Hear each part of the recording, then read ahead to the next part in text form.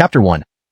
Summoned by the soft and adorable campus beauty on Blue Star in the Inflammation Dragon continent, within the Great Xia Kingdom. In District 20, at Qingyang Academy's playground. Currently, all freshmen were gathered on the playground, eagerly watching the summoning ritual being held on a stone platform. The Inflammation Dragon continent had been plagued by ghostly energy resurgence for the past 1,000 years, leading to the collapse of space-time and the proliferation of malevolent spirits. People suffered greatly from ghostly harassment and demonic invasions. The great engineers spent countless efforts to create a summoning array jointly. Every person, upon reaching 18 years of age, could activate the array to summon their own destined contract beast from another world. Each generation of these beasts would fight alongside their owners against ghosts and demons, defending territories and vowing to protect their homeland with their lives. Freshman Class 1, Cristobal Xiong, has summoned a C-Class Resonance Cristobalan beast. With a thunderous boom, the summoning array constructed of huge stones emitted an intense blue light. A small lion with blue and white stripes stood cutely on the array. Cristobal Xiong, not disappointed in the least, embraced the little lion and hopped off the platform. The next freshman is Class 2 Gabby. Following the teacher's call, everyone's eyes locked onto a girl in a long white dress, who had a stunning appearance. Fabio had traversed into the ancient era, transforming into a Elon. Relying on his survival instinct, he managed to become Greg amidst harsh conditions, reigning over the era, subjugating other beasts like Chongqi and Taowu. On the day Fabio unified the world, he stood atop a mountain peak, Lu Greg down at the multitude of demons below. Who is calling me? A faint female voice in his ears annoyed him.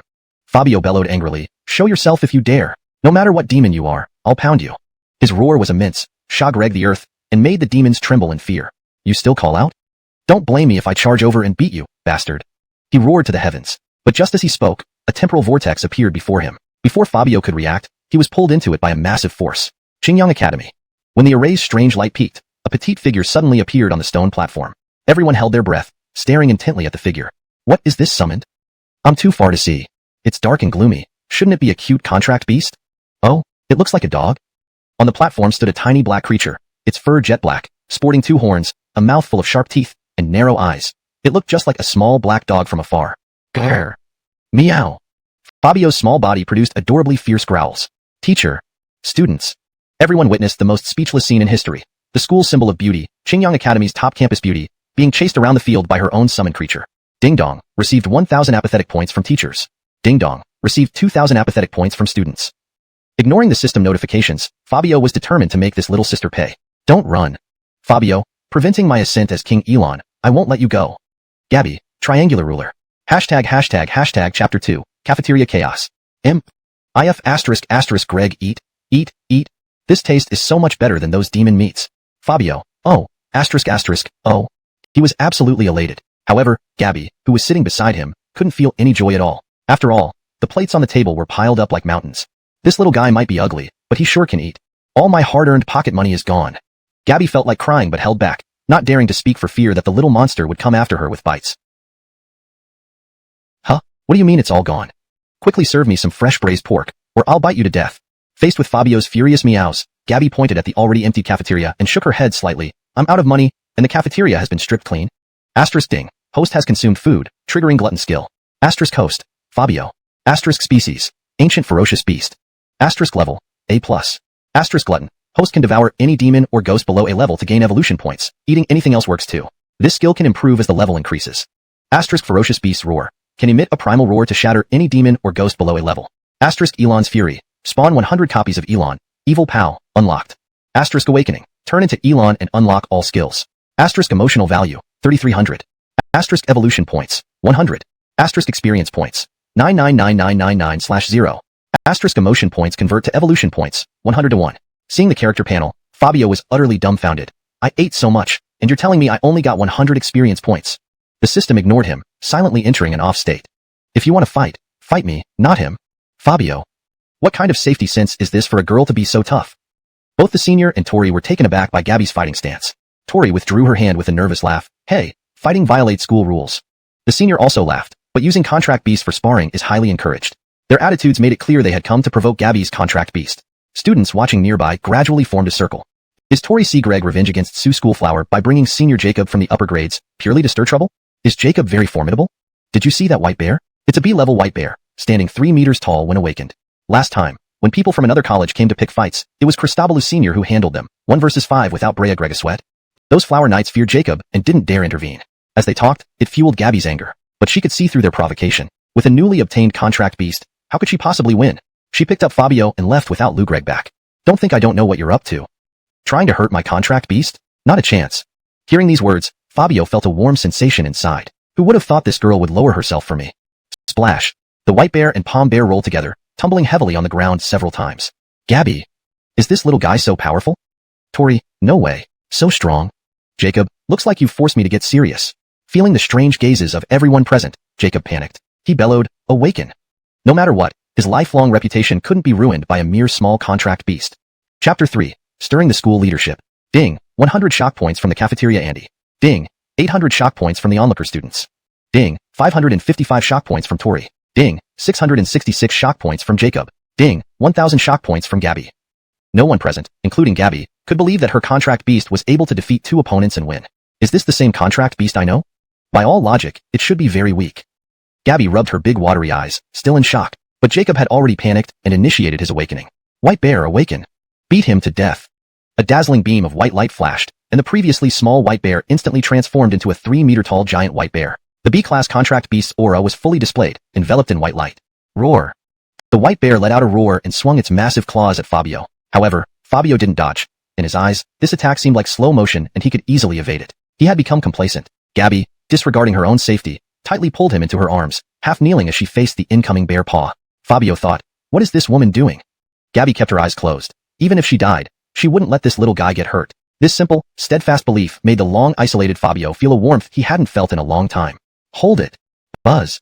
A strange light flashed, and the white bear's attack was blocked by an immaculate protective shield. The white bear took 2 steps back, staring in astonishment at the several school leaders who rushed over. Tucker. Dean. Jacob, seeing all the school leaders, was utterly frightened. Awakening a contract beast publicly and attack reg students would certainly invite severe punishment. The dean, holding a charm in his hand, felt oddly relieved that he had protected Gabby just in time. If he had been a second late, Gabby would have either died or been crippled. Tori silently retreated to the side, as if this matter had nothing to do with her. Jacob. After recovering from the shock, the dean stared coldly at Jacob. If looks could kill, this boy would have died 1,000 times over. Yes. The dean roared furiously, do you know what you're doing? Arousing your contract beast in public and assaulting a classmate. Jacob fell silent. The principal coolly said, take the involved students away and handle them according to school rules. Scared stiff, Jacob almost knelt before them. No, following the rules means. If the rules are enforced, I will definitely be expelled. Tucker, my father donated 2 dorm buildings to the school. Interrupted coldly by the principal, you think a few donations equate to monumental achievements? Just because of your father, can you ignore the school's rules? Is your father some kind of god? The principal's words left Jacob pale. He turned to blame Tori, standing back behind people. He growled at her, you wicked woman. All this is because of you. Tori waved her hands in fear. It was your choice to awaken the contract beast, not me. I was just watching. But the enraged Jacob paid no attention. Brea Gregg through the crowd to fiercely pull and punch Tori. Finally, under the school leadership's intervention, they were taken away. The farce ended there.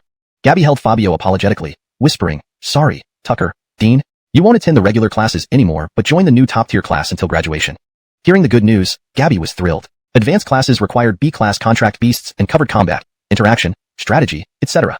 In her embrace, Fabio felt squeezed and grumbled inwardly, what's up with this woman? Why does a bit of excitement mean squeezing me so tight? It's their honor to be in class with the great Greg.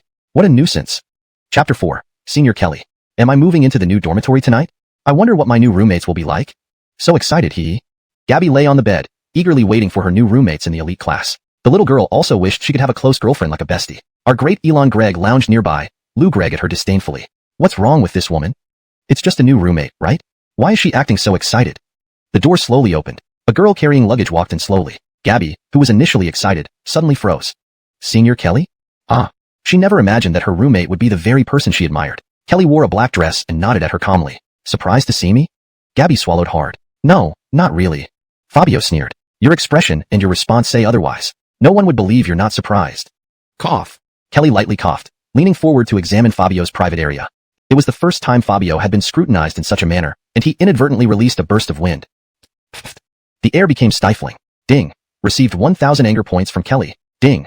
Received 1,000 anger points from the little black snake. Ding. Received 1,000 shock points from Gabby. Gabby. Kelly, ? Cristobal black snake. Kelly shrieked, wow. He actually farted on me. She pinched her nose, her previous composed demeanor replaced by hysterical rage. Gabby lowered her head and loudly apologized, sorry. Realizing she lost her composure, Kelly sighed, never mind, just that naughty behavior. Definitely male. Relieved by Kelly's understanding tone, Gabby exhaled. Oh right, did you feed him dinner?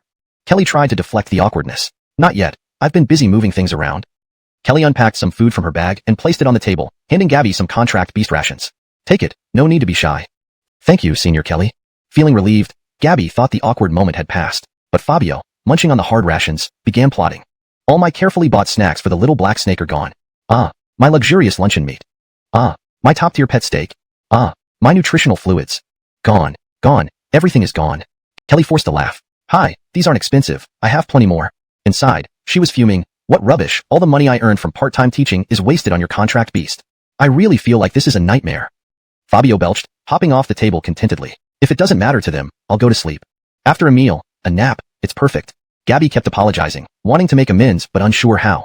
Perhaps only sincere apologies could suffice. The little black snake, if it could speak, would definitely curse Fabio's ancestors for 18 generations.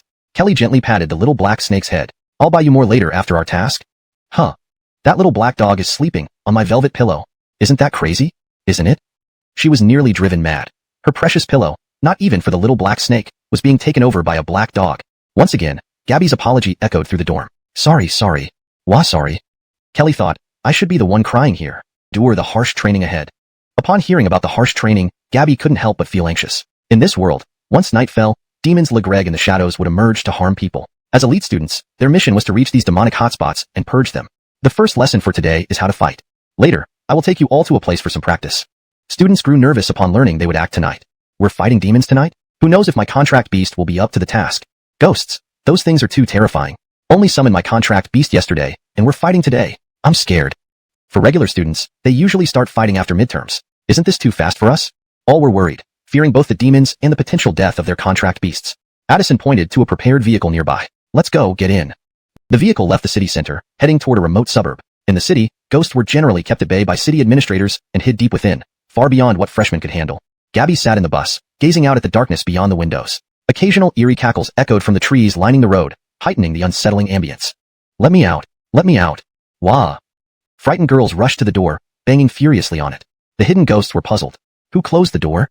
Addison, outside, patted her snake gently. Not bad, a memorable night awaits them. The snake agreed, flickering its tongue. Gabby felt incredibly anxious, standing in a corner, barely daring to move. Huh. At this moment, you're still sleeping? She glared at the snoring black puppy in her arms, frustrated by its carelessness. Just then, a hunched black figure appeared in the hall, coughing violently. The students panicked even more. There should have been nobody there. Yeah, that's definitely not human. Who's going to check it out? Aslan, swallowing nervously, walked forward with his contract beast. Old man, why are you here? The coughing ceased. The hunched figure slowly turned, revealing a pale, youthful face under the moonlight. I was coughing so hard I coughed out my eyeballs. Darian, can you help me find my eyeballs?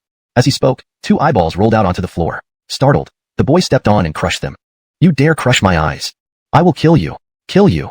He roared ferociously, his hunched body swelling to towering heights, reaching 2 meters tall. He was clearly in the middle of peeing, but this girl insisted on interrupting him. How can anyone stop peeing instantly? Who else could be blamed for getting peed on? You idiot, didn't you know when to pee? Are you trying to drive me crazy? Enraged, Gabby completely forgot about the Legreg ghost. Fabio also growled irritably. You came running here. How can you blame me? The creature stood up again. Seeing the human and the dog arguing, it felt ignored and furious. Huh, what are you two fighting about? Don't you know I'm very dangerous? Gabby picked up Fabio and turned to run, but the creature moved swiftly, blocked their path. You, don't come any closer.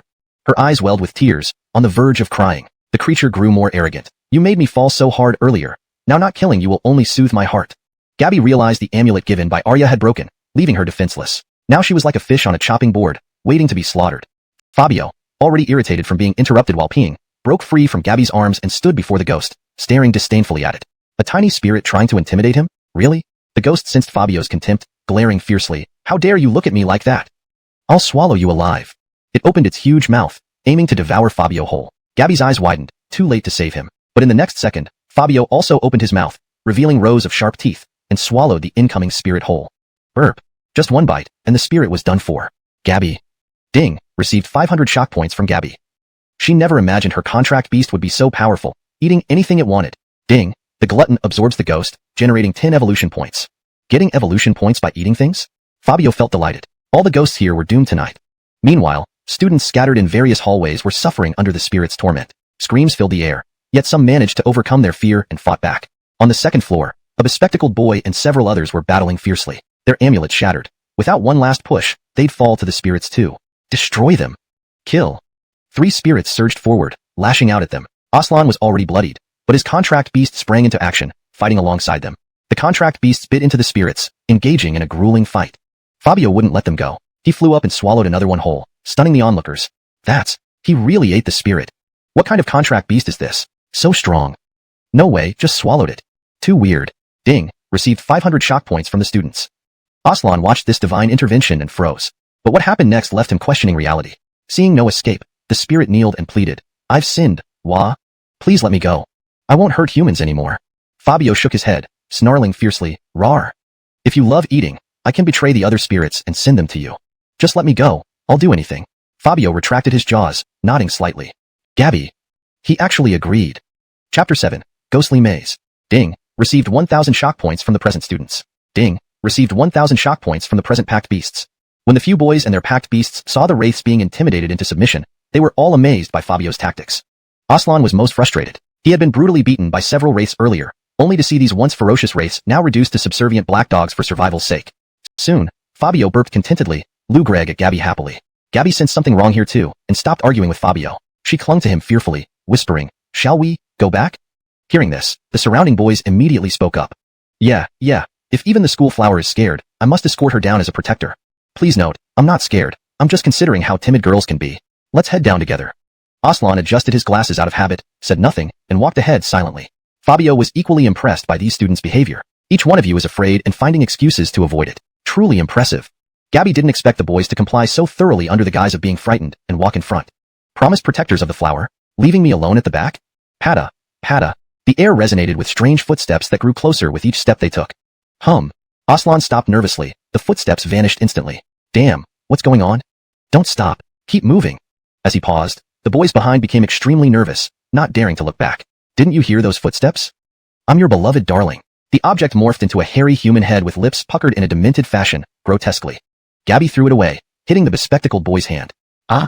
He clutched the head and dashed downstairs at incredible speed. Everyone stood dumbfounded. How can he run so fast? Even the champion of our school marathon can't match his speed. Human potential is boundless. Let's rest a bit. Suddenly, shouts from upstairs made everyone pause again. What the dash? Watching him run down only seconds ago and now reappear upstairs at lightning speed, the bespectacled boy, clutching the head, continued rushing downward without stopping. Gabby gaped in astonishment. What's happening? How did he come down and reappear upstairs? Finally, when the bespectacled boy tired and threw the head down, he panted heavily. Pant. I can't run anymore. Gabby, you should have thrown it earlier. Quickly reverting to his intelligent demeanor, the bespectacled boy said, No, I was merely confirming something for you. That we've been circling around here. Gabby. Several classmates. Do you need to state the obvious? Anyone can see this is a ghostly maze. Chapter 8, Don't Worship Me, I've always been a legend. Outside, Candace was leisurely feeding the small black snake with a pet food ration. Aya, what the heck? We're doomed. At that moment, a shrill scream shattered the silence. Candace frowned and watched as a dark, round object flew down from the upper floor. Instinctively, she took a step back. The dark object landed right at her feet and rolled several times on the ground. One of Candace's feet inadvertently stepped on it, her eyes widening in surprise. What's going on? The disembodied head started sobbing. Hey, you're stepping on my head. Can you be a little gentler? It hurts. Candace stood there speechless for a moment. Hearing the term, older sister, her face turned icy cold, and she unconsciously applied more pressure with her foot. You dare call me older sister? Have you never died before, bastard? Bang bang bang. A series of explosive sounds echoed from the head until it could no longer hold back, releasing a strong wave of energy that forced Candace to step back. Are you pushing your luck too far? Just because I'm just a head, do you think I'm an easy target? Its eyes were bloodshot, its beard floating upwards, and its entire surface shrouded in thick energy. Lou Greg exceptionally fierce. Would you like me to sing you a song? Pig, your nose has 2 holes. When you have a cold, snot drips. Pig, you have dark eyes. Look endlessly. Candace's face froze. She never imagined being called Big Sister multiple times by a ghost, especially being insulted as a pig and sung about. Black Heaven Python. Black Heaven Python immediately bound the head in a death grip, its massive body squeezing it tightly. With a cold expression, Candace asked, word by word, tell me, what exactly is happening here? Why are you, a B-class malevolent spirit, here? Urban struggled to reply, we were all ordered here by a Jared. He will ascend to S-class tonight, and needed us to guard this place. And there are 2 other B-class spirits here with us. Big Sister, I've told you everything. Can you let me go? Bang. Urban, deceased. Candace pulled out her phone and immediately reported the situation to the school. Concerned for the 40 lives at stake, she couldn't sit idly as their mentor and senior student. Black Heaven Python. Let's charge in together. See a ghost, kill a ghost. Whoever stands in our way, we eliminate them. Jumping onto Black Heaven Python, Candace burst through the door and charged into the building with ferocity. But just as she entered, two B-class spirits blocked her path. One fat, one thin, both radiating suffocating in energy. Fat Ghost, our leader is busy upstairs. Leave the people inside alone. But you're only A-class, huh? Oh my god, an A-class contract beast owner. Before the Fat Ghost could say more, seeing Black Heaven Python's power frightened it to silence. Being B-class, even as two, they couldn't contend with an A-class spirit. The thin ghost slapped the Fat Ghost's belly. Don't be scared. We have fellow ghosts behind us. Suddenly, all the ghosts in the hallway materialized through the walls. Thin Ghost grinned wickedly. There are hundreds of D-class spirits here, some C-class too. Even if you kill us, it'll take you all night. Candace. That reasoning sounded convincing, but why should she care? Candace knew this would be a tough fight. She could only hope the students would hold on until she reached them. Upstairs, Fitz and the other students realized they were Walgreg in a circle, a ghost loop. Let's wait for rescue here. I believe we can leave once dawn breaks. Fitz had given up. After all, he was the one who got injured, screamed, and was chased by ghosts. The other students shook their heads. We can't stay here. Our consciousness is trapped in this loop. Whether it worked or not was uncertain. He just wanted more points and subtly hinted to the beasts that peeing could break the spell. The beasts believed him, and now looked at Fabio with admiration instead of irritation. Fabio narrowed his eyes. Don't worship me. I've always been a legend. Hashtag chapter 9. A-class Jared. Why are you all Lugreg at me like that? Aslan adjusted his glasses, realizing that everyone was staring at him with ill intent. The three boys and Fionian silently turned around. Aslan seemed to grasp the situation and screamed, Ah. You can't be serious. Do you want me to pee? Isn't this a joke? Wah wah wah. Ding. Received 1,000 grievance points from Hicks. Performing such a vulgar act in front of the school beauty must have made Hicks wish he could move to another city. The sound of urine cutting through the air made the three boys burst into laughter, while Finane's face flushed red, Magreg her look even cuter. We've been professionally trained not to laugh unless we can't help it. Well, this atmosphere is really awkward, but I just can't hold back. Ha ha ha. Fionian covered her face, too embarrassed to turn around. Meanwhile, Fabio stood aside, watching everything unfold with wide eyes. Doesn't he feel ashamed? If Hicks had heard that, he would have been furious. Sure enough, after he finished peeing, the illusory space before them became speechless by Hicks's mishap. In the sudden quiet, Hicks shouted angrily at the others, Hurry up and pee. Fionian turned away shyly, and the other boys reluctantly complied. But at that moment, Fabio wiped away a part of the symbol on the ground. With just that small action, the entire array vanished. All the students suddenly raised their heads, Lugreg at them with confused expressions. Hicks? Furious, Hicks glared at Fabio, feeling an urge to strangle him. Look what you did. They were about to pee, and you just messed it up. Hicks had just found a way for everyone to share his humiliation, only for Fabio to ruin it. Ding. Received 2,000 resentment points from Hicks. The newly awakened students looked bewildered, but understood the situation from the comments. Earlier, we were spinning around, and it seems Hicks used his pee to break the spell. Huh? Did he pee on me? Why is his crotch wet? He must have wet his pants. Ha ha ha. The bizarre tension dissolved into laughter, due to Hicks's predicament. Ding. Received 5,000 resentment points from Hicks. Christabel and Kay was shocked. This was the first time someone hit 5,000 points. Hicks felt like retreating into a shell. Fionian sighed and sincerely said, We should all thank Hicks for helping us escape the illusion. If not for his contribution, we wouldn't have woken up or broken the spell. Hicks's heart warmed, and everyone put aside their jesting to apologize sincerely. Sorry Hicks, we were just Greg. Please don't take it personally. I just woke up and thought it was funny, not laughing at you. I'm sorry. Hicks smiled. It's okay. We're all in this together. I won't hold it against you. Fabio smiled. Kids are great. They admit their mistakes and make up right away, no grudges or bad intentions. Just as they regrouped, a terrifying scream echoed through the air. Who broke my spell? Who? Sabotaging my advancement? The voice was chilling, causing everyone's eardrums to ache. Students covered their ears as a dark aura spread, scaring everyone further. This is a ghost. What's happening? What the heck? A ghostly face gradually solidified, revealing a beautiful woman in ancient attire. Her body was enveloped in blood-red energy, radiating an overwhelming presence like a furious tigress. Hicks, do you have any more pee? Save me. Gimme some. I didn't drink water tonight and can't pee. Everyone hid behind Hicks. If given a choice, he wished this were all a nightmare. Why did they need him to pee in critical moments? It's you. You broke my spell with your pee?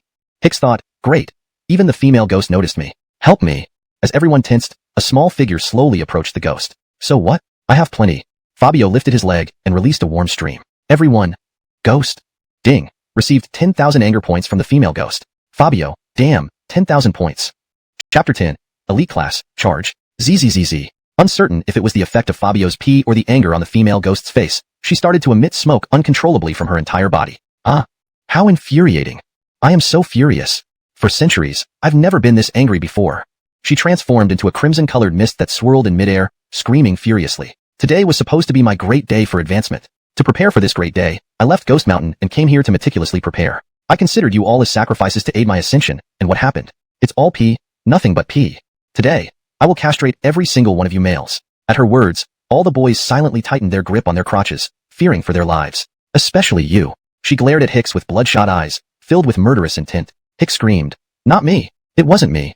After all, when everyone praised him earlier, the female ghost heard everything clearly. Die. She extended her sharp claws, aiming to tear Hicks apart. However, before she could reach him, something seemed to pull the Yin energy beneath her feet. The female ghost, ? Lou Greg back. She saw a small black dog biting fiercely onto the Yin energy she emitted. So eager to die. Then let me kill you first. She turned around and shot a wave of Yin energy towards the dog. Fabio was no fool. He wouldn't stand there to be killed. At the critical moment, he opened his large mouth and swallowed the incoming Yin energy. Ding, absorbing ghostly Yin energy, automatically converted to 10 evolution points. This moment seemed to open a new world for him. Turns out, not only can devouring ghosts help evolve, absorbing their Yin energy can do the same. But this girl is definitely A-class since I couldn't devour her earlier. I have to be more cautious. Only A-class entities were difficult for Fabio to instantly devour, indicating that the female ghost before him was indeed an A-class entity. Seeing her attack absorbed, the female ghost began to seriously scrutinize Fabio. Ugly, black dog. You're actually quite powerful. She floated in midair, her hands forming complex seals as she gathered a massive ball of Yin energy, hurling it towards him. Can you withstand this? Fabio widened his eyes. Wow, this must be worth 100 evolution points. Boom. Burp. The burp shocked everyone present. Ding. Received 1,000 shock points from Cristobalza. Ding. Received 1,000 shock points from Hicks. Ding. Received 38,000 shock points from other classmates. Ding. Received 10,000 shock points from the female ghost. The female ghost's eyes almost bulged out. That attack was her strongest. Yet not only did he survive, he absorbed all the Yin energy. Eating seems to be your strength, huh? What about other attacks?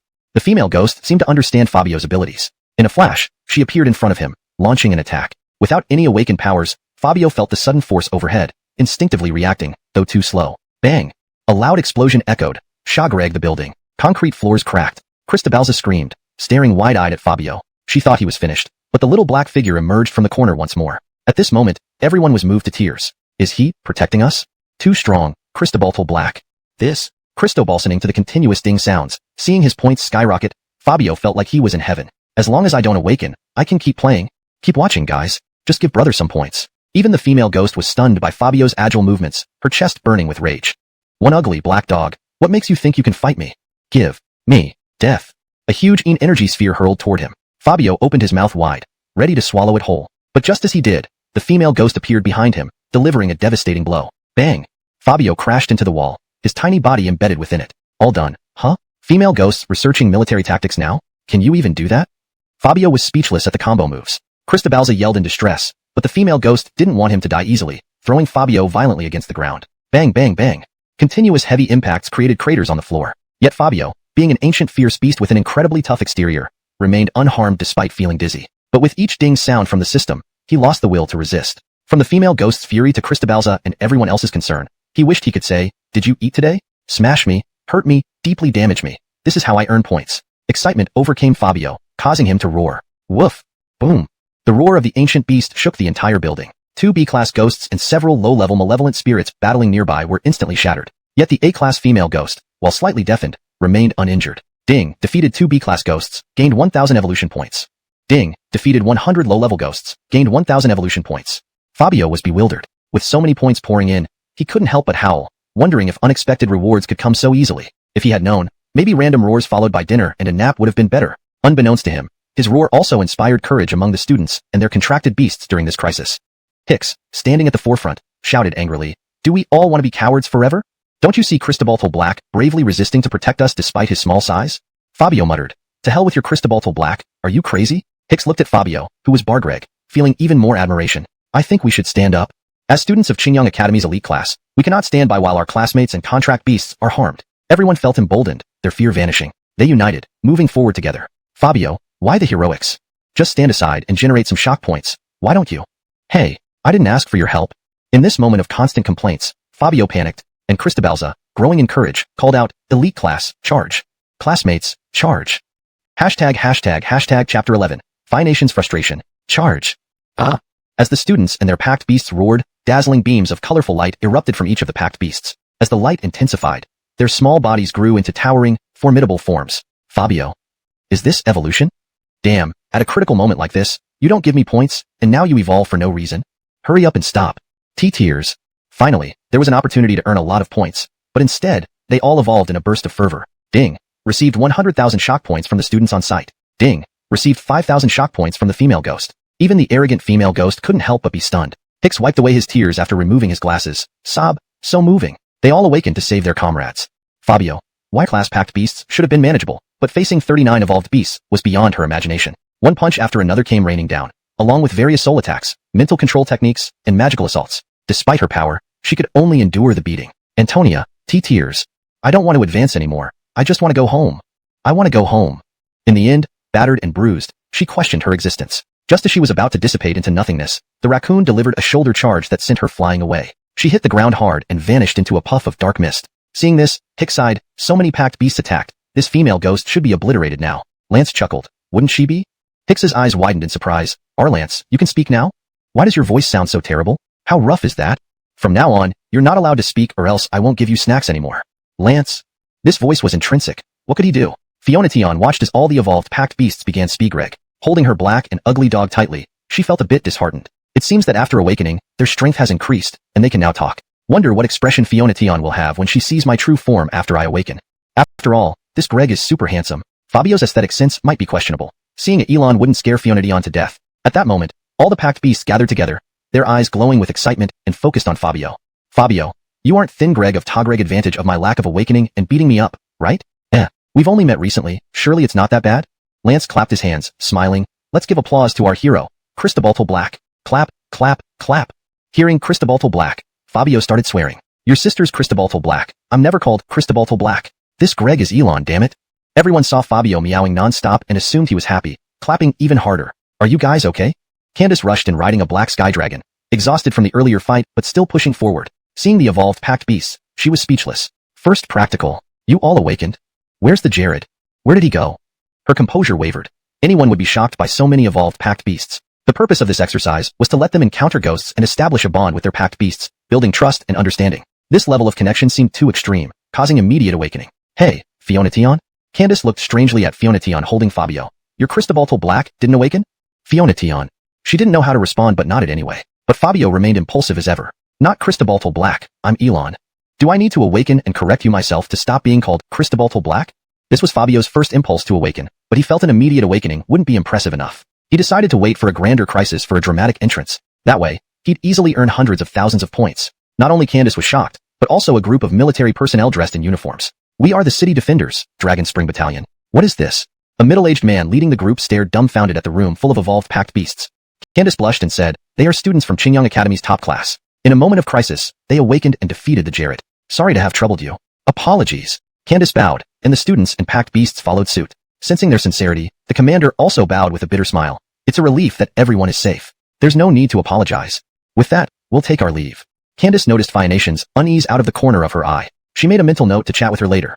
Hashtag chapter 12. Number 1 fanboy, the Lance Kimball. The bus ride back was lively. Students were enthusiastically discussing their feelings when their contract beasts awakened, except for Cristobalza, who sat quietly with a gloomy expression. Hey, I have no idea why my raccoon dog awakened so cool. Over 3 meters tall. Totally awesome. Hey, that doesn't mean my rattlesnake isn't impressive. It's big and thick. My. Cristobalza hugged Fabio, her head hanging low, feeling out of place. She felt the stark contrast between everyone else's awakened contract beasts and her own lack thereof. Fabio noticed that Cristobalza, usually chatty and cheerful, seemed off tonight. Maybe she has that? Stomach ache? Fabio, seeing Cristobalza's blank expression, had a pretty good idea what was wrong. Do you want to? I'll sneak in some fever medicine? This bus can't be replaced. He was somewhat troubled. Without hot water or medicine, how could he soothe the young girl's discomfort? At that moment, Kaylee, sitting next to her, pulled out a small sausage from her bag and handed it to Cristobalza. Cristobalza forced a smile. Senior Kaylee, I'm not hungry. Kaylee gave her a look of disdain. I didn't say it was for you. It's for your contract beast. Cristobalza hastily took it and shoved the sausage into Fabio. As long as it's a contract beast, it will awaken eventually. Fabio nearly fainted hearing this, constantly meowing. Am I unable to awaken, or what? I just wanted more points. Is it necessary to cry like this? And don't call me Cristobal Black. I'm Cristobal K, also known as the Great King of Gluttony. Stupid woman. Kaylee, Lou Greg at Cristobal K, who kept meowing, softly comforted her. Look, even your Cristobal Black is comforting you. Fabio. Is that considered comforting? I'd love to bite both of you to death. Cristobalza looked down at Fabio, noticing he was glaring at her disdainfully. She cried harder. His eyes are filled with disdain. Even my contract beast looks down on me. Ding dong. Received 100 sadness points from Cristobalza. Fabio. It's true, but only a tiny bit. Kaylee frowned, trying to figure out how to comfort her. Meanwhile, the previously excited classmates stopped laughing and gathered around worriedly. What's wrong, Miss Sue? Tianon, don't cry. This Who bullied you? We'll stand up for you. They had formed strong bonds during the recent battles, especially with Cristobalza, who gradually became the favorite of the group. If someone made the beloved school beauty cry, they would face the wrath of the class's 39 top students. Cristobalza, touched by their concern, bowed her head guiltily. Thank you for your concern. I'm just worried about my contract beast not awakening yet. Hicks spoke first. It's just a matter of time. You're not a slow learner. It will happen. Cristobalza wiped her tears, still worrying. But, I'm afraid I'll slow down your studies. We can't rely on you guys every time we practice. Kaylee smiled. Helping you is part of our duty, since you're part of our family. Mutual assistance is the role model for top students. Seeing the gentle smiles of her classmates, Cristobalza offered a sweet smile and thanked them sincerely. Thank you everyone. Pleasure to meet all of you. Everyone nodded, smiling back. Just then, Cristobalza realized Fabio, who was originally lying on her lap, had vanished. A sense of dread crept over her, while everyone around her wondered what was happening. Suddenly, a chorus of chirps came from the front of the bus. Chirp, chirp, chirp. Turning to look, everyone was shocked. Fabio was sprawled on the ground, enjoying various snacks being fed to him by other contract beasts. Lance dog, you don't need to go that far, do you? Hicks watched his raccoon dog seriously massaging Fabio's back, acting like a devoted follower. Other contract beasts watched enviously, as if massaging Fabio was a glorious honor. The scene left everyone nearly petrified. Did their precious contract beasts really have such humble moments? Ding Dong received 2,000 speechless points from Hicks. Ding Dong received 100 speechless points from Cristobalza. Ding Dong. Cristobalzaning to the system's point notifications, Fabio felt elated. In front of these people, just doing something outrageous gives me massive points. He found the key to gaining points and believed it wouldn't be long before he reached S rank. It said contract beasts mirror their owners. Looks like Hicks is quite deep inside. I agree. Already frozen in place, Hicks stubbornly defended. Maybe the raccoon dog is just playing with Cristobalza Black? The others exchanged looks of disdain. Playing? Massaging each other's backs. Had the raccoon dog been female, there might even be live streams by now. Chapter 13. A favor. The bus pulled into the school, and something unexpected happened. At this moment, there was a cacophony of voices in front of the school gate. School leaders gathered at the entrance, with reporters from all media outlets lining up along the roadsides. Everyone had been waiting to welcome back the students who defeated the A-class Jared. The old principal, his hair as white as snow, held the microphone and excitedly shouted, "That person I'm Talgreg about is me." Fabio almost burst out laughing. Her mood just swung from cheerful to depressed in the blink of an eye. Gabby and Hicks both sighed, refusing any further interviews. Back in the dormitory, Fabio, hungry, lay curled in the corner, watching Gabby rolling around on her bed dejectedly. She muttered, "No way. Tomorrow, I need Candace Sr. to give me extra lessons. I need to catch up and help Shahei awaken as soon as possible." Fabio. He felt this girl was obsessed. She wanted to evolve just to behold his majestic appearance. He was afraid she wouldn't be able to handle his good looks. Actually, Fabio never took awakening seriously unless it was urgent. Otherwise, he didn't want to go through it. Isn't lying flat in life wonderful? Changing over and over again was exhausting. Candace, sleeping on another bed, sighed, "Hey Sue, it's what time now? Why aren't you sleeping yet?" She felt that staying with Gabby was a form of torture. If the owner doesn't sleep at night, and the bonded creature torments people during the day, this routine will eventually lead to her demise. Gabby blushed and lied, I have stomach pain." Candace didn't say anything else after that. The atmosphere fell into an eerie silence. However, Gabby didn't expect that her casual comment had unintentionally planted a seed. Fabio lifted his little head and continued sleeping. Candace gritted her teeth and pointed at the scattered sanitary pads on the floor. "Just open your eyes and take a look. What's going on?" Fabio was lazily sleeping amidst the mess of pads. Gabby opened her eyes wide. What happened? Sanitary pads were scattered everywhere, almost filling the space under the beds. Candace said angrily, "I'm going running. Clean this up before I come back." Her heart was bleeding. On the surface, these pads seemed ordinary, but they were actually imported goods, high quality, quick absorbing, and each pad was equivalent to 1 year's supply, all gone to waste. Gabby sighed bitterly, "Sorry, Senior Shio. I'll compensate you." Candace lowered her head silently. "How can you repay something like this?" "The best compensation is to keep an eye on your contracted beast." Saying this, she forced herself to leave, her heart aching with each step. The more composed she appeared, the more painful it was internally. Gabby instantly lost her drowsiness, feeling that this contracted beast must have been sent by heaven to torment her. "You little rascal." She grabbed Fabio, who was lying among the pads, and started cleaning up hastily. No wonder Senior was so upset. These are all international brands. One pad is worth 3. Recognizing the expensive brand, Gabby felt guilty, pondering whether she should buy something else to compensate at noon. I can't always let Senior Shio be troubled. Deciding on that, Gabby washed up and headed to the cafeteria with Shahei for breakfast. Today, she was scheduled by Candace to join other classes for special awakening training. Chapter 14. Special training. In the morning, special training room. Mr. Schuyler addressed the students with a solemn expression. Today's lesson will focus on practical aspects and understanding of familiar awakening. I hope you all listen carefully. If you have any questions later, feel free to ask me. The students below began murmuring amongst themselves as they looked at this teacher who was built like a bull. Teacher Cristobalou is still as intimidating as ever. If we don't learn today, are we going to get punished? I kinda regret not pretending to be sick and skipping school today. Faced with such a stern teacher, the students felt some resistance. After all, Mr. Cristobalou's notorious reputation was well known throughout the entire school. Whenever a student didn't understand something, he would unleash a torrent of scolding, causing many to dread coming to special training classes. Skylar took a deep breath and roared loudly, "Shut up! You really think I'm invisible?" His roar immediately silenced the room. Skylar narrowed his eyes and coldly sniffed. "Considering your performance just now, you will write down what I said 100 times after class. Those who don't finish won't be allowed to leave."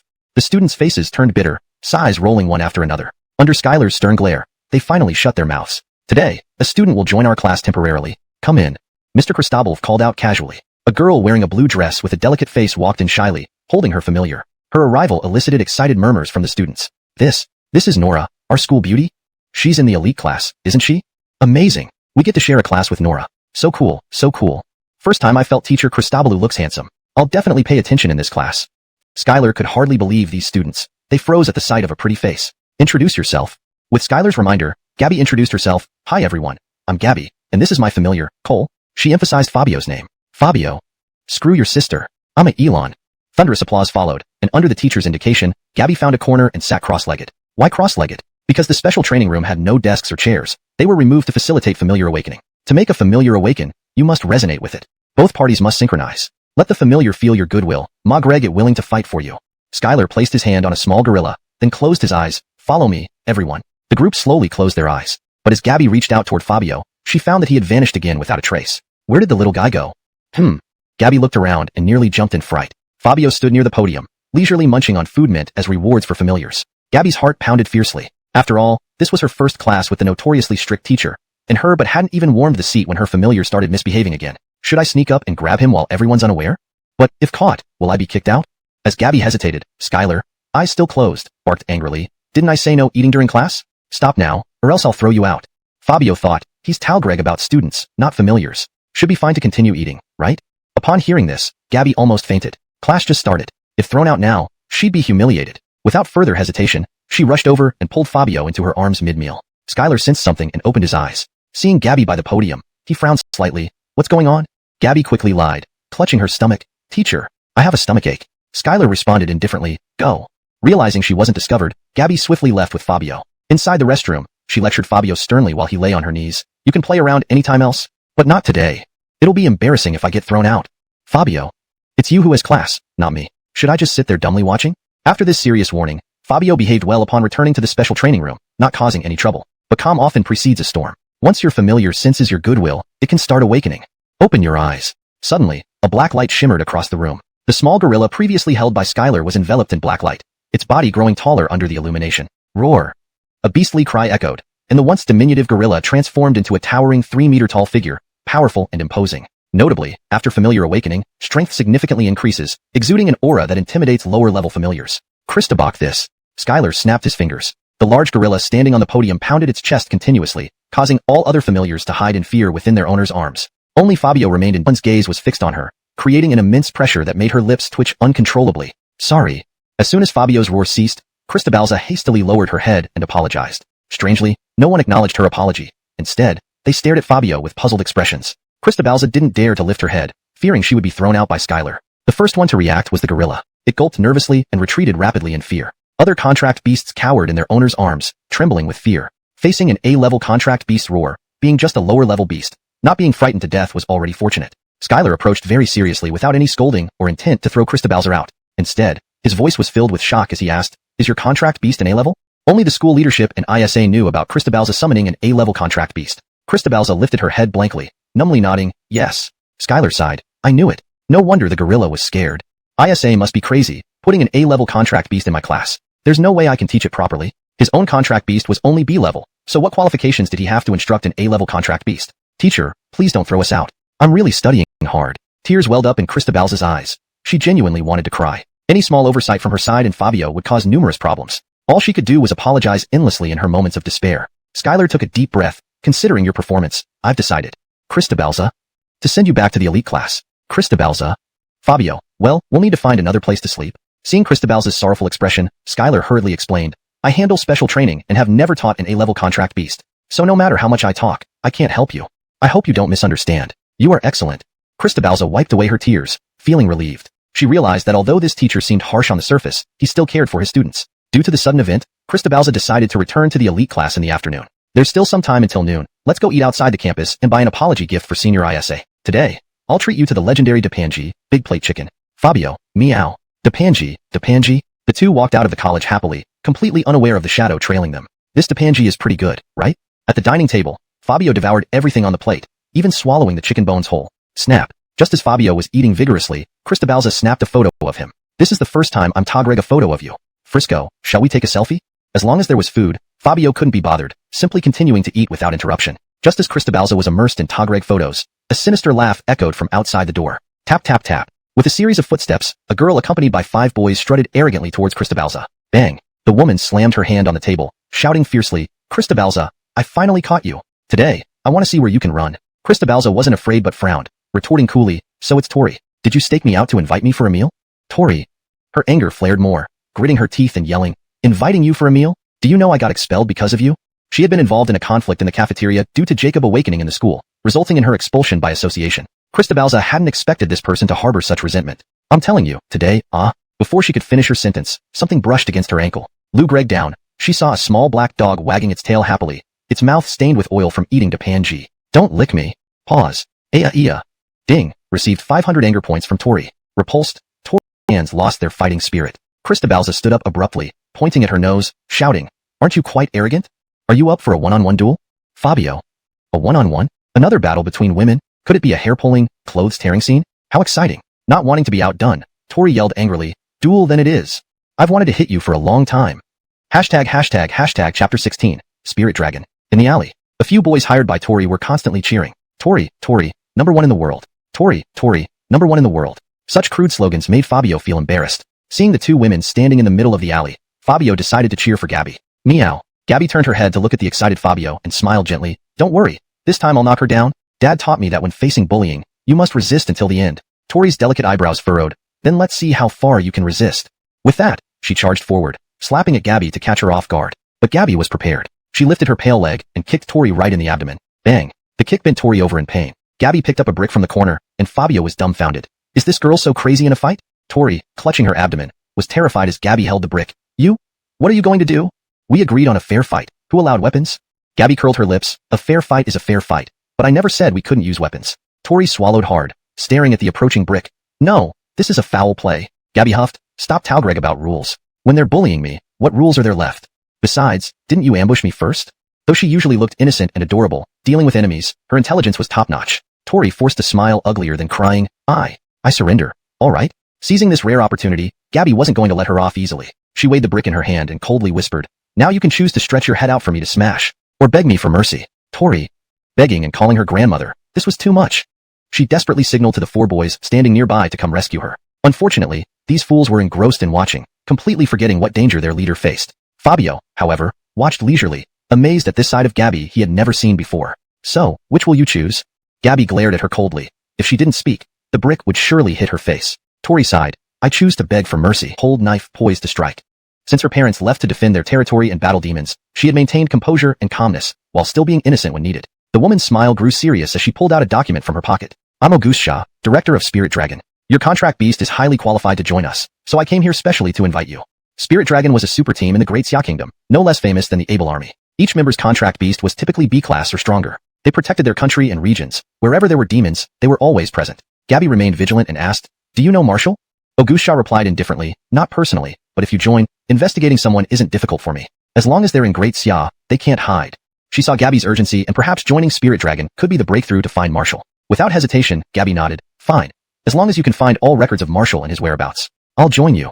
Marshall was her father. From childhood, Gabby knew her father was a soldier, disappearing 5 years ago during the sea level rift incident. She wanted to grow fast and find him, even if it meant death. Auguste Shah snapped her fingers. Deal. Just as she was about to leave, she suddenly asked, Can I hug your contract beast? Gabby's stern expression relaxed slightly as she warned hesitantly, I advise you not to provoke him, because anyone who has touched him besides me usually meets with disaster. Her warning seemed ineffective as the woman wasn't scared. Fabio, thin Greg of ways to deal with this arrogant woman, was suddenly hugged. Since you're not afraid, then I'll reward you. The woman smiled happily. It's fine, you're too sensitive. But before she finished Greg, a stream of yellow liquid sprayed onto her face. Auguste Shah. In the alley, once again resounded Gabby's helpless apologies. I'm so sorry. I'm so sorry. Really, I am. Chapter 17. SSS Class Encrypted Personnel. Phew. Auguste Shah took a deep breath and gently placed the puppy on the ground. Her expression was unreadable, and all she could hear were Gabby's apologies. I'm sorry. I'm so sorry. She felt numb. She, a respected spokesperson of the Spirit Dragon organization, had just been peed on by a puppy. Worse still, in her shock, she had even swallowed a bit of it. The taste was intensely unpleasant. Fabio continued to rub against her leg affectionately as if nothing had happened. Togreg advantage of Augustus's stunned state. Gabby anxiously held Fabio in her arms, repeatedly apologizing, feeling quite helpless. Augustusha clenched her fists, feigning nonchalance, and said, "You think I'm angry, don't you? Gabby, your face is already devoid of expression, so why pretend to be calm?" Augustusha took out a handkerchief and wiped her face. Spigreg with a composed tone, "Let me give you a lesson now. As a member of the Spirit Dragon, you must maintain your composure. Don't let anger get the better of you." Hearing this, Gabby's heart, which had been pounding with anxiety, finally began to relax. "All right, if there's nothing else, I'll take my leave now. I'll contact you again once I find out more about Marshall. Goodbye." Saying this, Augustusha left quickly, but when she turned around, her teeth were grinding fiercely, her expression twisted into a fierce grimace. If not for her pride, she might have torn Fabio to shreds. Gabby stroked Fabio's head and smiled faintly. "It's a good thing Augustusha is such a nice person, or we would have really offended her." Earlier, Fabio had heard the system reporting his emotional points, reaching up to 5,000 points. Clearly, the woman had been holding back. "Oh no, class is starting soon. We should hurry and buy an apology gift for Senior Arya." Gabby cradled Fabio and hurried towards a nearby convenience store. Near the school, this store sold everything from contract beasts to women's and men's items, including those for dual-gendered individuals. "Shall we buy this one?" Gabby chose a pale lipstick that matched Arya's refined demeanor. She also bought a large pack of snacks for contract beasts, emptying her wallet at checkout. Sigh, all my hard-earned money is gone. Notably, because Marshall was a soldier, the government provided a monthly living allowance for Gabby, allowing soldiers to fight at the front lines without worry. At noon, Gabby returned to the dormitory with her purchases, just as Arya was having lunch. But seeing Gabby return, she greeted her warmly as if nothing had happened earlier. "Senior Arya," Gabby called out somewhat shyly. Arya, who was eating, responded casually, "What is it?" With a slightly red face, Gabby handed over the lipstick. "This is a small token of apology. Please don't be upset. I will make sure Xiaohei behaves well." Arya looked at the lipstick and smiled. "I didn't mind at all, rest assured. I won't keep it though." Gabby pouted and said pitifully, "Please do, Senior. I'd feel terrible if you don't accept it." This was her first time giving someone an apology gift. Arya nodded slightly. "Since you insist, I'll reluctantly accept it." As soon as Gabby handed over the lipstick, she pulled out a large bag of contract beast snacks from the floor and put some on the table, saying, "These are for Xiaohei. I hope it doesn't mind." After all, Fabio had devoured all of its food several times, so Gabby had bought these as a gesture. Arya did not refuse and smiled warmly. "You're too thoughtful." Nearby, Xiaohei came to Fabio with a piece of food in its mouth, flickering its tongue to indicate he should eat it. Fabio, oblivious to courtesy, simply swallowed it whole without hesitation. "Xiaohei, you're really not the least bit polite. Can you at least not rush so much?" Before Xiaohei could react, all the meat on its dish had been devoured by Fabio. "Arya. Gabby. Well, since I bought a lot today, I'll give this entire basin to Xiaohei." Gabby held Fabio and filled up the emptied food bowl again. Arya inwardly sighed. "The food I gave Xiaohei is imported. 10 bags of yours wouldn't match one serving of mine."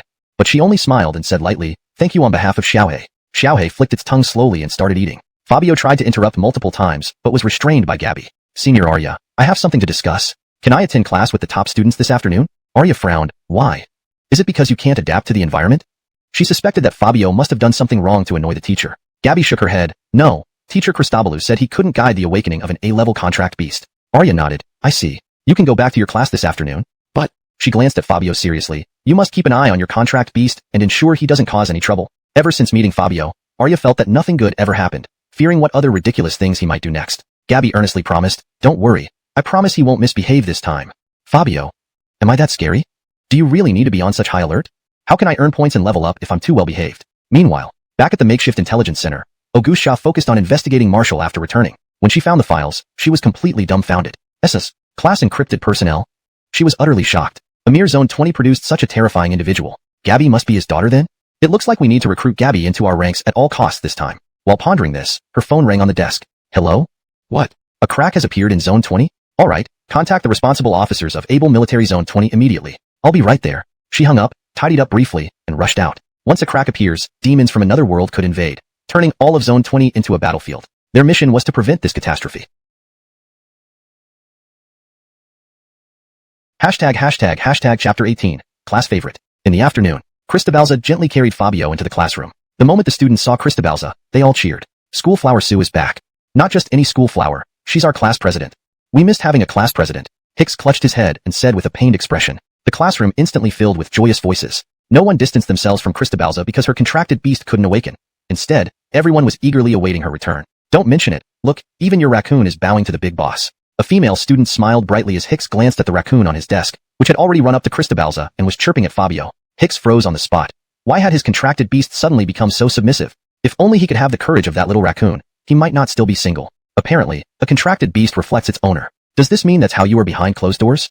That explains it, haha. Hicks dragged the raccoon back, wishing for a hole to crawl into. Christabelza was surprised by everyone calling her class president. Why is everyone calling me class president? She asked. A young and pretty girl smiled gently. Because of your outstanding performance last night, we all agree you deserve the title. So when we chose a new class president this morning, everyone unanimously agreed it should be you. Christabelza's eyes widened in surprise. I've become the class president? At that moment, Candace also entered the classroom and chimed in with a smile. Yes, you're the class president now. Please help manage the class well from now on. Feeling the warmth of their support, Christabelza nodded seriously. All right, I will definitely be a responsible class president. She sat in the center of the classroom, placing Fabio on her desk, and began listening attentively to the lecture. Candace wrote a few large characters on the board. Ghost Mountain Trial. Everyone got excited upon seeing these words. Is the annual Ghost Mountain Trial starting soon? This time, we need to work hard. Perhaps we can get some good rewards. Yeah, I heard previous participants have always gained valuable treasures from the trial. Christabelza felt a twinge of nervousness. The practice session was only last night, and the trial is happening so soon? Her contracted beast hadn't leveled up yet, and she was worried about holding her team back. Candace clapped her hands to quiet the room. This year's trial is different from before. The conditions for this year's trial are focused on freshman top-tier classes from each university in Jiangnan Province. Participants will form teams of 3 and use special recording devices to hunt ghosts. They will earn points based on the level of the ghost killed, and the team with the most points wins. The champion will receive an extremely rich reward. In previous years, colleges took turns participating in the trial. This year, however, a competitive system was introduced, where the winning college would gain exclusive access to Ghost Mountain for a year. Ghost Mountain, a place of extreme energy, full of various ghosts, but also abundant in precious treasures. As long as one survives, they will almost certainly find items beneficial for their contracted beasts. That was why everyone was so excited. Teams of 3. With my current state, I'll likely be a burden. Christabelza lowered her head, feeling embarrassed and not daring to meet anyone's gaze. Who would want to team up with someone who couldn't even awaken their contracted beast? Candace noticed Christabelza's distress and smiled. Mentors can also participate in this trial. Since Christabelza hasn't awakened her contracted beast, she will be in my team.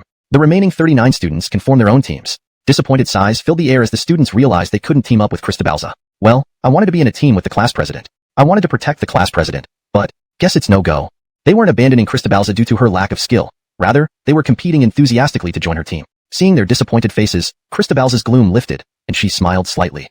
Thank you all, but I've already made my decision. I'll team up with Senior Candace. This way, she wouldn't hold anyone back. Candace nodded approvingly. All participants are freshman top-tier students with B-level contracted beasts. The school's goal isn't for you to win, but to complete the trial safely. The focus should be on improving yourselves. If other colleges knew that students who had only been enrolled for 2 days already had awakened contracted beasts, they would be shocked. Hicks responded with a smile. Since we're participating, we should give it our all.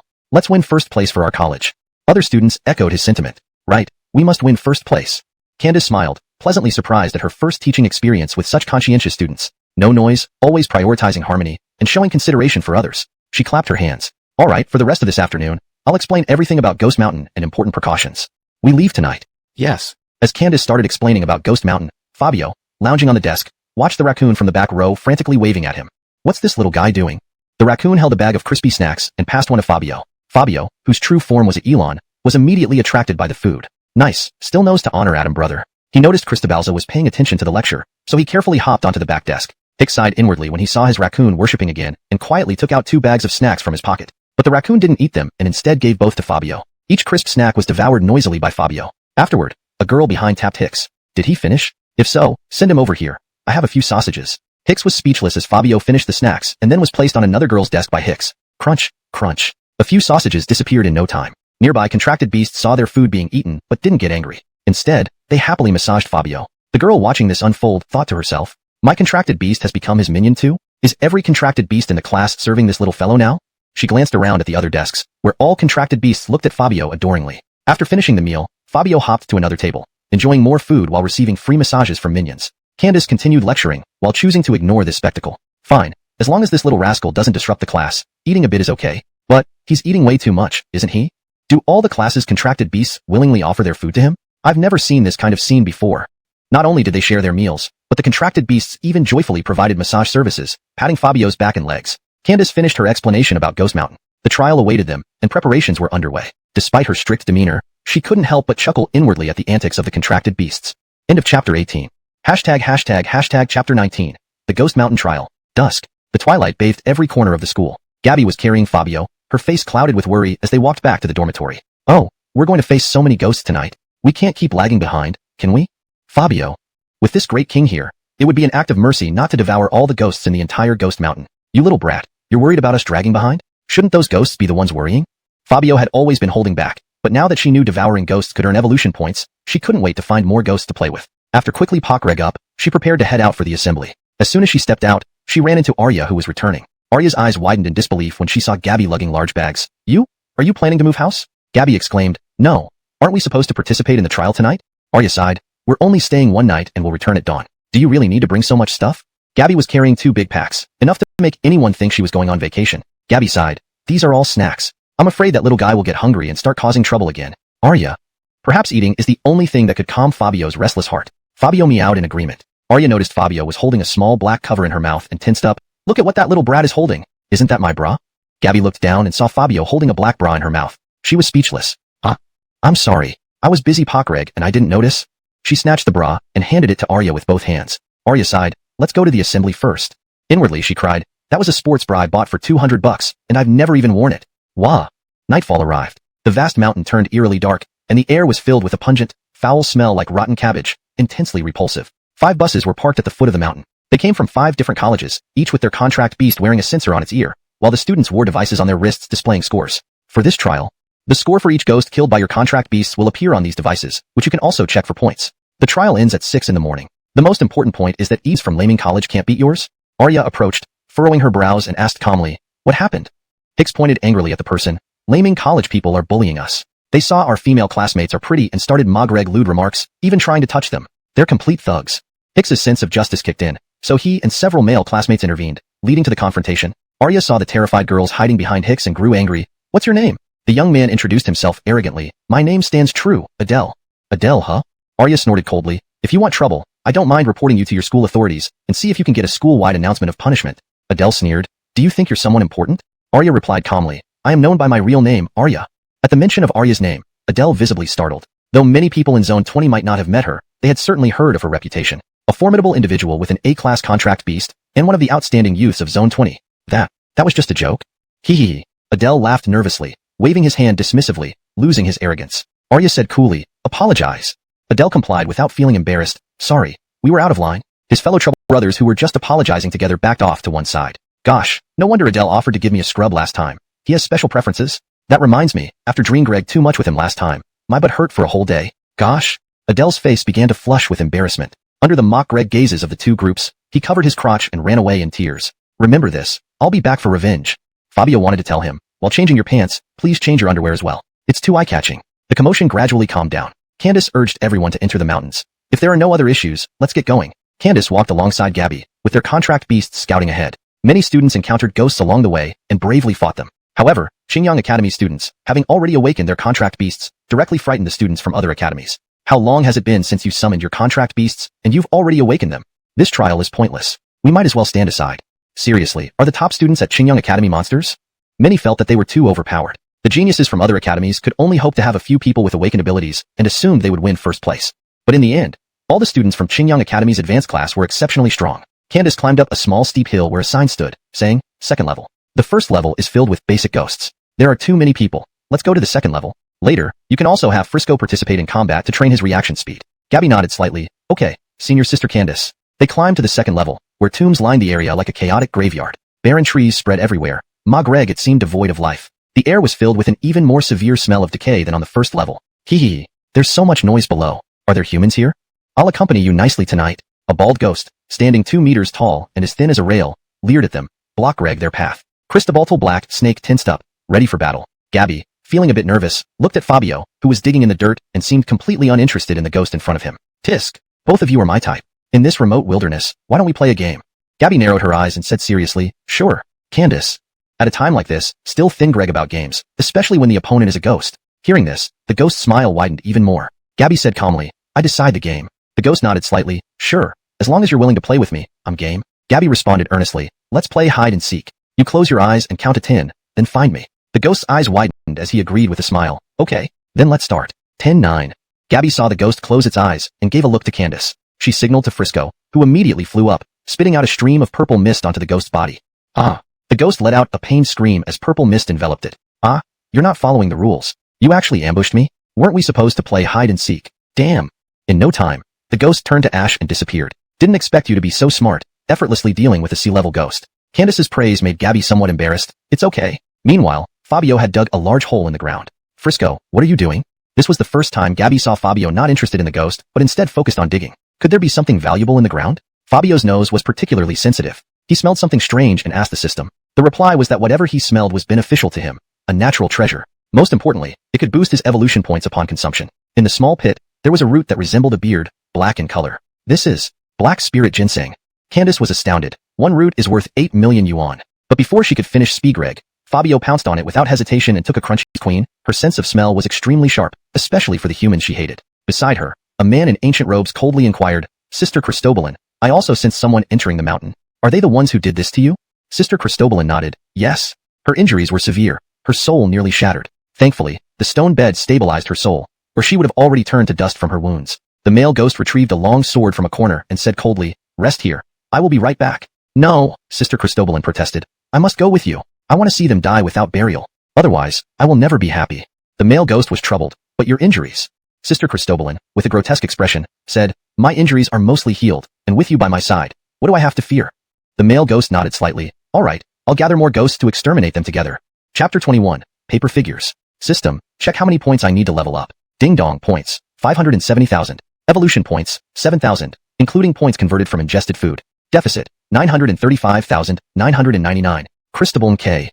He thought that eating this mountain bear tonight would allow him to level up smoothly, but he was still short by more than 90,000 evolution points. What a nightmare. This guy must have run into some problems while eating. Gabby saw Fabio's dejection and approached with concern. Candace shook her head slightly. Black spirit ginseng is an excellent supplement. It can't possibly cause issues. Tap, tap, tap. As both were curious about what had happened to Fabio, a series of footsteps rang out behind them. Heh, this is our trial ground. Let's work hard and strive for first place. Adele led several classmates forward excitedly. But upon spotting Candace and others, his arrogance immediately dissipated. Why do we always run into them? What rotten luck. He least wanted to encounter Candace and Gabby now. One was widely feared and unbeatable. The other had a ferocious contract beast that could easily defeat him. Yet, they met in the second layer again. Candace saw the group approaching and expressionlessly took Gabby deeper into the area. Adele inexplicably breathed a sigh of relief. If they had come over, his dignity would surely be trampled on again. Boss, are you afraid? A flunky behind him asked boldly. Adele. Annoyed, he slapped the flunky across the face, roaring, Is Candace someone I can afford to offend? What idiots! The flunky, hurt and sniffling, said, We can't act openly, but we can strike underhandedly. This idea resonated with the others. Yes, I think second brother is right. Just now, they didn't just hit your face, but also the face of countless students and faculty at Laming Academy. If you don't take revenge, you'll be laughed at.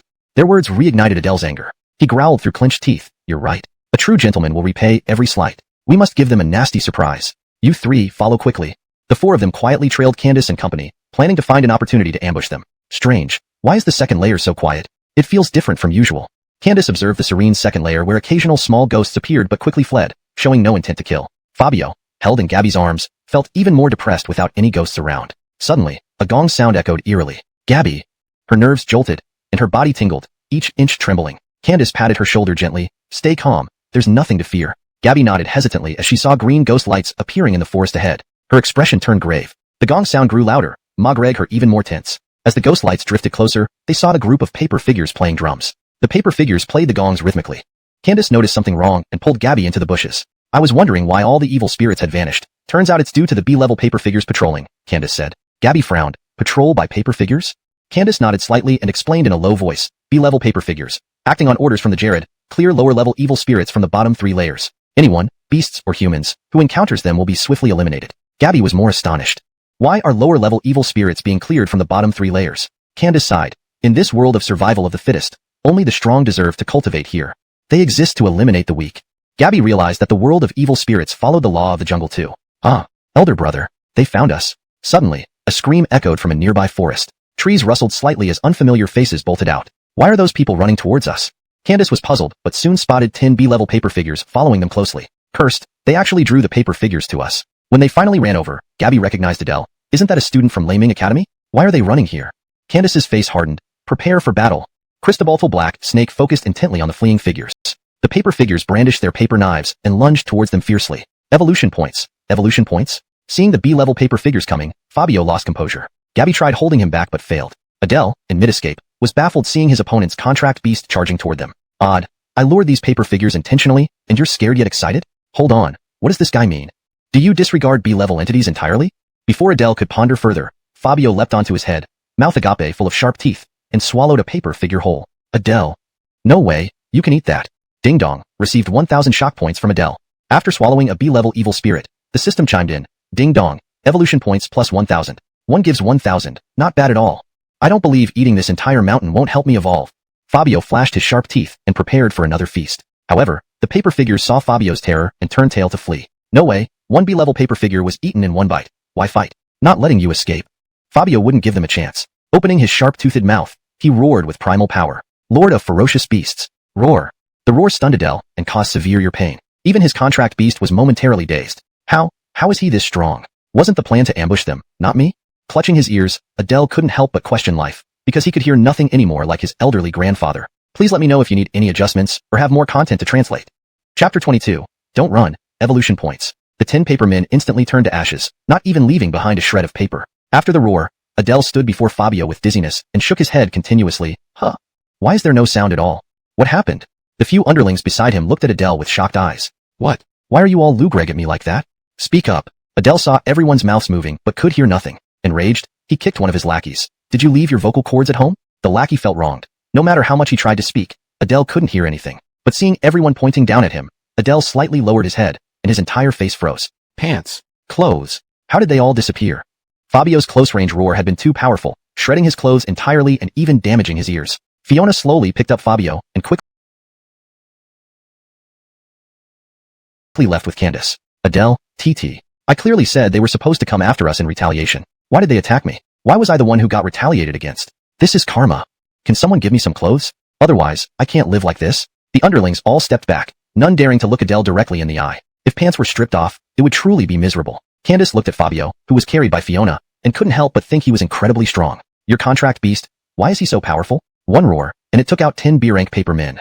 Fiona shook her head slightly. Actually, I have no idea why he's so powerful. Fabio lazily yawned. If he could speak, he'd say, I'm the mighty Elon King. Of course, I'm badass. As they walked, Candace suddenly stopped. Ahead lay a dilapidated courtyard. This place looks eerie. It probably hides a whole bunch of evil spirits. Fiona saw that the green bricks were covered in black moss, and the scene was desolate beyond imagination. It was hard to imagine such a decrepit courtyard on Ghost Mountain. Who built it? No one knew. Candace then playfully whispered in mock horror. Didn't you check the guide online? It's rumored that the owner of this courtyard fell in love with a monk's daughter. The monk said if she waited 10 years, he would return as a civilian and marry her. She waited and waited until the courtyard fell into disrepair, flowers bloomed and withered, and half of her life was buried in the earth, yet her lover never returned. In the end, she died with unfulfilled wishes, her grievances so great she still waits here after death. Fiona, teary-eyed, sighed. There are still people so devoted in this world. I want to cry. Sob sob. Fabio, such a clumsy love story. Only you would believe it. Candace patted her shoulder and giggled. Only you believe these stories. They're all lies. Upon hearing this, Fiona didn't get angry. Instead, the spirits inside the courtyard grew enraged. You ruined my tears. I thought there was really such a devoted woman, but now you tell me it's a lie. Sob, I finally believed. But you made me lose completely. Evil woman, why did you tell me it's a lie?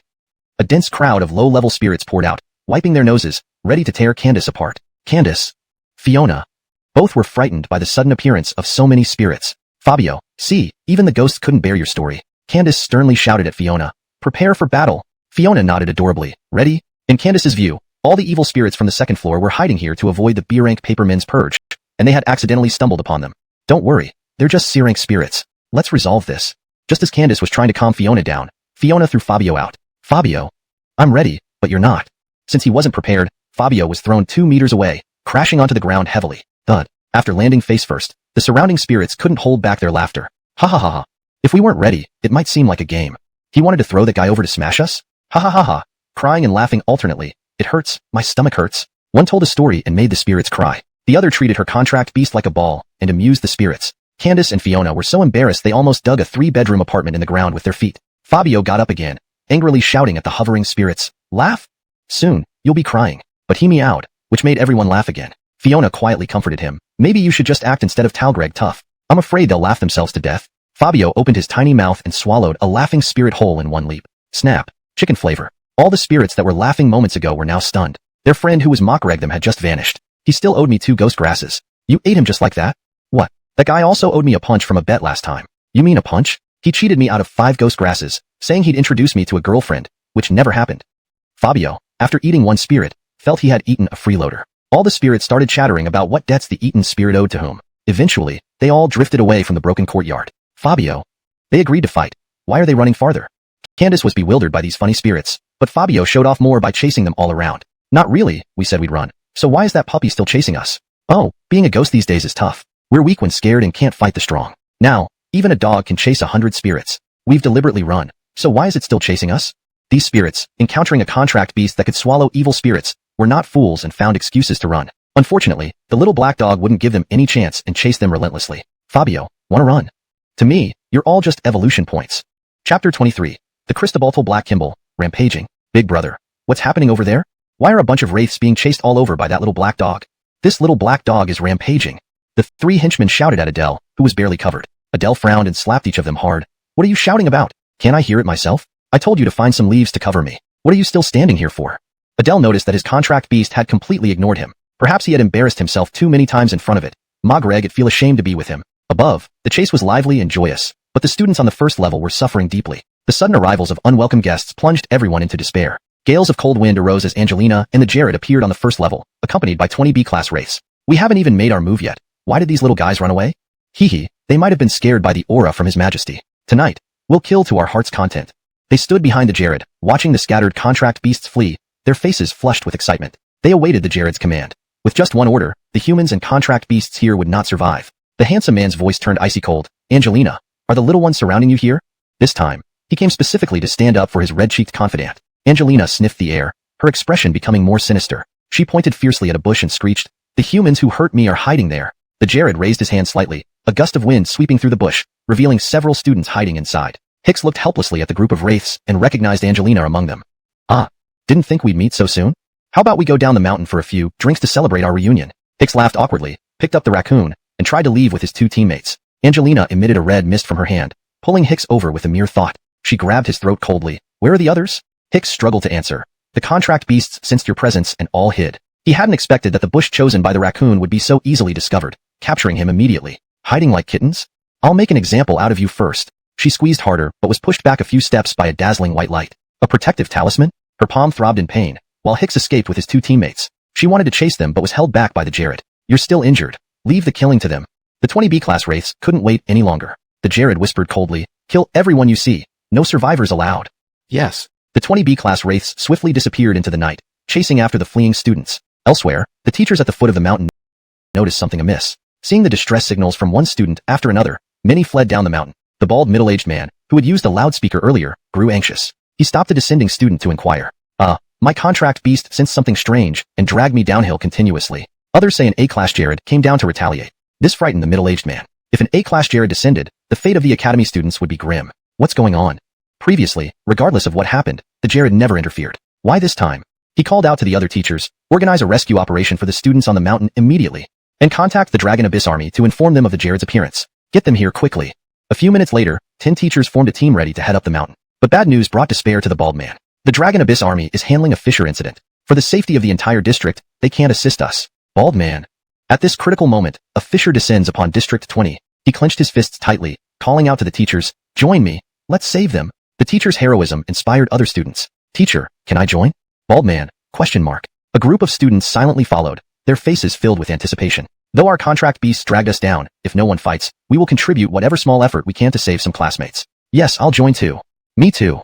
These brave students expressed willingness to participate, even knowing they might not return. Such selflessness moved the bald man to tears. Good children.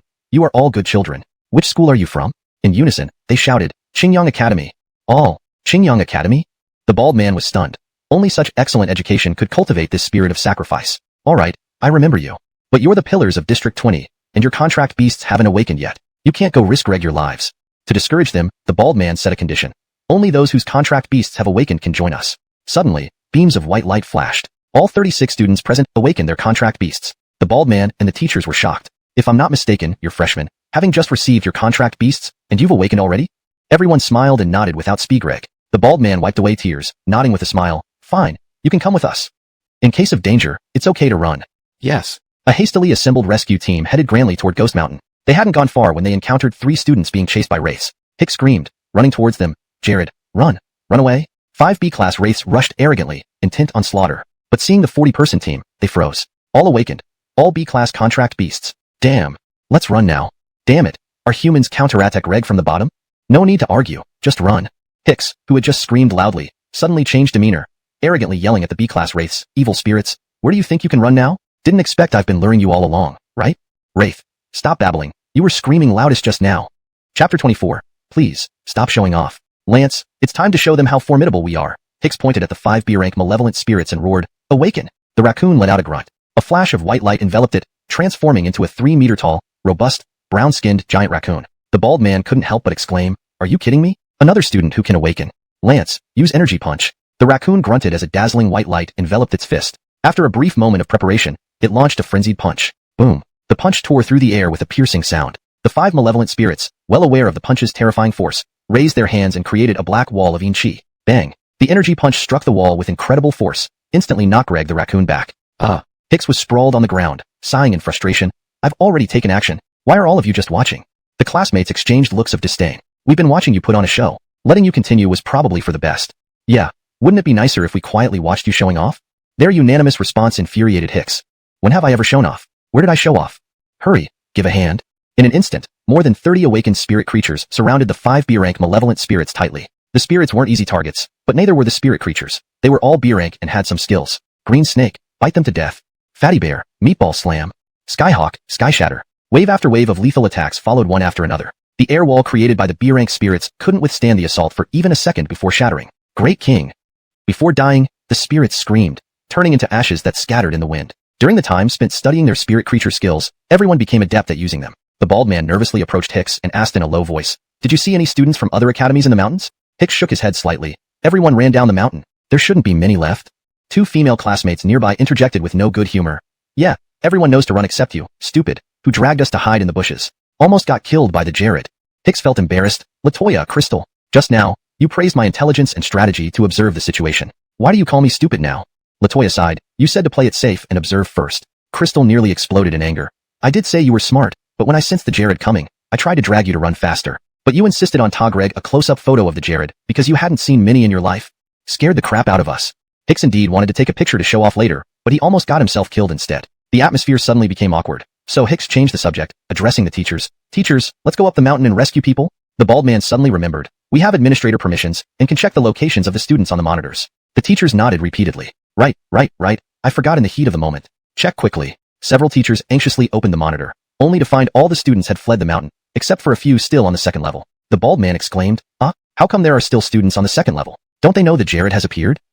Hicks suddenly slapped his thigh. I recognize this Jared. Everyone was skeptical. Don't come up with excuses. You're putting on a show again. How could you possibly recognize it? Give it a rest. Please, stop showing off, okay? Hicks sighed. The Jared caught me earlier. Both Crystal and Latoya saw it. Both girls nodded. That ghost seems familiar. I feel the same. It looks like we've met it somewhere.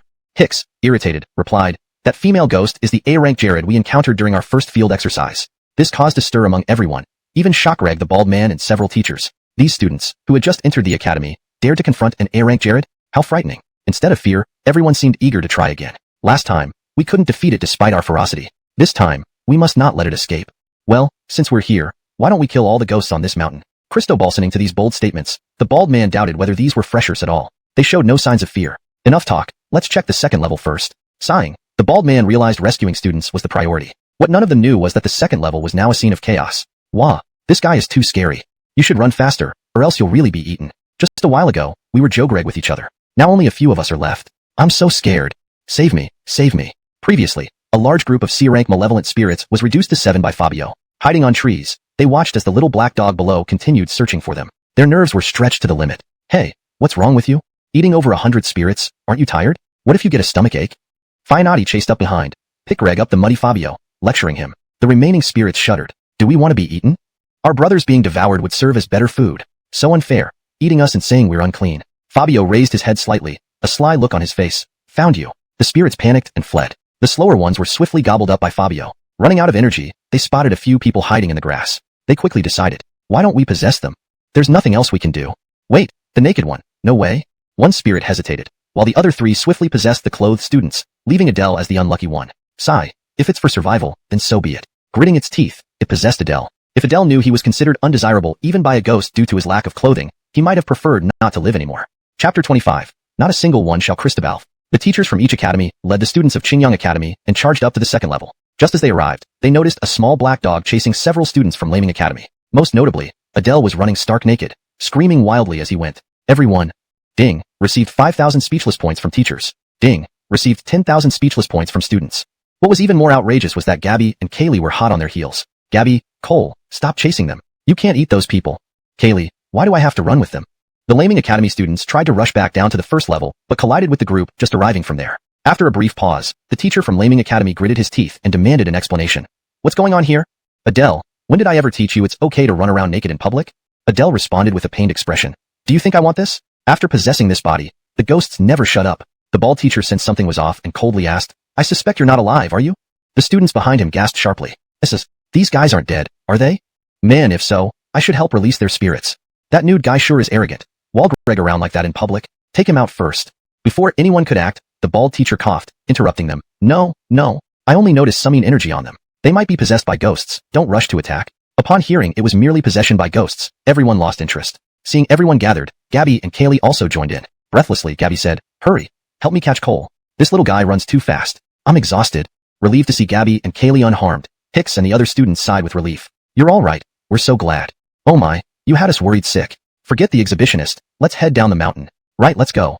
Fabio was lifted high by the raccoon and rubbed against affectionately. Hicks grumbled, you become so obedient when you see Cole. The raccoon replied in a rough voice, because I admire him so much, I've taken him as my elder brother. The other contracted beasts agreed. Yeah, we've already acknowledged him as our elder brother. Once an elder brother, always an elder brother. Without him, we wouldn't be who we are today. Everyone shouted in unison, brother. The students. Gabby. Who could explain what was happening? Cole had become the class leader without them noticing, which was far too bizarre. Ding. Received 10,000 speechless points from students. B-level evil spirits. Students, prepare to retreat. Though they could overpower these spirits, the mention of a ghost Greg made the bald teacher wary. He didn't want to linger in case of unforeseen developments. Cackle, cackle, cackle. Where do you think you're going?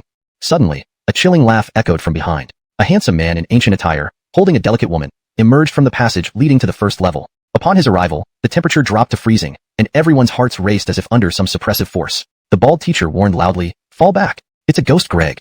At the mention of ghost Greg, everyone gasped. They could sense that this man was far more terrifying than the female ghost they'd encountered earlier. Yes, that's the same female ghost we beat last time. Hicks pointed at the female ghost in the man's arms, revealing too much. The male ghost's face darkened with fury, and the female ghost glared at him as if ready to devour him. Realizing his mistake, Hicks covered his mouth and retreated. Everyone shot him disapproving looks, contemplating whether to beat him up later. Scanning the crowd, the male ghost asked coldly, Angelina, did these people hurt you this badly? Angelina nodded vigorously. Yes, it's them.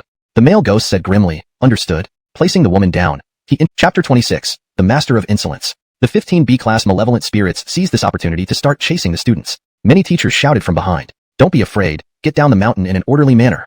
Watch out not to trample any fallen classmates. Cristobalza was the most speechless. In this critical moment, Fabio actually jumped out of her arms again. Hey, where are you going? Fabio stood in front of the Jared with a look filled with disdain. So this is the Greg of this ghost mountain? He doesn't seem that impressive. Are the strong ones in this world really so few? A Jared can scare people like this? It's not that he looked down on the Jared. In his world, just about any fierce beast could dominate here. Cristobalza remained frozen, watching Fabio stand right before the Jared. If she rushed over, they'd both be killed. What is going on with him? She couldn't run away or stay still. The Jared also sensed Fabio's scornful gaze and anger rose on his handsome face. Are you Lou Greg down on me? The Jared's aura erupted, Ma Greg the air buzz. Fabio didn't fear at all. His disdainful expression only deepened. Just this? Is this the Jared's aura? Scaring fools? Behind them, Cristobalza trembled in fear, worried that Fabio would infuriate the Jared. Oh no, this guy isn't scared but even dares to ridicule him? Her heart pounded uncontrollably, panting quietly. Can you stop Provo Greg the Jared?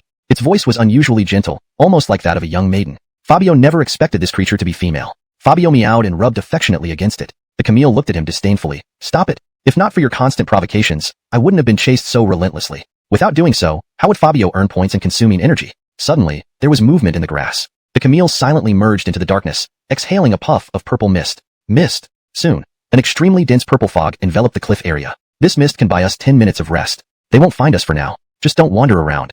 Hold on to me. Fabio stood by the cliff's edge and meowed toward the abyss. The Camille sighed. This cliff is 50 meters high. Jumping down means certain death. It wanted to say, it couldn't do it. Fabio became alert as the rustling in the grass grew louder. Two pairs of cold eyes emerged from the undergrowth. The Camille instantly tensed up, shielding Fabio behind it, ready to flee at any moment. You've made me search quite thoroughly. Cristobaltal Black Dog, where will you run now? The Jared, holding the immortal sword with one hand and embracing Angelina, approached with an eerie smile. Angelina's expression was elated. Seeing her enemy perish was the ultimate satisfaction. The Camille questioned in disbelief. Impossible. My mist should delay them for 10 minutes. You couldn't have come out so quickly. The Jared sneered. True, but what level are you? And what level am I? The Camille inhaled deeply, its eyes wide. You're S level. The Jared chuckled. Right? Now let me send you on your way. Without warning, he unsheathed the immortal sword and slashed. The Camille's eyes widened in terror. Damn, can't avoid it. Fabio tried to jump into block, but was flicked away by the dragon's tail. Fabio.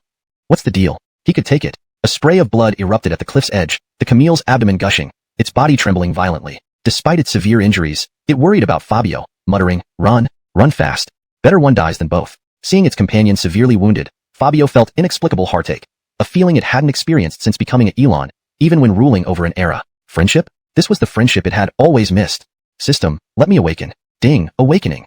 The Jared withdrew the immortal sword and teasingly beckoned Fabio, scared stiff, not arrogant anymore. Now no one can protect you. Unbeknownst to him, a fully awakened ferocious beast stood before him. The dying Camille shouted weakly, run? Why aren't you running?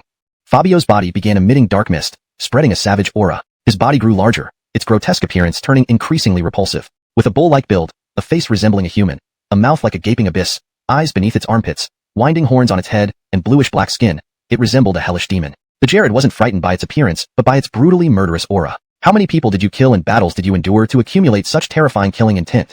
Breathless, it struggled to breathe under Fabio's overpowering aura. The immortal sword buzzed, urging its master to flee. Angelina cowered in fear, watching the towering 8-meter monster. Fabio roared, die. In a flash, it opened its massive maw and lunged at the Jared. Forced to raise his sword in defense, the Jared heard a crunching sound. Ah! What's happening? Aya! Its hand holding the immortal sword was swallowed whole, causing intense pain and shock. Ding! Received 50,000 shock points from the Jared. Ding! Received 10,000 shock points from the Camille. Ding! C-level evil spirits were abundant, but advancing to A level was incredibly rare. Camille, still alive? The Camille weakly replied, come rescue me, or it'll be too late. Fabio. Just as he was about to carry it away, a deafening roar echoed through the sky. Boom. The entire District 20 trembled violently, numerous buildings collapsing. A massive red crack appeared in the sky, swarms of strange birds descending. Fabio. The Camille was horrified. This is the crack. The crack signified disaster. Those otherworldly demons were attack reg District 20. Chapter 28, Class A Rift. District 20, City Defense Department. The Longyuan Army and Christo-Banglong Army gathered in one place. Base and Augustia stood solemnly on the city wall, their faces grim as they watched the cracks exploding in the sky above District 20. Both were startled. Augustia murmured with a serious expression. It seems that this battle is inevitable. Base sighed deeply. People have already been evacuated from the west gate. It's our turn to act. Base put on his armor and was about to lead his troops when Augustia called out, Talon Cristobal. Base stopped, not turning around but asked Greg softly, what is it? Augustia swallowed hard. What alarm level should we raise for this rift? Base gripped his spear tightly and said sternly, Class A? Augustia gasped sharply, Class A? A Class A rift hadn't appeared for 10 years. Now, with this designation, it signified that District 20 was about to be destroyed. Base said firmly, don't worry. We won't give up easily, even if it means death. 5 minutes later, the Class A alert echoed throughout District 20. The once quiet streets were suddenly bustling with people fleeing without even pocketing their belongings under the lead of the Longyuan Army. Meanwhile, numerous demons surged from the rifts. They wreaked havoc, killing anyone in sight, while the larger ones took pleasure in destroying buildings. Collapsing houses, screams, and cries filled the air. Demons spewing flames plunged District 20 into an inferno, a disaster akin to hell on earth. Students who had just descended from the mountain rushed to a safe distance 5 kilometers away from Ghost Mountain, ready for action. Baldy's centipede companion was injured. He stood on the ground, scanning everyone with a grave expression. You are the hope and pillars of District 20. Now that disaster has struck, your services are crucial. I hope you. His voice choked up, each word like a thorn in his throat. We are willing to go. The previous generation protected District 20 for us.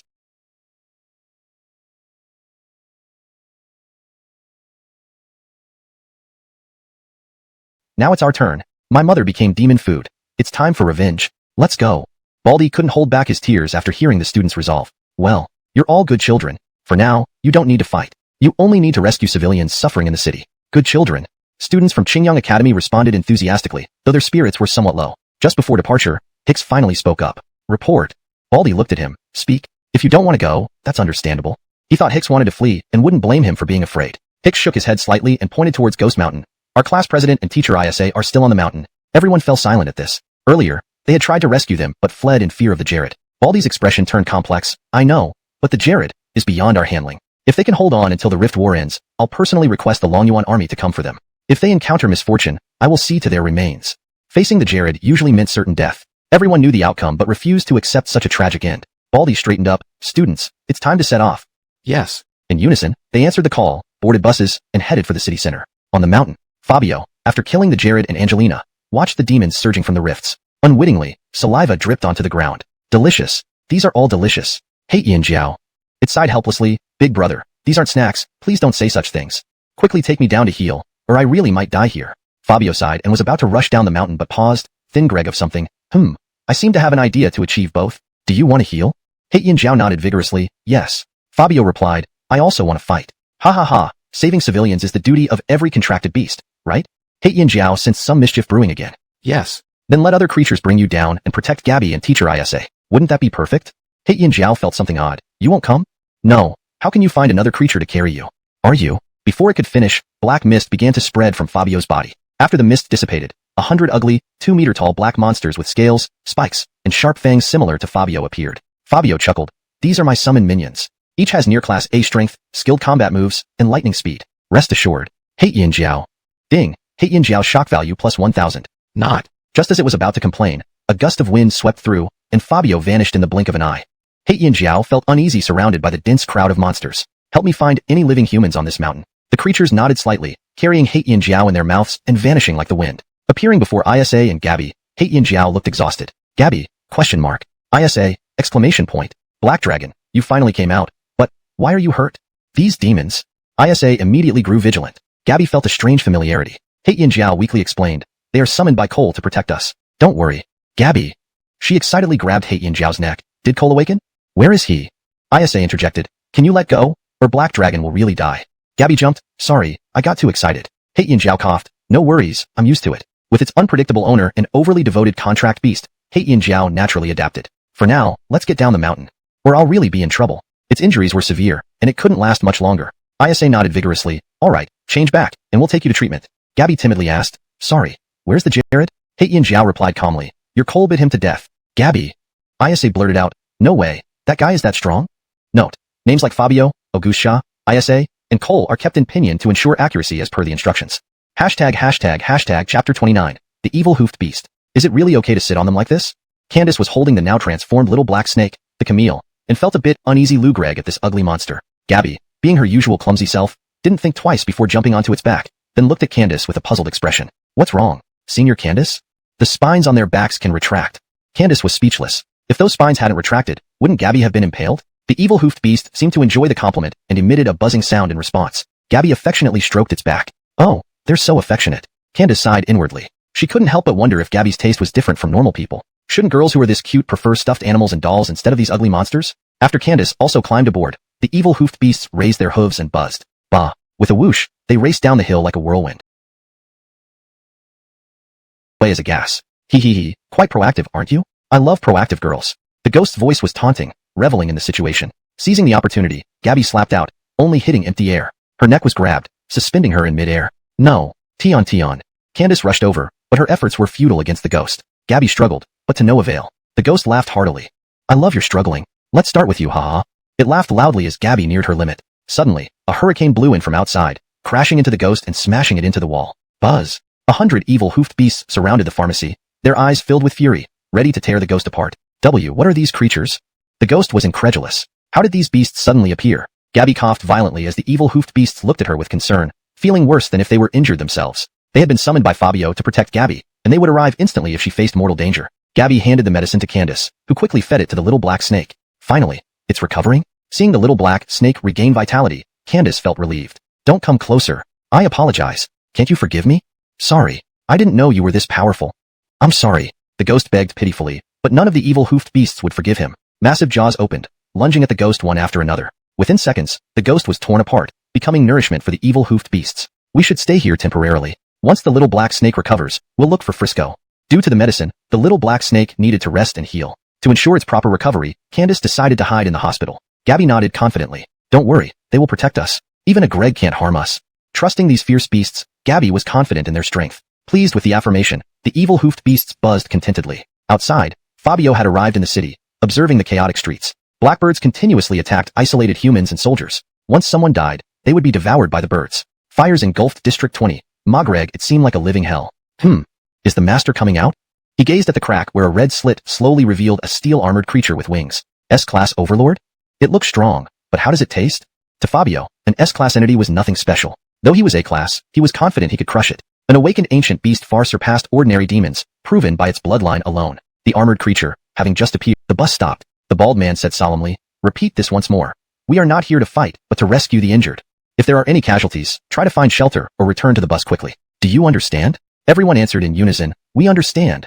No one wanted to be a coward at such a time. If they couldn't protect their own homes, who else could step forward? All feared death, but none wanted to lose their sanctuary. They disembarked the bus in order, Lou Greg up at the sky where the crack was continuously expanding. Strange demons were plummeting down rapidly. Hicks's legs trembled slightly as he swallowed hard before shouting to his two female teammates, "Fabioshin and Bonnie, are you ready?" Both women nodded, replying in unison, "Ready?" Hicks tried to stay calm. "Let's go." Crossing over ruins, the stench of blood grew stronger in the air. The three slowly moved forward, getting further away from the group. "Help me! Help me!" Suddenly, a weak cry for help echoed through the air. Hicks and his two teammates exchanged looks, carefully approaching the voice with their contract beasts in tow. "Help me!" The cries grew louder as their hearts tightened. "Is someone inside?" Hicks pointed to a severely damaged restaurant from which the cries came. Carefully exploring inside, using the dim reddish light, they found a thin figure in the corner. This prone figure was bulky, clad in a ragged beast fur cloak, clearly a survivor of fierce battle. "Help me!" Just as Fabioshin clenched her fists to save him, Hicks pulled her back. "Wait?" She looked puzzled. How could she wait when someone was dying? Bonnie snarled in anger. "He's almost dead. What are we waiting for?" Hicks, wary, pointed at the shadow on the ground. "Doesn't this seem odd? A person wearing nothing but torn beast fur hasn't reacted at all since we entered, only repeating the same plea." Upon hearing this, both girls froze in terror. Kakik. A coarse laugh rang out around them. Fabioshin and Bonnie instantly tensed. "You humans have more brains than the others. Too bad you're all destined to be my food." "Ah." The bulky figure abruptly stood up. Under the reddish glow, a beast face with long fangs and a narrow nose appeared. "Holy sh**t, it's really a demon." Before Hicks finished his remark, the demon grabbed a hidden giant axe and charged fiercely at them. Fabioshin was the first to react, awakening her small eagle. A blue light flashed, and the flying blue eagle, like lightning, collided forcefully with the demon. Bang! Under the terrifying impact, the demon smashed into the wall, embedding its entire body within. It was dazed for a moment, clearly surprised that it hadn't even begun the fight and loved torment, hence why it pretended to be weak to trick compassionate people. But now it couldn't afford leisure. If it didn't finish off these three quickly, it might die from exhaustion. Its movements were thunderous, each step shogreg the ground, as the contract beasts fearlessly rushed forward. Just as the clash began, a black shadow zoomed in at incredible speed. Crunch! Everyone froze, including the demon. "Aya!" A loud, heart-wrenching scream erupted. The demon watched in horror as its arm wielding the giant axe was devoured by a massive black creature, its fighting spirit replaced by sheer terror. What are you?" The mountain-like monster stared at it with glowing red eyes, greedily scrutinizing it. As mere nourishment, you shouldn't know too much." And in that instant, it opened its huge mouth, swallowing the demon whole. Hicks. Their difficult A-class demon was devoured in one bite. "He seems to be Lou Greg at us. Should we run with the raccoon now?" Now Hicks wondered, if it moved that fast, could they really outrun it? Chapter 31. The Christo-Balftime King. The atmosphere became eerily silent, and Hicks and his companions dared not even breathe heavily. A ferocious beast that could consume A-rank demons as snacks would certainly crush their— Fabio roared angrily. "Who are you calling Cole? Damn, do you even know what it means to respect the noble King Elon?" With a slight leap, Fabio appeared before him, roaring furiously. "Every time you call me Cole, remember my name is Elon? Got it?" Hicks trembled in fear, his soul nearly fleeing his body. "Yes, King Elon." Lance Lele giggled, trying to mediate. "Big brother, my master doesn't know better. Please don't hold it against him. Out of respect for me, let him off." Hicks? As the master, did he have to rely on his contracted beast's face now? Fabio scoffed, saying seriously, "Fine, I'll spare you for Lance's sake. Otherwise, I'd bite you to death." Hicks, triangular ruler alembic, being intimidated by a contracted beast. What kind of situation was this? "You've awakened, haven't you? Shao, Elon." Fabioshin almost called him Cole but changed course, fearing it might upset him. Fabio nodded slightly. "Yes, I could have awakened any time. I was just lazy." Bonnie sighed. "You made Fiona Tion always doubt herself as the weakest one. Turns out, you're the big player." Fabio. He just wanted a laid-back life, earning points whenever needed. Why put in so much effort for an awakening? "Oh right, where's Fiona Tion? Why aren't you together?" Seeing only Fabio alone, Fabioshin couldn't help as Greg. Pouting, Fabio replied, "I want to fight monsters and level up, so I sent some underlings to protect them. Nothing they can't handle. 100 evil reindeers could fend off even S-rank demons, and since he was nearby, there was no way anything could harm them. Can you tell us where Fiona Tion is?" Hicks asked ingratiatingly, pulling a serious face. After all, Phi Nation's place seemed to be the safest spot in this city. Fabio spoke indifferently. "They're at the central hospital. Just go there." The evil reindeers stayed in contact with him, so any disturbances would be sensed immediately. "I have business to attend to and need to level up. I must go." Fabio looked at the other contracted beasts and asked seriously, "Do you want to come with me?" He only wanted to level up quickly, avoiding any weak foes. All of them nodded eagerly with delighted expressions. "Let's go then." Their master stood bewildered. "What about us if you leave?"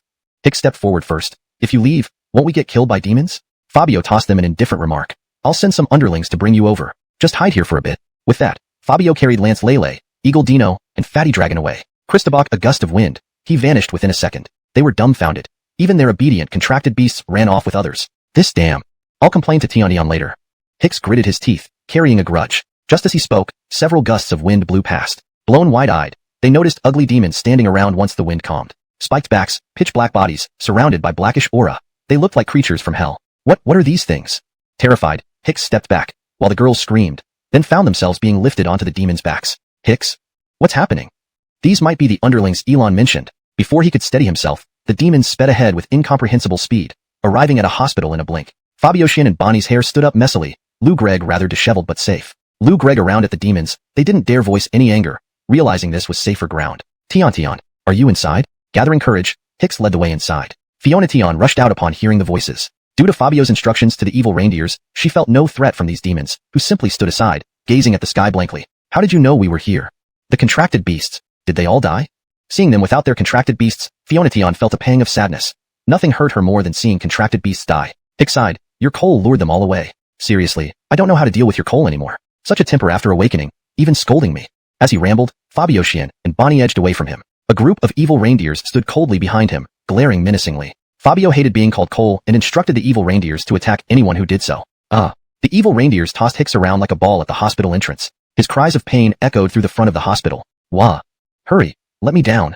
I'm sorry, I promise never to call you coal again. You are King Elon. Forever king. Chapter 32, 30 million points. On the rooftop of the television station, a beautiful girl in a white long dress stood anxiously in front of the camera. This is City Heat News. I am the host, Adeline. A sudden A-level fissure has erupted in District 20. The situation is urgent, and demons have now covered the entire city. If you are at home, please do not move recklessly. If possible, call our emergency center. The number is 58. Adeline paused here as the director wrote on the teleprompter. Most of the citizens have safely evacuated, and the able army has officially entered the city. Adeline's furrowed brows finally relaxed. Good news. Most of the citizens are well. No. The camera hit the ground, capturing Adeline's terrified expression from this angle. Her face was full of horror, tears streaming down her eyes. Viewers in the live stream frantically spammed the chat. Run. Why are you still standing there? Oh no, this is bad. There's no way out for Yin Goddess. It's too late. Just as Adeline was about to be swallowed by the tide of blackbirds, a shadow as big as a small mountain appeared mysteriously. Viewers? ? The sudden appearance of this creature left everyone stunned. Adeline didn't dare turn around, afraid to see what looked like hell. Fat Dragon, Eagle Lance, protect that woman. The three contracted beasts shielded Adeline, and she was equally puzzled by their sudden appearance. Come over, then I'll take care of this. Fabio opened his abyssal mouth, SUC Greg and eagerly. The blackbirds charging forward with ferocity and determination were taken aback. One moment, they saw a beautiful lady in front of them, and the next, something grotesque appeared out of nowhere. They tried to stop to investigate, but a powerful suction pulled them in. Chirp, chirp, chirp. No matter how hard they struggled, the birds were sucked into the massive mouth. About 3 seconds later, a thunderous burp echoed through the sky. Burp. So refreshing. Fabio heard the system notification sound. He had devoured over 2,000 birds, each worth 500 evolution points, a sudden fortune. The viewers watched in awe. You didn't tell me those demons were all swallowed. Holy crap, this guy is on our side. This is crazy strong. Just one breath, and they're all gone. I only know they saved Yin Goddess. Powerful, very powerful. Ding, 30 million shock points from the livestream audience. Some people weren't shocked enough to generate points. Fabio. 30 million points? Christobal stream? Where's the livestream? This is terrifying. 30 million points could easily propel him to the S-rank. Their gazes met. Adeline's was one of astonishment, while Fabio's was filled with joy. Beat you up, punch me. I peck. The Fat Dragon, Eagle, and Lance siblings were pummeling the few escapees. Are you contract beasts? Being so close to Fabio, although he was ugly, Adeline didn't feel uncomfortable. Instead, she felt unprecedented safety. Fabio nodded slightly. Yes, are you live streaming? He desperately wanted to know where this super live stream was. Just that one move absorbed so many points. Adeline seemed to understand something and picked up the fallen camera from the corner. Your identity is special, right? Don't worry, I get it. With that, she smashed the camera on the ground. Crack. Fabio. Damn, you broke it. What are you doing?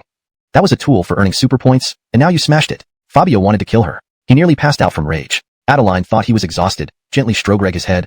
Are you too tired? Do you need to rest? Fabio. He especially wanted to calm himself. Never before had anyone made him so angry, especially a woman. But thinking Greg about the potential for huge points if she could stream, he decided not to blame her. After a moment's thought, Fabio smiled, uglier than crying. I'm fine. I am a contracted beast from Qingyang Academy. I just happened to pass by and save someone. My identity can be revealed. There's no need to smash the camera, and if possible, please live stream. I'll take you around the entire battlefield so everyone knows District 20 will ultimately win. Yeah. This barrage of words left Adeline flabbergasted. But I've smashed the camera. To restart, we'd need to bring out the director and cameraman to reset the equipment. Fabio immediately gave his subordinates a look. They instantly understood and rushed in like madmen. The boss means men die, women caught and entertained. Are you stupid? He meant everyone should come. Lance stopped, glaring at its teammates irritably. As the top henchman, I must clarify. The boss means get the crew to set up the live stream again so the whole nation can know that it's us, the Qingyang F4, who resolved this Fisher disaster. Eagle, Qingyang F4? Fat Dragon, cool name, I like it. Lance huffed, then hurry up and find them. Or else the boss will get impatient and never play with us again. Inside, Lance felt happy. Everyone now assumed it was the boss's top henchman, guaranteed to be well pampered in the future. Hashtag chapter 33. The dignity of contract beasts. What's going on? Why did the live stream cut off, and what was that monster? Was Yin Goddess saved, or did something tragic happen? I just want to pee. Why can't I keep up with the information now? Who can tell me what happened? Countless netizens spammed comments in the darkened live stream room. The moment Fabio appeared was also recorded by the military. At this time, Base was busy coordinating the Longyan troops to enter the city for battle, while Augustia burst into the command center with a video. Talon Cristobal, I know it's very rude of me to come in now. Augustia panted slightly, clearly exhausted from running all the way here. She continued, this creature appeared inside the city just now, and I felt it necessary to report it. A monster that could swallow over 2,000 strange birds in one breath. They didn't know if it was an enemy or an ally. Ignoring it might lead to consequences they couldn't bear. Base did not get angry but silently accepted the microcomputer. Seeing Fabio devour all the strange birds at once, his expression grew increasingly serious. This guy is definitely a lord-level demon. The thing I find puzzling is, why did he let these beasts, which look like contract beasts, protect that host? If it were a demon, it could have let the strange birds eat the people first before showing up for the battle. Augustia, who had been too tense to notice the contract beasts jumping down from Fabio earlier, pointed out, these seem to be real contract beasts. You can see the runes on their bodies. Runes. The unique mark possessed by every contract beast, only visible after they awaken. So this big guy isn't a demon either. Whose contract beast could it be? Base felt greatly relieved. If it wasn't an enemy, it would reduce many burdens and even assist them in critical times.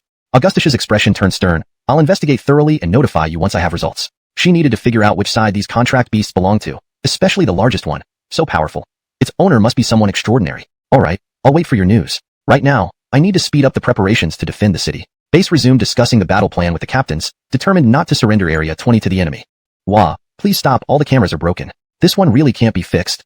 The bald director, caught between the raccoon and the eagle, was bruised and beaten, constantly pleading for mercy. The cameraman fared a bit better since only the eagle was slapping his face with its wings. Adeline couldn't stand it any longer and interjected. We only have one camera left, please stop hitting them. How about we go elsewhere to find another camera? These words saved the two poor souls. Fabio nodded. Alright, do you know where there's a camera? Adeline slapped her ample chest and guaranteed. Absolutely. Don't worry, leave it to me. For some reason, Adeline felt particularly safe with this rather ugly creature despite not knowing why he chose the livestream. Since he saved her, she decided to help him find a camera for the livestream to prevent further beating. I have a question, don't any of you have phones? The badly beaten director asked a soul-searching question. Fabio seemed to discover a new continent. Right, phones can livestream too. Adeline sighed. My phone was lost in the rush. The cameraman echoed. Mine too, it got lost long ago. The director laughed slyly. Just because you don't have phones doesn't mean I don't. He pulled out a pineapple 18 from his pocket, smugly offering it. Fabio said to Adeline, turn on the livestream then. Check-reg the phone. Adeline's face showed regret. Fabio, ? What's wrong? Adeline pointed at the battery level. Only 2% left. It will shut off after saying hello. Director. A sense of impending doom surged within him. The raccoon kicked him over, and the poodhead dragon sat heavily on his chest. Lance, how dare you bring out a dead phone? Are you Magreg fun of us? Poodhead dragon. Not fighting for a second, huh? Itching for a fight. Watch me sit on you until you're done for. Eagle hovered nearby, wanting to kick but found no space, yelling, beat him harder, make sure he smokes. Adeline. She was truly astounded by these contract beasts. They acted like living treasures, completely unaware of the looming disaster. Fabio sighed, stop it. We need to find a camera or phone quickly. The livestream is important. Under Fabio's command, the contract beasts ceased their actions. Meanwhile, the director almost felt his bones break under the pressure. Do I really need to sit on you? Adeline wanted to sit on Fabio's back, but was harshly rejected by the raccoon. Bad woman? Adeline? ? The raccoon huffed coldly. Only our master can ride on our leader's back. This is the dignity of contract beasts. Do you understand? Fabio. While he wouldn't mind letting a beauty ride, with the raccoon speedreg like that, it would be awkward naturally and coherently, adhering to the structure and style of the original text. Chapter 34, Frederick. Up ahead should be the camera resale point. But are you sure we want to go down there? Adeline sat on the back of the flying eagle, as Greg Fabio beside her. In front of the camera store, a group of mischievous demons were causing destruction. Though small in stature, they were numerous and didn't seem easy to handle. Fabio narrowed his eyes and asked casually, aren't these just goblins? He looked at the street filled with short, ugly creatures and sighed. Even such low-level spirits can cross the rift to cause trouble here. Really? Who's kidding who? Adeline was embarrassed. You shouldn't ignore their weakness just because you're strong. You being able to handle them doesn't mean others can as well. The raccoon on Fabio's back and the chubby dragon flying nearby were immediately annoyed. The raccoon cursed, bad woman. Do you underestimate us so much? The chubby dragon chimed in, right? Even a contracted beast could deal with goblins. Though they didn't know what goblins were, since the boss said they were low-level spirits, they must be weak. Adeline. She realized that even contracted beasts could be this troublesome. For every word she said, they had 100 comebacks. The goblins also noticed Fabio's arrival and immediately made weird growling sounds. They brandished sticks and started pounding the ground fiercely, as if the dragon opened its mouth and spewed scorching dragon flames, charging forward. Boom! The flames collided mid-air. From the other circle emerged a massive rock that turned into a fiery meteor, dispersing both flames. Chubby Dragon widened its eyes and exclaimed, "No way! Boss said they were weak, but they fight with combos. How are they weak?" As the fiery rock rushed toward them, the raccoon couldn't stay calm either. Its fists erupted with white light, and with a roar, it smashed through the rock. Bang! The shockwave shook the earth, and the rock shattered instantly. The raccoon sternly warned, "Don't underestimate them. Boss is watching." Chubby Dragon nodded vigorously. "We can't disappoint Boss." With renewed determination, the raccoon's body glowed faintly with white light, becoming agile. Its fists again flared up as it struck into the air with a serious face. Lance punch technique, Big Brother punch. Bang! White energy exploded, racing towards the goblin shaman with incredible speed. The goblin shaman swung his staff, creating a black barrier. Chubby Dragon roared, drawing a breath before spewing boiling rage. Fire Dragon, Big Brother burst. A huge fireball followed the raccoon's punch, hurtling towards the goblin shaman. Under immense pressure, the goblin shaman's air wall shattered upon impact. The goblin shaman widened his eyes. No way. Boom boom. The explosions rocked the entire goblin crowd, especially from Chubby Dragon's burst, which caused secondary explosions, resulting in heavy casualties. At the moment of the explosion, the raccoon vanished, reappearing next to the nearly lifeless goblin shaman, grabbing him up. "Who said this was your territory?" It shook the goblin shaman violently, Speegreg like a thug. Colton trembled in fear. It's yours." Lance slapped him. "Ours means our big brothers." "Colton. Does it matter? After getting beaten, you want me to say this? Show your strength earlier, and I would have admitted defeat." Chubby Dragon ignored the chaos, happily clearing out the remaining goblins. "Earlier, weren't you tough? Holding sticks and pounding the ground. Now, you're weak, dead or injured? No power, yet daring to cross the rift. Speegreg, death. Beaten goblins."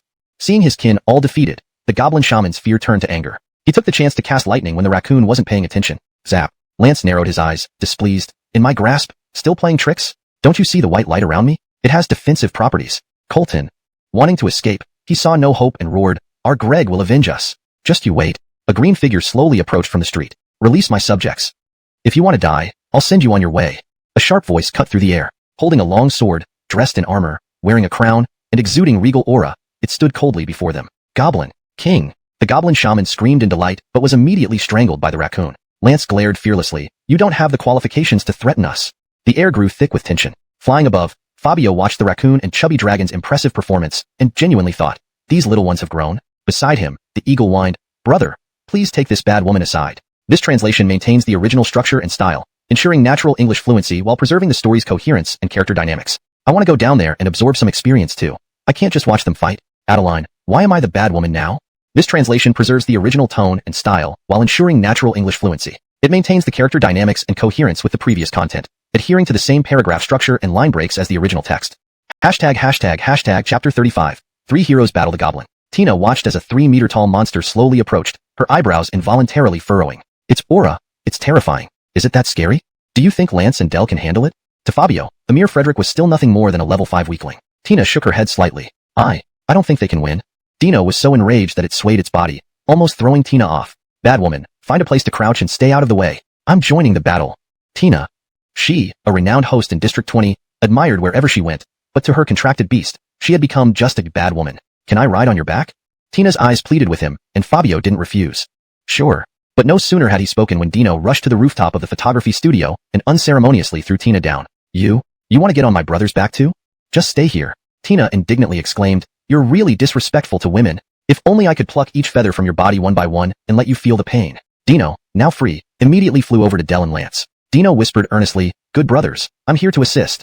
Lance's mouth curved up into a smirk. "Big brother is watching behind us. Don't let him down." Dino snorted. "Watch me attack first." It flew up into the air, flapping its wings frantically to create a white tornado 3 meters tall. Brother Dragon Tornado Strike. Whoosh. The tornado raced violently towards the Frederick. Fabio. Why did all these guys name their attacks with brother? Did they need to express such fervent admiration? The Frederick drew his sword, slicing through the air to unleash a sharp wave of energy which collided with the tornado. Bang! Green sword energy met the tornado, tearing it apart instantly. The Frederick roared, "I will avenge my people." He brandished his sword and charged swiftly towards Lance and Dell. Dell leaped backward, opening its massive mouth and releasing a fireball. Boom! The Frederick sliced through the fireball with his sword, flames bursting around him. Dell, oh no, he's coming for me. In the gap between its breaths of fire, it couldn't dodge the incoming slash. At this critical moment, Lance stepped forward, unleashing a charged-up explosive punch. Boom! Sword clashed with punch, the immense force pushing everyone backward. Lance took several steps back before regaining balance. But because Dell was too heavy, it fell flat on the ground. Lance looked grim. This guy is too strong. It clearly felt that every strike of the opponent carried a formidable force, as if it could tear through anything.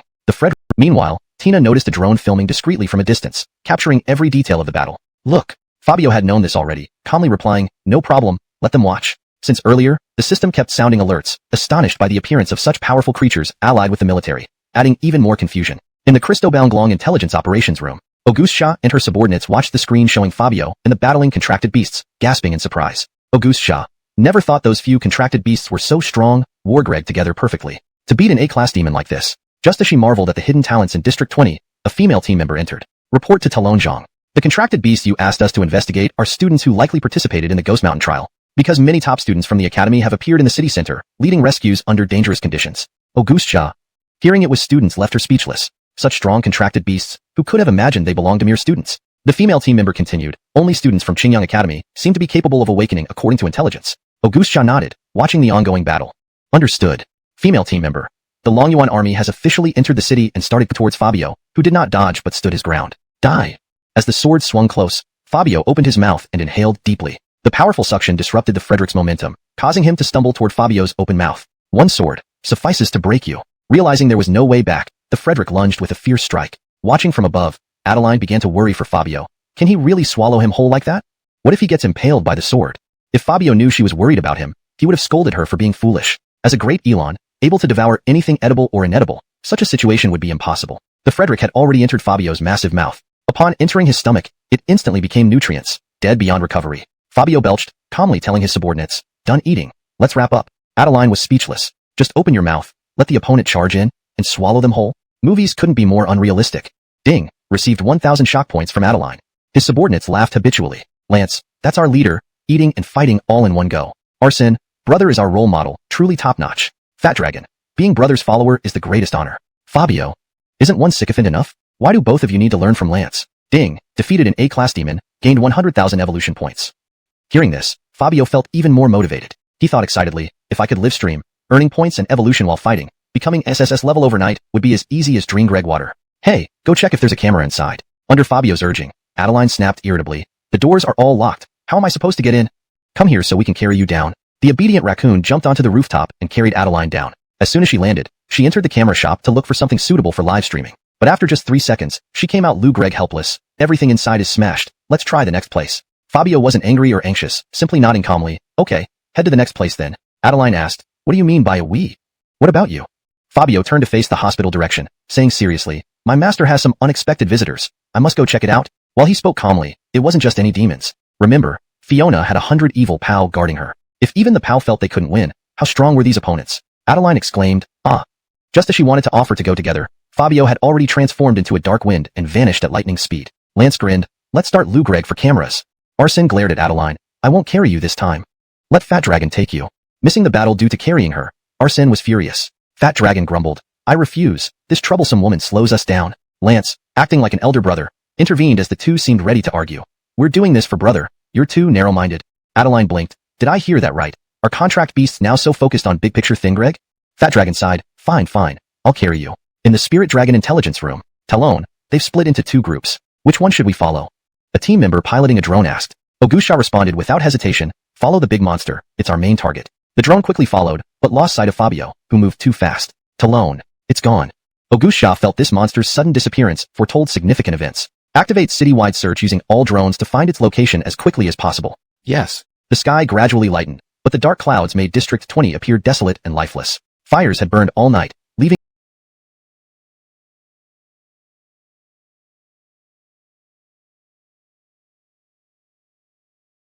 ruins everywhere. Demons stood among the ruins, raging wildly. Human corpses littered the streets, dried blood creating a thick stench.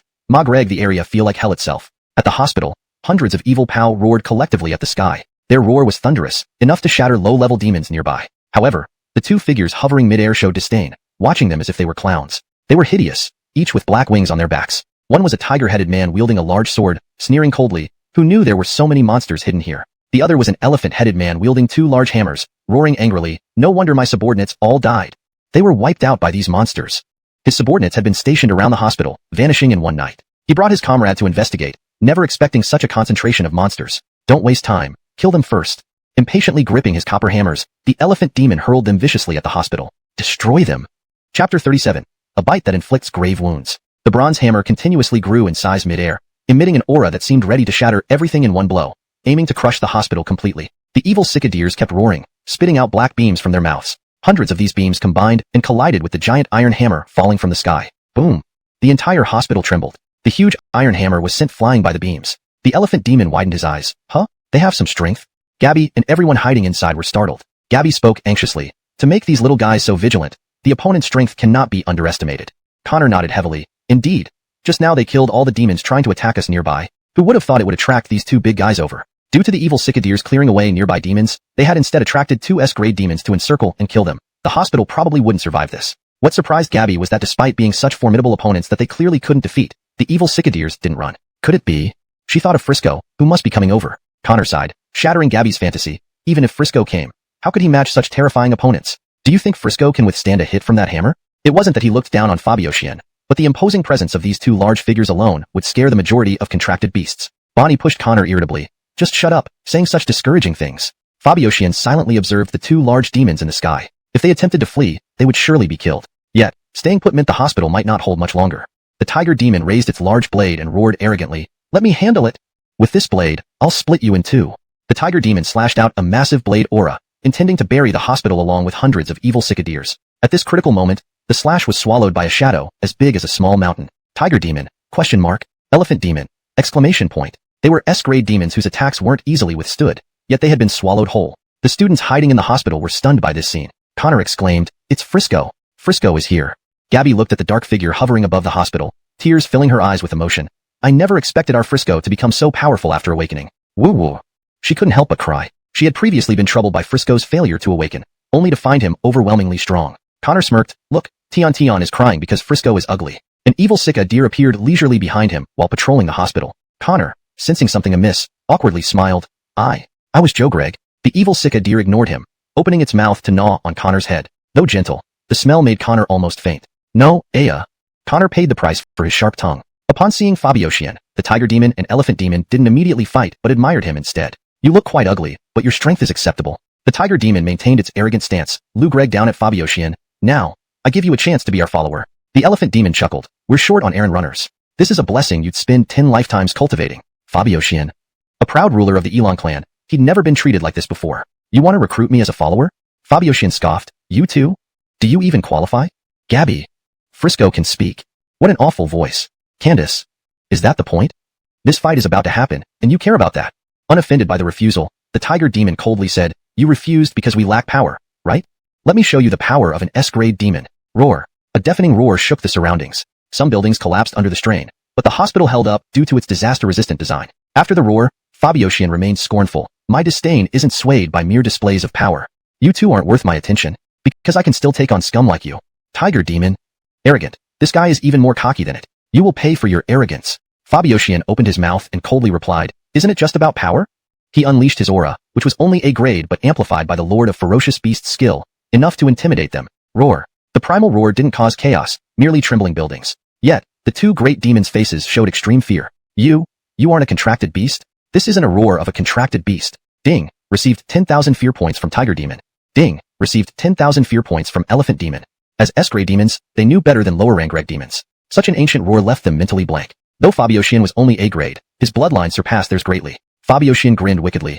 Not a contracted beast, then what else could I be? Since hearing that roar, the tiger demon felt his soul quiver and every hair stand on end. The elephant demon fared no better and would have fled if it could. Both shared a common trait, their bloodline. Stronger bloodline meant greater suppression. Revealing his bloodline, Fabioshin frightened them immensely. Enough chatter. It's time to send you off. Spigreg, Fabioshin released all his aura. In this moment, he resembled the once ruling king of Elon. His figure like a gale, he appeared next to the tiger demon in an instant. A mouthful of sharp teeth opened wide. The tiger demon, seeing no escape, raised its blade to strike hard. However, with a crisp sound, the blade shattered. Fabioshin took advantage, biting off its right arm and swallowing it along with the broken blade. Ah! A heart-wrenching scream filled the air. The students watched, shaken. Candace, one bite, and he injured an S-grade leader. Chapter 38. What did you say? The students in the audience were all dumbstruck with shock. Candace murmured, one bite, and it injured an S-class lord. Suspended in mid-air, the tiger demon bled profusely from its wounds. No matter how much force it exerted, it couldn't shake Fabio off. The elephant demon, seeing his good brother incapacitated, didn't even turn around before fleeing for his life. The tiger demon, watching its former comrade run away, let out a scream of desperation. Elephant, how could you abandon me? Ah! As soon as those words left its mouth, it was entirely devoured by Fabio. Ding! Killed an S-class demon, earned 300,000 evolution points. Another substantial income boosted Fabio's mood significantly. But when he turned to look, the elephant demon had already vanished. Wasn't it pretty strong just now? Why did it run off so fast? He had hoped to make some decent money off this opportunity. Frisco. I'm right here. Hearing the name, Frisco, Fabio felt a surge of displeasure. But seeing Gabby waving joyfully at him reduced his anger somewhat. He leaped in front of the hospital where a group of classmates had been waiting. Gabby, grinning widely, ran up first and immediately hugged him tightly the moment she saw Fabio. Fabio felt warmth flood his heart from the embrace. It was like coming home after Wargreg hard outside, only to be met by a loving wife giving you a warm hug and telling you the bath is ready, dinner can be eaten anytime, and you can play games all day. This was what many people strived for. You looked really cool when you awakened. Gabby clung to Fabio tightly, fearing he might disappear again. Fabio. That one comment completely threw him off guard. The other students were equally amused. Candace remarked, what kind of taste does Gabby have? This guy looks like an animal. Hicks added, ah, beautiful girls always have a bit of a twisted taste. Bonnie chimed in, maybe it's love at first sight. Fabio Xian remained silent, deep in thought. Can I ask you for a favor, Tion? Fabio spoke softly, trying to keep his voice gentle so as not to startle Gabby. Gabby wrinkled her brows at his rough voice but still laughed. You can speak now. We can chat until dawn whenever we're free. What do you like to eat? Gabby scratched her head. You should eat anything, right? My memory really isn't that great. Fabio. What was she even tell Greg about? He had already asked for a favor, and she wasn't responding. Oh, what kind of favor do you need? Gabby flashed a sweet smile, her gaze soft and tender towards Fabio. Since she found out he had awakened, she had eagerly anticipated their meeting. Now, her expectations were more than met. She liked Frisco even more. Who could refuse a super tough fighting beast that can summon a group of little minions? Fabio sighed. Can you please stop calling me Frisco? Gabby's smile froze, her eyes filling with sadness as she looked at Fabio. You don't like that name? Frisco sounds so close and down to earth. Why wouldn't you like it? Fabio looked at Gabby disdainfully but couldn't bear to see her about to cry. Okay, then you can be the only one to call me that. He then glared at the other students. Anyone who dares to call me that again, beware, or I'll bite you to death. Hicks felt utterly miserable hearing this. He'd already been bitten twice. Fabio Xian, who hadn't spoken until now, finally asked, Tao Tai, Your Majesty. She found this title oddly uncomfortable. Our eagle? Bonnie joined in. And our fathead dragon? Where are they? Fabio grinned. They're having a great time battling. If you want to see them, come with me. He hadn't forgotten about the live streaming idea. With enough viewer numbers, he would definitely break through the SSS level. At that point, certain abilities would be unlocked, and he could potentially destroy the world on the other side of the rift. Some were elated while others were distressed, while Fabio seemed blissful, oblivious to impending doom. Outside the city gates, refugees were in despair. At this moment, Longyan troops had been in the city for an hour, systematically clearing Underbase's command. However, Base received devastating news. The S-class demon lord appeared above the refugees outside the city. Lou Greg at the countless blackbirds converging far away, dense like a massive dark cloud. Base swiftly abandoned the city strategy and led his troops outward. After a half-hour march, the Longyan army arrived at the city outskirts, each soldier wielding weapons, prepared for battle. The S-class demon lord hovering above called out coldly to Base, Bring your leader out. I have something to announce. Base stepped forward, sharply eyeing the black steel-bodied demon. The demon pointed, and a black bird rapidly approached Base, signaling him to stand on it. Base, undaunted, climbed onto the bird's back along with his contract beast. He was already planning to ambush the demon if things went south. For the sake of the people behind him, there would be no compromise. My name is Ahmed. I'm in charge of this raid. The city has been conquered. The path to survival is to return to the city as our slaves. Ahmed's icy gaze and superior tone conveyed that it was not negotiating but declaring a decision. Base, enraged by this outrageous proposal, snapped with clenched teeth. You said, what? To make these people return to the city to be slaves, or food for demons forever. He knew demons emerged from the Rift Sea Greg resources, and to enslave humans. Humanity refused to yield over centuries, determined to drive them from the land. Ahmed remained unfazed, calmly stating, Those who oppose me will bleed. Base gripped his sword, eyes blazing fiercely. Try me and see if my blade isn't sharp enough. Drawing his sword, a loud cry made his contract beast release a dazzling light. Chapter 39. For the nation, defending home. A burst of white light exploded in mid-air. A massive stone beast engraved with runes rose from the ground, standing 10 meters tall. It launched a ferocious punch towards Ahmed. Ahmed scoffed disdainfully and made no attempt to dodge as the fist hurtled towards him. Standing atop the stone beast, Base roared in anger. Smash it! What? As the punch connected, Ahmed's figure gradually became transparent, eventually dissipating into a flock of black birds that vanished without a trace. You will regret your decision just now. After Ahmed completely disappeared, the strange birds circling nearby did not immediately attack the civilians below but quickly flew towards the city. Base was taken aback. He had prepared for a decisive battle, but the enemy retreated without a fight. The civilians outside the city suddenly cheered. Talon Cristobal drove away the demons. Talon Cristobal is truly amazing, so powerful. Our District 20 is saved. Everyone saw Ahmed vanish and assumed he fled due to fear of Base's strength. But only Base knew the truth. Stone Beast, step forward, Base commanded. The Stone Beast grunted and lumbered forward, stopping before the crowd. Base looked down at the sea of civilians below, feeling mixed emotions. He glanced at the able army that had fought through the night, filled with bitterness that was hard to describe. As commander and leader of District 20's able army, he felt obligated to tell the people the worst outcome. Everyone quiet. Cristobal stood to me for a moment. Standing on the Stone Beast, Base scanned the crowd with a complex expression. That demon, Ahmed, proposed a condition to me.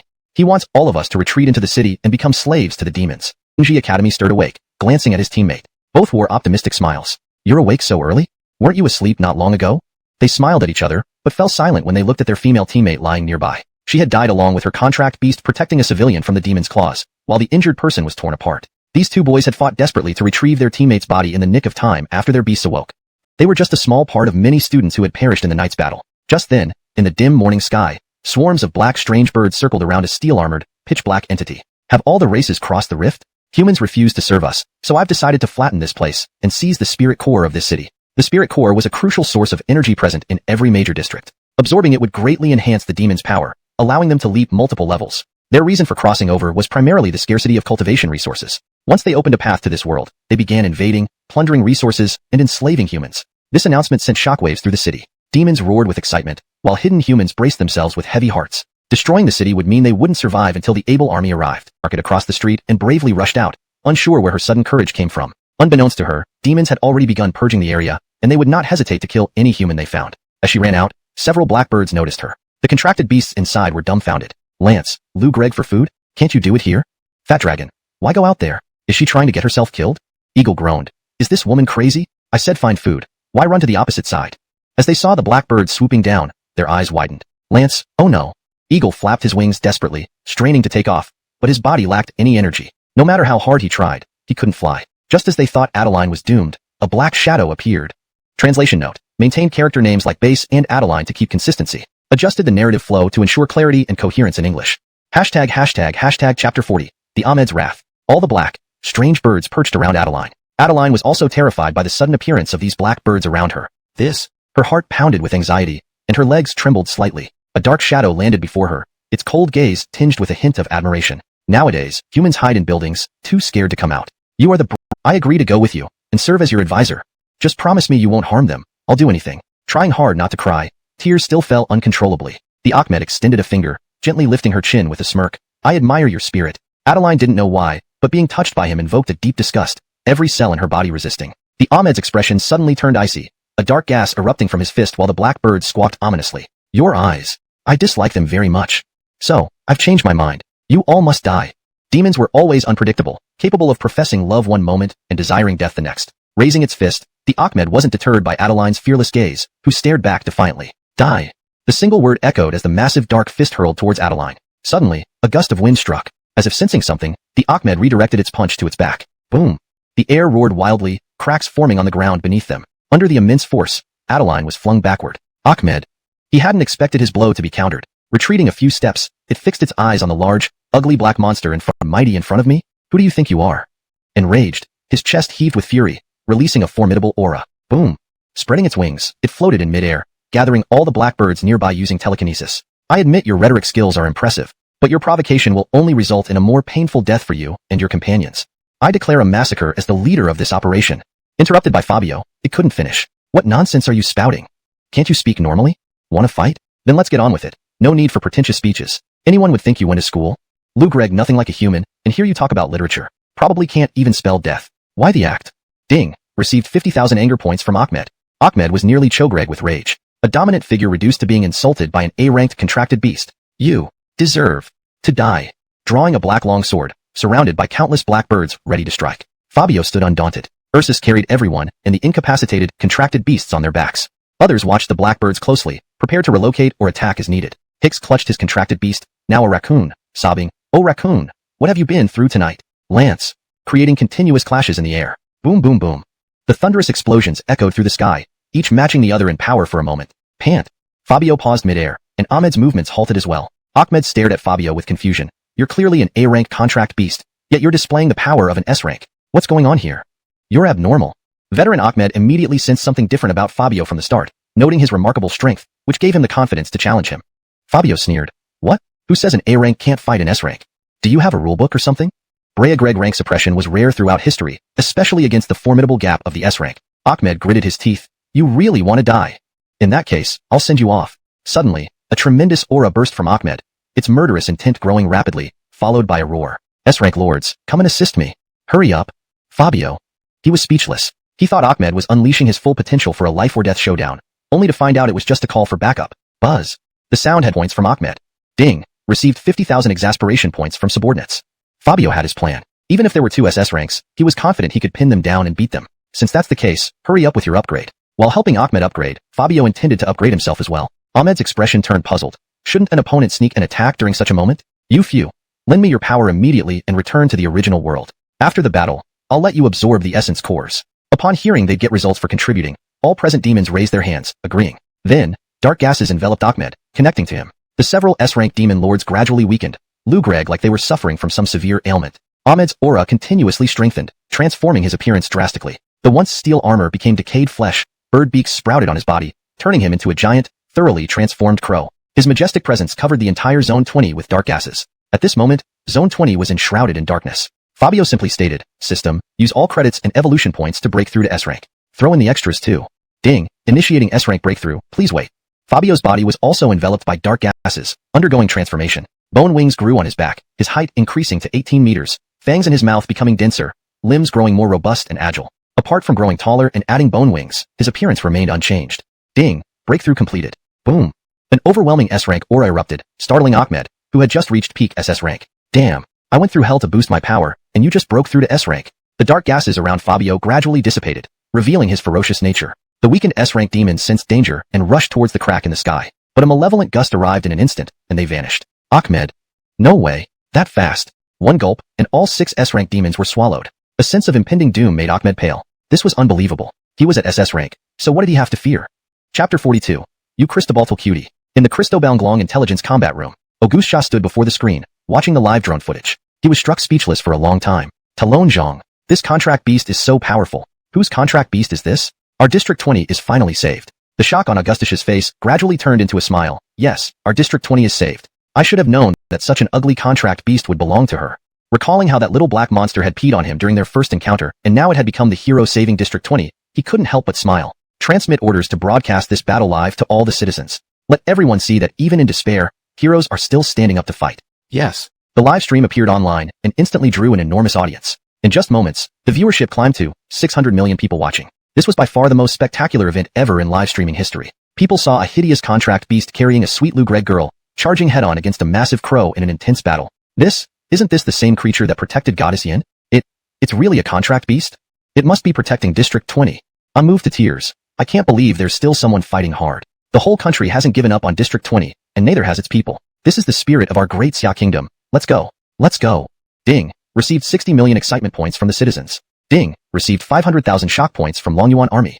Ding. Received excitement points from the citizens of District 20. Whether the warriors guarding District 20 or the civilians watching the live stream, everyone's hearts were united, hoping to drive the demons out of their homeland. Fabio listened to the constant dings from the system, his fighting spirit boiling over. Tian, today we will fight to our heart's content. Fiona Tian was enveloped in a cloud of dark energy, which prevented her from falling off and defended against the Black Crow's sneak attacks. Seeing Fabio's burning fighting spirit, Fiona Tian raised her hand and pointed at the Black Crow, shouting delicately, then let's fight fiercely. She never imagined she would one day stand on her contract beast and fight alongside him. The Black Crow spread its wings, and black feathers rained down like mad towards Fabio. Black rain. Die. This thoroughly crazed crow could hardly believe that despite having reached SS level, its opponent was still holding strong. A torrent of black light poured in. Fabio unfolded the pair of bone wings on his back, sweeping them open to create a fierce black hurricane. The hurricane sucked all the black feathers into itself. The Black Crow. As the hurricane passed, buildings crumbled and debris soared into the air. Damn, this is really tough. But I'm not useless either. So only you can create hurricanes, huh? It began flapping its wings, creating a powerful hurricane too. In the live stream, everyone watched in shock as both sides unleashed hurricanes, leaving the audience stunned. Is this the end of the world? Do S-rank battles need to be so intense? The entire District 20 might not withstand this intensity. The city is crumbling. Seeing such powerful hurricanes, everyone took a sharp breath. No city could endure such damage. Boom. The two hurricanes collided violently. Fabio coldly snorted, softly as Greg, Tian, ready? Fiona Tian smiled slightly, ready? She knew these words meant it was time for them to counterattack. The moment the hurricanes collided, buildings across District 20 crumbled into ruins. Smoke filled the air, and the live stream momentarily cut out. Lost in the thick smoke, the Black Crow searched frantically but failed to find Fabio. Damn, where did he go? It knew it had to eliminate this monster. Otherwise, it would become a major threat. Even as an SS-level beast, it couldn't do much against him. Heh, Lou Greg for us? A playful laugh echoed behind the Black Crow, which froze, seeing a flash of black light appear behind it. When did he get behind me? Too late, I can't dodge. In a critical moment, the crow folded its wings, covering itself for defense. Come on, I'm ready for your attack. See if you're strong enough to break through my defenses. Preparing for the worst, it waited. But no attack came from Fabio. Plop. It suddenly felt wetness on its wings, turning around to find a glob of phlegm stuck to its feathers. Ahmed? Question mark. Fabio spat another glob onto its head. Fiona Tion exclaimed with disgust, You're Joe Greg? Even now, you're messing around? Don't you find it disgusting? Ding. Received 100,000 anger points from Ahmed. Fuming, the Black Crow screeched, Do you fight like this? Spitting at your enemy? Don't you know every foe deserves respect? How infuriating. In such a serious situation, spitting at a demon. What kind of behavior is this? Fabio swallowed and replied sheepishly, Sorry, haven't had water all night. Too much phlegm. Can't spit it on the ground. Pollution. So? The Black Crow nearly exploded with rage. Protecting the environment now? Why couldn't you just swallow it? Why pollute me? Fabio sighed. At life and death stakes, do you still care so much? You're not even grown up yet? The Black Crow angrily retorted. Don't lecture me about maturity. Think I won't kill you right now? Bring it on. Fabio deadpanned. Dare you? He looked down at it disdainfully. Already his level. And you still whine and show off, you little cutie. Ahmed. Fiona Tion. They felt the atmosphere turn strangely intimate. Fabio didn't explain that little cutie was actually a derogatory term in his former world. Screaming, the Black Crow protested. I'm a man. How dare you call me cute? I'll destroy you now. I'll take you with me. Fabio. Explaining the true meaning of little cutie would likely cause another rampage. He noticed this thing was getting more absurd. Wasn't it cool and aloof when it showed up? Why now does it act like a fool? Can't win. Can't even insult properly. Note. The original text uses informal language and some humor, which is preserved in the translation. Hashtag chapter 43, driving away the Ahmed. Sushianshin sighed helplessly. At this moment, please don't act silly. Let's end the battle quickly. She was truly impressed by how this guy always did things that caught his opponents off guard. The Ahmed spread its wings and unleashed the raging power within it. A black mist tightly enveloped its entire body. The terrifying aura made even the air tremble violently. Fabio's eyes turned cold, and his smile gradually faded. Fine. Let me show you what it means to be crushed. The Ahmed screeched, then come at me. In an instant, the Ahmed split into thousands of clones, like raindrops on the screen. They are there. Everyone saw an unbelievable sight. The once formidable Ahmed was now being chased by Fabio through the sky. Augustia. All Christobalnglong members. They never imagined an SS-rank demon being chased by a contract beast. It was humiliating. Augustia laughed excitedly. This breach incident will likely end here. Because the Ahmed was almost back in the rift. Once it left, the rift would disappear instantly. This scene was also live-streamed. The live stream recovered, and countless viewers were dumbstruck. Just moments ago, I prayed it might be a miracle from heaven. It really happened. Is this really a demon lord? Could it be just a chicken? Incredible. A demon lord being chased by a contract beast. I thought it was over. Thankfully, it wasn't. Chat messages flooded in. Nobody wanted to miss a single moment. The Ahmed reached the edge of the rift. Fabio stopped, as the system issued a warning. Warning. The host is not a demon. Forced proximity will cause the physical body to disintegrate due to the rift material. Your host body is starting to feel unwell. Please retreat immediately. Sushianshin's breathing became rapid. She weakly clung to Fabio's back, muttering, Chase, chase. Fabio sighed. Enough already. Don't overdo it. The Ahmed hovered at the rift's edge, realizing Fabio didn't follow. It knew the contract beast couldn't reach this far. It began laughing arrogantly. What? You can't get past anymore? How do you plan to beat me now? Weren't you boasting about eating me? If it could, it would sing to vent its long-suppressed anger. Fabio stared at it expressionlessly. Only he could manipulate others' minds. He'd never been provoked by a demon in all his life. He took a deep breath and spat out a thick phlegm. Heh. The Ahmed, laughing heartily, suddenly had something dirty enter its mouth. It froze, eyes bulging wide in shock. You wouldn't be spitting that disgusting thing again, right? It shook its wet beak, enraged enough to lose control. F***K. F***K. Another day. I will absolutely gurgle. Before it could finish its angry tirade, Fabio spat another glob of phlegm into its mouth. The Ahmed broke down. Was this how you torment an opponent? Normally, it would tear him apart, but with its SS power diminishing and unable to fight back, it could only vent its fury futilely. Unfortunately, Fabio didn't give it a chance to speak. Every time it opened its mouth, he shot a glob of phlegm. Defeated, the Ahmed decided to say nothing more, turning to fly into the rift. Unbeknownst to it, Fabio was concentrating a black substance in his mouth. This was a system reward. Material fission. Tao Tai sometimes used material fission on things it couldn't digest. Magreg them easier to swallow. So much blood debt cannot let you leave unscathed. Ahmed, right? No need for a farewell gift. Just let me send you off properly. If you survive, tell your world's demons that Daya isn't somewhere they can meddle with. Boom. After Speegreg, a black light beam like a shooting star struck the Ahmed instantly. Bang. The Ahmed didn't expect such a move. A splitting sensation spread through its body, causing it to scream in pain. In an instant, its wings were burned away. F***K.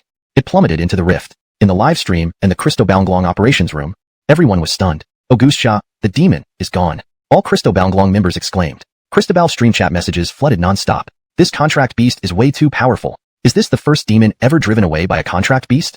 Tears streaming. This is a miracle. District 20 is saved. Sobs. Especially the citizens of District 20, hearing the demon lord was driven away, wept openly, unaware of how many lives were lost this night. Fabio carried the sleeping Sushianshin, standing in the fading light as the rift vanished. One person and one contract beast slowly descended. Gabby, remember to treat me to a good meal when we return. The sleeping Gabby suddenly woke up, exclaiming, eat. Eat your ass off. No money. Fabio scoffed. No money? I'll steal Ariag's food and see if you pay up. Gabby shivered. Shameless. How can there be such a shameless contract beast like you? Hashtag chapter 44. Gabby jealous. As the dark red rift gradually closed, signaling the end of the invasion, the Longyuan military officially entered the city, thoroughly clearing out the hidden demons in the streets. Fabio had already reverted from his awakened state and watched the battle with everyone from atop a building. What a good source of evolution points. Too bad Gabby didn't let me go further.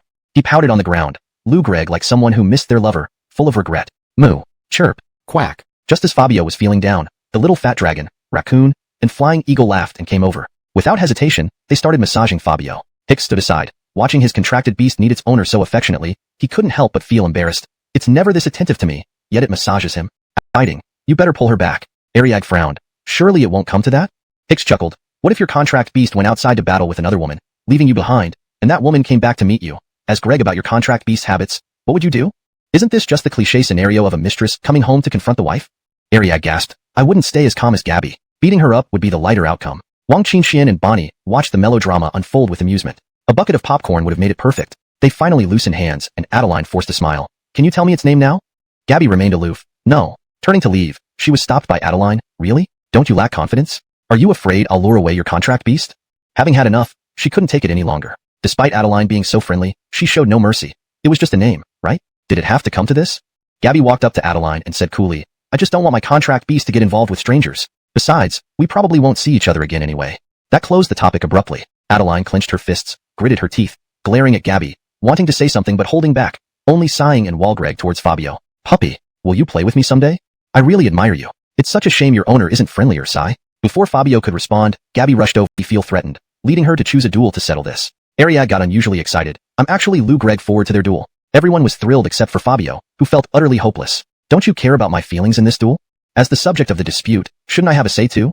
Unfortunately, the two women continued to challenge each other, completely ignoring his presence. Meanwhile, the city was being systematically cleared. But in the other world within the rift, the Ahmed, having narrowly escaped death, was barely surviving thanks to the healing efforts of a group of tree demons. Tell the other demons, it's best not to visit that world recently. The other side has a very powerful contract beast. Any S-rank demon would only be food. Got it. This warning shocked all the demons. They rarely ventured there, but every time they did, they ravaged it. Except this time, the Ahmed fell. Hashtag chapter 45, Gabby's jealousy. As the dark red rift gradually closed, signaling the end of the invasion, the Longyuan military officially entered the city, thoroughly clearing out the hidden demons in the streets. Fabio had already reverted from his awakened state and watched the battle with everyone from atop a building. Chapter 45, Post-War Interview. After a day of intense battle, the 40,000-strong able army, with its superior crushing force, successfully annihilated the leaderless demons. Evening was drawing near. Inside the hastily erected makeshift tents, students who had fought through the grueling night were already seated. The students from other academies were in low spirits as they had lost classmates during the fight. Surprisingly, Xingyang Academy suffered no casualties. All 40 students remained unscathed. Such an extraordinarily high survival rate left everyone astounded. Hello everyone. I'm your host, Adeline. The demon invasion has ended in failure, and District 20 has held its ground. This brief statement made viewers watching at home collectively break down in tears. How many times had humanity faced devastating losses to demonic invasions? More often than not, cities turned into playgrounds for demons. Now, District 20 had not only won but also eradicated all invading demons. This defense would go down in history. Now, I am at the temporary canteen. Behind me are students from nearby academies. These brave souls, upon hearing of District 20's plight, quickly assembled under their mentor's guidance, filled with resolve to fight against the demons. Thanks to them, a miracle occurred in District 20. Her voice choked with emotion. No one could have predicted that these students would rush to help so decisively in the face of disaster. Now let's interview some of these heroes.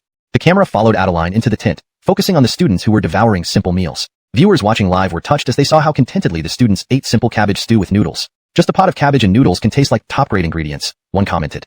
How hungry must they have been? It breaks my heart, another added. People who haven't experienced disasters may never understand such despair, someone else mused. These young heroes are truly pillars of our nation, yet another remarked. Adeline began by interviewing a student from Qingyang Academy who was eating his noodles fervently. May I interview you, this hero?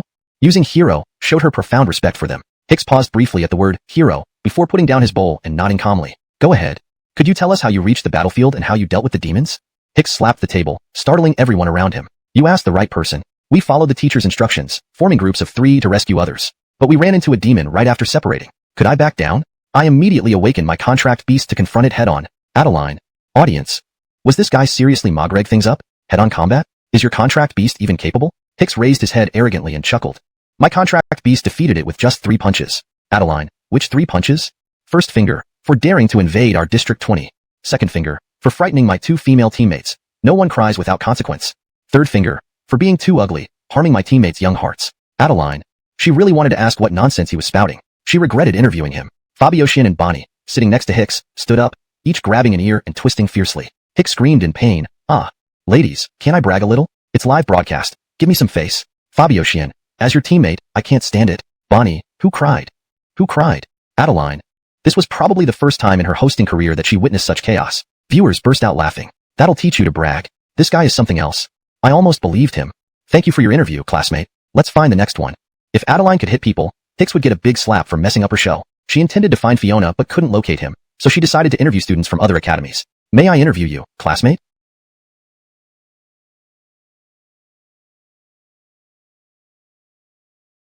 She chose a student dressed in tattered clothes, assuming he must be in dire straits. Yes, but can I say anything?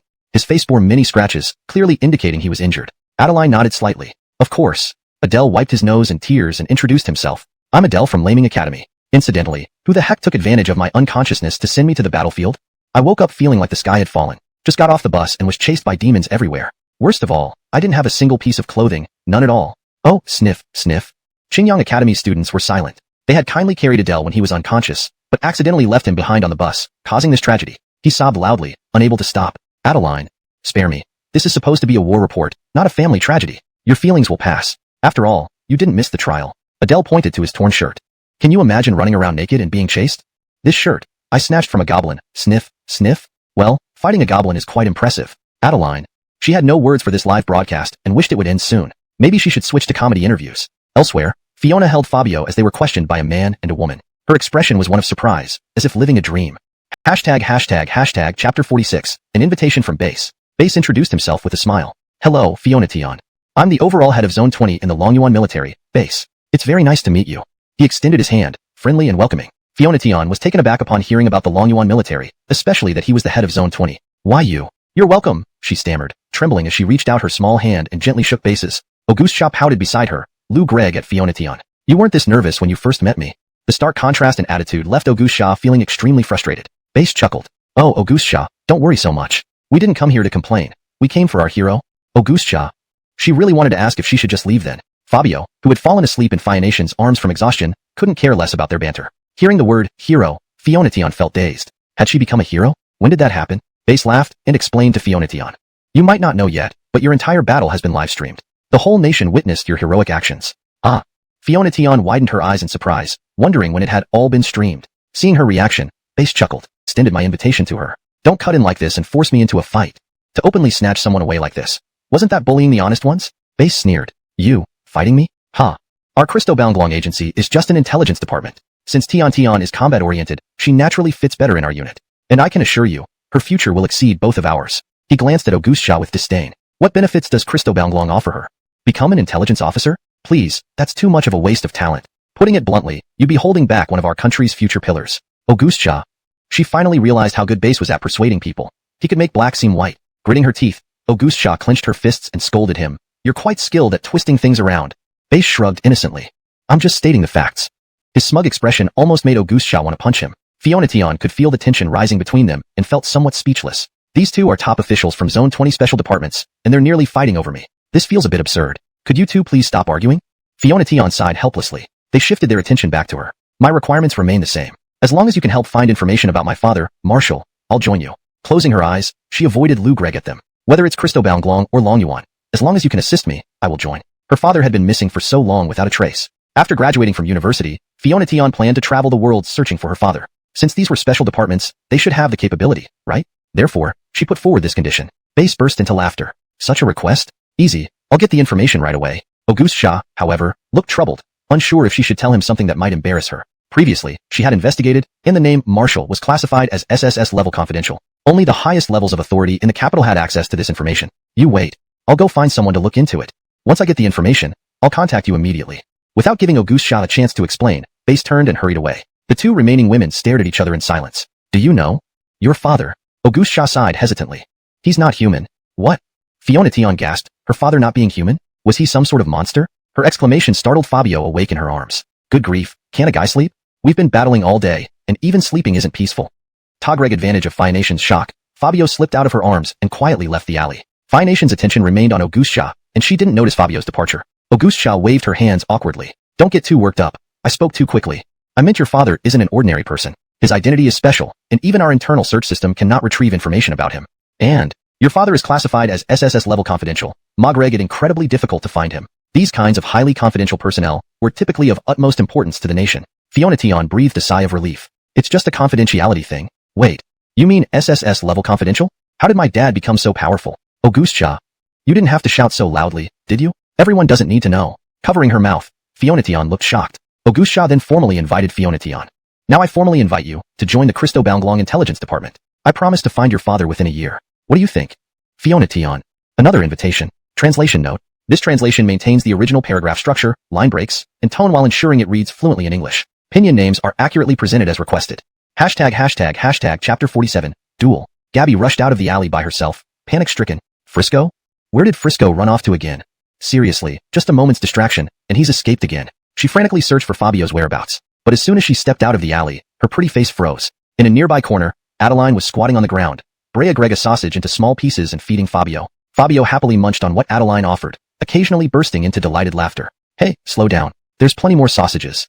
I'll find some more from other places later. As Fabio indulged in his feast, he caught a familiar scent and looked up, only to see Gabby gazing at him with a serious expression. Fabio. Oh no, I was having too much fun eating that I didn't notice her coming out. He immediately put on a beaming smile, his tail wagging furiously. Adeline. This dog had never shown such fawning behavior after all the time she had fed him. Gabby grabbed his ear, chiding him angrily. You left me alone and sneaked out to find food on your own?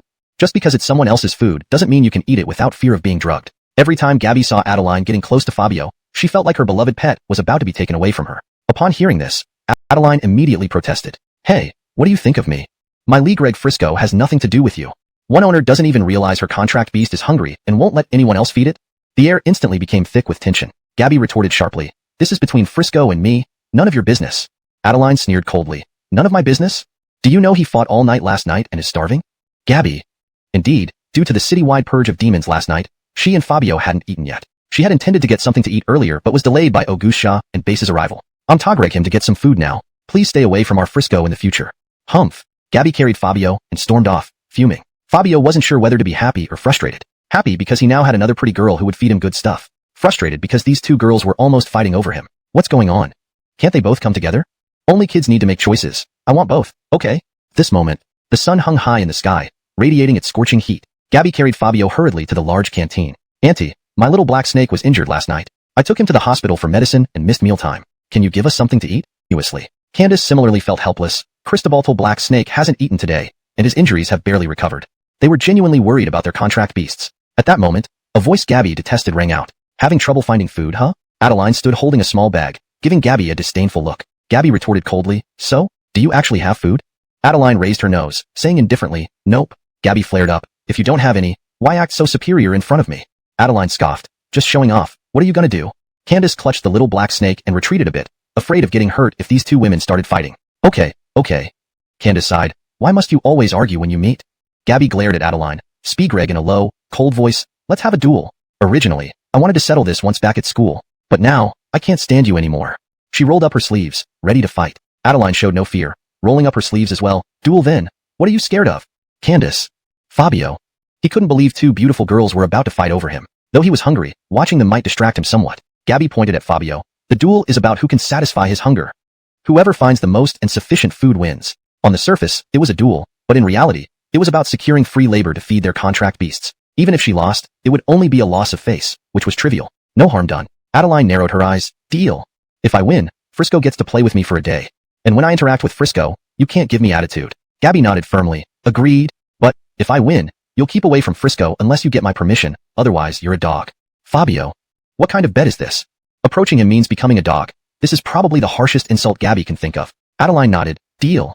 Both looked at Candace and spoke in unison. You be the witness. Candace. I was just watching the show, and now I'm the witness? How did this happen? Chapter 48. Gabby faced misfortune. Everyone, get ready, go. With ISA's shout, Gabby and Adeline took large strides toward the street. Their goal now was to see who could find food to satisfy Fabio's appetite within an hour. Supermarket. Gabby spotted the supermarket not far ahead. Before she could even rejoice, Adeline had already rushed past her. Gabby. Damn it, how can this woman run so fast? She quickly followed inside. ISA carried Fabio and the little black snake, Shagreg her head helplessly as she trailed behind. These two are adults, yet they act so childish. She stood at the entrance, watching these two crazily pushing carts and sweeping items off the shelves. Fabio leisurely jumped off ISA's shoulders and began ravaging the merchandise in a corner. ISA and the little black snake watched in shock. This guy would probably eat a person down to the bone. They watched him extend his tongue and sweep all the canned meats into his mouth, swallowing even the packaging and tins whole. Meanwhile, neither Gabby nor Adeline noticed Fabio feasting happily in the corner. Why should we grab supplies when one can provide for oneself? Fabio paid them no mind. The rows of goods were practically emptied by him. Adeline and Gabby met in one aisle, neither willing to yield. Won't you just move aside? Adeline glared fiercely at Gabby, who blocked her path. Why don't you move instead? I was here first. Gabby retorted without BAC Greg down. I need to go to the corner to get my little black's favorite pet meat pies. She emphasized, my little black, loudly enough for Adeline to hear. Adeline gritted her teeth and growled coldly. You're the one who should move. I won't. Both argued fiercely, creating a heavy tension in the air. ISA shook her head. Is this a duel or just an argument? In their preoccupation with arguing, they failed to notice a small patch of black gas hidden on the shelf. It was tiny, barely noticeable if one didn't look closely. Its red eyes fixed on the two women bickering nearby. It's time to avenge my kind.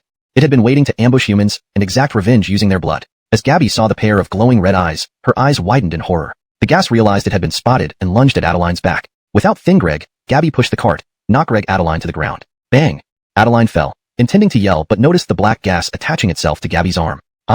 Gabby screamed in pain, feeling her strength being drained away. The power of humans is truly delicious. After absorbing Gabby's strength, the gas swelled dramatically from palm size to 2 meters tall. Adeline stared in shock at the sudden transformation. You didn't have to push me out of the way. She couldn't understand why Gabby had protected her. Their relationship was hostile. Why risk herself to save her? The black gas suspended Gabby midair, its evil face leering at Adeline. Humans should show this fear. Killing you will be so delightful. Thin Greg Adeline was paralyzed with fear. The monster didn't anticipate her pushing the cart towards it. Put her down. But hitting a gas form was futile. This cannot be. Suck. Fabio swallowed the demon whole. Even in death, the creature remained bewildered, having awaited human prey only to become it. Gabby fell heavily to the ground. Fabio tried to catch her, but Adeline beat him to it, cradling Gabby in her arms. Bang! Weak and frail, Gabby looked up at Fabio, her eyes still soft. Adeline held Gabby tightly, tears streaming down her face. The duel isn't over. Don't leave. Ignoring Adeline, Gabby reached out to stroke Fabio, smiling gently. Cristobal Black, you're so strong. Her hands stilled, her eyes slowly closing. Fabio. Adeline. Human and dog alike went berserk. Chapter 49. This Kimball is too much. Meow meow. Fabio, in urgent distress, made mewing sounds, trying to wake Gabby. These seemingly weak mews were actually, wake up quickly, are you really playing dead? I beg you, I'll never eat random things again, okay? Beside him, Adeline was almost crying her eyes out. Gabby, please wake up. Don't sleep anymore, alright? In the future, if I want to touch Yahay, I will definitely tell you first. Why are you so stupid? Why did you sacrifice yourself when you knew it would kill you? Wah. Standing on one side, Kaylee didn't know how to react to these two, one human and one dog. She shouted at them irritably. Can both of you snap out of it for a moment?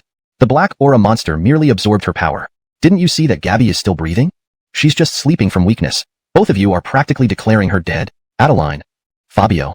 Kaylee sighed. Haven't you noticed she's still breathing?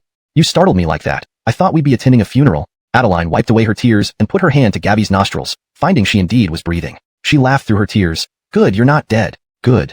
You scared me to death. Gradually, Fabio also calmed down. Thin Greg Gabby had been killed by a monster. Thankfully, it was all a false alarm. Otherwise, he might never have forgiven himself. At 3 o'clock in the afternoon, the sun stubbornly shone, causing the soldiers clearing debris to sweat profusely. Inside the supermarket, Gabby slowly woke up from her sleep, relieved to find herself alive. At least, I'm fine. But why does my chest feel so heavy? She noticed something weighing heavily on her chest. Lou Greg up, she saw Fabio lazily lying on her chest, sleeping soundly.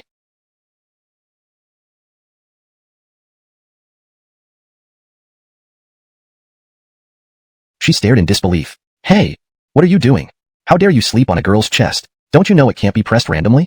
If you flatten them, will you take responsibility? Angry, she tried to lift her hand to pull Fabio off, but realized she lacked any strength, unable even to budge him. Oh no, not possible. Why do I have no strength at all?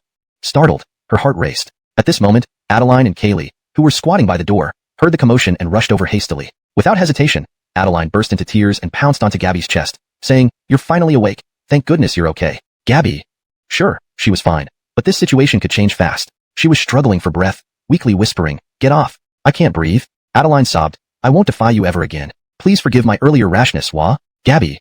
"I forgive you, but can you get off?" Realizing Gabby couldn't breathe, Adeline hurriedly got up, pulling the sleeping Fabio with her. Kaylee sighed and remarked sarcastically, "Enemies just a moment ago. Now she has an epiphany." Getting a moment to breathe, Gabby corrected weakly, "We are still enemies. She had the epiphany, not me."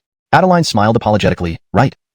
I'm the one who had the epiphany, it's my fault. Just don't hold my actions against me." Seeing Adeline's attitude, Gabby's anger dissipated. All right, I couldn't care less. Wagreg up, Fabio wagged his tail happily upon seeing Gabby safe and started lickreg her face energetically. What are you doing?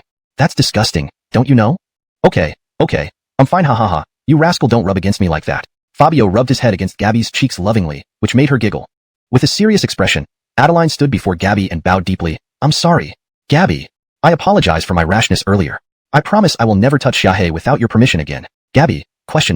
She hadn't expected this sudden change, wondering if the woman had taken wrong medication. Kaylee explained with a smile. "Because you saved her by sacrificing yourself, that's why." Gabby didn't know what to say. Wanting to get mad, she found no reason to. Adeline seemed willing to accept a slap on the cheek. "So, can you first help me up? Haven't you noticed I've been lying on the floor? How many people can lie on the floor accepting apologies?" Kaylee and Adeline helped Gabby up. Kaylee analyzed her condition. "Since the black aura monster absorbed your power, it's normal that you can't move right now. Just eat something and rest, and you'll be fine." Relieved there would be no after effects, Gabby felt reassured. Upon hearing this, Adeline darted to the shelves and soon returned carrying several bags. "Here, these crispy noodles are good, try them. Come, have some mineral water to soothe your throat. Come." She even placed the food near Gabby's mouth. Though Gabby wanted to refuse, seeing Adeline's kind eyes, she reluctantly opened her mouth. Meanwhile, Fabio, usually mischievous, dropped a pair of black stock eggs at Gabby's feet. "Gabby, ? Doesn't it seem absurd that a supermarket sells this kind of thing?" she muttered, surprised. Next to her, Kaylee couldn't help shouting, "Why are you criticizing this instead of the fact your contracted beast brought it here?" "Gabby." Fabio walked to her side and meowed at her torn pants. Gabby told him seriously, "I wear pants. Tearing a bit is no big deal. Do you want me to wear these?" Caught in his trick, Fabio obediently sat down, saying nothing. Kaylee. "Dang, this guy actually thought about that. He's really too much, isn't he? This dog is incredible. Ask anyone, which contracted beast dares to openly suggest its owner wear black stock eggs like this." Chapter 50. I will face you head on. Gabby rested for about an hour, during which her body gradually recovered. Fabio was still happily holding the black stock eggs and repeatedly placing them in front of Gabby. Finds for him. After bidding farewell to Adeline, Fabio also followed Gabby outside. On an open square, students from various colleges gathered. They all stood ready, waiting for the teachers at the front to give orders.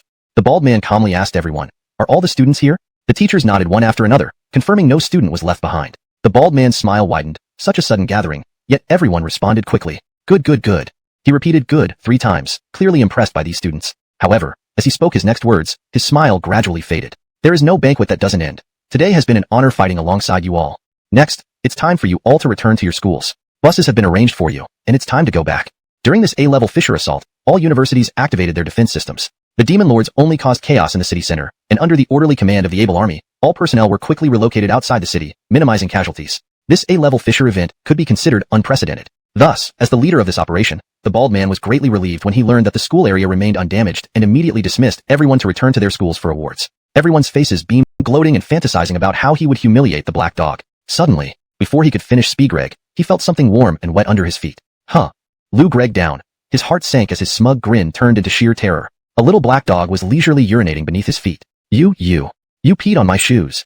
My suit. He had just found a fitting and handsome suit, now ruined by a single stream of urine. Seeing Adele switch from laughing loudly to wailing, everyone was speechless. They stepped back quietly. Even Adele's lackeys felt embarrassed and didn't want to help expel the black dog. His own spirit beast had decisively run away. Fabio looked at him with smug satisfaction. "Not cursing at me openly. Now look at your pathetic face." If Fabio could speak, he would leave Adele speechless. Adele's hair stood on end as he saw Fabio approach, stepping back in panic.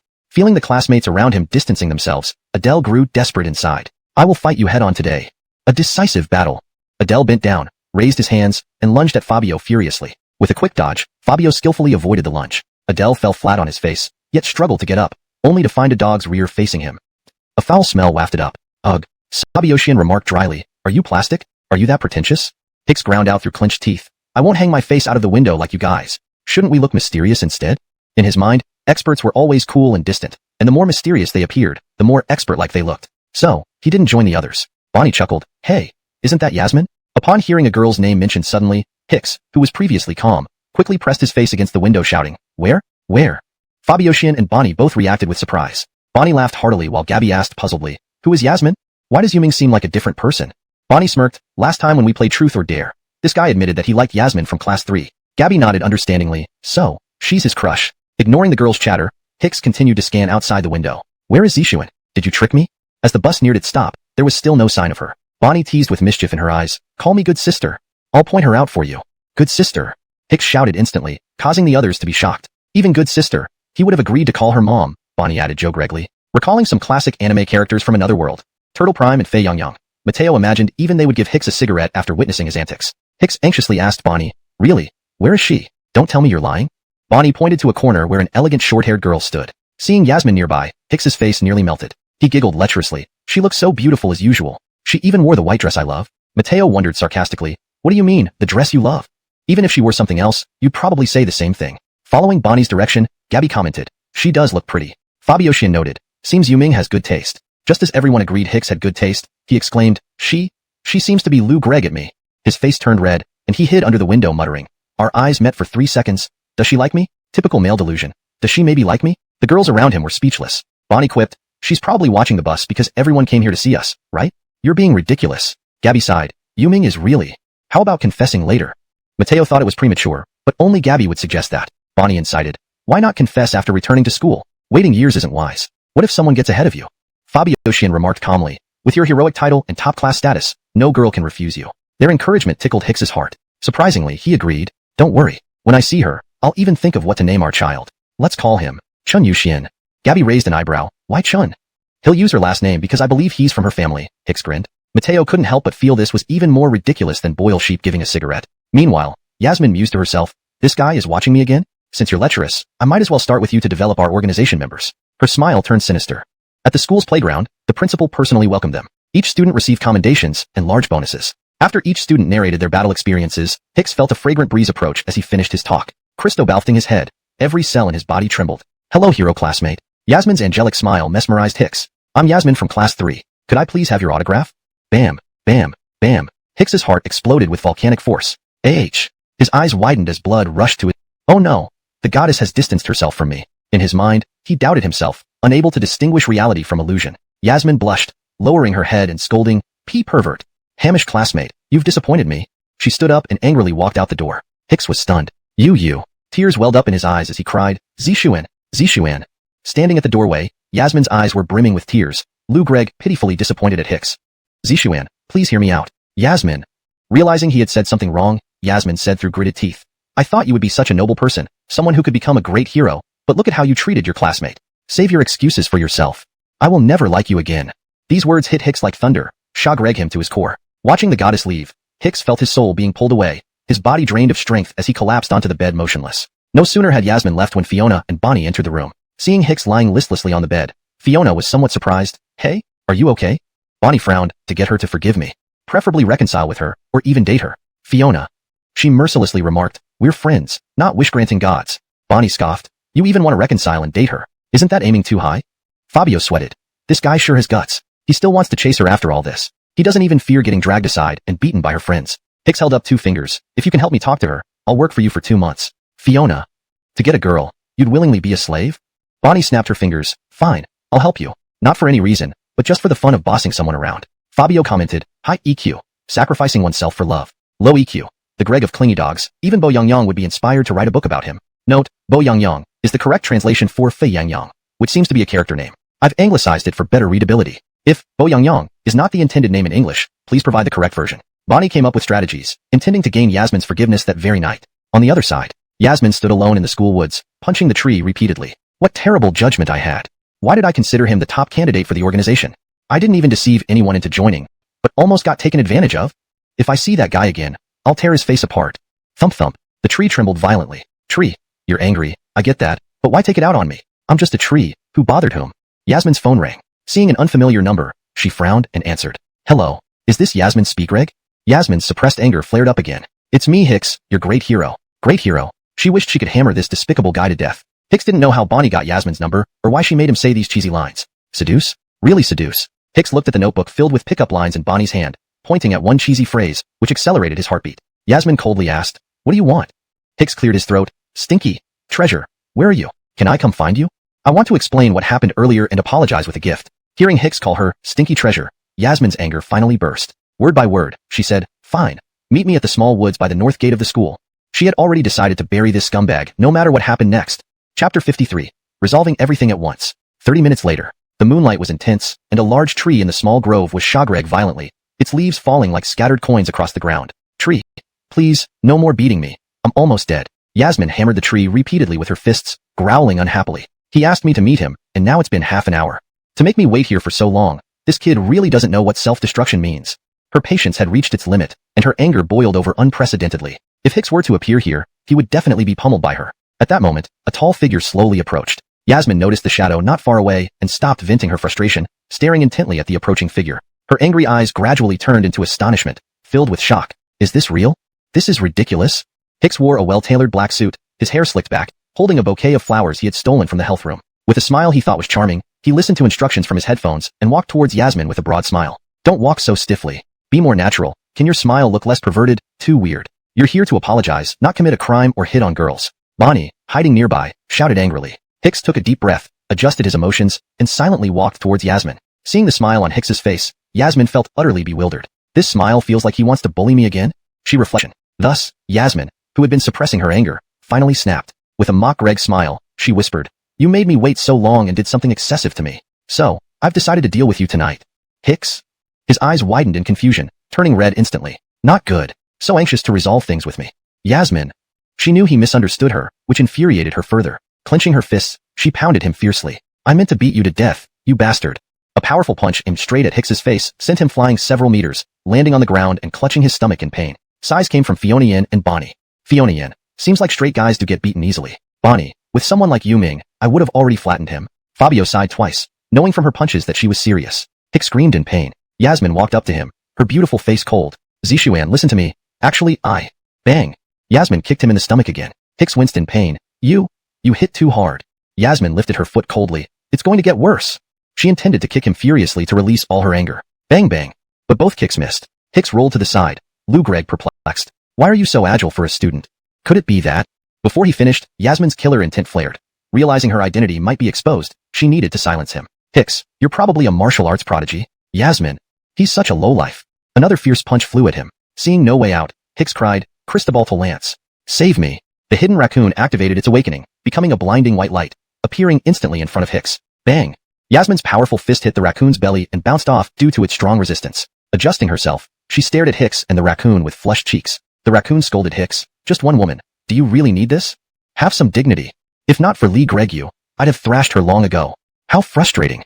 Hicks, stiff-faced, "Keep Talgreg, and you won't get tomorrow's super limited edition snack crackers." Lance. "Master is mighty. Your choice is good. This girl is cute, ha ha ha." Hicks. Yasmin gritted her teeth. "Master is such a lowlife. Even the contract beast is lowlife. Since you're all lowlifes, don't blame me for being unfriendly. Come out, Night Shadow." A dark shadow appeared on the ground, merging into human form, only half a meter tall, with glowing red eyes and a gaping mouth. "Master?" Yasmin coldly whispered, "Awaken." Fiona Yin and Bonnie, watching from the side, were stunned. Fiona Yin. Her contract beast is B grade and can awaken. Bonnie. She's been hiding her strength. Her skills are incredible. She's definitely not easy to deal with. Night Shadow laughed slyly. "Master, there are still others Le Greg in the dark. What should we do?" Yasmin whispered without hesitation. "Resolve them all." Unbeknownst to her, the person hiding was Fabio, who had caused chaos in Zone 20. If she knew, she would have backed down immediately. Chapter 54. Am I not strong enough yet? Night Shadow awakening. Yasmin roared in anger. The shadow floating mid-air began to swell. A black light emerged from the darkness, infinitely magnifying the Night Shadow. Ah! A wild scream tore through the air. A 3-meter-tall humanoid warrior with a completely black body and wings on its back appeared. It had horns on its head, eyes as red as blood, and held a heavy sword, surrounded by a dark aura. It looked like a berserk demon god. Feeling the overwhelming demonic aura washing over him, Hicks's face shifted from helpless to stern. "Yasmin, you're serious, aren't you?" His previously lecherous, powerful surge of white energy built up. Ultimate Lance Fist, Brother Fist. Bang! The raccoon's fist unleashed a terrifying blast of white light that struck the shadow demon like a tidal wave, moving with unimaginable speed. The shadow demon thought, "Oh no, can't avoid it." Boom!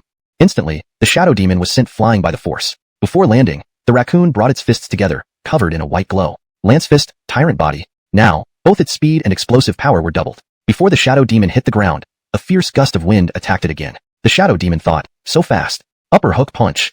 Another surge of white energy threw the shadow demon into the air. The raccoon's feet touched the ground as its body spun rapidly, turning the white energy into a raging tornado. Hicks narrowed his eyes and said calmly, the battle is already decided. Then, the raccoon shouted, ultimate lance fist. Tornado destroys Pargreg lot. Hicks, who was trying to look cool, was stunned speechless. Irritated, he snapped, what kind of move name did you come up with? Tornado destroy.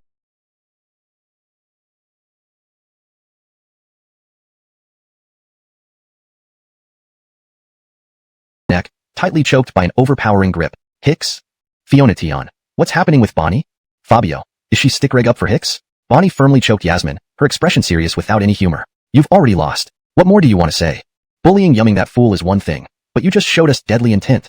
She harshly threw Yasmin to the ground, placing her foot on Yasmin's chest and shouting at the dazed Hicks, boy, stop daydreaming here. Hurry up and report this person to the school leaders for investigation. Fiona Tion also rushed over to help. Lying on the ground, Yasmin felt the hostility and started cursing. You garbage. What does sneak-reg up mean? Have some guts and fight me one-on-one. Bastard. Bonnie narrowed her eyes and responded indifferently. Are you sure? Confident in her own strength, Yasmin rose quietly, clenched her fist at Bonnie. Bonnie told Fiona Tion, in fights, we can't just pull hair or slap. Here's how. With these words, she gestured at Yasmin, who ran over with her little fists. Bonnie took a step forward, her shoulders slightly raised, delivering a forceful strike. Bajiquin, Mountain Crush. This dominant impact shattered Yasmin's punch and hurled her away. Fiona Tion. Fabio. A seemingly frail girl knew Bajiquin. Yasmin's graced her face was now replaced by a fierce and angry visage. She glared at Hicks. Remember this. One day, I will utterly destroy you. With those words, she raised her hand, and Night Shadow, which had been Legreg nearby, enveloped her. It moved incredibly fast, vanishing into the ground in an instant. Hicks immediately commanded, chase after them. The raccoon leaped to pursue, but Skylar stopped it. Don't bother chasing. The opponent's presence has vanished. Hicks sighed, resigned. Looks like we have another enemy to deal with. Skylar sternly said, I don't want any of tonight's events leaked. The school will handle this matter. Is that understood? Everyone nodded. Suddenly, Fiona Yin gasped. Teacher, your chimpanzee? Turning around, they saw the little chimpanzee being restrained by the raccoon, its mouth forcibly opened by brute force. Fabio casually lifted a leg and began to urinate into the chimpanzee's mouth. Chitter chitter. The chimpanzee shrieked frantically, but to no avail. The raccoon huffed. Don't blame me. My master gave me the signal. This pee is a reward for you. Cristobal told chimpanzee. Ding. Received 500 grievance points from the little chimpanzee. Ding. Received 1,000 anger points from Skylar. Ding. Received 1,000 frustration points from Fiona. Ding. Received 1,000 shock points from Bonnie. Ding. Received 1,000 shock points from Hicks. Grinding his teeth, Skylar glared at Fiona Yin. Is your contract beast still holding a grudge over last time's training incident? During the previous training, Fabio had confronted the little chimpanzee and scared it with his roar. Now, just upon meeting again, it was peeing on the chimpanzee. Fiona Yin nervously bowed in apology. Sorry, I didn't know why it did that either. Apologizing, she hurriedly pulled Fabio away, continuously apologizing to the victimized little chimpanzee. I'm sorry. My contract beast is too mischievous, sorry. Fabio huffed. You were so arrogant last time. This should teach you what real viciousness is. The raccoon unceremoniously yanked the chimpanzee up, roaring fiercely. Remember, he's our leader. Show respect next time, or else I'll beat you until you bleed. Do you understand? Frightened, the little chimpanzee nodded repeatedly. All it did was put on a show to scare the new students, but now it was being bullied by this senior. Skylar's expression darkened. He came to help, yet ended up getting bullied instead. Hicks. Fiona Yin. How do you train your contract beasts? They dared to bully a school-owned contract beast. No classes tomorrow for you both. To teach you how to respect teachers and contract beasts, you'll spend a day wargreg at the benevolent elderly home. Hicks. Fiona Yin. They couldn't understand how their actions were related to what their contract beasts did. Without giving them a chance to protest, Skylar left with the traumatized little chimpanzee. The raccoon returned to its awakened form, small and submissive, massaging Fabio in servitude. Fabio lay contentedly, acting as if it hadn't done anything wrong. Hicks grabbed the raccoon, scolding it angrily. Whose contract beast are you now? Do you really need to lick so much? The raccoon chattered in protest against Hicks's earlier command. Bonnie walked over, teasingly remarked, Greg, isn't this just following your owner's lead? Weren't you the one who acted strangely towards Yasmin? Hicks. The raccoon chirped in agreement. Enraged, Hicks shouted, no snacks for you tomorrow or the day after. Lance. Fiona Yin picked up Fabio, her expression unreadable. Fabio stared at her in confusion. Why did her smile seem fake? I won't punish you because I'm a loving owner. Relieved, Fabio sighed. But then Fiona Yin continued. To prevent you from causing trouble, I've decided to find a cleaver and chop you into pieces, then store you in the fridge. When I miss you, I'll reassemble you, and when I need food, I'll stew you in a pot. Sounds good. Her smiling gaze sent shivers down Fabio's spine. Struggling, it tried to escape, but Fiona Yin held it tightly. All right, let's start chopping tonight. That smile hit a chilling edge. Terrified, Fabio trembled and mewed pitifully for mercy. Watching the head cheerleader behave so darkly, Hicks silently hugged the raccoon and left. Women are unpredictable. Once they go savage, there's no stopping them. Earlier, Yasmin was filled with murderous intent, Bonnie displayed brutality, and Fionian exhibited darkness. None of them seemed normal. Don't run. In the end, Fabio managed to escape Fionian's grasp and fled in fear. Standing in the woods, Bonnie watched the chaotic chase and sighed. Are these truly the strongest contract beasts? It feels like neither the owners nor the beasts are particularly smart. Hashtag chapter 56, learned and applied. What happened to you? You're covered in injuries in the middle of the night. Didn't I instruct you to infiltrate the school and rally some powerful allies? In a dimly lit room, an Amin glared at Yasmin, his wrinkled face contorted with fury. Yasmin coughed. Tonight's events were sudden. It led me to develop murderous intentions. The elder heard this and immediately slapped her across the face. Foolishness. The slap sent Yasmin tumbling to the ground. Her big, watery eyes welled up with tears as she gazed pitifully at Adam. The elder shook with rage. Do you know how much effort the organization put into getting you into the school? And you've exposed yourself so soon after infiltration. Yasmin couldn't argue.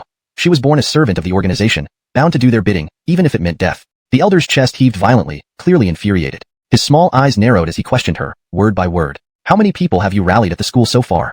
Yasmin hung her head, sitting silently on the floor, too afraid to speak. The elder's expression darkened further before he kicked her again. You haven't rallied a single student, have you? Yasmin trembled from the kick, her already battered body reacting sharply to the brutal force. She couldn't help but suck in a cold breath. You have really disappointed me. I don't care what methods you use, you must rally 10 owners of B-class contract beasts within half a month. If you fail, you won't receive your life-saving medication this month. Yasmin fell silent. If she didn't get the life-saving medication this month, her younger sister would perish. To save her sister, she had no choice but to follow Adam's orders, even if it meant doing something against her will. She quietly left the room, limping out of the old age home. This place was also one of the organization's long-established bases. On the surface, it was an old age home, but in reality, its director was the branch leader for District 20, responsible for managing all affairs in the district. Yasmin didn't know where the organization originated from, only that their goal was the city's core spirit energy. Once they succeeded in stealing it, District 20 would become a deserted city, with water sources, plants, animals, and everything else destroyed. A powerful spirit core could aid contract beasts in their cultivation, advancing them to an unimaginable realm. Rallying 10 B-class contract beast owners within half a month was an almost impossible task. If she didn't act, her sister would die. Hicks, Christabel's, Bonnie, you all will pay for this someday. Lou Gregg at the moon hanging in the sky. She made a solemn vow to make them pay. The next morning, early in the morning, Tatiana habitually woke up with a startled scream. Oh my god, Tion. Christabelza rubbed her sleepy eyes. What is it, Senior Tatiana? Tatiana pointed at the socks chewed to pieces on the ground, while the culprit Fabio was munching away on snacks from the shelf. Seeing the mess, Christabelza became furious. She apologized quickly. I'm sorry, Senior Tatiana. Then she rushed over to Fabio, grabbing and better late than never, he thought. Tatiana didn't press the issue further, but nodded numbly. Socks aren't expensive, but I really hope this doesn't happen again. Even the most patient person gets frustrated eventually. So Tatiana issued her final warning to Christabelza. Any future mischief by Fabio might lead to real consequences. At around 8 a.m., by the school gates, Christabelza, holding Fabio and carrying a small backpack, slowly arrived at the school entrance. Due to angering teacher Skylar last night, both Christabelza and Hicks had to bring their contract beasts to do community service. Unexpectedly, waiting for her weren't just Hicks, but also Fabio, Chien, and Bonnie. As soon as Christabelza arrived, she saw Bonnie pinning Hicks to the ground. Hicks wailed. I take it back. Stop beating me. Bonnie, straddling him, sneered. You said 8 Extreme's fist was just showmanship? So why did you chicken out as soon as I started? Smack smack. Hicks received 2 punches, nearly shedding tears. Fabio Chien saw Christabelza and greeted her with a smile. Tion, you're here? Christabelza nodded slightly, pointing at Hicks being pummeled. What's going on? Fabio Chien laughed. This guy mocked Bonnie's martial skills as showmanship and wanted to fight. Now he's getting educated. Christabelza blinked. I understand, but why are the little guys also fighting? Not only were their owners fighting, it's also in such disrepair, someone remarked. The term, disrepair, fit perfectly, as not only was the gate rusty, but even the sign hanging on it had been weathered away, leaving only a few discernible characters. Gabby pouted slightly and whispered, even if it's in disrepair, don't bring your personal feelings into it later. After all, they were here as punishment to serve as volunteers, so they shouldn't make things difficult for Adamley. Hicks smiled sweetly and replied, oh come on, do I seem like someone who brings emotions into work? I'll treat them better than my own grandfather. Isn't that right, Bonnie? Bonnie, standing beside him, looked disdainful and sneered, if you didn't brag so much, could you die? You haven't even finished the task yet, and you're already boasting. This left Hicks speechless, and he humped with a grin. You'll see. Oh, by the way, why are you and Qingxian here? After all, we're the ones who got punished. Bonnie scoffed. What we? We're here to help Tion. Who wants to help you? Hicks. Alright, it was my mistake again. Fabio, lazily carried by Gabby, couldn't even enjoy his little brother's services now. The raccoon constantly hard. Hicks suffered 3 or 4 blows before retreating in fright. You were caught red-handed, and you still dare to argue.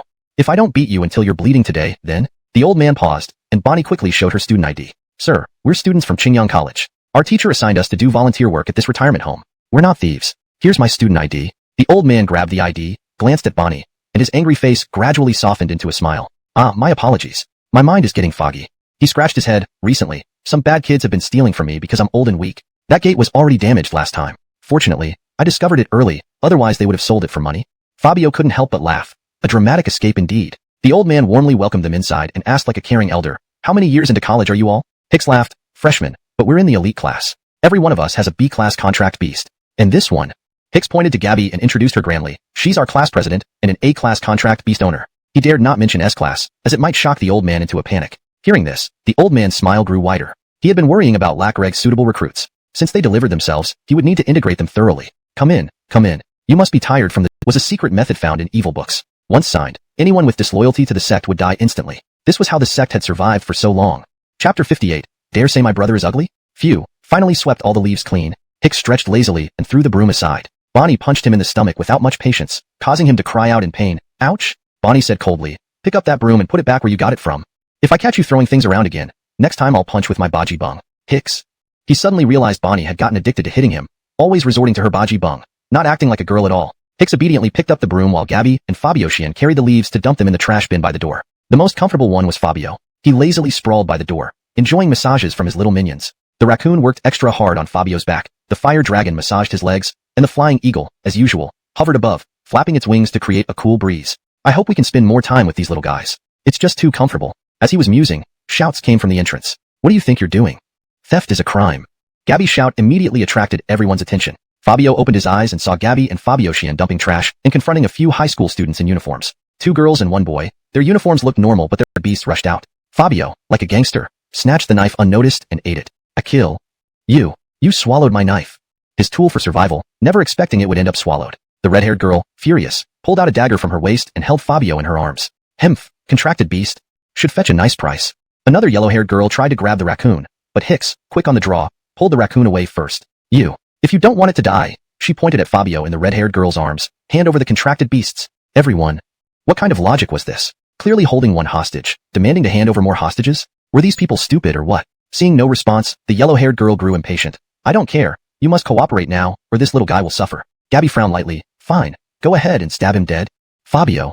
Now I'm a hostage, and instead of saving me, your crack-reg jokes. The yellow-haired girl couldn't believe how calm they were. The red-haired girl was dumbfounded. Let's compromise. You give us the money. I'll give you this guy back. Gabby shook her head. No way. You must stab it today. Fabio was an S-class monster, unharmed even after fighting demon lords. A mere dagger couldn't kill it. Amanita glanced at her companions anxiously. Seems they're heartless. Maybe we should take him and sell him? The male student immediately objected. No, he's too ugly. Won't fetch much money. Fabio. I haven't gotten mad, but you say I'm ugly? Vienna nodded. How about we just extort some money? Hand over your money fast, or we? She didn't finish her sentence before the raccoon moved forward angrily. It heard someone dare say its brother was ugly. In its eyes, its big brother was a godlike being. Such heroes shouldn't be insulted. At the same time, the fire dragon and flying eagle joined. The masters were puzzled, feeling the anger transmitted by their contracted beasts. Hicks wondered aloud. Are they about to awaken? Fabio I feel Xiao fighting spirit. Bonnie. Just because they said Xiahe Fabio is ugly? Gabby. The scene was chaotic, the 3 troublemakers unsure what offended these little creatures. Vienna, seeing the raccoon approach, giggled and lunged at it. But before she could revel in joy, a white light enveloped her. I grabbed her. What the heck? The white light grew into a massive raccoon several meters tall. Lance growled menacingly. You dare say our brother is ugly? No good day for you today. You have to do this to me?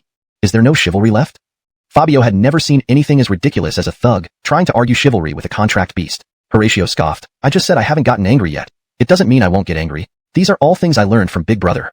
By emphasizing that these behaviors were taught by Fabio, Horatio subtly praised him once again. Fabio. How could this creature act like a second-grade student, dragging everything back to him? Behind them, Bonnie's face darkened as she scolded Horatio. What did you learn from him, choosing such despicable actions? I will make sure you do 200 push-ups when we return if I want to treat you fairly. Horatio. It vaguely realized it had gone too far this time. Gabby hugged Fabio and sternly approached the few thugs who were beaten down. You tell me, how should we settle this today? The red-haired girl still didn't understand, standing up coldly to respond. What do you mean, settle? You guys beat us today. That means you're opposing our Seabull gang. If you don't pay 10,000 potion fees, this won't be over. Our Seabull gang's boss doesn't blink an eye when killing people. He can destroy the entire nursing home. She was arrogantly acting as if the Seabull gang was a formidable organization. Fabio yawned, turned his body toward the red-haired girl, and unleashed a cloud of her life. Just as those people had fled, an old man holding a broom rushed out of the nursing home. Children, are you all right? I was busy Magreg tea for you, and didn't notice those little brats sneagreg into steal. He spoke angrily as if harboring an eternal enmity towards them. No wonder the old man was enraged. The spokesperson of District 20's criminal organization was hiding here, posing as a kind amin to remain incognito. But these delinquents acted like lunatics, coming to steal things every few days. They even stole the dentures of the former residents. Lately, with Adams going away for rest, these fellows even targeted the front gate. Most infuriating was that, being the spokesperson of District 20, he dared not take action. Any major moves would surely draw official attention. If that happened, wouldn't it all be over? Seeing these awakened contract beasts, the old man's anger turned to astonishment. Could these be the awakened little ones? These. He gently touched the raccoon's large belly, feeling its elasticity. Lee Gregg it immensely. Such formidable warriors could significantly boost the organization's combat power if harnessed. He had already laced the tea with medicine. He must make them drink it, then sign contracts while they were unconscious. Once the contract took effect, even in death, they belonged to the organization. Deal with this guy severely. Bonnie passed her tea over without good humor. If you want, I'll share some with you. No need to trouble others. Cristobalza also offered her cup. I can't drink that much anyway. Here's some for you. Fabioshian likewise poured some into the small bowl. Soon enough, the small bowl was filled to the brim with tea. Hicks drained it in one gulp as Raphael's eyes turned increasingly sinister. Drink up. Let's see how you'll die. The girls hadn't drunk much, just a sip each, but Raphael was set on targeting Hicks first before dealing with the others. Fabio drank his tea in one go. Ding, detected soul control powder ingredients, automatically converted into 10 evolution points. Fabio's eyes widened. Huh. This stuff has poison? Drink Greg, it boosts evolution points? Isn't this a golden opportunity? His eyes sparkled as he saw his minions about to drink their tea. He hastily gulped down all the remaining tea. The Lance, Fire Dragon, and Flying Eagle were all dumbfounded, feeling deeply apologetic that they hadn't noticed their leader's thirst. The Lance pointed at the remaining cups on the ground, prompting the Flying Eagle and Fire Dragon to rush over and bring the tea. Bonnie growled at the Fire Dragon's actions. You don't care for your own master but are attentive to other beasts. Fabioshian sighed. They've become Siahei's subordinates. Beasts could recruit loyal subordinates, which any gangster boss would envy. Raphael watched his tea be consumed by the beasts, growing anxious. If something goes wrong later, we might have to resort to force. As long as it's done quickly, no one will notice. Failing secretly, he'd have to act openly. About 3 minutes later, when Hicks collapsed unexpectedly, everyone's eyes widened. Yu Ming, what's happening? My head feels dizzy too. As Cristobalza moved to check on him, her own head grew heavy. Magreg, Bonnie, and Fabioshian wary. Bonnie clenched her fists, coldly staring at Raphael. Did you tamper with it? Raphael's pleasant demeanor shifted to a wicked smile as he admitted. Yes, what about it? I saw you wore Greg too hard and thought you needed rest. His honesty dampened Bonnie's mood. What do you plan to do? Her body began feeling unwell, vision blurring as she couldn't even focus on Raphael clearly anymore. Fabioshian gritted his teeth. Don't talk nonsense, awaken now. While they still had consciousness, awakening could help them escape. But Raphael laughed. You underestimated me. This place has an awakening restriction. No A-level beast below can awaken. Despite managing to awaken near the door earlier, now within Adamley home, it was hopeless. Fabio watched this villain-like behavior, amused, wondering if awakening during Raphael's bravado would shock him. I can't, anymore. Bang. Fabioshian couldn't hold on, collapsing. Bonnie shouted urgently, Cristobaltal, Fire Dragon, run out, wake up. Before Bonnie took a few steps, she too fell unconscious. Only Cristobalza remained standing, struggling to keep her balance. Despite not knowing the intent, she knew she was everyone's last hope. Don't give in. With her mind clouded, she persisted, watching Fabio intently. Awaken, can you? Siahei. Fabio originally aimed for more points, but hearing his master's plea, he complied. Raphael laughed derisively. Save it. Not even A-level beasts can awaken here. Your beast thinks it can? Laughable. Cristobalza, focused on Fabio, couldn't hold on and collapsed. Fabio thought, since she's out, I'll awaken later. Raphael scoffed. What's he holding on for? Join our organization already. He kicked Hicks in frustration. Your greed nearly ruined my plan. Thankfully, the drugs were potent enough. What? Why aren't you panicked, Greg? Seeing the beasts calmly standing aside despite their masters falling, Raphael was puzzled. Unbeknownst to him, these beasts dismissed him, knowing their S-class leader, Fabio, could easily handle the situation. Relax, I'm doing this to unite with your owners. Just sign these papers, and they'll join us. I won't harm them.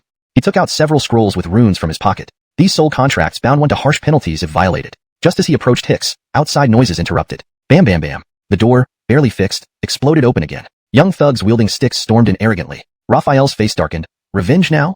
Truly as Greg for death. This translation preserves the original tone and style while ensuring coherence and fluency. It maintains the same paragraph structure and line breaks as the original text, ensuring a seamless reading experience.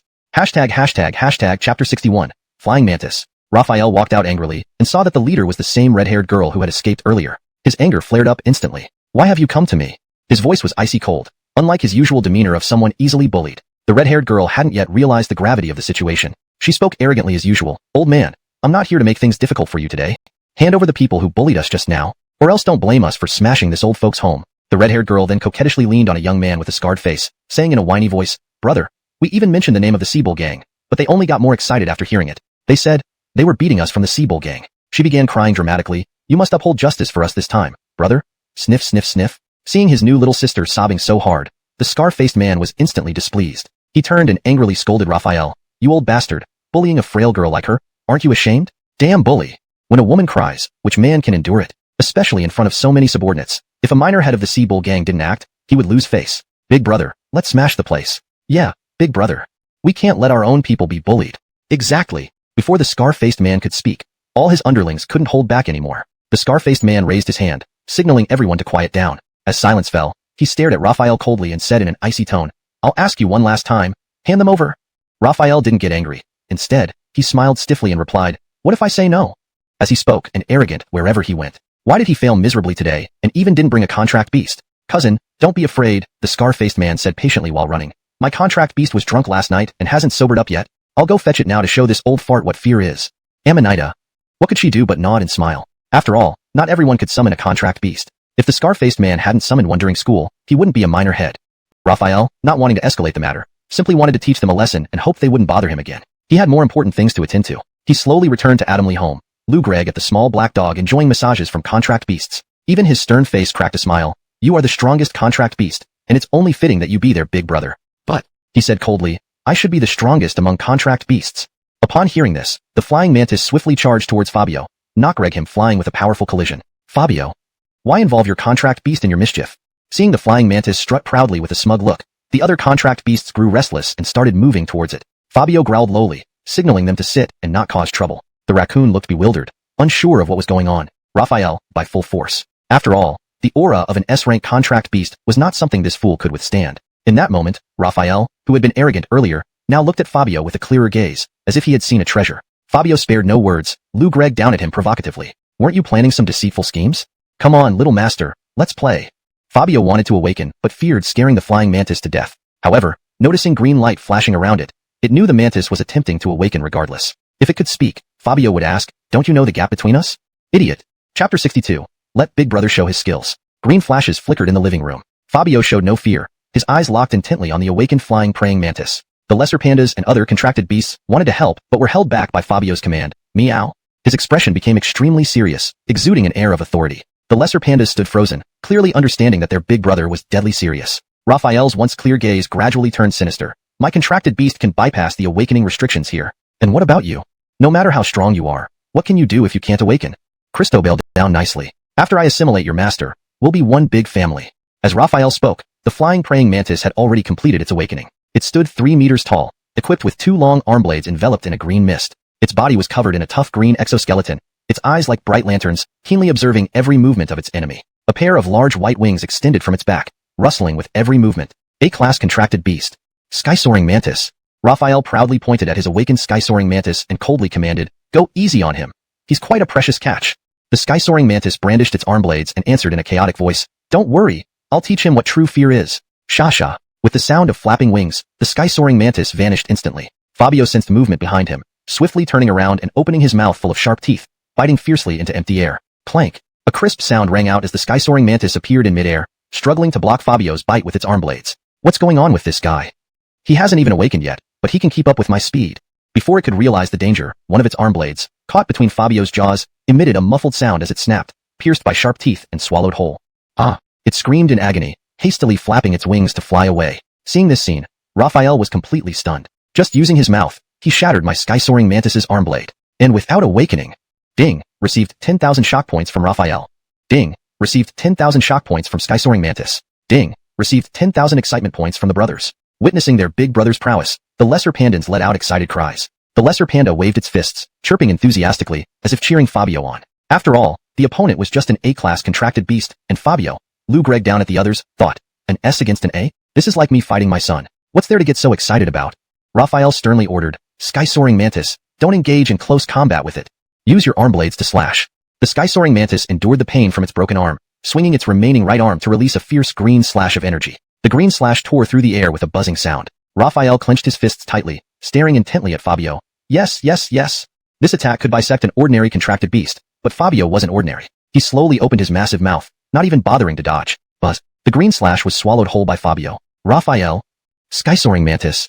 Both man and beast were dumbfounded. What kind of move was this? Eating the opponent's attack? That was going too far. Fabio disdainfully meowed at it, as if saying, can't you put in more effort? Just one attack? If other contracted beasts see this, they'd think you're useless. Hurry up and release more. The sky-soaring mantis grew more determined. Why should a mere unawakened black dog match its strength? Green light burst from its arm blades as it unleashed powerful slash after slash, each carrying immense force. Buzz buzz buzz. The air buzzed continuously with each green slash. Fabio remained unfazed, his mouth wide open, happily swallowing every attack. Damn it. What's so strange about this guy? The sky-soaring mantis hovered in midair, exhausted, unable to release another slash. Raphael also felt something was off. Logically, Fabio shouldn't exceed A-class, yet the sky-soaring mantis, already an A-class awakened beast, struggled. Is this guy S-class?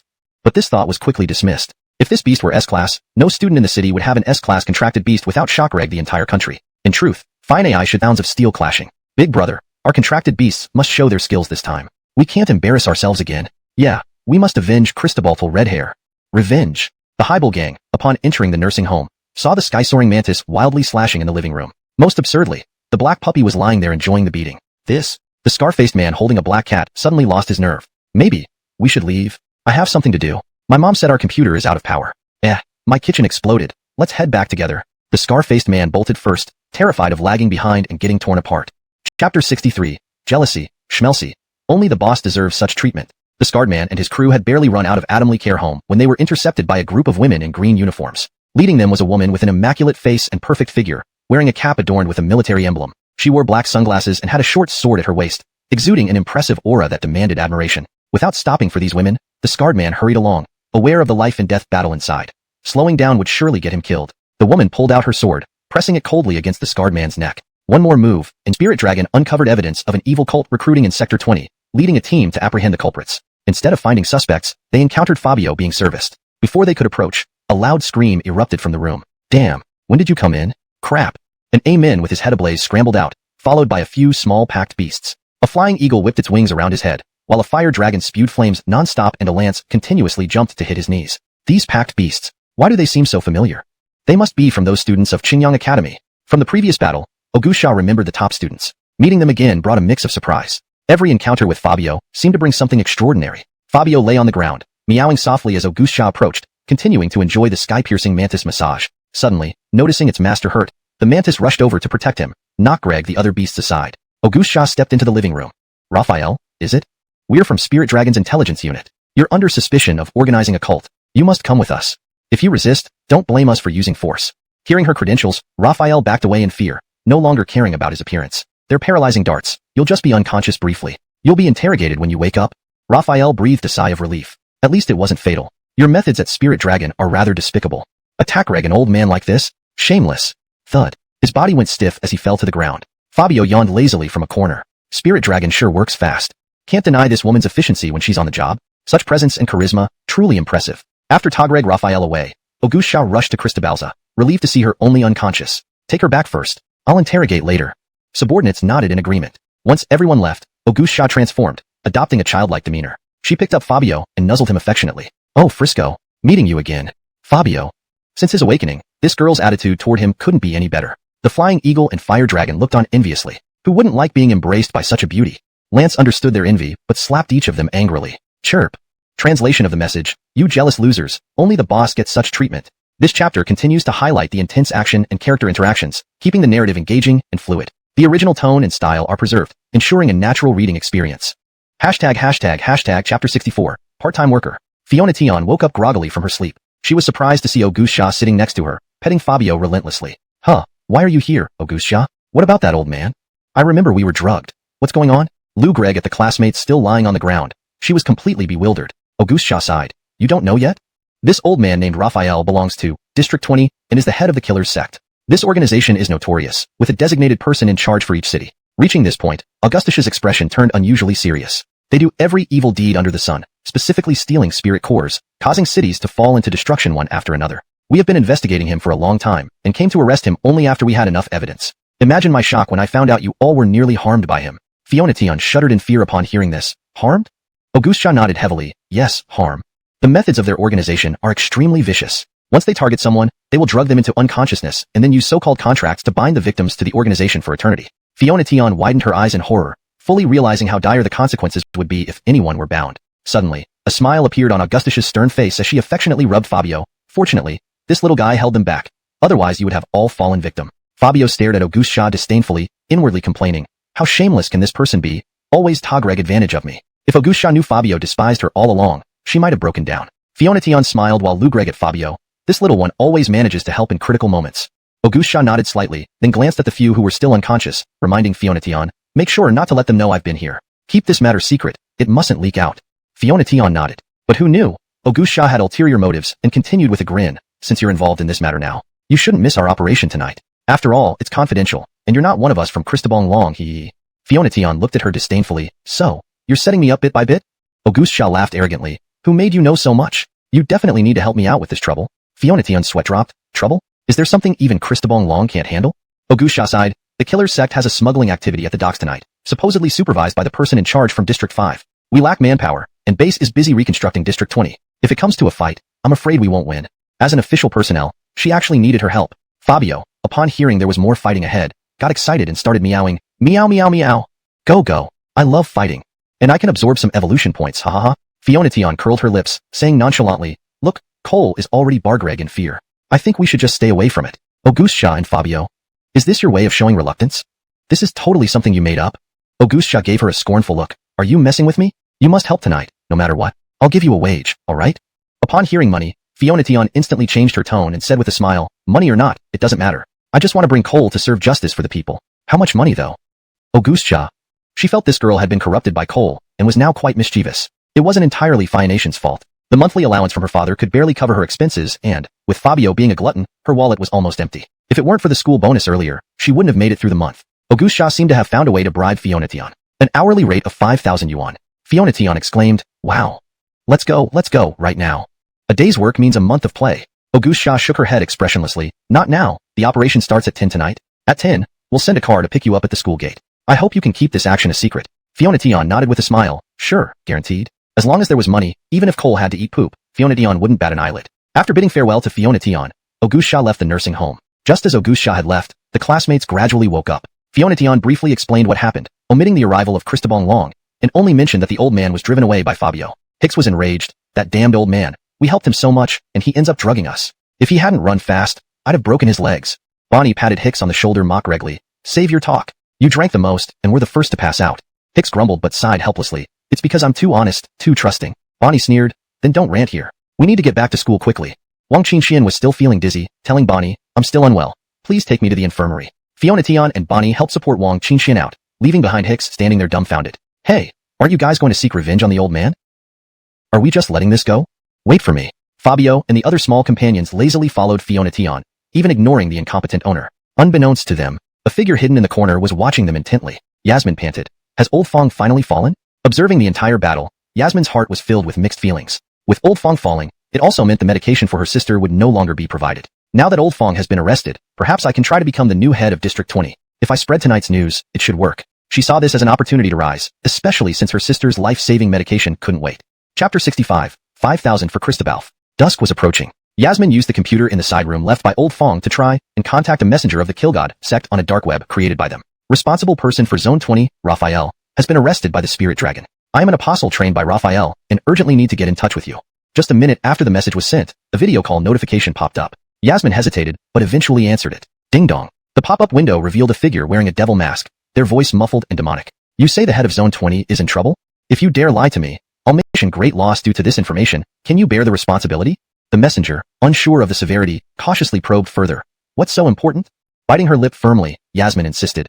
Promise me the position first. The messenger shook his head slightly. I don't have that authority. Each generation of heads undergoes strict assessments. I can put you forward for candidacy, but whether you succeed depends on you. Relieved, Yasmin knew even being nominated made her a key player in Zone 20. Thank you, messenger. The messenger, avoiding unnecessary talk, demanded. Speak up. What's the big event? Yasmin nodded gravely, regarding the shipment by Zone 5's head to Zone 20, which I overheard before the responsible person was captured. They planned to set up an ambush at the docks, waiting for Zone 5's head. The messenger's eyes widened in shock. What? He understood better than anyone what the shipment by Zone 5's head represented. If the official forces were onto this, not just Zone 5, but the entire organization would suffer. When will they act? The messenger's voice grew more urgent. Yasmin smiled slyly. Well, shall we see? The messenger, knowing what she was Greg, replied irritably. I've already put you up for candidacy. What more do you want? Yasmin asked boldly. Aren't you loaded with the antidote for M20? Messenger, question mark. Isn't that supposed to be? It's almost 10. Where are you going, Student Sue? Skylar, recognizing her, saw his smile turn grim. In his view, a college girl Greg out late at night could only mean meeting someone outside to party. Cristobalza, despite what your beast did to Cristobaltal Cece, Skylar intoned, I chose not to pursue it. But you're growing up. Why give in to outside temptations? Cristobalza. 5,000 an hour. What a temptation. An enormous one indeed. With a worried look, Skylar warned, think carefully. I won't let you out today. Not knowing how to explain, Cristobalza looked down at Fabio, who eagerly awaited the fight, having plans brewing. Cole, it's your show now. She threw Fabio hard toward Skylar, who caught him mid-air, then yellow smoke began to fill the air. Skylar's eyes watered profusely, and he fell to the ground, retching. Smiling triumphantly, Cristobalza hugged Fabio and rushed through the gates. Fabio, anyone stopping me from fighting ends up like this. Cristobalza, 5,000, 5,000. Spend it for life. Chapter 66, Wrong Vehicle. Don't run. Stop right there.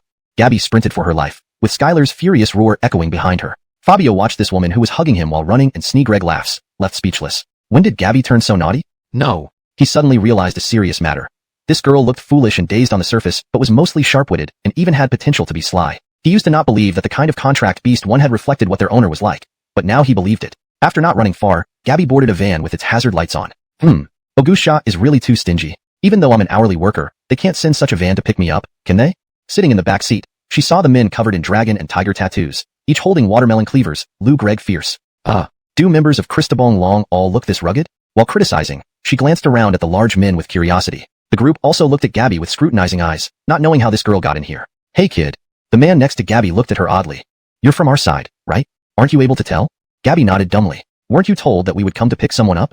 The big guy touched his head as if not quite following. Yeah, we were indeed instructed to come pick someone up. But your image doesn't quite fit. Wasn't it supposed to be a short-haired girl? How did it become long hair? On hearing the information was incorrect, Gabby stamped her foot in anger. Risk. Wouldn't a part-time job be better? We're just hired workers, watching over things. But if it turns into a fight, what will you do? Maybe you should go back. They were just hired hands, out here in a van only if pushed by circumstances. Gabby insisted. This a part-time job. Please don't dissuade me. I must go this time. The men. Feeling she was excited, they decided not to continue persuading her. Tonight Gabby was quite hyped up, considering charges started upon boarding the vehicle, earning 20 to 30,000 by nightfall. You guys shouldn't be so glum. Let me sing a song for you, shall I, to lighten things up? She rarely sang in public, but saw these seemingly tough guys were actually soft-hearted inside. So she offered a song to ease everyone's mood, so as to avoid being overly nervous upon arrival. The men all nodded. Joyful singing filled the vehicle, and the large men were soothed, clapping along, thoroughly enjoying Gabby's voice. The once oppressive atmosphere turned joyful, and anyone outside might think they were on a trip rather than heading to a confrontation. On the other side, Skylar, injured by Fabio's fart, stood by the school gate, scolding and closely monitoring students, refusing to let anyone pass. Just then, he saw a slim figure approaching. He eyed her warily. So late, don't even think about leaving. Being cautious from earlier experience, he was more careful this time. Unexpectedly, the girl calmly replied, I came back to get my things, intending to leave properly. You dare stop me? Focusing, Skylar recognized the backpack-clad girl as Yasmin, who escaped yesterday. It's you. Yasmin coldly ordered. Scram! A shadowy form emerged from the darkness, hitting Skylar hard, sending him flying. Skylar. Anyone else could take the night duty. He definitely wouldn't. Yasmin walked out of school leisurely. Tonight she returned to gather belongings since she no longer needed to do undercover work. What happened? Didn't number 6 say there would be a van waiting for me? Where's the van? Yasmin was baffled. She had arranged to meet someone after tidying up at school, then head together to the docks. But there was nothing at the school gate. No, there was a car, but Yasmin absolutely dared not approach it. The license plate was official, frightening her enough to pretend nothing was wrong and run off. Meanwhile, Gabby was singing merrily in the vehicle, bonding with the large men. Since you've sung, let me try too. The man next to her grinned. A DJ remix of Row Your Boat, for everyone. Fabio. Seriously, a DJ remix? What the hell is that? Let's row. Row. To the beat, he continuously shouted row, each time echoed by the men. Row. Row. Gabby laughed, joining in with row. Just as everyone was lost in the party vibe, her phone rang. Hey, Augustia, those you sent to pick me up are hilarious. Augustia? ? Augustia immediately flew into a rage. Our people are still waiting at the school gate for you. Could you possibly have gotten in the wrong van? Gabby, no way. This outrageous? Hashtag chapter 67, pumped up with passion. Wrong car. This single sentence completely disrupted the rhythm, turning the atmosphere inside the vehicle deathly silent. Everyone stared wide-eyed at Cristobalza. Fabio. I knew it. This girl must have gotten into the wrong car. Have you ever seen an official with tattoos on their arms? This is absurd. Big brother, are you guys heading to West Harbor Dock? The burly man sitting next to Cristobalza nodded slightly. Yes, that's right. Cristobalza asked Augustia over the phone again. They are also going to West Harbor Dock, yes? Augustia directly replied, we've already sealed off West Harbor Dock and notified all nearby freight companies. These people can't possibly be going to West Harbor Dock. This statement left Cristobalza utterly confused. She turned and asked timidly, can I ask why you're going to West Harbor Dock? The burly man smiled in response, to hack people, of course. Cristobalza, Question mark. Hack people? The burly man exclaimed. We don't know who, but someone paid a large sum for us to create a scene there and slash anyone we see mercilessly. Another 10 cars are on the way, probably almost here. Mister, you look like a student. Since you got into the wrong car, you shouldn't come. They were contracted workers. If someone needed help, they would take the job as long as the price was right. Whether it was to watch over a place or to hack people, as long as the price was good, there was room for negotiation. Cristobalza. She thought about what these people might think if she told them that she was the one they were supposed to hack. Seeing Cristobalza's panic, the burly man reassured her kindly. Don't worry. We aren't bad people. We won't hurt you. Don't be scared. They're going to hack people yet say they're not bad? These are clearly heartless killers. She glanced at Fabio. With him around, even if things went south, they could still find a way out. Tagreg a deep breath. She gathered her courage and said, You really don't know who you're Hackreg, do you? Since you guys are so nice to me, let me tell you the truth. This time, a group of bad people came to West Harbor Dock, intending to wreck District 20. I'm hired by the government as a temporary worker to help keep the peace. Saying keep the peace made it easier for them to understand. The burly men listened in shock. You're with the government? Bad people are coming to wreck District 20? We're going to fight against the government? No way. How scary. Cristobalza scanned everyone's expressions, which were all absent of any malice, instead showing the same kind of stunned looks from before. Cristobalza nodded. If we let them into District 20, it will definitely fall apart after just recovering from disaster. She wasn't sure how serious it was, but only knew they were smuggling goods. The more severe she described it, the more likely it was to resonate with everyone. The burly men, being men of character, all slapped their thighs angrily. Damn it. This is sending us to fight the government, isn't it? We're clearly being set up. We are men born and raised in District 20. How can we harm our own district? Right. We absolutely can't participate in this mission. Yes. Cristobalza didn't know how it happened, but as she spoke, the atmosphere became charged. August, send a message immediately to the other brothers, telling them to turn back. Stay out of the West Harbor affair. The man next to Cristobalza seemed to be the spokesman. August slammed the steering wheel hard. Got it. On the other end of the phone, Auguste Shaw was bewildered. Did Cristobalza just turn the enemy? Getting into the wrong car actually lightened the government's burden. Cristobalza, ask them who hired them. Hearing the whole story, Auguste Shaw couldn't help but speak up. The burly man also heard Auguste Shaw and said angrily, The person who sent us is named Kimball Snake. If it weren't for this young lady, we'd have walked right into a trap. Auguste Shaw took a deep breath. Would you like to work as temporary employees? Burly man, eh? Auguste Shaw laughed. Tonight we have something happening at West Harbor. Please help us capture Kimball Snake. Each person will earn 1,000 per hour. Also, please dismantle all of Kimball Snake's forces. If anything goes wrong, I'll take full responsibility. Everyone in the car was dumbfounded. This is the power of the government. Their previous activities had been in the dark, but now they could help the government solve a problem with a burst of righteousness. Yes. For that sentence alone, tonight we'll take care of Kimball Snake. It wasn't that Grant lacked principles, but Kimball Snake was too despicable, trying to drag so many people into trouble. Thankfully they picked up the wrong person tonight. Otherwise, they'd all be ruined. Cristobalza gave Grant a thumbs up. Brother is a good man too. But before you go, can you drop me off at West Harbor Dock first? Driver August quickly replied, Young lady, rest assured, I'll handle it. A minivan sped down the highway. Magreg Cristobalza feel like she was riding in a supercar. Grant chuckled, Young lady, let's keep singing. Let's get pumped up, okay?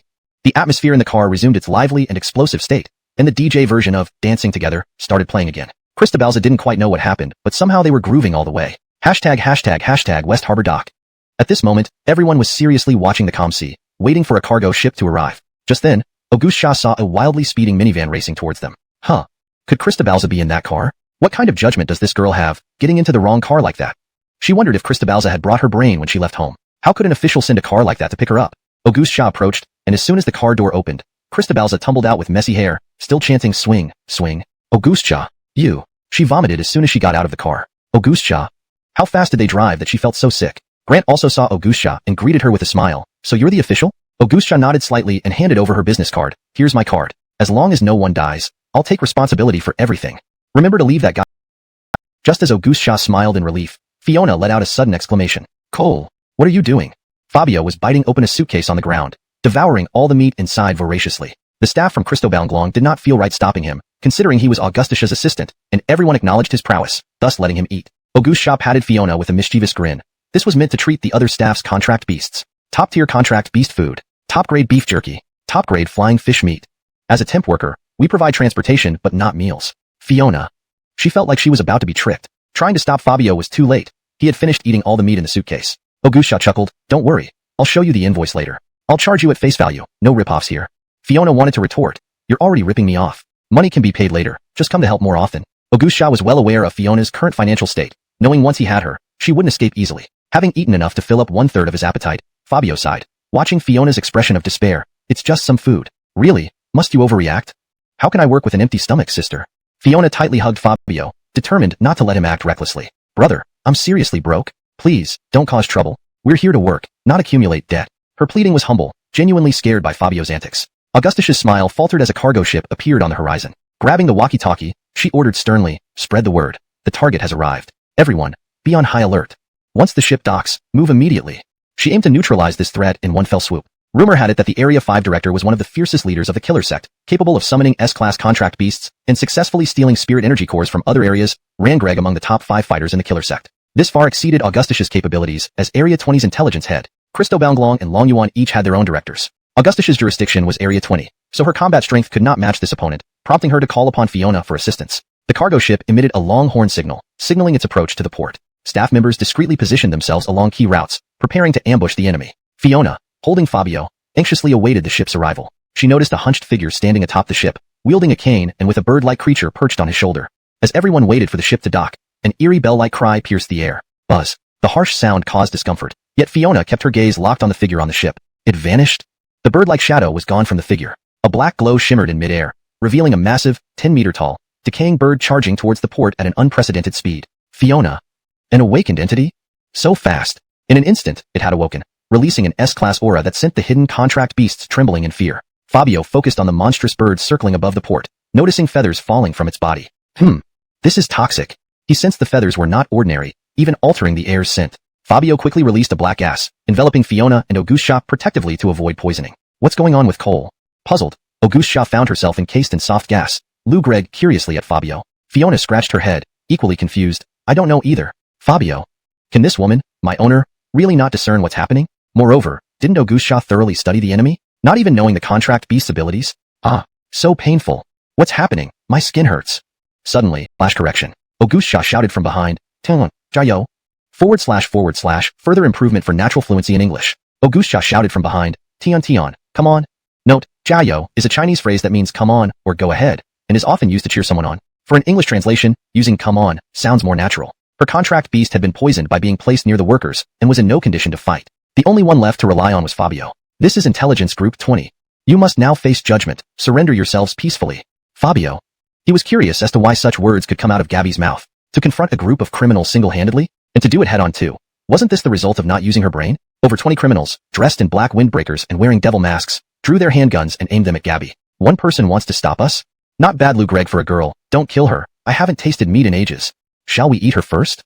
She looks quite delicious. Their eyes were playful and roved over Gabby, as if they really very few could withstand his poison unless their contract beasts were also S-grade. Otherwise, the poison would torment them for life. Clasping her fists, Gabby shouted without hesitation. Yes, I came here today to get rid of you, the villain. Your actions have been tracked by Christabel Long. I suggest you cooperate, or else I won't hold back. The elder smiled grimly. Look at my teeth, little girl. Don't speak before Thin Greg. Fabio. Indeed, Adam didn't have many teeth left. But wait, what was Gabby doing? Actually conversing with the enemy. Not focusing on the battle, but chatting idly. Really something. The elder raised his hand slightly, and a bird call sounded. The large bird circling overhead swooped down, stopping between Adam and Gabby, emitting a putrid odor. I'll play along today. Let's see if the strength of District 20 can stand against me. Stepping slowly onto the bird's back, he ascended into the sky. Gabby looked at Fabio seriously. Cole, it's your turn now. If you can't win, we'll run. Don't force it. Fabio. He wanted to retort, does she underestimate him? I am King Elon. How could I possibly lose? System awaken. Ding. Awakening in progress. Please wait. A dazzling black light illuminated the darkness, unleashing terrifying S-level aura from Fabio. His body grew larger within the black light, transforming into an 18-meter tall black behemoth. Standing on Fabio's back, Gabby stared intently at Adam floating in the air. Fabio's appearance excited Augustia hiding nearby, who screamed, Awakening, awakening. Luckily I was smart and called Cole over. Otherwise, District 20 would be useless. Carrying Gabby into the air, Fabio enveloped her in a black gas to prevent her from falling or inhaling Adam's poison. Seeing the size of Gabby's contract beast, Adam's expression showed surprise. So it's S-level. Such a hidden talent lies within a mere District 20. Even a girl possesses such a powerful contract beast. He sneered, but so what if it's tall? With just you, how could you possibly defeat my undying plague bird? Feeling belittled, Gabby coldly responded, we'll see when we clash. The elder chuckled, let me introduce myself, leader of the 5th District of Death God Sect, Troy. Gabby also wanted to introduce herself, but was interrupted by Fabio's remark. Just fight already. Are we on a blind date? Stop wasting time. Gabby and Troy both were speechless. Troy waved his hand. Then let me show you what fear is. Undying plague bird. Roaring, he spurred the black bird forward. Its wings spread wide as it flashed towards Fabio. Calmly observing, Fabio saw the bird's speed slow down, spread to the 6 organs, causing instant death. Damn it, even attacks are laced with poison. Their power can break through my defenses. Fabio couldn't believe it either. A simple collision had managed to break through his tough outer shell and inject poison. Activate gluttony absorption. Using this skill, he absorbed all the toxins. His previously immobilized limbs rapidly regained movement, and with a roar, he burst out of the water. Troy, seeing that Fabio was unharmed, couldn't hide the burning battle lust on his face. Not bad, not bad. You actually dealt with my toxins so quickly. But how many times can you withstand this? He didn't intend to give Fabio any opportunity, lifting his hand again to command the undying diseased bird towards him. Fabio roared and sped forward to meet it. Bang! The two collided fiercely. The seawater beneath them instantly indented, and a loud boom reverberated through the air. The undying diseased bird was notorious for its insidiousness and had once again injected poison into Fabio's body during the collision. After they separated, Troy's smile widened. It's over. Spurt. Just as he finished Spigreg, a spray of blood erupted from one of the bird's wings, which then fell off. Troy, this? Impossible. We were only colliding. There's no way it should have bitten through. In that moment of impact, both sides had used hidden tactics. At a critical juncture, Fabio bared his fangs and savagely bit off the undying diseased bird's wing. The bird screamed in pain. Its balance lost due to the damaged wing, and it plummeted downwards. Gabby watched bewildered. How could Frisco shake off the toxin so quickly? And when did he manage to inflict such severe damage? Fabio chuckled. Only you know how to use hidden moves, huh? Right as it was injecting poison into me, I bit its wing at the same time. It turns out its bones are so fragile, I snapped them easily. Gabby. She was speechless. You're criticizing the other side for having weak bones? Fabio laughed. Is this really S-rank strength? It's somewhat disappointing. A contract beast that only uses poison against a contract beast completely immune to toxins. It was clear who would win from the start. Watching the creature sink into the sea, Fabio felt an overwhelming disdain. Just a facade. He glanced down at the criminals unloading cargo, and with a thought, released 100 evil POWs to deal with them. Eat all these people, and guard the cargo hold. Following his order, the evil POWs roared and rushed towards the cargo hold. Confused, Gabby asked, why send the evil POWs to fight? Why not go down yourself? Fabio shook his head slightly, keeping a wary eye on the calm sea, because the battle isn't over yet. Gabby. Weren't you the one who sank it into the sea just now? One wing shattered, and it can still fight? Fabio sighed. Can you use your brain for once? It's an S-rank contract beast. How easy do you think it is to defeat one? Gabby. Being criticized by her own contract beast left her speechless. Just as Gabby was about to retort, the previously calm sea started to boil again. The undying diseased bird emerged swiftly, its severed wing regrown. This time, its body was wrapped in glaring black gas, exuding a terrifying and unstoppable aura like a fearsome beast. Troy, soaked by seawater and Lou Gregg disheveled, glared at Fabio angrily. I underestimated you again. But now, I'll show you despair using the undying diseased bird's ultimate form. This time, I'll strip your skin off. Troy had not been humiliated like this for a long time. That last blow from Fabio had reignited his dormant battle spirit. Aya! The undying diseased bird let out a bizarre screech. Its body enveloped by the black gas turned into a jet black light, gradually engulfing its form. Stunned, Gabby muttered subconsciously. Some contract beasts can transform into new forms through continuous combat, boosting their strength several times over. This was something written in books, but Gabby never expected to witness it so soon. Aya! After a sharp scream, the black gas dissipated, revealing its new form. Fabio, upon seeing this, froze. Before them appeared a hairless bone dragon, 20 meters long, exuding a sinister and terrifying aura like a dragon that had roamed hell for eternity. Undying diseased bird, evil dragon form. Troy's face twisted with anger, his eyes locked firmly on Fabio and Gabby. Since absorbing the spiritual core, the undying diseased bird has developed this new form. Boy, now see how you handle us. Evil dragon cannon. The evil dragon opened its massive jaws, gathering a ball of dark red light, and shot it at Fabio. Buzz! A powerful shockwave surged towards him. Fabio knew this attack was extremely terrifying and swiftly dodged. Bang! The seawater behind him exploded into a massive splash, the horrifying evil dragon cannon causing the surrounding waters to tremble. Hiding in the shadows, Auguste Shaw felt chills run down her spine. So this is its true power? If it hit Zone 20, everything would be leveled. Such a formidable opponent left Auguste Shaw in awe, worrying if Fabio could withstand it. Fabio had evaded the lethal attack, but hadn't anticipated how fast the enemy moved. As he dodged, the undying diseased bird dove underwater, wrapping its long tail around him and dragging him down. So long as there's water, the evil dragon has home field advantage. Let's see how you cope now. Seeing Fabio dragged underwater, Auguste Shaw nearly panicked. Had she known this, she should have brought base 2. But it was too late now. Damn it. I can't just sit here helplessly. As the leader responsible for the spirit dragon, she couldn't afford to be useless. Auguste Shaw made an important decision. Chapter 71. Evil Dragon. Auguste Shaw emerged from the bushes, surveying the ground covered with poisoned and unconscious staff members and contract beasts. Her mood was as bitter as chewing wax, but she still calmly picked up a small tree sapling. Xiaolu, are you okay? The sapling opened its eyes and looked at Auguste Shaw uncomfortably. Ugh. It shook its head slightly, indicating it was fine. Can you awaken? If you can awaken, you should be able to use healing abilities to save everyone. Contract beasts that were injured or poisoned would suffer severe backlash if they attempted forced awakening. Failure would result in either death or awakening into mindless monsters. With Fabio dragged into the sea, only Auguste Shaw could act now. She had no choice but to decide to let the sapling awaken and temporarily protect everyone with its healing abilities. The sapling nodded slightly. Ugh. It indicated it could do it. Though not a combat-type contract beast, for everyone's sake, it had to give it a shot. Auguste Shaw looked at it gratefully. Thank you, Xiaolu. So, let's awaken. She was prepared for the possibility of failure, but for the sake of protecting Zone 20, she had to do this. Buzz. A green light emanated from the sapling. Augustus's smile froze when the green light quickly turned black, and the sapling let out a pained scream. Xiao Lu, hold on. She knew the consequences of forced awakening, but without it, Cristobalzo would surely lose. Aya.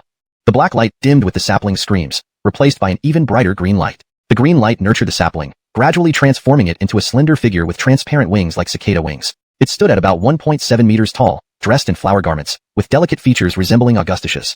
Floral Saintess. It has awakened.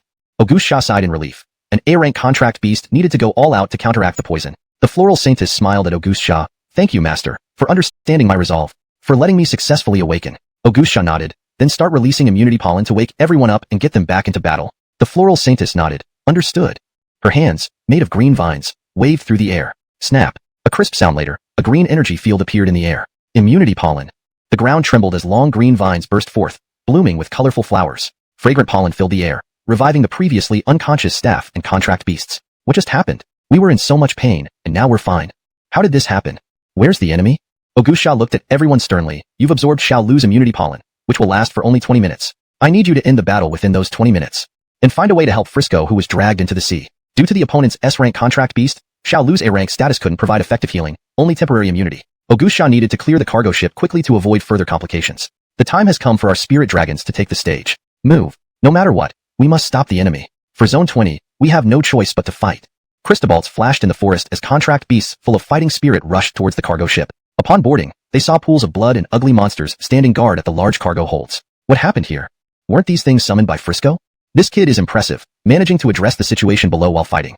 They all recognized the evil deers summoned by Fabio and admired him deeply. Auguste Shaw didn't idle, organizing everyone. Hurry, seal the contents of the cargo holds. Activate protective wards on the ship to prevent any breaches. Inside were ghost entities from the Sakura Nation. If they escaped, Zone 20 would descend into chaos. Staff set up wards capable of withstanding an S-rank attack and suppression talismans on each cargo hold. After completing these tasks, Auguste Shaw ordered everyone to withdraw from the ship as they could not interfere in the upcoming S-rank battle. I've done everything I can. Let's hope Tion doesn't lose.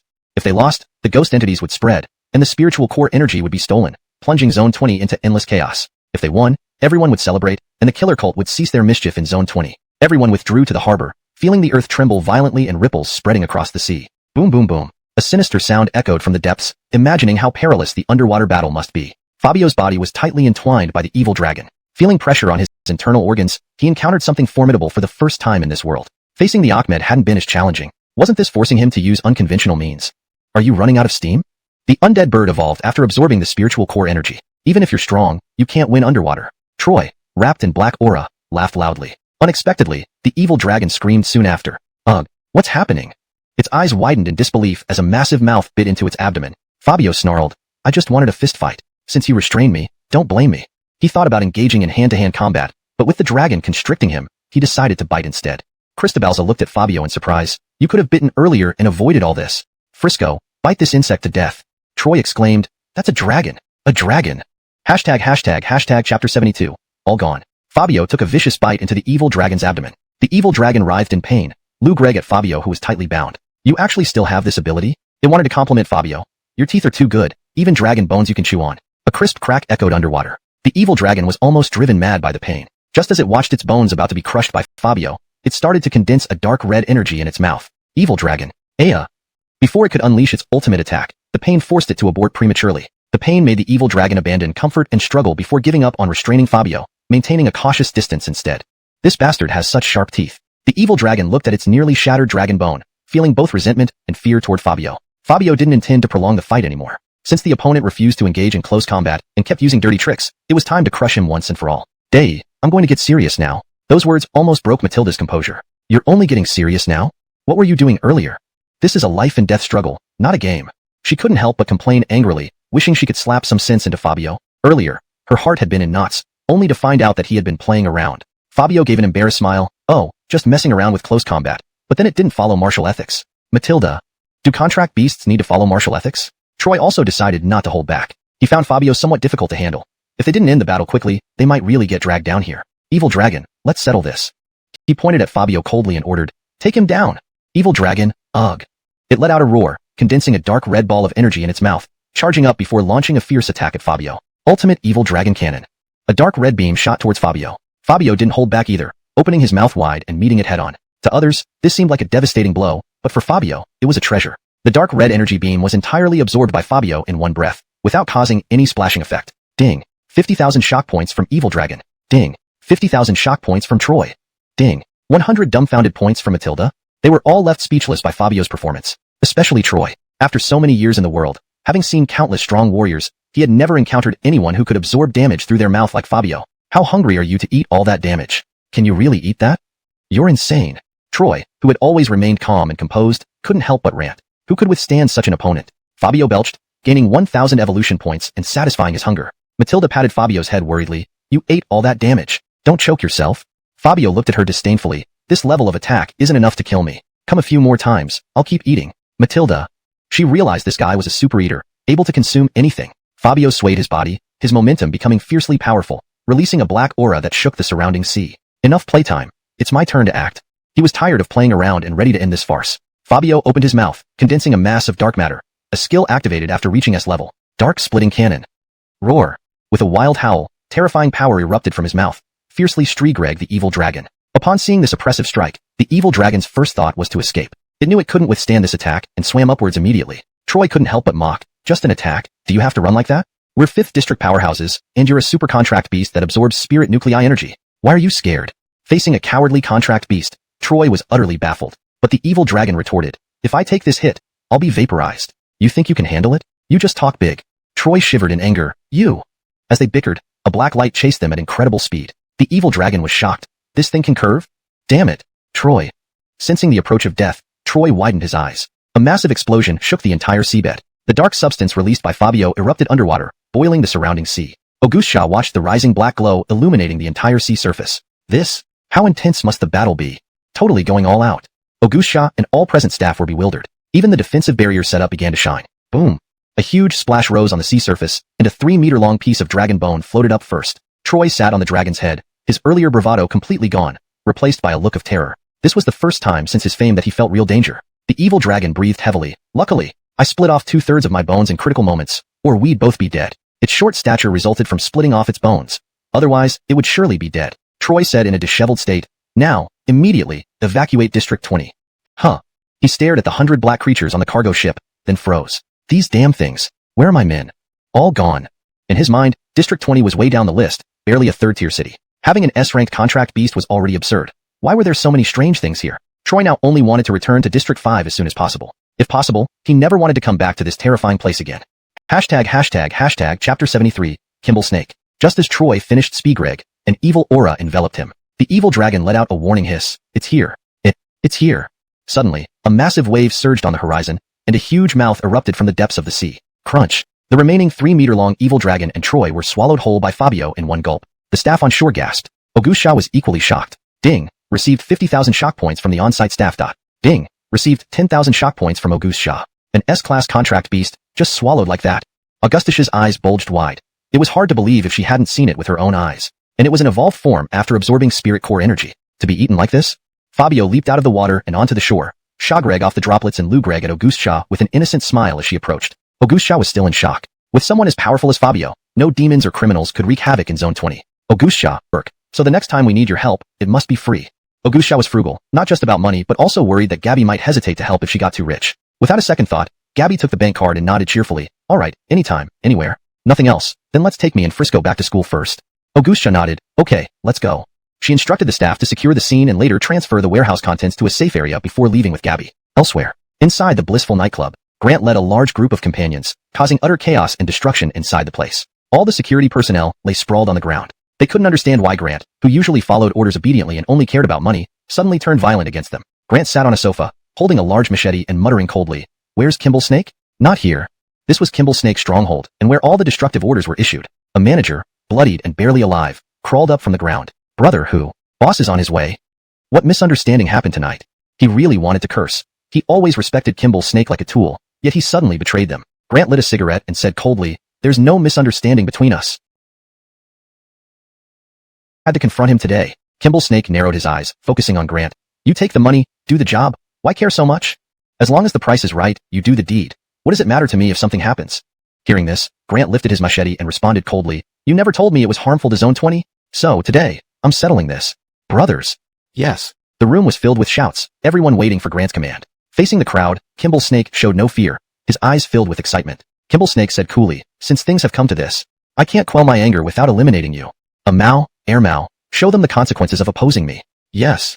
The air was thick with tension. The moment they shouted, the fight broke out. What Grant didn't expect was that Kimball Snake had so many hidden moves.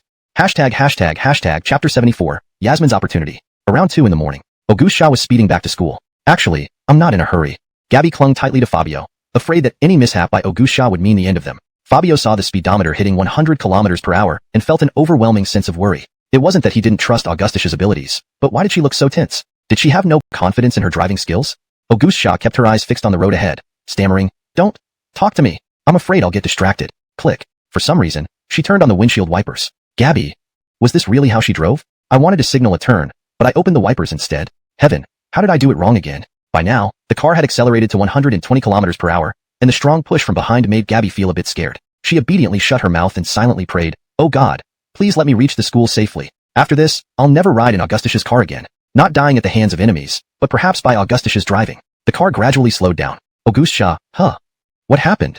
She stomped on the gas pedal with all her might, but the speed just wouldn't increase. Fabio. Is it possible that the car ran out of fuel? He noticed the fuel gauge was already in the red zone. Didn't this girl learn even this much for her test? The car came to a stop on the side of the road, and Auguste Shaw struggled. What's wrong with this lousy car? If you don't move, I'll dismantle you right here. Finally able to show off her driving skills, only to fail at this moment. How could she not be angry? Gabby patted her chest, relieved that the car broke down. Otherwise, they would have left this beautiful world for sure. Maybe I should just walk back? At worst, I'll take a day off tomorrow. She whispered these words, but Auguste Shaw immediately objected. No way. Walgreg back would take until dawn. How can you rest properly? I'll call someone to bring over another car. Gabby.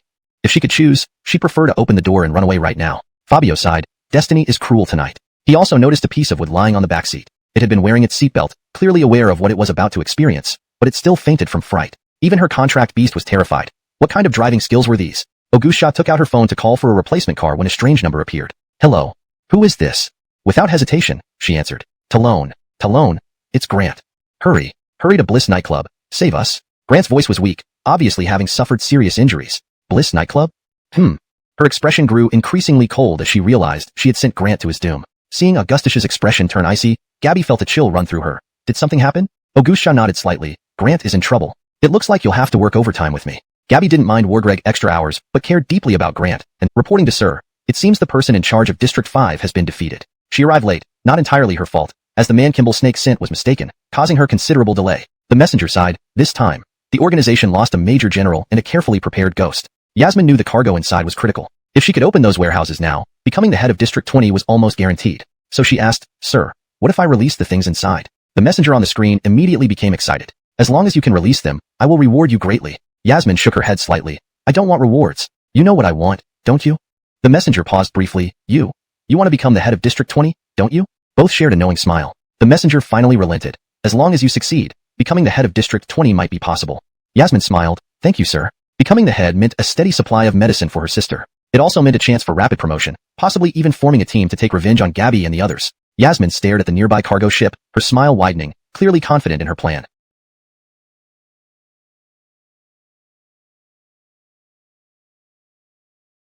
And grinned evilly. Has the master forgotten what I am made of? Yasmin's eyes widened with astonishment. Yes, I nearly forgot your other abilities. Aspen spun in midair.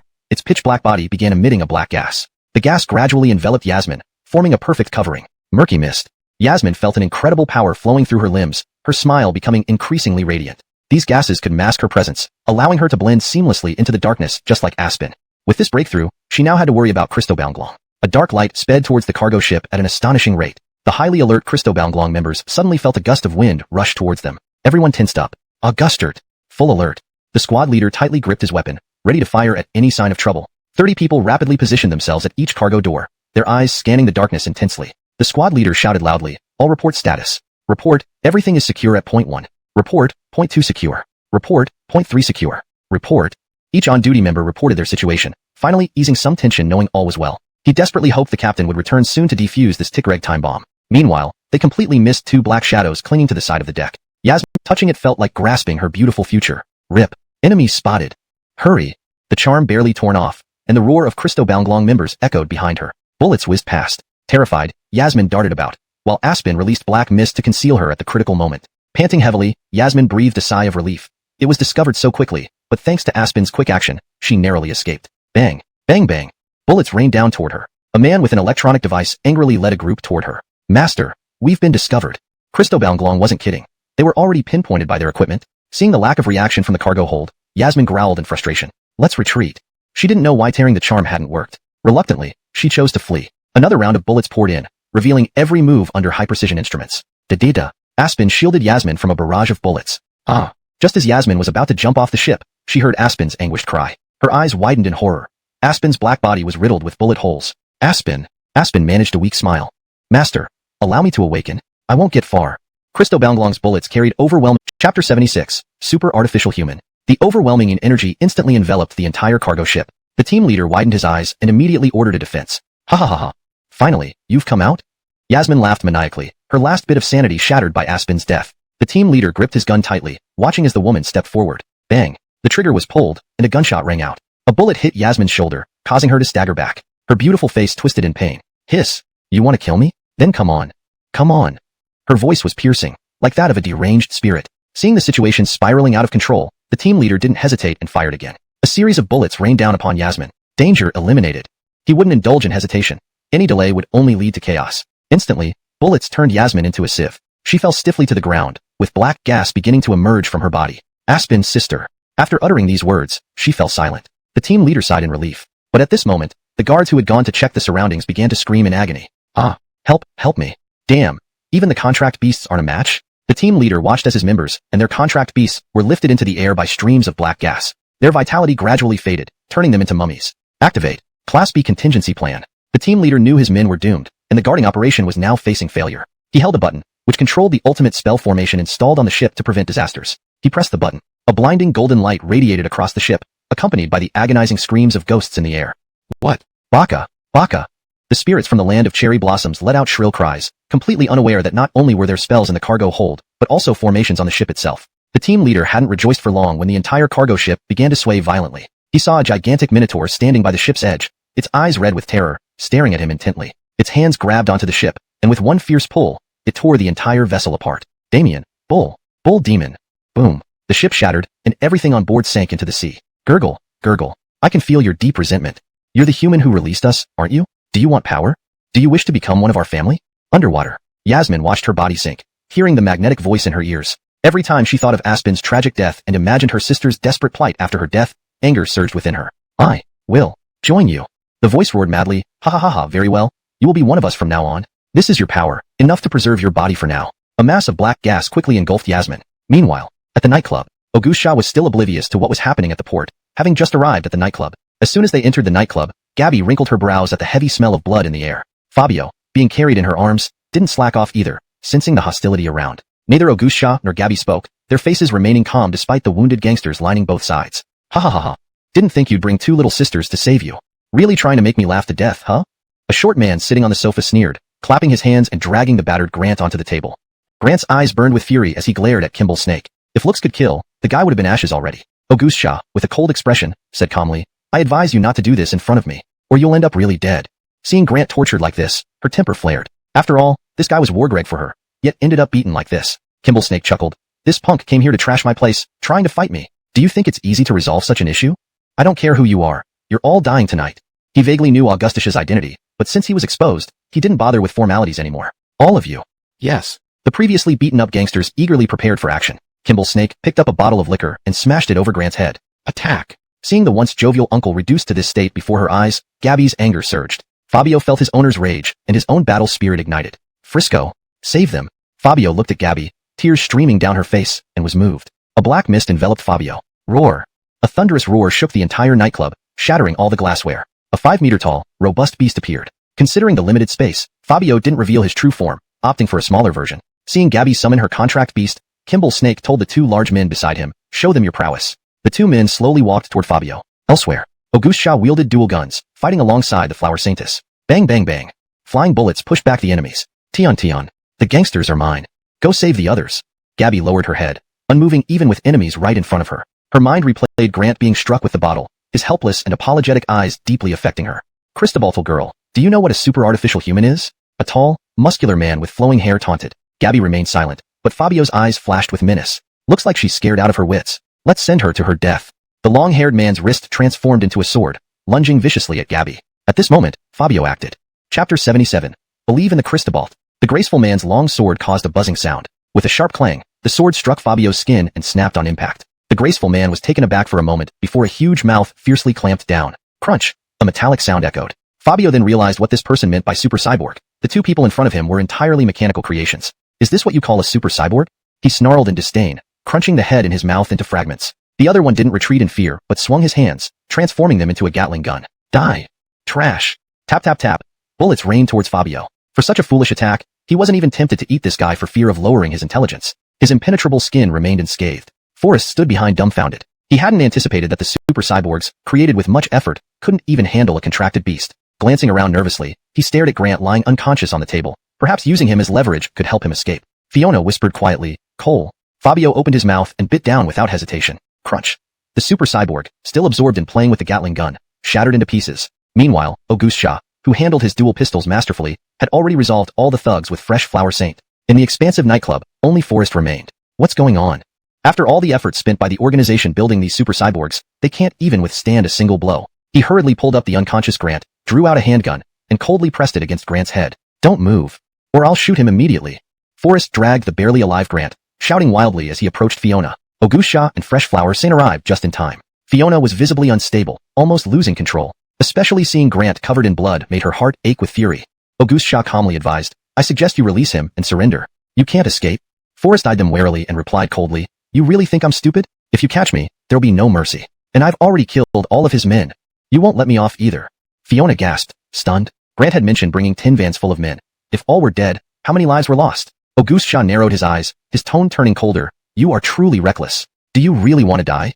Fabio couldn't understand why this woman continued to provoke Forrest when he held a hostage. Was she not afraid of Grant being killed? Forrest sneered nonsensically. What? What can you do? I have a hostage. Augustia clicked his tongue, clearly finding this person oblivious to the situation. Try moving your body now. As he spoke, Forrest's face froze, like he'd swallowed a fly. This is what? Why can't I move?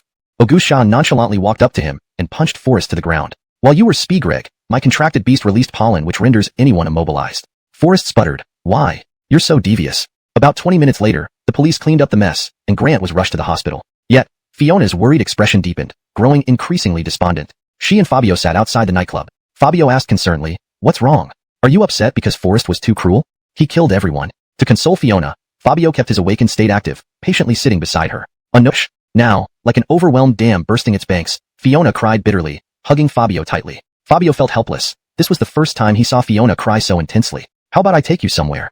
He glanced skyward. Greg, perhaps a change of scenery would be better than her crying here. Carrying Fiona, Fabio flew upwards as dawn broke over the eastern horizon. Sitting on Fabio's back, Fiona watched the floating clouds and the blazing sun in the sky. When I feel down, I usually watch the sunrise atop a mountain. Because the sun symbolizes hope, it means another day lived. Remember this. Whenever you're sad, look at the sun. Its light doesn't fade easily. Believe in the Cristobalt.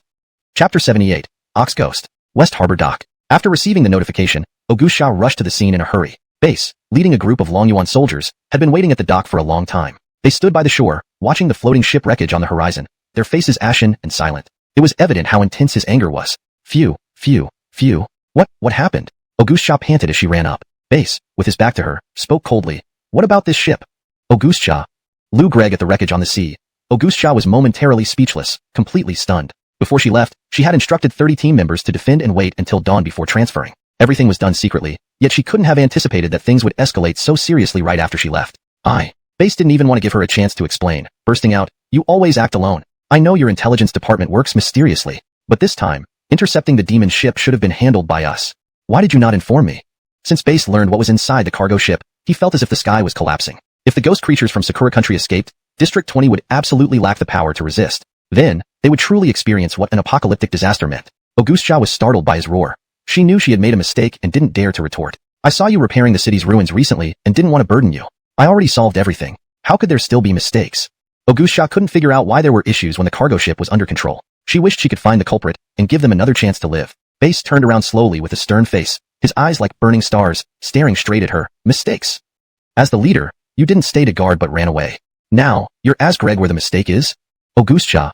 Wasn't it just because she sent Gabby back? She also dealt with the Kimball snake, only for someone to sabotage during this period. Base took a deep breath and said coldly, I've already applied for your removal from duty. You can return wherever you came from. I don't want to see you again. He was deeply disappointed in Auguste Xia. Could discussing such a significant matter kill her? And calling it to save Longyuan troops from exhaustion? She just wanted to claim all the credit, right? Hearing this, Auguste Xia stared with wide eyes as if struck by lightning. This? Base muttered expressionlessly. A cargo hold has already been opened, and all matters are now unrelated to you. Get lost. Don't blame him for being harsh. With the safety of District 20's people at stake, he had no choice but to be ruthless. Auguste Xia. He's telling me to get lost? She had never experienced such humiliation in her life. Base, enraged, saw that Auguste Xia still hadn't realized the severity of the situation, walked straight to her, and slapped her hard. Smack. The powerful strike knocked her down to the ground. Auguste Xia. Base frowned and said word by word, snap out of it.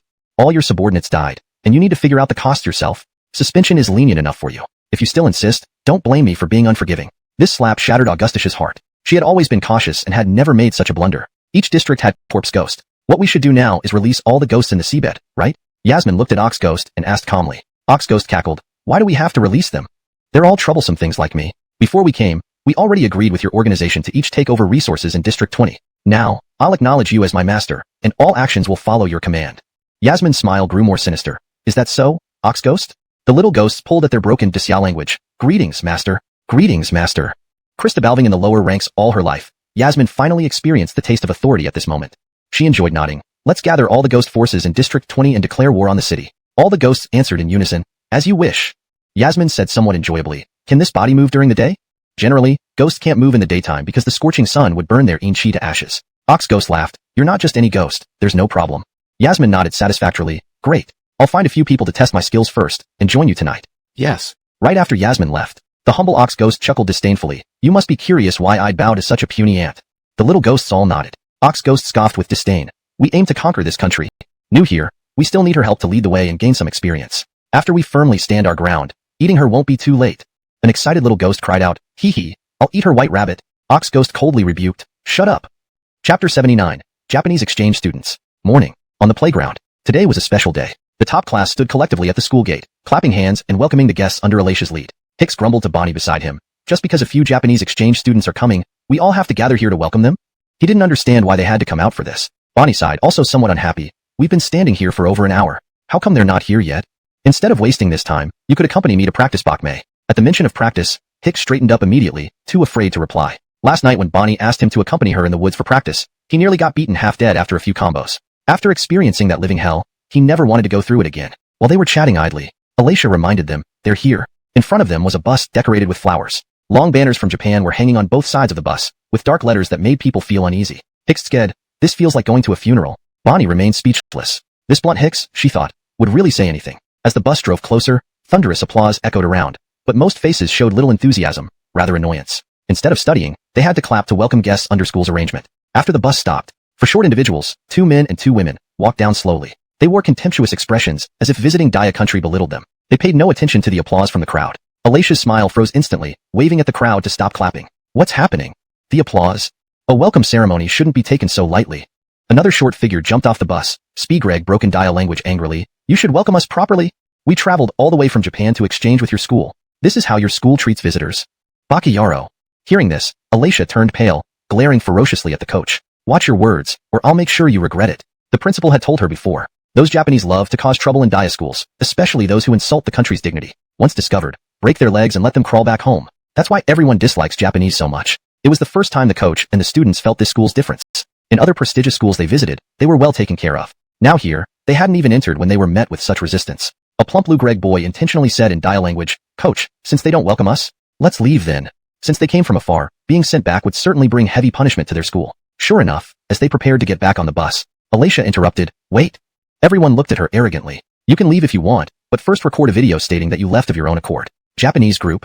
They must prove they decided to leave voluntarily. Alicia explained straightforwardly, because you're heading to District 20, all universities hate you. After all, your Japanese students aren't known for good reputations. You come here for good food and clothes, yet bully classmates and disrespect teachers. No school wants to take in scoundrels like you. Since you want to leave, shoot a video as evidence. The coach almost choked with rage. You're outrageous. Several students were ready to attack. The top class students were fully prepared. If they fought, these pampered Japanese would be defeated thoroughly using overwhelming numbers. Hicks excitedly said, fight. Start already. I can't hold back anymore. But why did all the students behind start laughing uncontrollably? I'm not Joe Greg. What are you laughing about? Emphasizing it wasn't a joke. Yet everyone still saw it as one. Gabby nodded innocently. Since you put it this way, rejecting would be rude. Fine, fine. Smack. Alicia slapped her head irritably. Fine what? Absolutely not. Thing Greg, they were afraid. The coach almost choked hearing Alicia's next words. If you beat her until crying, what then? She's from abroad. Give Sister Alicia some face, no fight. Gabby rubbed her head, pouting. Okay. But please don't hit me again next time. It hurts. Alicia retorted. Why did you arrive late? This translation captures the essence and tone of the original Chinese text while adhering to the guidelines provided. It maintains natural English phrasing and coherency with previous content. Gabby. The coach standing to the side felt a bit awkward. What was supposed to be a proper showdown ended up making him feel like he was being ignored. This translation preserves the original tone and structure, ensuring it remains coherent with the previous content while maintaining natural English phrasing. Chapter 80. The Loathsome Exchange Students. In the morning, the atmosphere in the elite class became eerily strange. Everyone's attention was focused on the 4 exchange students from Sakura country, standing on the podium. Standing nearby schools, we were always seated in the center. For a more natural flow in English, it would be better as. Carlo protested to Teacher Kaylee. Teacher, shouldn't we be sitting in the middle? In our previous schools, we were always seated in the center. Addison nodded slightly. That is the school's arrangement. I have no control over it. Carlo. Marcos patted him on the shoulder, signaling him not to act rashly. They then took their seats in the last row. However, no sooner had they sat down than they expressed their discontent. Carlo stood up and roared at the teacher when he saw books written in Dasha's language. Teacher, why didn't you prepare any books in Sakura country's language for us? And where is the interpreter, teacher? Why is there nothing prepared for us at all? At their previous schools, they were always treated as superior beings with dedicated teachers handling everything for them. But here at Xingyang Academy, everything seemed inadequate. This stark contrast left them thoroughly dispirited. Addison smiled falsely. It's the school's arrangement. If you have any complaints, please go see the school administration. Carlo. Upon arrival, they were already treated this way, which made him so angry he wanted to lash out. Marcos glared at him, signaling to hold his temper. Eventually, Carlo suppressed his anger and sat silently. Addison resumed her regular lesson while Fabio, lying on the desk, grew restless. The system remained silent. After getting nowhere, he reluctantly exited the system space, still feeling upset. Meanwhile, the raccoon continued to chirp softly. Annoyed, Fabio glanced at the raccoon holding 2 packets of crispy noodles, and his eyes widened. I left home early and didn't eat breakfast yet. He furtively looked at Gabby, who was attentively listening to Addison as usual. Carefully, he jumped onto the adjacent desk and approached the raccoon effortlessly. Hicks, seeing Fabio, calmly pulled out 2 packs of crispy noodles from his bag. Great King Tout, yeah, enjoy your meal. Fabio nodded and devoured the noodles. The raccoon even patted his back to help. The scene amazed the Japanese students behind him. Marcos, this? Carlo, hey, why are the students behaving like this during class? More surprisingly, after the black contract beast finished eating and jumped to the next desk, the student there, instead of being annoyed, took out snacks to offer, treating it like a subordinate C. Greg favors. Fabio ate snacks from 3 students before jumping to the next table. Finally, Carlo couldn't bear it anymore. He stood up and shouted at Addison, Teacher! This contract beast keeps eating during class, disrupting our learning. His words immediately drew furious gazes from classmates. Carlo.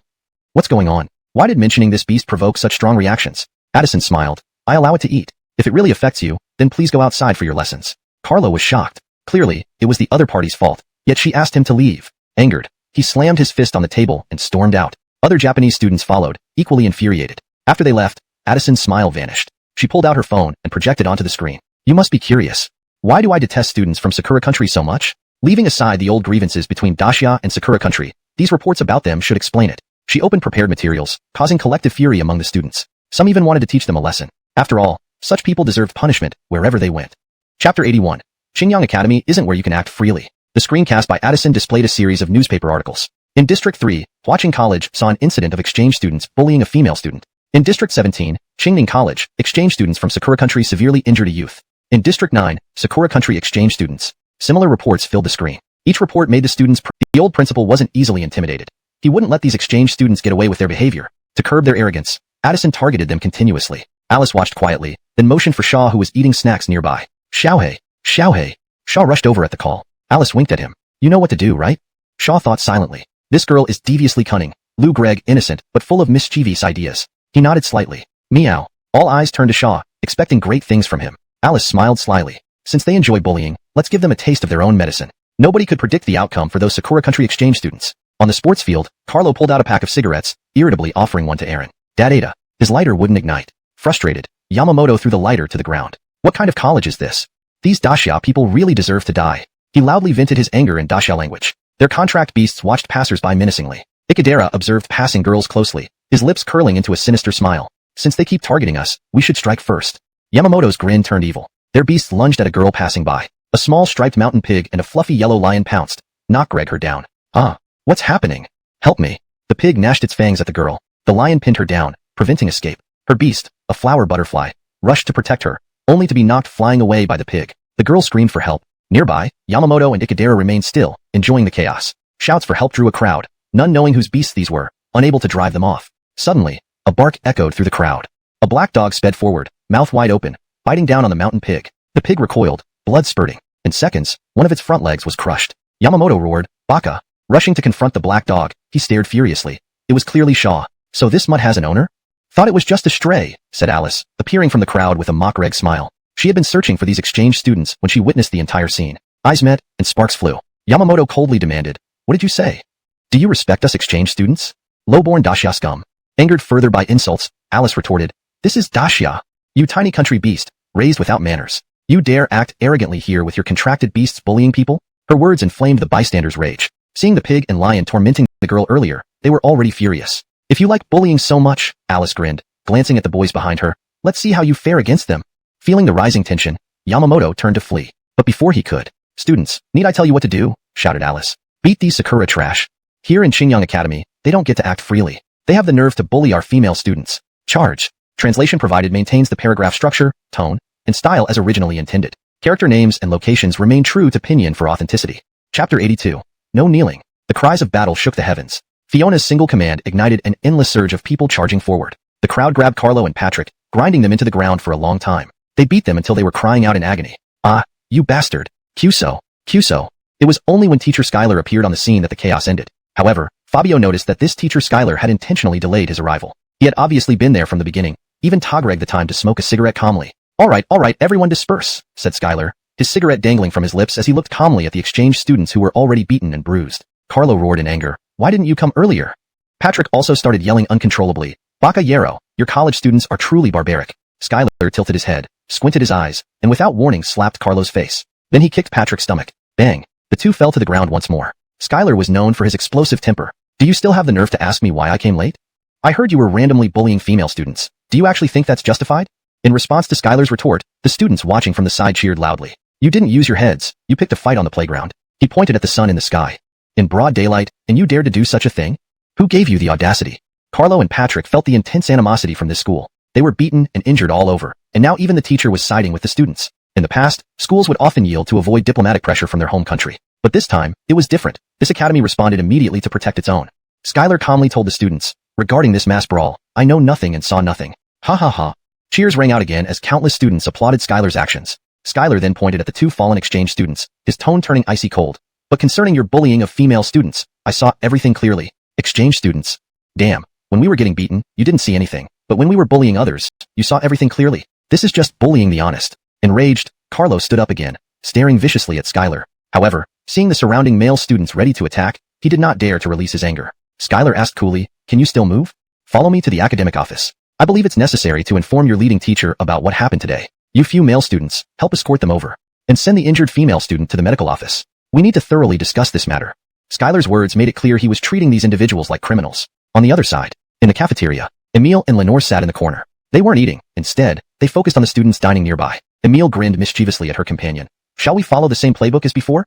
Lenore nodded eagerly. "Yamamoto has already taken action. We can't lag behind." After exchanging glances, they both stood up and approached a student who was eating nearby. One on each side, Emile pretended to trip. With a bang, she fell onto the frail boy who was eating. Startled, the boy couldn't react in time, feeling her body press against him as he hurriedly tried to get up. However, Lenore grabbed him and shouted, "Nasty boy! How dare you bully us Japanese girls? Die!"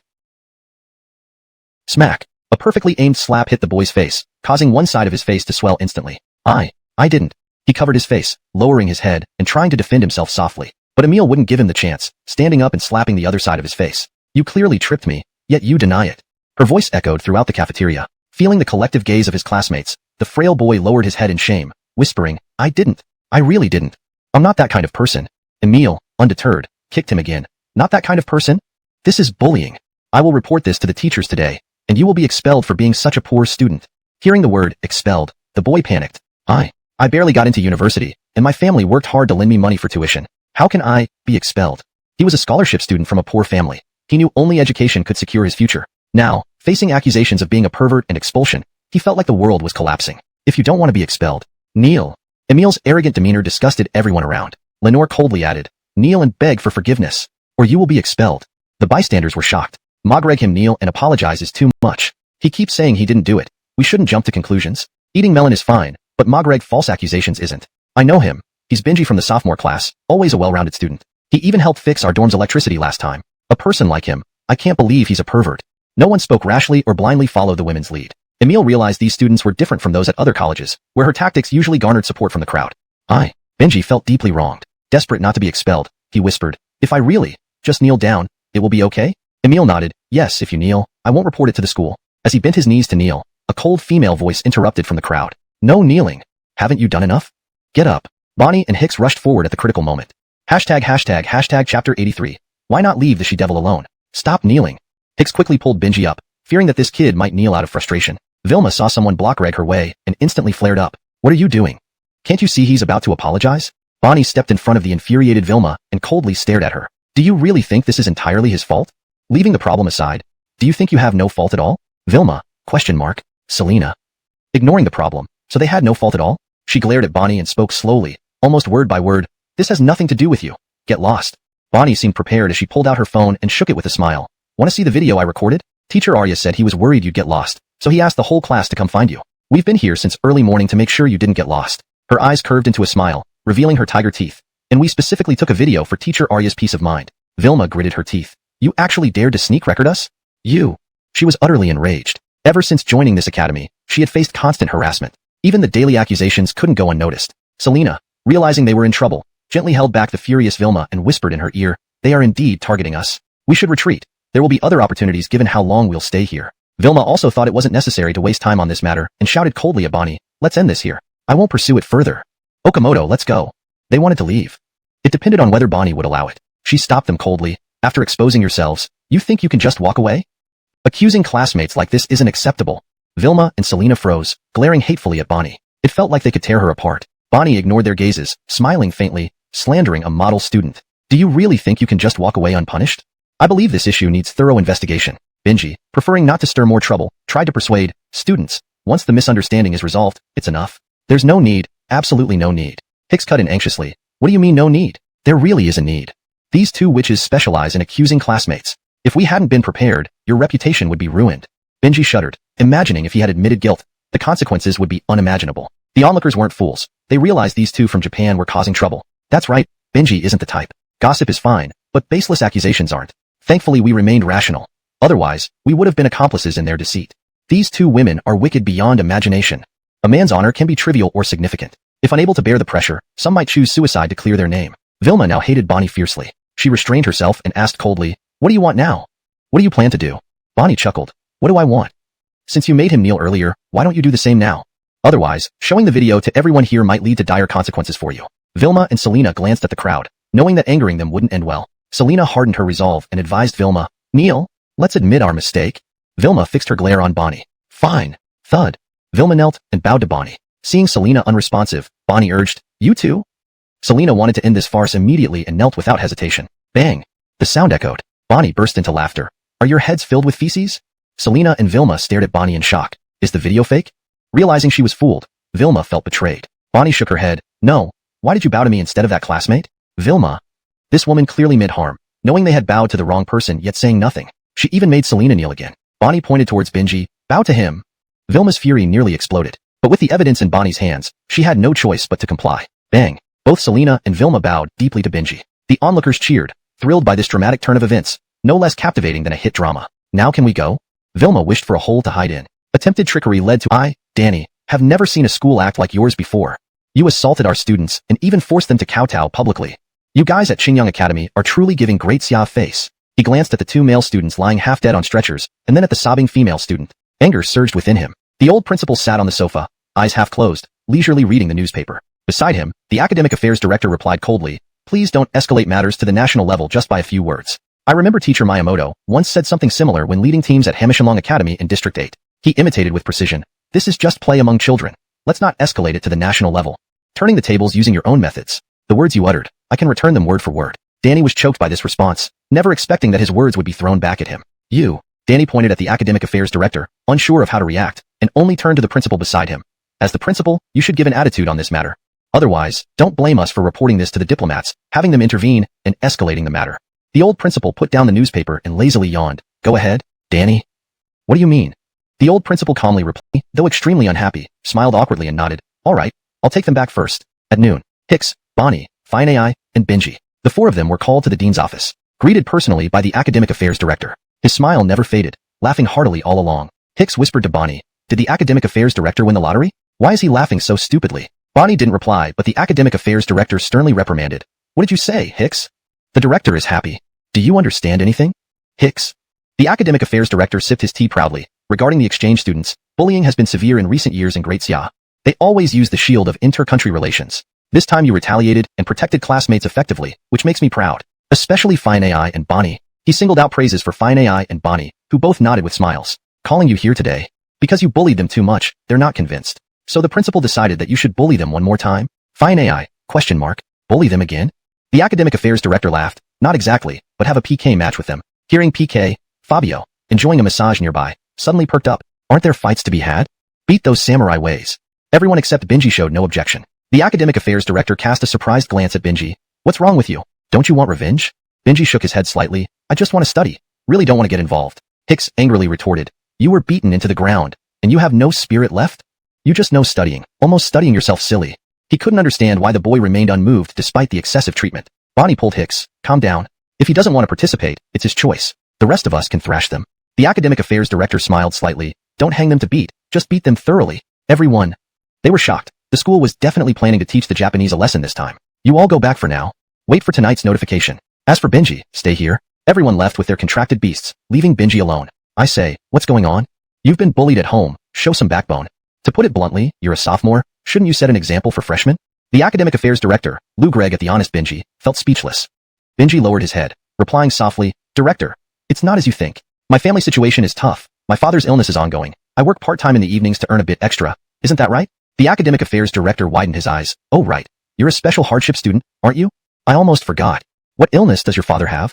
The school can open a donation channel and offer preferential loans. It's not hard to help you. Benji. He never imagined the school could offer policy advantages. The academic affairs director sternly told him, rest assured, I'm not expecting you to repay. There really are policies for this. Classmates can help with donations and favorable loans. Any illness can be cured. The academic affairs director was doing his best for Benji to participate. And if you win, you'll get a generous reward. Think about it. Benji. With the academic affairs director Spigreg so earnestly, refusing might seem unreasonable. Chapter 85. Tonight is bound to be unrestful. Evening was approaching. Gabby and a group of classmates boarded the bus under Candace's lead. Candace explained their destination along the way. This time, the project you are to PK with others is similar to what happened when you went to Demon Mountain for training, she said while handing out wrist-mounted displays from her bag to everyone. Hicks responded affirmatively. So the one who kills the most targets wins? Benji looked puzzled. What does that mean? He held a white little gorilla in his arms and looked at Candace questioningly. Benji, being a sophomore, had never participated in the trial before, so he did not know what they were talgreg about. Candace smiled. It means that if you kill a ghost creature, your wrist display will show the score. If our total score is higher than theirs, we win. Benji nodded slightly. Rest assured, I'll give it my all. Officially, it was a dispute between schools. However, it was clear that it was also a tug-of-war between two nations. The losing side would likely be talked about forever. Let me now explain the precautions. Do not harm your competitors, nor can you snatch the ghost creatures they are about to hunt. If such actions are discovered, punishments will follow. Everyone nodded in agreement. Huh. Hicks suddenly cried out, Lance, what are you doing? In the spacious bus, many seats were empty. The raccoon was dragging Hicks's backpack and struggling to pull out large bags of instant noodles. Chirp chirp. Familiar with the routine, the raccoon tore open the package and fed Fabio lovingly. What are you doing? You little rascal. How could you steal my bag? He had brought plenty of snacks this time, just to reward the raccoon when it got tired. However, the raccoon gave everything to the black dog. Just as Hicks started to stand up, he sensed an aggrieved look from Bonnie. Feeling Bonnie's strange gaze, Hicks hesitated. What? He thought that since his belongings were taken by the raccoon and given to the big brother, shouldn't he have a right to be up beasts to play together? So he let the little gorilla approach them. But as soon as he loosened his grip, Hicks immediately shouted, quickly, bring it back. Your contract beast cannot go over. Benji. Yet, the little gorilla had already run next to Fabio. It pointed at the instant noodles on the ground. Asked Greg if it could eat them. Chirp. The raccoon feeding Fabio slapped the gorilla mercilessly, causing it to fall to the ground in pain. The little fire dragon, who was massaging Fabio, leaped forward and stomped on the fallen gorilla. Benji. He was dumbfounded. Everyone seemed happy until Hicks slapped his head helplessly. You don't understand? The contract beasts in the elite class all recognize Cristobal Black as their big brother. Any contract beast trying to ingratiate itself will be roughed up by the fans. Benji. Gabby also felt embarrassed. She apologized to Benji with clasped hands. Sorry. I'll discipline Cristobal Black. She pulled away the raccoon and little fire dragon, tormenting the gorilla, and scolded Fabio severely after Pickreg him up. Don't you know it came here to play? Now they're fighting. Shouldn't you stop them as the leader? Fabio. I'm getting scolded for nothing. Benji. Upon hearing the term leader, Benji felt inexplicably curious about this small black dog. Although he had heard about the viciousness of the schoolflower's contract beast, it appeared to be just a small black dog without any special traits. The bus gradually stopped at a desolate wilderness surrounded by trees, with crows' cries echoing eerily in the air, adding to a suffocating atmosphere. Candace got off first and said with a smile, "This is the place for the trial." To introduce briefly, this is a ghost village where the villagers mysteriously vanished decades ago. People who search for them would also disappear after spending a night here. After a spirit dragon's reconnaissance, this is an extremely mean area with traces of ghost activity. So your mission tonight is to cleanse this place. Everyone. The atmosphere here was far more eerie than that of Demon Mountain. Suddenly, a mock-reg laugh rang out nearby. Are you scared already? It seems victory is ours this time. Scared? Just go back? Or are you here to die? I wonder if they brought extra pants, in case they pee their pants. How funny would that be? The Sakura Nation exchange students, waiting here early, taunted them harshly, heightening the tension. Tonight is bound to be unrestful indeed. Chapter 86. No ghosts here, only zombies. Carlo laughed the loudest as he walked at the front, his face full of sarcasm as he looked at Gabby and the others. The look of terror on Hicks's face was instantly replaced by anger. Pointing at Carlo, he retorted, "What are you bar Greg for?" Carlo. You people from Dacia are truly uncivilized. Hicks chuckled. Civilization is something spoken to humans. With someone like you, there's no need for civility. Carlo was so angry that he wanted to lunge at Hicks, but he was held back by Simon. Yamamoto, don't be impolite. We're here for a challenge. We need to make them kneel with strength. Do you understand? Carlo bowed low to Simon. Wagata. Simon stepped forward with a wicked smile. If you lose this time, be sure to fulfill your promise and kneel before us. Our Sakura country excels in subduing stubborn people like you with strength. Just like history, it happened before and can happen again. Dacia had once been invaded by Sakura, and bringing this up now was like playing with fire. Gabby was the first to react angrily, shedding her usual cuteness for fury. When friends come, we have good wine. When wolves come, we have hunting guns. Our ancestors could drive you out of this land, and today we can show you what iron discipline means. This time, they must not lose to them. Otherwise, wouldn't the blood of Dacia's citizens have been shed in vain? Simon chuckled. Is that so? Lou Greg forward to it.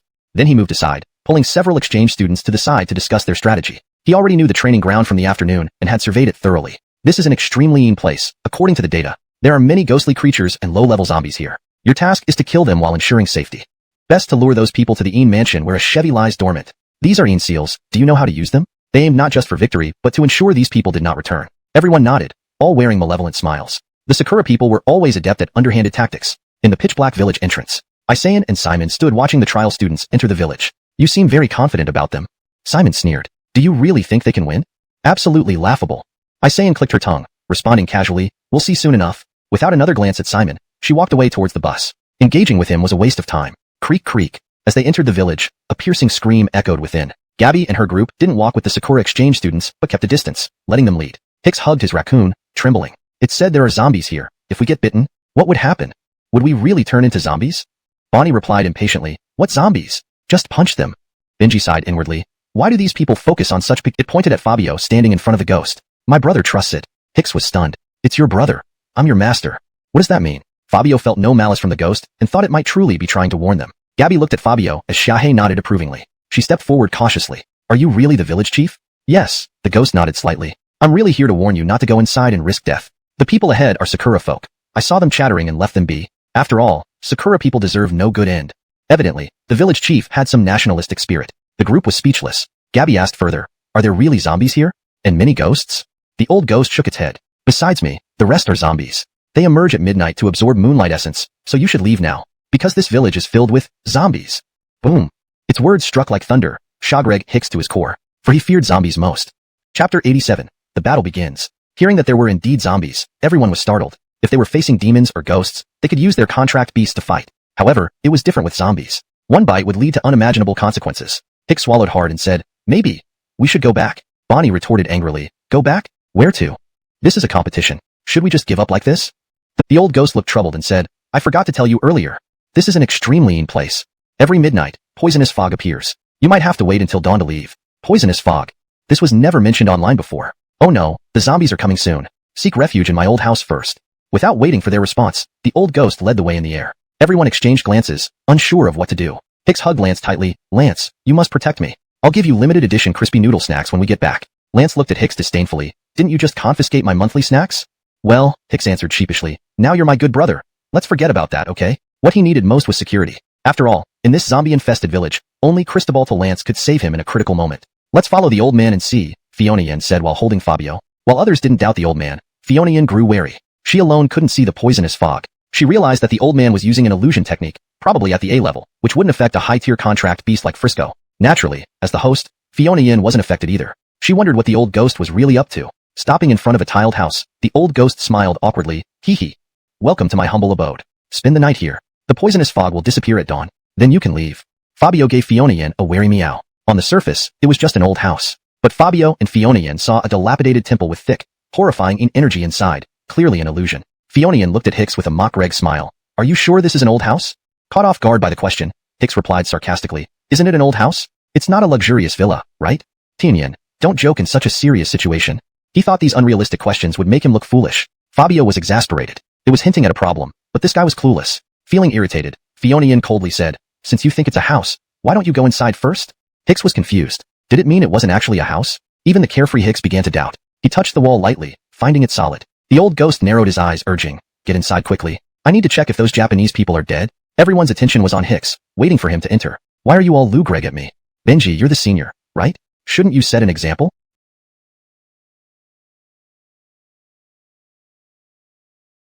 Raccoon took the lead, pushing back the ghosts and pulling Hicks, who was utterly terrified, back to safety. Don't move. I peed. Hicks's face was pale, and his pants were already wet. After all, seeing a swarm of ghosts charging at you would make anyone pee their pants. The old ghost, seeing the ghosts scattered by the raccoon, gritted his teeth in anger. Damn it, I didn't expect you guys to actually have some power. But we're not pushovers either. All together, attack. The ghosts that were initially scattered quickly regrouped. Their energy grew more chaotic and violent, reaching a peak. They stared with bloodshot eyes, maliciously focusing on Gabby and the others. Christabalving humans. The scent of living humans. How long has it been since I last ate a human? It's so exciting. This is truly a delightful event for me. Eat. The raccoon narrowed his eyes, his fists glowing with white energy. Even before he struck, a burst of fiery dragon flames erupted behind him. The small fire dragon had awakened into Del Togreg the offensive first. The scorching dragon flame scorched the ghosts, instantly killing a large number of them. The raccoon angrily shouted, what are you doing? You don't know these are my prey? Knowing Big Brother is here, you still want to steal the spot? Oh, damn it. You stinky monkey. Aha. A gigantic white gorilla, taller than 5 meters and covered in muscle, held the old ghost with disdain. In a deep voice it roared, old man, I'm a gorilla, not a monkey. Are you blind? Everyone was stunned by this sudden appearance of the gorilla. Benji pointed at the towering, muscular white gorilla and introduced, this is Arwen's form after awakening. Don't worry, he's very gentle. Boom. Due to calling him a stinky monkey, the old ghost was repeatedly slammed into the ground, creating several craters. Still, Arwen did not stop. Stinky monkey? Stinky monkey? The thing I hate most is being mistaken for a monkey. I'm a gorilla. He threw the old ghost to the ground and continued stomping. The old ghost screamed in agony. Everyone watched in shock. Was this still the harmless, slightly shy gorilla they knew? After awakening, the transformation was too drastic. Stop. Please. I'll tell you everything about this village. Everything you want to know. Wah. The old ghost's transparent soul was on the verge of disintegrating. He wished he hadn't practiced illusions. Practical combat skills would have been better. Otherwise, he wouldn't have been reduced to being thrashed by a B-ranked contract beast. An A-rank ghost, unable to handle a B-rank contract beast? Gabby coolly asked, any last word? It took great effort to seal Lord Ian. So I told you.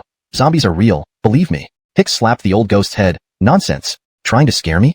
If it's all zombies here, why are there ghosts like you? That makes no sense, you're lying. The old ghost sighed helplessly. I was really the village chief, and we became ghosts, not zombies. Because. He hesitated, finding it hard to say, we were all scared to death. Hicks. Scared to death? So, they're all cowards. Chapter 89. Perish together. The old ghost squatted on the ground, dejectedly saying, very amusing, right? Having lived for so many years, I didn't turn into a zombie in the end, but got scared to death. Just as everyone wanted to learn more about the situation, beast-like howls erupted from all corners of the village. Everyone was taken aback, not expecting that there were indeed zombies. Damn it. Not far away, the group of Japanese students was being chased by a bunch of rotting zombies. Rora. They wore tattered clothes, and the skin exposed outside was rotten to various degrees. More suffocating was that these creatures moved incredibly fast, almost like sprinting 100 meters in 5 seconds. To be honest, these Japanese people are really quite fast runners. Ha. Hicks laughed arrogantly, completely unaware that these creatures. I chuckled, I don't know either, but I just felt those Japanese brats didn't have good intentions. I'm not doing this dumb task.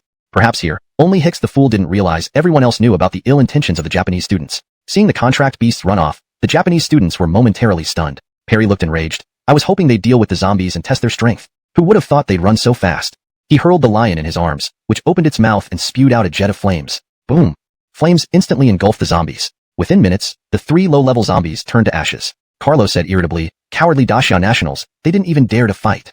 Immediately after entering the village, they started surveying the environment and enemy situation. There weren't many ghosts, but there were plenty of zombies. These zombies dressed in tattered rags had the lowest level and besides being fast, lacked fighting power. Killing them wouldn't earn points, so they weren't interested in zombies. Instead, they were curious about Fiona's group strength. Why could these people act so confidently upon arriving? At this moment, the old ghost who rarely sent off plagues, panted heavily while lying on the ground. Due to damage to its soul body, it had to lie on the ground absorbing in energy, and it would probably take 2 hours to recover. You up?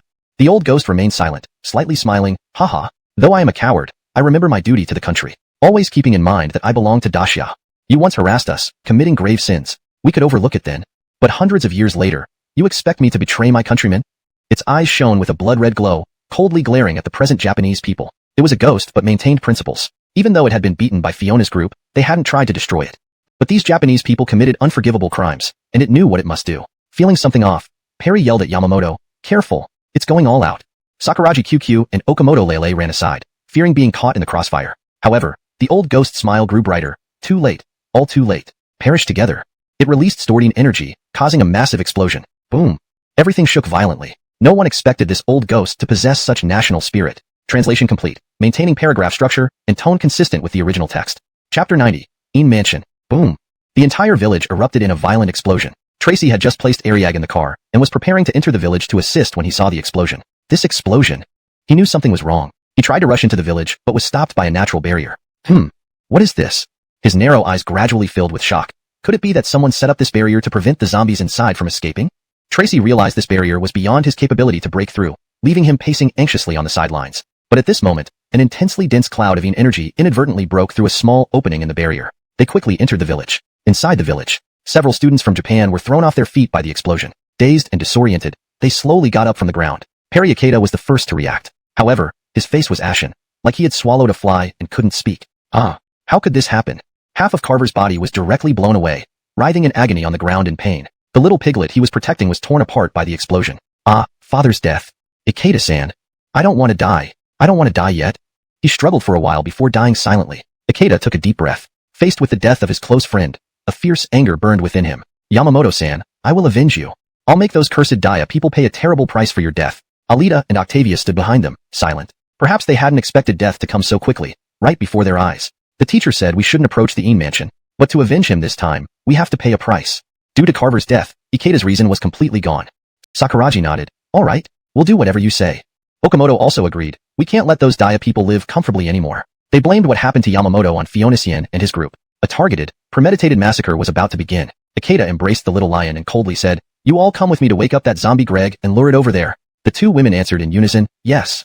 Raccoon was panting heavily, exhausted after running for half an hour. The group lay on the rooftop, watching the gathering of low-level zombies below. There are so many of them.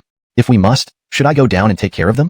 Raccoon was almost exhausted. Fathead Dragon snorted disdainfully. Look at how you can't even speak properly now, and you still want to send yourself to your death? It's not important if you die. I'd celebrate. That way, I become the top brother under the boss. Ha ha ha. Raccoon. To maintain his title as the boss's #1 junior, Raccoon, who wanted to go down and clear out the zombies, fell silent. Bonnie punched Fathead Dragon's belly angrily. At a time like this, you're laughing? Xiaobai was curious about these strange relationships. He couldn't understand why anyone would be enthusiastic about being a junior brother in modern times. Excuse me, is it really that amazing? Or does it have some special qualities? Out of politeness, Xiaobai didn't use the informal term this time. Instead, he seriously looked at Fabio in Finaxian's arms. Fabio gave an innocent meow, and Fionasian explained sheepishly, actually, there's nothing special about it. It's just an ordinary contract beast. Really? Asked Xiaobai. Hearing this, Raccoon wanted to get angry but feared adding another competitor. He came up with an idea. Why don't you go down and take care of them, and then I'll tell you what makes my boss so extraordinary? Xiaobai's eyes lit up. Okay. Benji. Wanting to stop him, Benji spoke, but Xiaobai had already jumped off the roof. Boom, boom, boom. With massive arms, Xiaobai swept across the area, defeating all the low-level zombies. Fabio stared at Xiaobai fighting fiercely and glared at Raccoon, implying, are you learning bad habits from me, exploiting an innocent contract beast?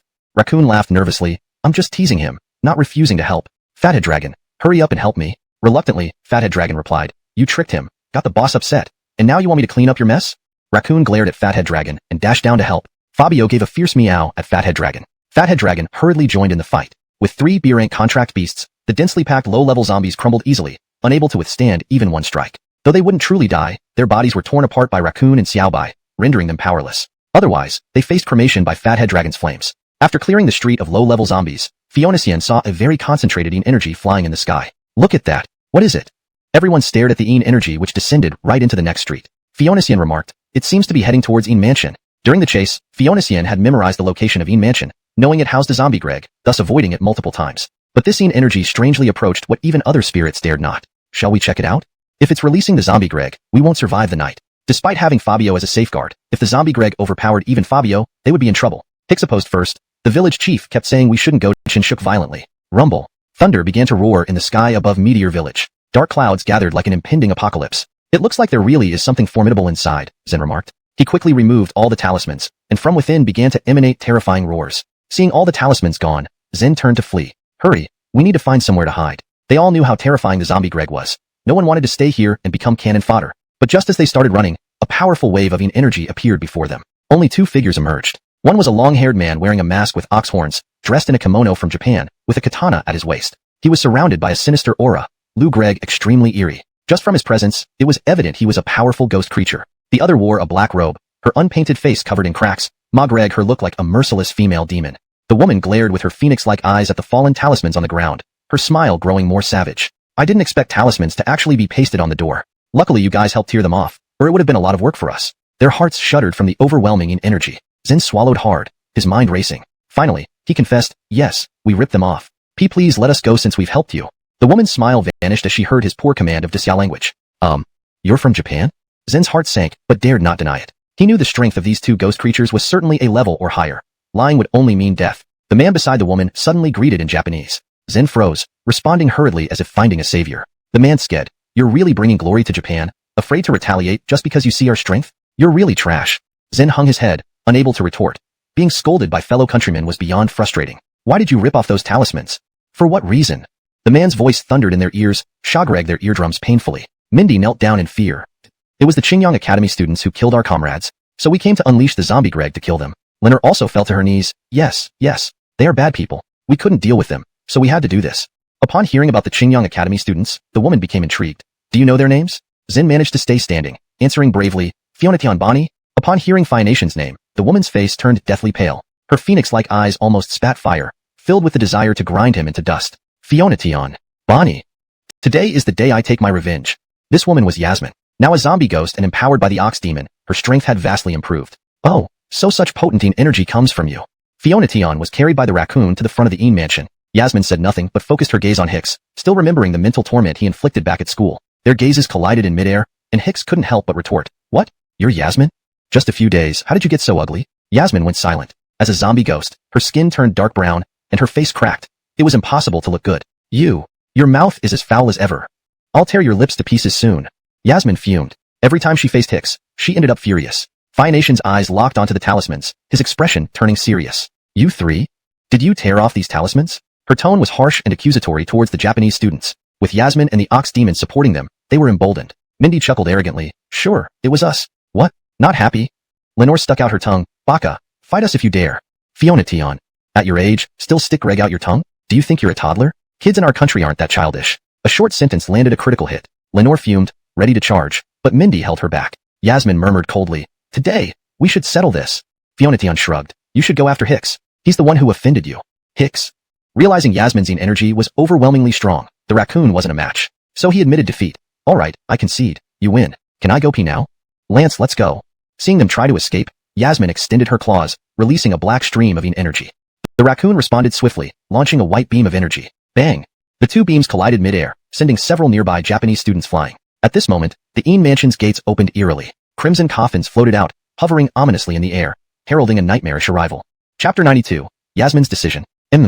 31 blood-red coffins hovered midair. The coffin lids creaked violently, and within came inhuman howls that chilled the bone. The students from Japan gasped in fright as they sensed the potent sinister aura enveloping the coffins. They realized these zombies were far superior to ordinary ones. Run! Ursula tapped into her potential, sprinting away with her contract beast. Emmanuel followed suit, hurrying towards the village entrance. Bang! Bang! Two dull sounds echoed as Okamoto and Kuji were struck by ghostly energy, killing them along with their beasts instantly. Zen screamed in terror. No! Yasmin glanced at Jorge. Is this how you treat your countrymen? Jorge scoffed coldly. They've disgraced our entire nation. I already gave them a chance, but they have no backbone. Running at every trouble. Had they stood foolishly like Zen, Jorge wouldn't need to kill them. At this moment, Fabio, who had been inactive, broke free from Gabby's embrace and leaped to the ground. Gabby, Question mark. Cole, are you going to fight? Tonight's Cole seemed totally different from his usual self, usually restless. Tonight he remained patient until now. If Gabby knew that Fabio just didn't want to lower his intelligence by feeding on low-grade zombies, she'd be speechless. Fabio meowed, and the Lance understood immediately. Boss means we should hide first. We can leave this to him. Xiaobai stared at the raccoon in surprise. You can interpret this? Pern Too Long remarked irritably. That's why he's the top minion. Xiaobai. Is there anything admirable about this ability? Next, Xiaobai would regret this thought because an awakened Fabio was utterly terrifying. Gabby told Bonnie and Hicks, follow Cole's suggestion and find a hiding who had lost control earlier. The 31 zombies observed the humans below before roaring suddenly and rushing towards Gabby and Zen. Their speed was blinding. Zen was atop his lion, ready for defense, but it was bitten to pieces before reacting. Ugh. The lion cried out in pain. Jorge watched in exasperation. Such pathetic strength. Stupid human, thin Greg of resisting instead of escaping. It felt ashamed of Zen's weakness. Zen replied helplessly, your palm killed the girls for running. Now, you scold me for standing my ground. It's hard to live when either choice leads to death. Jorge blasted the surrounding zombies in frustration, disintegrating them completely. Regarding Gabby, Fabio had awakened into an 18-meter-tall ancient ferocious beast, revealing its S-class power. Zen, witnessing this, was stunned. This is our opponent? How foolish. Why did I consider this monster an enemy instead of a friend? Annoyed by Zen's remarks, Jorge slapped the air, sending him sprawling. Hurry and run. Remember, only leave the village after dawn and wait at the village entrance. Understood? Zen nodded quickly and hopped onto his nearly dead lion, fleeing the scene. These zombies are merely B-class, nothing impressive. He swallowed several surrounding zombies in one gulp and complained bitterly. Seeing Fabio's awakened form, Yasmin's expression fueled by the rage of a corpse ghost, which an ordinary person couldn't endure. But Fabio wasn't just anyone. He didn't even blink, shrinking Greg down to 5 meters tall before swiftly darting into the Ian residence. Yasmin, wants to escape? This was her first battle after gaining power, and her opponent was already trying to flee without even starting? The bull ghost had told her to stall them here. How could she let them in? Just as Yasmin was about to chase, she heard Fabio's disdainful chuckle. I'm not running. You're just too weak. I'm just not interested. If you want to fight, go ahead and spar with my subordinates. I don't have time. Yasmin was furious, becoming a corpse ghost only for the other party to barely glance at her. Suddenly, wisps of black gas appeared in the air, forming ugly monsters covered in black scales. Huh. Sensing the formidable aura from these creatures, Yasmin felt unease. These are his subordinates? So many? 200 evil beasts flew in the sky, their mad eyes locked onto her. Yasmin felt like prey being targeted by a hunter. Magreg her take these beings seriously. After entering the Ian residence, the bull ghost didn't immediately search for General Yin's coffin. Instead, he stood before the hall, politely shouting inside. Yuan, I am your great benefactor from a century ago. Do you still want me to come in and bring you out? The bull ghost's voice dripped with sarcasm, imbuing the word benefactor with a tinge of humiliation. Boom. Suddenly, an explosion sounded from one of the rooms within the mansion. A monstrous aura surged forth, and in the next moment, a 2-meter-tall zombie clad in golden armor appeared. Standing before the bull ghost, his eyes blazed with anger, wishing to devour him whole. It's you. Speak Reg human language. Yuan had become a corpse king and thus regained the ability to speak. How dare you claim to be a benefactor? Even if I don't know what you are, I know that I became this grotesque monstrosity because of you. All this was due to this man standing before him. The bull ghost chuckled. I didn't expect a corpse king to still have such temper.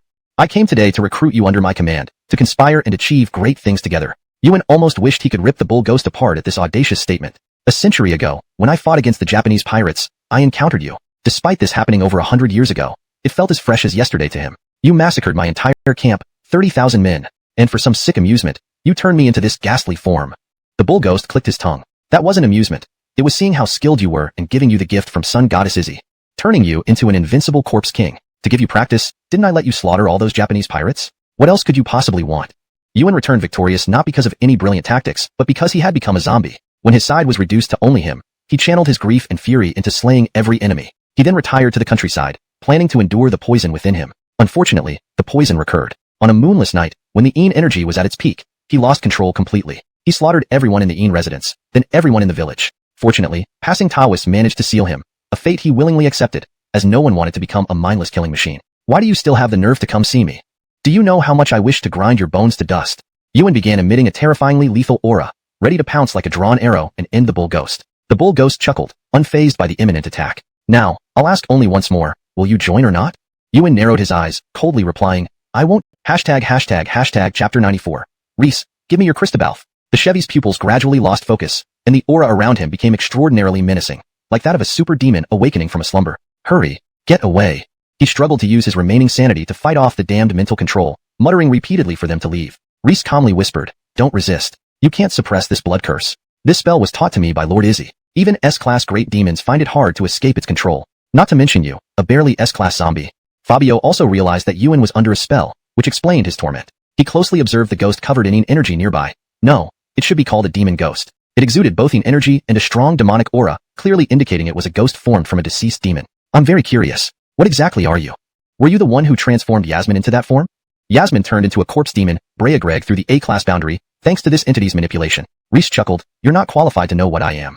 But yes, that woman outside is my creation. It spoke casually, as if creating an A-class creature was trivial. Why did you come Lou Greg for the Chevy today? While engaging in conversation to buy time, Fabio analyzed Reese's body composition using the Devourer. If possible, he might absorb the spell on the Chevy with the Devourer's abilities. Reese showed no signs of concealment. After all, these people were already dead in its eyes. Revealing the truth to let them experience anger or despair before slowly torturing them to death was something Reese relished. Witnessing Prey's fear had been its favorite activity for over 100 years. Oh, do you really want to know? I can tell you.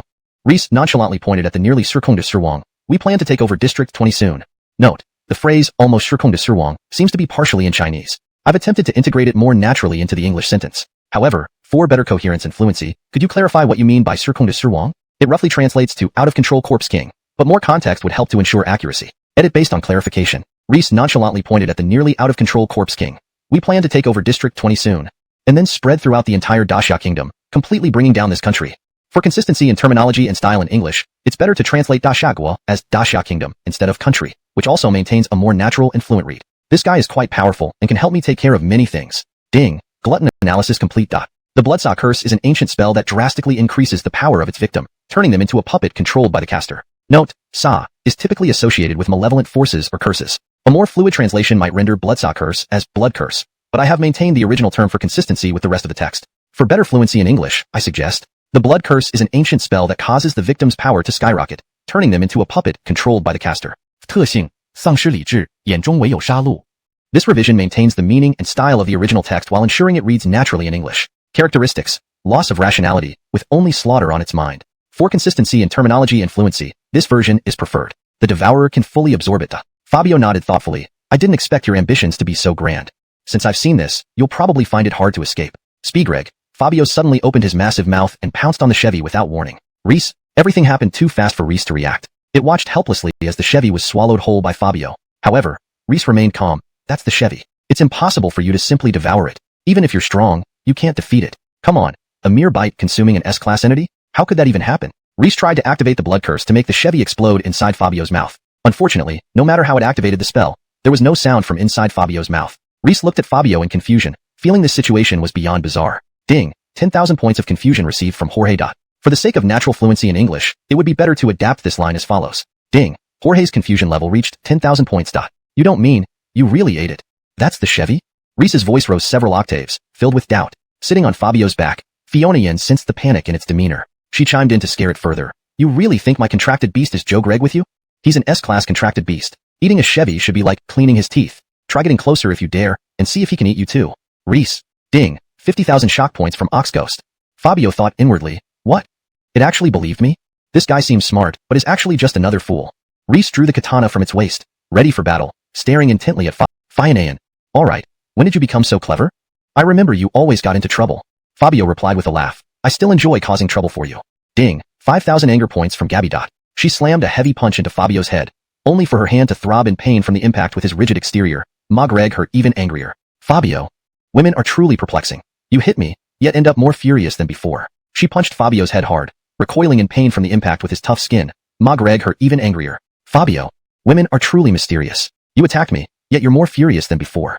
Chapter 95. Call me Big Brother. At this moment, the contracted beasts had already returned to their normal forms after awakening. They hid together with Hicks and others inside the ruined house. They listened to the explosions echoing in the sky, all eyes fixed on the window. Among them, Benji's expression was the most astonished. Can't be. What is that dense swarm of things flying around up there?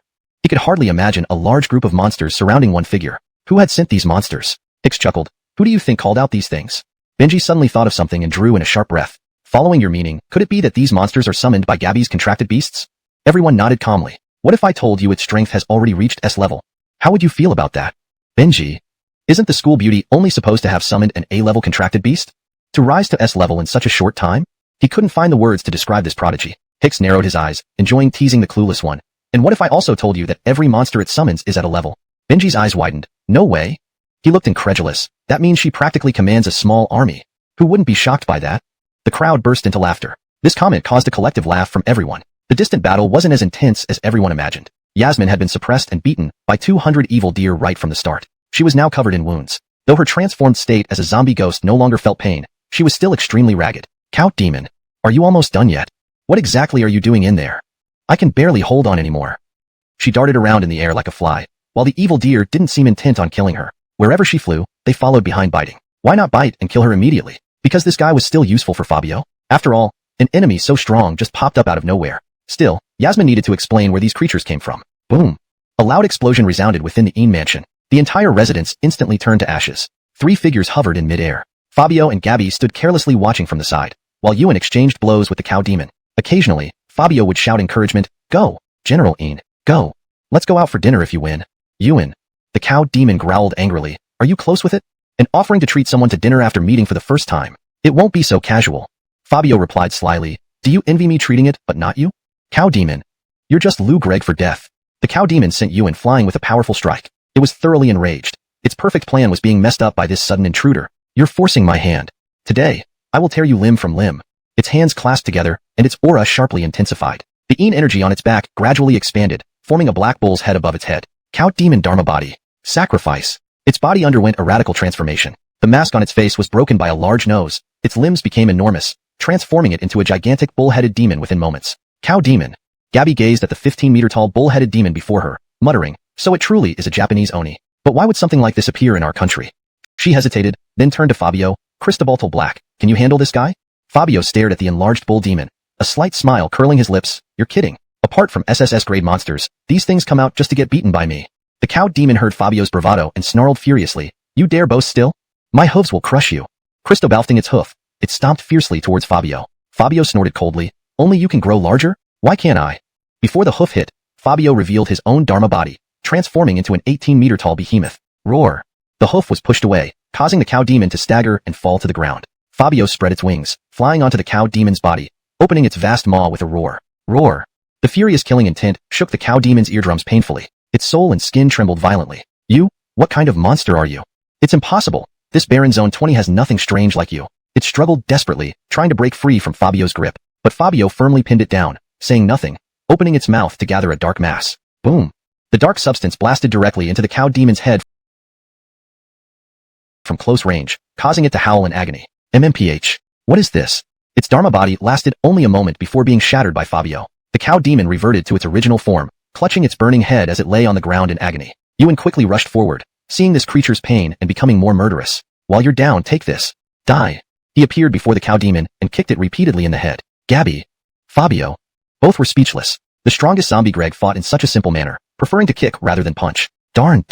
The cow demon was nearly infuriated to death. Despite appearing with so much flair, it was thoroughly thrashed by a lesser-known contracted beast. Worse yet, even the worthless Ewan came over to stomp it some more. It was a well-known major demon in Japan, yet it ended up being brutalized here. While Ewan was KIC Greg happily, the cow demon sent him flying with a ball of Een energy. Covering its face, it glared at Fabio with blood-red eyes. "Remember this? I will return to exact revenge on you." With that, it dissolved into Een energy and vanished eerily. Gabby shouted anxiously, "Hey, why did you let it run?"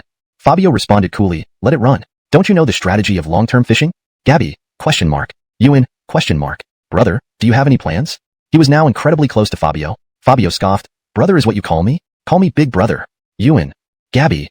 Seriously, Fabio was even trying to recruit a zombie Greg as a little brother. This was too absurd. Chapter 96, Can you leave me some underwear? Fine Axing heard Fabio emphasize that Ewan should call him Big Brother, and she was momentarily stunned. Having a zombie Greg who has lived for over a century call you Big Brother? Your ambition to recruit little brothers is getting a bit out of hand, isn't it? Cristobal. She was about to scold Shahe when suddenly, Big Brother. Ewan called out smoothly without any reluctance. Ding. Received 50,000 shock points from Fine Axing. Fabio glanced disdainfully at Fine Axing, his eyes saying, "What's wrong with him calling me Big Brother?"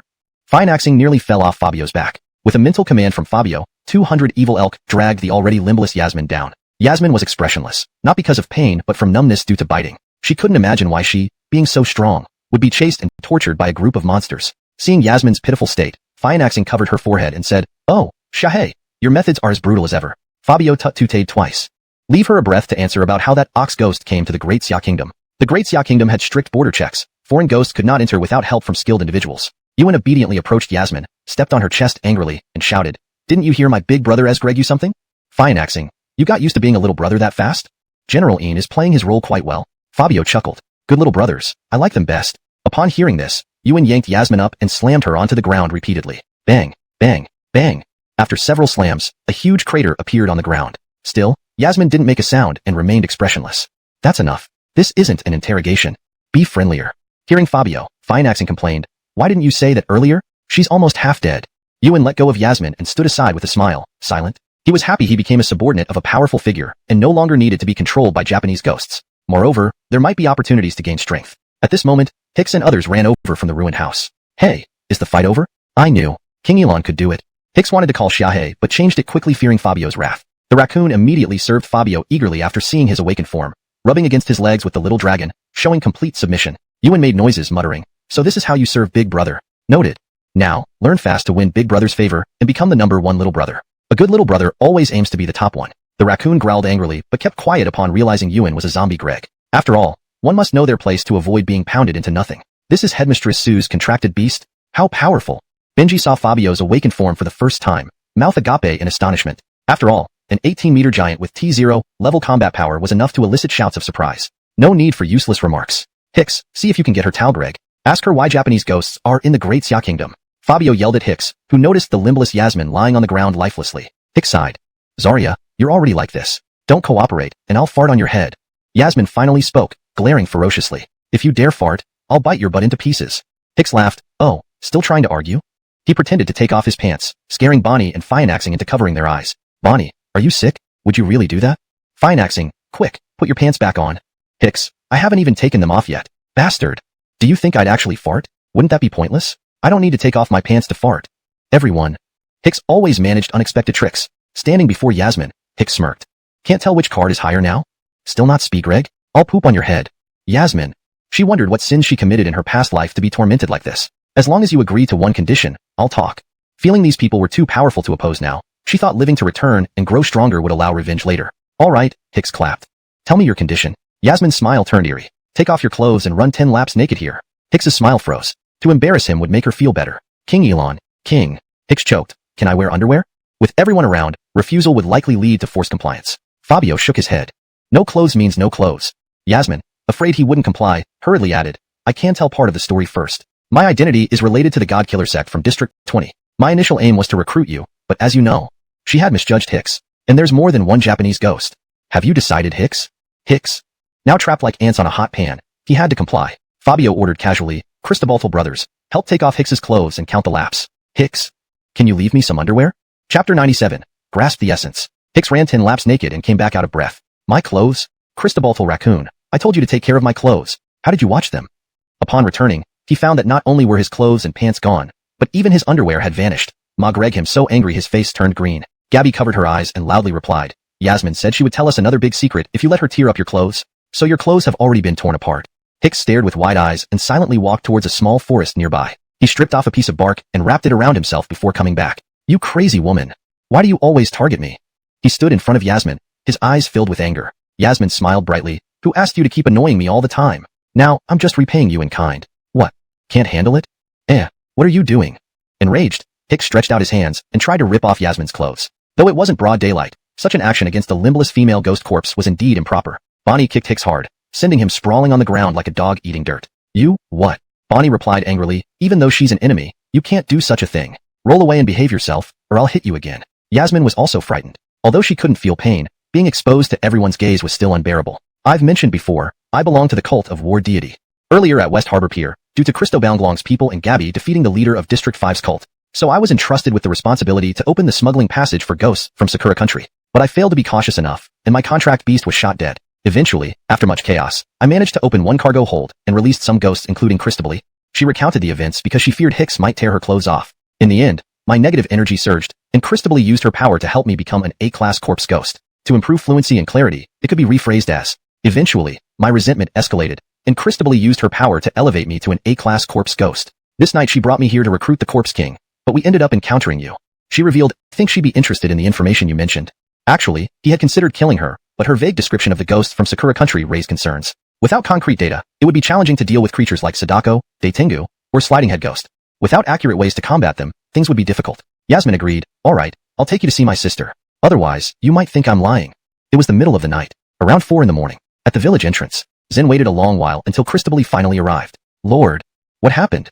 Seeing Christabel's disheveled appearance, Zen nearly lost his composure. Despite her usual formidable strength, she was beaten this badly. Christabel, holding her injured head, said anxiously, "Boy, I need your help. Are you willing to join my Mountain of Christabel?" Mountain of Christabel referred to the place where Christabel reigned supreme. Zen stammered, I agree. Good. Now follow me. I'll explain what needs to be done later. Her injuries were serious. If she hadn't underestimated her opponents, she should have used her true form instead of transforming into a giant Christabel. She had two true forms, Giant Christabel for fighting S-class ghosts with minimal exhaustion, Spider Christabel, which represented her full strength, but using this form drained her significantly, requiring at least 7 days to recover. Due to underestimation, she suffered this severe defeat. Zen, nodding his head, was enveloped by energy and forcibly dragged away. Just as Zen and Christabel left, Gabby and the others emerged from the village with Yasmin. The journey was filled with laughter and banter. Hicks, you're not covering yourself well. Yasmin, carried by Ewan, kept Talgreg nonstop. Hicks glanced down, and Yasmin giggled. I tricked you, and you believed me? Hicks, you still haven't learned the difference between big and small, huh? Do you want to become like me right now? Bonnie coughed, and Hicks slumped in dejection, knowing Bonnie would intervene if he tried anything inappropriate. He didn't want another beating from Bonnie, so he swallowed his frustration. Yasmin smirked triumphantly. What? Can't do anything about me? I'll make sure you don't have it easy tonight. Hicks retorted, wait and see. They won't always be around. When that happens, I'll see if you can still laugh. Yasmin's face darkened. If Hicks really caught her alone, she feared what he might do. She chose to remain silent. Everyone prepared to leave the village, only to recall the barrier set by the Taoists required daylight to unlock. Ewan approached the barrier and explained with a smile. This was a formation laid by those Taoists to prevent me from re-Greg havoc. Don't worry, Brea-Greg, it is simple. He touched the barrier gently, and it shattered instantly. This display stunned everyone. Yasmin remarked, no way. General Onion stepped forward, her expression calm. They really did die inside. There were some unexpected events. Their skills were insufficient, and they were killed by your country's ox ghost. Oh, no, that's not quite right, she corrected herself, waving her hand dismissively. One managed to escape. You can search the village to find him. If you find him, you'll know what happened. We have things to attend to, so we won't stay and chat with you. With that, Fiona started Walgreg toward their bus. At this moment, Simon let out a frenzied scream. How dare you? You students are truly despicable. You went in for a fair duel, yet you dared to kill them. He blamed Fiona and her group for his students' deaths. Now, Simon raged like a mad beast. Since you're so ruthless, don't expect to leave safely. Cherry Blossom Battle Bear, come out. Behind the bus, a towering pink bear 5 meters tall emerged. Upon seeing the pink summon creature, Hicks couldn't hold back a laugh. This is quite quirky. Having such a summon must be something people will talk about for life. But his laughter stopped abruptly when he noticed a woman lying unconscious in the pink bear's arms. What did you do to Teacher Addison? Hicks's demeanor changed instantly, now serious and ready to fight. Benji, Bonnie, and Fiona prepared themselves, knowing if Addison was harmed, Simon would not live through it. Simon laughed maniacally. You laughed just now, but now you're silent? I've been Wargreg on this woman since you all went in, and I never intended to let you leave alive. Today, you will all die under my bear's claws, and your lives will serve as a tribute to my lost students. His words were arrogant, as if he was certain of victory. Yin Zheng, dressed in golden armor, calmly stepped forward. Folks, I joined the team today. Please give me a chance to show my worth. The raccoon grumbled, and the little fire dragon spat flames in frustration. They were Fabio's subordinates, expressing their displeasure in their own ways. Bonnie patted the little fire dragon, saying, Can you show some backbone? The little fire dragon huffed and retreated silently. Yin Zheng strolled up to Simon, pointing at him and coldly demanded, Tell me, how do you want to die? Simon narrowed his eyes, Greg stern. You, in that bizarre outfit, think you can be my opponent? You, he tried to say you're not worthy. But before he could finish, he was flung backward by a powerful force. Bang! Yin Zheng's lightning-fast punch slammed into Simon's chest, sending him crashing. Fabio looked at Fiona, signaling her to decide. Fiona hesitated. I'm not sure how to handle this. Executing him publicly seems a bit cruel. Perhaps Brea-Greg his legs and pulling out his tongue would suffice as a light punishment. Simon and everyone else gasped. Underster Cristobal punishment? Honestly, your Magreg death seem impossible to achieve. Yin Zheng coughed. That does sound a bit extreme, but I'll do it anyway. As Yin Zheng raised his hand to break Simon's legs, a surge of black energy erupted nearby. Suddenly, a bone-chilling cold enveloped the village entrance. Seconds later, Simon vanished from Yin Zheng's grasp. It's the ox ghost. That thing is still Legreg around here. Yin Zheng, with a serious expression, was about to chase after it when Fiona called him back. Don't go, it's almost dawn. Important matters first. She believed that as long as the ox ghost stayed in Zone 20, there would always be a chance to meet again, and they'd make sure it wouldn't survive next time. Chapter 99. Indiscriminate defecation and urination. At 5 in the morning, Candace woke up from a drowsy sleep. Hearing about what Alistair had done, she gasped in horror. I can't believe this person is so ruthless. Not only did he knock me out, but he also wanted to kill everyone. She felt some self-reproach for her own negligence. Gabby patted her shoulder. Senior sister Candace, everything's settled now. You don't have to blame yourself so much. Candace forced a smile as she drove the bus. Under Miley's instructions, the bus stopped at an extremely dirty and messy place. The air was foul, with garbage piled on both sides of the road. On either side stood shabby houses, clearly forming the most famous slum in District 20. Miley was held in Ewan's arms, Greg very calmly. I believe everyone knows where the poorest area in District 20 is, right? Exactly, it's right here. This is where my sister and I grew up. Though she appeared calm on the surface, her heart was filled with mixed emotions. After their parents' investment failure, they moved into this place. Her father could not accept the reality of his failure and ultimately chose to hang himself. In the first year after her father's death, her mother ran off with someone else. Left behind, she and her sister relied on each other, living a hard life. I have one request. Can Hicks accompany me inside? Everyone looked at Hicks, awaiting his response. He nodded seriously. Sure. He picked up Miley from Ewan's arms. She was like a tumble doll with all her limbs broken. Ewan looked at everyone in surprise. Why aren't we going in together? Gabby shook her head slightly. She's like this, would you be worried she'll run away? We need information from her mouth, not to take her life. In Gabby's view, this woman was pitiful. If she could bring them to her sister's residence, where could she possibly run to? Miley was carried upstairs in one go. As they walked through the dark corridor, enveloped in pitch-black darkness, breathing in the stench, Hicks felt his stomach churn. Have you always lived here? Hicks asked curiously. Yeah, isn't it terrible? Miley replied simply. Hicks shook his head gently. It's not bad at all. I see a big sister who is willing to protect her little sister. He smiled but accidentally stepped on something soft. What did I step on? Miley said in disgust. Probably poop. Because there are always people getting drunk and defecating and urinating around here. Hicks. Just when he regained seriousness, he couldn't help complaining. Why didn't you say that earlier? I just stepped in a big pile of shit coming in. Miley clicked her tongue. You didn't ask. Do you need to ask about such things? Hicks exclaimed. Who in their right mind would defecate in the hallway? Don't they have toilets at home? As he spoke, he kicked something slippery. Hey! A surprised voice echoed in the corridor. What are you doing? Hicks? The dimly lit corridor offered no light. Hicks was quite taken aback by suddenly Greg someone. The man stood up, glaring angrily. Are you blind? Didn't you see me pooping? Hicks? Good grief. He really met a guy who pooped everywhere. You damn lunatic. Why on earth do you need to poop in the hallway? And I stepped in a huge lump just now. The man's eyes widened in shock, feeling something sticky on his kicked buttocks. You used the foot that stepped in poop to kick my butt? How unhygienic. What kind of manners are these? Caught off guard by this reprimand, Hicks was dumbfounded. This person pooped and peed randomly in the corridor, and now he was scolding him for lack of manners? So the wrong one was him? Hicks fumed with rage. If not for Xiao Huanxiong being left behind, he might have made him eat all the mess. Miley's eyes gradually turned red, appearing eerily ghostly in the darkness. Tell me, who has no manners? Are you that single man living opposite me? Didn't you often bully us, stick red glue on our locks and even throwing feces at our door multiple times? Each word she uttered was imbued with overwhelming hostility. Greg the single man feel as if he had fallen into ice. Scared stiff, he slumped on the ground. Gee ghost. Not noticing Miley's broken limbs, but focusing on her glowing crimson eyes, he panicked. Where are you running to? Her body began to crackle ominously, bones Greg as if emerging. Soon, her limbs grew back. In an instant, she leaped out of Hicks's arms, merely flicked Greg her finger to bind the fleeing man with energy, rendering him immobile. I was just playing with you. I never intended to oppose you. You're magnanimous, forget it as a fart. I won't defecate or urinate in the hallway anymore, nor will I secretly bang on doors to scare kids. Hicks. This man's actions were almost inhuman. Meeting this karmic retribution was what he deserved. Hicks remained silent, watching Miley punish the villain. Since you've said so, I shouldn't take your life. How about both your feet? The single man. My feet are needed for volunteering at the nursing home, Greg care of Adamly. Chun Zixian. Then how about both hands? The single man. Without hands, how can I help old ladies cross the road? Chun Zixian coldly said, then I'll take one leg and one hand. Without giving him a chance to argue, she grabbed him. An arm and a leg were ripped off instantly. To avoid disturbing her sister's rest, Miley even sealed his mouth with energy. He couldn't even scream in agony, and likely wouldn't speak again in his life. Miley beckoned Hicks. Come on, why are you standing there? Hicks nodded, following quietly, yet still puzzled. You can grow back limbs. Why did you let me carry you? This question was a bit ambiguous, but Miley explained. Greg Hicks's mind wander. However, Yasmin's expression turned extremely grim, as if burdened by something. Do you often get visitors at your place? It must be quite troublesome living here. Yasmin nodded slightly. The person living here often gets drunk and disturbs others at night. After adjusting her emotions, she finally spoke. Sister, it's me. I'm your older sister. Hicks felt something odd as he observed the woman's mood. Clearly here to see her younger sister. Why did she seem so unnatural? Ah, it's your older sister. Come on in quickly. I've missed you so much, sis. The door suddenly opened. A gust of cold wind blew past, freezing Hicks for a moment. What puzzled him more was the complete darkness inside, with no sign of anyone. Yasmin swallowed and pulled Hicks into the house. She didn't turn on the light, but walked straight towards the room. As soon as the door to the room opened, an awful stench hit them. Though it was dim inside, moonlight filtered in through a window. Hicks couldn't help but take a sharp intake of breath, his stomach churning. Is this your sister? A plump body lay on the bed, covered in mosquitoes. If not for the long hair atop the head, Hicks would have thought it belonged to a man. The reason his stomach churned was due to the feces all over the bed. Sister, you haven't visited me in a long time. Deborah knows you are busy and doesn't dare complain. But I really miss you.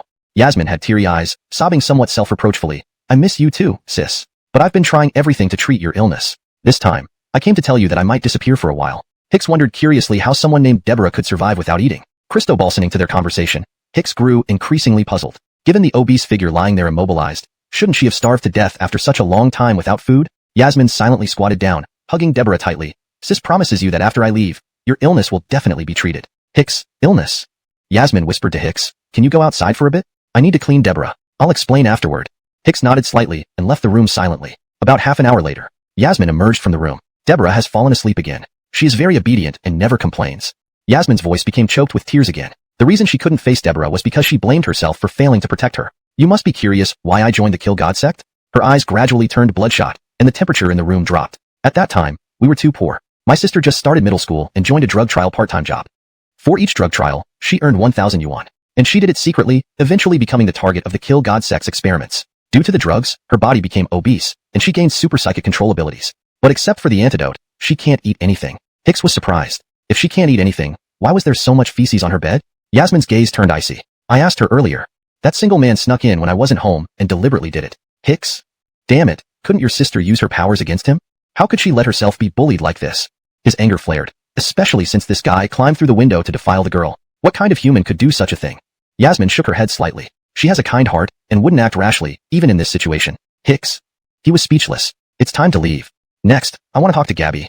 As long as my sister's safety is assured, I will cooperate with her actions. The door closed gently behind them. In the hallway, the single man had crawled up to the 5th floor and encountered Yasmin as she stepped out. Seeing the single man, injured and bleeding from a missing hand and leg, Yasmin stood in front of him, her expression dark and cold. You don't come closer. His pale face struggled to form coherent words. Yasmin stomped on his chest and whispered icily, was it you who sneaked into my house and defiled my sister? Single man. I was drunk and did it unintentionally. I regret it. Sorry, please forgive me. Yasmin shook her head. I almost let you off, but you sealed your own fate. With increased force, her foot pressed deeply into the single man's chest. He spewed blood from his mouth, eyes wide even in death. Hicks showed no emotion at the death of such a scumbag. He even felt it was too lenient. Let's go.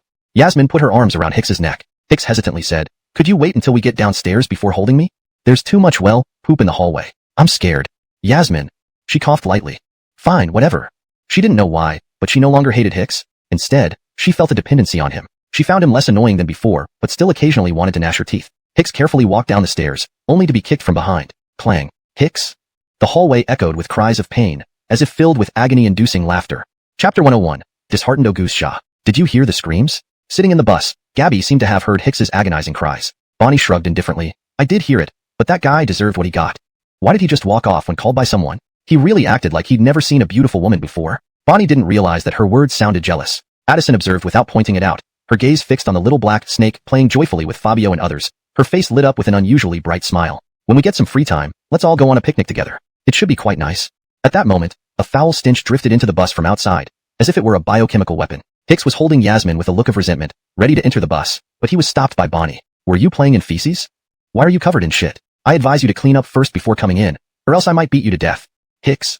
He frowned, Lou Gregg at Yasmin in his arms. She had already lost her limbs and reverted to her original form. These people really lack public morals. Someone defecated and urinated randomly in the hallway, causing me to fall. Ultimately, he couldn't bring himself to expose Yasmin. After all, he had to carry her out, and she was still partially covered in the mess. Yasmin felt relieved but somewhat regretted Kic Greg Hicks down the stairs. Gabby then stepped forward. Senior Addison, I've contacted Talon Augustia of the Spirit Dragon Corps. We must take Yasmin to see her now.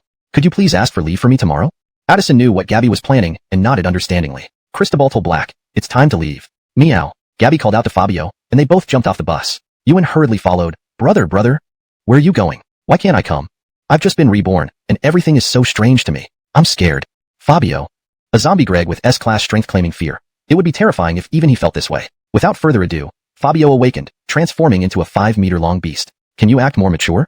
You're over 100 years old, yet you behave like a child. Fabio grumbled sarcastically. Ewan hung his head like a mischievous child, too afraid to speak. But your presence is always a nuisance. It's better to go see the spirit dragon leader, and take that shit-covered thing along. Actually, he just didn't want to carry the filthy Yasmin. Letting subordinates handle dirty work made perfect sense. Hearing that he could follow, Ewan ignored the mess and would even play with it happily all day. Does Tion know where Augustia is? Gabby nodded. At West Harbor Pier. She was puzzled because when she called Augustia earlier, Augustish's tone was unusually dejected, almost tipsy. Even after explaining about the bull ghost incident, Augustia remained indifferent, which was unlike her usual self. Dawn was Brea Greg. The salty sea breeze blew over Augustish's head at West Harbor Pier. Her short hair danced in the wind, but her eyes were unfocused. Beer bottles littered the ground, and her expression was despondent, like a lifeless shell. Augustia. It took Gabby 10 minutes to reach West Harbor Pier. Auguste Shaw merely nodded, took another beer from the box, and handed it to Gabby. Tion, you came? Come, drink with me. Gabby. She frowned, confused by Augustus's state. What happened in just one day that turned this spirited leader so dejected? What happened? Gabby took the beer, knelt in front of Auguste Shaw, and asked softly. Auguste Shaw laughed drunkenly. Ha ha ha. Our district may 20th not be as grand as the other 19 districts, but it has always thrived, and the city has been particularly safe. Is this not thanks to my intelligence department? How dare Base remove me from my position? After I expended so much effort to obtain this important clue, and then messed up, he didn't even acknowledge my efforts, just slapped me instead. One slap. At that moment, Auguste Shaw looked nothing like her former self. She appeared pitiful. Gabby hugged her tightly, sobbing. What happened? How much injustice have you endured? Auguste Shaw had always admired Gabby, who treated her like a big sister. Seeing Auguste Shaw in such pain, how could Gabby remain unaffected? Auguste Shaw pointed to West Harbor Pier. Here. On the way back with you, we were attacked by some traitors. The cargo ship sank, and a hold full of demon ghosts escaped while the rest sank to the bottom of the sea. Base, that bastard, slapped me and demanded to know why I hadn't reported such a major event. I wail. She chugged down an entire freshly opened beer bottle in one breath. Cough cough. She coughed violently from drinking Greg too fast. Gabby hurriedly patted her back to help. I think I know who the culprit might be. Augustus's blurry eyes sparkled. Who? She wished she could tear that person limb from limb. Ewan flew over disdainfully, carrying the water-soaked Yasmin. Zombie. Auguste Shaw, sensing the heavy corpse chi emanating from him, immediately became wary. Fabio explained patiently, this is my new follower. Don't worry. After flying over, Ewan threw Yasmin on the ground like trash. Thud. Yasmin angrily rebuked. Do you have any public morals? Can't you see I lost my limbs? To treat me like this. Ewan fumed, you're covered in shit, and you expect me to clean you up? Truly despicable. If not for Fabio, he would have killed Yasmin. Gabby pointed at Yasmin and said calmly, it's her. The Sin Greg of the cargo ship might be related to her. Auguste Shaw. Chapter 102. Dream Greg until dawn. Who are you? I'm giving you 3 seconds. Auguste Shaw took out the gun she hadn't surrendered and coldly pressed it against Yasmin's forehead. If she dared to give an unsatisfactory reason, the outcome would certainly be a bullet to the head. Fiona hurriedly tried to intervene. Sis, can you be rational? This person took me a long time to protect and bring here. If you kill her, can't you at least get valuable clues first? She had worked hard to bring this person over, and if Auguste Shaw were to just shoot her, all her efforts would go to waste. Yasmin replied indifferently, I was responsible for the freighter incident. I can offer you a deal if you agree to my request. It doesn't matter if you kill me. Auguste Shaw. She had never met such a defiant person before who even dared to negotiate with her. After Thin Greg for a while, she put away the gun. After all, as someone in a high position, she had some patience. Tell me what you know, then I will consider Ma Greg a deal with you. Seeing Auguste Shaw calm down, Fiona sighed in relief. Yasmin gently opened her lips and recounted everything from start to finish, including how she was part of the Death God sect and ended up on the ship, and how she became associated with Jorge. After hearing the whole story, Auguste Shaw almost drew her gun again in anger. You knew how serious it would be if those things were released. Why did you do it anyway? Yasmin answered calmly, for my younger sister. My current deal is simple. Help my sister who was poisoned by M20 return to normal. I know that Christobaumglong has advanced intelligence and technology. I believe my sister can recover effectively under your care. Her sister was her lifelong guilt. For her sister, she would do anything. Auguste Shaw took a deep breath. Give me one reason why I should agree. Yasmin replied calmly. I can go undercover with Jorge and inform you of their major moves immediately. Additionally, I can tell you about the ghosts around him first. Auguste Shaw fell silent. Considering the trouble these Japanese ghost demons could cause, agreeing to the deal didn't seem like a bad idea. Alright, I accept your deal. But first, tell me all the information about the ghosts in that cargo hold. Yasmin nodded slightly. Remember well? Sadako, A-class ghost, skilled in. Datarabachi, A-class ghost, skilled in. Chris Monster, B-class monster, skilled in. She detailed the names and abilities of all the monsters she knew. After all, even Jorge obeyed her within the organization, allowing her to quickly gather information. I finished Spigreg. However, I must add that I am currently the leader among them. Do you understand what that means? Auguste Shaw found Yasmin's words unbelievable. Understood. Give me your sister's address. I'll apply for meritorious service to base tomorrow, and then eliminate these Japanese ghosts properly. Her demeanor returned to its previous state. Without any negativity, Auguste Shaw seemed more like a brilliant female strategist. Fiona smiled and opened a bottle of beer. Big sis Auguste Shaw, feeling much better now? Seeing Fiona's flattering expression, Auguste Shaw couldn't help but twitch her lips. Why are you acting so strange? What do you want? Fiona, acting so strange. This isn't because our little black has a new follower. I wonder if we can help arrange a job for him at school. It's not good if he keeps idling around. Ewan. He was once a great general who fought against pirates. Now, reduced to a zombie Greg in this era, he still needed to work? He looks like a zombie. This? Auguste Shaw felt a bit scared from Ewan's overwhelming corpse aura. Fabio laughed. No big deal, just a zombie Greg. Augustus's eyes widened in surprise. Zombie. King. Indeed, she thought Black's followers would only become stronger. Now even a zombie Greg had been tamed. You're letting a zombie Greg go to work? To a school, this? She found it absurdhood. Chapter 103, The Sign. In a dimly lit sewer, Brooks and Patrick looked on in fear at the ghostly creatures before them, their forms enveloped in an eerie mist. The Ari still wore his mask, having shaken off any trace of previous discomfort, though his tone betrayed a slight annoyance. You are all citizens of my Sakura nation. Now I need you to become my servants. What do you say? Brooks trembled, bewildered by his sudden abduction and the appearance of so many ghostly beings from the Sakura nation. He struggled to comprehend what was happening. Patrick, however, took the lead, bending his legs and kneeling earnestly on the ground. Master Mountain, we greet you. The Ari seemed pleased with this young man's attitude, nodding curtly in acknowledgement. He then turned his gaze to Brooks. And what about you? Answer me. Brooks swallowed hard. I agree. He too knelt down, offering a devout salute. The other ghosts let out a series of chilling laughs, as if warning him that refusal would mean death. The Ari smiled as he addressed the two. I need your help. I want you to lead my ghostly minions to cause chaos across District 20. Let this city fall into panic because of our actions. Do you understand? Brooks and Patrick nodded repeatedly. We understand. The Ari murmured coldly. Druko, Chris. Create havoc with them. Go. 2 wisps of gas floated out of the mist, quickly entering the bodies of Brooks and Patrick. Both shivered uncontrollably, unsure of what had just happened. Their presence is within you now, the Ari said expectantly. Whenever you wish, you can summon them. Remember, killing isn't the goal. Creating panic is what truly matters. They both responded, yes. That afternoon, Gabby, slightly tipsy and holding Fabio, returned to school, tired but relieved. Just as they reached the classroom, the vice principal called her over. Candace, Bonnie, Benji, Hicks, and others were already waiting. Seeing everyone's joyful faces, it was clear they were having a good day. The vice principal greeted Gabby warmly. You're here, Tion. Gabby nodded. Hello, Vice Tucker. The vice principal beamed. Good. Facing everyone, he said cheerfully, this time you've dealt a significant blow to the people of the Sakura Nation. To reward you, the school has invited a renowned host to take you on an outdoor activity. Starting this afternoon, you'll go to the resort village the school has booked for you. It's a bit of a reward for your efforts. At these words, everyone cheered. Yay, thank you, Vice.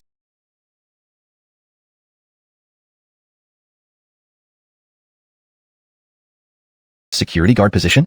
If yes, I want to be a security guard. Everyone. Unbeknownst to them, when Ogusha taught Yuan how to use a phone, Yuan saw a video clip.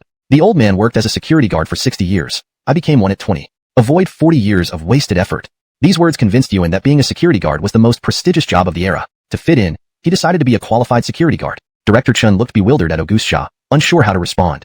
Ogusha also found it odd that someone would prefer being a guard over an instructor. Haha. Ogusha chuckled nervously. If he's here to guard, then protecting the gate must be the top priority. He means there will be no accidents with him around. Gabby. Could this be explained? Director Chun, somewhat confused, nodded. If that's what you've decided, I won't insist. Mr. Een, you can start at your post later. The school's public safety is in your hands. Imitating the video, Yuan saluted clumsily. Security guard 9527, reporting to Director Chun. Everyone. Had Ogusha not brought him, everyone would have thought he was crazy. Outside the office, Ogusha whispered to Gabby, smiling.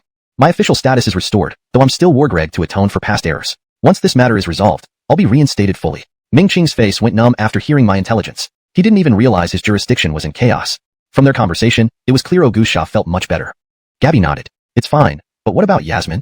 Ogusha replied, Yasmin has returned to infiltrate the Ari's group. Her sister is under treatment thanks to my arranged staff. Gabby recalled something. Regarding last night's incident with the Sakura student deaths, did you tell the director? As foreigners dying in District 20 was concerning, Gabby wanted Ogusha to handle it officially. Ogusha nodded slightly. The issue is under control. Those two who vanished may have joined forces with the Ari. This information came from Yasmin after she rejoined the Ari's group. With little more to discuss, they ended the conversation swiftly. Mountain Hidden Resort Village. Surrounded by mountains, this place had been developed by a smart businessman into a pure, natural tourist attraction. Most importantly, it was designed as a high-end resort for District 20, catering only to the wealthy, excluding ordinary people. Today, 2 unusual figures arrived here, each carrying a faint, sinister aura. We are from the Sakura Nation, and we're here under the name of the Miyamoto family to experience the unique features of District 20. Simon smiled slightly as he spoke, giving a polite nod to the guards standing at the entrance. The Miyamoto family was among the top 20 influential families in the Sakura Nation, with their power extending to this area. How the guard, he muttered in broken Doxia language, you'll regret this. I'll make you pay. The guard sneered disdainfully. Huh? You expect me to wait? Do you really think you're the protagonist of some cliché story? Pretending to be weak only to come back later as a Dragon Greg for retribution? Let me tell you, if you don't leave now, I might zap you with my electric baton. This guard must have read a lot of web novels, as he spat out all the common tropes effortlessly. Ramon maintained a stern face, dragging Baylor towards the exit. Both looked extremely serious. Baylor stared at the gate seriously and said, Teacher, I think we should act tonight. Those standing there are already dead men, Walgreg. Ramon nodded firmly. Tonight, I will make those people regret it for life. Just as Ramon left, a bus slowly drove through the gates without any hindrance. The security guard did not attempt to stop them because specific instructions were given not to interfere with this particular vehicle. Finally, we're here. Hick stretched and got off the bus. Bonnie pulled out her phone and started recording videos right away. Hee, Xingxian couldn't join us this time. I have to take some videos to tease her. Benji carried Xiaobai and walked down from the bus, Lou Greg puzzled. The atmosphere inside the bus was bizarre. Two women sitting in the back were giving each other cold looks. Gabby hugged Fabio tightly and snapped, "Didn't you say you'd ask me before the waterfall pool? The legendary waterfall pool?" Adeline's eyes sparkled with excitement. Actually, this time Adeline joined because she agreed to accompany the students on a mountain tour and record interactions between students and their contract beasts for publication. Seeing Gabby asleep, she couldn't help but take Fabio to play. Natural waterfall pool. Fabio imagined an idyllic pool filled with beautiful women, like in Sakura. Gabby sighed, equally dreaming of it. Gabby looked at her disapprovingly. "Shouldn't you be Tagreg Shahe somewhere else? I entrusted Shahe to you. Don't tell me you want to come too?" Adeline pouted. "You're just passing Shahe to me because you want to play yourself?" Gabby was speechless. Adeline didn't mind, saying, "Don't worry, I'll take good care of Shahe today. Enjoy your time." Playing with Shahe was Adeline's biggest wish. She admired the invincible existence that Fabio had become since awakening. Thus, Adeline happily carried Fabio and went exploring with her camera. Candace was the most pitiful. She stared helplessly at the unclaimed luggage in the bus. "Seriously? You're not even getting your own luggage? Am I supposed to do it for you?" Candace sighed and silently dragged the luggage to the lobby. Before she could catch her breath, Hicks rushed over. "Teacher Candace, hurry and check us in. I want to visit the famous earthful." Waitress standing nearby was utterly dumbfounded. "3? Miss, are you sure? Although they are 5-month-old lambs, each one is a whole lamb." She frowned repeatedly, thinking Greg she might have heard wrong. Adeline smiled calmly. "I'm very sure, and I'm even a little worried if you can provide enough food for it." She patted Fabio who was lying on her lap, knowing this guy could devour everything under heaven. Fabio let out a soft meow, indicating it might be enough. The beautiful waitress. "All right, I'll get these orders arranged for you." As the waitress was about to leave, Adeline called out again. "Wait, I'm not finished ordering yet." The beautiful waitress.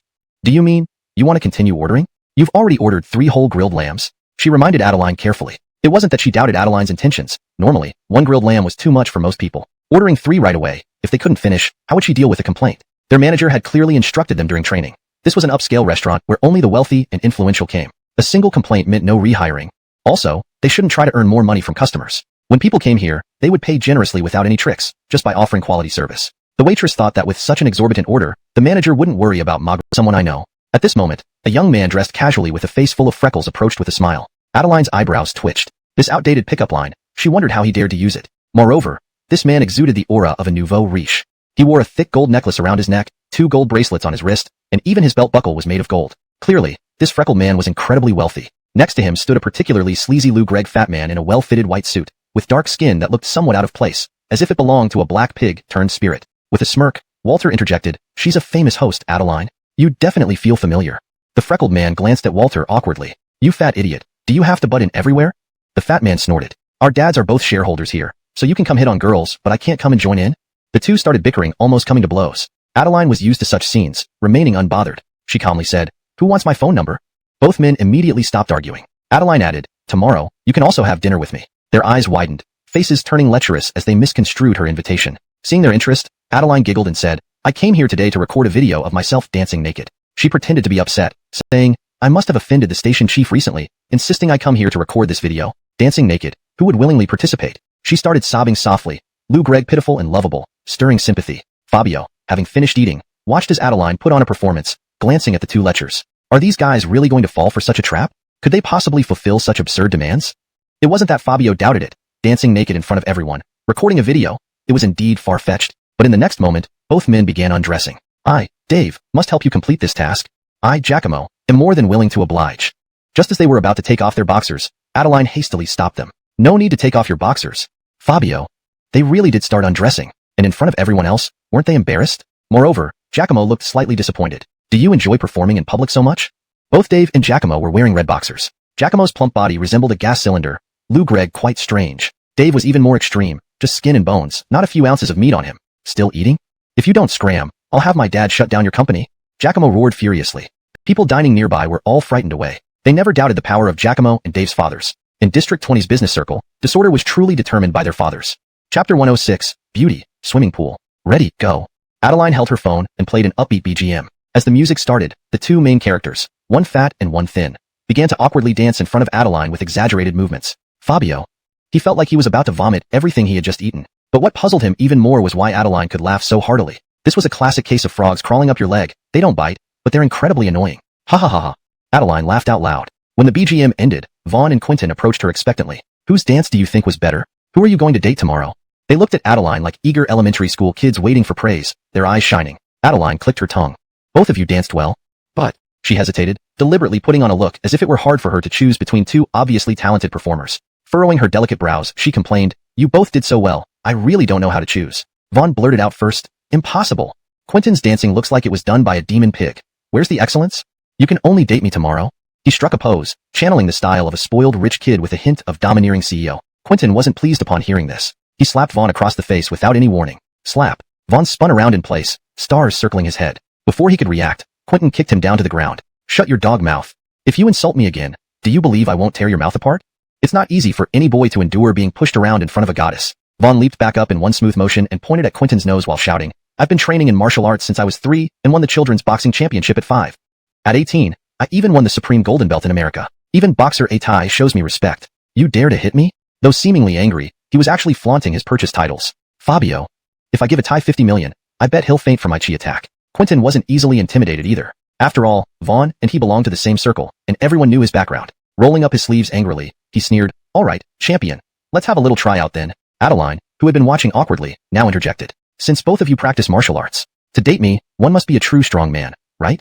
She batted her eyes coyly. Whoever defeats the other will get to go on a date with me tomorrow. To reinforce her offer, she even gave them a flirtatious glance. It's a date. Eating, watching movies, I'm quite interested in those private cinemas lately.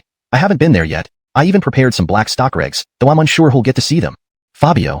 Well, this woman is such a cunning tease that even mice would draw swords to fight cats for her. With such incentives, these two men completely lost their heads. Seizing the opportunity, Vaughn struck first, landing a precise punch at Quentin's stomach. Bang. After the muffled sound, Quentin's round belly rebounded harmlessly, but Vaughn was thrown to the ground instead. Quentin grinned menacingly. Since you're so brave, I won't hold back. Quentin leapt into the air, landing squarely on Vaughn's body with his big belly. Crunch, crunch, crunch. The two instantly wrestled fiercely. Adeline cheered from the side while Fabio nearly threw up watching the spectacle. How could someone as scrawny as Vaughn dare to challenge a fat guy? Cristobal Black, have we watched enough of the show? Adeline picked up Fabio gently. Let's make our exit. Fabio knew this woman never intended to date them in the first place. She toyed with him effortlessly. They stealthily left the restaurant, drenched in sweat. Had enough food? We should go watch some intense entertainment. Intense entertainment? Fabio was utterly confused. Although he knew what intense meant, he still didn't understand what Adeline had in mind. Adeline grinned mischievously. How about Togreg you to the waterfall swimming pool? Swimming pool? Beauty, swimming pool. Adeline truly understood men well. How thoughtful. Seeing the smile on Fabio's face, she noticed the excitement rising in the young man. So, let's go. They reached the innermost corridor. It was still mid-afternoon, so there weren't many swimmers. However, they heard familiar noisy voices from afar. What nonsense. Why can't contract beasts enter to bathe together? Where does it say that explicitly? Show it to me. Not far off, Fabio saw Bonnie arguing with a staff member. This outfit is way too daring for Bonnie. She was already in her swimsuit. The revealing bikini accentuated her curvaceous figure perfectly, mesmerizing Fabio. Then, he glanced at Gabby beside her. Fabio. He froze immediately. Her youthful skirt-style swimsuit was very much like a young girl's outfit. As for Candace, she wore the same swimsuit as Gabby, contrasting sharply with Bonnie's attire. The staff member shook her head. Contract beasts have their own swimming pool. Please comply, and don't make things difficult for us. She pointed to another passage marked as contract beasts only. Bonnie sighed and nodded. Fine. Adeline waited until these people finished settling their contract beasts before slowly leading Fabio over.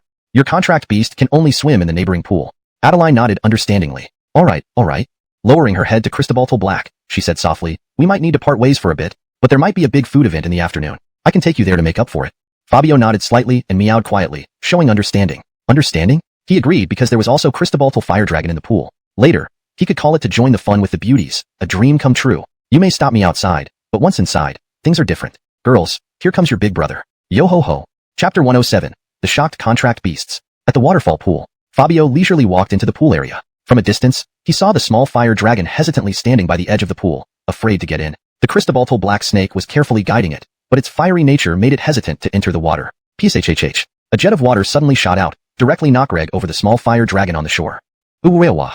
It screamed in fright, frantically shot Greg off the water from its body. Quack quack quack. Suddenly, mock Greg laughter erupted from the pool. A water turtle with a shell on its back laughed wildly, and a group of contract beasts nearby joined in with loud laughter. The Cristobal Black snake's eyes turned cold, hissing as it warned them with a glance. But these creatures only grew more arrogant, lifting up splashes of water collectively to attack the two contract beasts by the shore. Even the Cristobal Black snake was knocked down by the water splashes, leaving the two poor creatures victimized by the other contract beasts. Ha ha ha ha. The laughter in the pool became increasingly arrogant. Seeing that the Cristobal Black snake and the small fire dragon couldn't fight back, they all rushed towards the shore competitively. Fabio's eyes narrowed slightly.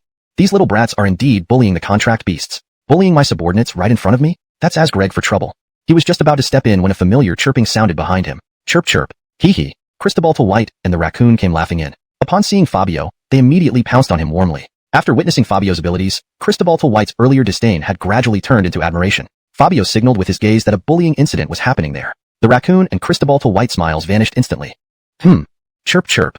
These sounds were like questions on how to handle the situation. Fabio's attitude was firm, his eyes filled with determination, meaning beat them senseless. The raccoon and Cristobal White moved synchronously, rushing at the group of contract beasts heading for the shore. Chirp chirp. MMM. Water started splashing loudly as the contract beasts hadn't even seen who arrived before being pushed back by the raccoon and Cristobal White's water splashes. This allowed the Cristobal black snake and the small fire dragon to escape. Fabio stood silently by the shore, his icy gaze sweeping over the contract beasts engaged in a water battle with the raccoon duo. There were 10 of them, each large and well-fed, clearly accustomed to luxury and fond of bullying others. Humph! With his scoff, the small fire dragon's formerly timid eyes became resolute. It knew it shouldn't lose face in front of its leader. It accumulated a ball of fire in its mouth. The Cristobal black snake watched with wide eyes. It understood that here, in the pool, using abilities was not allowed, but Fabio wanted a thorough beating. The fireball in the small fire dragon's mouth grew to 3 meters wide before it was fiercely thrown into the pool, aimed at the previous water turtle. The water turtle was battling with the raccoon, but froze at the sudden fireball. Boom! Frenzy. Fabio. Lance. All the contract beasts were dumbfounded by the Cristobal black snake's unexpected skill. Fabio intended for it to knock them out or severely poison them, but instead, it led to this madness. The Cristobal black snake looked at everyone's stunned expressions. Perhaps in its view, not killing them was already the best punishment. The following scenes were a mess of touching and grabbing, too bizarre to watch. Fabio felt disturbed but realized these guys were even more so. He walked out of the pool, followed by the others who couldn't handle it either. Exiting the pool, they weren't sure where to go. Then, Fabio noticed wisps of energy floating in the air. Is there a ghost here? It's broad daylight. Ghosts can't appear openly, right? Daytime was the most feared period for ghosts. Not only were their powers halved, but exposure to sunlight would incinerate them into ashes. So typically, ghosts wouldn't appear during the day. Other contract beasts also noticed the energy, all Lugreg at Fabio, waiting for his orders. Fabio nodded slightly, and they followed the source of the energy, stopping intermittently until they reached a guest room. The raccoon leaped up, opening the door slightly. Inside, voices that nearly rendered everyone speechless echoed out. Oh, stop touching me. In broad daylight, how can you? Another voice laughed wickedly. Isn't it more exciting in the daytime? Come on. I've told my wife I'm on a business trip. I can't wait to play with you. Another replied with a laugh. Me too. Used the same excuse with my wife. Our wives and kids won't guess we're openly playing in the place we set up together. Both burst into laughter. The room instantly filled with suggestive noises. The listening contract beasts. They had just faced one shock, and now another one from 2 men. If they weren't mentally strong, they'd vomit on the spot. Chapter 108, Numb. The expressions of all the summoned beasts became exceptionally stiff. They had already been shocked once by the scene at the pool, and now they were witnessing 2 middle-aged men engaged in a brutal fistfight. Fabio felt embarrassed. He carefully observed the movement of the energy inside the guest room. He found the source of the problem was on the ceiling. A long-haired female ghost in red hovered above the ceiling. Her long hair nearly touched the ground, her eyes glowing with a sickening crimson light as she stared straight down at the grotesque live scene below. Ugh. Fabio came here for fun, not to pollute his eyes. He silently stepped back and shook his head at the few underlings. Ugh.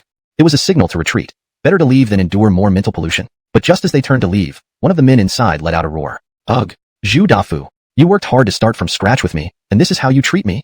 I thought you poisoned me for your mistress, but I never imagined you would have this kind of preference. Suddenly, the thin man shrieked like a woman while the large, fat man, who was straddling him, froze in shock. Are you, Yi? For a moment, he was taken aback. His ex-lover's voice sounded eerily like that of his deceased wife, causing an inexplicable shiver down his spine. The thin man's expression turned monstrous, his eyes terrifyingly red. He swung his hand wildly, slapping the large, fat man directly to the ground. Smack. The large, fat man rolled 3 times on the floor. As he tried to stand up, the thin man mounted him again. How did you start from nothing? Didn't you inherit a logistics company from my father and rely on our family connections to gradually grow it? But after you had money, you changed your heart. Not only did you make the mistress official, but you're also into men. Every word carried intense resentment. Though she might have aged poorly in life, how could she possibly be worse than a man? As he spoke, he frantically slapped Walter's buttocks, eliciting a scream each time. And your habit of putting poison in my soup over the years, I only found out about that after I died and heard it in this room. You truly deserve no good death. If you enjoy playing with men so much, then I'll play with you today. Fabio. All the summoned beasts. They had thought the incident by the pool was outrageous enough. Who knew it was just the beginning? The fat man was pinned to the ground by the thin man. He wondered why a spirit could exert such strength. No matter how hard he struggled, he couldn't shake him off. Wife, please don't. Don't come over.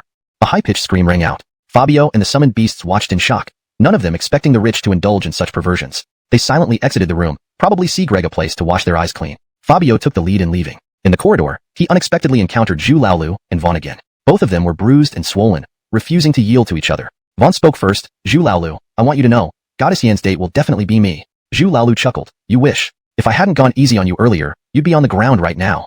Their gazes clashed, and the air grew tense again. Fabio. The events at the pool had already been eye-opening, but what happened in the guest room was even more shock-wreck. Hopefully, nothing else would go wrong between Vaughn and Zhu Laolu. The little ones wouldn't be able to handle it. Zhu Laolu snorted, confirming, "You sure you won't give in?" Vaughn sneered, "What do you mean? Not giving in means not giving in. Need any proof?" Pop. Standing in the corridor, the summoned beasts all went numb. Fabio felt goosebumps rise all over his body. Vaughn stood there frozen, staring at his lips being nibbled by a pig demon. "You," Zhu Laolu scoffed. "So what? You can't accept it, huh? Try retaliating then. You piece of trash." Vaughn's chest heaved with anger. There was one person in his life he refused to yield to, Zhu Laolu. He pouted and mustered all his courage, lunging directly at Zhu Laolu's mouth. Pop. Zhu Laolu stumbled back a few steps. "When was the last time you brushed your teeth? Too fuckreg disgusting." Vaughn chuckled. "I think you don't understand at all. Aren't you great? Show me." Grinding his teeth, Zhu Laolu angrily shouted, "Asshole, I'll fight you."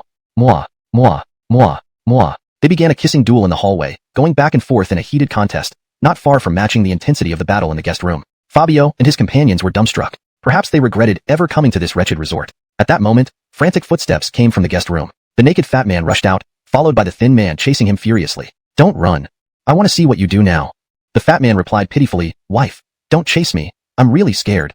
The two men locked in a kiss saw Walter and the thin man, instantly going numb. "Dad," they shouted in unison. The running fat man was Zhu Laolu's father, and the pursuing thin man was Vaughn's father. They couldn't imagine that their fathers, supposed to be on business trips, would be engaging in such behavior. The fat man didn't respond, escaping the scene quickly. The two men regained their senses at this point. Vaughn was dazed. "Is it possible that our dads were having an affair?" Zhu Laolu nodded, feeling numb. "I think it's pretty unbelievable. From now on, this stays buried. And we pretend we never saw this." Recalling the kisses in the hallway made him feel utterly disgusted. "No," Vaughn loudly retorted. "Let's act like we've never met in this life. Otherwise, I don't even know what I'd tell my mom when I get home." They both nodded amicably and agreed they would never meet again. Fabio and the summoned beasts were all numb. They wanted to leave this bizarre place immediately and never return. Instantly enlightened Candace. Seeing the contract beasts in the pool acting uncontrollably, Candace immediately thought of the hormone-inducing fog that Cristobaltal Black Snake specialized in, designed specifically for arousal. It was clear that Cristobaltal Black Snake had been corrupted by Fabio's influence. "They aren't here. We need to go look for them." Cristobalza felt a little worried. If left unchecked, considering Fabio's nature, heaven knows what chaos he could create. Just then, familiar voices came from the entrance. "What happened?" "What do you mean what happened?" Benji and Hicks arrived late, having toured a scenic spot that was under construction. They reluctantly returned for a bath. But just as they entered, they heard the shouts of the staff. The boys from the neighboring pool all rushed over upon discovering their contract beasts engaged in indecent acts, turning green with embarrassment. "No, we have to review the surveillance footage. I want to know what happened. Is there any justice in the world? Our pet stone even attacked our Cristobaltal stone. This really makes me mad. We must check the cameras." Upon hearing about reviewing the footage, Cristobalza and the others quietly left the contract beast pool. Hicks adjusted his glasses, feeling that this incident must be related to his own contract beast, and dragged Benji away quickly. Exiting the main gate, they encountered the returning contract beasts. Their faces showed signs of exhaustion, completely lacking their previous vigor and liveliness. Fabio especially looked deflated, lying on the ground motionless. Cristobalza became anxious. "Pick Greg up, Fabio, and ask Greg, what happened to you?" They all seemed very tired. If Fabio could speak, he would definitely say, "After witnessing 3 disgusting scenes that made you squirm, you probably feel worse than I do." Adeline whispered, "Now's not the time for this. Let's run while they haven't reviewed the footage yet." Although uncertain if the incidents were linked to their contract beasts, to avoid getting beaten up, they each picked up their contract beasts and ran. "Our room is on the 11th floor. Hurry up." Candace carried Cristobaltal Black Snake and quickly headed toward the living quarters. At that moment, they heard the staff shouting from behind. "That's those contract beasts. Quickly catch them. Don't run. You must give us an explanation." Upon hearing this, they quickened their pace. Realizing the residential area was blocked by the staff, they fled outside. "I don't know the way." Leading the group, Candace felt a bit panicked, because she already knew that their behavior was absolutely due to Cristobaltal Black Snake. Benji and Hicks took the lead. "I know what to do. Follow us." Having explored the area earlier, they knew some places where they could hide. They ran out of the pool area, bypassed the living quarters, and directly sprinted down a narrow road lined with construction signs. But they had no choice but to rush forward to Chapter 110. No more pretending. I'm revealing everything. About half an hour later, after resting for a while, the group finally made their way down the mountain, somewhat dispirited. At this point, the on-duty staff were standing ready. Under the scorching sun, they waited in key areas for the troublemakers. Just as they were about to head toward the residential area, a group of uniformed security personnel blocked their path. "Huh, you remember to come back, do you? We've been waiting for you. To dare cause trouble here. Notify the executives immediately. Get them over here." The security guards surrounded them layer upon layer, afraid that these bad guys might escape. The residential area was now buzzing with activity. Hundreds of security guards were present, and many tourists stood nearby to watch the commotion. Gabby felt extremely nervous, tightly hugging Fabio. "Cole, if anything happens, take the contract beasts and run. Don't hurt anyone, no matter what." Fabio.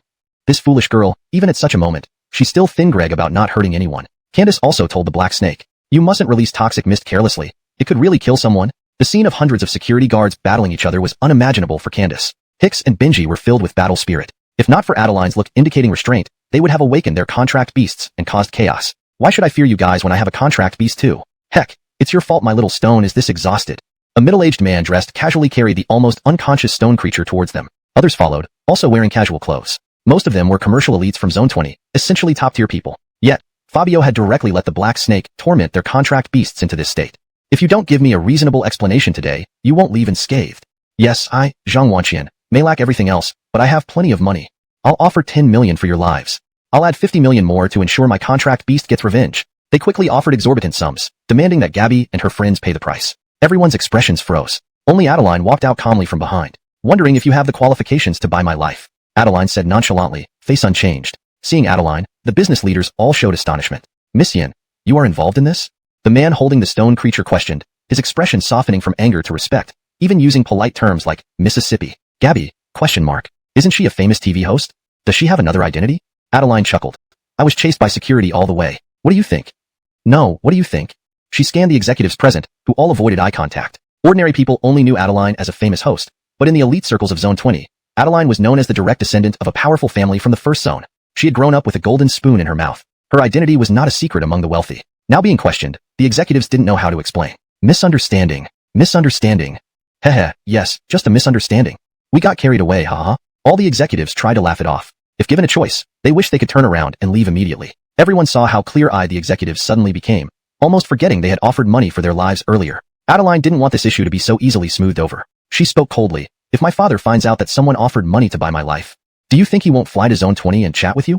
"Chat? More like settling accounts." The executives broke out in cold sweat, wishing they could kneel before Adeline if it weren't for the crowd. In the first zone, the Yin family was a colossal presence. One word from them could shake the entire zone. If the Yin patriarch truly came to Zone 20, the entire business circle might be wiped clean multiple times. "Miss Yin, how would you like us to resolve this? We got carried away. Who wouldn't like her?" Ignoring his nauseating gaze, Adeline smiled at the girls. "I know a great beauty salon. We can go there this afternoon?" Gabby exclaimed. "There's such a place here?" Adeline grabbed Gabby's hand, like a best friend. "Don't worry, guaranteed satisfaction." "But, I haven't done beauty treatments before." Gabby hesitated. Bonnie pulled her other hand. "Come on, try it." And so, Gabby was led away by both sides. Candace followed smilingly, leaving the two boys and the contract beasts standing dumbfounded. Hicks complained, "Darn it, I want to go for a beauty treatment too." Chapter 111, Red Paper or White Paper. The evening breeze was refreshingly inviting. Fiona and his group sat on an open space, setting up a barbecue grill and enjoying some grilling. Benji found a guitar from somewhere and played softly, singing along. The contracted beasts eagerly urged Hicks, who was in charge of the barbecue. Each time a large batch was cooked, it quickly disappeared into the mouths of the crowd. A few girls were chatting over drinks, sharing daily gossip and bits of news. It was a pleasant atmosphere, one that everyone had longed for. Fabio, having eaten his fill, lay to one side, watching the group with a smile. "How wonderful it would be if we could live like this forever," he thought, still smiling. Despite recognizing the harsh realities of their world, the frequent appearance of demons and monsters eyeing humanity, and countless ghostly entities LeGreg in the shadows, these moments felt irreplaceable. He knew that in the future, these young people would become the pillars of their nation, fighting to protect their country. Lost in his thoughts, he failed to notice two shadowy figures sneak Greg into the amusement area. On the mountain, Cruz and Patrick had endured the entire afternoon, waiting for nightfall before slipping down quietly. They stared at the nearby accommodations with sinister grins. "Madanu, Crazy Bull, it's your turn," Brecken said. For more consistency and natural flow in English, it would be better to translate Madanu as Crazy Bull, without the Chinese characters if this is a nickname or unique term. If Madanu refers to a specific character name or title that should remain in a mixed language format for stylistic reasons, please clarify. So, the revised line could read, "Crazy Bull, it's your turn," Brecken said. Or if Pool needs to stay in Romanized Japanese for story consistency. "Madanu, Crazy Bull, it's your turn," Brecken said. "Choose based on the narrative style you're aiming for." Ikeda chuckled, "Great Druko, let all these people of the Great Xia Kingdom witness your terror." Two black lights slowly emerged from them and sped towards the accommodation zone. Their only goal tonight was to reduce this place to rubble. In a bathroom stall, the heavy-set man was nervously listening to the sounds outside. Having spent half a day hiding, he had narrowly escaped a violent chase by his deceased wife. "She wouldn't have guessed I'd hide in the women's restroom," he chuckled to himself. Ha ha ha. Just as he reveled in his cleverness, noises started coming from an adjacent stall. Bang, bang, bang bang. A rhythmic series of knocks began. The thin man's heart raced as he saw a small pale hand inching towards him from under the stall door. "Do you choose red paper or white paper?" came a childlike yet eerie voice. Though soft, it sounded right next to his ear. "Thin Greg, it might be his dead wife." The thin man replied dismissively, "I'm not using it, just take it yourself." But the hands remained, holding out two tissues. Curious, he mused about this seemingly helpful girl. But soon, powerful blows rattled the door. "Do you choose or not? Do you choose or not? Do you choose or not?"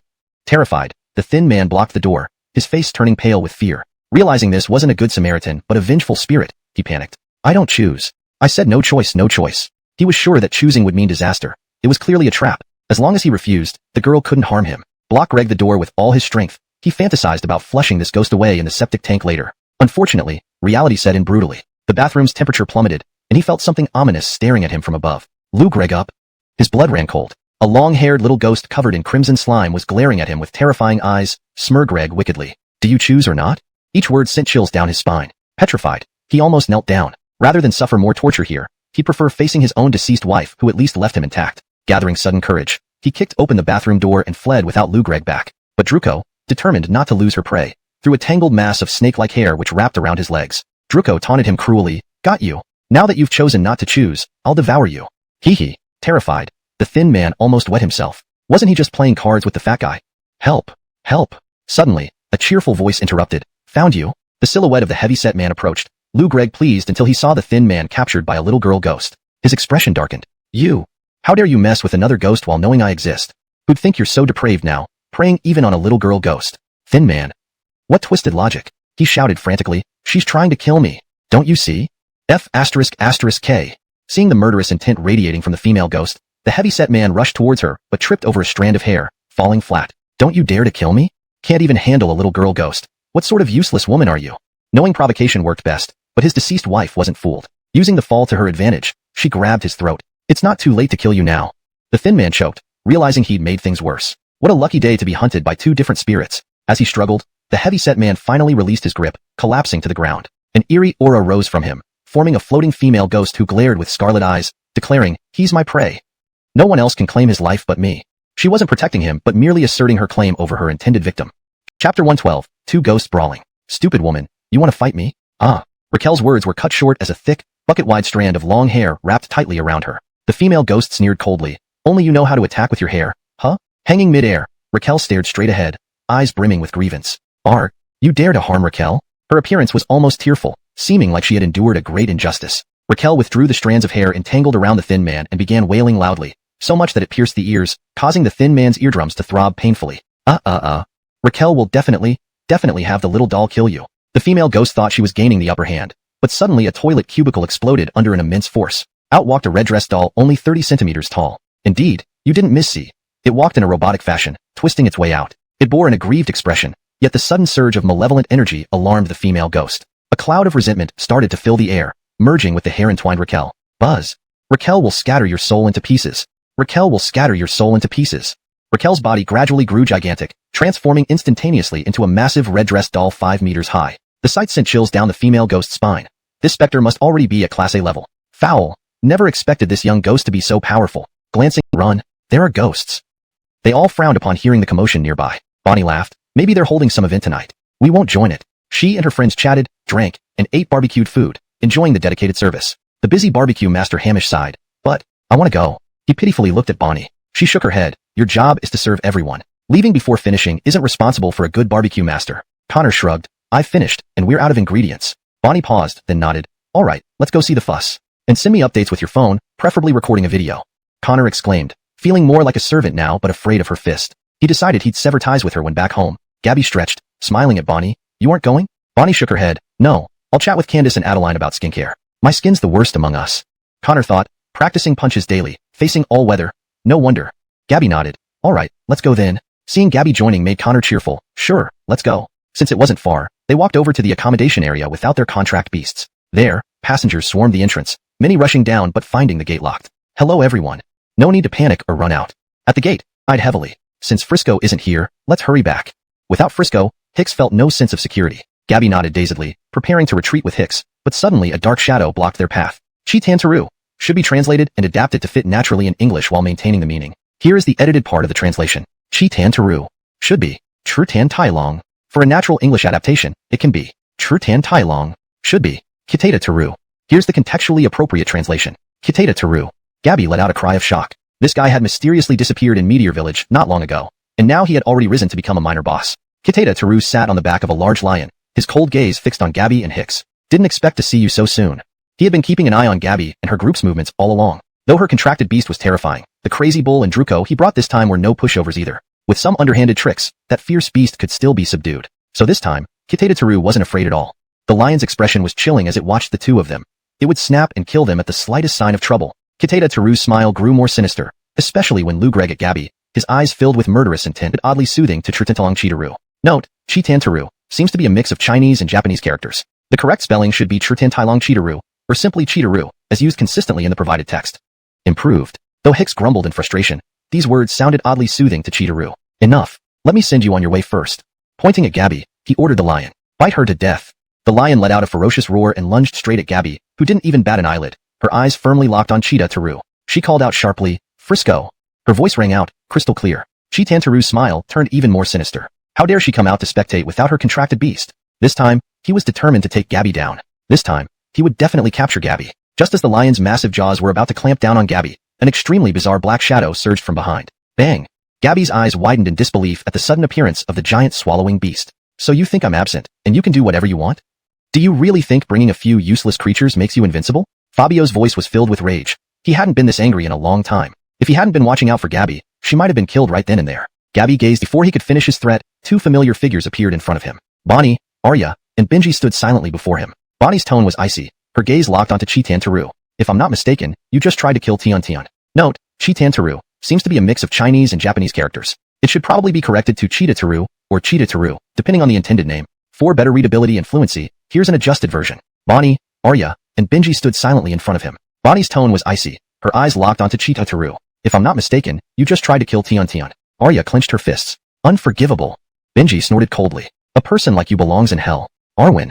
Cristobaltal Black Snake. Cristobaltal Fire Dragon. Arouse.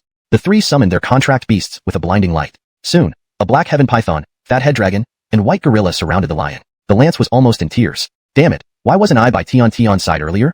It blamed itself bitterly. That's Big Brother's woman. If I can't protect her properly, I might as well die. No, I need to make up for this.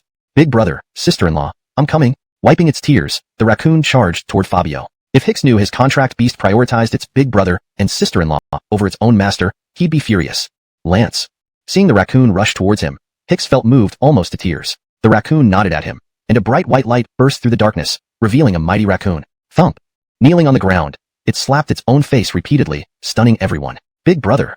I failed to foresee sister-in-law's danger. It's my fault. I deserve death 1,000 times over. Wah. Fabio. What nonsense about sister-in-law? That's my owner. This shockwreck statement left Gabby speechless. Hicks, what have you taught your contract beast? He thinks humans and contract beasts can be a couple? Gabby raged, while Hicks was left speechless. But the raccoon ignored their reaction and focused on Druko emerging from the accommodation area. Big Brother. Please let me challenge her single-handedly. Fabio.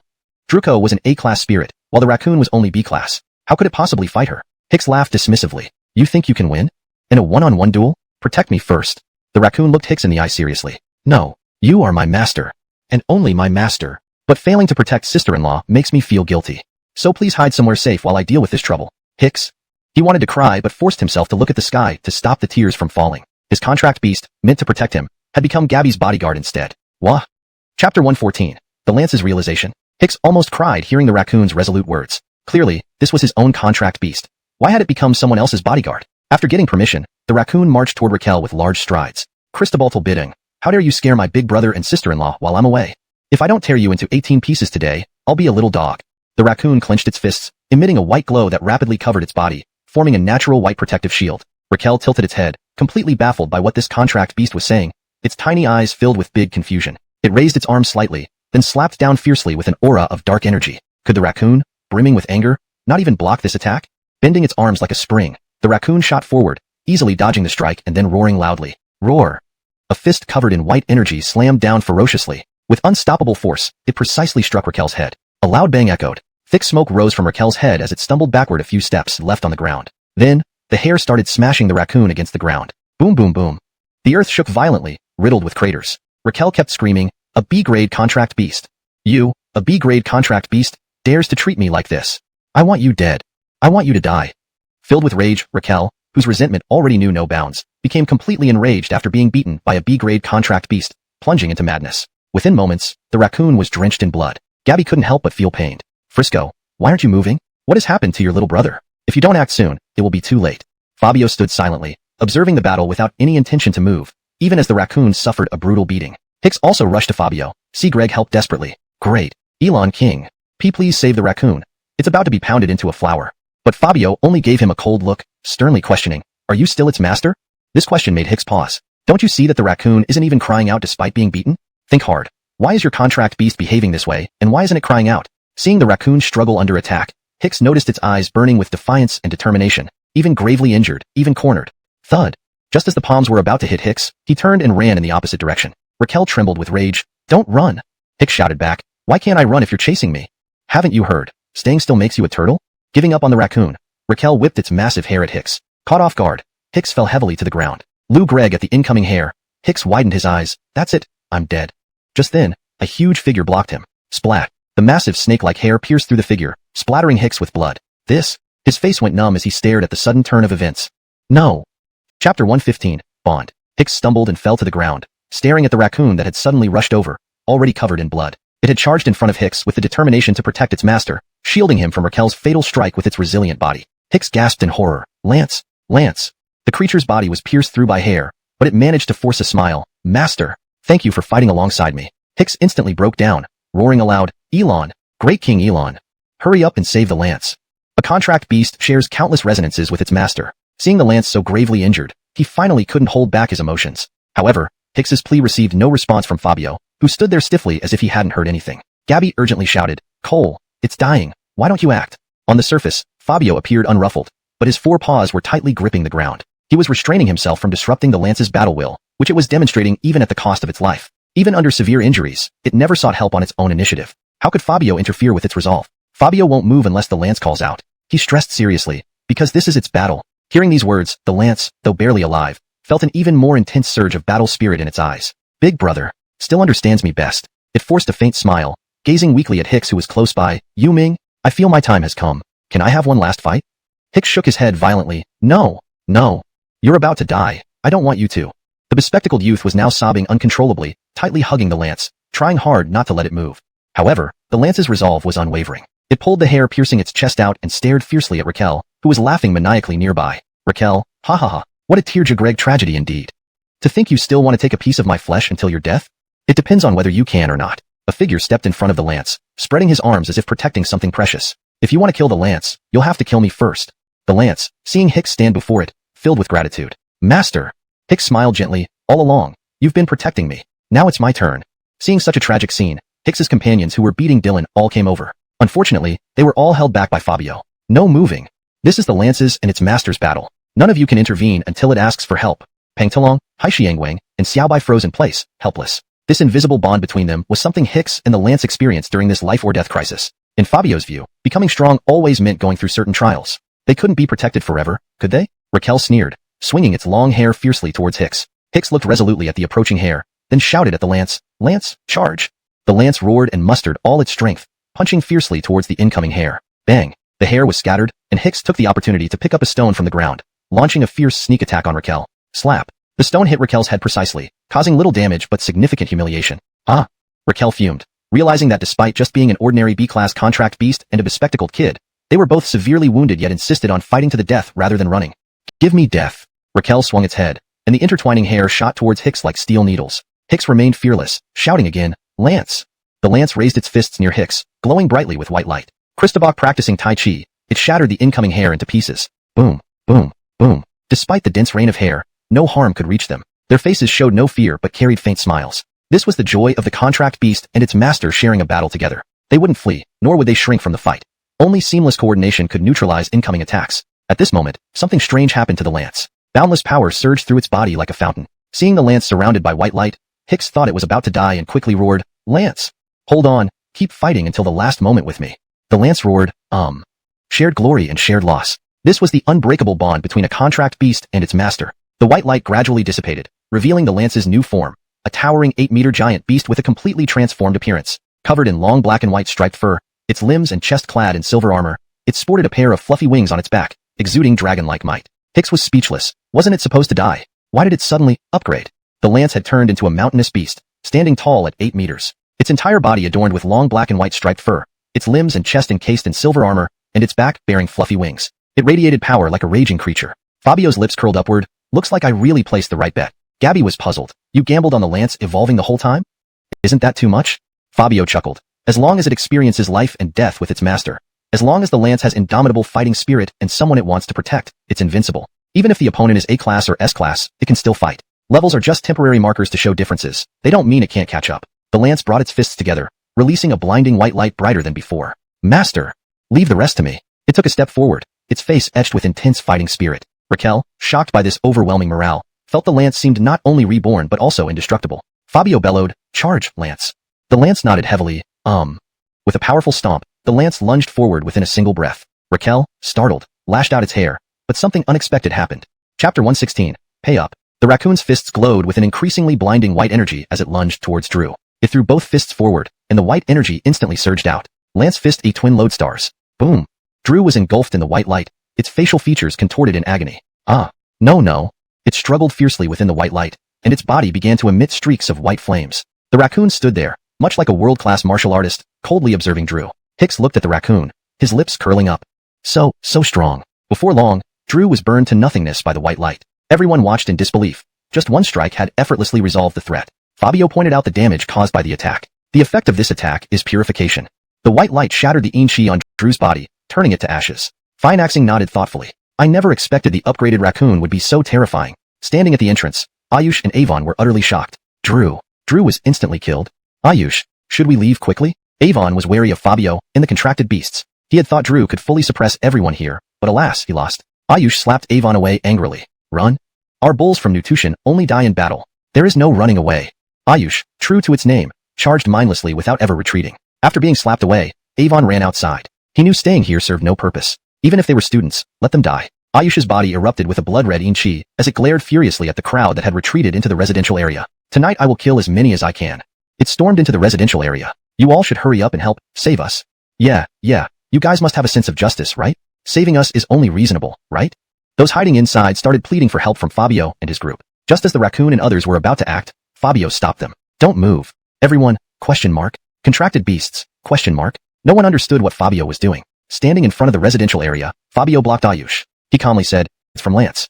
Ding dong. Upon hearing this, the system kept ringing. Everyone was stunned upon realizing they needed to pay to save their lives. Fine-axing laughed. Looks like you've been holding out for this moment. Lou Gregg at the crowd inside. She realized they'd earned several billion this night, achieving financial freedom. Ayush cursed. So as Greg, if I was S-class was just to extort me? Damn contracted beasts, watch me. Fabio roared, unleashing an S-class aura that froze Ayush, trembling and immobilized. Shadowy figures emerged from the ground. Hundreds of fierce elk surrounded Ayush. Ayush, what is this?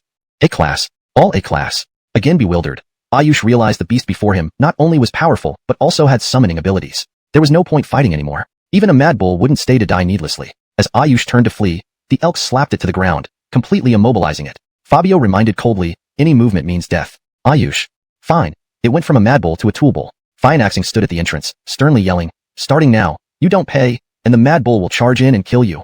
Do as you wish, 1 million per person. Hicks was stunned. When did Fine-axing become so mercenary?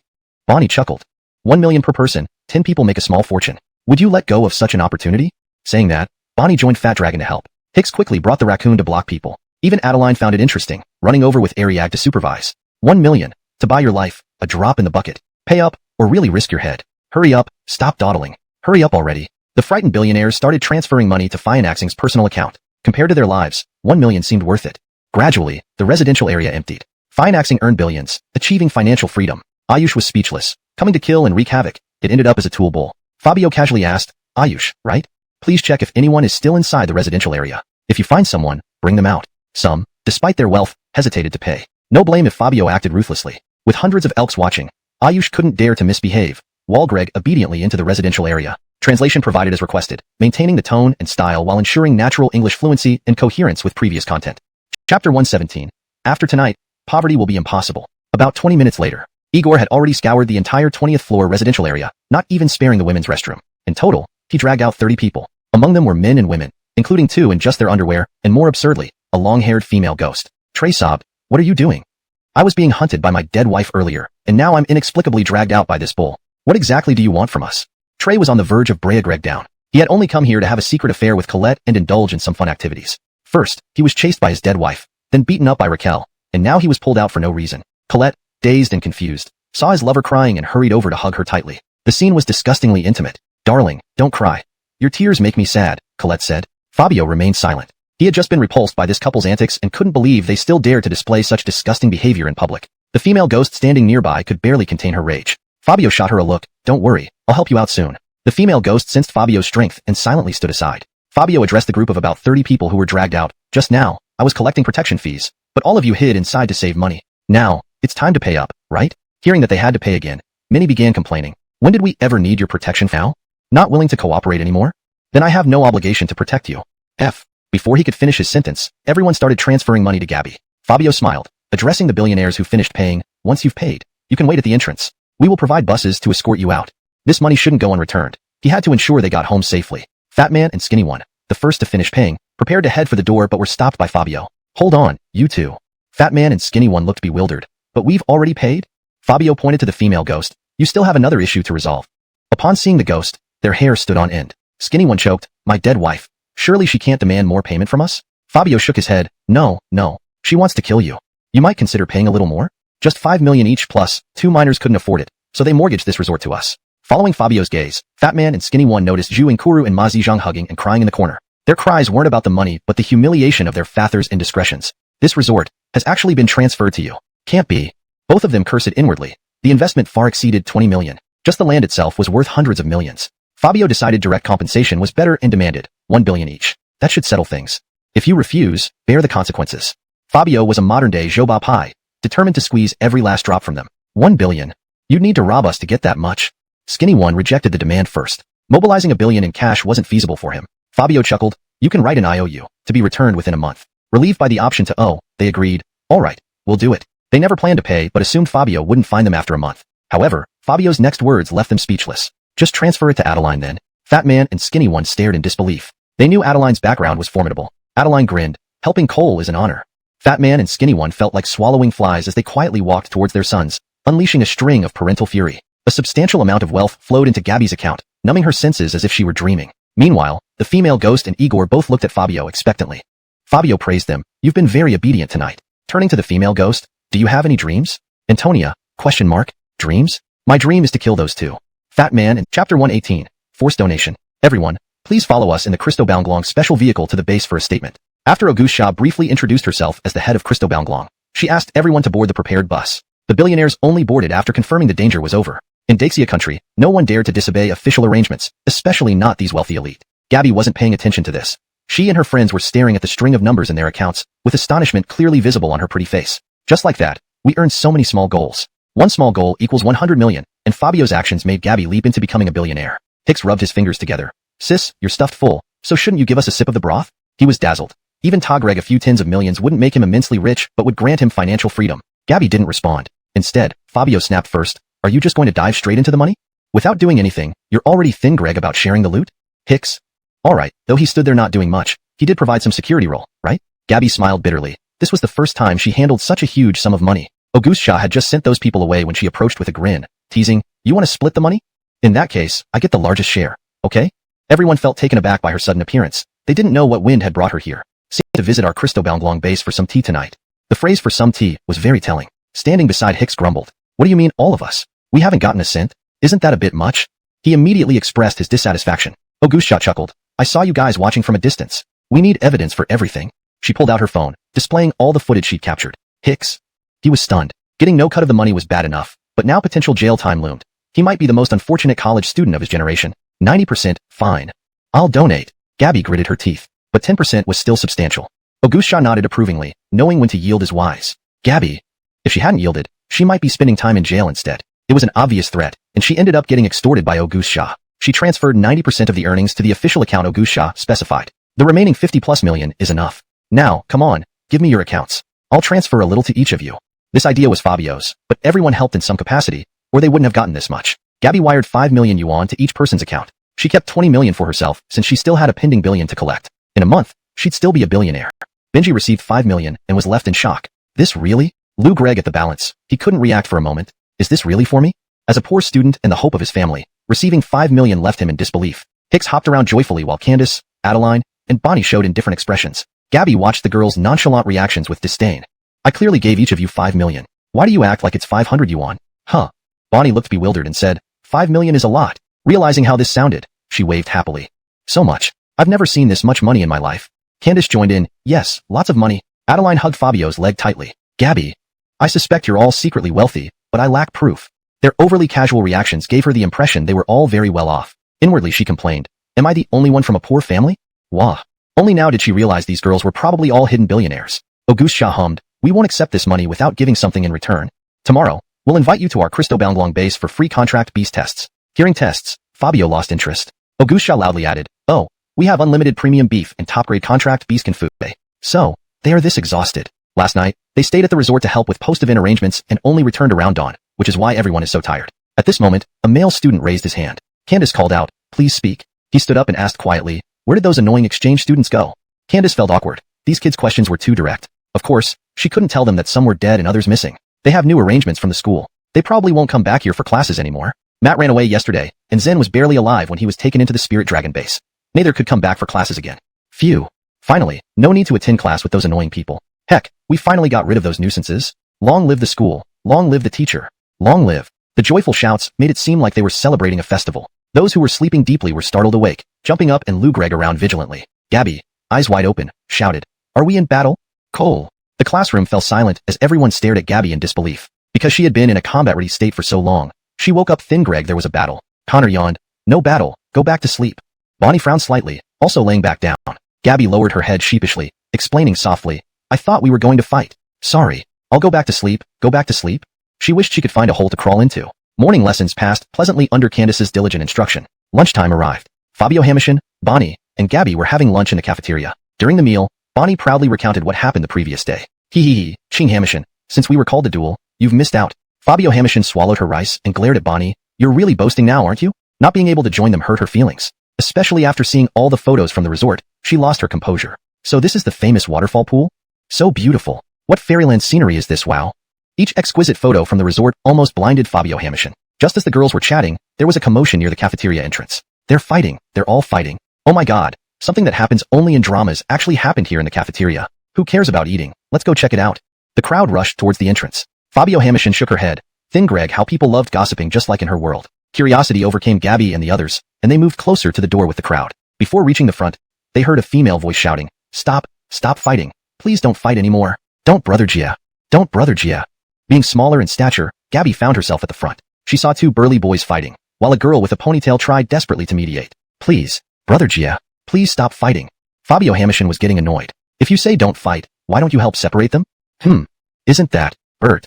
Seeing that one of the boys being beaten was Bert, Gabby exclaimed, Bonnie, it's Bert being beaten. Bonnie, still in the crowd, burst into anger. She yelled, all of you move aside.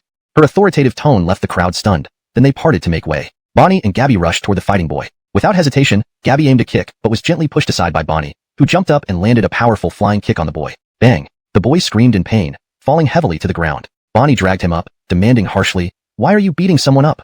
She knew Bert's character. A simple-hearted and kind soul wouldn't initiate fights. The boy sneered, anyone daring to hit me and my brother Jia in school must be completely unaware of our status. The bald-headed boy in a black graffiti t-shirt remained arrogantly defiant, indicating considerable influence within the school. However, he underestimated the martial artist valuing friendship and loyalty. Bonnie said nothing, stepped on his foot, and twisted hard. Ah!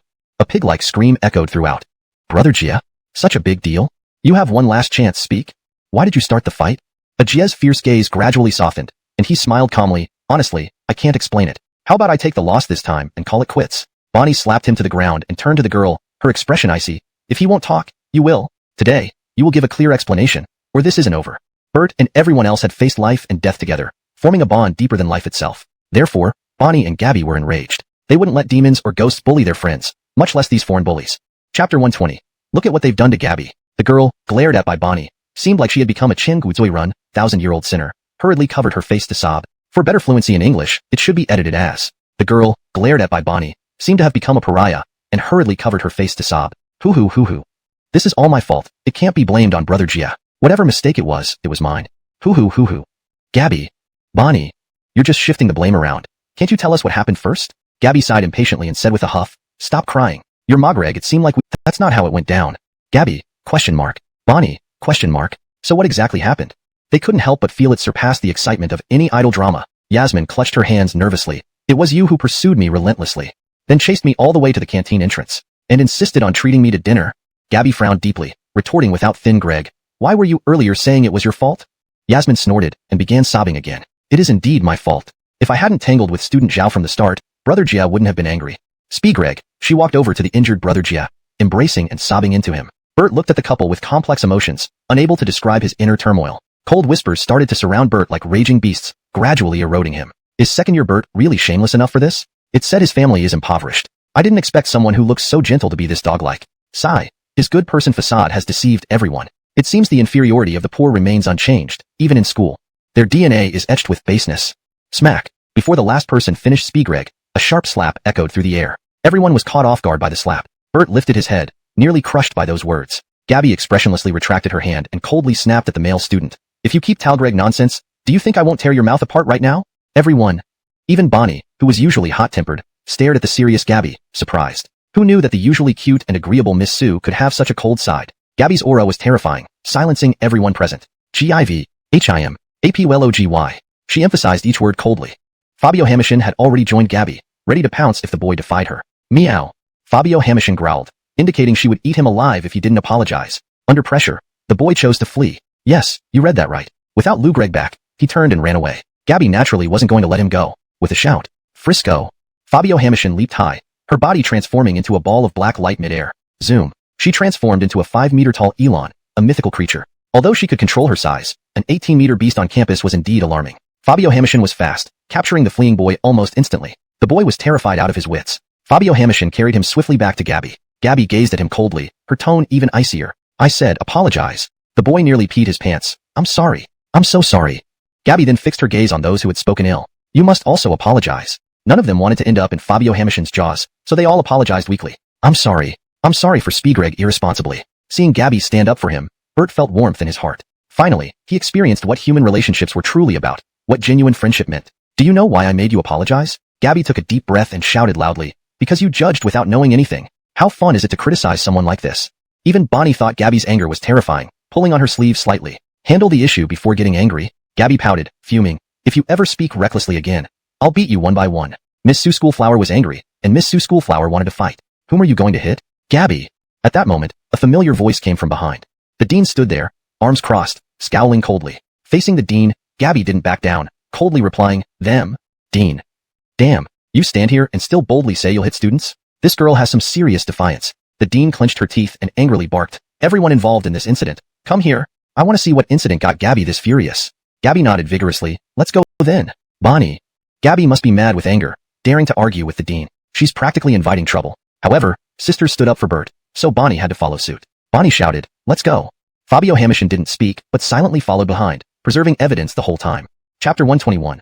What are you trying to pull? Approximately 30 minutes later, in the office. All parties involved in this incident had been summoned by the principal's assistant, including the boy whom Gabby slapped. After a brief investigation into the events, the assistant principal's expression turned as dark as charcoal. Are you all performing a palace drama?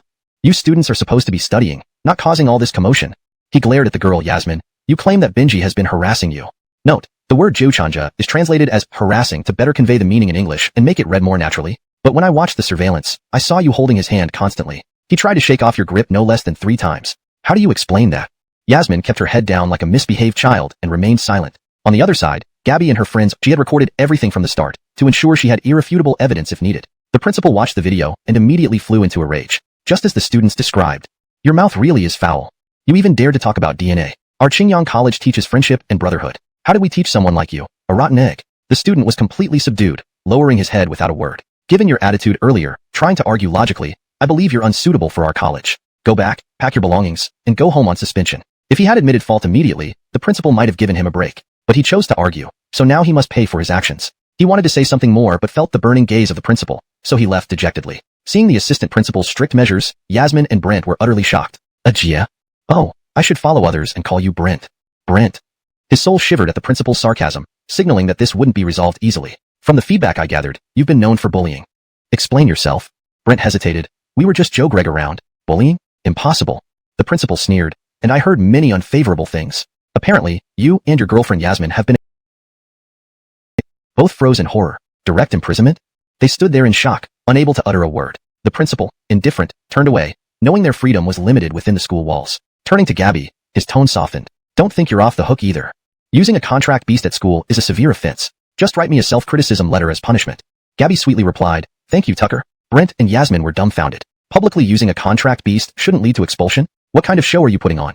##### Chapter 122. Heading to the Spirit Dragon base. That afternoon, amidst envious gazes from classmates, everyone boarded the vehicle prepared by Spirit Dragon and headed together to its operational base. Fabioshian, seated in the car, said somewhat shyly, I haven't participated in any of your previous operations. Isn't it inappropriate for me to just follow along like this?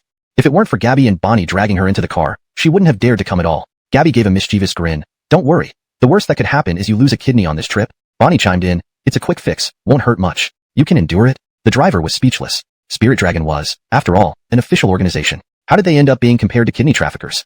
Fabioshian smiled gracefully and replied humorously, Oh, so I boarded a pirate ship then? Hicks chuckled, eyeing Fabio's back. Everyone walked into the base under applause. Auguste Shaw introduced many advanced combat technologies, including electronic cannons that worked with electricity and anti-demon tanks. Follow me. This is a gift I've prepared for you. They entered a vast room spanning 1,000 square meters. Several staff members stood waiting, warmly greeting them. This is the simulation combat room I set up for you. Through 5D technology, it can simulate demons for your summons to battle. During combat, there might be breakthroughs for your summons.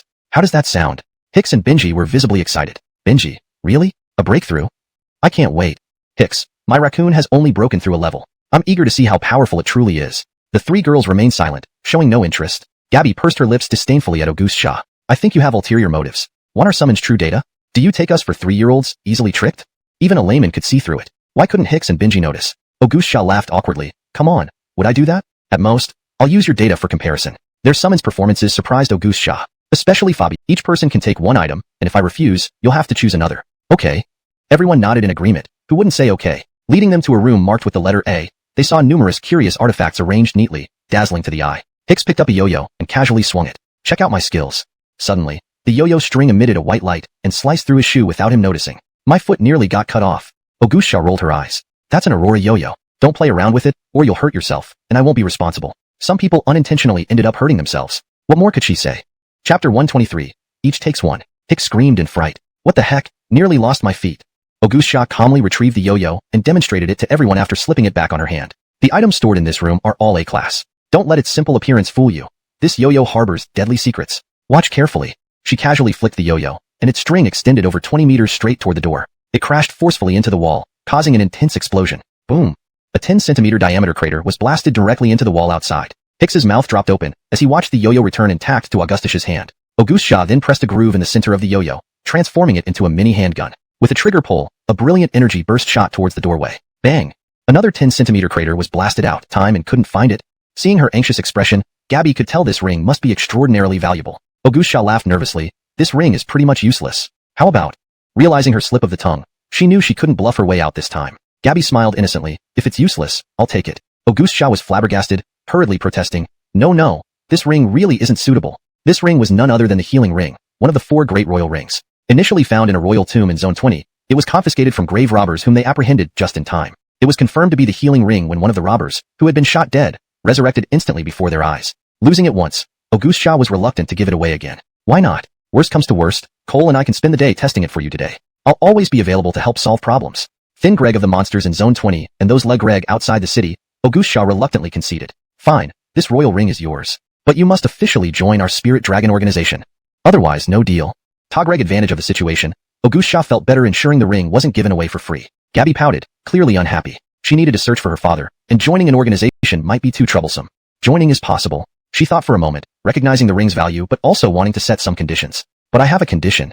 I can't clock in daily. I'll only assist unconditionally during major crises. Auguste Shaw breathed a sigh of relief. Why else would she need to join if not for such events? Deal. They left the storage room and returned to the large room where staff members stood by various instruments, nodding to Auguste Shaw. Auguste Shaw first asked Benji Xiaobai to come forward. Lying in a chair with some electronic equipment, the test began as the room lights turned off. When the lights came back on, everyone found themselves standing in a forest. Xiaobai stood beside a tree, surprised to find everything had become real. Benji, realizing everything was virtual, waved. Auguste Shaw explained, while lying on the equipment, its consciousness projects in front of you. Later, the computer will generate several demon datasets for it to battle. There's a protection mechanism during combat, so even if injured, it won't be life-threatening. Now it's time for awakening. She sounded serious, as if the battle had already begun. Chirp chirp. Suddenly, strange sounds echoed through the woods. 3 5-meter-tall red-haired baboons swooped down from the trees, attack Reg Xiaobai from different directions. Benji's expression hardened. Ambush? Xiaobai awakened. A flash of white light transformed Xiaobai into a large white gorilla, showcasing its agility. It leaped forward, swiftly dodging the attacks, while the baboons landed awkwardly, roaring in frustration. Grrr. Xiaobai roared, angered by the ambush. Grrr. Both sides charged fiercely into battle. Bang bang bang. Despite fighting three at once, Xiaobai managed to hold its own initially. But as time passed, visible scars appeared. Benji's face turned grim, shocked by the baboon's strength. Auguste Shah smiled enigmatically, forgot to mention. These three baboons are ill-level and can mimic moves. Xiaobai leaped high and kicked one baboon away, but another flew in from behind, sending Xiaobai flying too. Benji grew extremely worried. Xiaobai was only B-level. How could it stand a chance against three A-level opponents? Hashtag chapter 124. Arwen gets crushed. Boom. Arwen was completely pinned to the ground and pummeled. Under the relentless attacks of the three red-haired baboons, Arwen was utterly defeated. It transformed into a white light and vanished from the room. The forest scene dissipated along with Arwen's disappearance. The lights flickered back on. Benji clenched his fists silently, saying nothing. Auguste Shah wore a calm expression. Dual-headed dragons. Each red dragon had two heads and a pair of crimson wings on its back, appearing exceptionally ferocious. Without wasting any time, Cristobaltal Charmander evolved into a gummy. With its chubby head and bloated body, it unleashed a fiery blast toward them. The three dual-headed dragons were not to be underestimated. They spewed dragon flames as well. Three fireballs merged into one massive fireball, pushing back Gummy's flame before hurtling towards it. Gummy wasn't about to sit back and get hit. Bonnie shouted fiercely, "Charge, Gummy! At the very least, take out one of their heads." Bonnie could accept defeat, but only after giving the enemy a good fight. Gummy spread its wings and lunged at the nearest dual-headed dragon, Kic Gregged off the volcano. Bonnie laughed excitedly, "Well done." However, soon 4 streams of dragon flames rushed toward Gummy. There were 4 because the remaining 2 dragons each had 2 heads. The dragon flames drew near. Gummy didn't panic. Instead, it opened its mouth and let loose a scorching breath. The breath smashed down, causing hot waves to lift rocks. Lava erupted in large plumes. Greg, it might be a mutual destruction.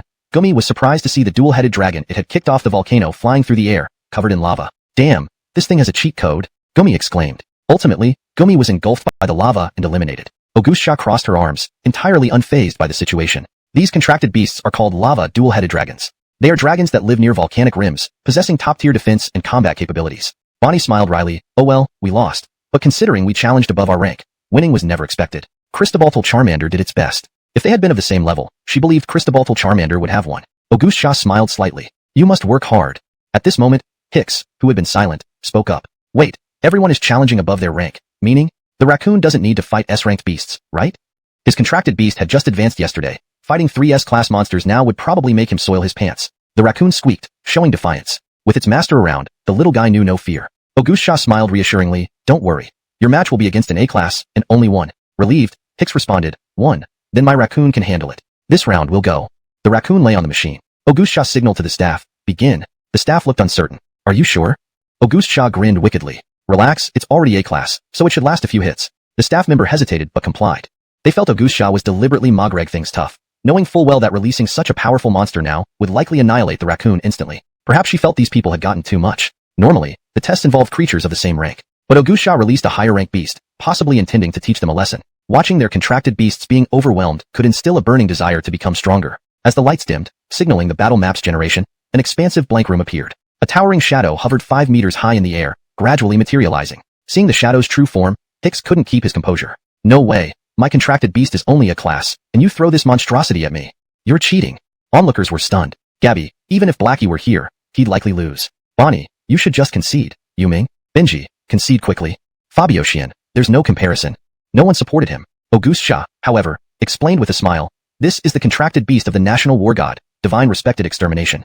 This data represents its peak when it was A-class. Your contracted beast is also A-class, so give it a try. Try and you shall fail." Hicks didn't back down. "Just the national war god's contracted beast, huh?" Everyone thought such a swift punch would send it reeling. But the air erupted with a metallic clang. The raccoon's fist stopped mere inches from the chest of the Heaven Destroyer Divine Venerable. No matter how hard it tried, it couldn't get any closer because the latter simply extended its fist to effortlessly block the attack. Hicks, damn it, didn't expect the opponent to react so fast. Auguste Shah chuckled, "Didn't you think? This is when the enemy was in full grade form. How easy do you think it would be to push it back? Your contract beast would find it difficult to even touch it." As he finished Spigreg, a trace of ferocity appeared in the eyes of the Heaven Destroyer Divine Venerable. The fist colliding with the raccoon suddenly exploded with a blue energy ball with just a slight exertion of force. Bang! There was a huge explosion in the air. The raccoon was hurled away by an unseen force before it even touched the ground. A shadow appeared behind it almost instantly. "Lance, damn! It came so quickly."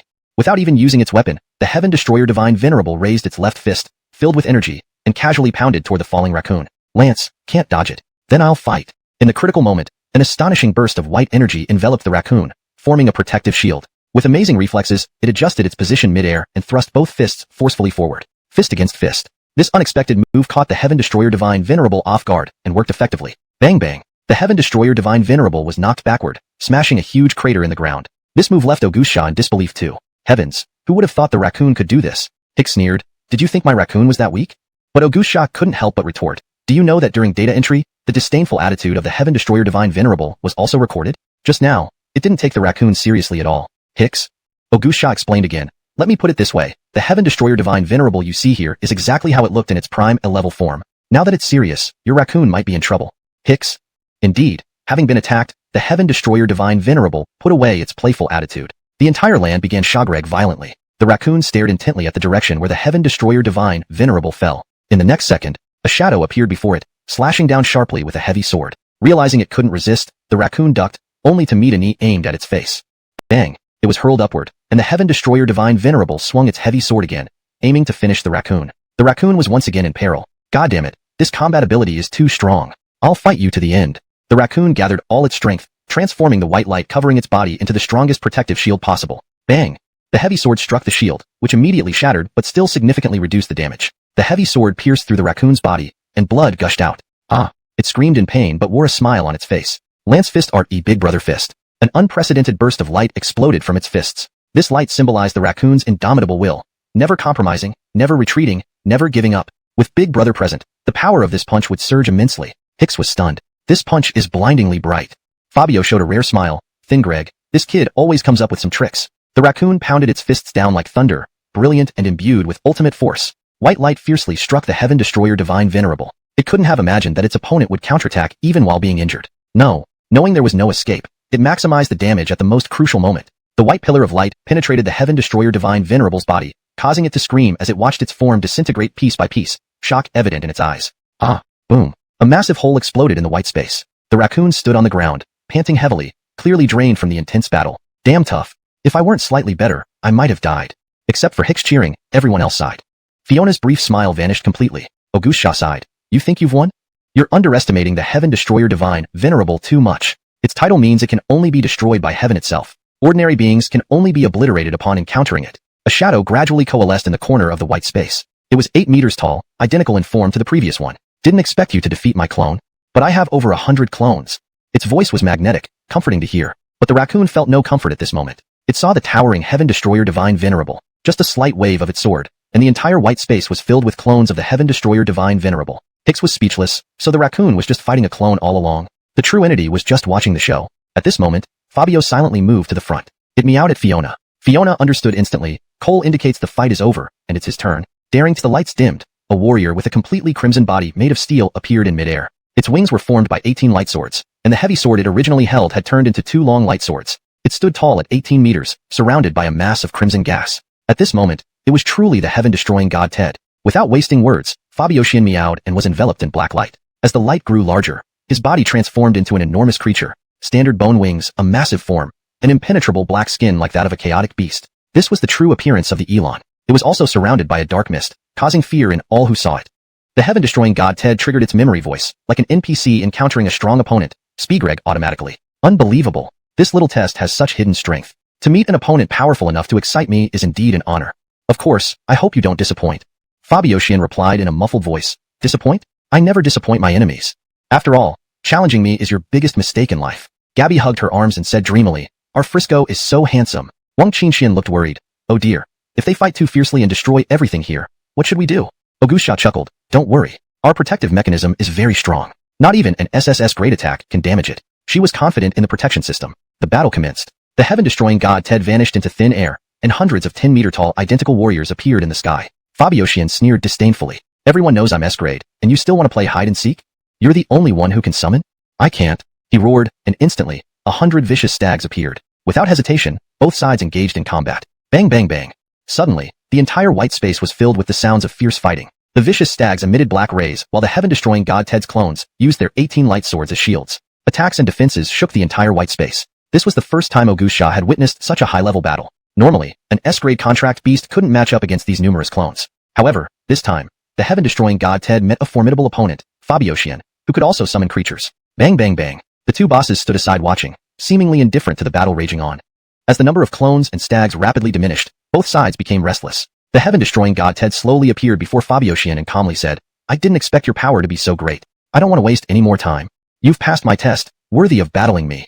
This was pre-programmed data. When the number of clones dropped to a certain point, the heaven-destroying god Ted would ignite its fighting spirit and engage in combat. Fabioshin was slightly bewildered. He just stood there, not doing anything, and suddenly the other party announced they could start fighting. The heaven-destroying god Ted withdrew all clones, and Fabioshin did the same, recalling the remaining stags. Only the two remained in the white space, lock-reg eyes intently. Then I'll take the initiative.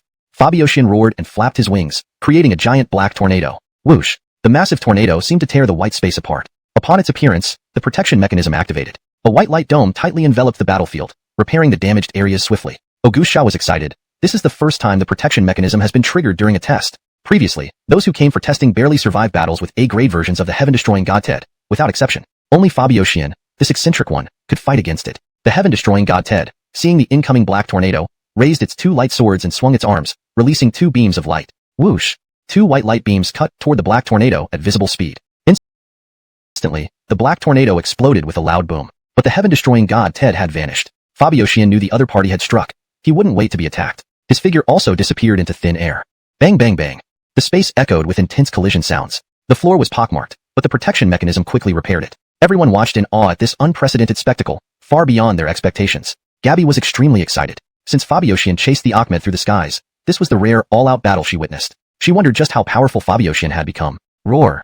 A roar erupted in the air. Everyone's eyes widened, witnessing something unbelievable. Fabioshin and the heaven-destroying god Ted appeared in the open air. Fabioshin had bitten the shoulder of the heaven-destroying god Ted, pinning it to the ground. The heaven-destroying god Ted screamed in pain, its 18 light swords spinning and stabbing violently at Fabioshin's skin. Unfortunately, Fabioshin's surface was incredibly hard, and the swords couldn't penetrate. Realizing this, the heaven-destroying god Ted, in a hurry, transformed the 18 light swords into a circular dome. Augustsha exclaimed excitedly, it's the boundless grace of heaven. The heaven-destroying god Ted roared, let's see if you can evade this. Boundless grace of heaven. A beam of white light carrying destructive force rushed down from the circular dome, heading straight for Fabioshin.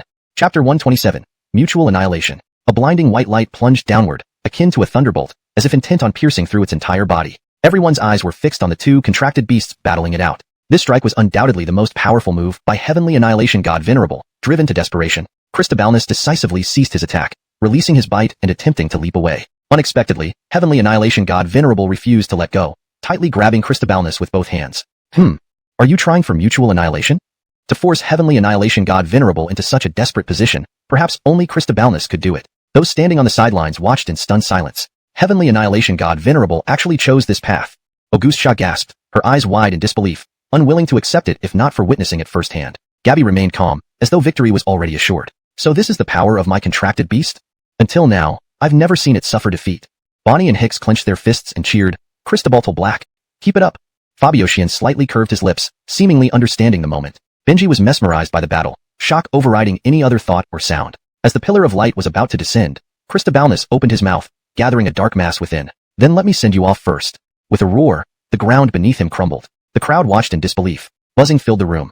Red lights flashed, and the protective mechanism, previously stable, now showed cracks like glass, teetering on the brink of collapse. Augustsha shouted, not good. The protective mechanism is collapsing. Crack. Her words barely finished. The mechanism collapsed instantly. The light pierced through Christobalnus, creating an immense explosion. Boom. Simultaneously, the black substance erupted from Christobalnus's mouth. The entire white space was obscured by thick smoke. Everyone, uncertain of the outcome, anxiously awaited clarity. After about 3 seconds, a colossal figure stood firm as the smoke gradually dissipated. They saw its form clearly. It's Heavenly Annihilation God Venerable. However, Augustus's voice trembled in disbelief. A large hole marred Heavenly Annihilation God Venerable's chest, its mechanical head shattered beyond recognition, barely standing by sheer data support. Meow, a soft, gentle meow echoed in the air. Gabby reacted first, rushing to the control panel and scooping up Christobalnus. Are you okay, Christobaltal Black?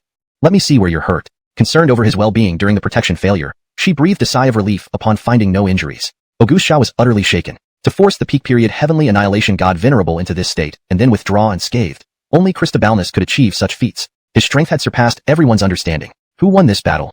She urgently questioned the staff. The staff looked at the motionless Heavenly Annihilation God Venerable, sighing. It stands because it's supported by data. Without data protection, it would have been shattered into pieces. Let's review the battle playback. The staff swiftly operated the instruments. Magreg, Heavenly Annihilation God Venerable's figure disappear, restoring the devastated battlefield to normal. Two enormous bodies lay prone, one spewing black energy, the other manipulating the light pillar. When the light struck Christobalnus first, he spread his bone wings to deflect the attack. Meanwhile, The black energy blew a massive hole through Heavenly Annihilation God Venerable's chest, decapitating most of its head. Auguste Jia drew a sharp breath. It was Heavenly Annihilation God Venerable who lost. Since being recorded, this was Heavenly Annihilation God Venerable's most thorough defeat. Even mutual annihilation proved impossible against Cristobaltal Black's terrifying combat prowess. Observing the harmless-seeming contracted beast meowing innocently, she felt fortunate it wasn't a demon. What price would authorities pay to handle such a menace?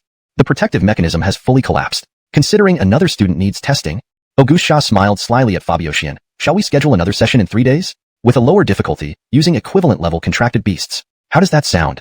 Fabiocian nodded. Agreed. I'll be available. With a bright smile, Auguste Jia clapped her hands at Gabby. Shall we sign the contract then? Entry required signing a contract, serving as proof. Hearing about the contract, Gabby's face fell.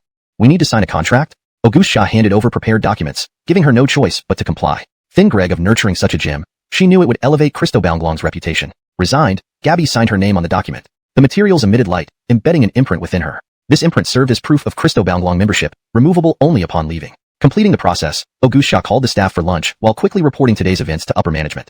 Zone 1. Cristobalglong headquarters. An Amin stared in disbelief at the battle footage sent by Auguste Jia. What? Heavenly Annihilation God Venerable couldn't even achieve mutual annihilation. This? Such unprecedented news left him utterly stunned. Auguste Jia solemnly stated, I've recruited this talent. I will provide comprehensive training moving forward. The old man swallowed. Excellent. You've done well this time. I need to inform the upper echelons. They require a meeting. She might be reassigned to the front lines. Auguste Jia exclaimed in shock. She's still a student. How can you? Sighing, the old man explained. Winter approaches, and the northern conflict has escalated drastically. The 5th defense line has been breached. Without reinforcements, the north will fall before winter ends. Urgency dictated deploying students, much as they prefer otherwise. Ending the call, the old man summoned all top executives for an urgent meeting, announcing crucial matters, including Gabby's involvement. Chapter 128. Rushing to District 20. In the high-level conference room of District 1, every seat was taken. Everyone's gaze focused on the 10 elders seated in the center. The leaders present included the Cristobalglong head, Abel head, Edlin, and the 4 great war gods, the Miguel, Hamishanlong war god, Aviv, and Jessup. At the very center sat the overall leader of Daxia Nation. Everyone's expressions were grave, as they awaited the central elder's words. This meeting was initiated by Ailby, the head of the intelligence division, and Cristobalglong. I believe everyone knows that the northern front is dire. Winter is approaching, and our defenses are now at a critical juncture. Let's hear from Ailby now.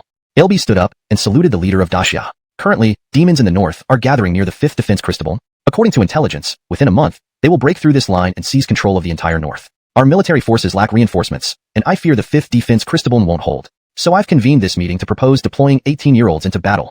This final statement struck like thunder. No one could have imagined that the situation in Daxia had become so dire that even teenagers would need to fight. 18-year-olds on the battlefield. It meant the northern front had reached an urgent point. I disagree.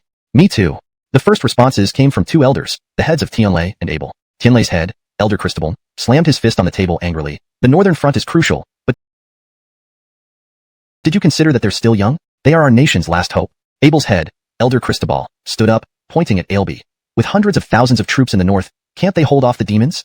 Ailby sighed. Do you know that, according to intelligence, the 3 great demon lords have made peace and entered a honeymoon phase? They're planning to advance together on the 5th defense Cristobal. How does that matter? They outnumber us by millions. Since Breagreg through the 4th defense Cristobal, the northern demons had rapidly multiplied. Even counting them in millions was conservative. The demon lords made peace? Impossible. They've been fighting for over a century. Elder Cristobal retorted. If they unite, can anyone in the north survive? Elder Cristobal clenched his teeth. What proof do you have? You can't just say they've made peace.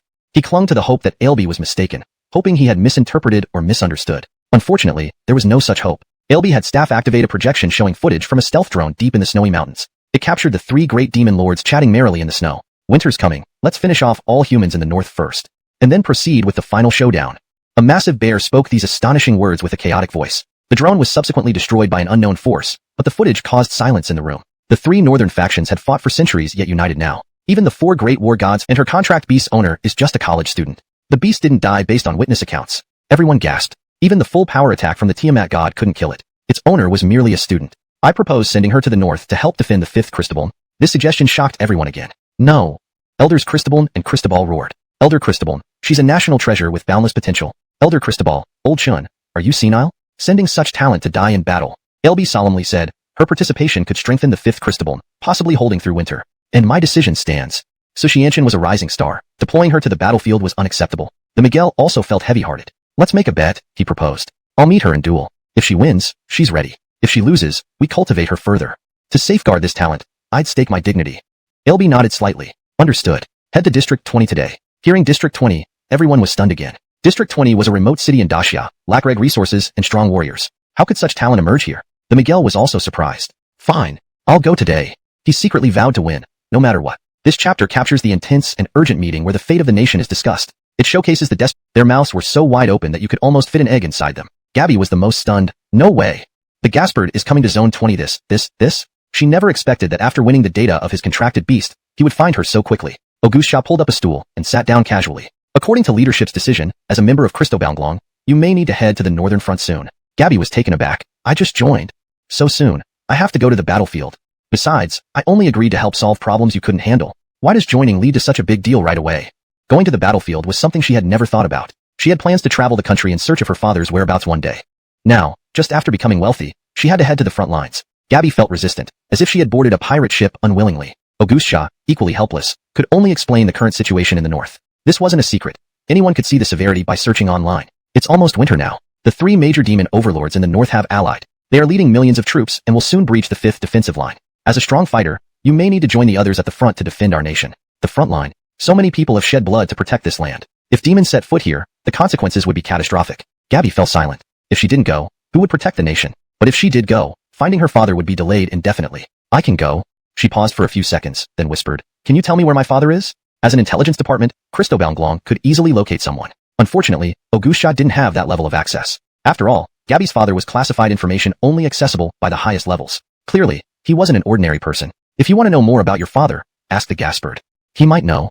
As a friend, this was the only hint she could give. Now, the Gaspard is on his way. You'll meet him soon. Hicks remarked sarcastically, Zone 1 is thousands of kilometers away. How could he arrive so quickly? Are you kidding? Augustia shook his head slightly. He's traveling by contracted beast. He should be here shortly. Everyone was astounded. Just after resting briefly, he was rushing over in such a hurry. ##### above Zone 20. Julius, flying at full speed, suddenly halted. Master, we have arrived at Zone 20. Is our opponent really that strong? Julius's voice was resonant, but its tone was indifferent. Since its appearance, it had never lost a battle. Unstoppable, it swept through countless experts, undefeated. It yearned for a true test, a battle where it could give its all. The Gaspard stood on its shoulder with a serious expression. This time, your opponent is very strong, and you've already been defeated once. Remember when Christobalnglong used your data for testing? The opponent pushed your consciousness to the brink of mutual destruction and still couldn't win. Hearing this, Julius's eyes flared with battle spirit. Is he really that strong? Don't let me be disappointed.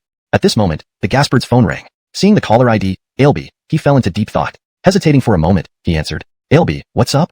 Ailby's voice came through. I just reviewed the information about your opponent, the girl named Gabby. To my surprise, her father. Actually, Ailby's voice choked. The Gaspard frowned. He had never seen Ailby behave like this. Ernesto? Yes, the very same Ernesto you knew. Buzz. The Gaspard's mind buzzed as if he were dreaming. Was he really going to fight Ernesto's daughter? What do you mean? If she were Ernesto's daughter, she shouldn't go to the battlefield. Heroes' hearts should not be broken. Ailby sighed. I heard she his eyes scanning the area coldly. Under his scrutinizing gaze, none of the demons dared make a sound. Today I have called you all here for a major task, Jorge said in an unusually heavy tone. The recent failures of Nixon and Hall have sounded a warning to me. With our current strength, we cannot steal the spiritual core energy. Stealing this spiritual core energy was their main objective. Once they succeeded, the city would collapse overnight. Their power would surge dramatically. Even someone as formidable as Fabio would be powerless against them. Initially, Jorge planned to use the combined strength of Oxhead Mountain to cause chaos in Zone 20, casting the entire city into their shadow. However, it resulted in encountering an ugly contract beast that ruthlessly beat him. Thus, these past 2 days, Jorge had been considering other options. Perhaps releasing the demons sealed beneath the sea could help, just like they did in the past to achieve their grand plans. After some thought, Jorge spoke solemnly. I want to release Monty and the other sealed demons from under the sea. Then, while they battle humans, we will seize the spiritual core energy first. We must strike swiftly. Hearing this, Yasmin's heart sank. If Jorge succeeds, Zone 20 will fall into chaos. She didn't know the strength level of the submerged demons, but rumors mention Monty among them, a legendary superdemon in the founding history of Sakura Nation. His appearance would bring endless darkness to the public spectating or journalists reporting. It was tolerable. But why set off fireworks and ribbons like a temple fair? One might think it was an anniversary celebration. To make matters worse, they found balloons matching Tai Mi Shanzun's signature look, small balloons floating awkwardly in the wind. Tai Mi Shanzun exclaimed, Where is my dignity? Do I have no pride? He wished to criticize these foolish people from Zone 20 for putting on such a poor show. Better not welcome at all.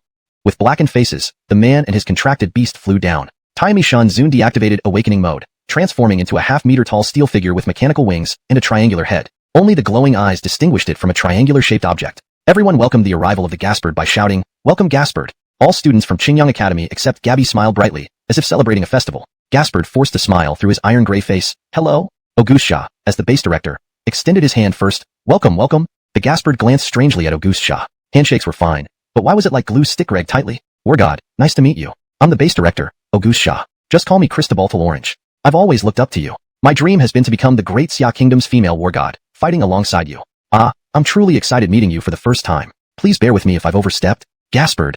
Will you stop Talgreg? My hand is going numb, but praised so highly, he couldn't say what he felt. Finally, maintaining the act, he replied, it's unexpected to be so important to you. Thank you, Cristobal Orange. Only then did Augustsha release his grip. Augustsha gestured invitingly, please enter. The Gaspard took 2 steps when a male student jumped out. War God, you're my favorite idol. Hicks trembled with excitement, grabbing the war god's hand and shedding tears. War God, you are both my idol and my grandmother's idol. Can you sign something and take a picture with me? I want to show my grandma I met a living person. Gaspard, Cristobalving person? Have I ever died? War God. Before Hicks finished, Bonnie and Fabio Sheehan chimed in unison. I'm your fan too. Me too.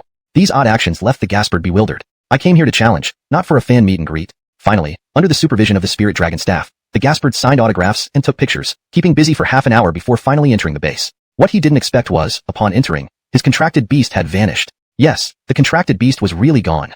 This translation means the northern conflict will soon intensify, and my master doesn't want her going there to die. So I'm privately advising you for your own master's sake. Before heading to Zone 20, the Sky Destroyer Divine Honors and the National Defense War God had also watched Fabio's battle videos. It wasn't certain it could guarantee victory over Fabio. To the front lines? Fabio flashed a grin, almost excitedly. Is that so? He had been getting bored in Zone 20, with no one worthy of his skills. He didn't know when he could break through to SS rank. The Sky Destroyer Divine Honors was puzzled. Normally, anyone hearing about being sent to the front would balk, knowing they might never return. Yet this little black dog seemed eager, desperate to get to the front lines. If I win, I'll be sent to the front, right? So, I'll definitely go all out.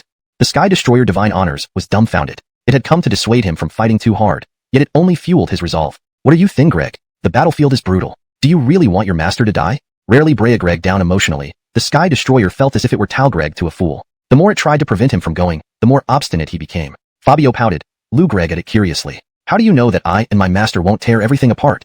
Are you sure you'll definitely perish? The Sky Destroyer Divine Honors was speechless. From its waist. Cristobal down for me. A flying slash aimed straight at Fabio's face. No longer holding back, he decided to play along. Just before the attack hit, he opened his mouth wide and absorbed the blow. The Sky Destroyer Divine Honors was shocked. You can absorb damage. Looks like I need to finish this quickly.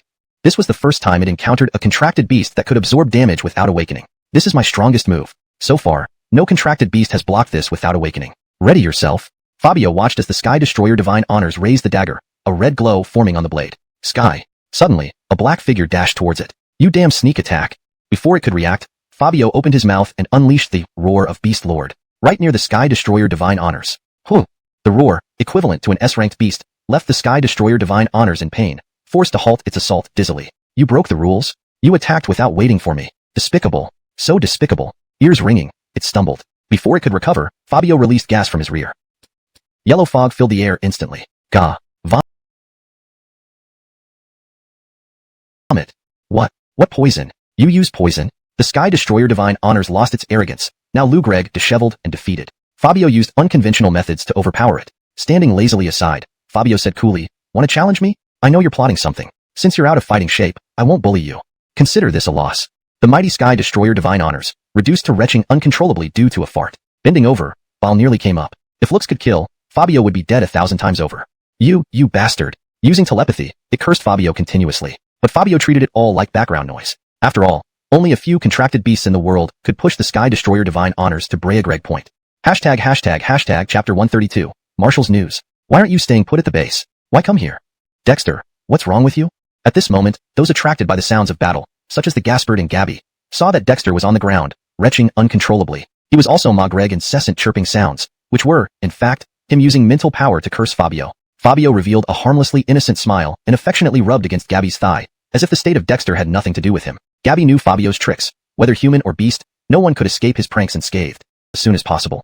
With that, he left with a slightly recovered Dexter. Spirit Dragon Base, 3rd underground level. This floor was entirely constructed of special materials to serve as battle arenas, built specifically for testing S-ranked contract beasts. Now it could be provided for their use. They stood within a glass enclosure, observing the 2 combatants inside the arena readying themselves. Augustsha sighed, I wonder if this arena can withstand it. The worst is if their movements are too intense and end up shattering the entire base. That was her biggest concern. An S-ranked battle was catastrophic. From the electronic tests earlier, even the protective mechanism struggled when Fabio and Dexter engaged. Now with physical combat, the entire arena would likely be destroyed. On the battlefield, Gabby and the Gaspard faced each other. The Gaspard gave a brief introduction, Let me introduce myself first. My name is Alger.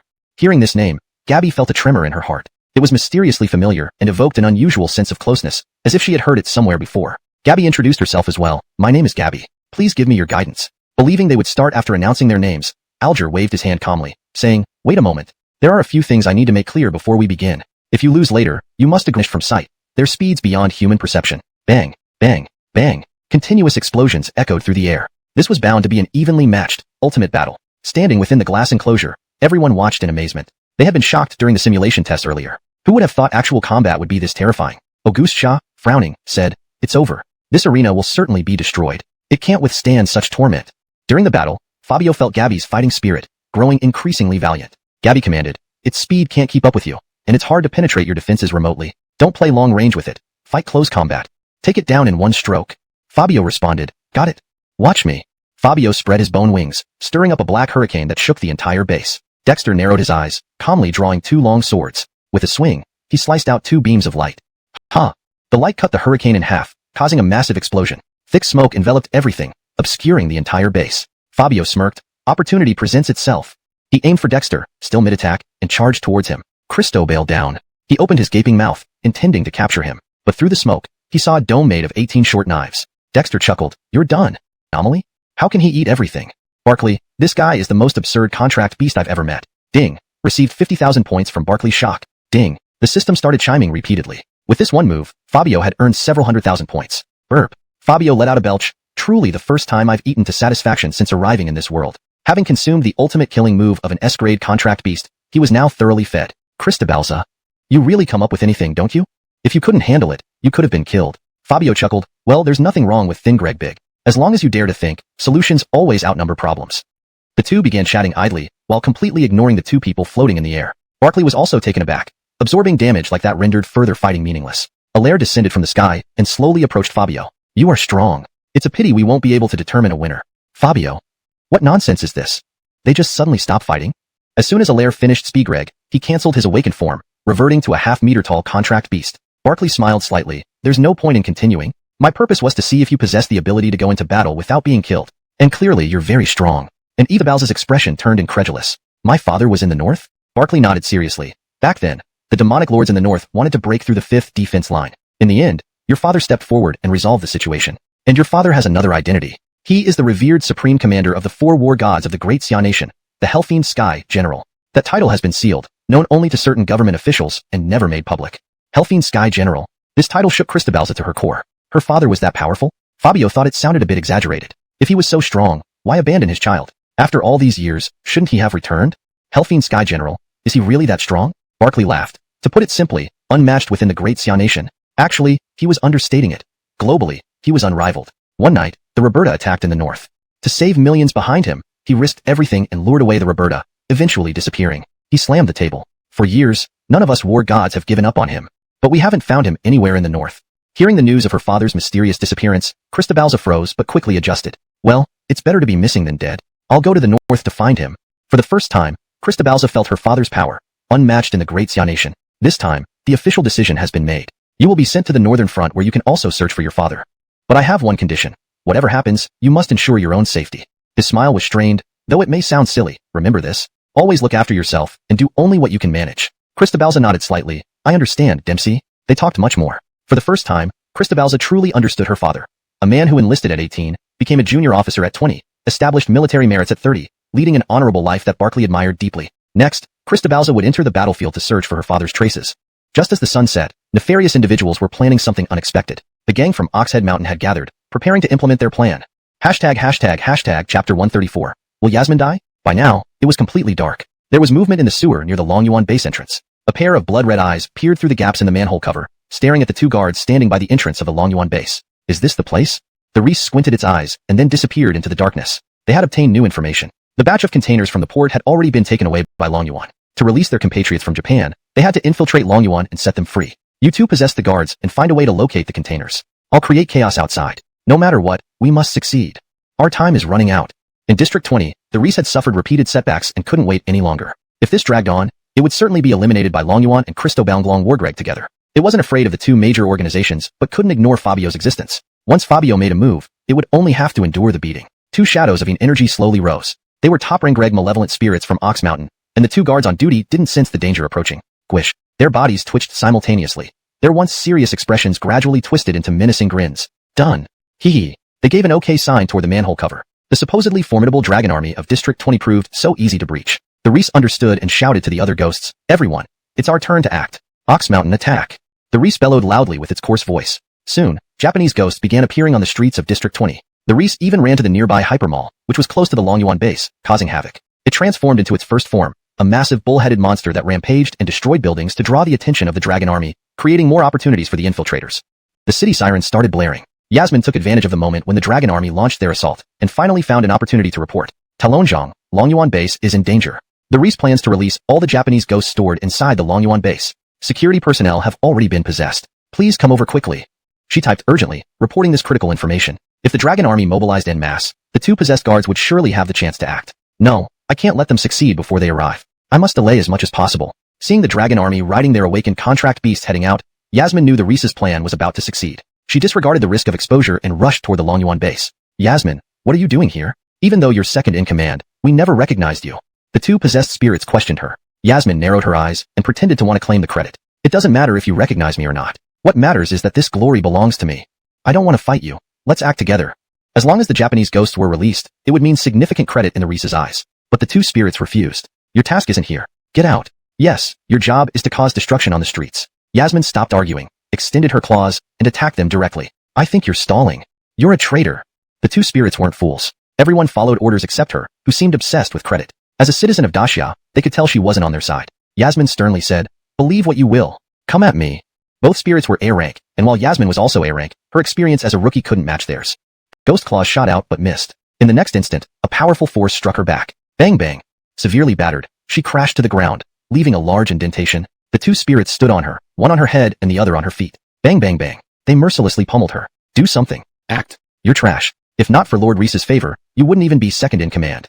Get up and fight me. Trash. Bang bang bang. Yasmin lay there beaten and broken, her skull and feet crushed. Her pitiful state was unbearable to see. Ah! She screamed in pain, feeling like a mere toy before the two spirits. No matter how she resisted, she only got beaten. Just then, a familiar face appeared. Base walked out. What's happening?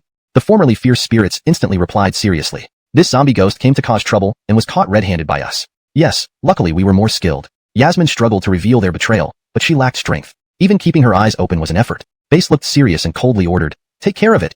There's chaos outside. I need to go personally." Base left, leaving Yasmin watching in despair. Looks like I'm really done for. The two spirits pulled her up, holding her hair arrogantly. Take a good look at the humans you helped. Poor thing. After all that effort, they just left you. Yasmin remained silent, too weak to move. Well, let's send you off. Rest in peace. Goodbye. They raised their fists to strike her. Suddenly, a loud explosion occurred. Boom. A white light appeared quietly. Chun, Z, Hamishin. A familiar figure arrived. Hicks and Bonnie rode their contract beasts and rushed over quickly. Seeing the reinforcements, Yasmin smiled faintly. Sometimes, this guy looks pretty cool. Realizing their cover was blown, the two spirits turned and swiftly charged into the Longyuan base. Hicks held the heavily injured and barely conscious Yasmin. I feel like I was too foolish. Was it worth this much effort? Her voice was so soft Hicks could barely hear her. Bonnie's eyes reddened, knowing Yasmin might not survive. Hicks, unusually solemn, said, "No, you're not foolish." Why would you be? Hicks could feel Yasmin's strength fading. Her eyelids barely stayed open, seemingly at her end. Will Yasmin die? Chapter 135, Barkley Strikes. Hicks, holding the nearly dying Yasmin, couldn't stop his tears from flowing. Are you crazy? Why are you so reckless? Don't you know you're an undercover agent? Why expose yourself now? Big fool, you big fool. Cristobalsoning to Hicks's familiar scolding, Yasmin managed a faint smile. Her eyes blankly stared at Hicks. At this moment, she never thought she would hear Hicks reprimand her again. My time, might not be long. She could already sense her impending death. Don't be afraid. With me here, no one will die. Finean's voice rang out as she rushed over, carrying Fabio. They had quickly arrived after Yasmin messaged Augusha earlier. Thankfully, everyone was up to the task in these critical moments. Fionayan took out the healing ring she had obtained from Augusha and cast a green light towards Yasmin. The light shone on Yasmin, rapidly repairing her vitality. Within 3 seconds, Yasmin was back to normal. I feel like I'm alive again. Yasmin was so excited, she could barely speak coherently.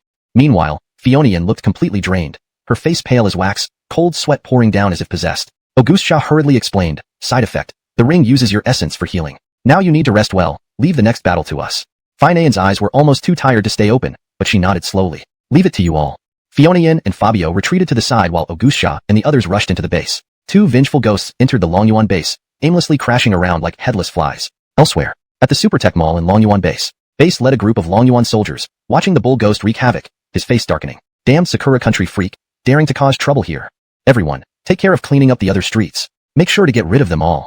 The nearby streets were all being terrorized by the bull ghosts from Nutushin. Base planned to confront the bull ghosts directly. Just as others dispersed, what he saw next made him incredulous. What? How? How can he be here? Staring at the red armored warrior hovering in midair, he immediately recognized who it was. The appearance of the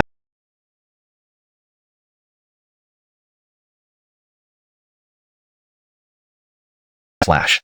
Die.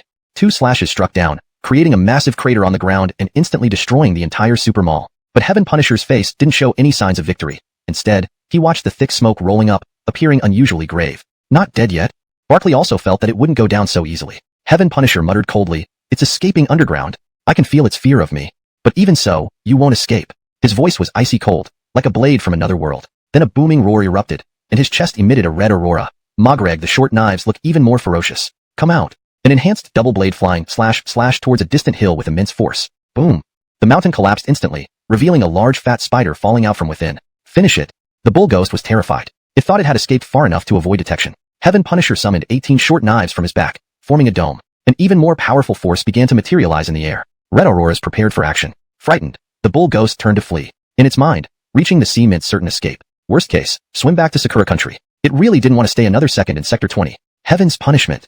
In a final desperate run, it was ultimate hashtag chapter 136. We love this land deeply. The appearance of the ox ghost in District 20 caused some unrest. The main reason was the emergence of Julius, a hero with a distinctive recognition factor as one of the revered guardian beasts. His presence signified that the nation-protecting war god was in District 20. In Daxia Kingdom, cities are ranked by their prosperity zones. A city like District 20, being one of the less developed ones, wouldn't usually see such significant figures unless there were demon invasions. Therefore, Julius's appearance excited the public and even became an internet sensation. Julius appears in District 20, driving enemies back in one blow. Why is the national war god in District 20? Could something major be happening there? In a backward city like District 20, demons rarely pay attention unless something big is about to happen. Everyone sensed the unusual, as events out of the ordinary often signify ominous signs. Longyuan Base. Base and Barkley had arrived at the base. Inside, they found chaos. Gabby lay pale on the ground, barely breathing. Had she not been breathing, they would have thought the worst. Bond's face darkened as he loudly demanded, "What happened to Tian? Why is she so weak?" Augustia softly replied, "Someone nearly died, so she used the king's ring." Form, gazing at the people who had gathered to witness the war god. Base gave him a thumbs up. Cristobal streaming was the fastest way to spread his message, especially from the national war god. It would surely attract many young people. Barkley, holding a microphone, said sternly, "You must be curious why I'm here in District 20. As the national war god and a citizen of Daxia Kingdom, I wish to confess something. To the people of the North, the situation is dire. The 3 demon lords have united to devour the North entirely. At this rate, we'll soon face total annihilation." Gasps filled the audience. Though they were in the South and hadn't experienced demonic despair, previous cracks had instilled fear. If the North falls, the South will inevitably suffer too. Barkley took a deep breath and finally spoke the decision he had been reluctant to make. The government has decided to recruit adult volunteers from the South. Including students, these were blossoming youths now bound for hell, to protect Daxia Kingdom and our homeland from demonic threats. So, I am here to call for you all to volunteer, head to the front lines, and defend our country. Simultaneously, online viewership surged to 300 million. Young people were deeply moved by the war god's red face and teary eyes. The war god doesn't want us to fight, but if we don't, who will? The rise and fall of the nation lies in everyone's hands. Friends in the North, I'm coming. Seeing the war god, I feel heavy-hearted. He doesn't want us to go, yet calls us out of necessity. Oh brothers, let's just go. Yes, I'll sign up. Sign up. Moved by Barkley's impassioned speech, countless passionate youths were inspired. With northern forces dwindling, the South must step up. United as citizens of Daxia Kingdom, all loved their land deeply. The cohesion was enviable. One person raised the flag, others roared in support. The spirit of duty passed down through generations. Barkley's cry roused numerous enthusiastic youth. They didn't love the war god. They loved the country, deeply. Barkley looked at the silent crowd below, finding it challenging to urge them into battle. How could anyone accept sending a young man, having just become an adult without seeing the world, into a deadly war? He clenched his fists, hesitating. Suddenly, a strong voice pierced the silence. My father went, and now it's my turn. Barkley saw a young woman among the crowd. Her pale face adorned with a smile like a blooming orchid, vibrant and natural. Her voice drew immediate applause. Yes. Our parents fought, and now it's our turn. Count me in. District 20 can't stay silent. When the nation calls, we must answer. No matter what, we share the blood of Daxia in both North and South. We won't let them be bullied by demons. We're going. I've wanted to join long ago. Together, everyone. Barkley couldn't hold back any longer, tears finally spilling over. Translated from Chinese to English with careful attention to character names, pinyin, tone, style, natural flow, grammar, and coherence. Hashtag chapter 137. Nationwide mobilization, surge of enlistment. Barkley listened to the shouts of the young people below the stage and had already been moved to tears. They knew that they might not return, yet they insisted on going forward. This scene reminded him of his own youth. Unable to bear the chaos caused by demons, he enlisted at 18 to serve his country, heading straight into battle. After countless battles, he watched helplessly as his comrades fell one by one. The glorious reputation of being a war god was built on untold amounts of blood and tears. Barkley, on behalf of the nation, I apologize to everyone here. With those words, Barkley bowed deeply and respectfully to the crowd below. Netizens watching the live stream were collectively moved to tears. War god, there's no need for this. What are you apologizing for, Wah? My mom just messaged me, saying she'll disown me if I don't enlist. I told my dad directly if he doesn't let me go, I'll cut ties with him. Everyone understood that if even war god Barkley had to make an appeal, the situation in the north must be nearing a critical point. They also knew that their peaceful lives had been protected by the sacrifices of the previous generation. Now it was their turn. As soon as the live stream ended, a surge of enlistments swept across the country. Countless eligible young men rushed to enlist that very night. At District 4's enlistment office, the middle-aged commanding officer looked at the 5 long queues stretching from the entrance and was utterly stunned. Is this some kind of ghost story happening in the middle of the night? Did another region get invaded by demons? Why so many people at this hour? The busy soldiers explained, Sir, you don't know, they all came to enlist. All of them chose to go to the northern front. The officer was astonished. The northern front was the most intense war zone, barely holding its defenses. Why were they so willing to risk their lives? Just then, the registration process in the third queue erupted into a commotion. The officer hurried over to see what was happening. What's going on? He asked. The soldier processing the registration stood up helplessly and saluted. Sir, this young man is underage. How about becoming a logistics soldier? The boy nodded eagerly. Sure, that works. The officer added, heading to the front is serious business. While I admire your courage, I have one condition. Go home, write a report to your parents, and get their signature. If they agree, I'll let you go.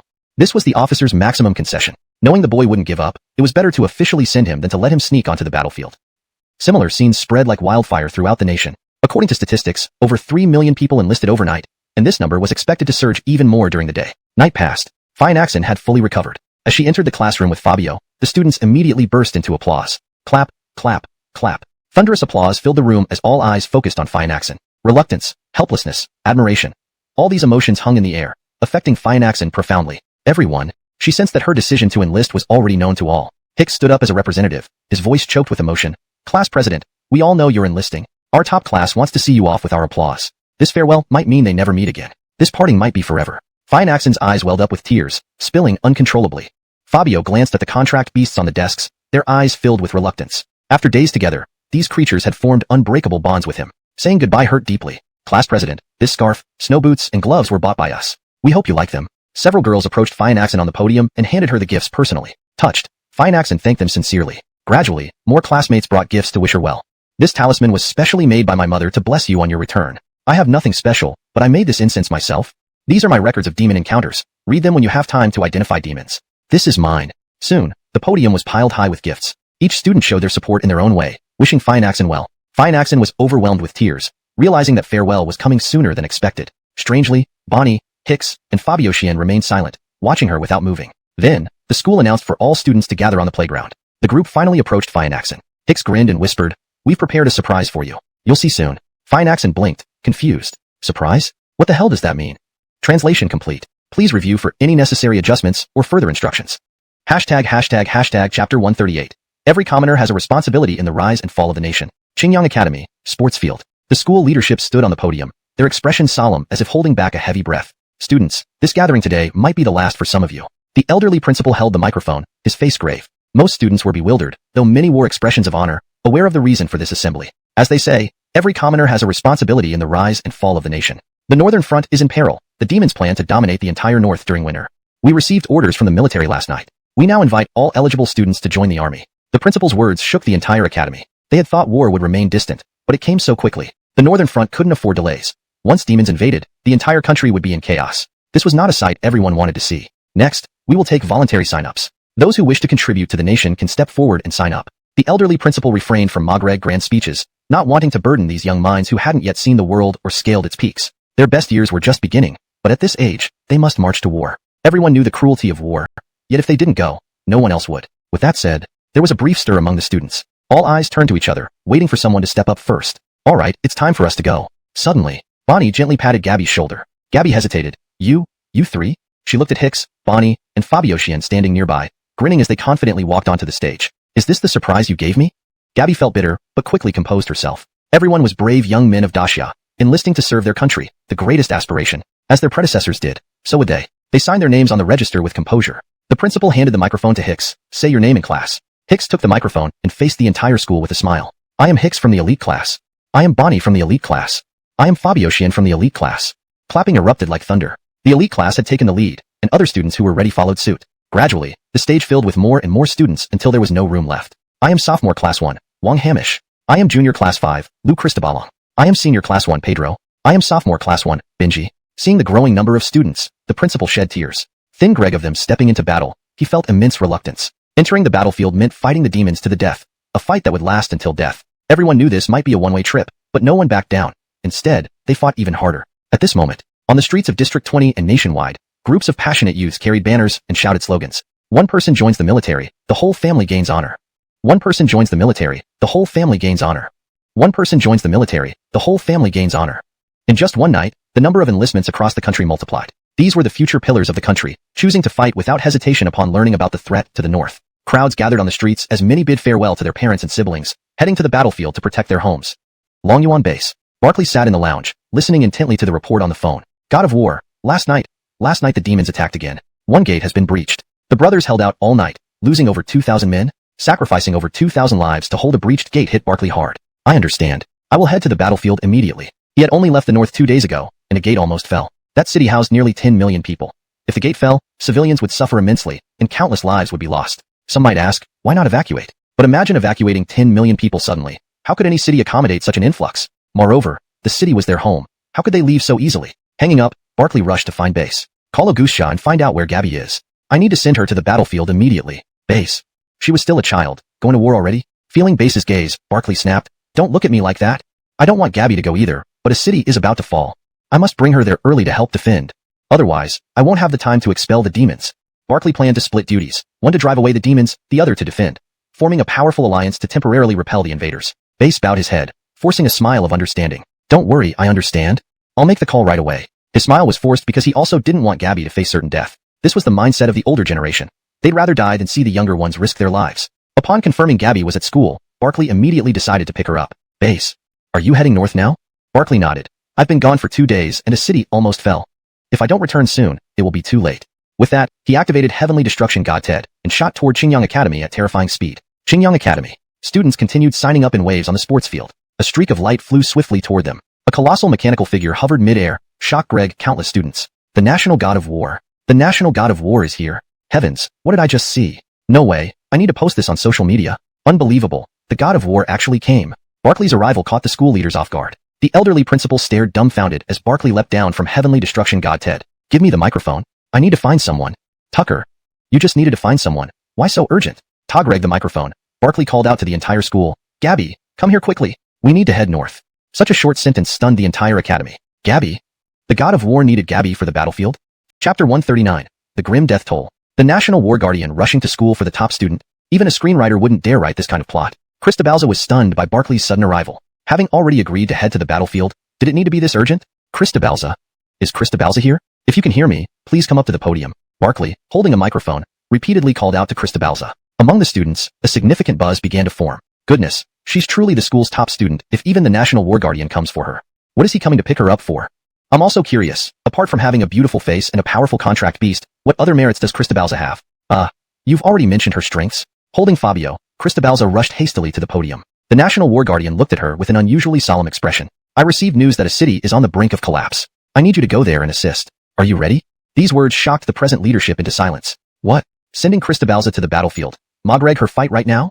She's just a freshman, still a child, not even undergoing special training, straight to the battlefield. Regret filled the leaders' eyes as they realized that stepping onto the battlefield meant engaging in fierce combat with demons. Even if Cristobalza was strong, the unpredictability of war made it impossible to guarantee her safety. A firm resolve rose in Cristobalza's pretty face, and she firmly replied, I'm ready. Pride flickered across Barkley's face. Just a young girl, yet she had such unwavering determination. Cristobalza turned to the podium, where Hicks and others stood, and managed a sweet smile. I'll go ahead of you all. Take care.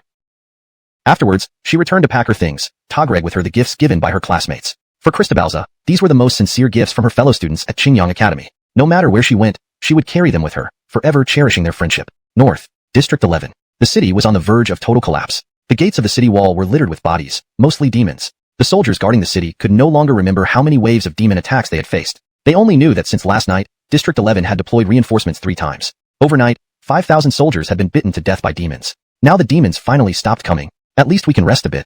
A young soldier sat in a corner of the city wall, Lou Greg over the dead demons scattered in the snowy fields below. Last night, the gates nearly broke, but fortunately, soldiers sacrificed their lives to plug the breach. At this moment, the demons had ceased attack Greg and retreated into the snowy mountains. This respite allowed the soldiers some breathing room. Report back on the status of each gate. A middle-aged man in armor, holding a radio, listened intently to the battle reports from various generals. District 11, South Gate. Participating soldiers, 5,000, deceased. 4. We've come to enlist and fight. This statement struck him like thunder, leaving him speechless. These were middle-aged people. Why were they enlisting? You, the leader, a middle-aged man, sadly told the commander. Our sons died protecting us. Now, District 11 is in trouble, and as military dependents, we should join too. These words made the commander tremble uncontrollably, as if his strength was being drained away. From the beginning of the demon outbreak, almost all of District 11 had participated in the war. Countless reinforcements, countless victories over demons, and each battle had brought catastrophic losses. Now, these simple civilians had chosen to fight for their homes. Please accept us. We don't want to wait to die at home. Let us fight. Even with wooden sticks, we can drive them away. Yes, my marksmanship was taught by my son. I'll use it to avenge him this time. The commander looked at each of their eyes, feeling deeply conflicted. Finally, he silently nodded. These people gathered swiftly, expressing gratitude. Thank you, Talon. The commander. He closed his eyes, fighting hard to keep the tears from falling, determined to defend District 11 to the death. By that afternoon, Cristobalza had reached the northern city, not District 11, but District 12. District 12, military headquarters. All soldiers were assembled, 150,000 strong, waiting on the parade ground for the War Guardian's commands. This was the relief force Barclay promised to the commander of District 11. Their goal was to crush the demons and strengthen the defenses further. Cristobalza looked at the young soldiers in the field, whose ages were much like hers. At such a young age, they already possessed the resolve to fight for their country. With a stern expression, Barclay shouted, "Everyone, follow me to District 11. What they didn't know was that by evening, District 11 was engulfed in flames of war. Chapter 140, The End. The sun set in the west, casting a crimson afterglow across the horizon. The blazing sun was slowly Greg, signaling the imminent disappearance of dawn. At this moment, the entire city's residents stood on balconies, streets, and rooftops. Each one had a look of despair and vacant eyes, staring at a crack forming in the evening sky. This crack was widening slowly, as if something were about to burst out from within it. No. What is that thing? We've already suffered so much in District 11. Now even cracks are coming here? This is the end. Oh God. Desperate news headlines flooded the internet, shock-ragged the whole nation. First came the demonic attack, then the appearance of the rift. Now, District 11 had only a few soldiers left capable of fighting. In this metropolis with millions of inhabitants, continuous battles had claimed hundreds of thousands of lives. District 11 truly had no more troops left. When a B-class rift warning was issued, all the residents fell into utter despair. Currently, some middle-aged individuals had already joined the city defenses, while the rest were old, sick, or weak. What options did they have? Tonight, demons were preparing another attack, and if it succeeded, District 11 would likely be destroyed. The commander stood on the city wall, watching all the soldiers who had been recalled from the 4 gates. With a grave expression, he said, "Our national war god has arranged reinforcements for us. I hope you can hold on. Even if you fight until the very end, you must protect the safety of the people. I know this puts you in an impossible situation, but, apart from you, District 11 really has no other troops left." Tears gradually wet his cheeks. The once stoic commander couldn't hold back any longer. He had endured too much. The pressure was nearly Greg him. Helpless, he watched his subordinates die in battle. Helpless, he watched the rift about to form. He could only blame himself for being too weak, unable to protect this. On our way. When one region was in trouble, support came from all sides. Daya would never abandon any city. 10 minutes later, sitting on Taimi Shunzuin's back, Fiona watched the news about District 11, feeling uncomfortable. Even middle-aged people are participating. How brutal must this battle be?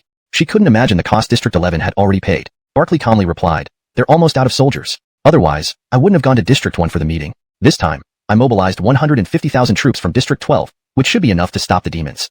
At this moment, Fiona screamed, It's a rift.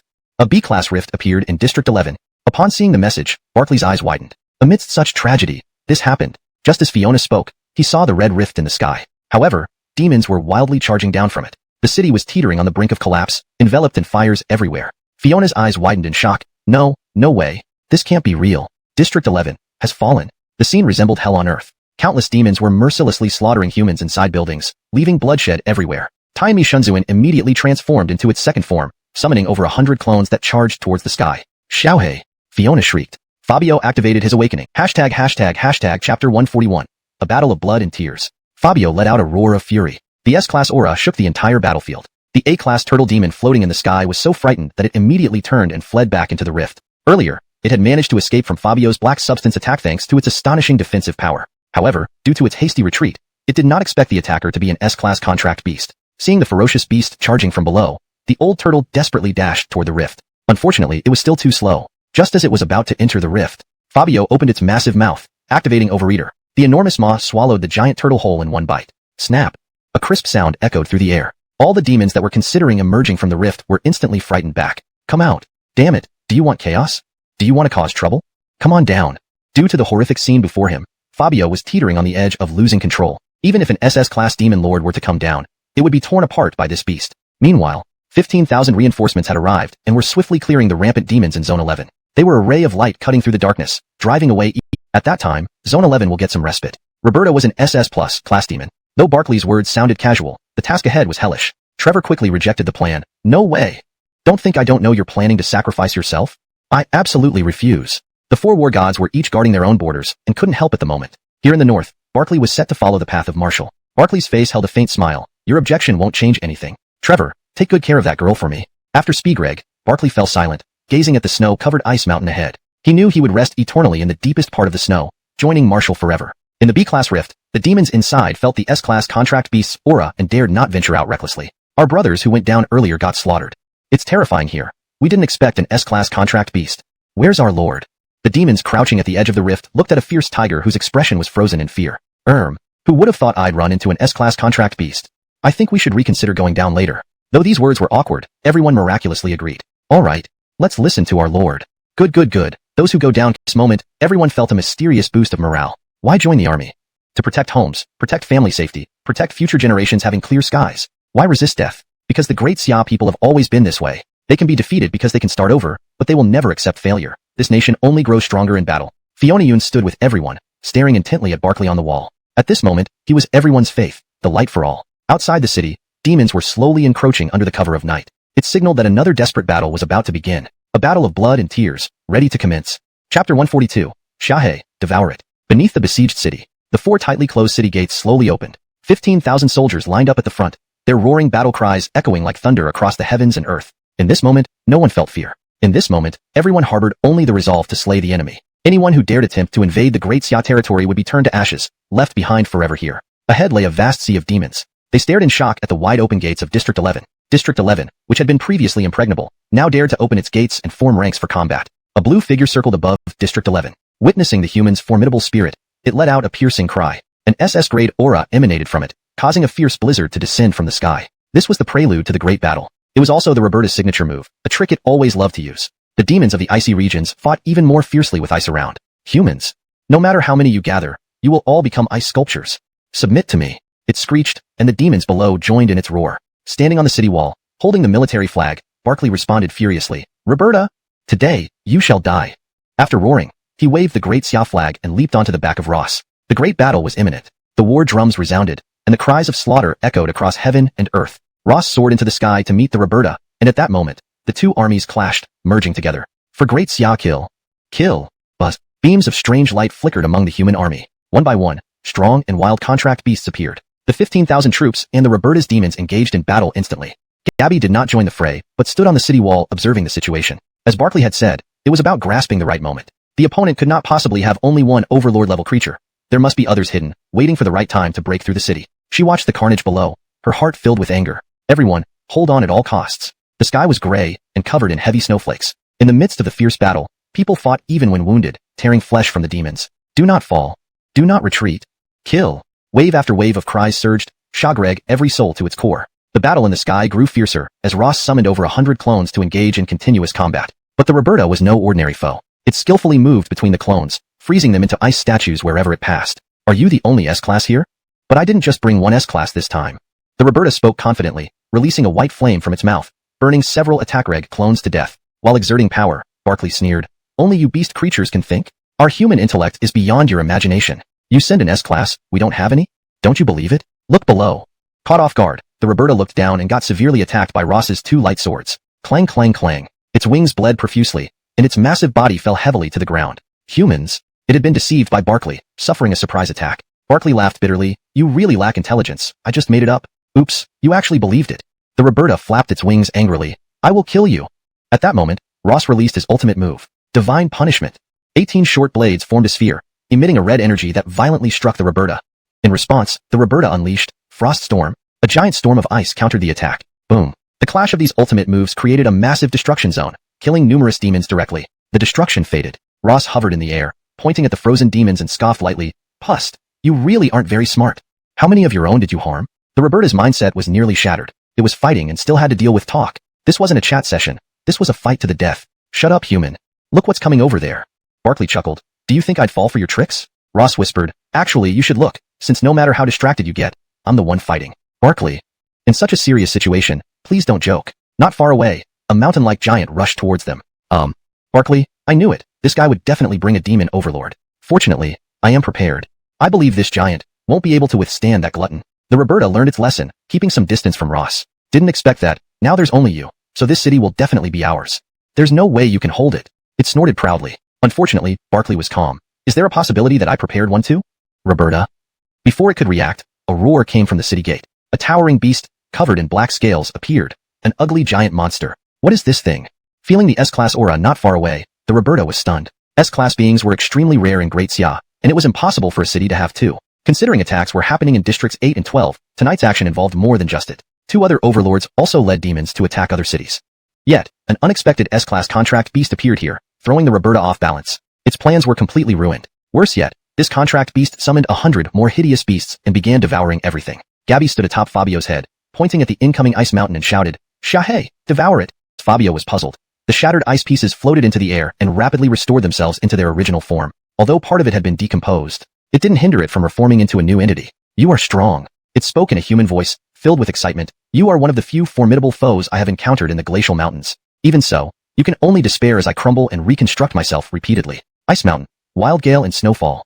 The massive ice mountain flew into the air, spinning wildly like a gyroscope. Boom, boom, boom. Huge chunks of ice rained down like meteors toward the humans. Fabio's anger flared up. Damn it, this isn't even trying to fight me. It's trying to crush everyone here. She roared, but it was already too late. In an instant, the ice mountain had split itself apart, and the giant ice blocks pummeled the human forces, causing severe injuries and numerous casualties. Fabio and Gabby watched helplessly, feeling utterly frustrated by such an opponent. The human formation was thoroughly disrupted by these sudden ice attacks. Gabby saw her companions lying in pools of blood, some trapped under the ice blocks unable to move, and watched as summoned beasts struggled desperately to free their owners. These scenes were like a dirge, casting a dark shadow over the entire camp. On the other side, Barkley noticed the leaders being controlled and rushed over to seize the kill. Unnoticed by them, a red mist enveloped Taimi Divine Armor. This was Taimi Divine Armor's self-protection mechanism, mobilizing its inner power to fend off covetous demons. Master, I'm sorry. I was deceived by Roberta. Taimi Divine Armor communicated telepathically with Barkley. Barkley, this is not the most dangerous moment yet. We still have a chance. How long until we can break free? Taimi Divine Armor, 3 minutes. 3 minutes? 3 minutes was enough for Roberta and the Ice Mountain to devastate the battlefield. With two major demon overlords attack reg, the 15,000 soldiers would stand no chance. Seeing its subordinates going after Taimi Divine Armor, Roberta quickly flew towards the remaining humans. Its top priority was to detonate the storm and annihilate all humans. The storm was now forming, and Roberta's cry was like a nightmare, stunning the 15,000 people. They retreated while fighting hard to avoid being caught in the frost storm. But the storm surged towards the city, leaving no room for further retreat. At that moment, a black hurricane suddenly appeared. Roberta's eyes widened. You dare to counterattack? A black and white storm collided in midair. Then, something truly despair-inducing happened.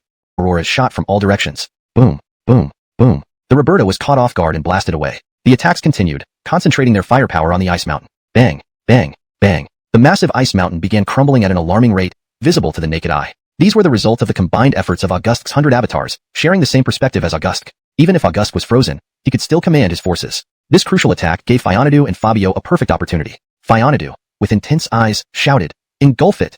Fabio roared, Roar! The ice mountain felt the impending doom and tried to flee, but Fabio was already closing in. Boom! This abyssal maw enveloped the ice mountain like a dark cloud covering the sky. Ding! Devouring S-class demon, cannot decompose at the same level. Cannot decompose at the same level. Cannot decompose at the same level. The system started emitting overloaded sounds as a cold current froze Fabio's steel-like internal organs. This was the price of forced absorption. Togreg 2 steps, it then heavily collapsed on the ground. Fionadu screamed in shock. Cole, what's wrong with you?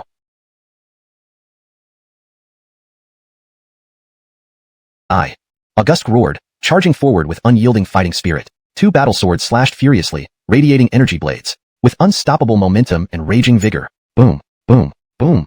The Roberta dodged clumsily in midair, surprised by August's quick arrival and increased prowess. Foul! How did he get so strong?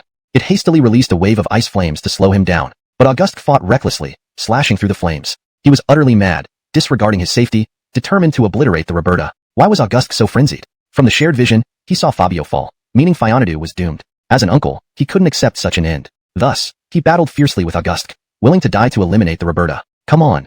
Let the storm rage more violently. Avatar Ultimate Art, Hundredfold Heaven Punishment. Hundreds of avatars behind him opened their chest energy devices, condensing red energy blasts onto August. Zap. Red electrical currents erupted from August, far exceeding S level. He swung both swords, splitting the energy against a shield formed by 18 short blades. A terrifying red aurora shot straight towards the Roberta. I want to waved at Barkley desperately. Dempsey? Cole. Cole is so cold. I'm so scared. Dempsey, come save it. Thin Greg of the once invincible Fabio, facing such an outcome was unimaginable. Seeing its black skin crack Greg made Fionadu even more anxious. Unbeknownst to her, this was Fabio's new transformation. Just how much stronger would he become? Chapter 145. Miracle. A miracle must happen. Fabio's skin began to disintegrate. Cristobal's tears fell like a waterfall. Cole. Cole. She called out repeatedly. Barkley and the Heaven Annihilation Venerable stood aside with heavy sighs, unable to find words as they were enveloped by Cristobal's sorrow. How could it be? This super fearsome beast, which once dominated the battlefield, was now facing destruction. At the city gates, the media of District 11 finally overcame numerous obstacles. They chose to sacrifice their lives to broadcast the grim battle conditions to the entire nation. Friends across the country, we believe everyone is very concerned about the situation in District 11. At present, the B-class Fisher has disappeared, and the latest wave of siege attacks is coming to an end. Let's follow the lenses of more than 100 drones to witness the current state of the battle. The female reporter in front of the camera delivered her report solemnly. As hundreds of drones took off, the live broadcast officially began. Outside the city gates, corpses lay everywhere. Humans and demons intertwined. Magreg for a ghastly sight. To everyone's relief, the city gates had not been breached, and the human forces were driving the demons back into the mountains. However, one scene drew attention. A young girl was crying uncontrollably on top of a massive, contracted beast. Wah! Wah! Her despondent wail sent shivers down the viewer's spines. This contracted beast. It seems to be the one from District 20. When the fissure erupted last time, it halted the decline in District 20. How can this happen? It was so strong. Darn it. Even such a powerful creature? My heart hurt seeing that girl cry. Instantly, netizens were moved by Cristobal's cries. Such a hero should not meet such a fate. District 20. Qingyang Academy. The school set up a large live streaming screen early since they knew District 11 would be broadcasting soon. Now, all teachers and students had gathered in the playground. The moment the broadcast started, everyone saw the gruesome battlefield. In their eyes, this was nothing short of hell. But when they saw Cole lying motionless on the ground and Cristobal's crying bitterly, the crowd panicked. Not possible. This is Cole. She can contribute to the country, and so can we. The top students will never leave anyone behind, this time included. Previously, Cristobal's said something similar during a trial mission. They, who once feared ghosts, had with roaring chants. This was nothing less than a pledge Tagreg ceremony. The old principal, holding a microphone, saw every student's resolve to serve their country and shouted, "Those who want to enlist, get your forms from your teachers. In this patriotic defense, Qingyang Academy will give its all. Go, everyone!" The playground buzzed with excited voices. All students rose and shouted loudly, "Charge!" At this moment, the live stream camera focused on Fabio, who was emitting a blue glow. Everyone froze. Hicks muttered, "What is this?" Fabio Shin whispered, "Could it be? It isn't dead." Bonnie clenched her fists. "Miracle. A miracle must happen." Hashtag chapter 146, a brand new form. Fiona Tion was wailing when a sudden burst of blue light enveloped her. A profoundly ancient roar echoed across the heavens and the earth. Roar. Even a powerful deity like Julius's soul was significantly shaken at this moment. This is. Its eyes widened as it rapidly leaped backward. The blue light continued to expand, forming a circle that enclosed Fabio and Fiona Tion. The previously crumbling outer skin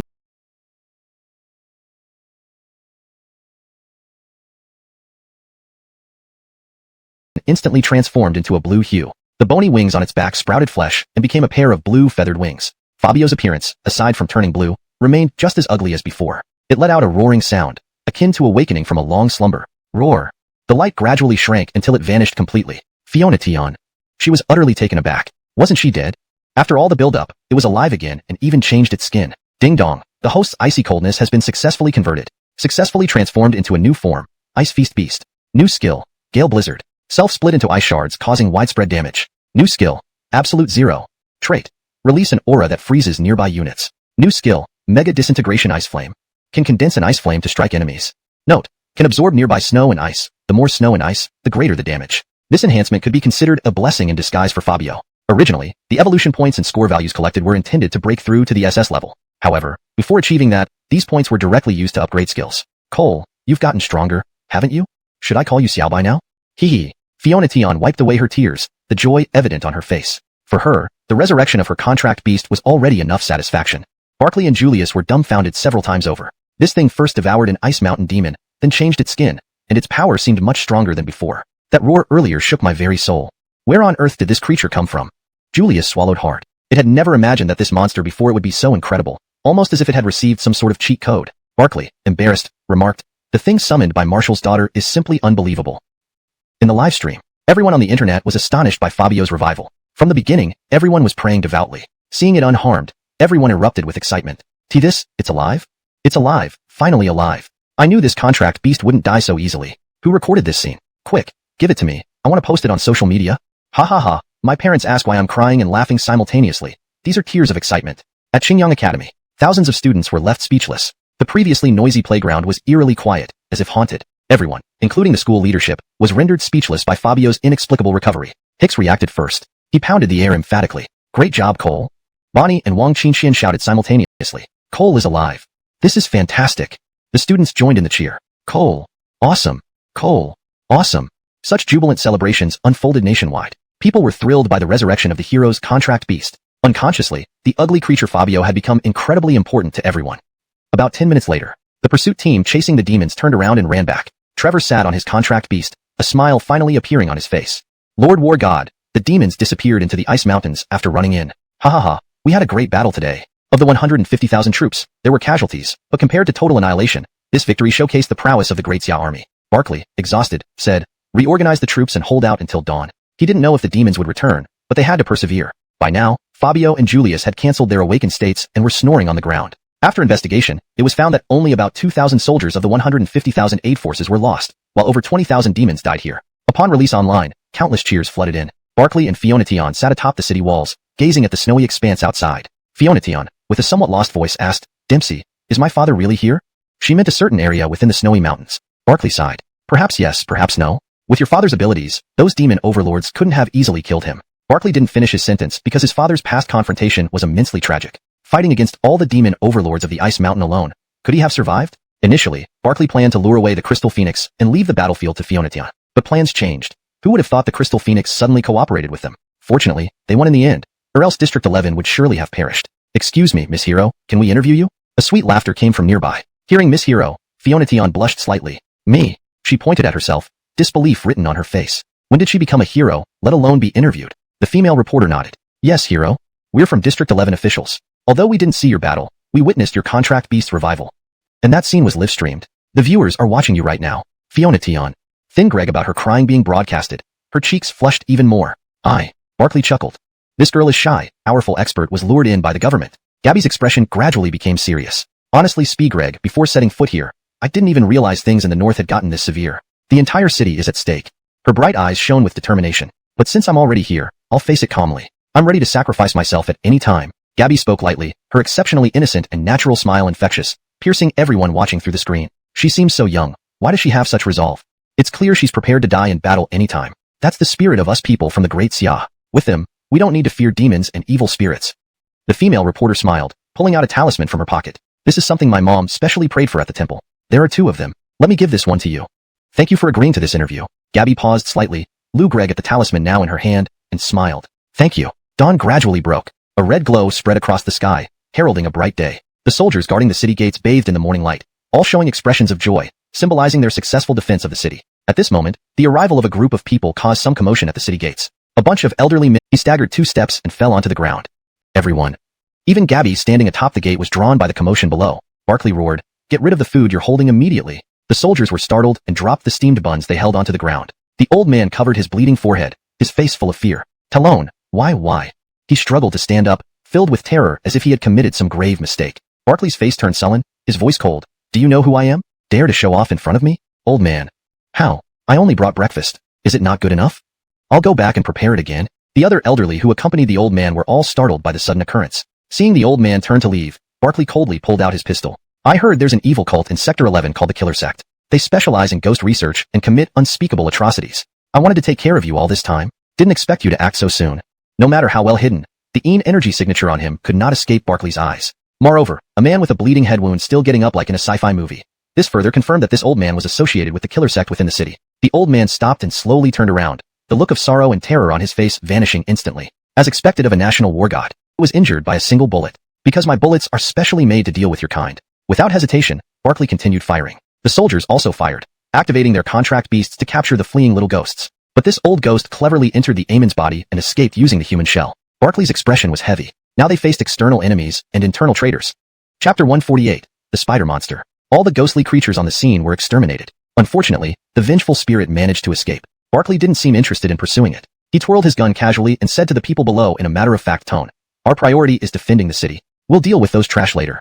As soon as he finished Greg, the soldiers who had eaten steamed buns earlier started having accidents. They fell to the ground in agony, veins popping out on their faces, their bodies trembling violently like epileptic seizures. Barkley frowned deeply and shouted loudly, "Spread out!" Over 50 soldiers lay on the ground, trembling while emitting animal-like roars. Ugh, ugh, snap. A series of bone-crack-reg sounds echoed through the air. Their limbs twisted unnaturally backward, followed by their heads. In no time, they turned into monsters with their limbs facing backward and their faces upward. The densine energy spreading from them was extraordinarily strong. Magreg, everyone present break out in cold sweat. Heh.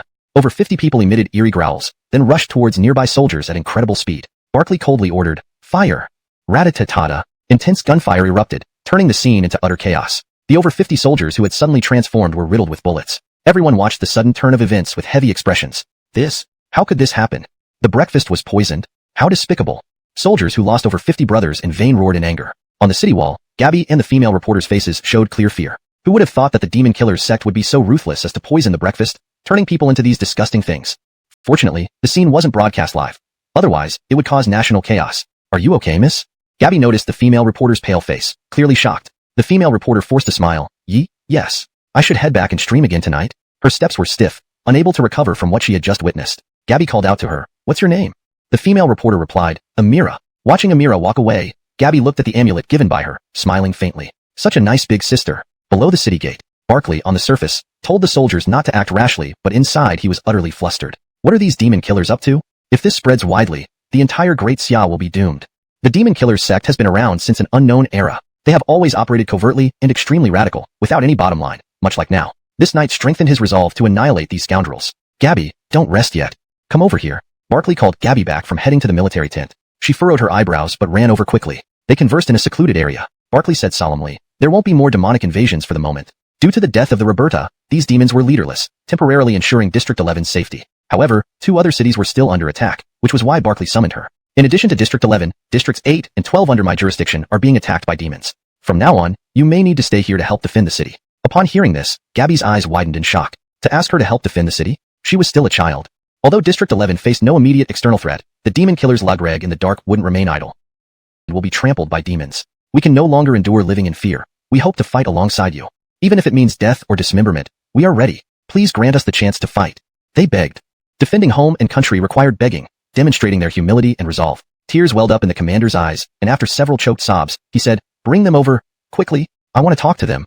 #### Chapter 149. If we don't go, no one else can. At the city defense office, a long-haired girl dressed in camouflage stepped into the commander's lounge. Despite her youthful appearance and a few acne marks on her face, it was clear she was just a teenager. Name and age. The commander had resumed his usual stern demeanor, though his slightly red eyes betrayed that he had been crying moments before. The girl answered fearlessly, "Kristen, 17 years old."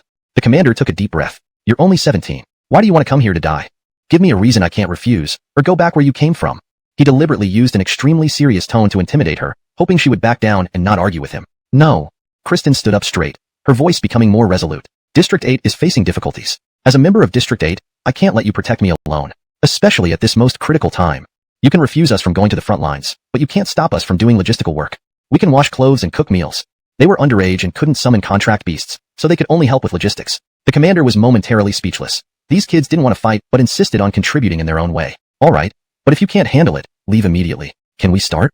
Kristen smiled and nodded vigorously. "Yes." The cruelty of this battle was beyond what they could imagine. District 8 was completely on the defensive. Without reinforcements, it was only a matter of time before they were overwhelmed. That afternoon, Barkley mobilized 50,000 troops and left, rushing to the next city to transport assembled soldiers to the front line. Meanwhile, Trevor woke up Gabby. She rubbed her sleepy eyes, Greg at Trevor, who had dark circles under his eyes. He hadn't rested much.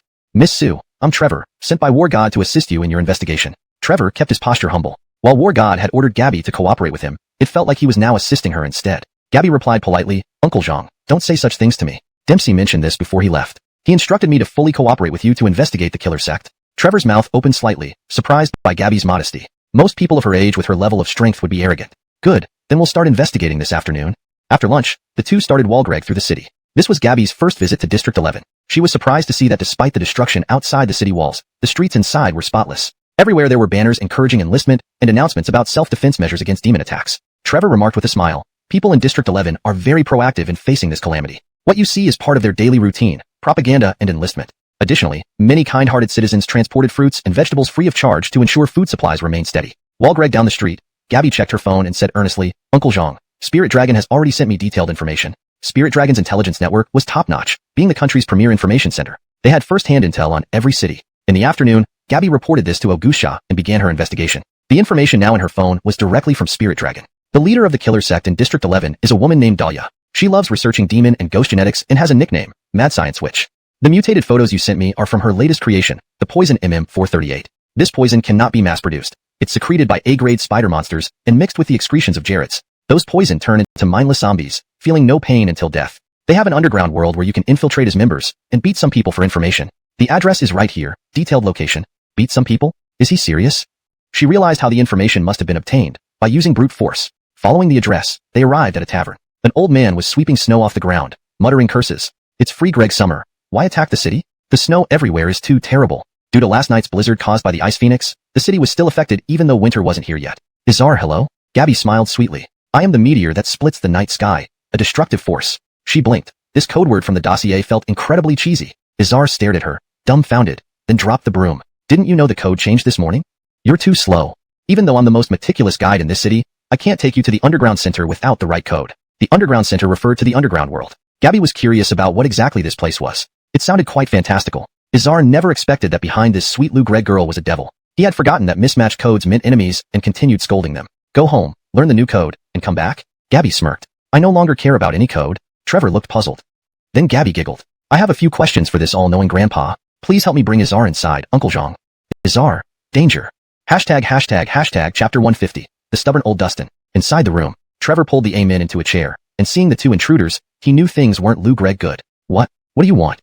Fiona, her delicate face wearing a mischievous smile, retorted, "What do you think we want?" The old man couldn't have imagined that these two people were as fearsome as devils entering his home. Trevor pulled out a belt, saying with malice in his voice, "What do you think we want?" The Amen was bewildered. At his age, he never expected to encounter such trouble. Fiona sneered, "We are going to the underground world, and I believe it's necessary for you to explain the killer god sect in District 11. If not..." Sizzling, she pulled out the taser she had brought from the military camp. Belt and taser combined. This old man would either die or be flayed alive. "I'm telling you, Dustin here is stubborn all over but at the mouth.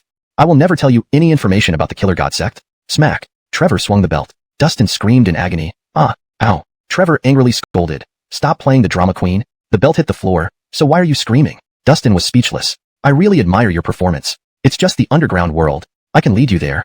Lying on the side, Fabio sighed. He was supposed to be the most stubborn one, right? "And you're already Brea Greg under pressure before they even start the interrogation? What about the killer god sect? Do you have pictures of the leaders? And how strong are they?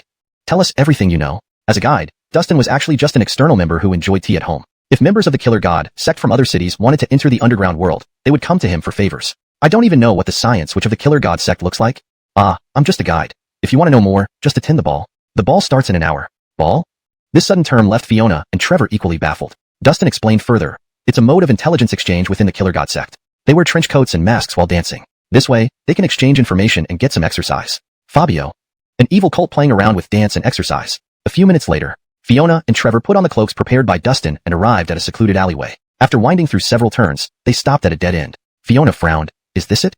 Dustin gestured them to be quiet, then tapped the wall lightly. "I conquer demons and purge evil. I am the king of kings in the killer god sect." Fiona and Trevor were stunned. King of kings? This passphrase is even more absurd than the last one. Who came up with such nonsense? The wall slowly descended, and a fat man barked at Dustin irritably. "How many times have I told you to show collective spirit when giving the passphrase?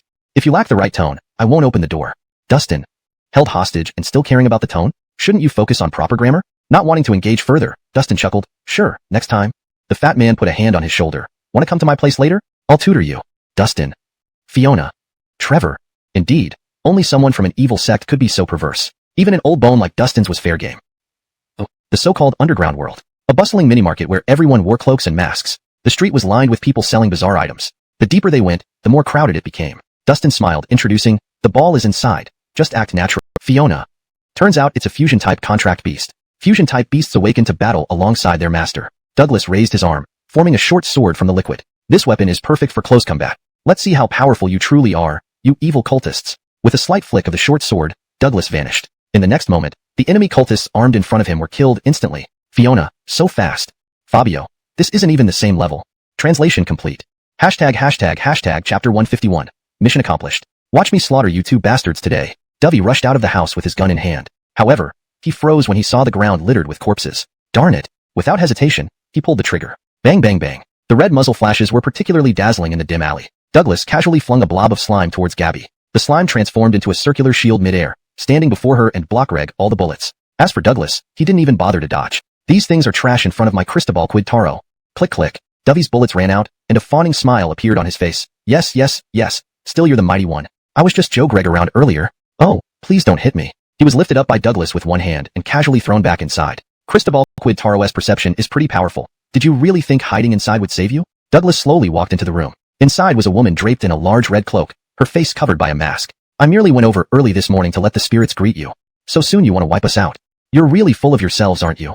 The woman remained seated, unfazed, her tone dismissive. Your Majesty, let's run quickly. Your Majesty. Bang bang bang. The woman stood up and started viciously kick Greg Dovey. You worthless piece of shit. Thin Greg about running at this moment. I told you to run. I told you to run.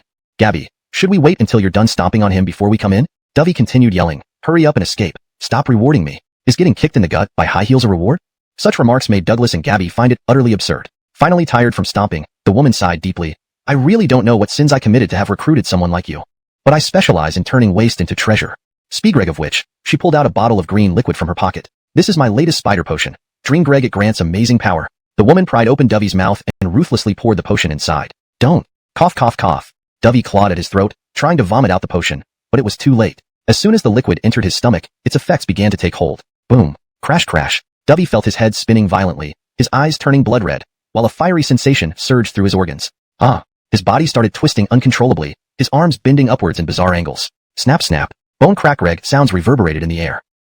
His limbs contorted in strange ways. Unexpectedly, long spikes grew from within his bones. He lost consciousness completely, his bloodshot eyes filled with overwhelming killing intent. Ugh. A bestial roar erupted from his throat. The woman laughed triumphantly. My latest creation is indeed impressive. Enjoy the greatness of this work. Dovey had transformed into a spider monster, poised to attack. But after a few arm twists, he suddenly collapsed on the ground. Zarya? Douglas? Gabby? Everyone inside looked puzzled, not knowing what happened. The woman's smile vanished abruptly, replaced by an enraged screech. This piece of shit has osteoporosis. Fabio inwardly thought how ridiculous it was that they ended up with osteoporosis. Expected a Greg, got scrap iron instead. Looks like I'll have to kill you with my own hands. Do not disappoint me. Spider monster awaken. A spider hidden in the ceiling emitted a glow, swiftly transforming into a giant spider. Enjoy the ferocity of my spider monster. The woman laughed again, as if already seeing the tragic end for the two before her. However, bang bang bang. With a mental command, Douglas appeared in front of the spider monster, delivering rapid steel-like punches. The air resonated with thunderous impacts, shock Greg the newly formed monster. Ugh. It screamed in agony before crashing to the ground. Zarya? How can it just collapse right after appearing? Those harsh words uttered moments ago turned to ashes in an instant. In a flash, Douglas leaped in front of the woman. Now, in the name of the Dragon Abyss military leader, I arrest you. Originally, Douglas expected the sorceress to be strong, but he overestimated her. The woman snarled furiously. Arrest my ass. I'm the leader of this organization. You say arrest and I'll be arrested. How humiliating. I'm very strong. Slap. As soon as she finished Speegreg, she received a slap. Douglas showed no mercy, slapping the woman so hard she fell to the ground. You. To dare assault the leader of District 11's assassin sect, do you think? Slap. Another slap. You. Each word the woman tried to utter was met with a slap. By the end, half her mask was shattered, her face swollen like a pig's head. Anything else? Zarya. That. My mouth is swollen from the slaps. Douglas coldly said, make all your people outside turn themselves into the city guard, or else don't blame me for unleashing chaos. Having subdued the leader, there was no reason to fear the lackeys outside. The woman sighed. All right, but can you find something to cover my face? I don't want everyone to see me like this. It's too humiliating. For the leader of District 11's assassin sect to be slapped until her face was swollen, what must the subordinates think upon seeing this? She shouldn't have been so arrogant as to lure them here. Unimaginable that the one who came was a true Greg. Now it was really a mess. Gabby had already sent the location to the city guard, and soldiers were gathering, marching fiercely toward them. As for those stubborn members outside, they were still shouting. Ha ha ha, once Lady Sorceress acts, they will surely be defeated. What lady? Call her your majesty, haha. Our assassin sect must be the best in the world. What soldiers? Still daring to come here to die? How hilarious. Hilarious? Who's the real joke here? When they saw the sorceress being dragged out, they were all stunned. Your majesty, their queen, fell? Hashtag chapter 152. The revived Roberta. Release our queen. Or don't blame us for being ruthless. Yes, my weapons are very sharp. The group of people in cloaks spoke as they instinctively retreated. Douglas held the demoness by the nape of her neck, whispering coldly, give up struggling.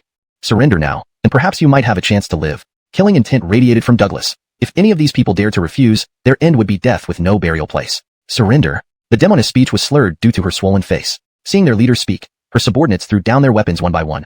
Lou Gregg defeated like vanquished roosters, all hanging their heads. Especially the demoness. Her greatest regret was believing she had the strength to challenge an army. If she had operated more stealthily, Douglas wouldn't have come and beaten her so soundly. Now, she could hardly contain her bitter regret. With ease, Douglas and his men took over the entire outpost. A large crowd was arrested by the soldiers who arrived on the scene. #### interrogation room at the city defense office. Inside the interrogation room, a girl with gray hair sat on a chair, her delicate features marred by the swelling on one side of her face. She looked at Douglas and Gabby indistinctly and asked, "Why did you bring me here? I've already told you everything I know. What else do you want?" Her mental state was shattered. A once high-rank Gregg leader, now captured and interrogated after being swiftly defeated by Douglas. Douglas's expression was stern, his voice icy. "What were you, thin Gregg, sending a bunch of spirits to provoke us? Did you think our strength wasn't enough to destroy you? Or did you overestimate your own power?" Kaylee, perhaps I was a little too arrogant. I didn't expect you to come so quickly. She knew they came fast and prepared for a counterattack, but this woman obsessed with research completely overestimated her capabilities and ended up being captured alive. Gabby sighed, wishing she could say, "Thought you were a master. Turns out you're just scrap metal. Rumor has it you developed a potion that drives demons mad." Ma Gregg them turn on each other. Is it true? This was the crux of the interrogation. Presently, such a potion could be a huge asset if used against the demons attack Gregg the city. The demoness nodded dumbly. That exists, but why should I help you? Why not just kill me? Since ancient times, righteousness and evil cannot coexist. As an outstanding leader, I will never assist you. Both Douglas and Gabby were taken aback by her dramatic words. Douglas sighed, hammering the table in frustration. If not for her potential value, he might have ended her life already. Suddenly, Gabby's eyes lit up, and a look of admiration appeared on her face. You must be an exceptionally strong and outstanding leader, right? From your sharp words, I can feel your burning passion. If you were a man, I would marry you without hesitation. And give you a bunch of monkeys. Douglas. Was this girl possessed? Saying such revolting things. A blush rose on Gabby's cheeks. She realized how awkward her sudden words were, but it was necessary to test if the demoness was overly dramatic. Sure enough, a proud expression immediately appeared on the demoness' face. "Ah, that's just the way I am," she said. "No need to admire me, ha ha ha." Douglas. "No need to admire you. Then why show that smug expression?" Seeing her plan war Gregg, Gabby smiled playfully. "I imagine you're quite a formidable person. The demonic siege is terrifying. Don't you want your cult to gain renown and power? Now the people need a strong and capable leader to guide this battle. And you fit that role perfectly." Gabby clapped her hands. "As long as you provide the potion and clear out the demons, your organization will leave an indelible mark on everyone's hearts. Wouldn't that increase the number of followers? Then all the glory and credit will belong to you, not the military." Almost saying, promotions and bonuses, pinnacle of life. After this string of compliments, the demoness' confidence soared to its peak. "Since that's the case, I'll reluctantly help resolve this demon problem. Ah, it's just a small effort. Glory means nothing to me." Notably, she became the leader of District 11 due to her exceptional research skills, earning her a promotion. Spending most of her time in research made her innocent and childlike. Her only world was one where she could fulfill her ambitions for the organization, with no qualms about killing. If the Hoover knew how easily influenced she was, even listening to the enemy, he would surely be infuriated. Gabby sweetly smiled. "What do you need us to prepare for you?" The demoness clapped her hands and chuckled. "Nothing at all. I'll have the spirits deliver it." Douglas.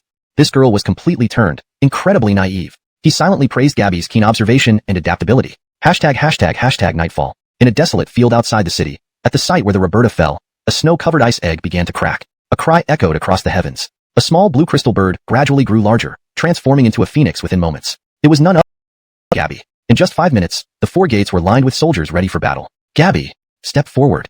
Standing among the crowd, Gabby was called out by Douglas. "Here."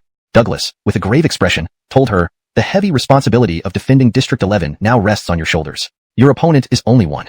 He pointed to the Roberta soaring overhead, then sternly added, "You must slay it." Gabby nodded vigorously.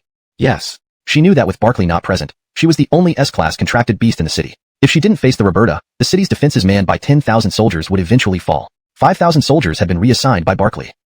Roar, roar, roar. At the 4 gates, the soldiers roared in unison. Instantly, their morale peaked. Just as they had defeated the Roberta before, they could do so again. On the city walls, Douglas and Gabby stood side by side, gazing at the vast expanse of demons far ahead.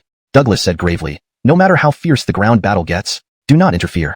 The battlefield is mine. The boss is yours." Gabby nodded firmly. "Yes, Uncle Zhang."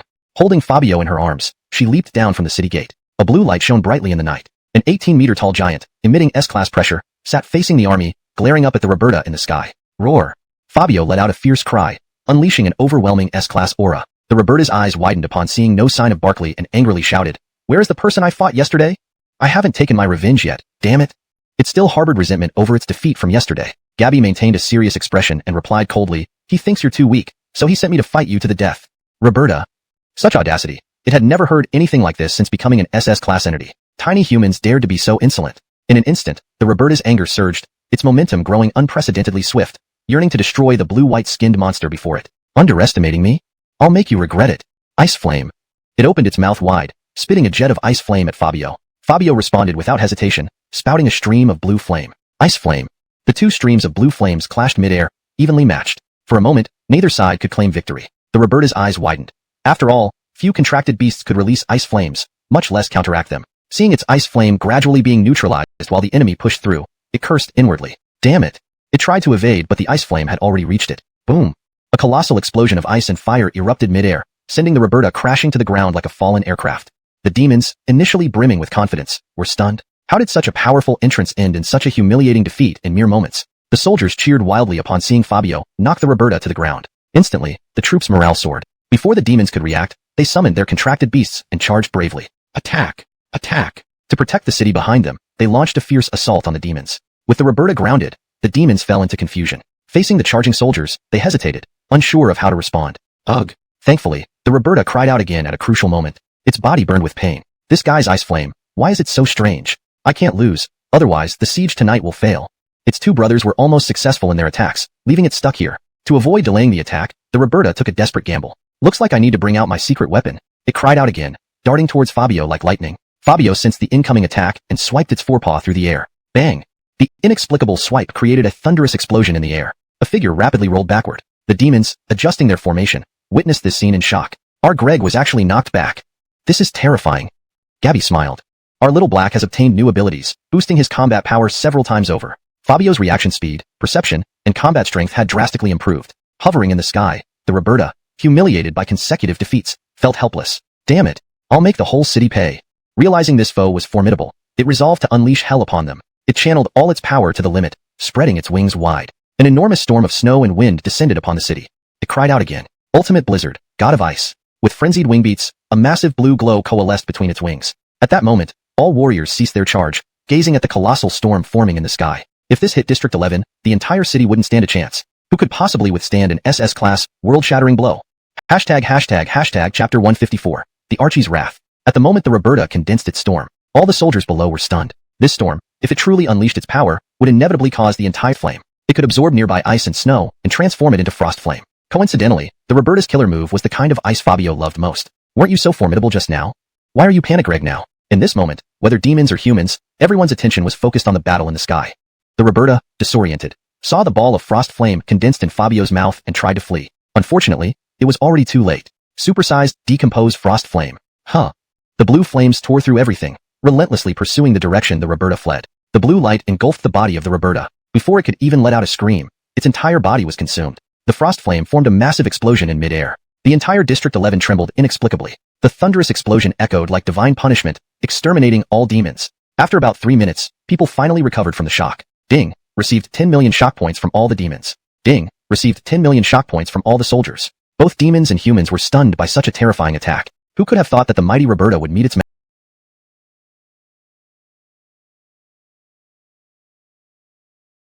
bitten off and many wounds big and small across his body. Despite being on the brink of collapse, he held on by sheer willpower. The Heavenly Annihilation Venerable beneath his feet was in worse condition, with a piercing chest wound that needed immediate treatment or risked death in battle. National War God?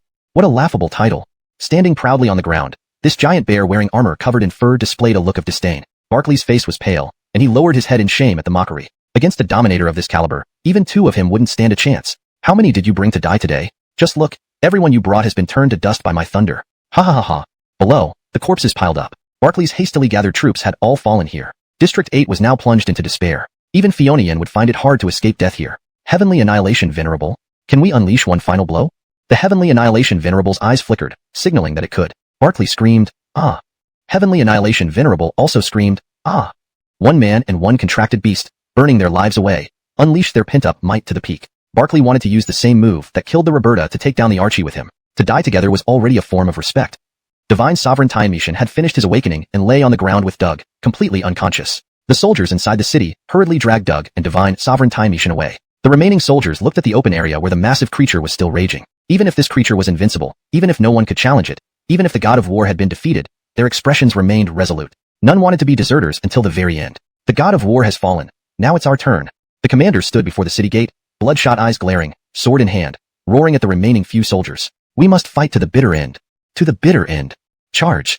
Everyone knew that the defense of District 8 had failed, but they were determined to fight to the death with all their might. The Benito, still enraged, saw waves of human soldiers riding their packed beasts charging toward him. Foolish. Die, all of you. He struck both fists together, causing the lightning in his palms to surge up. A savage blow smashed fiercely toward them. Zizi. Boom. A terrifying ball of lightning headed straight for District 8. The entire city gate crumbled, and the lightning continued all the way to the city center. In that moment, the world fell silent. Benito stared at the fallen humans, his fury only growing. Not enough. Not nearly enough. Yeren clan, begin the massacre. Every time the demons conquered a city, they carried out large-scale slaughters. They did not enslave humans, they simply slaughtered them. One after another, batches of Yeren soldiers began to pour out of District 8. District 8 had already completely collapsed, reaching a critical point of life and death. On Lane Mountain, the largest mountain in District 8, the city had been destroyed, surrounded by demons. The millions of people could not break through, and could only hide among the mountains for temporary safety. God of war. God of war. Doctor. Is there a doctor here? Hurry and help. God of war. Hold on, you must hold on. The unconscious Doug was brought to Lane Mountain. His arrival filled everyone with despair. Missing an arm, his face pale and lifeless, he seemed on the verge of death. As for his packed beast, it had a lethal chest wound. A girl stepped forward from the crowd. Her name was Kristen, a recent recruit to the city defense forces of District 8 who had only become a logistics soldier when the city was destroyed. She had been assigned by the commander to maintain order here. Seeing the heavily wounded god of war, Kristen choked back tears and said, "There is a Taoist temple inside. Perhaps the Fernando can help." She had visited Lane Mountain several times, and knew the Taoist master was skilled in medicine. At this point, they could only try. The god of war was hastily carried into the temple. Everyone sat atop the mountain, watching the thick smoke rise from various parts of the city, feeling utterly hopeless. Watching their home collapse right before their eyes. Despair, fear, frustration, reluctance. These emotions intertwined, leaving them speechless. Several young men in the crowd tried to rush into battle with the demons, but were held back by others. A bespectacled youth choked back sobs in anger. "Don't stop me. I joined the military to fight these demons to the end. My classmates are all dead. I can't be a coward here." A nearby girl echoed his sentiments. "If everyone else is dead, we can't be cowards either." But no one paid heed to their words. They were restrained and could not move. These individuals were Fabio Xian, Bonnie, Benji, and Hicks. Fiona had just left not long ago when the nation's protector god of war returned and urgently summoned all participants from District 20 and District 19. 30,000 troops arrived at the battlefield overnight. They were supposed to undergo training after enlistment, but due to the urgent situation, they were sent directly to battle. However, this 30,000-strong force, facing the monstrous Benito, seemed incredibly small and insignificant. The outcome was complete annihilation. Hicks and his group survived because they were tasked with evacuating civilians. Now that everyone was settled, it was time to return to the battlefield, but the civilians held them back. The city is breached, and the god of war is crippled. Do you want to go and find death? You are brave heroes and mere children. I cannot bear to see you die in vain. Please don't go. Just stay here and wait for reinforcements, okay? Voices of pleading rang out continuously as they urged the young warriors not to throw their lives away. At that moment, an ethereal voice sounded. "Krista Balmetless heaven respects." A Taoist dressed in purple robes slowly approached. His robe was stained with blood, and his face bore a stern expression. "I have saved the god of war's life using elixirs. Whether he survives depends on his will. Our primary task now is to protect Lane Mountain." The Taoist tied up his hair, holding a wooden sword, and looked at Hicks and the others. "Would you be willing to assist me in guarding the formation? I need to set up an array down the mountain to buy us some time." The Taoist didn't want them to throw their lives away, and thus found a reason to keep them busy. Hicks wiped away his tears. "Okay." The chaotic scene was finally calmed as the few of them followed the Taoist closely. Everyone knew what would happen once the demons entered the city. Hiding here only delayed their demise. The demons would eventually find them. Who can tell me? Do we have any reinforcements? No one answered. No one knew if any reinforcements would come. Even if they did, how could they face such a terrifying enemy? Could anyone defeat it? No, because Benito was an unstoppable force. End of chapter. Chapter 156, heading to District 8. District 11. Fiona Tion and Fabio led the charge, ruthlessly cutting down the fleeing demons. Behind them, hundreds of thousands of soldiers supported their advance. Even as the demons retreated into the mountains, these passionate warriors did not pause for a moment. Kill. Annihilate them all. Spare nothing. Fight until death. Drive them back. Fight for this land we were born on. District 11 is our only home. Attack. Attack. The battle cries shook the heavens, and the soldiers' morale soared like an ever-ascending war anthem. At that moment, they were invincible. Fabio spun mid-air, her body gradually turning into ice blocks, a tempestuous farewell to the fallen demons. An hour later, the cheers of the victorious soldiers echoed from the city walls of District 11. This was a true victory. Not only had they defended the city, but they had also scattered the demons. District 11 had been successfully defended. Douglas grinned widely and shouted to the soldiers below. "I now declare that District 11 has been successfully defended. Hurrah! Hurrah!" The cheers below continued endlessly as soldiers embraced each other in tears of joy. Everyone knew how hard-won this victory was. Now, let's welcome our great heroes, Fiona Tion. Come speak to us. Without Fiona Tion, there would be no victory today. If not for her and Fabio defeating the Roberta, this triumph wouldn't have come so swiftly. Standing on the city wall, Fiona Tion wore a blank expression, her eyes brimming with tears, on the verge of Greg down into sobs. The soldiers noticed Fionation's distress, and the cheering gradually faded into silence. Fiona Tion was affected by the news she saw online. District 8, City Falls. The national war god loses an arm, severely injured, nearing death. People of District 8, hold on. These headlines told her that Barkley was almost dead. When countless eyes awaited her every word, she couldn't find the strength to speak. I'm sorry, I just can't smile. District 8 is suffering right now. The city gate has fallen, and the demons are wreaking havoc. Even Lord War God is nearing death. She grew more agitated as she spoke, her eyes bloodshot, fists clenched tightly, gritting her teeth, each word draining her strength. Now, I ask everyone to join me in rushing to District 8. Mourn for the fallen, fight for the living. Let's take revenge for District 8. Her short speech ignited the fury of all present. Revenge. Revenge. The cries of vengeance rose continuously, an unstoppable war hymn. Douglas stared at the girl, never expecting her to have such determination. Victory or die trying. For Desya, we will never give up. Never give up. Never give up. Inspired by Fionation's words, the soldiers wished to rush into District 8 immediately, ready for another epic battle. This stirring declaration was captured by female reporter Amira. Instantly, it sparked a wave of fervent video storms online. For Desya, we will never give up. District 11, successfully defended. This declaration made me cry. I feel so much for these people. They've barely finished fighting in District 11 and now they're heading to District 8. They are true heroes. Salute to the heroes. These are the best children of Desya Wu. Fiona Tion quietly descended from the city gate, giving the soldiers an hour to regroup. In 1 hour, they would head to District 8, plunging into even more hellish battles. Amira smiled at Fiona Tion at the gate.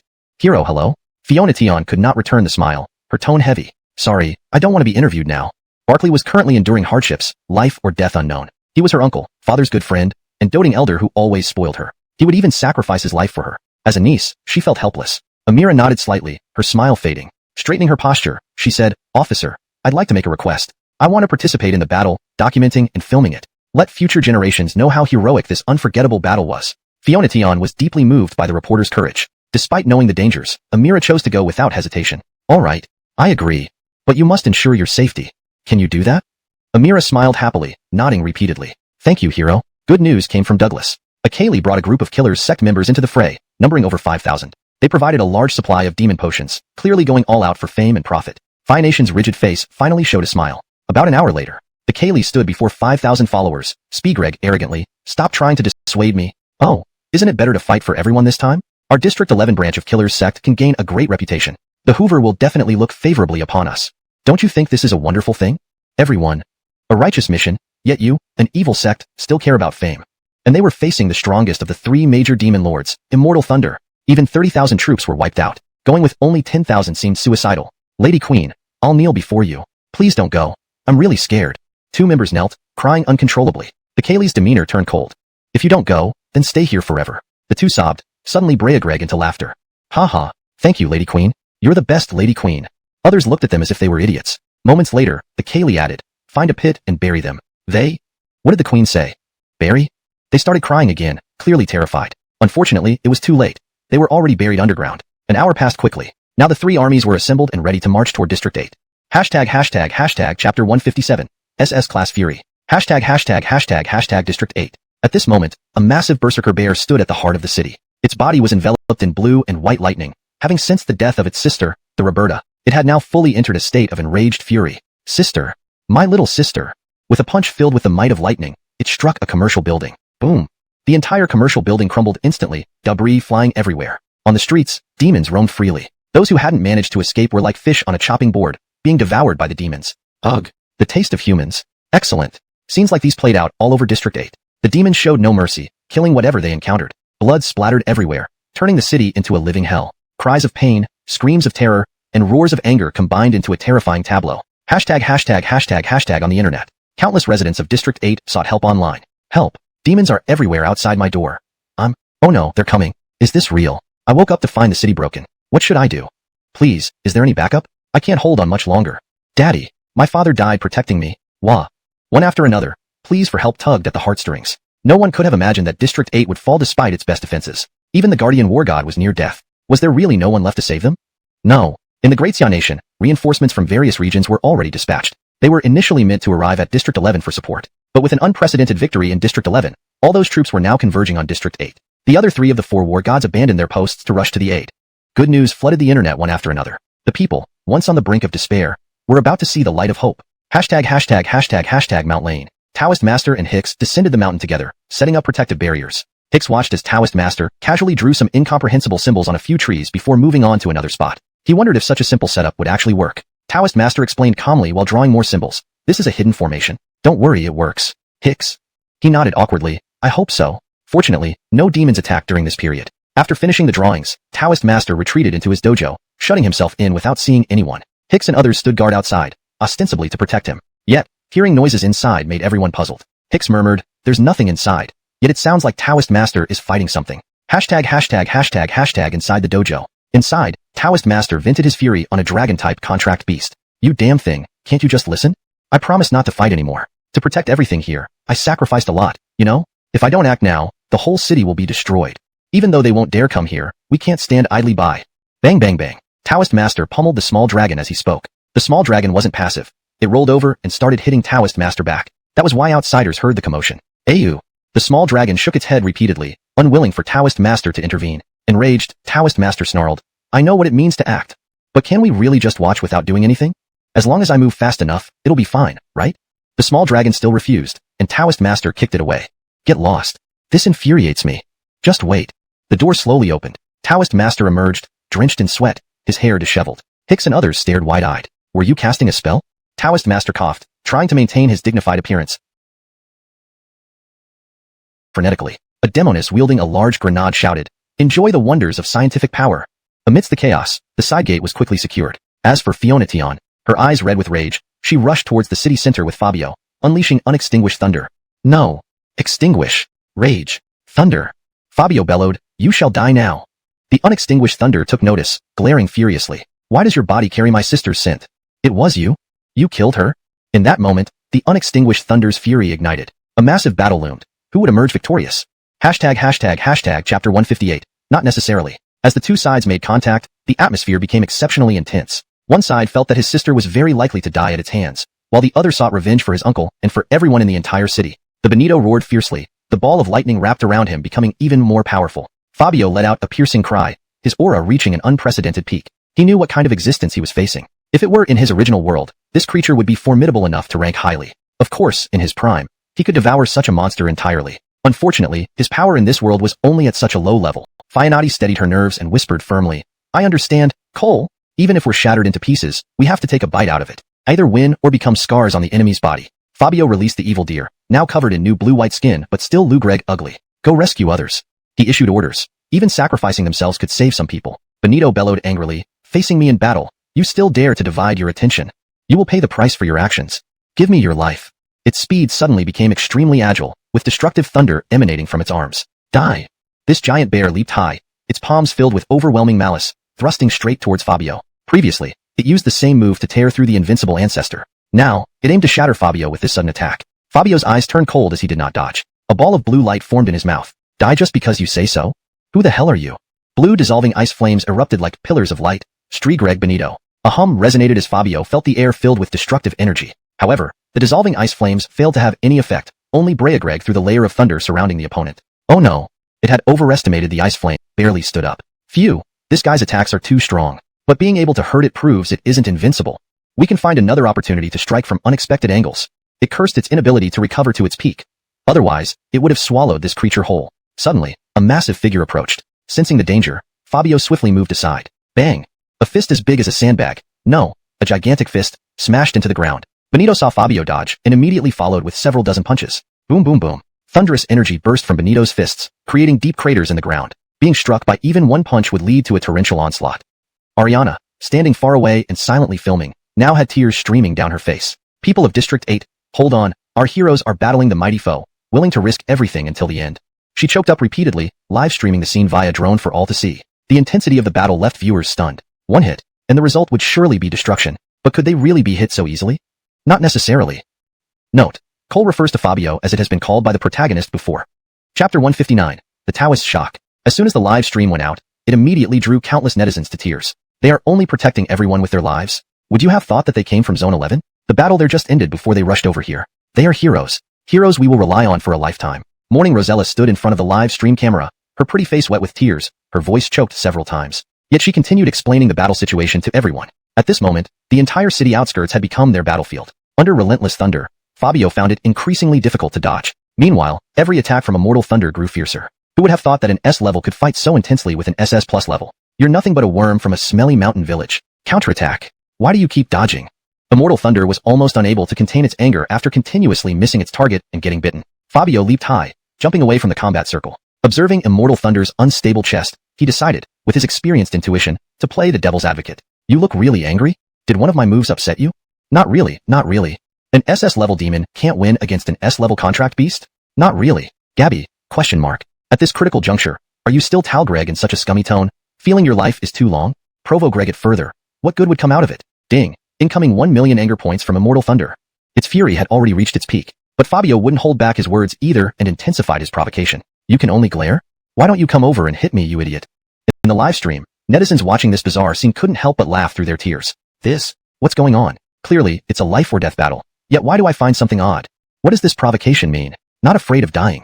Sorry, I should be crying, but why am I laughing? Who would have thought that in a brutal showdown, there could be such a comical scene? Anger caused Immortal Thunder's veins to pop, and its killing aura became even more ferocious. I want you, dead. Raising both arms, lightning surged from Immortal Thunder's body instantly. Boom. The power of lightning shook the earth. A surge of intense lightning shot down from the sky again, viciously Strigregg toward Fabio. Seeing the right moment, Fabio darted towards the glacier behind him. Bang bang. Cristobaltning missed once more. Retreating while fighting, Fabio had arrived at the battlefield he desired. The glacier area. We've arrived level contract beast. Both sides felt the destructive aura, but neither chose to dodge. They chose to fight. Supersized, disintegrating ice flame. One leaped from the sky while the other charged up, ready to attack. Boom. Everyone watching the white light flickering in the live stream, seeing the two beasts merge into one image, was tense beyond belief. This included Hicks and others. Watching the live stream, their faces were unusually serious. Tian, hang in there. Tian, I hope nothing happens to you. Don't give up until the last moment. Fabio, Xian, Bonnie, and Hicks had tears welling up in their eyes, gritting their teeth, continuously cheering Gabby on through the live stream. They knew that in battles of this magnitude, they'd just be cannon fodder, so they could only silently cheer on and watch. Do you know this girl's name? Why does the live stream seem familiar to me? Taoist had planned to use food to subdue the little dinosaur, but this guy wasn't interested at all. After being beaten up, Taoist dejectedly left the room and joined the crowd. Hearing a name caught him off guard. Tian? What's his full name? Hicks introduced seriously, Gabby. Boom. Upon hearing these words, Taoist's mind buzzed, feeling like he was struck by lightning, numb and shocked. You say her name is Gabby? Chapter 160. It's over. The attacks of Frost and Thunder merged into one. A resolute combat spirit shone in Gabby's eyes. Even if the path ahead was filled with thorns, even if it meant risk her life, even if demons were insurmountable mountains, she vowed to fight to the death, standing together with Fabio. In a bloody battle to the end, two lights capable of destroying the world erupted within the glacier. Immortal Raging Thunder's expression was full of disbelief. It couldn't understand why a mere S-rank contracted beast could unleash power that could rival its own. This is impossible. Feeling its arms being eroded by ice and its released thunder being decomposed, its strength was waning rapidly, leaving Immortal Raging Thunder utterly incredulous. Fabio wasn't faring much better. Although some of the Thunder's force had been decomposed by the ice flame, bearing the damage through sheer physical endurance was beyond its capabilities. It screamed in pain. The two lights finally erupted into a massive explosion. Boom. The entire District 8 was shaken, the four walls of the city scattered by the blast wave. The entire glacier instantly crumbled. Everyone watching this apocalyptic showdown showed expressions of despair. They despaired at the sight of a young, inexperienced girl willing to sacrifice herself to protect everyone in the city. Knowing full well that she faced an unbeatable tyrant, an unstoppable rage bear, yet she bravely moved forward without retreating. Why? Why would she fight so fearlessly against such a powerful demon? She's barely in her 20s, just a novice student, but why is she so brave? If she doesn't step up, there's really no one left to protect District 8. Similar comments spread across the internet, bringing waves of sorrow. District 8 soldiers fell, and even the war god collapsed.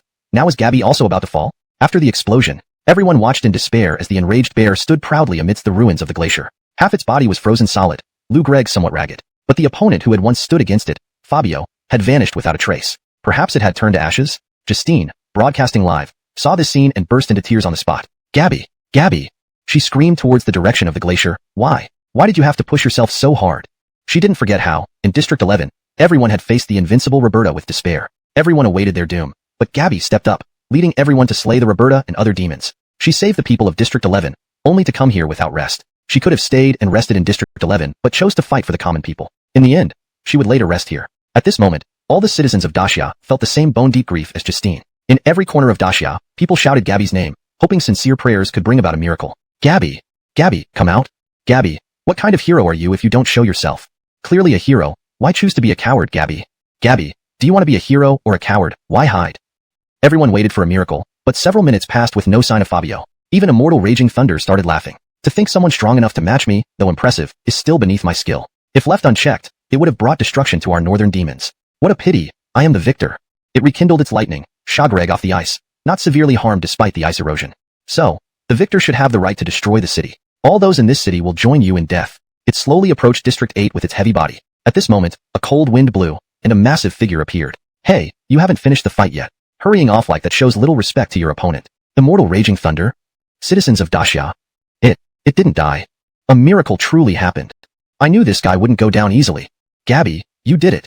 Ding. Received 1 million shock points from Immortal Raging Thunder. At this moment, even Immortal Raging Thunder was astonished. Its decisive blow had failed to eliminate the target. Electricity surged around Fabio, and its body felt slightly numbed. Although the previous move aimed to destroy any S-rank creature, it had used the Ice Mountain skill at a crucial moment, turning itself into ice to evade the damage. Using the very Ice Mountain that previously gave it headaches to turn the tables on the opponent seemed fitting.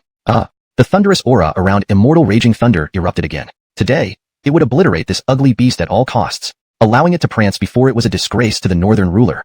As an SS plus ranked existence, failing to handle an S-rank contracted beast was unacceptable. Immortal Raging Thunder charged again. Fabio was nearly exhausted, while Gabby wore a calm expression. She knew Fabio was drained and could no longer fight. Frisco, I've known you for so long, but I don't know your real name. Can you tell me now? Gabby smiled brightly, knowing the end was near. Fabio chuckled. Do you want my true name or title? It remained calm, preferring to stand tall in death rather than cower in life. As Elon, as the king, fleeing was unthinkable. Gabby, tell me both. Fabio smiled playfully. True name, Elon. Title, Invincible Elon Demon King. Gabby, do they differ? Elon, that's a great name. Thank you for meeting you and experiencing all this. Elon Demon King, nice to meet you. I'm Gabio. Fabio nodded silently. From their first meeting to sharing so many experiences, everything seemed like a fleeting dream. However, today it was coming to an end. Immortal Raging Thunder's attack was coming, and this time Fabio truly had no strength left to resist. Thunder-packed fists roared toward them. At this moment, the previously excited citizens of Daxia froze. No one understood why they didn't dodge. Chapter 161. The Heavenly Marshal of Yama appears. The wind from the punches howled as it approached. Just as everyone saw a glimmer of hope, darkness once again clung tightly to Gabby like a shadow. Get out of the way. Why aren't you dodging? What's going on? Don't they know how to dodge?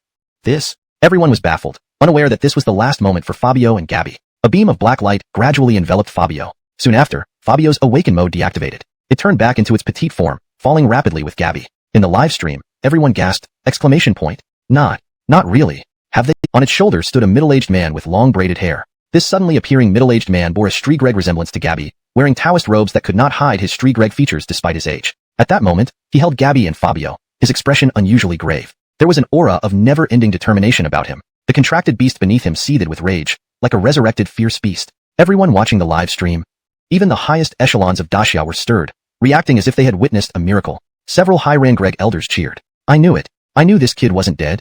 What a damn fool, waiting this long to show up. Oh, District 8 is saved. As long as he's here, no matter how strong the demons, they will be annihilated. Don't forget, several war gods are already on their way and should arrive soon. The old men wept in joy, hugging each other in excitement. Seeing the savior who appeared unexpectedly in the live stream, the citizens of Daxia first felt surprise, followed by shock. This one seems to be the figure above the 4 great war gods. Though there's no information about him online, Northerners generally know him. If it weren't for him back then, the North would have fallen long ago. Now that he has appeared, this city stands a chance. Damn, a deity above the 4 great war gods. Did anyone notice how much he looks like Gabby? Could she be his daughter? Heavenly Marshal of Yama. Marshal. Isn't Gabby related to him?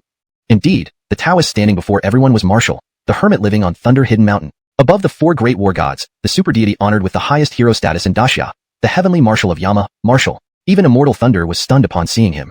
How can you be here? Weren't you supposed to be sealed? Why? Immortal Thunder's voice was filled with hysteria, clearly fearing Marshal. Marshal's icy gaze responded coolly, perhaps my fate is just too great. But you won't be so lucky today. Because you've completely infuriated me. Immortal Thunder. Suddenly coming to rescue someone and then accusing me of offending you? You haven't done anything to me either. Immortal Thunder looked tense, staring at the newly arrived Marshal before unleashing another burst of thunder. I'm not the S-rank demon from back then anymore. I'm not the weakling you used to bully. Although no one knew what Immortal Thunder had been through, from their conversation, it seemed he had suffered greatly at Marshal's hands. Marshal replied coldly, oh, then let's see what you've got. The 5-meter-tall Dawson could no longer hold back. It growled in a magnetic tone. If you dare harm my Xiaotian, you're a dead man today. Xiaotian was the Dawson's most beloved companion, having played with Gabby since she was young. He treated her like a daughter. Now, seeing his daughter hurt so badly, he couldn't bear it. Marshall lightly tapped the Dawson. Dead dinosaur. Shut up. It sounds like you're Speegreg for your own daughter, and I, as a father, haven't even said anything yet. Why are you Bargreg? Dawson. Immortal Thunder. Are you two performing a comedy skit? At that moment, several beams of light flashed. 3 more contract beasts with S-rank auras arrived on the scene. Upon seeing Marshall, they were all shocked. Why are you here? Brother, we've been searching for you. Brother. These newcomers were none other than the other 3 members of the 4 Great War Gods. Behind them were over 1 million soldiers gathered at short notice. This was the maximum force Daxia could assemble in the shortest time. Marshall said indifferently, I don't have time to chat. My temper is very short right now. We'll catch up later after I deal with this big oaf. Marshall's eyes grew colder, filled with murderous intent. This time, Immortal Thunder would pay the price. Immortal Thunder. It knew Marshall's terror. Now with 3 more S-rank contract beasts, this battle would be tough. Marshall ordered coldly, go help in the city. I'll take care of this guy. Immortal Thunder. A true man-to-man showdown, 1v1. Its mood improved slightly. At least there was a fighting chance in a one-on-one. But Marshall whispered coldly, Immortal Thunder. Do you know what changes occur at the SSS rank? This sentence struck Immortal Thunder like lightning. Has Marshall reached that level? The SSS rank, the ultimate realm coveted by both contract beasts and demons throughout their lives. Hashtag chapter 162. The oppression of SSS rank, Immortal Thunder dies. Vicious Dragon Warrior. Begins Second Awakening. Marshall's words hung in the air. A terrifying aura began to erupt from the Vicious Dragon Warrior. No one could fathom just how horrifying an SSS rank truly was. Throughout history, apart from those mythical figures, there had never been a demon, monster, or contract beast that reached SSS rank. Now, this legendary SSS rank was about to appear before the Immortal Thunder. A dreadful red light enveloped the Vicious Dragon Warrior. An unparalleled aura continued to escalate, reaching unimaginable heights. Most shockingly, the sky turned into a dazzling spectrum of colors, a rare spectacle indeed. Immortal Thunder's eyes bulged in disbelief. It couldn't have anticipated that the Vicious Dragon Warrior had broken through its constraints and ascended to an incomparable realm. Grr. Hiya. The red light dissipated, and both the Vicious Dragon Warrior and Marshall vanished. Hovering midair was a crimson 5-clawed war dragon. It resembled the ancient mythical dragons, over 30 meters long, with the power to command storms and rain. Fusion. Yama General actually merged with his contract beast to achieve an even stronger state. Standing before it now, I feel compelled to kneel. Even the mighty warriors who prided themselves on unyielding courage felt a wave of submission. The majesty of the divine dragon was untouchable. Feel my wrath. Immortal Thunder. Each word carried the weight of lethal intent, resonating like roaring waves. Despite being overwhelmed by the oppressive aura, Immortal Thunder roared defiantly, Wrath? My fury is unmatched. To death. It had dominated the north, yet during this critical moment, an enemy emerged, directly ascending to SSS rank. This crushed Immortal Thunder's hard-earned dominance. It summoned thunder, its presence intensifying as it leaped into the air, aiming to obliterate Marshall. The overwhelming thunder surged towards Marshall. Marshall's gaze turned cold as he raised a dragon claw and slammed it into the air. Kneel and submit. Boom. A formidable pressure swept down like a tidal wave, forcing Immortal Thunder back to the ground. The surrounding area caved in immediately. The warriors and the millions behind them were stunned. This is SSS power. It's too unbelievable. Bullshit. We should finish off the demons in the city first, then watch the show. Caught up in the spectacle, they hadn't yet entered the city to purge the demons. Instantly, hundreds of thousands charged into the city. The arrival provided much-needed relief to the soldiers in District 11. Currently, all advantages lay with them. The newly arrived demons started scattering, fleeing in panic. They weren't there to die but to slaughter. Even their leader was pinned down by a human contract beast. So, they fled without hesitation. Damn it. Immortal Thunder spat blood profusely, its internal organs shaken. Even unleashing its full strength, it couldn't escape the overpowering pressure. Marshall whispered coldly, This ends now. Immortal Thunder. It's time for you to die. The Crimson War Dragon inhaled deeply, a ball of red light forming in its mouth. The light blotted out the sun, as if capable of shattering despair itself. Die. With the final word, the red light erupted toward the ground. Immortal Thunder's eyes. It's Tian. Tian has been returned. Hicks reacted first, noticing Gabby lying motionless on the ground, breathing steadily, finally easing his worries. A few small contract beasts surrounded Fabio, chirping anxiously. Where's the Taoist Master? Why did the Taoist Master disappear?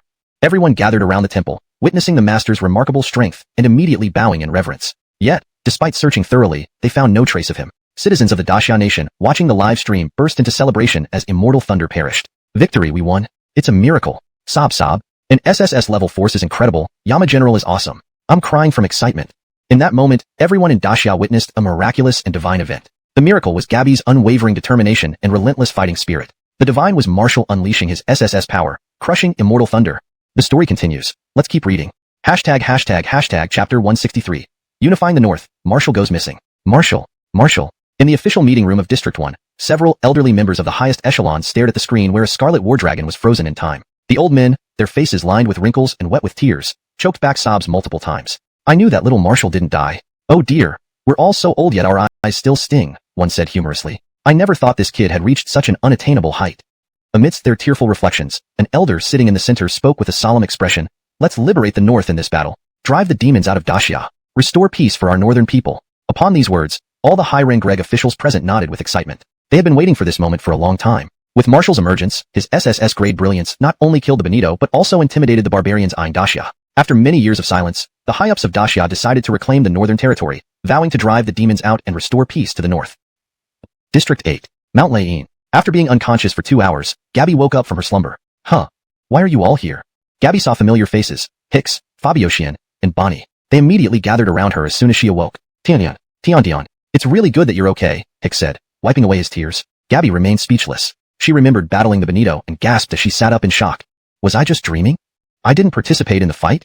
Or did I die in the battle and get reincarnated again? The others were baffled. Oh? Can you please stop reading so many web novels? When you wake up thin Greg, you've reincarnated. Next you'll want to humiliate some noble brats? Bonnie couldn't help but laugh despite herself. You always know how to be funny. We're in District 8. You fainted during the battle, she explained. Fabioshian added fearfully. Fortunately, Fernando intervened at the critical moment. Otherwise, you would have really died. Hearing Fernando, Gabby asked in confusion. Who is Fernando? Wait a minute. Her eyes widened in disbelief. Are you saying the Benito was repelled? Is District 8 safe now? Hicks shook his head slightly with a victorious smile. The Benito was slain. But Fernando disappeared afterward. Maybe he's a hidden master who seldom shows himself. Such a plotline felt like something straight out of a novel about a reclusive master who comes down the mountain to save the world. Can you tell me what happened during the battle? I'm quite curious who could be powerful enough to defeat the Benito. The Benito was at least 10 times stronger than the Roberta, with thunderous power that was untouchable and formidable. Hicks pulled out his phone with a smile. Describing it won't be as impressive as seeing it with your own eyes. This is live footage. Take a look. Gabby took the phone and then hesitated. Where's Xiahe? Is he alright? Gabby felt anxious because her survival didn't guarantee Xiahe's safety. Recalling the battle, it felt like a nightmare. Hicks pointed to a nearby dark fur ball lying on the ground, being pampered by several small contract beasts. Gabby was speechless. So he had woken up already. And wherever he went, he enjoyed massages from little followers. What a life. Fabioshian watched derisively. As the replay began, Gabby's pupils constricted. Seeing the middle-aged Fernando on screen, her breathing quickened. My. Hicks and the others were startled by her reaction. Tian, why, what's wrong with you? Bonnie feared Gabby might collapse and supported her. Fabioshian rubbed her hands to keep her from fainting due to excitement. Hicks anxiously shouted, what's happening to you?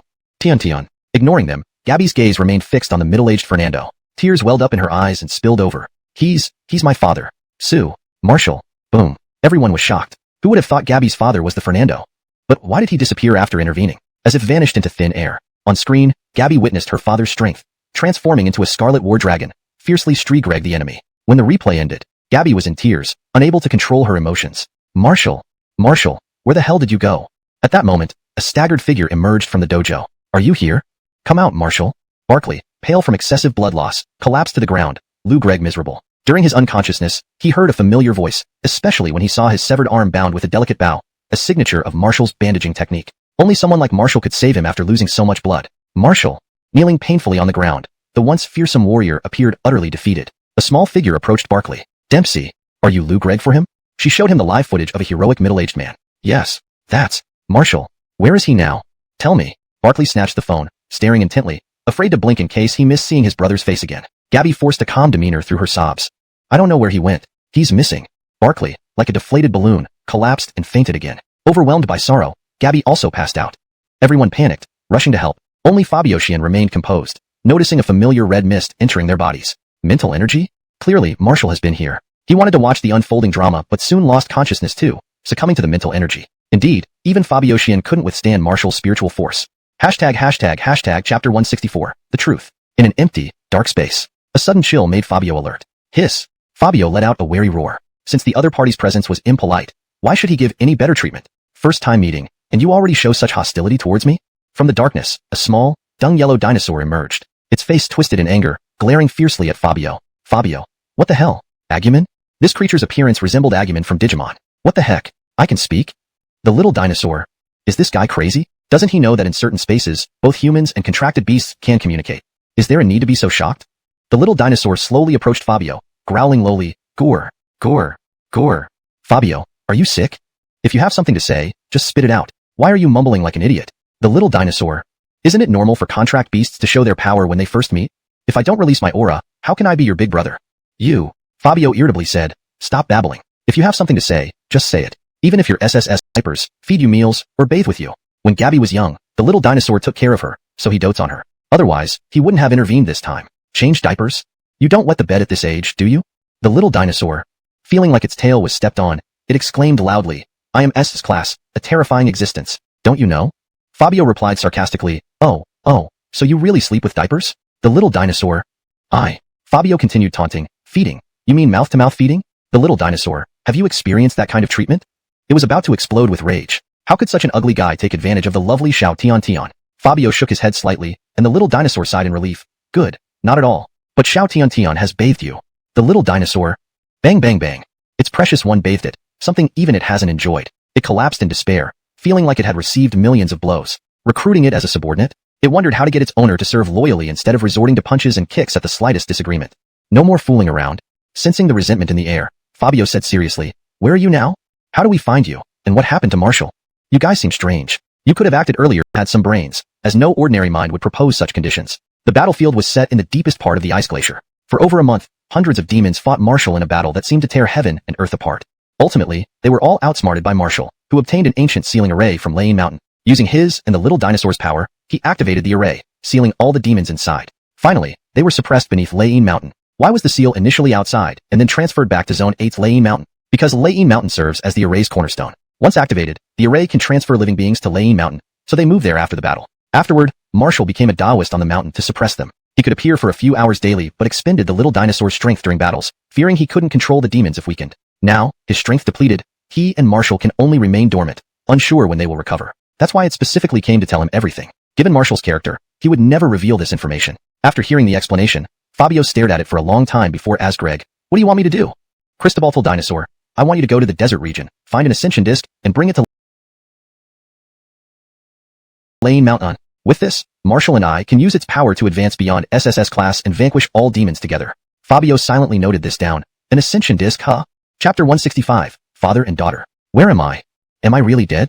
Gabby was in despair. She had just learned about her father, and after all the waiting, she finally got the day to meet him. Instead, it seemed like she had died. Tian. As panic surged within her, a familiar yet sorrowful voice echoed from the darkness. Before her eyes appeared a middle-aged man with long hair tied up, wearing a Taoist robe. His handsome features bore a resemblance to Gabby, but his eyes, filled with the weight of years, were brimming with tears. Gabby's expression twisted. She stared at him almost disbelievingly. He approached closer until he stopped right before her. You've grown so much? Gabby gazed at him dumbfounded, unable to speak. She had imagined this moment countless times, but now that he was here, she found herself speechless. Are you really my dad? Gabby finally spoke, her voice thick with sadness. Marshall nodded slightly.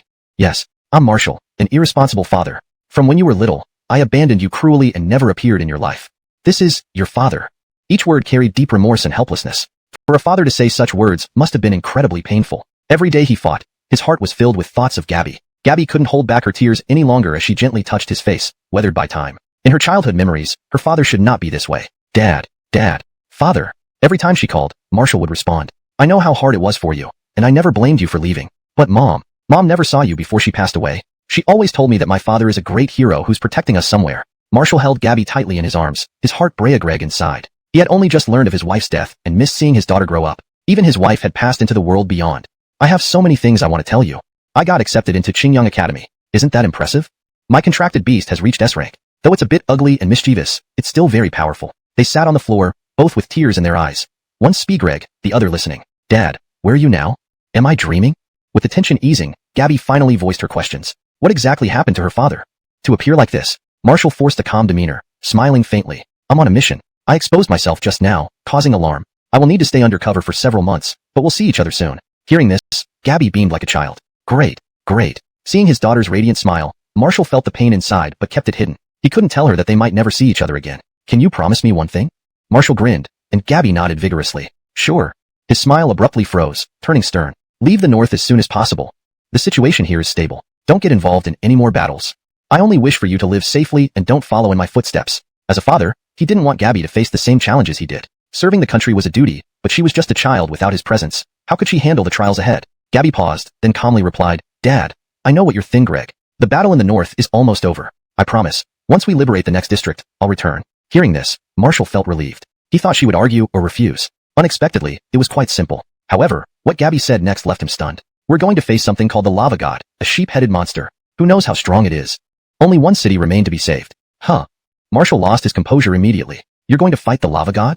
That's a more formidable opponent than the unquenchable thunder. No, no. You must return. He ordered me to expel you and send you back to District 20. It's not because you're not good enough, but your late father doesn't want you in the military anymore. If I keep you here, I'll probably be beaten sooner or later. Gabby was speechless. Hadn't her father just promised to respect her wishes? Why did he hit Alger and order her expulsion? That was ridiculous. Alger whined. Pack up tomorrow. We leave early. Actually, Alger wasn't crying because he was hit. It was due to knowing Marshall's condition and feeling deeply pained for this admired brother-in-arms. Gabby shook her head firmly. No, the Northern campaign isn't over yet. Please, let me indulge myself this one last time. She couldn't forget the hundreds of thousands of troops from District 11 she brought with her. If she left, what would happen to them? Hashtag Chapter 166. The Oath-Tagreg Assembly, Gabby's stirring words. After the army had rested for a day, they gathered at the city gates. 5 million soldiers were lined up in formation. These troops had rushed to aid District 8 from all over the country last night. The 4 war gods stood together on the city walls, with every soldier below Lou Greg up at them intently. The 4 figures stood side by side. Over Lou Greg the sea of people below. Gabby stood at one corner of the gate, unsure why Alger had placed her there. Surely, he can't expect me to speak later, she thought anxiously. Such a grand Oath-Tagreg assembly. It's Magreg me quite uncomfortable. Dispatch troops from District 12, due to the lack of a demon overlord there. But now, the goat-headed monster had emerged. The final battle was upon them. Smiling, Alger continued, next, I'd like to invite a female soldier to address the assembly. She has been part of the military for only a few days, but possesses extraordinary combat resolve. Since joining the fight, she has faced the demons relentlessly. Without realizing it, she has become the soul of this army. Attention all units. Soldiers instinctively straightened their backs, eyes fixed on the city gates. They had seen Gabby's live streams before arriving, moved by many moments. Now, the soul of this righteous army was about to speak. Gabby nervously approached the 4 war gods, gazing down at the soldiers. She felt extremely anxious. Everyone is watching me. What should I say? Defend the nation? Expel the demons? No, I need to do more than that. As anger welled up inside her chest, her nervousness vanished. Calmly, she began speak reg. Sometimes, peace requires blood as its price. Her eyes blazed with a fiery intensity, as if her words were about to leap out. These were eyes filled with fighting spirit. One glance would leave an indelible mark on anyone. You know the feeling of losing everything, so you must understand why I fight. Having survived, I cannot betray those who have fallen. Rise, Xia. Rise, all oppressed peoples. If we yield an inch, they will destroy our entire Gregdom. Today is the day the demons regret ever setting foot here. Each word resonated like a drumbeat, stirring the soldiers' combat resolve. If given a choice, they would not fight, but for their homes, there was no other option. If they did not reinforce District 12 today and rush to the battlefield, the next attack could reach their hometowns. Xia had always been a welcoming nation, never wishing to harm anyone or any demon, but not when they threatened to take away your home. At this moment, the deep-seated faith and fighting spirit within every soldier surged. Gabby scanned the crowd. Whoever dares to step onto Xia's soil must leave with a memory etched in their bones, one that keeps them from returning. All we can do is mourn the dead and fight for the living. So, let me say one last thing. Gabby summoned her strength and shouted, to hell with the demons. Exterminate them all. To set foot on our northern land, intending to obliterate our people. Let us show you the most savage battle you've ever witnessed. Kill, kill, kill. The roaring chants echoed skyward, embodying the boiling fury within each soldier. In this moment, Gabby realized that the indomitable spirit of Xia was engraved in everyone's heart. The demons were now cornered. The 4 war gods were deeply moved by her powerful words. They hadn't expected such stirring rhetoric from a young woman who was still a student. Alger smiled. Thingreg, perhaps this was simply how Gabby was meant to be. That morning, 5 million soldiers marched toward District 12, which was considered relatively safe. Why was it deemed less dangerous? Because District 12 was only recently besieged by demons, which hadn't launched an attack, nor done anything out of line yet, just camped near the city walls. Even the demon overlord, the goat-headed monster, hadn't appeared. If they knew 5 million soldiers were en route, what would their thoughts be? Online, the rallying cry spread like wildfire. Everyone who watched Gabby's speech was fired up. This is what the children of Xia are made of. Too thrilling. My grandfather kicked me off the couch, shouting about why I don't enlist. These inspiring words have my blood boiling. Xia will never surrender. We can only shatter the demons' plots through action. Charge, Xia. Everyone eagerly awaited dawn. For the children to laugh under the same sky. For the ancestors' remains to rest in peace. This army would not stop until victory. Strengthening themselves, nothing could break this nation. Going all out, this was the place they defended. This land knows us. If we don't stay strong, we perish. To protect Xia, no demon will set foot on this land. In the following moments, the high-energy atmosphere could be enhanced even more with music like Nijan or Lone Warrior. The chapter ends with a sense of intense patriotism and readiness for the final battle against the demons. The scene sets the stage for the climactic confrontation in District 12. Chapter 167. City in Ruins, Mountain Hidden Flames Wrath. District 12. Unlike Districts 8 and 11, where battles were fiercely fought, here, it was eerily quiet, like a graveyard. The demons Legreg in the forests and glaciers were eyeing the people standing on the city gates with intense scrutiny. Meanwhile, the people on the city gate were strengthening their defenses, alertly ready for the demons' potential assault. No one knew when the demons would attack, nor did they know how many times their numbers would be compared to the defenders. All they knew was to defend the gate and prepare to counter the onslaught of the demons. The middle-aged commander standing on the city gate looked at the military report he had just received, his joy apparent. Great. The military has gathered 5 million soldiers in District 8 and is heading this way. Today will be the end for the demons. This news spread through the troops like wildfire. Every soldier who had been under suppression for so long erupted into cheers. Since guarding the city gates, every day had been filled with tension. But soon, the city would be fully liberated. A better day was arriving. However, suddenly, a deep and mysterious horn sounded from outside the city walls. Boom, boom, boom. The ground began to tremble as if the entire city was being shaken by an unseen force. Talon, outside. Oh no, oh no. The demons are about to strike. Damn it. Amidst the chaos, the middle-aged commander glanced towards the outside. A massive red creature, towering like an insurmountable mountain, stood there blowing the horn, its roar echoing skyward. With each prolonged sound of the horn, the city shook more violently, as if something colossal was collapsing and rushing towards them. Clomp, clomp, clomp. Bah! Goat sounds erupted from all directions, and suddenly, hordes of goats oozing scorching magma appeared around the four walls of District 12. Each goat, covered in intricate runes, stood 15 meters tall, charging toward the walls like unbreakable barriers. Even more terrifying, from the forests and glaciers behind the goats, demons swarmed out in droves. Damn it! Augustard, all troops, prepare for battle. Hurry! The middle-aged commander quickly issued the first order, and instantly, all soldiers assembled rapidly. The entire city blared disaster warnings, and citizens fled in panic, like headless chickens. The commander forced a bitter smile. Perhaps, we won't see dawn after all. Kaboom! The city walls crumbled like paper under the impact of the massive goats. They didn't stop after Breagreg the walls, but plowed straight into buildings. Hundreds of thousands of defending troops tried to halt them. Unfortunately, before their contract beasts could react, the goats emitted molten lava, melting the soldiers into nothingness. There were no shouts of battle, no unstoppable fighting spirit, only the echoes of human screams. Help! I'm burning. Ah, what is this? Mommy! Mommy! Damn it! I'll fight you to the death! Screams echoed endlessly. They thought they could hold on until reinforcements arrived, but in the final moments before dawn, they were dragged into darkness. Standing on the glacier, the giant goat showed no satisfaction with its destruction. Not enough. Far from enough. The destruction of this city can't quell my rage. It roared like a furious beast, intending to turn everything into ruins. Its anger and murderous intent stemmed from the disappearance of its younger siblings. After sensing the disappearance of the eternal thunderstorm and Roberta's presence, as the eldest, its fury had reached its peak. Before Attack-Reg, it gathered part of the northern demon forces here. Now, with 6 million demons joined by an enraged beast, District 12 couldn't withstand such a force. The four walls were shattered by summoned goats. Fires raged inside the city, destroying countless structures. Soldiers either died under the hooves of goats or were finished off by the rampaging demons. The sudden attack left the District 12 troops defenseless, turning the city into a battlefield dominated by demons. About 20 minutes later, 5 million troops marched into District 12's territory. Seeing the city engulfed in flames, everyone was stunned. What happened? We came here fast. Why did this still happen? Who can tell us what happened? The soldiers, filled with anger, rushed into the city. Demons had taken over, leaving only bodies and burning ruins. Fine AI watched, dumbfounded. Why? We came here. Why are we too late? What's happening? She wanted to understand why the demons attacked so mercilessly. The city's inhabitants were slaughtered, and the demons danced happily in the streets as if celebrating a grand feast. 5 million soldiers stormed into the city. Immediately, they engaged in fierce battles with the demons. For the fallen, no prisoners. Annihilate them, retreat not, kill.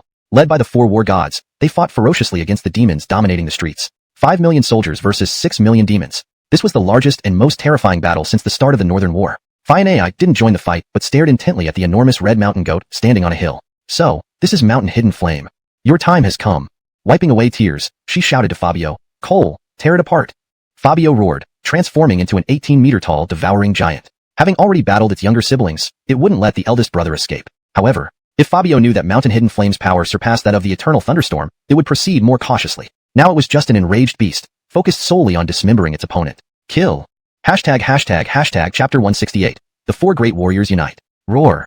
After Fabio awakened, he immediately launched a fierce attack toward the distant mountaintop. Maddox stood atop the mountain, watching as Fabio charged towards him. With a casual motion, he drew the small hammer from his waist and bellowed, "Get lost." With a soft snort, he struck the air with the large hammer. Hum. A bizarre wave of energy surged forth, attempting to fling Fabio away. However, Fabio was no ordinary opponent. Having experienced numerous battles, he knew exactly how to respond. His blue-white body began emitting a blue energy wave, and before the attack could take effect, he fragmented into massive ice blocks. Wild gale and sudden snowfall. Bang bang bang. The ice blocks rained down like dense droplets, bombarding the mountaintop relentlessly. The entire massive glacier crumbled in an instant, burying Maddox's gigantic body under the ice. Gabby cheered, "Great job, Shay. Keep it up. With one decisive strike, crush it." Unfortunately, as her words faded, there was a slight tremor within the ice, followed by Maddox's roar that shook the heavens and earth. Arg! Roar! He leaped high into the air, surrounded by a blazing firelight, like a meteor hurtling straight toward Fabio. "Just this much strength and you dare challenge me? Have you ever seen the devastating power of the furnace god? Your fangs are nothing against me. Kneel, beast." Fabio raised his forepaw and swept forward. Clank! A thunderous sound echoed through the air. The ground beneath Fabio caved in dramatically as his paw clashed with Maddox mid-air. At this moment, Fabio also felt the incomprehensible power of his opponent. Is this monster just too powerful in physical combat? No wonder it's considered the most terrifying of the three great demons. Isn't Immortal Thunder already formidable enough? Even Immortal Thunder would likely suffer a beating against Maddox. What are you, Thin Greg? Maddox, with a deep voice, questioned. Fabio coldly replied, I'm Thin Greg, what it would taste like if I ate you. Maddox didn't get angry but chuckled. Wanna eat me? Show me your true strength then. He leaped aside, observing the main battlefield ahead. Seeing the 6 million demons he gathered rapidly dwindling, while the human army of 5 million fought fiercely, routing the demons. The siege within the city was the most terrifying. Soldiers, enraged by the plight of civilians, fought with unprecedented fury, driving the demons back relentlessly. Maddox's eyes narrowed as he witnessed the impending defeat of his forces. The red aura around him grew more frenzied. Have you ever seen the power of the furnace god? Whoosh! Just as he spoke, Maddox was hurled backward at an alarming speed. Simultaneously, 3 beams of different colored light exploded from his body. Fabio and Gabby were stunned. For familiar figures arrived quietly. We can't let a little girl face the ultimate boss alone, can we?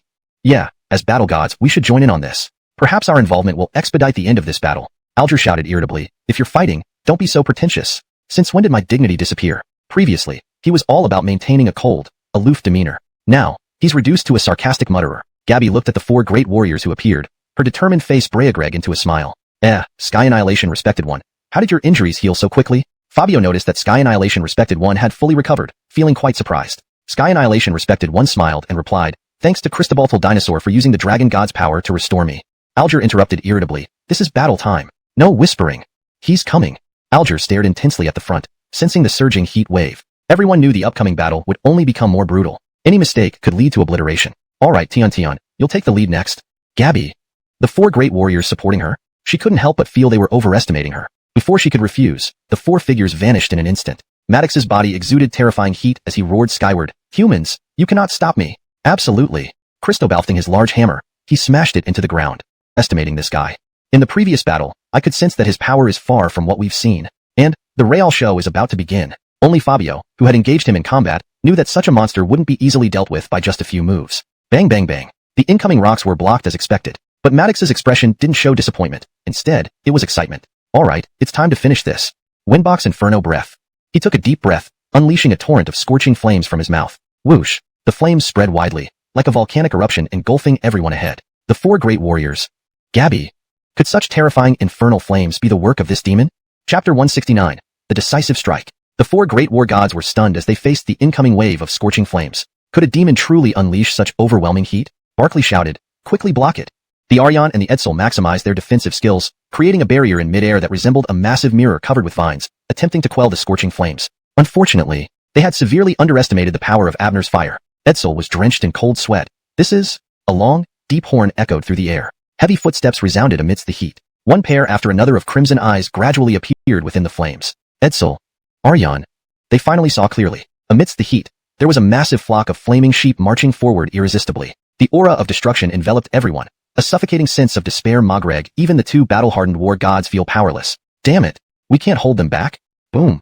No sooner said than done. Their barrier merged with the flames. In an instant, vines turned to ash, and the water-created barrier spewed thick smoke. It barely lasted a second, before the entire barrier was shattered by the scorching flames. Their contracted beasts suffered miserably, being scorched in the flames. Ugh. The beasts let out agonizing roars, battered by the flock of sheep. Ultimately, the 2 invincible war gods were thrown back by the powerful impact. Bang bang. After being thrown away, the flock of sheep stormed into the city unopposed. The remaining Barkley and Clarence rushed forward to intercept. Clarence, this guy is unbelievable. Even if we die, we cannot let them pass. Barkley, fight to the death. He had died once before, but for the sake of his soldiers behind him, dying again would be worth it. 2 ironclad figures flew into the sky, unleashing all their energy. Ultimate heavenly punishment. Over 100 clones unleashed energy onto the protective dome formed by 18 short blades, then struck down upon them, determined to protect their homes. Any obstacle must not halt them. The instant the attack was formed, Abner slightly furrowed its eyebrows. Behind it, a primeval roar suddenly sounded. Roar. Cristobalza and Fabio somehow got behind it. Cristobalza remembered Barkley's words. We are support, clearing obstacles for you. You are the main attack, you are the main attack, you are the main attack. She was the crucial attacker. How could she stand aside when the 4 war gods created this opportunity for her? Fabio gathered a colossal decomposition ice flame in his mouth. This strike, for your funeral. Cole. Fabio, ugh. Colossal decomposition ice flame. He gathered a huge energy mass, comparable in size to an iceberg. Abner widened its eyes, completely surprised by this enormous force. Wanna kill me? Do you deserve it? Get lost. It swung its giant hammer against the ground. Subterranean barriers erupted. Barkley and Clarence's killing intent surged. They released their formidable powers, launching several auroras. All barriers were flattened. Barkley, charge, Tiantian. Clarence, charge, charge. At this moment, countless eyes focused on Cristobalza. Millions in the official livestream watched this intense battle. Highest level of District 1. Soldiers in combat. Without exception, everyone watched this grand battle. Cristobalza. This name became a symbol of protection in people's hearts as the battle progressed. Charge. From every corner of Desya, inspiring cheers echoed. Hundreds of millions of civilians screamed in ecstatic fervor. Just one hit, just this one decisive strike, the northern front would end. Homes wouldn't be invaded by demons. Better days would return for the citizens. Fabio's colossal decomposition ice flame was unleashed. Everyone held their breath. Abner felt the threat, but couldn't dodge in time. Damn. Boom. This ice flame, containing the strength of all glaciers from District 12, completely engulfed Abner. Ugh. An icy force swept the entire land, instantly chilling everything. The battlefield, warriors, demons, all experienced the super low temperature. About 3 minutes later, the icy force dissipated, and everyone stared intently at the battlefield. Barkley, did it work? Cristobalza and Fabio reappeared in the sky, but Abner remained motionless below. Cristobalza's eyes flickered cautiously. Boom. Abner, now covered in ice, stood surrounded by flames. Its tough exterior was cracked and looked very battered. Ugh. It painfully fell, its eyes fixed on Fabio above. Damn. This curse, this defeated look, elicited cheers across the nation. It worked. Their invincible demon overlord was injured. That meant the northern conflict would soon end. At this moment, morale soared, determined to exterminate all demons. Note. Cristobalza is transliterated as Cristobalza for consistency and Fabio for Fabio. Hashtag chapter 170, Victory in the North. As everyone watched the live broadcast, they saw Flame of Hidden Mountain in a miserable state and erupted into cheers. It's injured. It's injured. It's not invincible. It won't be long now. Gabby, Frisco, go for it. This is nothing short of a miracle. Is the Northern War about to end? Charge. Eliminate all the demons and monsters. A similar scene unfolded at the official headquarters in District 1. The elders sitting in the center stood up with excitement. Well done. No wonder we're children of Great Xia. What a splendid strike. Several other elders also cheered aloud. Finally, it's going to end. I didn't expect this young girl to be so formidable. All daughters of the Su family are indeed valiant warriors. Women do not yield to men. Amidst all the jubilation, only one elder was filled with concern. He was none other than Ailby, the head of the spirit dragon. Excuse me for interrupting. I was wondering, the north ends at an ocean? Beyond that ocean, is the next country Sakura Nation? This question cast an unusual shadow, instantly silencing the room. All eyes turned to Ailby. Historically, these two nations had always been adversarial. During Great Xia's period of turmoil, Sakura Nation took advantage and invaded the country. Following this, Great Xia experienced a long and dark period of suffering, including massacres and territorial invasions. Though it was part of the past, the animosity towards Sakura Nation lingered deeply within the hearts of its citizens. What kind of tragedy would unfold if the demons fled to their country now? The elder in the center smiled faintly. We are responsible for driving them away, not delivering them to their doorstep. Where the demons choose to go is their concern. If they try to make an issue out of this, we have no fear. His words resonated profoundly, reaffirming that Great Xia was no longer a land to be trodden upon. We don't provoke trouble, but we're also not afraid to face it. Driving out the demons was merely an act of self-defense. This response brought a smile to Ailby's face. If I remember correctly, those were the words spoken by the people of Sakura Nation before. The dire situation in the north was partly their doing. I still recall how, in order to defend their territory, they drove over 200 demon tribes to our side. Previously, there weren't as many demon varieties in the north. Just over a decade ago, Sakura Nation, to clear their seas, expelled all nearby demons, mobilizing their entire nation at any cost. They did not hunt, but merely exiled the demons, leaving the intention unmistakable. Now, 30 years later, it seemed Great Xia would return the favor. The elder chuckled. Next, let's see how the Sakura people will handle this mess. We just kept their exiled demons for a few decades and are now returning them, plus a few more to show our hospitality. With 6 million demons, over 2 million already killed, how many remained? Enough to make the Sakura people weep. He gave orders to his adjutant. Transmit the command to drive the demons into the sea. Kill as many as possible, and if not, let them be. North. Flame of Hidden Mountain was enduring the agony inflicted by ice and flame. His eyes locked onto Fabio and Gabby. If looks could kill, both of them would be ashes. Damn it. In all its existence, it had never been beaten like this by humans. With siblings dead and its 6 million strong army decimated, it was severely wounded. Continuing this way, it would surely meet its end here.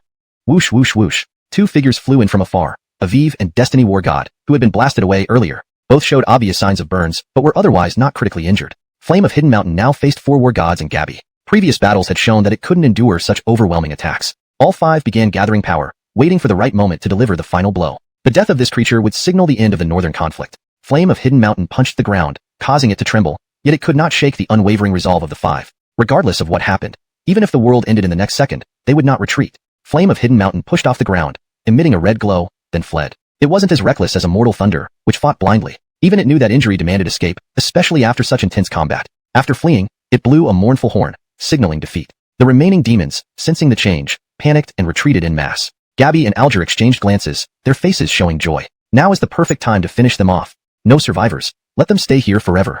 The 4 war gods unleashed their contract beasts, attack-reg the retreating demons. Boom, boom, boom. With the war gods' involvement, the demons were in chaos. Even A-rank demons could not withstand such power. Soldiers showcased the spirit of Great Xia, teaching the demons a harsh lesson. Great Xia Cristobal stream. Seeing the demons chased by soldiers was a rare sight that left everyone stunned. What? What am I seeing? Demons, being chased by our people. Is this the liberation of the North? Yes, yes. After this battle, there will be no more demons in the North. We are the ultimate victors. And now comes the hunting hour. Go, Great Xia soldiers. That day, the North was reborn. No one expected that a problem haunting them for years would finally come to an end. Across Great Xia, streets were alive with celebration. Everyone spontaneously gathered outside, beating drums and setting off fireworks in jubilation. Nationwide, unity prevailed, and all rejoiced in the victory in the North. Everyone knew that the people of Great Xia had endured too much and finally tasted victory. Great Xia, this nation, which always creates miracles, just like the millions on the battlefield, spilling blood for the homeland they loved. For the sake of protecting this nation. For the sake of protecting this country. Hashtag chapter 171. The Land of Cherry Blossoms launches an extermination. Elroy makes his appearance. On the internet, the combat footage from District 12 was instantly pushed to the top trends after its release. Countless foreign netizens were awestruck by the scale of the battle. Unfortunately, they can't exclaim, "What the F***? My god, is this really a battle from the Great Xia Kingdom?" This high-intensity fight reminds me of Abdullah's battles with the groundhogs next door. Has the Great Xia become so powerful? Even God would have stayed there if he saw this. Just repelling the demons is already miraculous. These Great Xia soldiers are madmen, still daring to pursue them. Such intense combat completely transcends my understanding. Are these people even considering their lives? Christabel? Perhaps for most people, it's extremely important. But in the eyes of the Great Xia soldiers, shedding blood for the country is the ultimate honor. They will fall in battle, but the next generation will take up steel rifles and drive their contract beasts forward. If fathers fall, sons will follow. Even in the last moment when no one remains, they must never let the demons succeed. Because this country is called Great Xia. Ever since the flame of mountain hiding fled, they have been retreating in disarray. A dense swarm of demons scrambled to flee. The Great Xia soldiers, under the leadership of the 4 war gods, pursued them relentlessly. This time, they would wipe them out entirely. Either retreat into the sea and leave Great Xia territory, or perish here and nourish the land forever. There were only 2 paths, no other choice. Fabio had gone berserk, releasing over 100 vicious elk onto the battlefield, where they rampaged unchecked. Any demon that appeared before him became his nutrient. Every time he thought of the slaughtered citizens and the desperate people in the ruins, this surging fighting spirit never diminished. Cole, scatter them. Fabio roared, unleashing a wave of ice flames that tore through the demon horde, scattering them. Without a demon lord to protect them, they were nothing more than lambs awaiting slaughter. Unbeknownst to them, they had been driven out of the snowfields and over the mountains, approaching the vast sea. Once driven into the sea, this mission would be complete. The flame of mountain hiding hovered above the water, watching its kin being chased, its face heavy with mixed emotions. Once a dominant force, it now found itself hunted by humans. U. This battle has taught me a profound lesson. One day, I will return with overwhelming rage. I will make these people understand the consequences of Provo Gregme. It silently swore to settle this score someday. As demons plunged into the sea, what once numbered in the millions had dwindled to less than 3 million. Soldiers stopped pursuing and attack reg as the demons entered the sea. Cheers erupted along the shore. This battle was the most remarkable victory in the history of the Great Xia. Boom, boom. At this moment, explosions sounded on the sea surface. Waves surged like enraged beasts, drawing everyone's attention to the horizon. Rows of warships had been waiting here for some time. The 4 war gods frowned, seeing the demons blasted by gunfire and recognizing the cherry blossom flags on the warships. Everything became clear. The Land of Cherry Blossoms had dispatched troops to block the demons' escape. These warships, numbering over 5,000, clearly intended to prevent the demons from fleeing. The flame of Mountain Hiding's eyes blazed with fury. Even their retreat was blocked by humans. Cursed humans. Seeing its kin die under cannon fire, it screamed in rage. Get out of my way.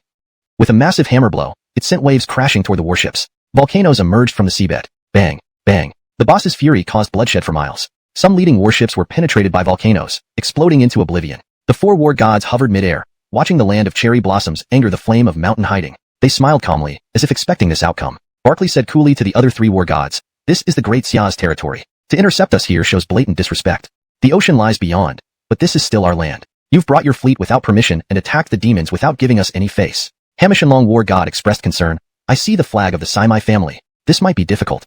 Aviv sighed, "We're all injured and can't perform at full strength." Jessup said helplessly, "If it were under normal circumstances, we could easily handle the Sci-fi family. But we're all wounded now, which worries me."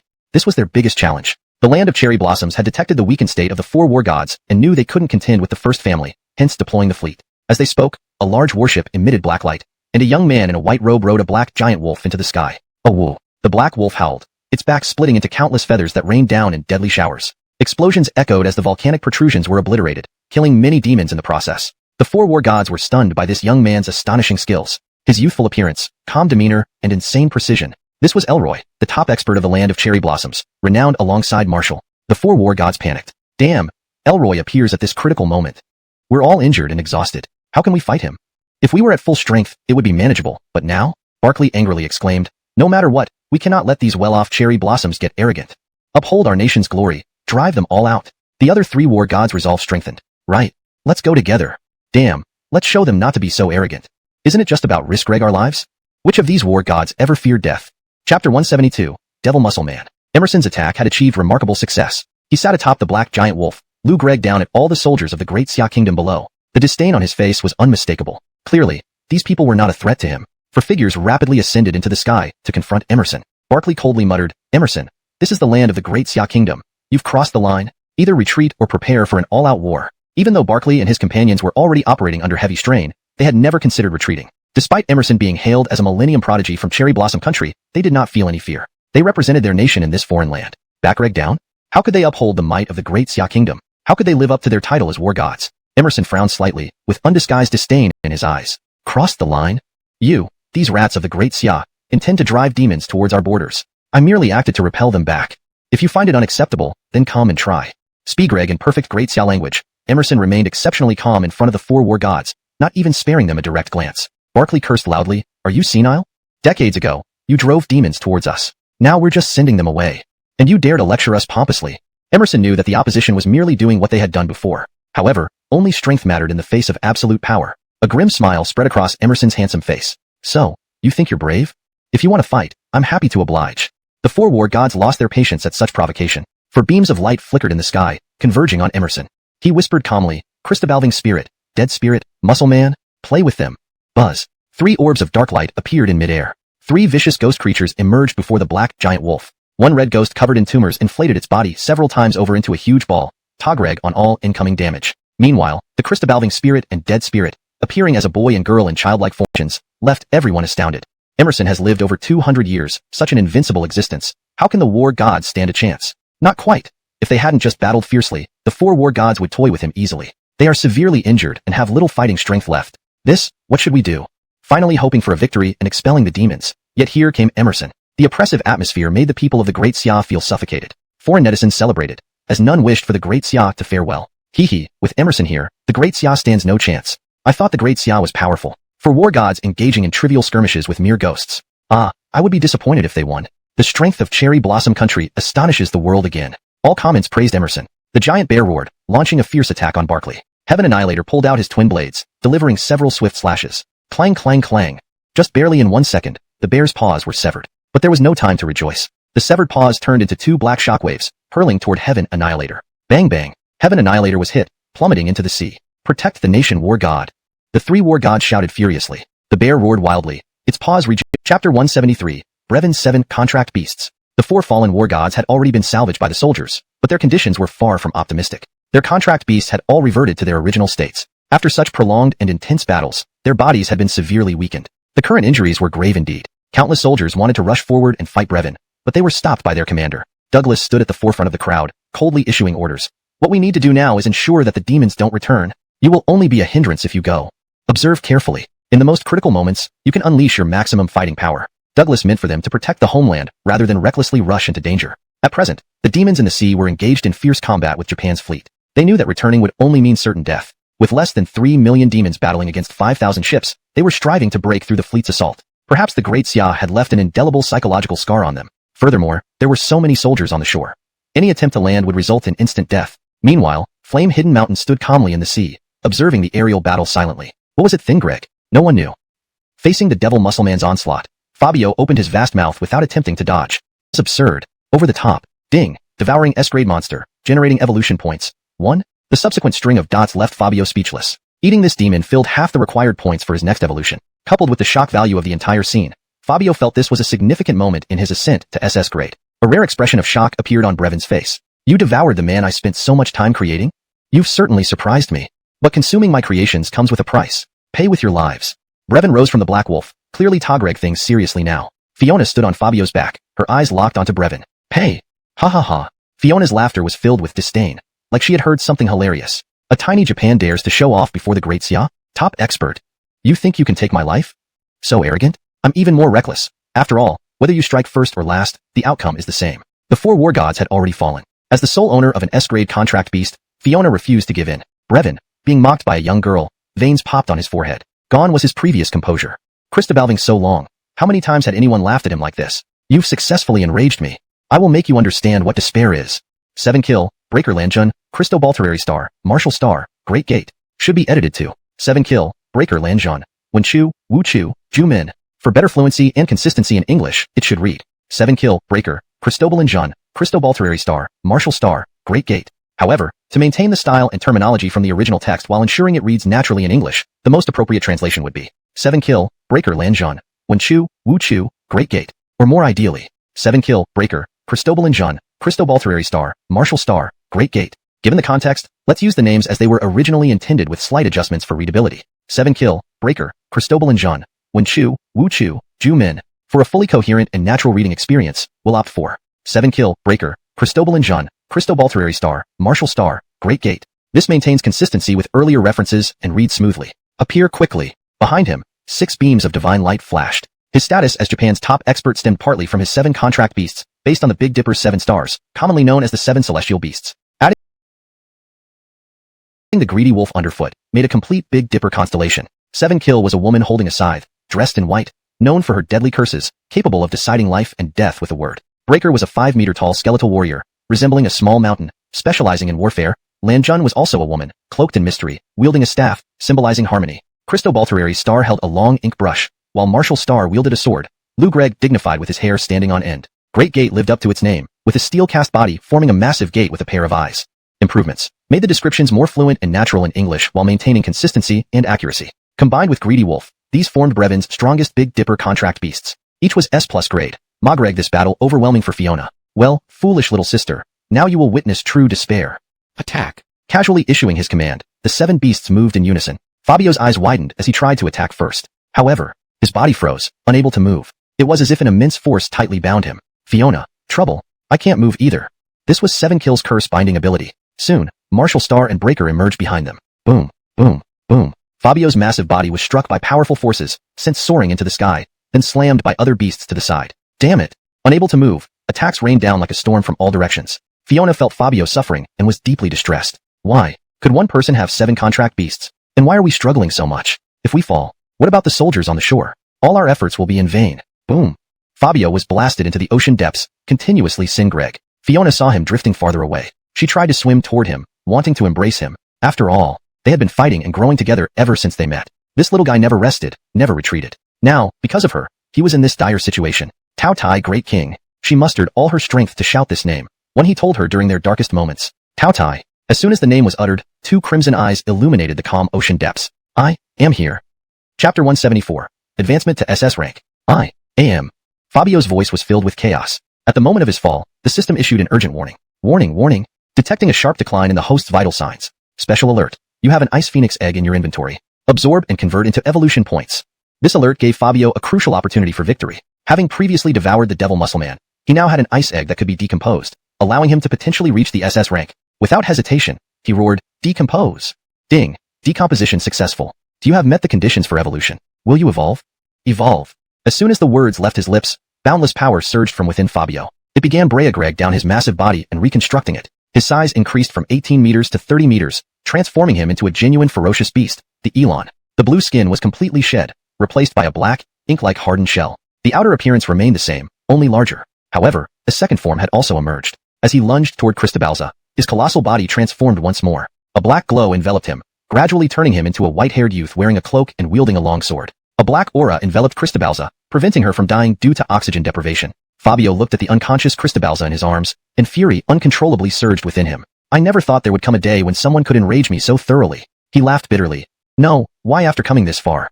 We've worked so hard. Why like this? The damn cherry blossoms, they really deserve death. Brevin, I want you dead.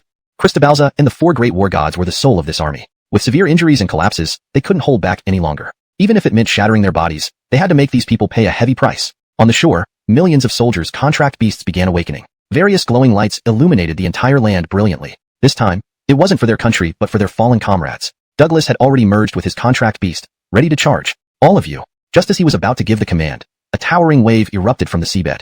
Everyone's attention focused on the wave. A cloaked youth, covered in black runes, hovered midair, revealing his white hair beneath the hood. What shocked everyone most was that he held the unconscious Cristobalza in his arms. In one leap, he reached the shore, handing Cristobalza to Douglas. She still has a chance. Leave the rest to me. His voice was icy cold, devoid of emotion. No one knew that this youth's heart was filled with raging fury. Whoever dared to stand in his way would face grave consequences. Everyone was bewildered by the sudden turn of events. Someone suddenly jumping out and saying it's all up to him? Is this a joke? No, it wasn't a joke. Douglas could sense unprecedented terror from this youth's aura, a terrifying power that had been suppressed for a long time. Brevin was also surprised by Fabio's appearance. Who are you? Are you a contract beast? Your entire being exudes a mysterious and ancient aura. Your appearance piques my curiosity. He never imagined that the white-haired youth before him was the newly advanced Elon. Fabio muttered coldly, if you're curious, perhaps hell is the best place for it. It suits you much better. As he spoke, black energy erupted around him, releasing S-level might. Boom! The ocean floor trembled violently, and even the clear sky rumbled with thunder. Brevin's eyes narrowed. Bluffing. Kill him. To Brevin, his contract beasts were invincible. Even against old foes like Marshall, none dared challenge him openly. If he knew Marshall had already advanced to SSS rank, he might cry in secret. 7 killing stars wielded his scythe, casting an invisible curse over Fabio. Jumu and Wuku attacked first, aiming to blast Fabio away just like before. However, in an instant, the two contract beasts were strangely hurled back by an immense force. Fabio vanished into thin air. Bang! 7 killing stars fell. Cristobalterida's star fell. 6 out of 7 contract beasts plummeted heavily into the sea. Fabio moved so fast the contract beasts couldn't detect him. Brevin's eyes nearly popped out of his head as he shrieked, "Who are you? How can you possess such power?" He wanted to scream in frustration. Everything seemed under control, but then a formidable opponent appeared out of nowhere. Togreg out all the contract beasts in one breath. This was outrageous. Fabio replied coldly, "The one who will kill you." He gripped the air with one hand, and a dark, black sword engraved with the image of a ferocious beast appeared. Next comes your moment of despair. Brevin, you are about to die. Despite the calm tone, it brimmed with murderous intent, because if Fabio wanted him dead, he truly would die. Hashtag chapter 175, Fusion. Invisible yet powerful, a formidable pressure made Brevin feel somewhat dazed. He looked at his inexplicably trembling calf with growing astonishment. How many years? How many years? Just how many years have I not felt the taste of fear? Am I feeling fear? Why? Why would such pure killing intent make me feel afraid? He had lived for over 200 years, and had been the peerless master in the land of cherry blossoms since his rise to fame. Whether it was controlling ghosts or forging pacts with beasts, he had perfected these arts. His efforts led to the prosperity and flourishing of the Abe family. Now, this supreme power's legs were actually trembling. He clutched his trembling calf. The veins on his handsome face bulged once more, giving him a menacing look. What a joke. You want to kill me? You don't have the capability? Some unknown kid. What are you showing off in front of me? Swoosh, swoosh, swoosh. 6 figures emerged rapidly from the sea surface. They surrounded Fabio without uttering a word, but their fierce killing intent was palpable. Fabio glanced at them coldly and whispered, "Today, I'll let you experience despair." As he spoke, he drew the Elon sword from its scabbard. The moment the sword appeared, the earth trembled violently as if some incredible entity had just been born. Thunder roared through the gray sky, while waves surged beneath their feet. Fabio removed the cloak from his head. His silver-white hair fluttered in the wind, accentuating his delicate features, which gave off an aura of unrestrained freedom. The only exception was his piercing eyes, with crimson irises that were eerily cold. The anger in his eyes was almost spilling out. Having experienced Fiona's inner despair earlier, it was necessary for him, as a packed beast, to avenge his host. The moment the blood-red Elon sword appeared, a wave of bloody air erupted into the atmosphere. Ugh! An ancient roar erupted from the air. This sword was screaming, frenzied. Brevin found this young man bizarre and hastily ordered, "Kill him! Spare no effort, kill!" The 6 packed beasts attacked simultaneously. Fabio floated calmly in midair, feeling the malicious wind coming from all directions, causing his eyes to narrow slightly. With a slight lift of the Elon sword, clank! The dual front attack was easily deflected by him. This level of strength isn't enough to shake me. Die! With a slight exertion of force from the Elon sword, a violent torrent akin to a storm surged towards the 2 packed beasts. Boom! Cristobalterati Star and Marshall Star were both flung away. Even before they landed, black cracks appeared on their chests. They let out painful cries as they thrashed wildly in the sea. Brevin watched in shock. This boy's sword can attack souls. Injuries that affected the soul were not ordinary. Even if wounds could heal, repairing the soul required significant time. Cease the attack. The other packed beasts wanted to attack again, but Brevin halted them in time. Unfortunately, their inaction did not stop Fabio from Strigreg first. His figure vanished into thin air. In the next moment, Chisha, Pujuan, and Juman were all slashed into the sea. Only Cristobalanson remained vigilant, staring at the empty air. Brevin roared in horror, "He's behind you!" From behind came Fabio's cold laughter, Your reaction time is slow. You're going to die easily. A cold blade slashed down. Cristobalinson screamed as its entire arm was severed. The soldiers watching from the shore were astonished. Who would have thought that the suddenly appearing powerhouse would be so incredibly strong? In mere moments, he had reduced the seemingly invincible Brevin to a cowering mess. 6 out of 7 packed beasts were injured, leaving 1 and Brevin as spectators. Fabio looked up coldly at Brevin. Brevin, have you ever experienced despair? This scene was recorded, especially with close-ups of Brevin on live streams, revealing an extremely distorted face, a perfect picture of anguish. On the internet, what is Brevin doing? Is he scared? My God, I can still hear Abdullah screaming next door. He must have seen Brevin's distorted face like me. Who would have thought Brevin would have a day of failure? I'm Japanese. Master Saimai is invincible, absolutely impossible to lose. Believe in our Master Saimai. He will definitely grind the people of Daxia into dust. Countless people hoped to see Brevin suppress Fabio. In their eyes, Daxia was already a colossal giant. If they didn't curb their arrogance, they would only grow more arrogant in the future. The world wanted to suppress Daxia as they had done in the past. But could this awakened dragon be subjugated as easily as before? Brevin looked at his wounded packed beasts thrashing painfully in the sea. Fury boiled within his chest. You dare to hurt my packed beasts. Despair, huh? I want to see who will truly despair. He clasped his hands together, and a blinding light began to radiate from his palms. After the battle with Marshall, I continuously searched for ways to enhance myself, eventually discovering how to fuse the 7 packed beasts into one. Today, I will show you how terrifying my full power can be. Roar. The blinding light spun like a vortex, absorbing all scattered packed beasts. But the light grew increasingly radiant until it engulfed him entirely. Bang bang bang. The sea churned even more violently than before. Standing nearby, Flame of Hidden Mountain sensed danger. It clearly felt that this human had fused with the packed beasts, now far surpassing even its prime state. Of course, the distant youth was also significantly stronger. Flame of Hidden Mountain regretted agreeing to the Immortal Thunder strategy for conquering cities. Humans had become too powerful, completely exceeding their understanding. Everyone witnessed Brevin unleashing all his power. Soon, white light dissipated, revealing a 5-meter-tall red-haired youth in samurai armor, wielding a katana. His face was identical to Brevin's but much younger. Surrounded by a crimson aura, he appeared even more eerie. This is the power of the Big Dipper 7 stars, the form after fusion. So, who will truly despair? He smirked coldly, unaware that Fabio's expression remained unchanged, calm, and composed. Fabio responded coldly, is that all? This is your so-called peak strength? This is your power? Completely trash.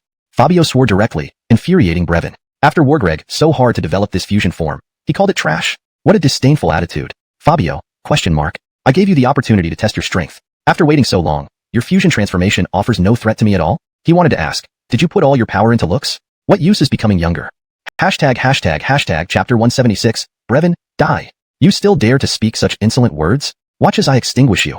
Brevin's mind had completely snapped. What he considered the strongest fusion turned out to be nothing more than trash in his enemy's eyes. Never before in his life had he been so insulted. In a state of fury, Brevin chose to strike first. He drew his katana and lunged at Fabio in less than half a breath. Fabio's lips curled slightly, crooked mouth dragging Greg, as he raised the Elon sword, disappearing into thin air. Brevin. Even his presence has vanished.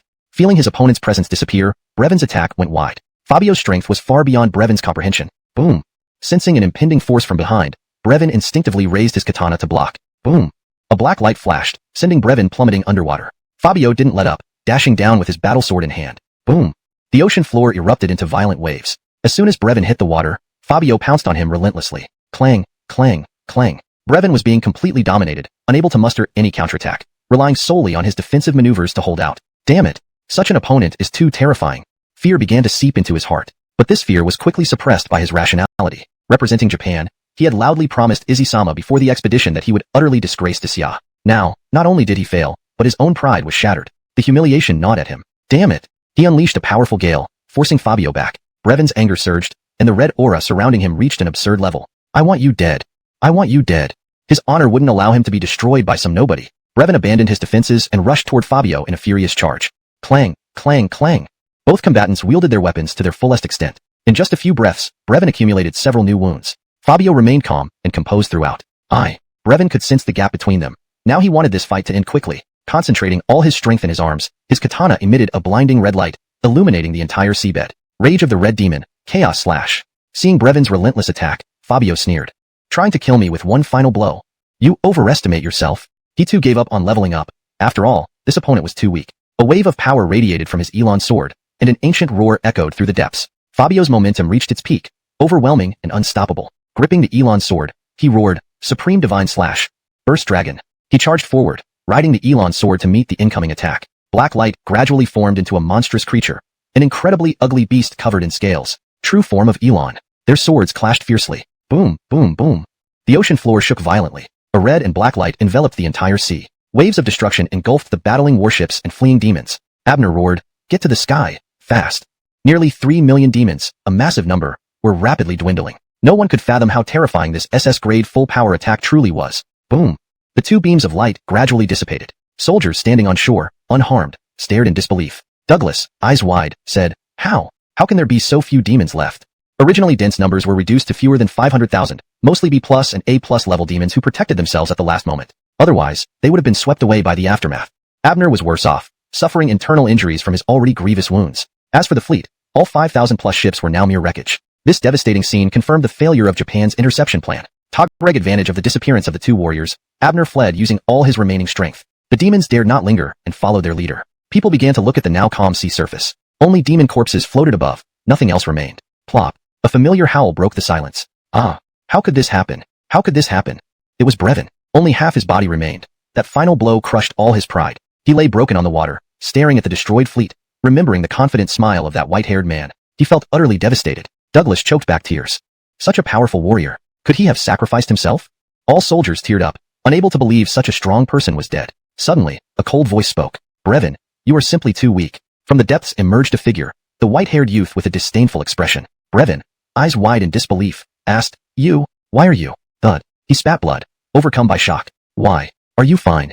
He knew Fabio wasn't dead, but being completely unscathed seemed excessive. Fabio raised the Elon sword arrogantly. "Because you aren't even worthy to be my enemy." He delivered the final blow, annihilating Brevin. Not even his soul remained, utterly obliterated. Fabio sheathed his sword. Greg, the end of this great battle. Countless Sakura Nation netizens left comments expressing their anguish. "Damn it, my idol is dead." Crying emoji. "Lord Saimai, my Lord Saimai. Dacia is too ruthless. How dare they kill Lord Saimai? Head straight to Parliament and demand a punitive expedition against Dacia." Previous commenter, "Your brain isn't fully developed yet, is it? We can mourn Lord Saimai, but absolutely cannot fight Dacia. They are terrifying now." Yes, weeping is fine, but attack Reg Dacia is definitely out of the question. I don't want to die. Lord Saimai is already dead. How can you even think about declaring war on Dacia? We can strongly condemn, but starting a war is out of the question. The idea of starting a war frightened these Sakura citizens immensely. If it were any other nation, they might have rashly attacked. But this was Dacia. Anyone with half a brain wouldn't even consider such a suicidal idea. The millions of troops stationed north of Dacia alone could obliterate the Sakura Nation's defenses. It was pure folly. Some passionate netizens tried to console everyone, reminding them to understand the gravity of the situation, as none of them wanted to die in vain. Inside the Sakura Nation's parliament building, a high-rank Greg official, much shorter in stature, knelt on the floor, Lou Greg beseechingly at the shrouded figure of Ted Izzy within the room. Izzy, the will of the nation and an extremely powerful individual, remained silent for a moment before speak. "Greg, our current priority is dealing with the invading demons. Brevin's death is tragic, but issue a eulogy and honor him as a national hero." The emperor clearly wasn't about to start a war over this. He didn't have the capability anymore. Once reliant on Brevin's strength, they were now utterly weakened after this defeat. The short official responded with a murmur and then left. This silence from the government mirrored the public's response. Only mourning, no fighting. Even more absurd was the fact that those who called for war against Dacia online had their accounts blocked by the government, and some were arrested for endangering national harmony. This stunned not just the Sakura citizens but also foreigners on international platforms. You killed their hero and they can't even talk about it? This felt like burying one's head in the sand. In the northern sea, soldiers stared at the white-haired youth hovering mid-air, holding a crimson sword. His eyes scanned the army fiercely. "You don't need to know who I am," Fabio said, his voice carrying a hint of lethal intent. He glanced at the unconscious four war gods and Gabby lying nearby. These injuries were inflicted by Sakura nationals. "I ask you, when did the Sakura nation regain the arrogance it held centuries ago? They come and go as they please. Now, our Dacia is strong, flourishing in martial prowess and national power." He lifted his sword and roared loudly, "So, do you dare join me and charge into battle? And why?" "To pursue the demons and protect human safety." "Soldiers? Question mark. How did it suddenly get so intense?" "Sakura netizens, protect humans from demons? Those demons are almost at our doorstep." "Sakura netizens, don't come here." Every Daxian carried deep-seated disdain for Sakura nationals. Now, it was payback time. Douglas spoke first. "Pursue the demons and protect the safety of all humanity." Other soldiers widened their eyes. Clearly, this was about the past grievances, but now they made it sound grand. "The protection of humanity," said the white-haired youth. Douglas immediately added, "all humanity," to emphasize national pride. "Pursue the demons and protect the safety of all humanity." Soon, the entire army echoed the chant. Fabio smiled slightly, indicating they were about to make a big move. "Flying and swimming contract beasts and soldiers, follow me. Those who can't fly or swim, escort the wounded back. We set off now, don't let the demons escape."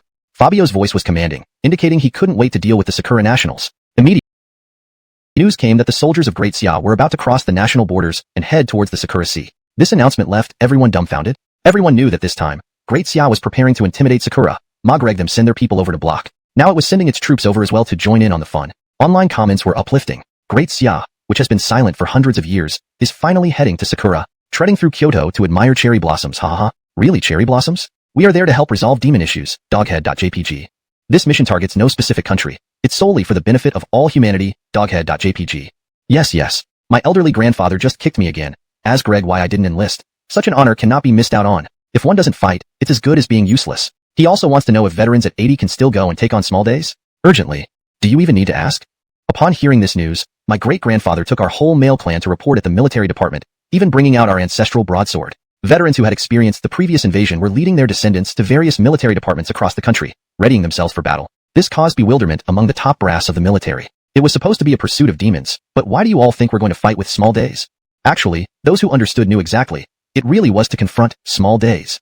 Under Fabio's leadership, they soon arrived in the waters of Sakura. Demons ahead sprinted for their lives while soldiers leisurely pursued them, not truly chasing but rather shadowing. The most frustrated one was Flame of Hidden Mountain. It couldn't understand what humans were doing. Not rushing, not attack reg, following behind their kin. What's this all about? 1,000 miles apart yet always together, escorting demons home? Though Great Xia's hospitality among demons was well known, why were they escorting fleeing demons? Just as they neared a coastal city in Sakura, a large group of contracted beasts and soldiers were waiting there. They were from the self-defense forces. The commander holding a loudspeaker saw the massive crowd of Great Xia soldiers and cautiously spoke fluent Mandarin. Warning, you have violated Sakura territory. If you don't withdraw, we will launch an attack. The Great Xia soldiers responded with a, should you listen to yourself? We're more than 1 million strong, and you've got a few warships. How ridiculous. Indeed, this statement was awkward. With over 1 million people at your doorstep, you're still shouting warnings? Douglas sat atop a flying bird and shouted loudly. Our purpose is to chase the demons so they don't harm Sakura. If you try to stop us, don't blame us for being rude. Talon. This is absurd. Seriously absurd. You say you're chasing demons? Well, they're right here. Why don't you attack? Why just talk without action?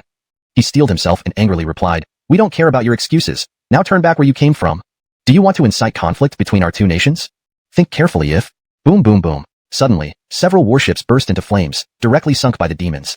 Only the self-defense forces flagship remained unscathed. The commander was terrified, nearly losing his soul. Previously, 90% of Sakura's warships were sent to Brevin, who not only died but destroyed all the ships. Now, only these few ships remained for island defense, facing millions of Great Xia people and millions of demons. Millions of people, millions of demons. The commander was numb. Retreat. The ship fled at lightning speed. Flame of Hidden Mountain looked back at the soldiers who showed no intention to act and understood. They were using someone else's knife to kill. Silently, it commanded its kin. To survive in this region, they must cut through them. In the Sakura Parliament. What? Over 1 million Great Xia soldiers are coming? They're here to chase demons and help us? Behind the screen, Izzy-sama was greatly shocked. This excuse seemed used by them centuries ago. Back then, seeing Great Xia's weakened state, they claimed contracted beasts were eaten by local demons and attacked for vengeance, causing conflict and occupying Great Xia. Now, Great Xia also uses this tactic, with transparent intentions, and they could do nothing about it. Immediately dispatched the Abe family, the Yamamoto family, all eligible young men, to gather at the seaside. If Great Xia persists, we'll fight. Outside the curtain, ministers were startled. Izzy-sama, please don't be impulsive. Absolutely not impulsive. They number 1 million, with 1 million demons. Izzy-sama. Because they were the defeated nation with no army but only self-defense forces, soldiers numbering mere hundreds of thousands scattered nationwide. If they hastily expanded, the UN and previously harmed countries would immediately intervene. Darn it. Izzy-sama wanted to curse. This wasn't bullying the honest. Ask what Great Xia wants. If possible, get them to offer terms and withdraw. Now, they could only accept this bitter loss. A minister cautiously said, I heard they've praised Ryukyu Island and islands near Great Xia. Could it? Diaolong Island had always been occupied by the Yamato nation but historically belonged to Dacia. Due to conflicts, it had remained under their control. Despite past pressures, the Yamato nation never let go. Now, due to the situation, they finally had no choice but to seek peace. An Amin laughed and remarked, let's not talk about Diaolong Island. The main issue is that recently, there have been too many fishing enthusiasts in our country. One island isn't sufficient for fishing. The other elders all gasped. One island was not enough. The elders scanned the room and added, oh, yes, tell them that our soldiers have been hungry after marching into battle. Best arrange some food for them, otherwise, when they get too hungry, they might come ashore. With the resolution of the northern conflict, Dacia's strength was now fully exposed to the world. Even Mi Nation, which usually liked to meddle, dared not interfere suddenly this time. Millions of soldiers were ready, and anyone with objections could come over and discuss. Hearing these words from Adam, the foreign affairs staff hurried off to relay the message. Hashtag Yamato Nation, Parliament Hall. What? How can their demands be so enormous? One Diaolong Island isn't enough. They want all nearby islands as well. And money too. Upon receiving the response from the Foreign Affairs Ministry, Izzy-sama was dumbfounded. This was outright bullying. But Thin Greg about facing both 1 million demons and 1 million Dacia soldiers, Yamato would certainly perish in any conflict. They lacked the manpower to oppose Dacia, and could only grit their teeth and swallow their pride. Outside the curtains, ministers lowered their heads in fear. knowing that if the situation wasn't resolved soon, Yamato would face dire consequences. After much deliberation, Izzy-sama asked, "Has Mi Nation replied?"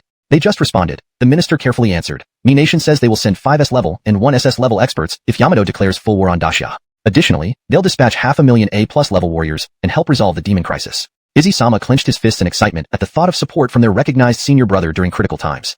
But instantly made Izzy-sama pause. For goodness sake, couldn't they finish the sentence? The minister nervously continued, "Their condition is that Yamato must become a complete vassal state of Mi Nation."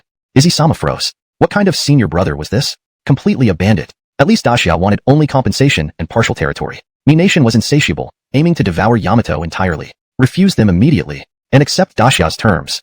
"We agree to everything. Quick." Just as Izzy-sama finished Spigreg, a staff member rushed in. "Sir, good news. Mi Nation dispatched 10 S-level experts and an SS-level god an hour ago upon hearing of our troubles." This threw Izzy-sama off guard. They hadn't even agreed yet, and Mi Nation acted first? Declare immediately that Mi Nation is unrighteous, invading us without cause. Tell Dacia we don't need help and are willing to gift 13 nearby islands to Diaolong Island, and reward them with 1 trillion yen for their valorous actions. Go quickly. He feared another moment of delay, and Mi Nation's troops might invade Yamato, dispatching 10 S-level thugs and 1 SS-level nobody to force Yamato into war with Dacia for control. This wasn't going to happen. Izzy-sama preferred losing to Dacia rather than giving the country to Mi Nation. #### Yamato Sea area. 10 S-level experts and 1 SS-level deity had arrived at the scene. Seeing over 1 million demons chased by an equal number of Dacia soldiers, they were visibly shocked. Hurley, an SS-level expert who had participated in countless battles, still marveled at this massive scale. "Oh my god, watching the live stream. I thought it was just a small affair. I didn't expect Dacia's soldiers to be so fierce, like the sharp blades of Saint Warriors. Shagreg my courage." The 10 Mi Nation warriors on beast mounts swallowed hard. Before reinforcements arrived, they needed to hold off the demons and resist Dacia's soldiers. It was a suicidal mission, but orders were orders. Fabio noticed the incoming Mi Nation troops and coldly approached them. "Who are you? What are you doing here?" Cristobalsoning to their rapid chatter, Fabio frowned, unable to understand their gibberish. Douglas, riding a bird, quickly intervened and translated. "He means Dacia has bullied them too much. Yamato is now a vassal state of Mi Nation, so they've been ordered to push us back. If we don't retreat, we'll regret it." Douglas struggled with the translation. Fabio asked, "Are you nervous or just not fluent?" Douglas paused. Some phrases aren't human understandable. He basically wants to represent Yamato against us, urging us to leave, or else. Fabio gave Douglas a chilling look. "Tell them, do these little bums want to meet God? If so, we can help them along." Douglas gasped. This guy was truly terrifying, ready to fight anyone who opposed him, completely fearless and ready for battle, no matter the odds. Chapter 180. Instant kill. They say they've already deployed an army of 500,000 and are on their way. They're urging us to retreat. Fabio listened to Douglas's hesitant translation, his eyes gradually turning icy cold. He stared at the 11 Americans in uniform before him, a hint of murderous intent flashing in his eyes. He told Douglas, "Tell them that retreating is not an option. If they want to fight, I'm more than happy to oblige." Throughout history, our great Xia nation has always been strong and proud, never bowing down even under oppression. Now you come from afar and expect us to yield? Over 1 million people. Do you really think we'll just retreat because you say so? I will take on 10 at once. Fabio extended his middle finger, declaring coldly, word by word. Hearing this formidable proclamation, Douglas also looked stern as he conveyed the message to Hurley. True man combat, 1v11. Hurley. If he hadn't heard it with his own ears, he wouldn't believe it. Among these soldiers, the strongest was merely the white-haired youth before him, who was only at the SS level. What gave him the audacity to challenge him? The arrogance on his face gradually disappeared, replaced by an extremely serious expression. "Do you really want to start a war?" Douglas snorted coldly and repeated, "True man combat, 1v11. Hurley had never encountered such a domineering person before. Such a person either possesses immense power or must be suffering from cerebral thrombosis for a decade, daring to challenge single combat against 10 S-level warriors and 1 SS-level fighter. Hurley's gaze locked onto Fabio tightly before signaling okay. "Okay, let's do it." Boom, boom, boom. 11 dazzling beams of light erupted in the sky above the sea of cherry blossom country, shagreg the waves fiercely below. It seemed to herald the beginning of an epic battle.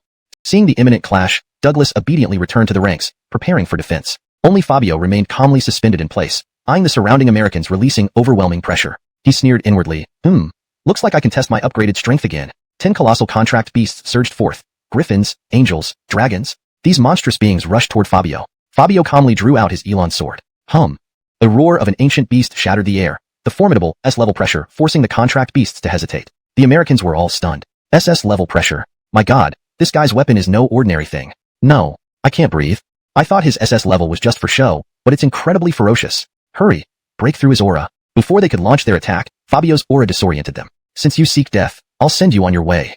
With the Elon sword drawn, the world seemed to darken. Thunder rumbled in the sky above, as if a destroyer god had awoken. Nationwide, viewers watching the live stream erupted in excitement. Is this young man human or ghost? How can he be so strong? What are these Americans trying to pull? treating us like sheep waiting to be slaughtered. Take them down. Come on. Come on. In District 12, Finadian had been awake for some time. Watching the soldiers' fervent cheers, she felt no joy. Her heart ached deeply as Cole had completely left her. Benji, Hicks, Wang Qinxian, Bonnie, and others were beside her, offering support. She tried to stay strong, but when everyone cheered for the victory during the live broadcast, she quietly ran to the seaside, remembering the moments she fought alongside Fabio. Cole. She knelt by the sea, her voice torn between sobs. Cole. Where are you? Why aren't you here? She couldn't accept Fabio's death, preferring to imagine he was just lost or playing somewhere. Tears poured uncontrollably, her chest constricted with pain. After enduring so much together, why couldn't they die together? She wandered aimlessly, whispering Cole's name over and over. Are you as Greg for my name or title? My name is Elon. My title is King Elon. His voice echoed faintly in her ears, but his presence never appeared. Cole. Where are you? Above the sea of cherry blossom country, the moment Fabio drew his sword, the battle began. Hurley rode a skeletal flame devil, firing his rifle into the air. Bang! The release pressure shattered instantly, giving the 10S level fighters temporary relief. But they couldn't escape their fate. The moment John fired, Fabio vanished. Pierce. Ah. Pierce. Ah. Before the relieved S-level fighters could react, they exploded in blood. Along with their contract beasts, they were cut in two. Hurley. He was dumbfounded. In just 1 second, 10S level fighters lay dead. How outrageous. Now he understood why the young man had dared to challenge him 1v11. He was nearly at the SSS level. Fabio stood proudly before Hurley, a sinister smile curling his lips. Coldly, he asked, one-on-one, true man combat? Unable to understand the language, John sensed unprecedented pressure. The other party wanted to kill him. Devil Messenger. Unleash ultimate hell, then run? An SS-level warrior but not a fool. John knew if he stayed, he'd end up in pieces after seeing his comrades fall instantly. Hellfire blazed around the Devil Messenger, turning the sky crimson. Hellish energy engulfed Fabio as gunfire shot through the flaming sky towards him. Without dodging, Fabio raised his Elon sword, casually slashing through the flames. Bang! The crimson sky split in two, the fiery domain shattered.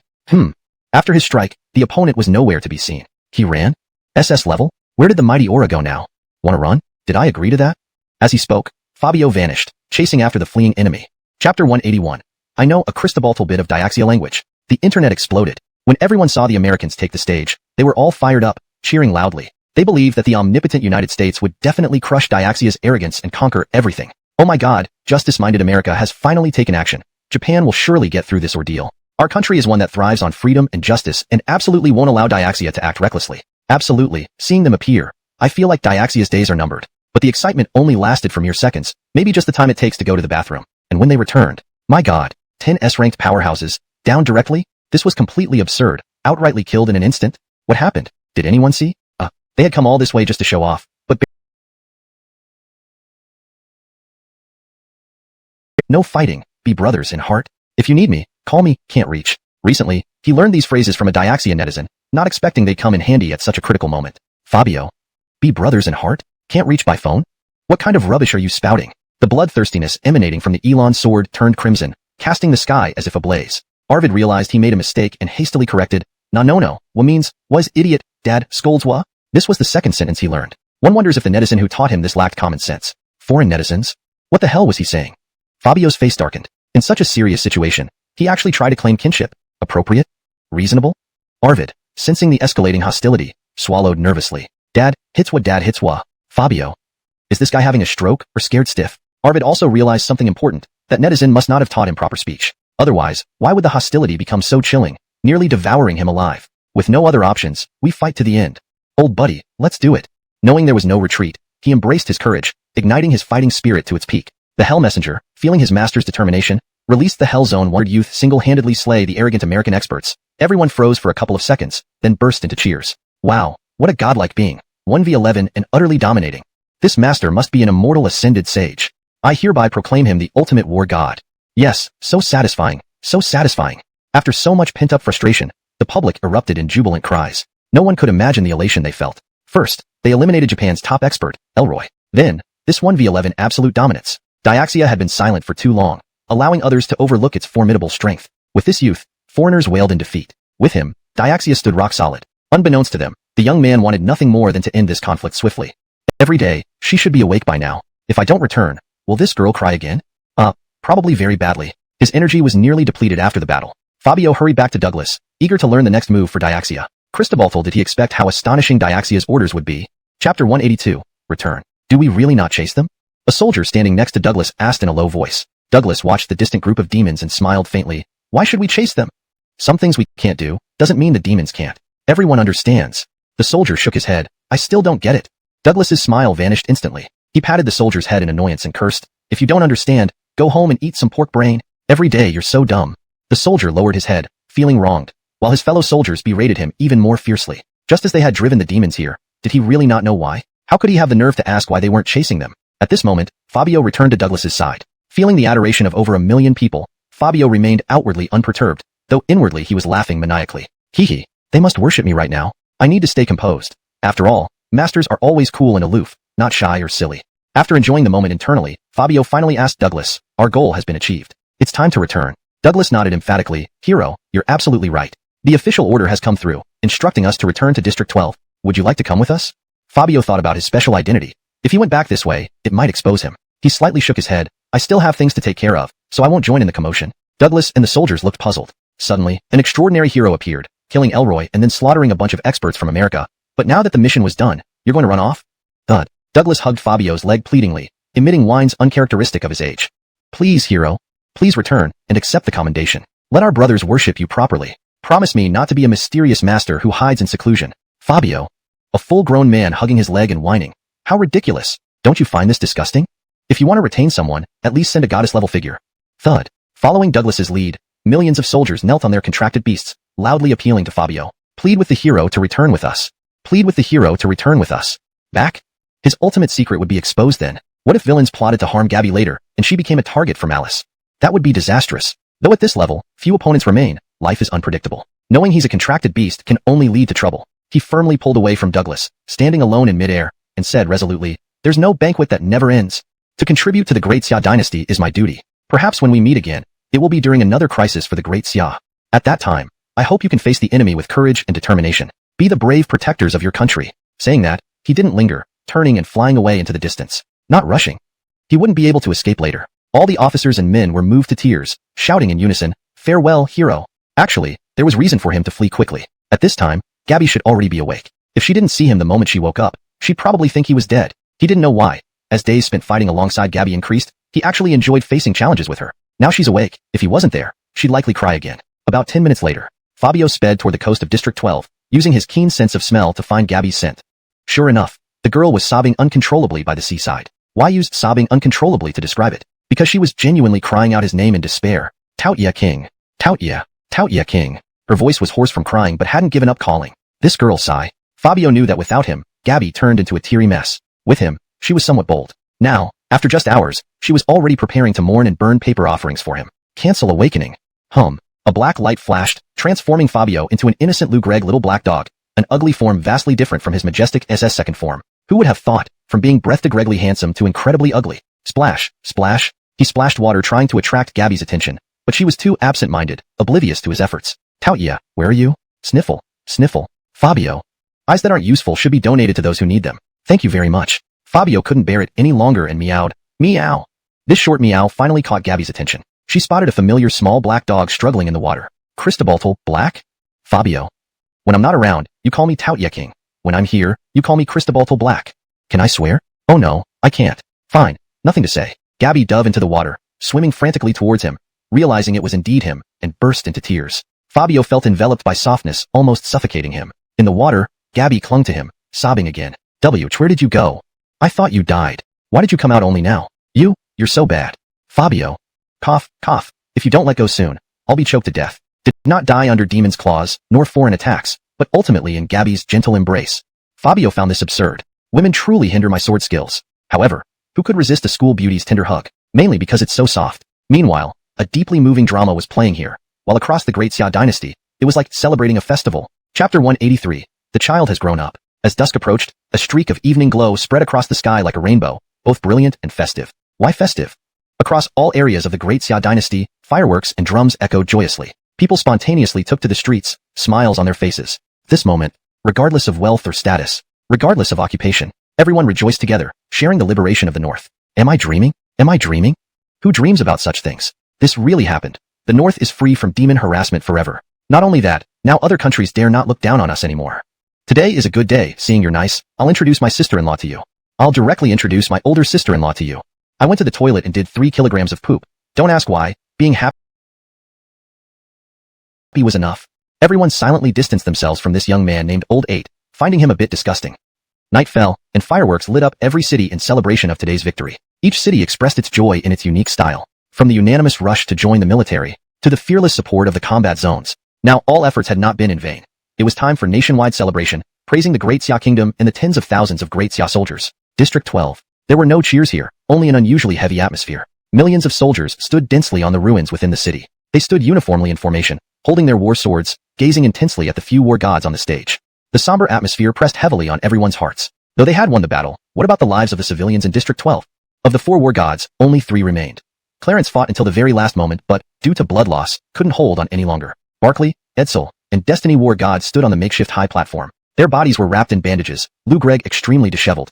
Yet this symbolized honor. Despite their severe injuries, they insisted on participating in this victory gathering. This is a victory assembly, but I believe it is more like a... Barkley paused slightly, a trace of sorrow appearing on his pale face as he took a deep breath before continuing. More like a memorial service. When I learned that there were no survivors in District 12, my heart was extremely heavy. Ultimately, it was due to our incompetence.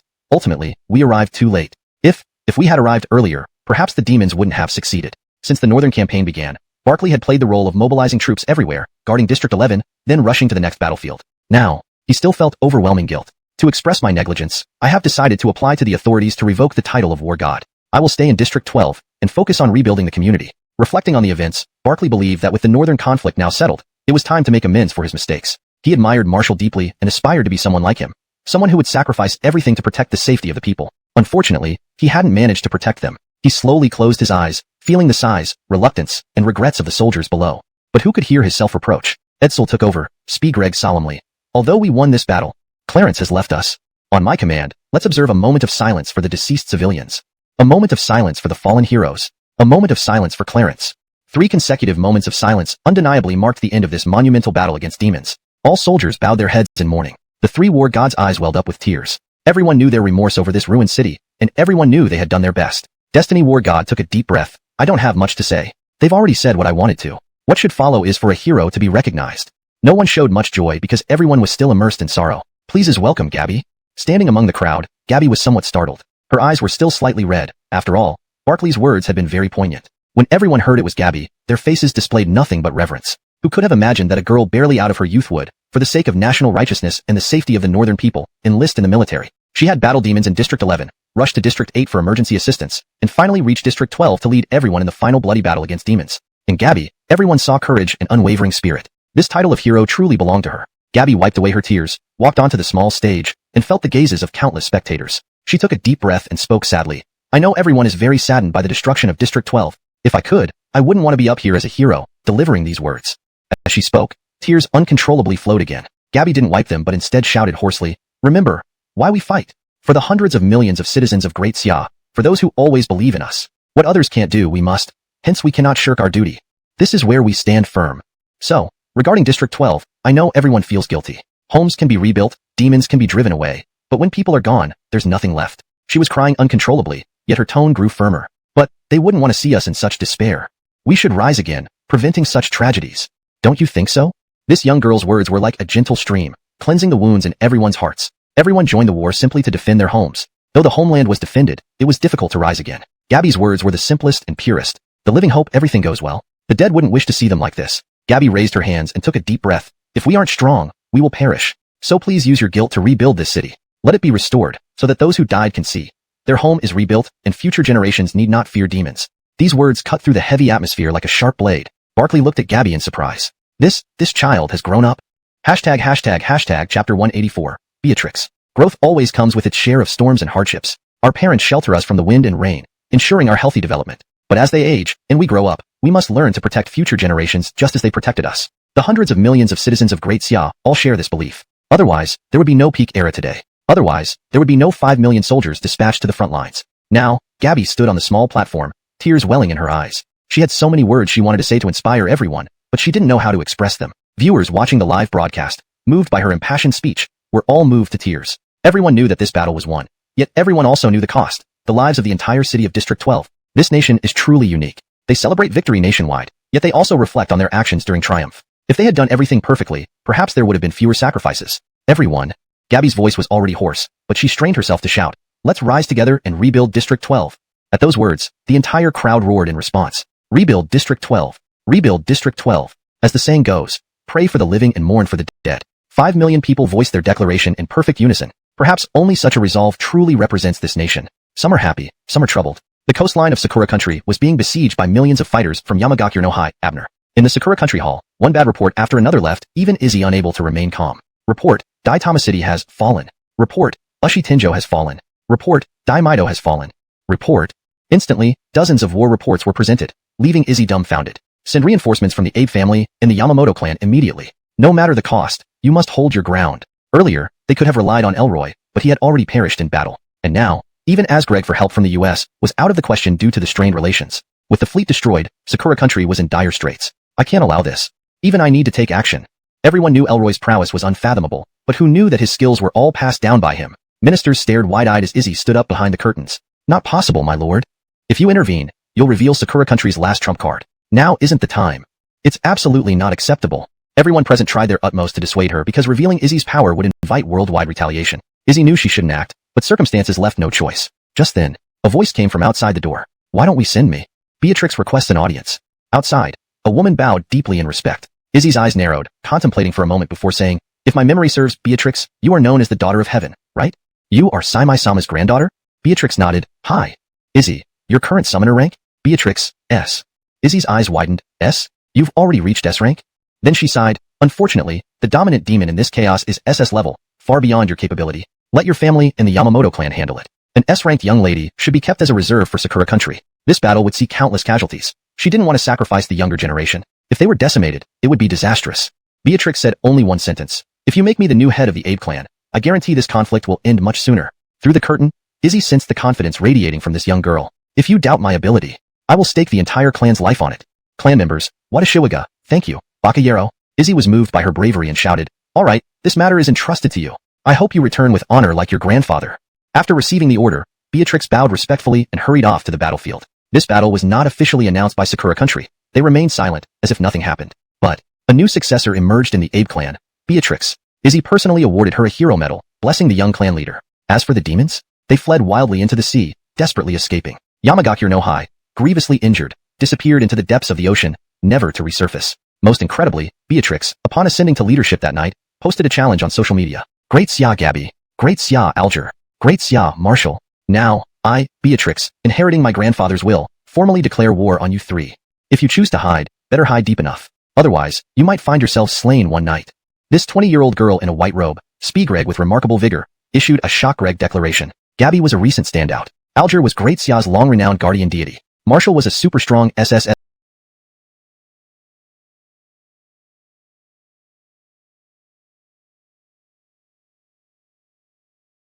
class fighter. What the hell? She chose 3 formidable opponents. No one knew why Beatrix made such a bold declaration, and it was audacious. But what she planned next took everyone by surprise. After issuing the declaration, Beatrix turned to her clansmen. Take care of the clan for now. I'm going to Great Xia to confront them. Clansmen? So you became the clan leader just to issue a declaration and fight openly? Before they could stop her, Beatrix vanished. No one knew what Beatrix was thin Greg. Almost no one took her seriously. Her bold declaration seemed laughable. But what she did next left everyone gasping. She sat on a large ship surrounded by people in black cloaks. My servants. Let's go to Great Xia and cause some real chaos. Each cloak bore a smiling emblem. Anyone familiar with this symbol knew. They were the internationally renowned Smile Assassins team. Translation provided while preserving paragraph structure and line breaks. The names and characterizations are maintained as accurately as possible, reflecting the original tone and style of the text. Chapter 185. If you want to kill, start with those around her. King, what is our mission on this trip to the Great Xia? On the ship, members of the Smile hunting team were all kneeling on one knee. Each wore a smile mask, their eyes reverently following Beatrix as she leaned against the railing, enjoying the scenery. Beatrix's delicate eyes held a few threads of grim resolve. Of course, we must first find that woman named Gabby. Revenge. Feel like you've matured a lot? For example, before you were like a sweet peach, now you are like a plum standing tall against wind and snow. Gabby. Emily? Plum? Could these two things be compared? Is this even a proper way to speak? Before she could protest, Bonnie interjected angrily, give it a rest. If you're Talgreg about comparisons, I think you're more like a pineapple. Hicks? He pointed at himself, opening his mouth slightly, smiling. Do I look that tasty? Bonnie shook her head slightly. Because you're yellow outside, yellow inside, with a bit of green on top, quite fitting for you. Hicks. Ha ha ha. Everyone burst into laughter. They hadn't laughed so freely together in a long time. After the laughter, the atmosphere wasn't as heavy as before. Tion, when do you plan to return to District 20? Fabioshin asked. Currently, District 12 needed reconstruction, and engineers would soon arrive. No matter what, they would have to return. Gabby pouted, whispering, I don't know. I might go back. As for where, I haven't decided. Hicks opened his mouth. You're not going back? Everyone is waiting for their hero to return. Hero. Just because of this word, she had borne too much. If possible, she would rather be a carefree little girl playing happily with her classmates at school. If the demons hadn't attacked the city, so many people wouldn't have died. Gabby forced out a smile. Then let's go back together. I don't want to wander around aimlessly right now. Suddenly, a mental voice entered Gabby's mind. Hey. Do you hear me? I'm your father. Gabby recognized the familiar voice and saw Fabio lying motionless in the corner, receiving high-end service from the contracted beasts. Cristobal Black? Do you want to die? She tried responding. Fabio, you can really hear me? After Brea Greg through SS level, I thought mental communication was pretty cool, so I learned a bit. You really can hear me? Fabio felt caught doing something naughty. He had spent the whole night practicing mental communication, silently shouting, I'm your father, over and over again. Feeling a bit awkward now that he was discovered, right? Don't you lack a goal? Gabby, ? Fabio continued, since you have nothing to do, let's go to the western region. Cristobal Dinosaur entrusted me to find something called the sun disk there, and take it back to Lane Mountain, which might bring your father back. Gabby. Such an important matter, and this guy is telling her now? Let's go to the west quickly. As for what the sun disk was, Gabby didn't care. If it could bring her father back, she would do it regardless of the cost. Fabio rejected calmly, we can't go now. You've fought too many battles. Your body is overworked. Rest a few days, and I'll also enjoy some massage services. In short, he just wanted to relax. Gabby reflected on Fabio's relentless fighting during recent battles, and agreed he needed rest. Fine. We'll return to District 20 tomorrow, rest for a few days, then head to the west. Fabio, okay. Their mental conversation ended. Gabby's sadness dissipated, and she cheerfully shouted, are we returning to District 20 tomorrow? After we get back, let's organize a party. How about visiting that resort again? Hearing resort, the contracted beasts involuntarily thought of two men that had become an indelible trauma for them. The group was taken aback, wondering why Gabby suddenly cheered up. I want barbecue. I want to sing karaoke. I want beer. I want to see more beautiful girls. When Hicks spoke, everyone immediately disliked him. Go away. Fabio looked at the four-eyed clown and the raccoon energetically massaging him. Disgusted, Fabio thought, why did I end up with such a foolish master? Note, in translating character names, I use the closest phonetic equivalents for the Japanese names, Beatrix and Elroy, while keeping other Chinese characters' names as given. Chapter 186. He announced not numbers, but Cristobal's. The next morning, early in the morning, all soldiers were gathered together. The soldiers stood in formation squares of various regions, all standing straight and gazing at the three war heroes on the small platform with pride. After clearing the debris through a busy night, they didn't feel tired at all, only filled with honor. Barclay's eyes were slightly red as he looked at the troops from Dacia. Several times he choked up. After cleaning up overnight, District 12 is thoroughly cleared. Upon receiving orders from above, it's now the engineer's job, and we must quickly return to our respective regions. You can resume your previous professions or continue defending the country, holding firm in one place. Over 5 million people, all passionate young adults from various districts. Among them, many had just turned 18. They are someone's father and someone's son. For the country, they rush to the front lines. Now that the battle has ended, it's time for them to return. Always ready for Dacia. Always ready for Dacia. Always ready for Dacia. Cheers below surged continuously. Everyone was united like a huge wall that kept demons away. Tears welled up in Barclay's eyes. Raising his sole remaining arm, he saluted everyone. Everyone, listen to my order. Return. The unbeatable battle had been won. Today belonged to the heroes. Today was the city's celebration day for them. Soldiers gathered on the central vacant land of Hero Plaza, reserved specially for them by base. Reporting. Gabby stood in front, representing all of District 20. Her eyes were filled with tears. She stood straight and reported to the platform, District 20. All returned. Expected number, 84,542 people. Actual number, 41,523 people. Such a heart-stirring number made everyone take a deep breath. Half lost, nearly half gone. She wasn't reciting numbers but naming heroes who sacrificed their lives. Base gritted his teeth, saluting deeply. Thank you all. I, on behalf of District 20, welcome you home. Boom boom boom. The sound of gunfire started in the hero square. Citizens knew these shots honored those who wouldn't come back. Welcome back, heroes. Welcome. People cried out fiercely with tears. If not for these heroes stepping onto the battlefield, after the North fell, District 20 would be next. So, their sacrifice was for everyone's safety. After a short salute, Gabby was invited onto the stage.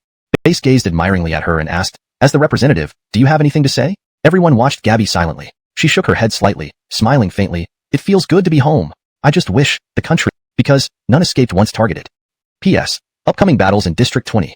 Hashtag Chapter 187. The Scent of Love. Evening fell, and the evening breeze was cool and gentle. Fiona and her group of friends were preparing for a barbecue by an artificial lake. Where are Hicks and Bonnie? Why aren't they here yet? This is about to start. It was almost time to begin, but people still hadn't arrived. Fiona couldn't help but feel speechless. Fabio helped arrange the barbecue items and said with a smile, don't you think they have a story? Fiona? ? Her mouth opened slightly in surprise as she looked at Fabio. They have a story? At the prospect of some gossip, Fiona perked up her ears, waiting for more details. It must be quite amusing if violent Bonnie and comedian Hicks were together. Fabio pouted, During battles, Yuming helped Bonnie countless times, especially when he would rather get hurt himself just to protect her.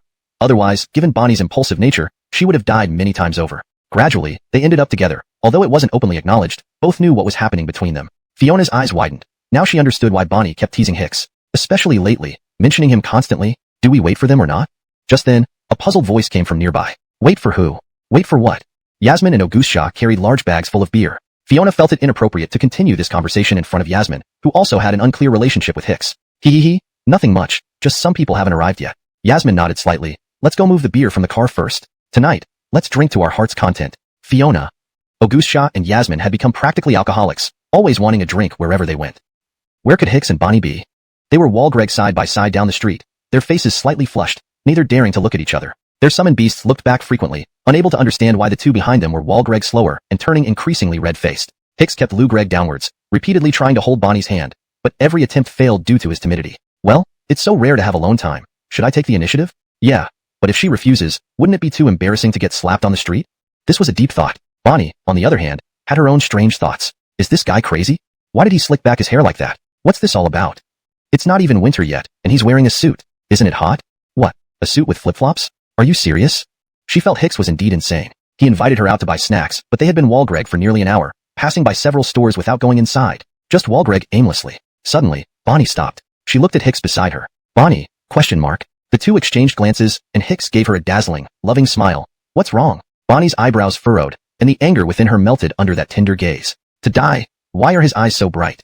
Her face turned red, pretending to be calm, pointing at a store nearby. We've walked long enough. Let's go into this one. Hicks? ?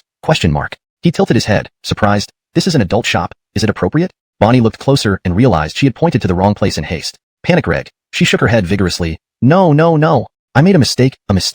As she was at a loss, her hand was suddenly held by Hicks. Bonnie. Was this guy seriously planning to walk nearly an hour just to hold hands with her? Wasn't he a bit silly? Bonnie wanted to say that relationships could develop gradually, but not after such a long, exhausting build-up. She lowered her head, her usual bad temper vanishing, acting more like a meek lamb. Hicks' smiling masked figures watched this comedic scene coldly. One man with a crying laughing mask toyed with a dagger and laughed maniacally in a high-pitched voice. Ha. Foolish Dasha citizens, we've set up a restraining spell array here. To awaken. Just try. Bam. Before he finished, he flew backward like a broken kite. Hicks? At critical moments, this woman is still tough. Bonnie clenched her fists, her eyes cold, protectively placing Hicks behind her. Donghua citizens, huh? Then taste my 8 extremes fist. Boldly stepping forward, she charged at the enemies ahead, fearless and determined. Chapter 188, Tragedy. Charge. Bonnie shouted, her fists crashing forward like twin cannons with immense force at the approaching enemies. Hold her back. Hold her back. The man wearing the laughing crying mask panicked and motioned for a servant beside him to step forward. He raised his arms in defense. Boom. Perhaps not anticipating Bonnie's martial prowess, the servant was knocked back several steps, his arms throbbing in pain. Seeing his lackey fail, the laughing crying masked man angrily shoved him away. Baka. Can't even handle a woman. I should beat you to death with one punch. The subordinate, now Lugreg, utterly humiliated, slammed her head against the wall. Bang. The wall instantly cracked and split apart. Blood gushed from Bonnie's head as she clenched her teeth, pushing off the wall with her feet to try to break free. Simultaneously, she leaped high into the air, only to be caught by her attacker's outstretched hands. It's over. The laughing crying masked man held the airborne Bonnie and, without any gentleness, smashed her onto the ground. Bang. Another deafening crash. Bonnie felt as though her bones were about to shatter, her internal organs heavily shaken. Cough. A mouthful of blood spewed out, her delicate face growing paler. Oh dear, you're spitting blood? Did I go too far? Sorry. Bang. With those apologies, he viciously kicked Bonnie's abdomen again and again. Bonnie stared intently at him, not uttering a single cry of pain. At that moment, the sound of a broken brick echoed near the laughing crying masked man. He turned slightly, eyeing Hicks who had appeared behind him, confused. Hicks's eyes blazed with fury, his face flushed as he roared, "Wanna play? Come play with me. To dare touch my woman, I will kill you." Then, Hicks struck the laughing crying masked man on the head with the brick in his other hand. Bang! The brick shattered instantly, yet the laughing crying masked man didn't flinch, simply tilting his head to look at Hicks. Sensing the impending danger, Bonnie struggled to shout, "Run! You idiot! Hee. The laughing crying masked man started cackling maniacally. Greg Hicks away with a flick of his foot. Your courage impresses me. For someone like you, I usually... His words were cut short as Hicks's shin bone snapped with a sickening crack. The excruciating pain nearly made him pass out. The contract beasts lying nearby could do nothing but watch this helpless scene unfold. With each passing moment, they grew weaker due to the formation they stood in. So the raccoon and the fire dragon couldn't assist at all. Next is your arm. Agonized screams filled the alleyway, leaving everyone feeling hopeless. Who knew that this newly formed couple would fall into such hell within moments? Who would come to their rescue? In the outskirts, Inside an abandoned, decaying building, two bloody figures were dragged inside by the smiling hunter team. A woman had been waiting for some time. "You're late." An ominous voice belonged to Chester. The entire smiling hunter team knelt, except the laughing crying masked man who remained unaffected, twirling a dagger while fixated on Bonnie. Well, how should I torment this woman? Carve dozens of cuts on her face, or smash her limbs like the man? No one knew what torture Hicks endured just an hour earlier. The pain of having his limbs shattered wasn't something most could bear. Still barely alive, Hicks stared intensely at the laughing crying masked man, his mouth sewn shut with needle and thread. If he could speak, it would likely be cursing his ancestors for 18 generations. "Etienne, have you played enough? Don't kill her, or else it won't be fun later." Chester was accustomed to such cruel methods. If not for the usefulness of these two captives, they would have been tortured to death by the laughing crying masked man. Bonnie also couldn't speak through the pain. Her gaze locked on Hicks, understanding the torment he must have endured. Elsewhere, Finean's rarely used phone rang. "Hello? Is it convenient to talk?" The voice spoke in perfectly accented dial language. "If not, your lost friends may never return home." Threat. An undisguised threat. Fiona Yin glanced at the others grilling food, pretending to be calm as she moved aside. "Convenient, ha ha ha. Why be so secretive?" To hide her anxiety, she pretended to chat with an acquaintance, moving away. "Chester, I'm in an abandoned building in the outskirts. Come alone, or bring others if you don't want them to die with you." "My name is Chester, hurry up, otherwise, your friends might not last much longer." Fiona Yin. She hung up, rage boiling inside her. How dare they lay a hand on her friends? Absolutely unforgivable. Note: for better readability, I've translated character names phonetically, e.g., Chester, instead of using pinyin. Let me know if you need any changes. ####Chapter 189. Rescue. The call was cut off. Despite the panic in her heart, Gabby managed to suppress it. She glanced at her friends who were still engrossed in their barbecue. Determinedly, she thought to herself, "No way. I have to bring Bonnie and Yuming back." At this moment, her phone rang. As she opened it, her entire expression froze. Damn it. These people truly deserve to die. Why can't they just come after me instead of attack Greg them? The content of the photo was too gruesome. It showed Bonnie and Connor lying on the ground covered in blood. Especially Connor. His limbs were twisted, and his mouth was sewn shut with needle and thread. Who could imagine the amount of pain he must be enduring? Ding dong. Another message appeared, displaying a location and a sentence. "You also know this isn't a prank. If you want them safe, come here as soon as possible." Gabby clenched her fists silently. "Wait for it. I will make you pay." 3 minutes later, Gabby had slightly adjusted her emotions and managed a faint smile. Fabio Xian, Lou Gregg at Gabby, furrowed her brows slightly. "What happened? Why do you seem a bit off?" She was observant and could tell that Gabby's smile was somewhat forced. Gabby scratched her head. "Being off is all thanks to Yu Ming." She pouted in dissatisfaction. "After buying things, he got lost with Bonnie. He insists I come pick them up and even mentioned giving me a special gift. I can't not go." This explanation was what Gabby had spent 3 minutes thinking of. She didn't want the others involved since these people were after her. "Frisco, don't enjoy yourself over there. Quickly come with me." Fabio lazily stretched, enjoying the top-notch massage service from his subordinates, but he was slightly unwilling to be called away. Yet, from Gabby's urgent voice, he sensed an impending crisis. Such a crisis usually indicated something major was happening. Normally, no matter how anxious Gabby was, she wouldn't use such a harsh tone. Fabio Xian wanted to ask more, but Gabby had already run far away while holding Fabio. Yasmin sighed. Tion is really dramatic, just a little surprise, and she rushes off like that? She's not a little girl anymore." These words made Auguste Shaw and Fabio Xian, sitting nearby, widen their eyes. They too sensed something unusual from Gabby's abnormal behavior. Auguste Shaw frowned. "You said it, she's not a kid. She wouldn't act so recklessly just for a little surprise."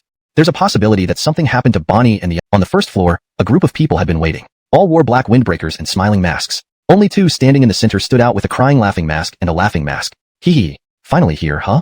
The man with the crying laughing mask twirled a dagger in his hand, casually throwing it upward. Splat. A splash of blood fell from above. Gabby looked up and saw Bonnie and Connor along with their contract beasts hanging midair. They were barely conscious. Lou Gregg at her with pained eyes. Hey, aren't you supposed to come save someone? Get in here."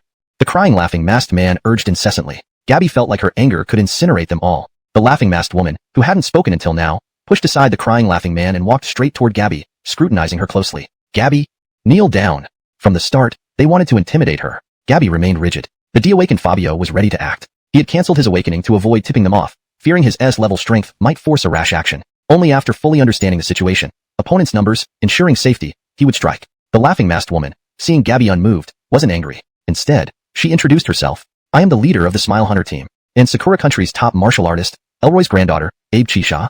Abe Chisha slowly removed her mask, revealing a nearly twisted smile. Her grin seemed sinister, like she was about to do something utterly deranged. Gabby's eyes narrowed, unafraid. "Oh, are you here for revenge?"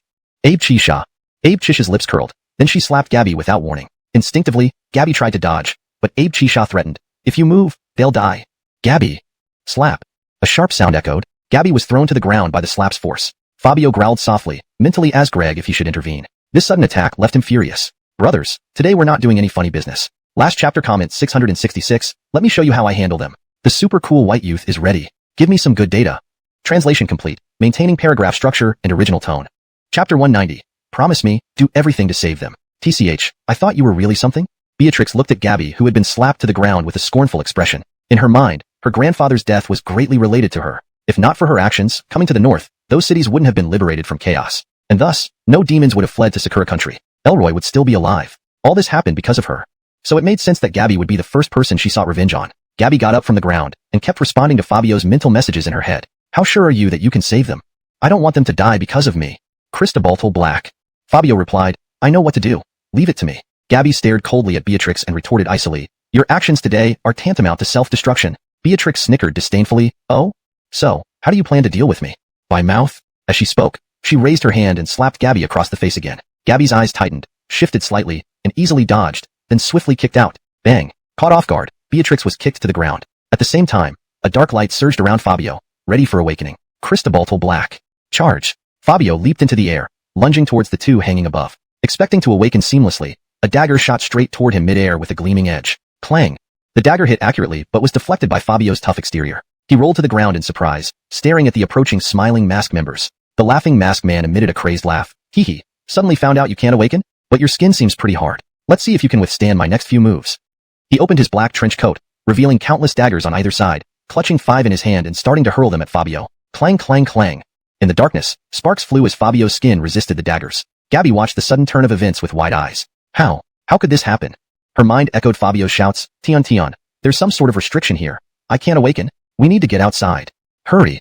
Before Gabby could respond, Beatrix, who had been kicked away earlier, rushed over. Now you're speechless? You rely on your beast contract awakening, so let's see where you run now. Fists came flying at Gabby. With nowhere to dodge, she gritted her teeth and fought back. Bang. Perhaps because of being struck earlier, Beatrix held nothing back this time. A high kick landed squarely on Gabby's body. Luckily, Gabby had learned a few moves from Marshall and blocked with her arms just in time. Unfortunately, the force was immense, sending Gabby crashing to the ground under a powerful kick. Fabio tried to assist but was beaten by several members of the Smiling Mask team. Damn. What is this restriction? I can't even release basic skills. Now, Fabio was like a regular animal, with only his tough skin as an advantage, unable to use any other abilities. Meanwhile, Gabby lay on the ground and endured a barrage of punches from Beatrix. Do you think you're invincible? Still think you can protect everyone? If it weren't for you, my grandfather wouldn't have died. Let's see what power you have left to protect everyone. I'll make you despair. Beatrix screamed hysterically, her fists raining down fiercely on Gabby. Gabby could only raise her arms to block, feeling pain all over her body, knowing she couldn't hold out much longer. Just as Gabby was about to lose consciousness, Beatrix stopped. Gabby, bruised and battered, looked at the fallen Fabio, her heart Brea Greg. Why? At SSS level strength, why am I still being hurt like this? This was her biggest confusion. Despite facing numerous challenges along the way, she felt utterly powerless. Fabio's voice rang in her mind. For some reason, my powers are fading. Even Walgreg is hard now. Tion, are you okay? You have to hold on. He tried to force an awakening, but the system seemed useless, completely inactive when it mattered. Gabby was dragged by her hair and thrown before Bonnie and Hicks. They had seen everything clearly while they were silenced despite their struggles. Both were in critical condition, conscious only due to drugs Beatrix had injected into them, or they would have fainted long ago. Gabby, right? Since you want to protect them, I'll give you a chance to save one person. Speak up, who should die? Gabby's eyes widened. Hicks, Bonnie, both were close friends. Choosing meant becoming an executioner. I won't choose. Beatrix roared, if you don't choose, both will die. Hurry. Choose quickly. Hicks nodded vigorously, signaling for Gabby to choose him. Look everyone. This scene is perfect, such a touching moment. Watch this despondent expression, ha ha ha. The laughing masked man grinned madly, tossing a dagger toward the immobilized Fabio. Gabby, enduring excruciating pain, clutched Fabio tightly. This time, she didn't cry but looked at him seriously. If possible, help me kill them all. Okay. Fabio. Though immobilized, he felt like this was a farewell. Kill them all? What did she mean? A green light enveloped Fabio as Gabby smiled faintly. I'll try this move. It should break through the restriction. Remember, do whatever it takes to save them. Don't let me down. The king ring in her hand released a strong green light and then shattered, apparently pushed to its limit to aid Fabio in purifying all effects. Fabio. Gabby collapsed. Fabio could move now. Fabio, who had never shed tears, couldn't help but well up. He bowed his head gently beside Gabby, feeling the mockery in the air. The murderous intent in Fabio's heart soared to its peak. Ha ha ha. Since you didn't choose, kill them all. Beatrix laughed wildly, celebrating a grand vengeance. But a dark light burst forth in the darkness. Gradually, Fabio's body enlarged. Kill? It looks like the ones who should die are you. Chapter 191. Fury. Roar. A roar powerful enough to tear through darkness erupted from the 30-meter-tall celestial beast. Everyone in the Smiling Hunters team stared at the monstrous creature enveloped in dark mist. their expressions frozen in shock. Bang! A statue placed in a corner shattered. Aileen's delicate face hidden behind her mask revealed horror. She thought silently, even the family heirloom magic array statue has shattered. How powerful is this guy? It's just an SS rank opponent. I can defeat it. She slowly lowered her mask, cold killing intent shining in her eyes. Everyone, awaken your contract beasts. The dozen or so people present all removed their coats, releasing the small black shadows hidden beneath them. Awakening, fusion, buzz. Dozens of dark lights flashed as they were enveloped in black mist. But before they could fully manifest, they were slammed down by a massive claw. Boom! The entire ground trembled violently, sending rocks flying everywhere. Ugh! Fabio released his uncontrollable rage, unleashing the overwhelming power of his SS rank. You are all going to die. 100 vicious deer emerged from the darkness, carrying away the unconscious Hicks, Bonnie, Gabby, and others as they retreated. Aline looked at her fallen teammates, quickly steadying her emotions, and began evacuating. The laughing, crying masked man stumbled out, knowing that the building was about to collapse. I didn't expect this guy's anger would be so troublesome, but so what? Those who oppose us will always submit.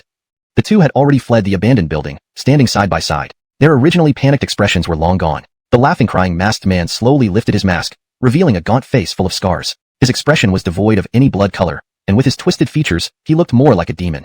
Clifford, don't mess around this time. Hasten the summoning of the Javier. Aline fixed her gaze on the man named Clifford. He formed hand seals, laughing eerily. I humbly invite Supreme Javier-sama to grant me your power. Boom boom boom. The wind raged, and large cracks appeared beneath Clifford's feet. He had no contract beast and suffered abuse from a wicked uncle during his childhood, which made him increasingly unhinged. Yet, he worshipped an SS-ranked Javier. Clifford's body grew hot, his skin turning red as his flesh gradually peeled off, transforming into a 20-meter-tall skeleton Javier draped in a coat and holding a scythe. Aline pulled a tiny worm from her pocket and softly whispered, "Awaken!" A beam of red light enveloped her, merging seamlessly within moments. She transformed into a colossal blue worm covered in slime. District 20. With 3 S-rank presences emerging, the entire city plunged into panic. The previous celebratory atmosphere was replaced by fear. Artems blared as countless civilians fled the city. Dragon Abyss forces immediately evacuated civilians, while Auguste Shah and others appeared 5 kilometers outside the abandoned building. They looked at the heavily injured trio, speechless. Who could imagine what Hicks endured? His mouth was sewn shut with needle and thread, his limbs broken, and not a single part of his body intact. Auguste Shah gritted his teeth in fury. These people deserve death. Yasmin stepped forward, coldly saying, "You stay here. I'll go help." She didn't know why, but seeing Hicks in such agony ignited uncontrollable rage in her heart. Fabio Xian, being the most rational, said, "Don't. Cole can handle it. You'd only get in the way. We should just watch." At this level of battle, they'd only interfere if they joined. Better to let Fabio handle it. Fabio was now blinded by rage. Any who harmed those close to him would pay dearly. He gathered a black mass in his mouth and spat it directly at the 2 towering figures. The Javier incarnation, Clifford, swung his scythe, a black glow forming a magic circle in front of him. A burst of black energy shot from the circle, colliding fiercely with Fabio's black substance. Boom boom boom. The 2 energies collided, causing the whole city to tremble violently. Nearby buildings turned to ash under the impact. Die. The black substance had a strong decomposition ability. Gradually, the Javier's black energy was completely decomposed, unable to resist. Bang! After only 1 second of resistance, the Javier's energy dissipated, and his body was thoroughly penetrated by the black substance. Boom boom boom.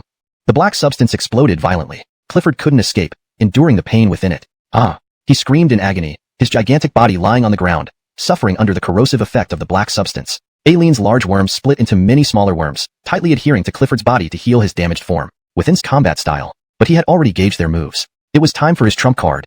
The war sword slashed, sending Fabio flying backward, stirring up clouds of dust. Now, the real show begins. An icy cold voice resonated in the air, followed by an inescapable aura of death. The smoke cleared. The massive beast vanished, replaced by a young man cloaked in black, holding a war sword, hovering mid-air. Hashtag chapter 192, impossible to die. This is the mysterious person who killed Elroy that day. How could he appear here? At the same moment, Auguste Shah and the others standing nearby were stunned. They looked at the teenager hovering in mid-air, his body radiating with a chilling aura of killing intent, and felt an overwhelming urge to submit. Where's Shahe? Where did Shahe go? Now that the smoke had completely dissipated, Shahe's massive body was nowhere to be seen. Augustus's heart sank. Could he have lost the battle? But this youth, last time he also appeared after Shahe vanished. Fabio Xian squinted his eyes. Despite having already guessed, he dared not underestimate him. After all, how could such a divine being possibly evolve into a human? That would be too absurd. A contract beast turned human? On the battlefield, fully embodying madness. Yet every one of his strikes was easily deflected by Fabio. Too slow. He whispered expressionlessly. The war sword in mid-swing suddenly halted in mid-air. Gaston. He watched in disbelief as Fabio held the blade firmly with one hand, unable to free it no matter how hard he tried. Damn it. I will kill you. His aura flared again, enveloping him in terrifying black light, causing tremors beneath his feet. Fabio smirked. Kill me? You're not worthy. With a slight exertion, the war sword shattered into dust in the air. A red beam of light followed immediately, slicing through the air with a buzzing sound. Within moments, half of Gaston's shoulder was severed. Fabio vanished once more. Bang, bang, bang. In that moment, his fury fully unleashed. His speed was beyond what the naked eye could capture, his war sword cutting through Gaston's enormous body like a brush painting chaos. Ah! Ah! Gaston's flesh was torn to shreds. His only response was helpless cries, waiting for his demise. He couldn't imagine that a being capable of absorbing damage and converting it into power would meet such a strange swordsman. Ordinarily, those who could unleash formidable energy posed no threat. But facing Fabio, Gaston could only endure the blows. Ugh! Fabio delivered the final blow. The gigantic body was now reduced to bones. Gaston fell to the ground helplessly, his form shrinked until he returned to his original size. Gaston! Alia widened her eyes, attempting to rush over to heal him. Unfortunately, a figure blocked her path, exuding intense killing intent. Alia? Hee. Beneath the murderous aura, her face revealed a mock-Reg smile. Do you dare call yourself Elroy's descendant? Do you dare seek revenge on me? With your S-class trash, do you dare challenge me? Alia. Each word from Fabio shook her to the core. Her plan was to use Gaston to absorb all their attacks, then heal him, mock-Reg him a terror to exact revenge. But now, she encountered this swordsman, and had no way to counter him. You. Fabio's mockery intensified. My enemies have never been from this world. And even in Rangreg, trash like you will never measure up. So dying by my sword, consider it an honor. As soon as he finished Speegreg, Fabio vanished. Buzz. Sword chi exploded around Alia's insect form, each strike unleashing a cascade of blood. Though Fabio could have ended it in one hit, he chose not to. Killing them wouldn't quell his inner rage. The fates of Hicks, Bonnie, Gabby, their tragic ends were seared into Fabio's mind. He wanted these two to suffer endlessly, unable to die or live. Ah! Fabio's relentless strikes left Alia screaming, her awakening abilities dissipating. Lying in a pool of blood, her arrogance was replaced by sheer misery. She trembling lips finally understood how terrifying the person who killed her grandfather was. With Gaston, victory was impossible. Fabio stood before her, calmly as Greg. Who broke that man's limbs? Alia. She realized what was coming. Her own suffering. No. She reached out desperately, clutching Fabio's trouser leg, trying to plead for mercy. But he kicked her aside. In truth, I enjoy inflicting despair just like you. What if we play a game? Alia. Fabio sneered, start from 1000 and subtract 7. One wrong answer, and I'll slice you with a sword. Alia. Begin. Or I'll change the game. Alia, 1000, minus 7 equals 993, 986, 978, wrong. Start over. Alia, Her entire foot was sliced off, but a cloud of black mist enveloped her wound, allowing her to feel the pain but not pass out. To die? She needed Fabio's permission first. Please ensure you continue the story maintaining the same style and structure while keeping the translation accurate and natural. Chapter 193, Sending You Home, 993, 986, 979, 9. Xantha was desperately counting down when she was inexplicably struck by another sword. She screamed in pain. Fabio sneered, too slow. There's a punishment for that.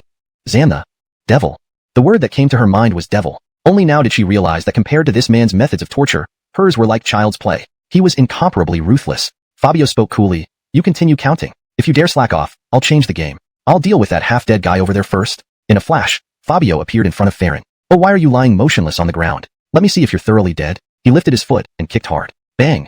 Farron soared into the sky like a soccer ball. Following closely, Fabio delivered a stunning whip kick, sending Farron crashing down next to Xantha. Boom! The impact caused the entire area to sink significantly. Had it not been for the black aura Fabio used to protect Farron's heart, he would have died instantly. Still, the pain remained intense, and both of them looked back at Farron with a sinister smile. Alright, I don't want to play games anymore. Farron sighed in relief. With his dark god dead and himself reduced to a cripple, merely surviving seemed like a blessing. But Fabio's words brought him despair once more. Let's start by crippling your limbs. Farron. Crack, crack, crack. Pain rendered Farron numb. His limbs were completely mangled, and he doubted the other party even wanted him alive. Fabio smirked. Earlier, you two asked me a question. Now, let's use that same question on you. Between you and that woman, who wants to live? Farron. Xantha. They had known each other for many years and had always supported one another. To ask who wanted to live was akin to Magreg the other play executioner. Even if they survived, they'd be tormented by endless guilt and anguish. I want to live. Surprisingly, it was Farron who spoke. Let me live. Please, no more torment. Do not torture me. He wanted to live so that Xantha wouldn't endure a broken existence forever, or perhaps to give her peace through death. Once only a torturer, now he found himself on the receiving end. Fabio chuckled. Oh, you want to live? Guess my mood. Is it happy or angry? Guess correctly, and neither of you will die. Farron. This man felt even more insane than he did from their hiding spots. Seeing the ground soaked in blood and nearby buildings turned to ruins, they imagined how brutal the fight must have been. Where did he go? Everyone shook their heads, unsure of where the icy young man had gone. If they knew Fabio planned to slaughter all of Xantha's clan in Japan, they would have been shocked beyond belief. Since she dared to harm those close to him, he would retaliate accordingly. She kills one of mine, then I'll massacre her entire clan. Chapter 194. Pardoning the Sakura Nation. An hour later, The skies over the Sakura Nation were pierced by a shrill alarm. Got to be kidding me. What is that thing? So fast. Our air defense systems can't even track it. Damn. It's already passed. The soldiers on the coast watched as an unknown object appeared on their radar, moving at supersonic speed across the sea strait toward the Sakura Nation. After an hour of sprinting, Fabio arrived in the Sakura Nation, dragging along the half-dead Beatrix. As soon as they reached the Sakura Nation, a group of elite warriors surrounded them. Leading them was a woman with long hair, who froze upon seeing the white-haired teenager. Are you the same one from before? Aurora widened her eyes, recalling the day when Elroy fell in battle, which gave her an overwhelming urge to flee. The Yamamoto family had always been suppressed by the Abe family since ancient times, but after Elroy's death, they grew stronger. Aurora even became the captain of the Maritime Self-Defense Force. Yet now, she faced such a terrifying enemy just as she had taken up this role. Wait, is this? She noticed the blood-soaked and tattered Beatrix being held by Fabio. Her coat was in shreds, and her body covered in wounds. If not for the dark aura surrounding her, she would have surely died. Beatrix! She yelled at Fabio in broken Dacia language. What did you do to her? Now, while we haven't attacked yet, put her down and get lost. Or else, you will face the wrath of the Sakura Nation. Aurora had grown up with Beatrix. Though they were competitors, they were also good friends. Seeing her friend in such a state ignited a fury within her chest. Fabio hissed, you know her? His lips curled slightly. Then this should be easy. A red sword glow flickered in the darkness, and all the soldiers around Aurora were instantly killed. In mere moments, only Aurora remained in the air. Before she could react, a fierce wind assaulted her. Gore! Fabio clutched Aurora's throat, staring at her coldly and whispering, tell me where Beatrix's home is. A thick aura of impending death enveloped her. If she dared to refuse, she would meet her end immediately. Gore! Fear surged through Aurora like a tidal wave. Magreg her tremble. Tears welled up in her eyes as she nodded weakly. I'll take you there. There was no point resisting. Anyone on the street could tell him where the Abe residence was. Why waste her life? I'll take you. Upon hearing this, Fabio slightly loosened his grip on Aurora. Sakura Parliament Hall. Due to the arrival of one person, all the ministers gathered here. The Ted, seated behind a curtain, remained silent, unsure what was happening but well aware that the terrifying white-haired ghost had come to the Sakura Nation. Your Excellency. One minister shouted nervously, the white-haired ghost is heading straight for Elroy's residence. We cannot let him wreak havoc here. The Ted wished he could throw this useless minister out. Everyone knew they couldn't let the intruder cause chaos, but who could they send against him? Even Elroy had been defeated. What heinous act did the Abe family commit to bring the white-haired ghost all the way here? Their guardian deity might only hold out for a moment. Send the Yamamoto family's best warriors to assist. If they fail, I'll have to step in. Everyone was startled when the Ted mentioned stepping in. Since his defeat, he had secluded himself, never revealing his true power. He hadn't acted even when a million demons attacked the city. Now, he was willing to confront a single white-haired youth. Not acting would undermine national dignity, but acting might lead to self-destruction. All the other nations would certainly suppress the Sakura Nation after witnessing his strength. Abe residence. Fabio hovered in the air. Lou Greg down at the many skilled warriors and summoned beasts below. He felt no tension, only exhilaration. Because Beatrix had targeted his people, he wouldn't hesitate to retaliate against hers. He had traveled 1,000 miles for this very purpose, to wipe out her entire clan. Seeing the best of the Sakura Nation arrive, Aurora smiled. Are you afraid now? These are the strongest of our nation. This night, you will die. Before she could finish, Fabio flung her downwards like trash. Several warriors rushed to protect her, but were struck by a red sword light. Boom. Dense smoke erupted from the ground. The front gate of the Abe residence crumbled. Aurora and those who rushed to help were killed instantly. Fabio whispered coldly, too noisy. This enraged the other warriors, who charged forward with their summoned beasts. Baka Yuaro. Die. Oh Baka. Dozens of warriors came without hesitation, ready to be cannon fodder. Fabio sneered and moved his Elon sword slightly, unleashing a powerful, overwhelming pressure. He didn't bother attack Reg, as these mere A-rank fighters weren't worth it. PFFF. Those riding summoned beasts were immobilized by the SS rank pressure, then crashed to the ground, their organs exploding under the force. Cristobalting the near-dead Beatrix, Fabio's voice turned icy. Watch closely. Whatever you did to others, they will do to you. Today, I will kill your entire clan. Anyone who tries to stop me will pay the price. Beatrix's eyes widened, hot tears streaming down her cheeks. She was already paying for her actions. Provo Greg, such a terrifying person, was a grave mistake. At that moment, a black light flashed within the residence. It formed into a black, jade-faced Buddha sitting on a lotus, holding a long staff. Amitabha. I have been worshipped by Elroy for over 100 years, and guarded this land for over a century. If you know what's good for you, leave. He was cut off by Fabio's retort. Cut the theatrics. You're just a Jared-level spirit, pretending to be impressive. Do you think you're some kind of multi-headed warrior? You're just a single-head, two-arm loser. Rushing out here to die. You must have had a decade-long brain disease. Che. You. After so much cultivation, he truly felt unprepared for such disrespect. Chapter 195. The Eight-Headed Giant Snake. Master will kill you. Che was so enraged that smoke seemed to be coming out of his ears. Having practiced for so long, he had never encountered someone as disrespectful as this. His entire body radiated dark energy, releasing a powerful black beam from his palm. Fabio scoffed, Jester. In a flash, he easily evaded the attack. In the next second, he appeared behind Che. Che, ? Where did he go? Knowing my power, you turned tail and ran. Great Xia people indeed only know how to bluff. But as soon as he finished Spigreg, an icy voice came from behind him. All great Xia people are your daddy? Che.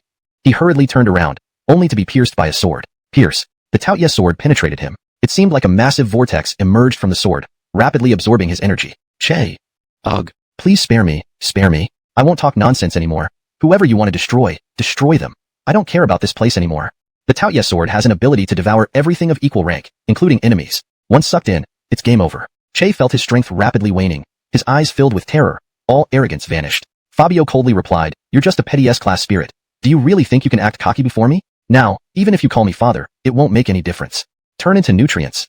Che vanished amidst his screams. People below were utterly stunned. Even Brevin's Che was toy-like in front of him. Such a terrifying individual truly was invincible. After Che disappeared, Fabio looked down at the people dressed in white robes, revealing a savage grin. He gently threw Chester down. Bang! Chester hit the ground, and no one dared to go near to protect her. Previously, those who tried to save Aurora ended up being killed by slashing swords. Now, they were mere punching bags, waiting to die. Fabio sheathed the Taoye sword and coldly roared, "Chester, far across Great Xia, harming my comrades and underestimating my power. This time, I've come just to teach you a lesson. Everyone."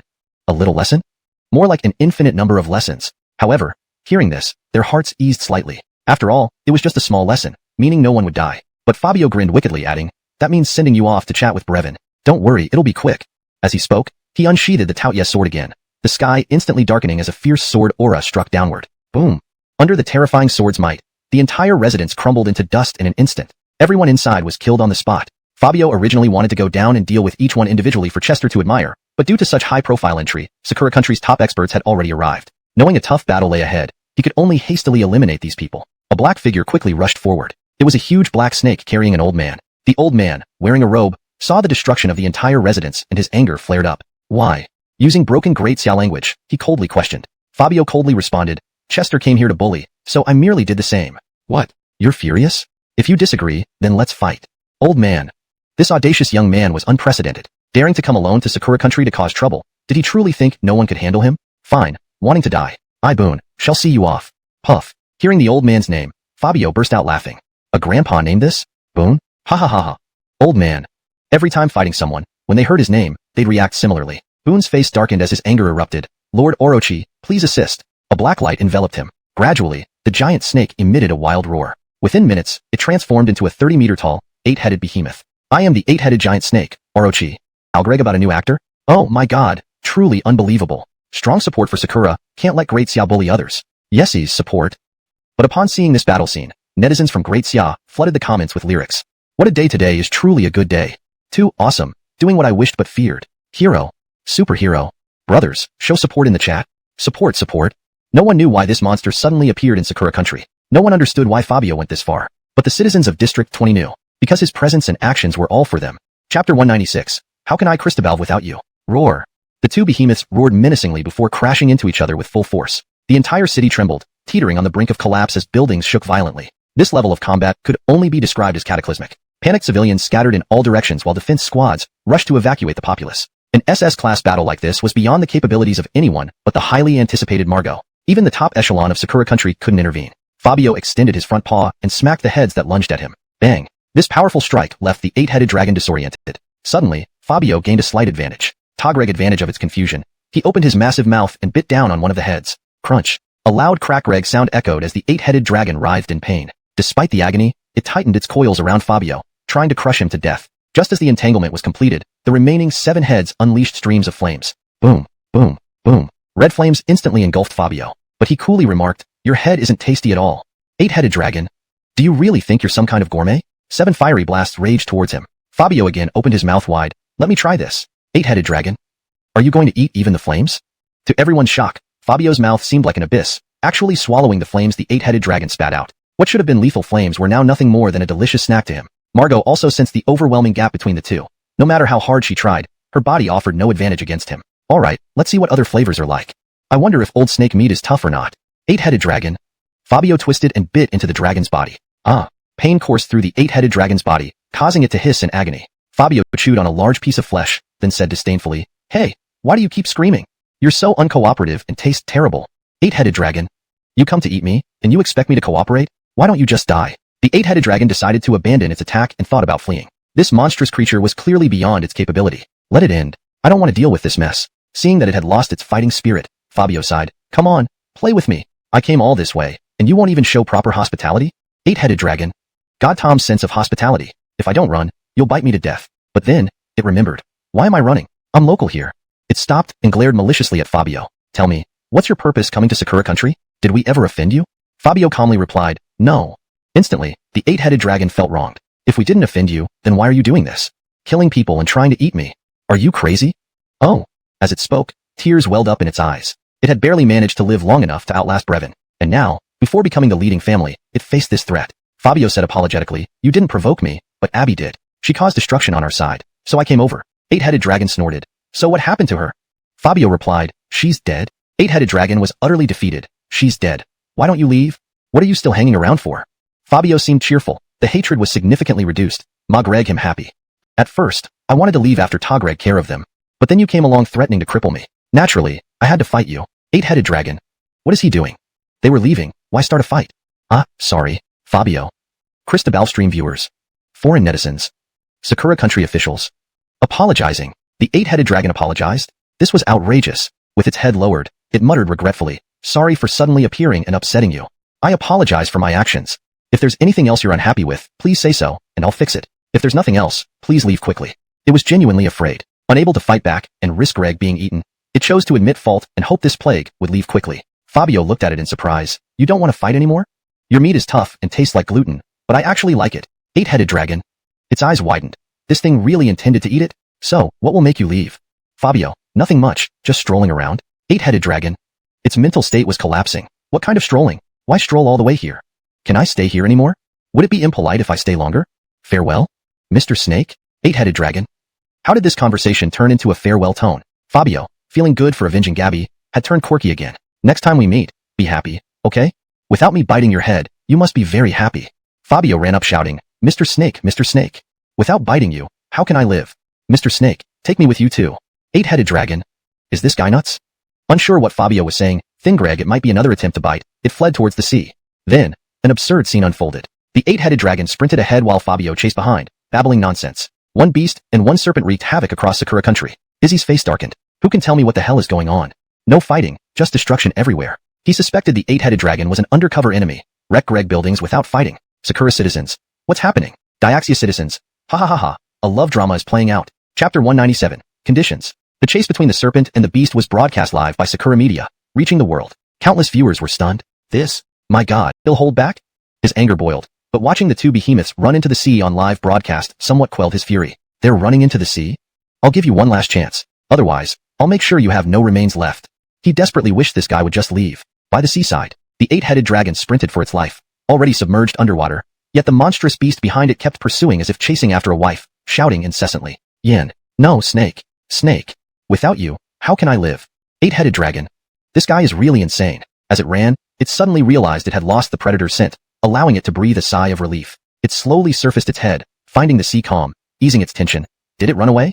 Thank goodness this lunatic didn't chase me. Huff, huff. It had barely caught its breath, almost losing its life, when bubbles emerged from below. Eight-headed dragon. Suddenly, pain shot through its tail, as if something had bitten it. Ouch! Christabel an electric shock. It thrashed wildly, trying to shake off the thing biting its tail. Before it could succeed, it was lifted up and sat atop Fabio's head. Fabio, biting the bleeding snake tail, grinned wickedly. Surprised? Unexpected, right? Eight-headed dragon. Unexpected my ass. My tail's nearly bitten off. Big brother. Eight-headed dragon, enduring pain with a pitiful voice, asked, what do you want to let me go? Please, show me mercy. With you like this, I'm so scared. One head destroyed, tail damaged, continuing like this, eight-headed dragon might not survive much longer. With no choice but to beg for mercy, Fabio released his large mouth. Now serious, you've bored me. Eight-headed dragon. What is this ominous statement, said so formally? And didn't you know I'm ancient? Only one condition. You swear that the Abbey clan shall not live. All those related to them, none shall be spared. Not knowing if he'd exterminated all of them, Fabio understood the importance of cutting roots to prevent future trouble. Using this to warn Sakura country, his mission of annihilating a clan was achieved. But some still remained free. Living too comfortably wasn't an option. Anyone connected to Abbey must die. Who knows if another vengeful force would come tomorrow. To face beast-like enemies, use beast-like weapons. Instill genuine fear in those who fear you. Enemies of Fabio cannot expect mercy. Eight-headed dragon hesitated. Lou Greg at Fabio without answering. Fabio growled coldly. What? You don't agree? So, there's nothing to talk about then? Eight-headed dragon. A bad feeling grew. It was facing SS class pressure. Refusing would mean certain doom. Gore. Unanswered, Dark energy built in Fabio's mouth, roaring, "Do you disagree? Then I'll send you to hell." The eight-headed dragon's eyes became clearer, chuckling awkwardly. "Oh, just thin Greg of happy things. I'll handle this immediately. I promise. I truly promise."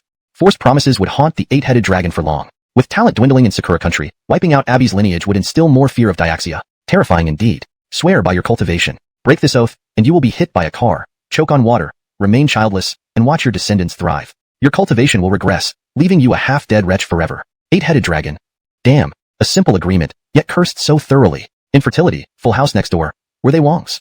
Despite this, eight-headed dragon swore solemnly. Cultivators valued such oaths seriously. Brea Greg, one would lead to real disaster. Fabio knew it wouldn't dare break it.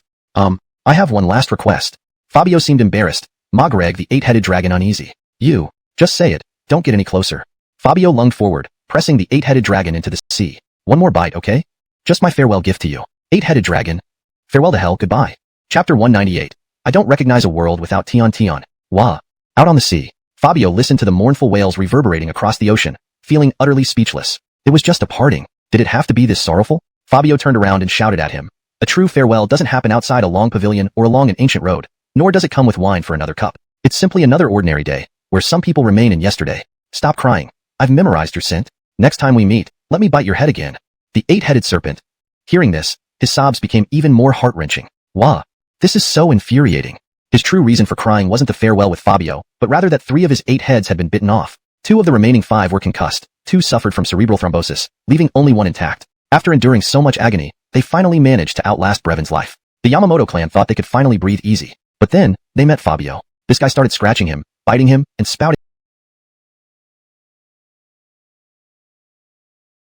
all sorts of nonsense. Ma Greg him feel like he was a mole. Wah. The television broadcast captured the 8-headed serpent's cries live, causing an uproar on the world's internet. Japan's 8-headed serpent brought to tears by Dia Monster. Shocked, the 8-headed serpent also cries. Dia YYDS. Mysterious Eastern powers stunned the world. That night, Japan lost all its dignity. Despite being pushed to their doorstep, they didn't dare make a peep. How could they respond? Fight another battle? They'd surely lose. Currently, Brevin was dead, and Boone was psychologically scarred. The upper echelons of Japan, aside from Izzy, were shattered. They needed at least a century of rest to recover. More shockingly, every single descendant of Brevin, no matter how distant, was eliminated. Subsequently, Japan announced it would close its borders, clearly terrified of Fabio. One humiliation left them heavily damaged. Another could mean irreversible harm. Japan had witnessed Dia's formidable power, as did the rest of the world. This dragon had awakened, and none could subdue it unless they wished to face severe consequences. The next morning, early in the day, Fabio appeared at the hospital ward. Although last night's revenge was satisfying, his heart was heavy due to Hicks, Bonnie, and Gabby. All 3 were in ICU, with Bonnie and Hicks in relatively stable conditions. Doctors were confident about saving them. However, Gabby was in dire straits. Auguste Shaw hadn't provided specifics, but was seen quietly sobbing in the shadows. Family members. At this call, Auguste Shaw, Yasmin, Fabio Xian, Benji, and others immediately gathered. The middle-aged doctor wearing a mask looked somber, saying in a subdued tone, her condition is complex. Internal injuries aren't fatal, but her vital signs are plummeting rapidly and stabilized at a certain point. It's as if she aged overnight to 80 years old. She's not in immediate danger but remains in a deep sleep. After moving her to a general ward, you'll see for yourselves. He was baffled by what caused this sudden aging followed by stabilization. Besides the appearance, there was no real threat to her life. Crucially, they didn't need to intervene urgently. Doctor, are you sure everything's alright? Auguste Shaw anxiously stared at the doctor. See Greg reassurance. The doctor slightly shook his head. You'll see when she's moved to the general ward. Fabio felt a sense of foreboding. He suspected Gabby's condition was related to using the king's ring to purify herself. About 30 minutes later, Gabby was moved to a private ward. Upon entering, everyone was shocked. They saw an elderly woman with white hair lying unconscious on the bed. Her face was covered in age spots, her limbs thin and bony. Had it not been for the familiar features, no one would recognize this as the adorable Gabby they knew. Auguste Shaw couldn't hold back her tears, rushing to Gabby's side, sobbing, Tion Tion, Tion Tion. Why are you like this? What happened to you? Auguste Shaw couldn't understand why the battle turned so cruel. In Districts 8, 11, and 12, Gabby endured numerous hardships but remained unharmed. Now she was in this state. Yasmin and Fabio Xian also wept profusely. Everyone knew that beauty was a girl's pride. If Gabby couldn't recover, she might become despondent. Who could accept such rapid aging? Her bright days had just begun. Why did this happen? From Augustish's anguished words, it was clear she regarded Gabby as a sister. Fabio stood silently, eyes unmoving, communicating with the system. System, stop fooling around or else I'll destroy you. She's in big trouble, and you're still silent? Ding, you can spend all evolution points and credits for one assistance. It would cost everything. Could Fabio afford it? Yes, he could. Without Gabby, this world held no meaning for him. Spend it. Ding, spent successfully. Congratulations on obtaining one assistance. A full map of Zone 20 appeared before Fabio. A green dot marked a secluded forest near the border of Zones 20 and 21. You can steal a small amount of spiritual nuclear energy to repair her body. Spiritual nuclear energy, the source of boundless power. Once in possession, anything was possible. Fabio narrowed his eyes, stepping out without hesitation. I don't recognize a world without Tian. So I will save her with my own hands. Tian, wait for me. None noticed the hero slowly descending into darkness. Zone 20. Dangerous. Chapter 199. The firewood carrier for all cannot perish in the snowstorm. News of Gabby's severe injuries and hospitalization seemed to spread like wildfire, reaching every corner of the country. In Zone 20, outside the first hospital, students from Qingyang Academy, along with countless citizens of the city, stood before the hospital. Their eyes brimmed with tears as they gazed sadly at the building. Gabby, stay strong. We couldn't fight beside you when you were battling for us, but now we want to stand shoulder to shoulder with you. Gabby, don't lose. The students of Qingyang Academy are all waiting for you to return to class. Tian, everyone from the advanced class is here. Please get better soon. The calls rang out one after another. The students from Qingyang Academy had long turned into teary-eyed messes. Though they couldn't fight alongside Gabby, this time they wanted to cheer for her. Even if their voices were small and weak, they wanted Gabby to feel that they were always by her side. Behind them, the common people had also come spontaneously. They were all citizens of Zone 20. Among them were those who had once been disciplined. Tori was among them. Now, just like everyone else, she shed tears and cried out, "You even beat me up. Come back and fight me again to the death." The citizens joined in the cries. Gabby, you've protected us so many times. Now let us be by your side. Please recover well. Get better soon, hero. If it's possible, I would like to invite you to be our wedding witness. Because of your protection, we can finally be together. Thank you, Gabby. Please get better quickly. Auguste Shah, who was standing in front of the hospital trying to maintain order, heard these words and felt as if her heart was bleeding. They didn't know about Gabby growing old. All they knew was that last night's battle in the suburbs was terrifying. Yet, Gabby lay heavily injured and unconscious. Who knew? Who knew that the hero in their eyes might never wake up again? Thin Greg of this, Auguste Shah gathered all her courage, stood in front of everyone, and with tearful eyes shouted, "Everyone, please hold on a moment. I am Auguste Shah, the head of Zone 20 Spirit Dragon. Regarding how severely Gabby is hurt, all I can tell you is that it's very serious." These two words almost fighting until the end. Everyone knew that Zone 20 could not afford to lose her. With Zone 20 Tagreg the lead, all other zones across the nation responded. In Zone 11, citizens began collective prayers throughout the entire city. Nearby mountains and temples were filled with people praying for Gabby. Every temple's blessing boards were overwhelmed, each bearing only one name, Gabby. On the Heroes Square in Zone 11, the 20-meter statue of Gabby stood amidst piles of flowers. It was sculpted to honor her. Gabby, I don't know what happened to you, but I still hope everything is okay. Gabby, thank you for saving Zone 11. I hope you will overcome this difficulty. My whole family came here. Thank you so much. Douglas stood before the statue for a long time before sobbing. You refused to stay in Zone 11? You fought alone. It hurts so much. Please, little girl, hold on, wake up soon. In Zone 8, citizens marched while holding banners, chanting slogans. In Zone 12, still recovering from its trials, workers placed statues of Barack on the streets, chanting loud slogans. Barack, you're being ridiculous. Do I have no face? Barack, of course, I will bless everyone to be safe and sound. The internet was also flooded with support for Gabby. Every citizen in the country prayed for her online. Gabby's great deeds were witnessed by all. Auguste Shah sat outside Gabby's ward, eyes swollen from crying. With a hoarse voice, she said to Gabby, "What happened to you? Cristobalston, everyone outside wants you to get better so badly. Now, everyone across the nation is calling for you to wake up." She hit play on an audio recording. One after another, passers-by's voices began echoing in the ward. "Hope Gabby recovers soon. Gabby, you've protected us so many times, now let us be with you. Get better soon, hero. My dream is to be a hero like you. Please, you must hold on." A child, with a sweet, innocent voice, waved his tiny fists seriously. Gabby's fingers twitched slightly. A tear slowly slid down her cheek. She felt the longing of the people. Unfortunately, she couldn't get up to respond, only listening silently. Seeing Gabby react, Auguste Shah cried hysterically, "Did you hear that? Tian. As long as there was a reaction, even if it cost Auguste Shah her life, she would gather every voice she could. Because the doctor had said, she might never wake up, her body's functions were seriously aging, giving her only 7 days at most. That was why Auguste Shah cried so bitterly. 7 days. Such a glaring number. Fabio was already on his way to steal the spiritual core. Would he succeed? Would anything change? Stay tuned. Hashtag Chapter 200, The Torture of Chien and Emily. At the boundary between Zone 19 and Zone 20, a dense forest grows here, with an immensely wide river at its end. This river is the boundary dividing Zone 19 from Zone 20. Fabio had been traveling all afternoon and finally arrived at the location chosen by the system. Nana's master is on the brink of death, unable to complete the awakening, causing me to rush here for an entire afternoon. If the master falls into a coma, the bonded beast cannot awaken. Even if they were thousands of miles apart and the master was still alive, the awakening would be possible. But without consciousness, no matter how strong Fabio was, he could only remain an ugly sewer creature. When he reached the destination, the sunset was almost touching the water's surface. The twilight dyed the entire river surface an intense red. Fabio passed through the woods and stood by the shore, his eyes becoming unusually determined. Is it here? The system-chosen location was the center of this river. Fabio had to swim across to reach it. For Gabby, I'll do anything. Fabio leaped into the water and started swimming in the direction indicated by the system. He continuously dived deeper, and the river flashed with red light as numerous energy devices activated. These were defensive mechanisms set up by the able military to prevent demons from stealing spirit core energy. Once any life signs were detected below, the protective devices would automatically activate. These mechanisms were designed according to the highest standards. Even if Fabio was SS ranked, he faced lethal danger without awakening. Spirit core energy was essential for each city. Losing it meant the city would collapse. Cristobach Zone 12, though destroyed by demons, it could be rebuilt as long as the spirit core remained intact. Spirit energy was the foundation for both contracted beasts' survival and human existence.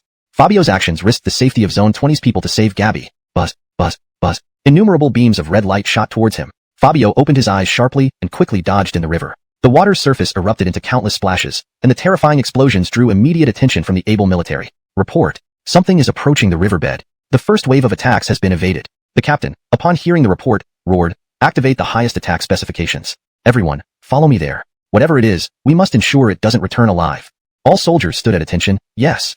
Fabio narrowly dodged the first wave, but didn't expect another barrage of red beams coming even more fiercely. Damn.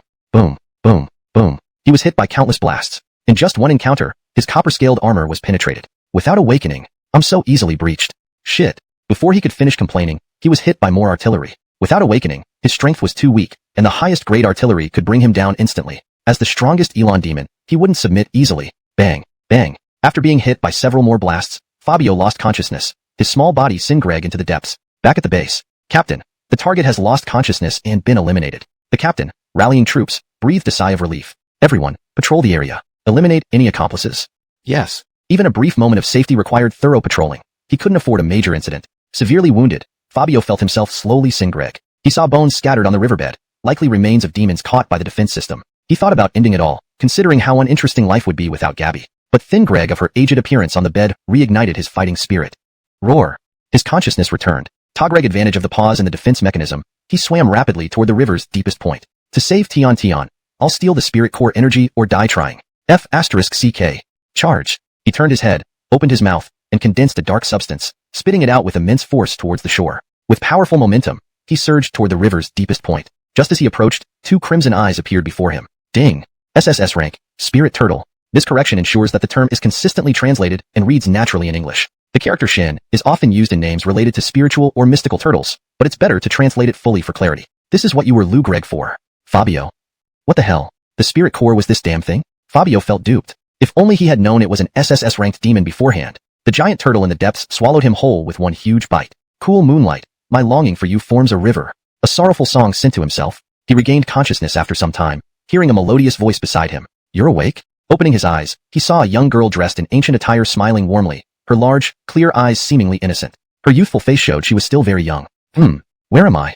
What the hell? How did I awaken? And in combat mode? Fabio found himself transformed into a white-haired youth, puzzled by the situation. The girl smiled brightly. Because you're inside Kushikian's stomach? So, contracted beasts who enter here will absorb spirit energy and awaken automatically. This mode can last indefinitely. I was surprised you awakened as a human too. Kushikian? Did the turtle that swallowed him earlier become this coin? Inside Kushikian's stomach. By outside standards, this is where the spirit core energy is produced. I'm called Arabella, the owner here. Fabio looked around and saw peach trees everywhere, petals floating in the air, creating a poetic ambience. Emily blossoms, beauty, and he noticed a short figure with a turtle shell digging holes on the ground. What's he doing? Arabella explained with a smile. You mean Kushikian? He's digging a hole for you. After you lie in it, I'll plant a peach tree over you, and next year, you'll bloom into fruit. Isn't that cool? After you entered, I thought you were quite handsome, so I let you wake up. Others who are ugly usually get killed by Kushikian directly. Fabio. This girl was somewhat off. And why did she seem to wait for praise? Do you need someone to commend this? Are you insane, or am I? Who's got the brain clot here? Translation ends. Chapter 201. You're the naughtiest one. Cristobal girl. Do we have to be this direct? Fabio looked at the little girl with disdain. Who would immediately want to bury someone upon first meeting? Emily shook her head slightly. No. Anyone who approaches us is a villain. Don't think that because you're handsome, I'll let you off the hook. She was incredibly serious, having survived here for so many years. Countless demons and villains had come down to the river just to obtain spirit energy cores. How could he let these people off easily? Speagreg so much to Fabio was already beyond fair. Yeah. Emily is right. Someone like him should be buried here. So what if he's handsome? Can that fill his stomach? If that were possible with my ugly mug, I'd definitely be stuffed to death. A short figure, barely half a meter tall and covered in green, wearing a turtle shell, approached while cursing under its breath. Anyone who didn't know better might assume it was exceptionally handsome. In reality, it had a flat nose, sausage lips, lifeless large eyes, and a bit of a squint. Fabio forgave it for being visually challenged, but how could it possibly match up to handsomeness in any way? You listen to me. Fabio tried to explain his reasons for being there, about saving someone. But before he could finish, Emily cut him off dramatically, pouting. You listen to me. I have a friend who's dying. I want to take some spirit energy cores to save my friend. You can surely understand, right? Fabio. He had been about to say the same thing. Hemlock sneered. I've seen many living Buddhas, but this is the first time I've met a good person like you who wants to save all beings. Fabio. Who are you touching? Not as you think. His words were interrupted again by Emily pouting. My friend really is dying. Please show mercy and give me some spirit energy cores.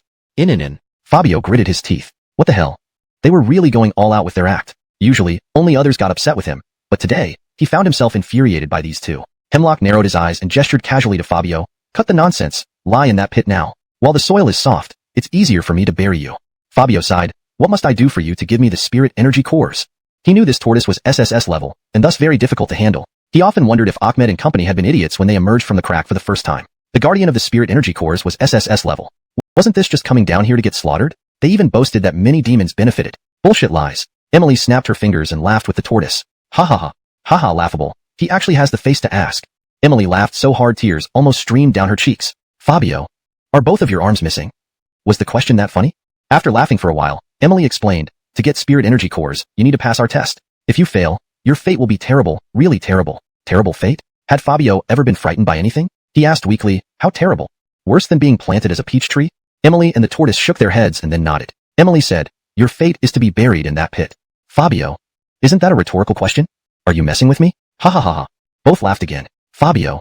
Thank you. I feel offended. Emily continued. The test is simple. He and I are both top-notch omniscient beings. Just stump us with a question, and we'll give you some spirit energy cores. Maybe even treat you like a father. After all, no one in the world can stump us. Hemlock chuckled. Not possible. Fabio. These two must be bored sick to play such games. Did they think this was a brain teaser? In his previous world, what questions couldn't he throw out online? So I'll ask you a century-old riddle. Emily narrowed her eyes. What century-old riddle? Hemlock interjected. He's just trying to fool us. What don't we know? Fabio gave them a sly smile. If your mother and your husband/wife fall into water, who will you save first? By the way, you can only save one, and the other one, left unrescued, will instantly meet a violent end, die horribly, even reincarnate as a green tortoise next life. Hemlock blurted. Are you mock-reg me? Fabio remained silent. Having already laid out the question, it was now up to them to answer. Emily's smile faded, frowning as she whispered to Hemlock. Which one should we choose to save? One is love, one is family. Letting either go feels morally wrong. Hemlock awkwardly admitted, honestly, I don't know whom to save. Both sides hurt. Not rescuing either isn't an option. Fabio smirked triumphantly. Come on. Aren't you supposed to be all-knowing? Why are you stumped by this simple question? Emily retorted stubbornly. Any choice can be the answer, but it's too emotionally taxing, unfair. That doesn't count. Give us a question with a definitive answer. Knowing he could manipulate these two by spargreg their interest, Fabio agreed. Okay. Here's an easy one. But you must answer within 5 breaths, or you lose. Know the chicken and rabbit in the cage problem? Emily waved impatiently. Fine. Hurry up. No one knows it better than me. Hemlock puzzled. What's that? Fabio stated. Suppose chickens and rabbits are in the same cage. There are 35 heads and 94 feet. How many chickens and how many rabbits? Emily exclaimed. Hemlock counted on his fingers. Fabio secretly rejoiced. In his old world, math problems were terrifying. Faster, or you lose. Emily dejectedly muttered. How am I supposed to solve this? Who asks such a ridiculous question? I know everything from astronomy to geography, but this problem is outrageous. Hemlock coldly whispered. Should we just bury him instead? Emily gasped. Fabio blinked in shock. Is this cheating? Just you kid are the naughtiest. Translation complete. This maintains the paragraph structure, line breaks, and captures the humor and interactions from the original text.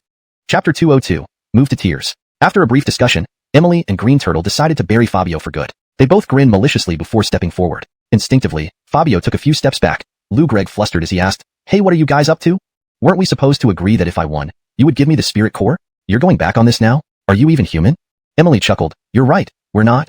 She pointed at the green-haired turtle beside her. He's a spirit Shin turtle, not a human. Note, the term Shin is transliterated directly from Chinese and should be either explained or replaced with an appropriate equivalent in English for better comprehension. For this context, we'll treat it as a proper noun related to the story's lore. Improved version. She pointed at the green-haired turtle beside her. He's a spirit Shin turtle, not a human. For an even smoother read in English, if you have established what Shin means earlier in the story, you can replace it. She pointed at the green-haired turtle beside her. He's a spirit mystic turtle, not a human. This makes the translation more fluent and comprehensible while staying true to the original text. And I'm the river mother of this great river, also not human. These two had never intended to honor the bet, Fabio realized with frustration. He knew the SSS level spirit Shin turtle, and it was clear that this river mother was also an unfathomably skilled expert. The term Shin seems out of context in English as spirit Shin turtle. It might be better to keep it as spirit Shin turtle or translate Shin if there's a specific meaning tied to it in this context. Revised. These two had never intended to honor the bet, Fabio realized with frustration. He knew about the SS-level Spirit Shen turtle, and it was evident that this river mother was also an incomprehensibly powerful expert.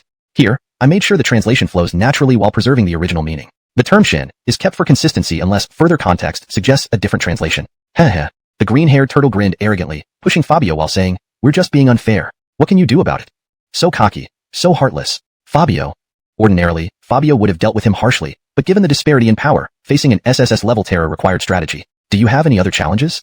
Or are you just planning to keep cheating? Fabio held his temper, shouldering all their nonsense alone. The green-haired turtle snorted, "You're such a troublemaker. Don't think I didn't notice. Emily, let's bury him right now." Emily shook her head slightly. No, I haven't had my fill yet. Why don't we try something else? Emily smiled mysteriously. "I love Talgreg with people who speak nicely and look handsome." Unknowingly, the green-haired turtle straightened up, mistook it for a compliment towards himself. Fabio, ? What does all this flattery mean? I have a move called, past recall, to see how virtuous you are. If your virtue touches us, we might consider giving you a little favor. But if your character is corrupt, we'll bury you right away. Ultimately, they were simply inexperienced looked quite amusing to Emily. Then, defending Area 20, repelling the Ahmed's demons. He protected the city too? Was he protecting us? Emily. She couldn't imagine that during the city's darkest times, this seemingly ugly monster fought alongside its owner against enemies. Further on, a surge of enlistment enthusiasm. Areas 11, 12, and 8 joined without fear, fighting only to protect everyone. Emily was already in tears seeing this. Who knew what Fabio and his master endured? For the people, for the country, they always bled and sweated. The green-haired turtle remarked unusually, "He's a respectable man." Emily wiped away her tears. "Indeed. I didn't realize we were protected by him too." Next, a cruel scene emerged. Gabby used all her strength to activate the spirit ring to awaken Fabio, allowing him to slay enemies and seek revenge overseas. This person has integrity and righteousness. He's truly a hero. This was Emily's evaluation after watching everything. They now understood why Fabio desperately wanted the spirit core. Even Emily would willingly dedicate everything for such a master. She waved her hand lightly, sending the white smoke back. Fabio soon woke up, only to see the green-haired turtle squatting in the pit they dug earlier, defecating. Fabio. Just go ahead and poop, but why cry while doing it? Having hemorrhoids again? Emily apologized. "Sorry, I misunderstood you. I thought you were like those bad guys, trying to kill the spirit turtle for the spirit core." This edit ensures the sentence reads more naturally in English and maintains consistency in terminology. Shen turtle has been changed to spirit turtle to match earlier references and ensure clarity. Fabio. He wished he could, but did he have the ability? Can you tell me why he's crying while pooping? Emily tapped Fabio's head. "Because you passed our test. He's producing the spirit core for you. Later, boil it into a broth and drink it. This stuff he pooped is the spirit core?" The green-haired turtle came over holding a greenish blob. Here. Its spirit energy was incredibly potent, like a rare treasure. "I rarely admire people. You're the first." Fabio accepted the greenish blob, hiding it in his system space. Emily remarked, "Didn't you say the same thing to me before? You've made me angry." Green turtle. Got used to it. Though confused, Fabio felt these two weren't so bad, just devious. Emily smiled. "I seldom deal with strangers. Can you take me as considered human either?" Fabio was speechless. These two had never intended to honor the bet. He knew that Spirit Shen turtles were SSS ranked, and this river mother was clearly another unfathomable expert. Hee. The green-haired turtle smirked and nudged Fabio. "We're cheating. What are you going to do about it?" So arrogant, so heartless. Fabio was at a loss for words. Normally, he would have given him a piece of his mind, but their power disparity made strategy more important with an SSS-ranked entity involved. "Do you have any other challenges? Or are you just going to keep cheating?" Fabio suppressed his temper, bearing everything silently. The green-haired turtle huffed. "I know you're a sly one. Don't think I don't." "Arabella, let's bury him now." Arabella shook her head. "Not yet. I haven't had my fun. Why don't we try something else?" She gave a mysterious smile. "I love dealing with charming and handsome guys like you." The green-haired turtle subtly straightened up. "Thin Greg, she might be Talgreg about him." Fabio was confused. What did all this praise mean? "I have a move called Memory Retrace. It reveals your character. If you impress us, we might give you a small favor. But if you're rotten inside, we'll bury you directly." They just weren't done playing with Fabio. Fabio felt this for the first time. The helplessness of being toyed with when you can't fight back. Even the green-haired turtle remarked, "He's worthy of respect." Arabella wiped away her tears. "Yes, I didn't expect we were also under his protection." A cruel scene followed, Gabby using all her power to awaken Fabio, leading to vengeance and glory abroad. "This man has integrity and is truly a hero." This was Arabella's conclusion after seeing all this. They understood why Fabio needed the spirit core so desperately. Even Arabella would have willingly given everything for such a master. She waved her hand, sending the smoke back. Fabio soon regained consciousness. He opened his eyes to see the green-haired turtle squatting in the pit, seemingly defecating. Fabio. Defecating while crying? Hemorrhoids acting up? Arabella said apologetically, "Sorry, I misunderstood you. I thought you were like the others, trying to kill the spirit Shen turtle for its core." Fabio. "I wanted to, but do I have that capability? Why is he crying while defecating?" Arabella tapped his head. "Because you passed our test. He's preparing the spirit core for you. When you get it, boil it into a broth and drink it." The thing the turtle defecated was the spirit core? The green-haired turtle held out a green lump. "Here." Its aura was incredibly potent, like a rare treasure. I rarely admire anyone, but you're the first. Fabio put the green lump into his system space. Arabella, slightly annoyed, said, "Didn't you say the same thing to me before?" Annoying. Green-haired turtle. Got used to it. Though confused, Fabio felt these two weren't entirely bad, just tricky. Arabella smiled. "I seldom interact with strangers. Can you take me out to play?" The green-haired turtle responded, "Can't do it. Without your river to channel it, how will the spirit essence reach the whole area?" Arabella pouted, "Just a few days. Nothing big will happen. Besides, the higher-ups will help distribute it. Don't worry." Green-haired turtle. Basically, he didn't want Arabella to go out with Fabio. Why should they have fun while he stayed behind to defecate? Fabio hesitated. After all, she was the river mother. Arabella. "Will we meet again? You should come back soon, okay?" Fabio. Why did the green-haired turtle act so strangely? Arabella kicked the green-haired turtle away. "Die somewhere else? I'll bring you some snacks when I return." Green-haired turtle. Triangular ruler, triangular ruler, triangular ruler. How can I poop without you? Arabella. Chapter 203, Saving Gabby. Military base. Soldiers patrol the river, using all the most advanced technology to maintain vigilance. Any sign of a human figure or contract beast would be met with overwhelming force. Ma Greg them regret ever setting foot in this world. The team leader held a thermal imaging device tightly and scanned the entire river surface for any anomalies. Ding ding. Suddenly, the device started to emit an alarm. All soldiers became highly alert, aiming their weapons at the river, ready to strike. They're here. Two of them. Boom. Even before the figures emerged from the water, the soldiers unleashed devastating firepower. Boom boom boom. The sky was lit up by blazing fire, illuminating the entire river surface. After the explosion, the device's alarm stopped. The captain heaved a sigh of relief, danger averted. But the next second, everyone froze. "Captain, there's someone." The captain followed everyone's gaze and saw two figures hovering midair. One male, one female. The man was exceptionally handsome, his white hair fluttering in the wind. The woman appeared slightly youthful, adorned in pink. Fabio didn't seem interested in fighting, but Emily beside him looked furious. "How dare they attack me? Do they want to die?" She waved her hand, sending a massive wave crashing towards the soldiers on the shore. The captain realized something and quickly shouted, "Retreat! Retreat! This is the River Mother. Don't shoot." The existence of the River Mother was a mysterious legend surrounding the river. Despite years of service here, the captain could still identify Emily as the River Mother. Christobach frightened children. The soldiers fled from Emily's water waves. Fabio couldn't help but laugh bitterly. "Emily, that's too harsh, isn't it?" Emily huffed indignantly. "Who told them to hit me? She's going berserk." Fabio inwardly grew more respectful of Emily. This woman's strength must be at the SSS level. Whatever reason she had for staying here all these years remained unknown. And despite District 20's apparent desolation, it hid unexpected talents. They rapidly flew through the bustling city and headed straight for the hospital. Emily, seeing the city's vibrancy, exclaimed like an astonished child. "So many people. What event is happening here? Why is it so lively?" People hadn't dispersed outside the hospital, shouting slogans to cheer for Gabby. Fabio. "The ICU relay race." Emily, question mark. "What's the ICU? Sounds intriguing." Fabio snapped irritably. "They're cheering for my master, not some novelty thing." Emily. Oh, I thought it was some event. These buildings are so tall, and those bright things look like candles. So dazzling. Fabio. How long had this girl been isolated if she didn't even know about lights and buildings? It seemed necessary to spend some time helping Emily understand the world's rules. Auguste Shah sat by the ward. "If you don't want to hinder me, please leave immediately." Auguste Shah. River Mother. Every city had a guardian of spiritual energy cores, powerful and mysterious beings who rarely appeared in front of humans. Somehow, Fabio had brought the River Mother over. "Are you really the River Mother?" Emily, somewhat impatient. "Go out now, I don't want to talk anymore." Emily only engaged with those she found attractive, and with too much chit-chat, she'd lose interest. Just as she issued the order, Auguste Shah was nudged away by Fabio biting her trouser leg. They needed to make soup from the green-haired turtle's feces for Gabby to drink. If Auguste Shah saw the core, she might faint. Auguste Shah left the ward in shock. Fabio retrieved the spiritual core from the system space. Upon recontact with it, his body mysteriously transformed into its strongest battle mode again. "Emily, how do we save her?" "There's no stove to cook the soup." Emily disdainfully. "You know how to cook soup? Ordinary flames can't refine this. Open your mouth." Fabio. He obediently opened his mouth, and the next instant, a large lump of green substance flew right in. Fabio. What the hell? Emily extended her hand, creating a water ball that entered Fabio's mouth. The water ball was fiercely turbulent, and upon contact, the green feces began to melt. "Can't believe I'm eating shit one day. Wonder what Black Tortoise would think if he knew." Soon, Fabio's mouth bulged with green liquid. With a wave of her hand, Emily summoned a water ball, lifting Gabby into the air, her hospital gown disintegrating under the water's force. Fabio. Emily, spit it out. Fabio spat, and the green spiritual core flew towards Gabby. Gradually, nourished by the core, Gabby's body began to recover, her white hair turning black, wrinkles vanishing, and skin becoming smooth and elastic. Fabio. So amazing. So powerful. Emily smiled slyly. Enough? Fabio responded instinctively. Not enough. Emily. You bastard. Emily kicked Fabio to the ground, fuming. If you don't get out, I'll beat you. While they were occupied inside, two mournful voices echoed outside the door. Tion, we're here.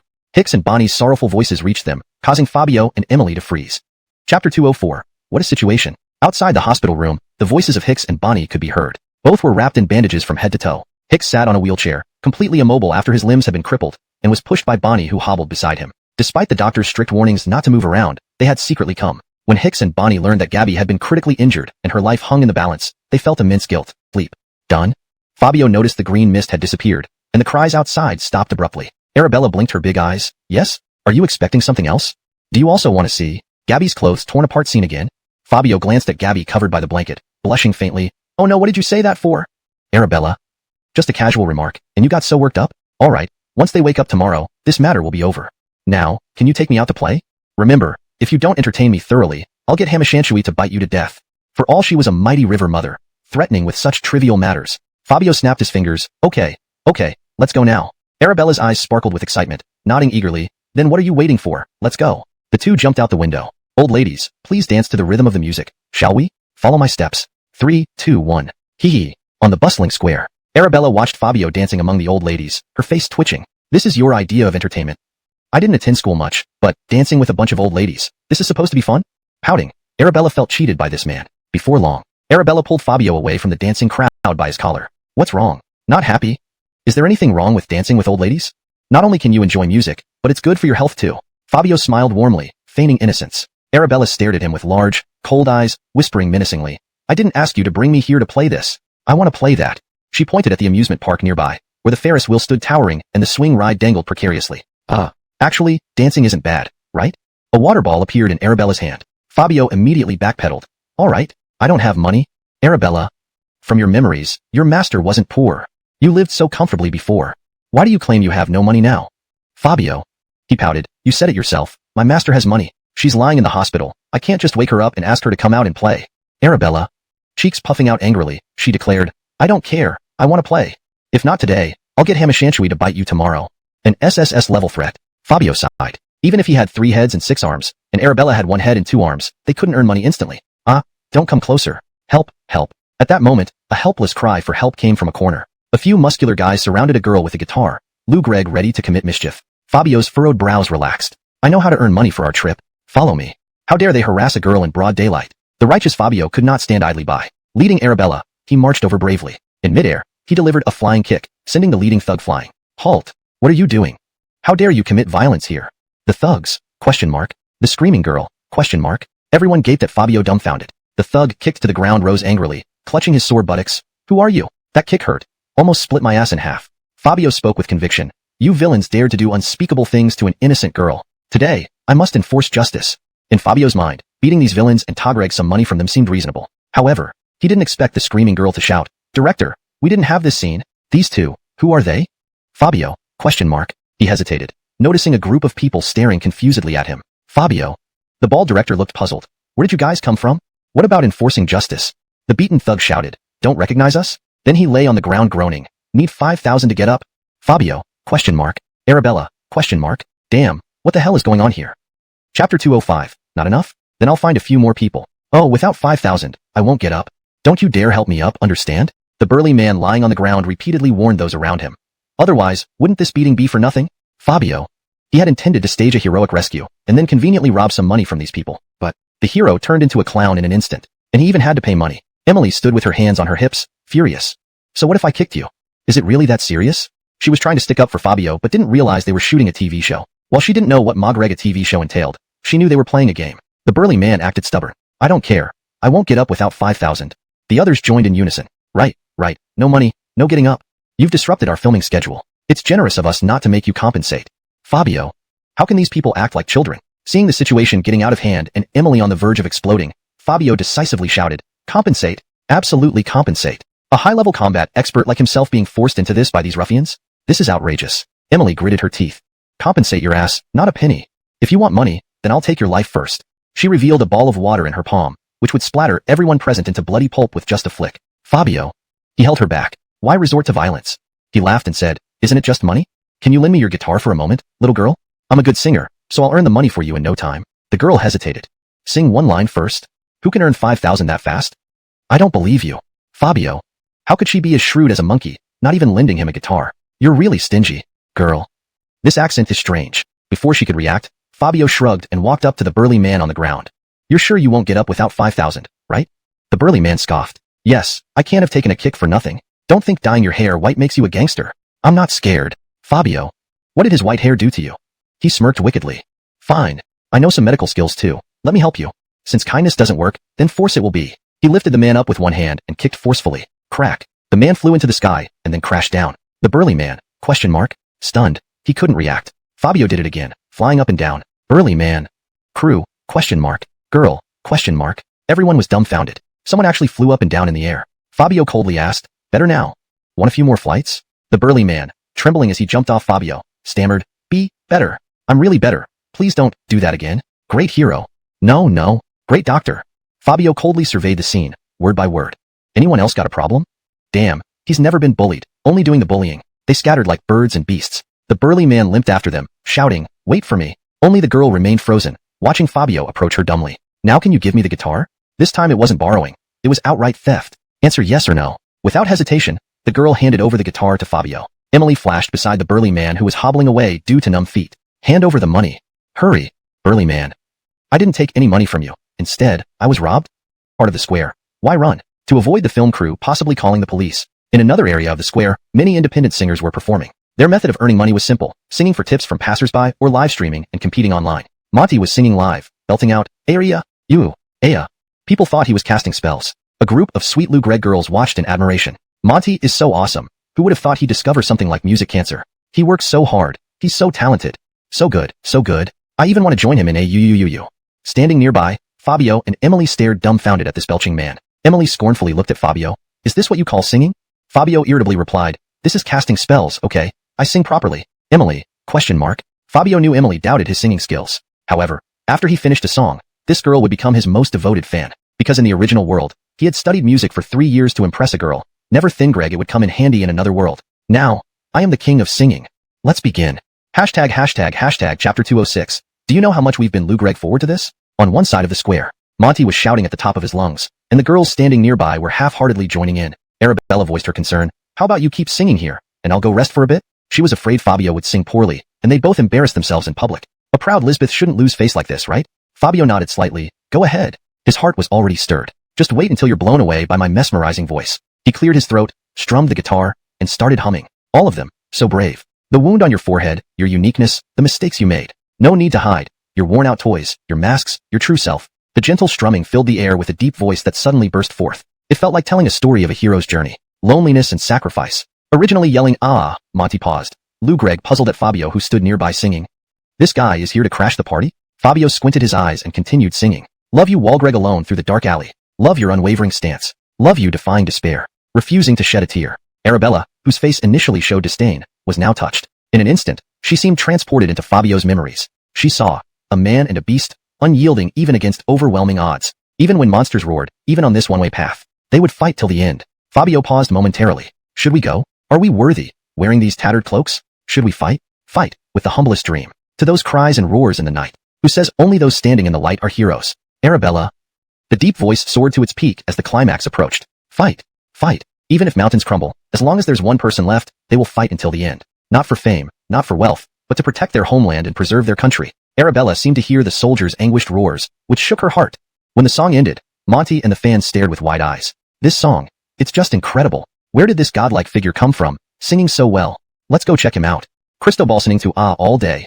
I'm bored too. Let's see what's happening. Monty, Suddenly someone crashed the party before he could perform, and everyone ran off. Not only that, but the live stream viewers were all praising this unexpected voice. What has this person been through to sing such a song? Loving you Walgreg alone through the dark alley. Loving your unwavering stance. Tears are streaming. Tears are streaming. Is this a tribute to heroes? So powerful. Seeing the barrage of comments, Monty couldn't hold back any longer. You came here to listen to me, why turn around and praise others? He pouted and said grumpily, since it's his first time, we should cheer for him. How about I take down his confidence? Fan. You're nuts? He sang so well. You want to challenge him? We're just here for entertainment, not really your die-hard fans. If you have free time, move the camera over. I want to see that singer. Right? We're all here for fun, not because you think you have fans. Monty. He couldn't even muster the energy to reply. Never had he been criticized this harshly before. Fuming, he picked up his guitar and moved the live stream towards Fabio. Since he attracted attention with his song, many people were already gathering around. Monty said arrogantly, brother, who do you think you are? Don't you know this area is managed by Ash? You coming here to crash the party isn't very polite, is it? Ash? Fabio hadn't heard of him and ignored Monty, continuing to strum the guitar. He planned to capitalize on this buzz, earn some tips, and then take Arabella to the amusement park. You're going to continue singing? Monty grabbed Fabio's guitar angrily. Sure, if you dare PK with me. Whoever gets more applause wins. The loser leaves the square and pays $500. Do you dare? To keep his face after today's humiliation, Monty needed to assert himself. Fabio wasn't interested at first, but hearing about $500 made his eyes light up. I guess I can't refuse you. Let's PK. He looked at the crowd. If you think I'm good, tip generously. Thanks. The crowd enthusiastically shouted. Okay. Monty took the initiative. Let me start. Fabio shrugged. Fine with me. Under everyone's gaze, Monty declared confidently, as a seasoned musician immersed in music for years, I'll introduce my latest innovation, cancerous music. Music with cancer. So love. Here's a song for everyone. Old fans wisely covered their ears while newcomers applauded expectantly. Then, Aya. Whoa. Aya. Wah mom. My helmet's too tight. Eh. Chi. Aya. Oh, why you? What are you doing? Aya. Wave after wave, filled with incomprehensible notes. Crowd. Old fans, give me a rope. I'll hang myself. Fabio. Arabella. They agreed. He must be crazy. After enduring the screeching performance, the audience fell silent. Many kept their hands over their ears, afraid of another assault. Monty. Where's the applause? Why are you all so quiet? About 3 seconds later. Shut up. Get out of here, seriously. Almost perforated my eardrums. Damn. Do you know how much we've been Lou Greg forward to this? Seriously. I want to beat you up, but I'm afraid of jail. Monty slumped to the side amidst the insults. He remained confident. Today's fans don't appreciate music at all. But if I don't get applause, neither will he. Because no one understands music better than me. Fans. Yeah, sure. Go away. Chapter 207. Go hide in the woods? After being scolded by someone, Fabio picked up his guitar and said to everyone with a friendly smile, remember, after I finish singing, don't be stingy. His purpose in singing was to get some tips so he could take Emily to the amusement park. Who would have thought that an SS-grade contract beast like him would have to come out and perform for tips? One song, The World, dedicated to everyone. The bystanders, exclamation point. Emily. Fabio's eyes were half open as he began to sing slowly. Wars break out, see Greg love amidst the storm of life. Meeting her, like spring water reflecting pear blossoms. With one sword stroke severing the horizon, laying down longing thoughts. In dreams, my concerns linger. The gentle yet emotional melody seemed to narrate the first encounter of a love story. The listeners felt more like audience members, listening to a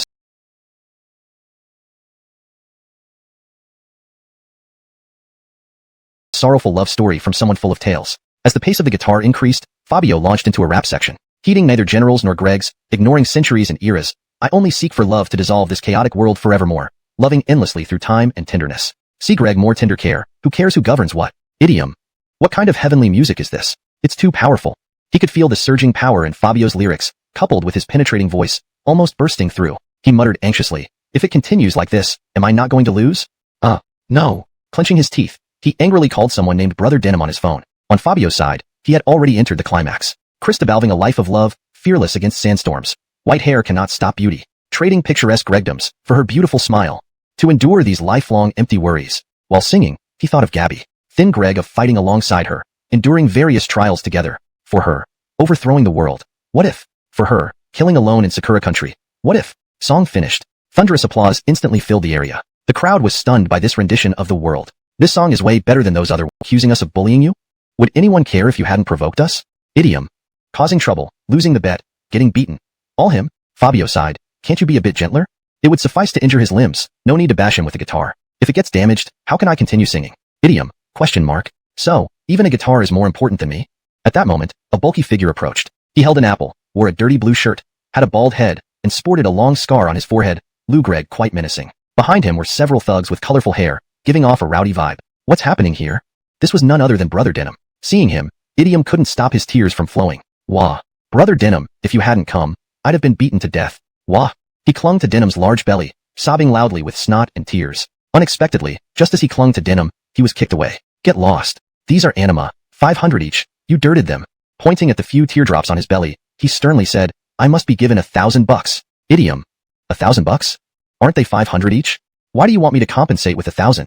Denim slapped Idiom across the face. Are you crazy? My shirts are all dirty now. I can't wash them, so I have to buy two, right? Idiom. Such logic, I have no words. Hey ho, Cristobal's sister is here too? Denim suddenly noticed Emily counting money beside them, and with a lustful look, he approached her. Wanna go hide in the woods with your brother, Denim? Fabio. You dare flirt with her? Haven't you experienced death? Emily ignored him, and continued counting the money. Denim's thugs angrily shouted. My boss is Talgreg to you. Are you deaf? Did you ruin the place tonight? Do you *** Greg wish you were dead? Smack. Before the red-haired thug finished Greg, Denim slapped him aside. Be respectful to my wife. We're family, why be so harsh? Wife. Meeting for the first time, and he's already calling her wife. Hee hee. Denham grinned and said flatteringly to Emily, Cristobal's sister wanna be my girlfriend and go hide in the woods? In the future, you can do whatever you want in the square. Just as one finger touched Emily, she was surrounded by splashes of water. Denham, ? Water gradually turned to ice, freezing him solid. Wah. His thugs, sensing something wrong, tried to escape but were also frozen in a cloud of mist. Idiom watched in despair as Emily approached, crying, Oh no, what are you doing? See. And then he was frozen. Emily spoke clearly, What should we do with these people? Fabio casually replied, Why don't we give them a surprise? Emily looked at him in confusion, ? Fabio pointed at a 20-meter-high statue on the square. I wonder if we can hang these people there. Emily. Sure enough, only Fabio could think of such torment methods. Chapter 208. I lost it. Cheating. I lost it. Help. Oh my god. I want to go home. Boo-hoo. Too intense.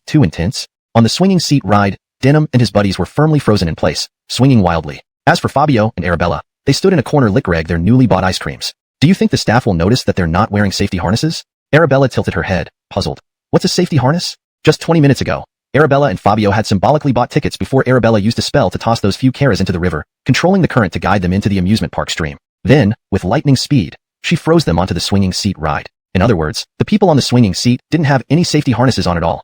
Arabella had merely frozen them securely. Phew. Mama. I want to go home. Boo-hoo. 3 minutes later, the swinging ride stopped. Denham and his gang, having wet their pants, were limping when the staff pulled them off the ride. These people weren't wearing safety harnesses. We didn't even see them during our head count. They must have sneaked in without paying. Send them to the police. Denham was bewildered. He appeared here out of nowhere, and now they were sending him to the station? Oh, what a sinner I am. Please take me there. His gang mates were dumbfounded as Denham sobbed messily upon seeing the villains not far away, leisurely lick-rag their ice cream. If he wasn't taken away, they'd probably drag him to the drop tower or the 10-loop roller coaster next.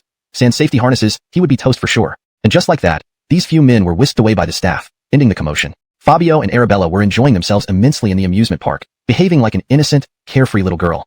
Having lived with Green Turtle all these years, Arabella never expected that so many interesting things would appear in this world after so many years. The two stood inside the Ferris wheel cabin as the night sky sparkled like a beautiful painting. Fabio asked softly, Arabella, how long have you been the River Mother?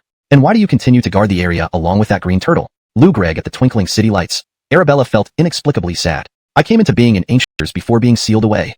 I have a feeling his injuries are healed now, and he's possibly even more terrifying than before. Fabio was speechless. The kind of battle involving beings of their caliber was unimaginable. Arabella twiddled her fingers. Otherwise, do you think I'd hide in Hamashan's stomach for so many years? Because once he gets out, he'll definitely seek revenge on me first. Fabio was stunned. You knew he would target you first if he gets out, yet you still dared to come out. Arabella blinked innocently. I just haven't been out to play for a long time. Slipping out briefly should be fine. Even she didn't believe her own words. How could Fabio trust her? What if we finish playing tonight and then return? Arabella immediately pouted. No way. I'm not done having fun yet. Let's find something to eat and some fun activities later. Fabio was baffled. Just a moment ago, she was fearless. Now she's cheerful again. Atop a mountain in District 20, a cave engraved with runes stood surrounded by robed figures. They formed a circle, muttering incantations, gathering a faint light on their fingertips, then casting it onto the runes on the cave. Boom. The entire mountain shook violently. A circular shield instantly sprang up from the runes, countering several beams of light. Mysteries of heaven and earth. Break the spell as one. Offer half my life. Break the I found you. His eyes were full of hate, and his smile suddenly froze. Arabella. I'm coming. As soon as he spoke, his figure vanished into thin air. Kill God sect members. One of them exclaimed, damn it, cheating.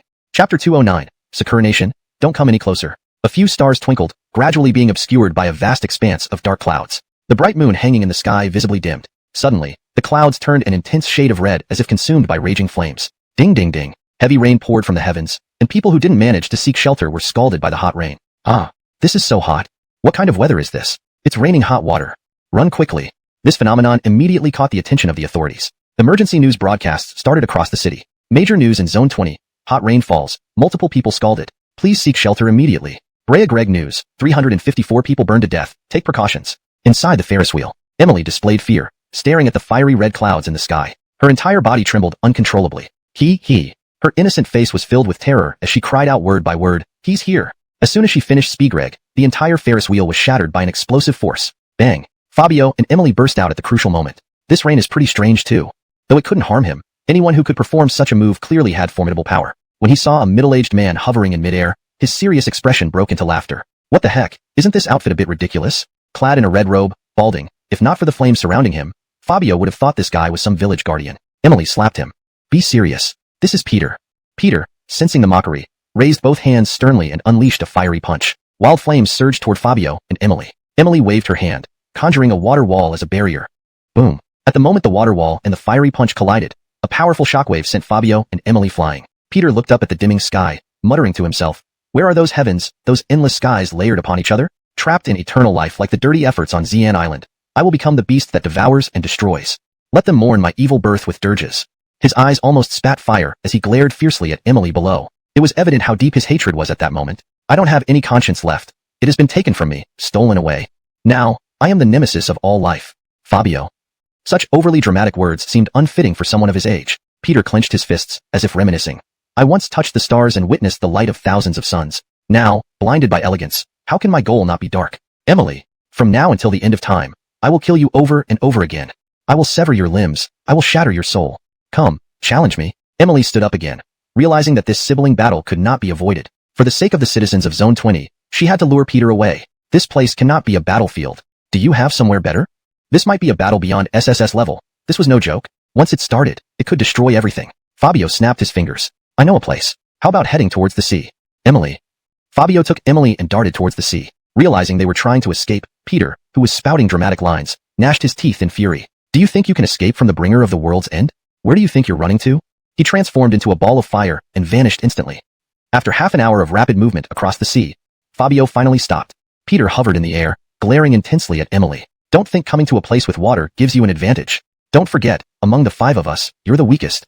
Fabio grinned and shouted at Peter. On behalf of the Sakura Nation, welcome, Sakura Nation. I seriously can't believe you, you sneaky bastard. Why involve us in your fight? Kunzo, what does this have to do with me? Without further ado, Emily summoned 2 water spheres around her fists and launched a fierce attack at Peter. The collision of water and fire shook the seas of the entire region of the Sakura Nation. Hidden underwater demons fled in haste during the night. Water dragon. Fire dragon. 2 enormous dragons formed by water and fire fought each other in the sky. Fabio watched in awe, completely stunned by the magnitude of the battle. Emily created a vortex in the sea below, manipulating the water into a tsunami that crashed toward Peter. Peter, what? Though slightly surprised, he was far from panicked. Peter clapped his fists together, unleashing a massive flame around him, like a blazing giant sun. Golden sun blaze. Roar. Almost the entire sky was torn apart by the flames. The overwhelming force surged toward Emily. Die. I want you dead. Emily struggled to control the tsunami. Hashtag chapter 210, the seal. Strange. Fabio stared in horror at the Elon blade embedded in the waist of Peter. No matter how he tried to use his devouring skill, he couldn't absorb the energy from Peter's body. Instead, the Elon blade was emitting a mournful hum, shagged Fabio's mind. Within just 3 breaths, the blade became scorching hot. Boy. Peter's voice was icy cold. You think you can kill me with just your SS rank? Get lost. With that single word, Fabio was hurled into the sea by a powerful wave of flames. Peter's target was only Arabella, her younger sister whom she had both loved and hated for so many years. Today, she was determined to burn her to ashes. Arabella glanced worriedly at Fabio who had fallen into the sea. Do you still have time to worry about others? Why don't you worry about yourself first? Peter released a formidable heat, her entire body bathed in flames like a blazing sun. Let everything be consumed by fire. Come out, my servant. Golden Crow, Great Pong. Peter slapped her palm on the air. Crack. The air instantly fractured, forming a fiery red wormhole. A sharp cry echoed through the air. Buzz. A massive bird large enough to blot out the sky appeared. Its enormous form cast a shadow over the entire sea. Each crimson feather radiated endless heat. This is the servant I managed to tame after searching countless dimensions. Enjoy the loving care from your big brother. My foolish little sister.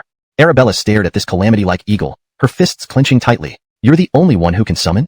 Arabella took off the whale pendant from her wrist. I created this using 1,000 years of energy, dream whale. Let's see who's stronger. She threw the whale pendant into the sea. Buzz.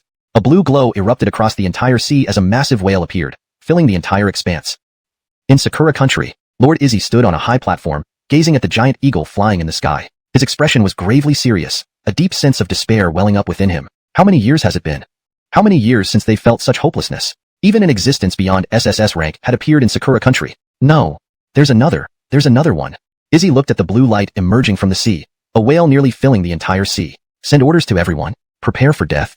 Saying these words seemed to drain all his strength. Before absolute power, they were mere ants. The outside temperature was scarily high. Many had already died from being burned alive. Sir, the ministers below cried out in anguish. Half the population is already dead from the heat. Izzy remained silent. The ministers were spared due to his protection, but this country lacked enough SSS-ranked beings to protect everyone. Is Sakura country going to fall? This is what they call, when giants clash, the innocent suffer. The great pong bird and dream whale faced each other, one high and one low, both roaring fiercely. Whoa! Buzz! The great pong bird flapped its wings, creating a tropical storm that slammed forcefully toward dream whale. Dream Whale retaliated by gathering surrounding seawater into a massive water column. The battle between water and fire began. As the tropical storm and water column collided, Peter and Arabella vanished. Explosions started erupting in the air, coming from their fist clashes. Boom, boom, boom. Heaven and earth resonated with their punches. My foolish little sister. You will always be the weakest. You can never match me. Boom. A fiery blast appeared. Arabella unable to block, getting smashed into the water heavily. Fortunately, Dream Whale protected her in time. Dream Whale. Dream Whale responded with a chirp. Buzz. Arabella's eyes narrowed. Use the sleeping space. She realized they couldn't continue fighting here, or both the sea and nearby Dia would be affected. Dream Whale. Fabio. ? These words sounded like a farewell. Arabella smiled brightly. If possible, go find Carly in the Western Desert. Tell her Peter has returned. Remember, the Western Desert. Before she could finish, her palms came together forcefully. The waters beneath her feet surged violently, forming a huge vortex. With my water powers, seal. The seawater gleamed with golden light, surging violently toward Peter. Peter realized something was happening, trying to escape, but Arabella was faster. Pfft. Peter was enveloped in seawater. He roared in frustration. Arabella, you think you can seal me for long like this? You know, you can't seal me for long. Damn it. Boom. The heavens shook violently. Fabio stared blankly at the now calm sea. A young girl, a bald middle-aged man, great pungbird, Dream Whale, all disappeared. Fabio, Western Desert, huh? I understand. Arabella. #### end of chapter 210. Chapter 211. I want to have diarrhea. Last night, 2 unidentified creatures appeared in the waters of Sakura Country. The situation remains uncertain. Last night, the surface temperature of Sakura Country exceeded 200 degrees Celsius, destroying half the population. Last night, the 2 unidentified creatures vanished as if they had never been there. The tragedy of Sakura Country, with bizarre death tolls. Early in the morning, countless news reports from Sakura Country flooded the internet. Netizens were shocked by the bizarre figures and couldn't help but be alarmed. They hadn't expected that this secluded nation would not even have the chance to recuperate before it could no longer rise again. Fabio curled up on one side of the hospital room, listening to the conversation between the now recovered individuals. Dion, it's really strange. We fell asleep in front of your ward last night, and when we woke up, our bodies inexplicably recovered. Hicks was indescribably excited. He thought he'd spend the rest of his life in a wheelchair, but now he could walk again. Bonnie smiled warmly and said, it's not a big deal for us. Seeing Tion recover is already a rare piece of good news. Fiona Tion wore a radiant smile, as beautiful as a blooming flower. As long as everyone is okay. She glanced sideways at Fabio, who was sleeping in the corner, knowing that her recovery must have been due to Cole. Just then, Augustia rushed in. Seeing Fiona Tion was truly alright, she hugged her tightly, exclaiming, it's so good that you're fine. Fiona Tion grinned. Oh, don't be so mushy. During her unconsciousness, she often heard Augustia speak to her, and even played videos of citizens encouraging her. Augustia had always been busy Lou Greg after her. This warm-hearted act would comfort Fiona Tion for a lifetime. By the way, what about Sakura Country? What happened? Hicks noticed the morning news and looked at Augustia. Augustia shrugged slightly. That's top-secret information. I don't know either. She laughed and turned back to Fiona Tion. As long as Tion is fine, everything is fine. Augustia knew that Fiona Tion had given too much for this country and wouldn't let her fight alone. At this moment, Fiona Tion heard Fabio's voice in her mind. Tion. Fiona Tion. ? What is it, Cole? Fabio. Are you rested? We need to head to the Western Desert as soon as possible. Fiona Tion. Right. I nearly forgot because of my injury. Fabio. There's no time left. Let's get going quickly. Fiona Tion. Her eyebrows furrowed. She didn't understand why Fabio was suddenly so urgent. Why the rush? Fabio recounted everything that happened last night, including Arabella exhausting her magic power to seal Peter. You mean? Learning the truth, Fiona Tion felt deeply shaken. In just one day, Fabio accomplished so much. Moreover, someone as powerful as an SS-level contract beast could only endure a beating in front of them. Did you do this with someone named Arabella last night? Now she has used her magic power to restrain someone called Peter, and we need to find her sister? That battle was terrifying enough. In just a blink of an eye, half the population of Sakura Country was scorched to death. If Peter were to escape, the consequences would be unimaginable for Fiona Tion. She faced S-level demonic pressure, but couldn't fathom how terrifying it would be to face higher levels. Let's leave this afternoon. Okay. Whenever Fabio thought about Arabella sacrificing her strength to protect the world, it felt like being pricked by needles. Without Arabella, Fiona Tion wouldn't have recovered at all. This person was his benefactor. Fiona Tion nodded heavily. Sure, let's leave this afternoon. And we'll sneak out. That afternoon, Fiona Tion completed many examinations and, under the astonished gaze of the doctors, went through the discharge procedures. Joining her were Hicks and Bonnie. Originally, there was supposed to be an interview, but Fiona Tion asked Augustia to decline, as she wanted to reach the Western Desert as quickly as possible. Standing on the rooftop, they looked at each other. Cole, I'm ready. Fabio transformed into a 3-meter-tall Elon and swiftly carried Fiona Tion towards the western region. This journey was kept secret from everyone, with no favorably. Use your hands. Fiona Tion, ?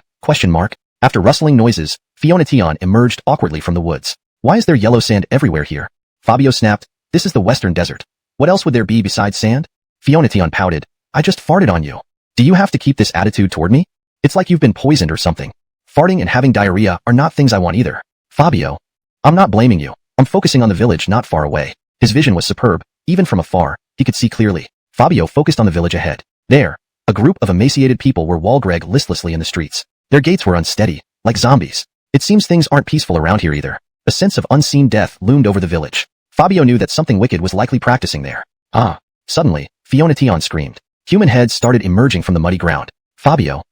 Chapter 212. Strange people. Ugh, ugh, ugh. Wild, beast-like roars erupted from the mud, shag-reg the earth with their deafening volume. Soon, a large group of grotesque figures with decaying faces crawled out of the forest. Why call them grotesque? Because they exuded deathly aura, with rotting flesh covering their bodies, wild eyes, and mouths that emitted black fumes. If these weren't strange beings, perhaps Gu Jia would need to check your body. Fabio's eyes widened in alarm as he shouted at Gabby, "Get on quickly!" Gabby obediently sat on Fabio's back. Opening his huge mouth, Fabio let out a mighty roar. Ugh! Huh! The SS-class aura just released. These strange people instantly vanished into thin air, turning into black smoke. Fabio's eyes narrowed slightly. When he looked again at the village, it had mysteriously disappeared. There must be something unusual here. In the western desert, the closest vast desert to Daxia's border, various spirits and monsters dwelt. Due to barren land and lack of rain, this place turned into a deadly desert. Numerous explorers came, all perishing here. Their deaths only added to the desert's grim reputation. What just happened? No wonder I felt pairs of eyes watching me while I was defecating. Fabio. Such words shouldn't come out of your mouth. Do you even care about appearances anymore?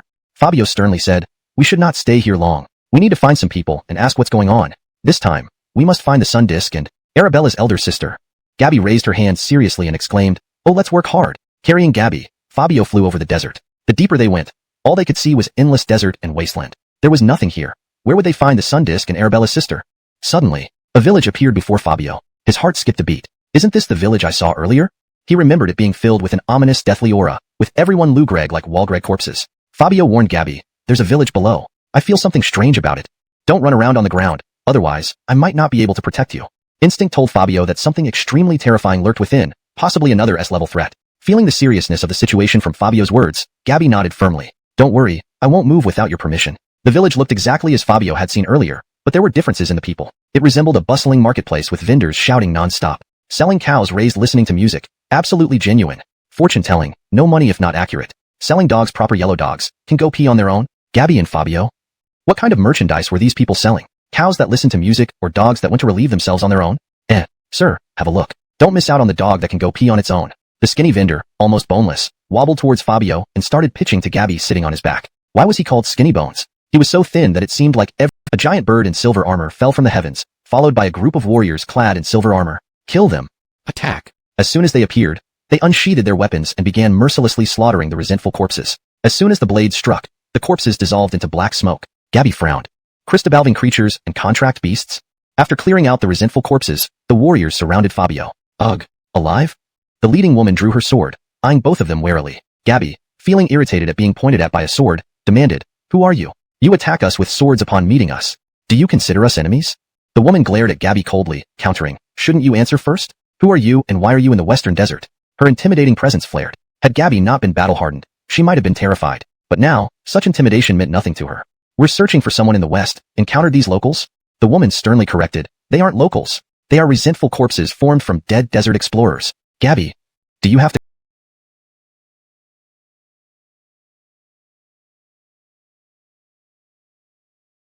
distinctly evil sorcerer vibe? They didn't have packed beasts, but exuded an aura of mystery instead. The Western Army is just a joke. Today, we will leave none of you alive.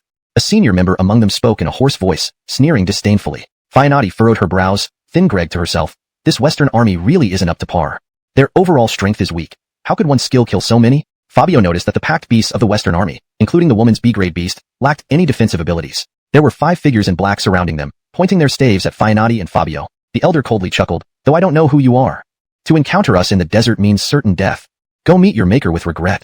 His staff glowed red, releasing a scorching flame directly at Fabio. Whoa! As the flames surged forward, Fabio opened his enormous mouth and swallowed it whole. Elder, ? Bystanders in black robes, ? Ding dong, received 10,000 shock points from the enemy. Just eating the skill like that? Are you hungry? Why not snack on some desert sand? You, what a monster. Everyone, cast the formation together. The 5 individuals revealed their staves, forming a massive magic circle, unleashing another wave of flames towards Fabio. Without hesitation, Fabio opened his large mouth again and swallowed everything without a trace. Seeing the damage being absorbed, Adam realized this wasn't an ordinary packed beast. This thing is too bizarre. We must retreat. Retreat. Before they could escape, The initially 5-meter-tall creature started emitting thick black smoke. In moments, it grew into a monstrous 30-meter behemoth. 30 meters. Its S+ great oppressive aura immobilized everyone. Monster. Don't come near me. Aya. Help. Mommy. I want to go home. I want to go home. Apart from Adam, the other 4 were literally scared to pee their pants. Even the woman standing aside was stunned by Fabio's majestic form. This packed beast, so strong. What kind of joke is this? Who can grow to 30 meters? Without mercy, Fabio swallowed the 4 smaller creatures whole. The elder looked on in horror. No, no, no. Don't eat me. I'll cooperate. I surrender. I'll go with you. Make me call you Grandpa if you want. Seeing him bowing frantically, hitting his head on the ground, Adam couldn't help but submit to absolute power. Fabio calmly said, Call then? Fianati, ? You still have time to torment your enemies? She summoned 3 ferocious deer, pinning Adam down for a beating. Fianati, ? He has already surrendered. What's the point of beating him further? Fabio shrank back to normal size and coolly remarked, I was merely displeased with your earlier arrogance.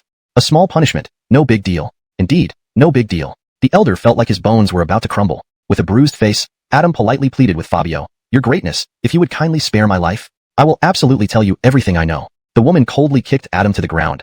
Now you're begging for mercy? When you killed my comrades, did you think about this day? Seeing the woman emotionally charged, Fianati didn't try to stop her. She figured watching was fine since she wasn't the one getting hit. The elder endured another 10 minutes of pain, losing several teeth in the process. Exhausted, the woman panted and told Fianati, Please take me and this old man back to camp. I will explain the situation there.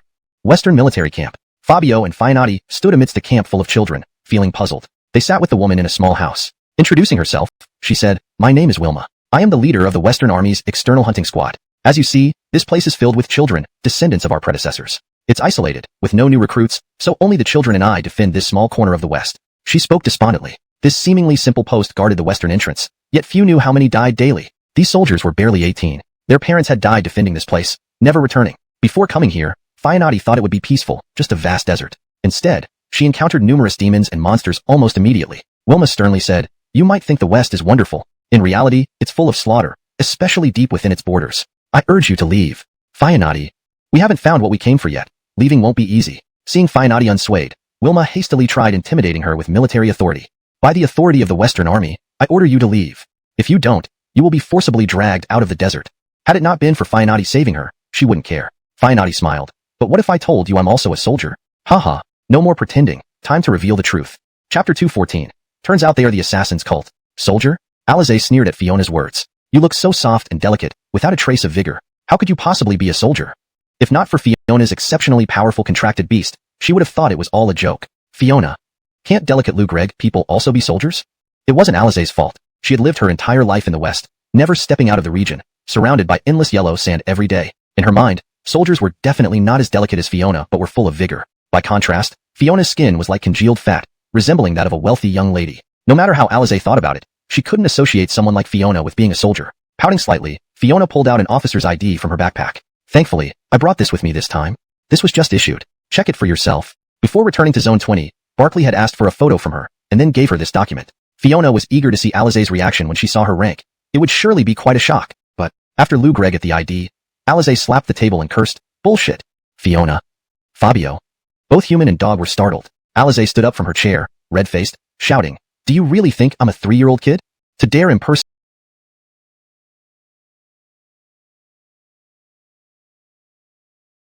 an officer in front of me. She placed the opened officer's ID on the table, pointing at the rank and scolding furiously, Look at what rank this is. Major General. Do you really think I'm a fool? So easily deceived. To believe that such a young girl had become a Major General was far-fetched. Fiona. Shrugging helplessly, she said, Don't you watch TV?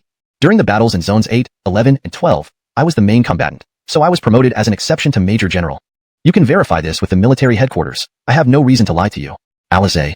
In the barren Western region, they lack the means to watch TV or even use phones. How could she investigate? Seeing Fiona's calm expression, Alize started to doubt herself. Could this person really be a Major General? No, I need to report this to the top. Glaring at Fiona, Alize snapped, Stay here and don't move. I'll check with headquarters right now. If you're lying and pretending to be a high-rank Reg officer, you'll end up in jail. I hope you know what you're doing. With that, she took Fiona's ID and hurriedly ran outside. Lugreg at Alize's departing figure, Fiona said to Fabio, This woman is so fierce, but she's pretty serious. Fabio. This is me. Alize from the Western Entry Garrison. I need verification. Holding a satellite phone, Alize verified Fiona's identity with headquarters. There's a woman named Fiona who arrived in our region, claiming to be a Major General and showing an officer's ID. I want to confirm. The call went directly to the headquarters of the Western Army. The person answering the call immediately froze upon hearing Fiona's name. They had watched the previous battles live via satellite signals, even seeing their own Talon, the Aryan, participate. Everyone at the Western Army headquarters was familiar with Fiona's name. Is there a particularly ugly dog next to her that turns into a monstrous creature during awakening, so ugly it's unbearable to look at? The operator sounded urgent, almost desperate to confirm the facts. Alize. Upon hearing the operator's excited tone, she knew. This Fiona was indeed a major general. Yes. Operator, no need to verify, it's definitely her. Treat her well. Make sure the hero doesn't feel slighted. I'll inform the war god now. Alize, wait. Beep beep. The call disconnected abruptly, clearly overwhelmed by the excitement of Fiona's arrival. Staring at the disconnected phone, Alize pondered, did I offend her? Her treatment of Fiona had been extremely poor. Now that Fiona's identity was confirmed, if she complained to higher-ups, Alize wouldn't be able to stay in the West. Tagreg a deep breath, she walked back into the small house. Alize sat down and stared silently at Fiona. Smiling, Fiona asked, what's wrong? Scared silly after finding out my identity? Alize spoke calmly, even if I don't know why you have this rank, I want you to know, don't try to pressure me with your status. I'm not afraid of you. Fiona. Whoa, this girl really has an active imagination. I'm here just to carry out a mission. Now, I need your cooperation. Tell me why the Western entry is in such chaos and about those strange villages. The Yun Sir, UNG, and the sudden emergence of magicians puzzled Fiona. Note, Yun T is corrected to Yun Sir, which means grievance corpses, or Yun G for short, maintaining consistency with earlier terminology in the text. However, since this is an edit request, here's the translation ensuring it reads naturally. The grievance corpses and the sudden appearance of magicians puzzled Fiona. Just the entry was chaotic. What horrors might lie deeper within? Alize lowered her head, her tone turning sorrowful. Many ignorant explorers enter the Western entry Thingreg they can survive. They either die at the hands of monsters or starve, gradually forming resentment and turning into Yuan-Ti. In recent years, the number of Yuan-Ti has skyrocketed. Our task is to patrol, dissuade explorers from entering, and handle these resentful corpses. Many of my comrades have died in such battles. My predecessors met the same fate. Due to the deaths of their seniors, these young guardsmen had to shoulder the responsibility, defending this land. The other explanation is, the magicians. All are bitter enemies. It's a cult called the Assassin's Cult that has been entrenched here for many years, always searching for something. Upon hearing Assassin's Cult, Fiona and Fabio shuddered instantly. They hadn't expected the Assassin's Cult to have such a strong presence, infiltrating the desert and clashing with regular troops for years. Suddenly, cries erupted from outside. Wang's sister. Enemy attack, quick, pick up weapons. Wang's sister, hurry. Outside seemed like chaos, and both Alize and Fiona rushed out. The sky was covered in dark clouds, suffocating and oppressive. Why suffocating? Because the black mass was made entirely of resentful corpses. End of chapter. Chapter 215. Instant annihilation. Ugh. Ha ha ha ha. A wildly maniacal laughter tore through the sky. A group of people clad in black robes walked calmly to the front of the military camp, confronting the children who had run out from within. Most of the kids were 18 years old, their youthful faces displaying unprecedented firmness. Even facing the most vicious opponents, they did not retreat a single step. There were over 200 black-robed figures, each holding a staff, indicating they were mages. Fiona and Alize ran out of the camp, observing the dense swarm of Eden Sur, grievance corpses, floating in the air, as well as the 200-plus black-robed figures that surrounded them. Leading them was also an elder. His eyes were bloodshot red, glaring at Alize with hatred. Give my brother back, he demanded. Perhaps I can grant you a peaceful death. They had entrenched themselves here for decades, battling this weak Western army for just as long. It seemed these enemies could never be fully eliminated. Once the older ones were killed, new young recruits would take their place, and now even children held weapons against them. With his brother captured, it was now his duty as both a younger brother and the leader of this region to utterly destroy this army. Rescuing his brother was merely a pretext to boost morale. The true goal was to leave this land barren. Alize had someone bring out the Amen from the dark cellar. Seeing his bruised and swollen face, the black-robed figures were furious. He was their backbone, yet they had beaten him into such a state. Brother, I knew you would come to save me. The elder emitted a weeping sound, much like a child who had been beaten away from home, revealing all his frustrations upon seeing his family. Crawford roared at his brother. Brother, don't be afraid. Cristobal's brother is coming to save you. Standing at the forefront, the staff in his hand began glowing a bright red as he coldly yelled at Alize. Alize! Today is your day of death. These grievance corpses are painstakingly crafted by me. Release my brother, and I'll spare you whole bodies. Upon hearing these words, Alize finally understood why there were so many grievance corpses at the western entrance. This was all part of the Killer God Sect's plot. Despite the overwhelming enemy presence, Alize did not yield. She shouted to the hundreds of soldiers behind her, if they want to fight, then let's fight. We won't compromise. Fight, fight, fight. The deafening cries reverberated through the air like war hammers, shocked Fiona to her core. Why was she shaken? Because she had experienced countless battles where they were vastly outnumbered. To defend what their predecessors fought for, they could not afford to compromise. Seeing the resolve in these people, Crawford's staff flickered. Die. As the word fell, the multitude of grievance corpses surged forward with eerie speed toward the military camp. Charge! Alize screamed. Her soldiers drew their weapons or summoned their packed beasts, rushing headlong into the fray without hesitation. Alize sat on her flying eagle, drawing her bow to counterattack from above. Bang bang! Soldiers clashed with the grievance corpses while the gathered black-robed figures smiled. Their staffs burst with blinding lights, forming 200 large and small magic arrays in the sky. Alize realized it wasn't good. They're going to use magic. Damn it. Alone, she couldn't stop them. Once the magic was unleashed, everyone present would perish. This time, the Killer God sect came with intent to exterminate them completely, giving them no chance to breathe. No. Seeing the completed magic arrays, ready to unleash waves of energy, Alize felt despair. Suddenly, a roar pierced the sky. A massive form stood before the camp, roaring loudly. A pillar of black energy shot towards the black-robed figures. Crawford, startled by this monstrous sight, hastily shouted, "Stop immediately! Hastily form a defensive array. Hurry!" He canceled his attack, switching to a defensive formation. Before the black energy struck, an enormous energy wall appeared in the air. Boom! The black energy collided with the wall, causing the entire earth to tremble. The energy wall shattered entirely, flinging the 200 people away. Ding! Received 50,000 shock points from Alize. Ding! Received 500,000 shock points from all warriors. Everyone present was stunned by this unstoppable power. Alize finally understood why the young Fiona had become a general. With such a powerful packed beast, it wasn't just about having hands.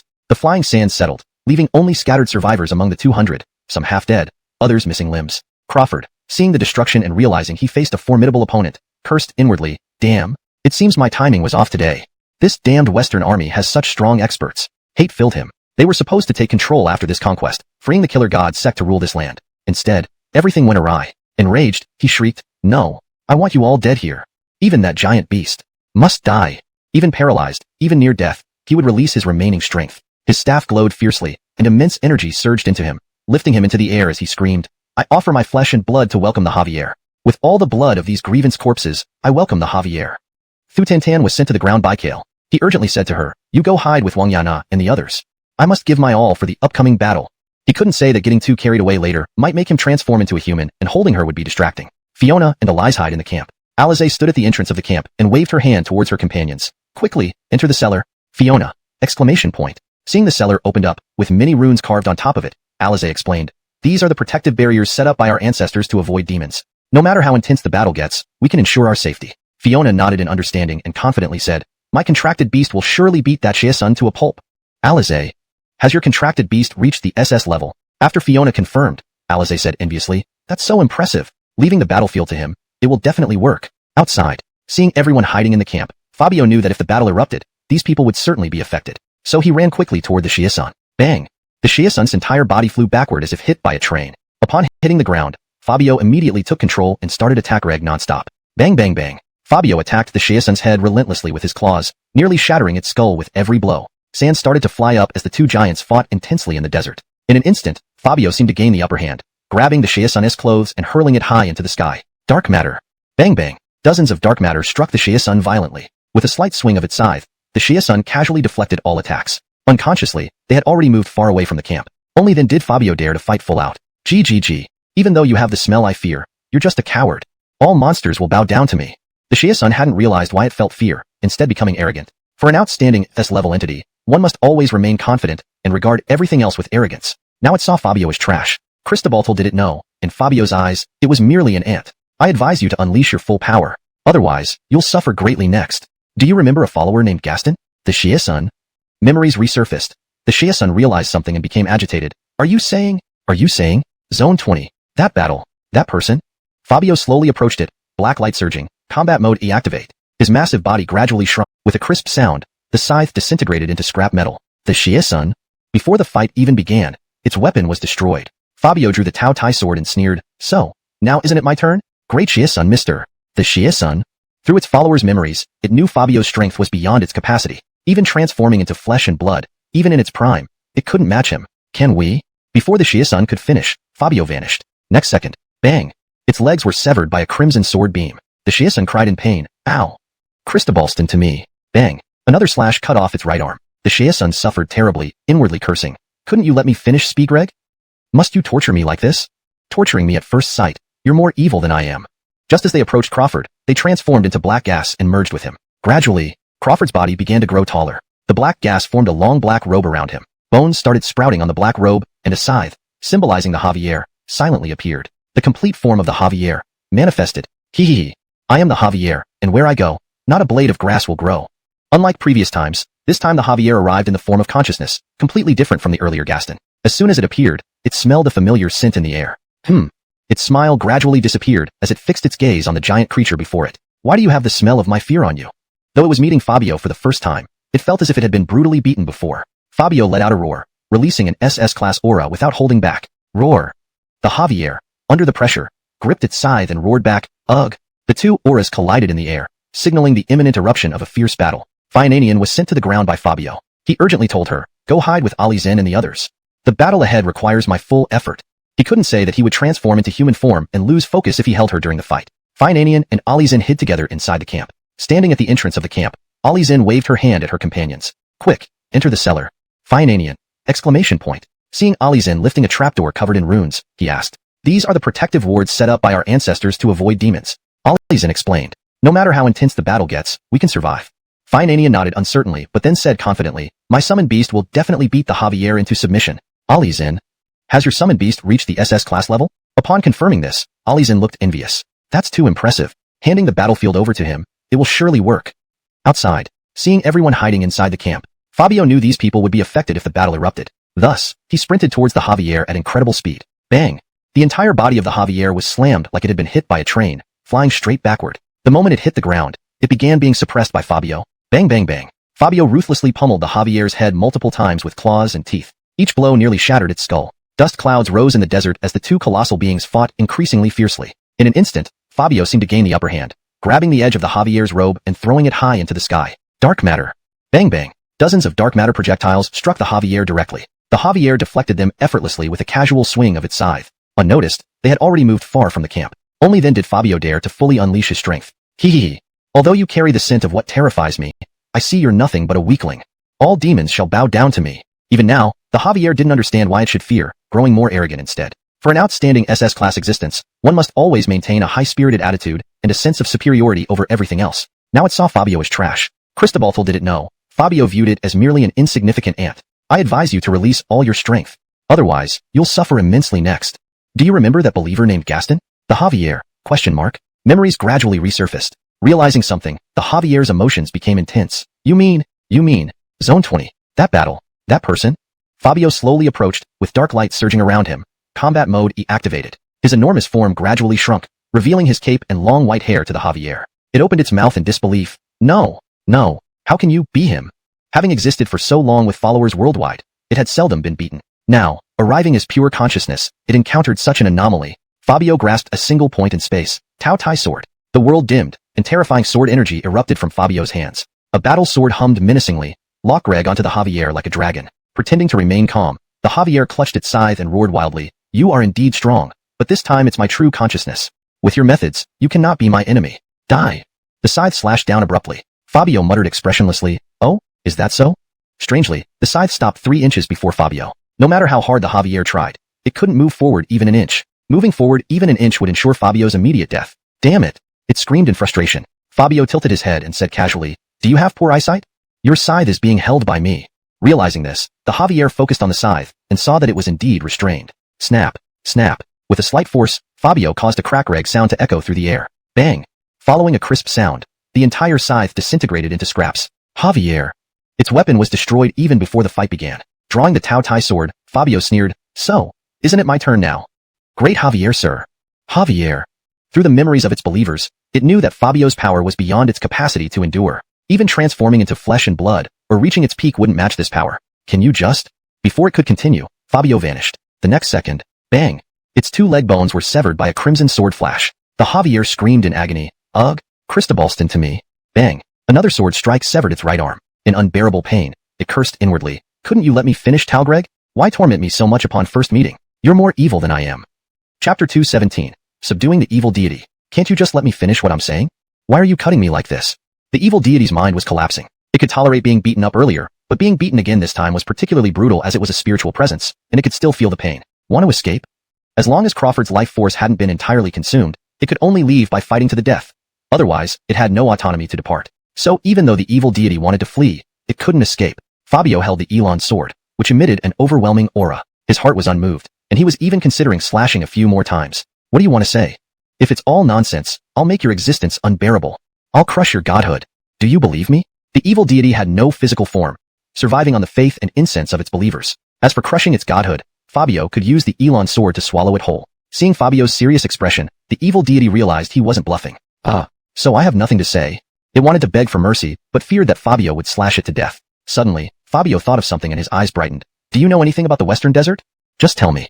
He felt that since the evil deity had existed for centuries, it must know something about the Western Desert. The evil deity swallowed, humbly asked Greg, it depends on what you want to know. If I tell you everything I know, will you spare me?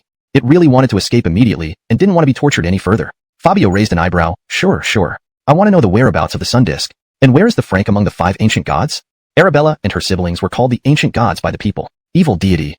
Hearing these 2 questions, it shuddered with fear. Indeed, you're someone formidable. Even such terrifying things, you wish to find. Fabio, ? The evil deity quickly explained. The sun disk is the most ancient and mysterious treasure in the Western Desert. Fabio frowned slightly. How mysterious is it? The evil deity chuckled.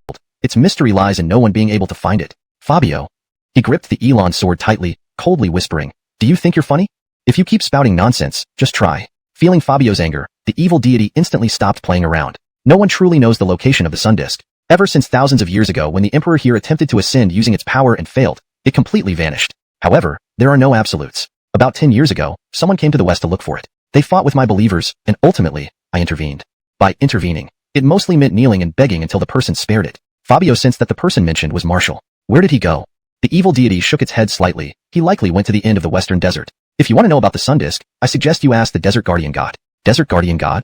This was the first time Fabio heard this name. This was an extremely important clue. As for the sun disk, I'll let it pass. Fabio stared at the lying evil deity, coldly asked Greg, about the Frank's whereabouts, do you know? Evil deity. It swallowed. At the end of the Western Desert, there's a vast, sunblock Greg Island. You can go check there. The Frank is definitely there. I guarantee it. The evil deity kept several ulterior motives in mind. First, there are 2 Desert Guardian gods. If Fabio met the dog-headed one, it might be okay. But if he encountered the crocodile-bodied one, he'd likely be torn apart. That guy is utterly insane. Second, that island is called Ghost Island. It is shrouded in dark energy and filled with countless ghosts. The Frank does indeed sleep there, but trying to enter as just an SS-ranked individual would be suicide. Just as it gloated over its cleverness, it felt a stab pierce its body. Squish. The pain made the evil deity scream. Ouch, what are you doing? A red glow burst from the Elon sword. Feeling its strength being absorbed, the evil deity struggled helplessly, powerless against it. Fabio said coolly, what am I doing? You'll see soon enough. We need a guide for this trip, and you're going to be our guide. Evil deity. Didn't we agree I could go after Talgreg? Its strength was nearly depleted, its body separating from the almost dead Crawford, transforming into a black mist hovering midair. It couldn't exert any strength, only floating and Lou Greg at Fabio fearfully. Sir, I told you everything I know. How can you be so untrustworthy? Can we still be good friends? Fabio chuckled. First, I'm not human. I'm a contract beast. Second, we weren't friends to begin with.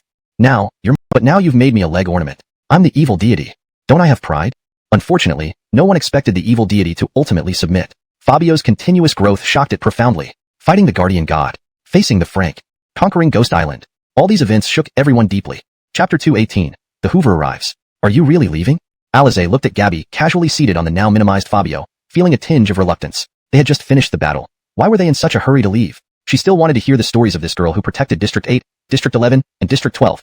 How she safeguarded the people and rose to become a major general. Unfortunately, all good things must come to an end. Having just met, it was already time for parting ways. Gabby chuckled. Time is tight this time. Once I'm done with my tasks, I'll come back to the west to visit you. Time was indeed short for Gabby and Fabio. Neither knew how long Emily could seal away Isaiah. If he broke free, this world would face endless calamity. They needed to find the Frank before that happened. Failing that, retrieving her father using the sun disk was also a viable plan. With SSS grade power and Emily, they wouldn't lose.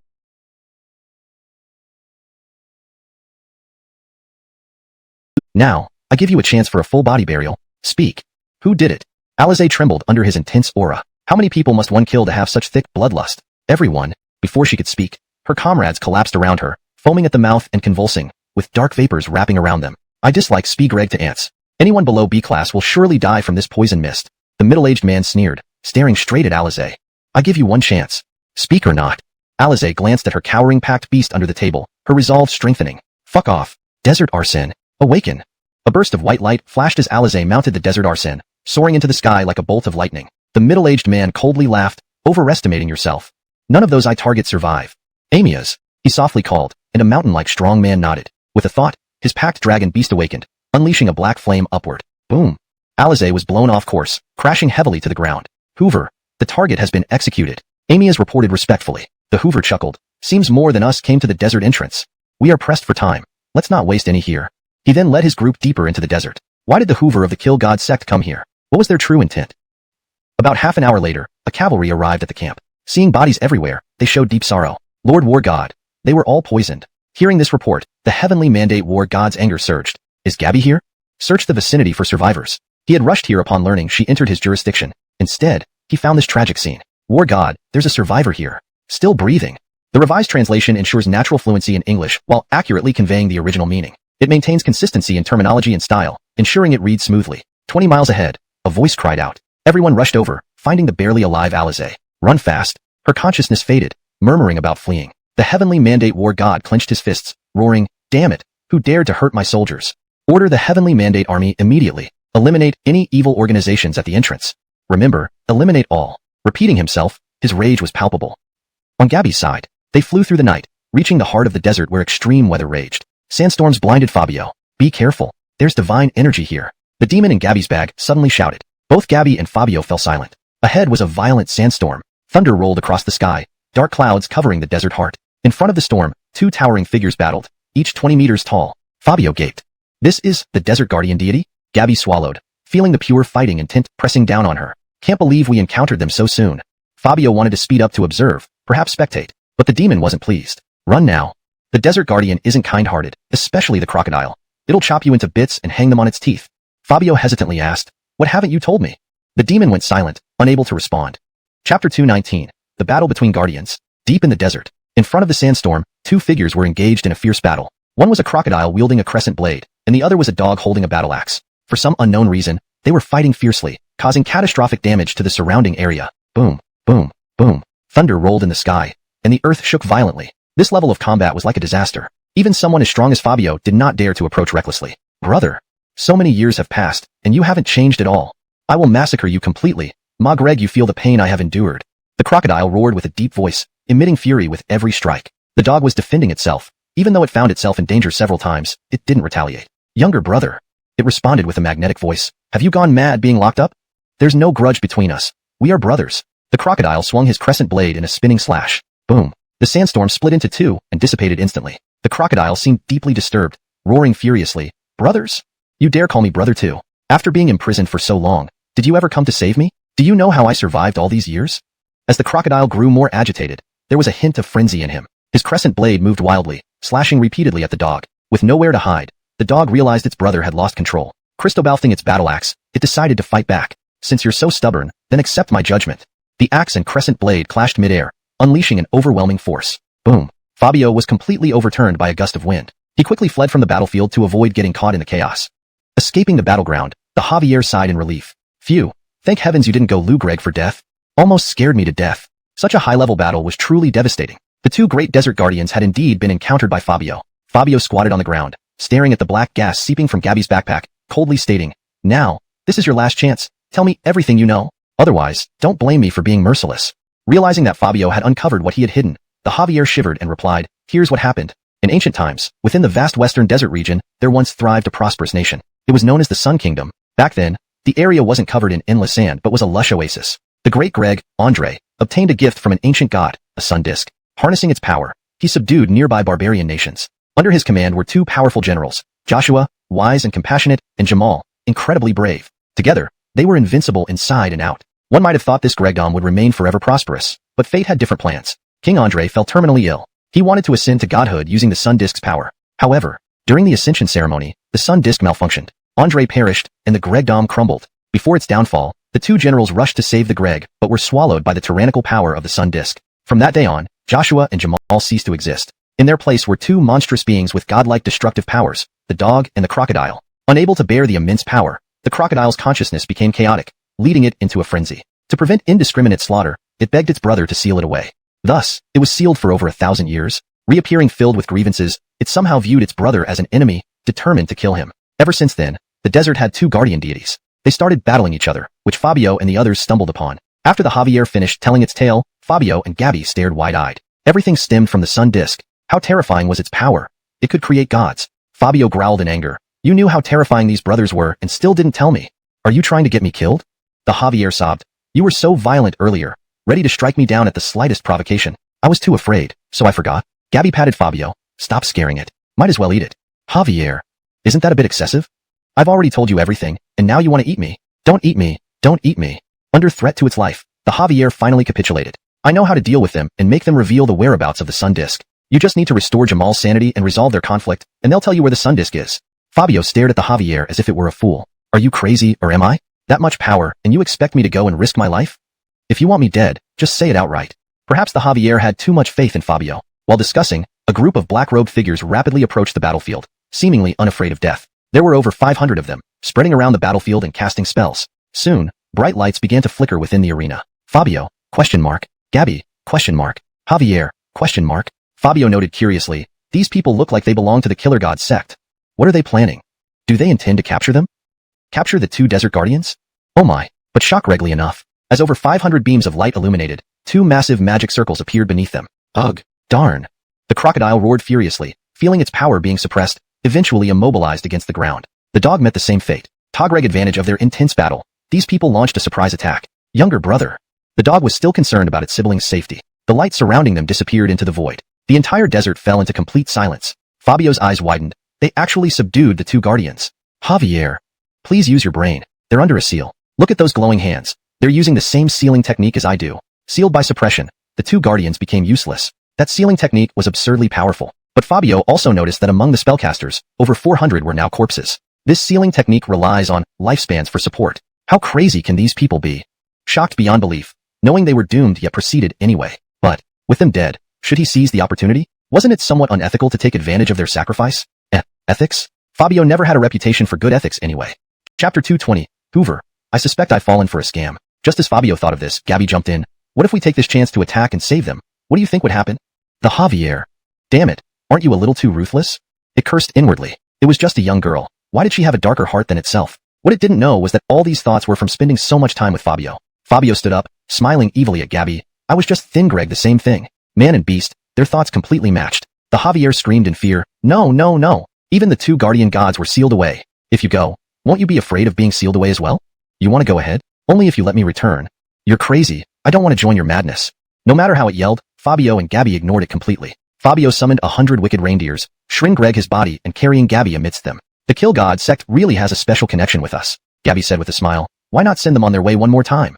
Over 100 wicked reindeers roared, their figures ghost-like as they started attack Greg the group who hadn't recovered yet. Roar. The formation used by the Kill God sect had consumed their lifespans. Now they lay on the ground weakly, still catching their breath. But then came distant roars. The Hoover looked toward the sound, seeing a dense mass of black ugly creatures. Damn it, ambushing us now. Everyone, prepare to fight. The believers who sacrificed their lifespans twice in succession had their combat strength sharply reduced. Though they were elites of the Kill God sect, they couldn't withstand 2 such tolls. They were now only skin and bones, lack Greg any power to resist. Over 100 believers struggled to stand, protecting the Hoover in the middle. But against 100 wicked reindeers, where was there room for resistance? Ugh. Ah. It hurts. Damn it, what are these things? Save me, save me. These over 100 believers didn't even have the strength to retaliate. They were thoroughly scattered and destroyed by the wicked reindeers. Each became fattened meat in the mouths of the wicked reindeers, with no chance of escape. The Hoover gripped 2 balls of light, the origin of sealing the 2 guardian gods. He used this gap to turn around and try to escape. However, a wicked wind attacked, knocked Greg him straight down. It's you. The guy who pacified the Northern War. He recognized Fabio, who now stepped on him. The Hoover's expression was extremely wretched, wanting to escape but given no opportunity. I am the Hoover of the Kill God sect. I am the servant of the ancient god. You dare touch me and will surely face slaughter. Let me go now. All he could do was intimidate. But he had no idea that Fabio was friends with the ancient gods, and how many Kill God sect members had already died by Fabio's hand. Gabby, sitting on Fabio's back, chuckled. The Kill God sect? Not even a pile of my excrement could be worse. Fabio. Javier. Hoover. You woman, you're not proper at all. Goddamn watching a show. No matter where, when believers called, it should offer help. Was absorbing flesh more important, or watching a show? This Javier clearly wasn't serious. Fabio and Gabby speechlessly watched the Hoover. The Hoover felt especially puzzled. Shouldn't you show fear? Why are you Lou Greg at me like that? Fabio and Gabby didn't speak. The hovering Javier revealed its form, similarly silent. The scene was somewhat awkward. The Hoover turned to look at the Javier. Respectfully Greg, a request. Lord Javier. My subordinates have already summoned you using their flesh. Please grant us assistance, leaving them without a scrap of armor. Javier. If you want me dead, just say it. Seeing no response from the Javier, the Hoover tilted his head. As Greg, is something wrong? Can't you assist or what? His mind gradually broke down. Kill? Why aren't you killing them? I summoned you with the lives of my 30 subordinates, and you, having absorbed their blood, should be acting now. He felt he'd fallen for a scam, and it was a scam set by the Javier. Fabio laughingly asked the Javier, do you want to fight me? If you do, come give it a try. The Javier trembled from the voice, shook Greg its head continuously. No, no, no. How could I possibly fight you? Hoover. He was certain. He'd fallen for a scam. Damn. You really absorbed the blood but refused to act. Didn't Javier talk like this? The Javier was Spiegread conservatively. Itself in danger, how could it protect its believers? Floating before the Hoover, it sighed. You should beg for mercy. Otherwise, I can't protect you either. Hoover, ? How could such words come out of the mouth of an Javier? The Javier had already said it modestly. It was in hot water itself. Chapter 221. Are you two performing a crossover comedy here? The Hoover's inner turmoil was just like that of the Javier in the afternoon. Utterly devastated. After waiting so long for a helper, he finally got one. But what happened? It turned out to be an undercover agent. Not only did this person not help, but also tried to persuade him to face reality. Gabby jumped down from Fabio's body and yanked away 2 strands of divine light. What should I do to unlock this thing? Upon hearing these words, the Javier was immediately terrified. Unlock it? Nonsense. Are you really not afraid of death? Please, ask this guy why he is here first. The Javier was genuinely terrified. If the 2 guardian gods were truly released, everyone present would die. Fabio looked at the Javier disdainfully. You really care too much about your life? And you even reminded me to ask him why he came here. You're quite the little clever one. The Javier. After years of cautious survival, to end up failing because of Fabio was utterly depressing. The Hoover scoffed with disdain. Don't think that just because the Javier is afraid of you, I will be scared. I'll let you know. As the leader of the Killer God sect, I am a man of principles. Don't think you can get any information out of me. I will absolutely never. Before the Hoover could finish his sentence, the claws on Fabio's hand tightened around him, causing him to cry out in pain. The Hoover felt as if his internal organs were being ripped apart, and he screamed in agony, his mouth wide open as if there were bullets lodged inside. The Javier covered his eyes, unable to watch the impending torture scene, fearing that it might bring back some unpleasant memories. Fabio asked calmly, I just want to know why you traveled all the way to the western desert and sealed them again. What was your intention? What reason could justify the Hoover risk Greg his life to seal them again? If this guy dared say it was for the safety of the entire West, Fabio would definitely crush him. An evil outsider saying such things was nothing short of heretical. It didn't match his character. The Hoover was in so much pain that he couldn't even speak coherently. The Javier, acting as a divine assistant, shouted nervously, Loosen up, he's about to talk. Hoover. I'd rather die than betray anything. When did I say I would confess? Fabio eased off slightly and stared intently at the Hoover. Speak. Why did you seal them? Why did you come here? The Hoover swallowed hard and sighed deeply. Our sect was founded by an ancient god. He just broke free from his seal, and now he's sealed again. Fabio knew the person he referred to was Honest the Javier. The Hoover couldn't hold back anymore and started sobbing like a wronged housewife. You see, we spent so much effort to find his sealed location. We willingly expended our lives to break the seal and release him. But what happened next? He barely greeted us before rushing off for revenge, and then he was sealed again. He was completely speechless, unsure how to vent his despair. The Savior appeared, and then the Savior was sealed again. In order to break the seal, according to ancient books, finding 2 powerful beings with divine essences, and using their essences to break the seal was the solution. So I brought everyone here to reseal them, expending another third of my lifespan. But right after succeeding, you showed up. The Javier consoled him patiently. It's okay. It's all in the past. Don't cry. The Hoover glared at the Javier angrily. If I had known, I would have agreed to include you in the plan. I would have used your divine essence to break the seal first. Spying for them and doing nothing useful with their blood and flesh. They had been venerating the Javier for centuries, only for him to turn into an enemy hero, who wouldn't be angry. Javier. Enraged, the Javier roared, execute him. Must execute. Damn, he wanted to trick me. Fabio. How fickle was this guy? He was comforting someone moments ago, and now wanted to kill them? Then they began an absurd argument. Hoover, look at you, so skinny you're all bones, no meat at all, acting like what kind of Javier here? Javier, you've already been stepped on by someone, and you still pretend to be tough? Hoover took a deep breath. You're just a big idiot. Javier. That statement confused the Javier. It was oddly cute. Fabio was also speechless. A leader of a killer sect and an Javier bickering like this? Shut up. Fabio bellowed harshly, glaring fiercely at both. If you keep arguing, I'll eat both of you. The Javier covered his mouth and wisely shut up. The Hoover, intimidated by Fabio's killing aura, wouldn't fare well trying to escape or fight them. The Hoover laughed out loud. Ha ha ha, I wonder what you're being so cocky about. Keep laughing, laugh more. Javier looked at the Hoover, embarrassed. Wait until this crisis passes, and I'll definitely pay you back. I won't stop until I kill you. I'm not called Sia for nothing. Hoover, we should share the same surname. After all, where has a son ever had a different surname from his father? Javier. You damn, do you believe I? The two resumed their endless verbal sparring. Gabby sighed inwardly, feeling extremely frustrated, completely powerless to mock. How did Fabio always encounter these clowns wherever he went? Chapter 222. Even Austin's fear scratching. Ugh. Nothing can stop me. Nothing can stop me.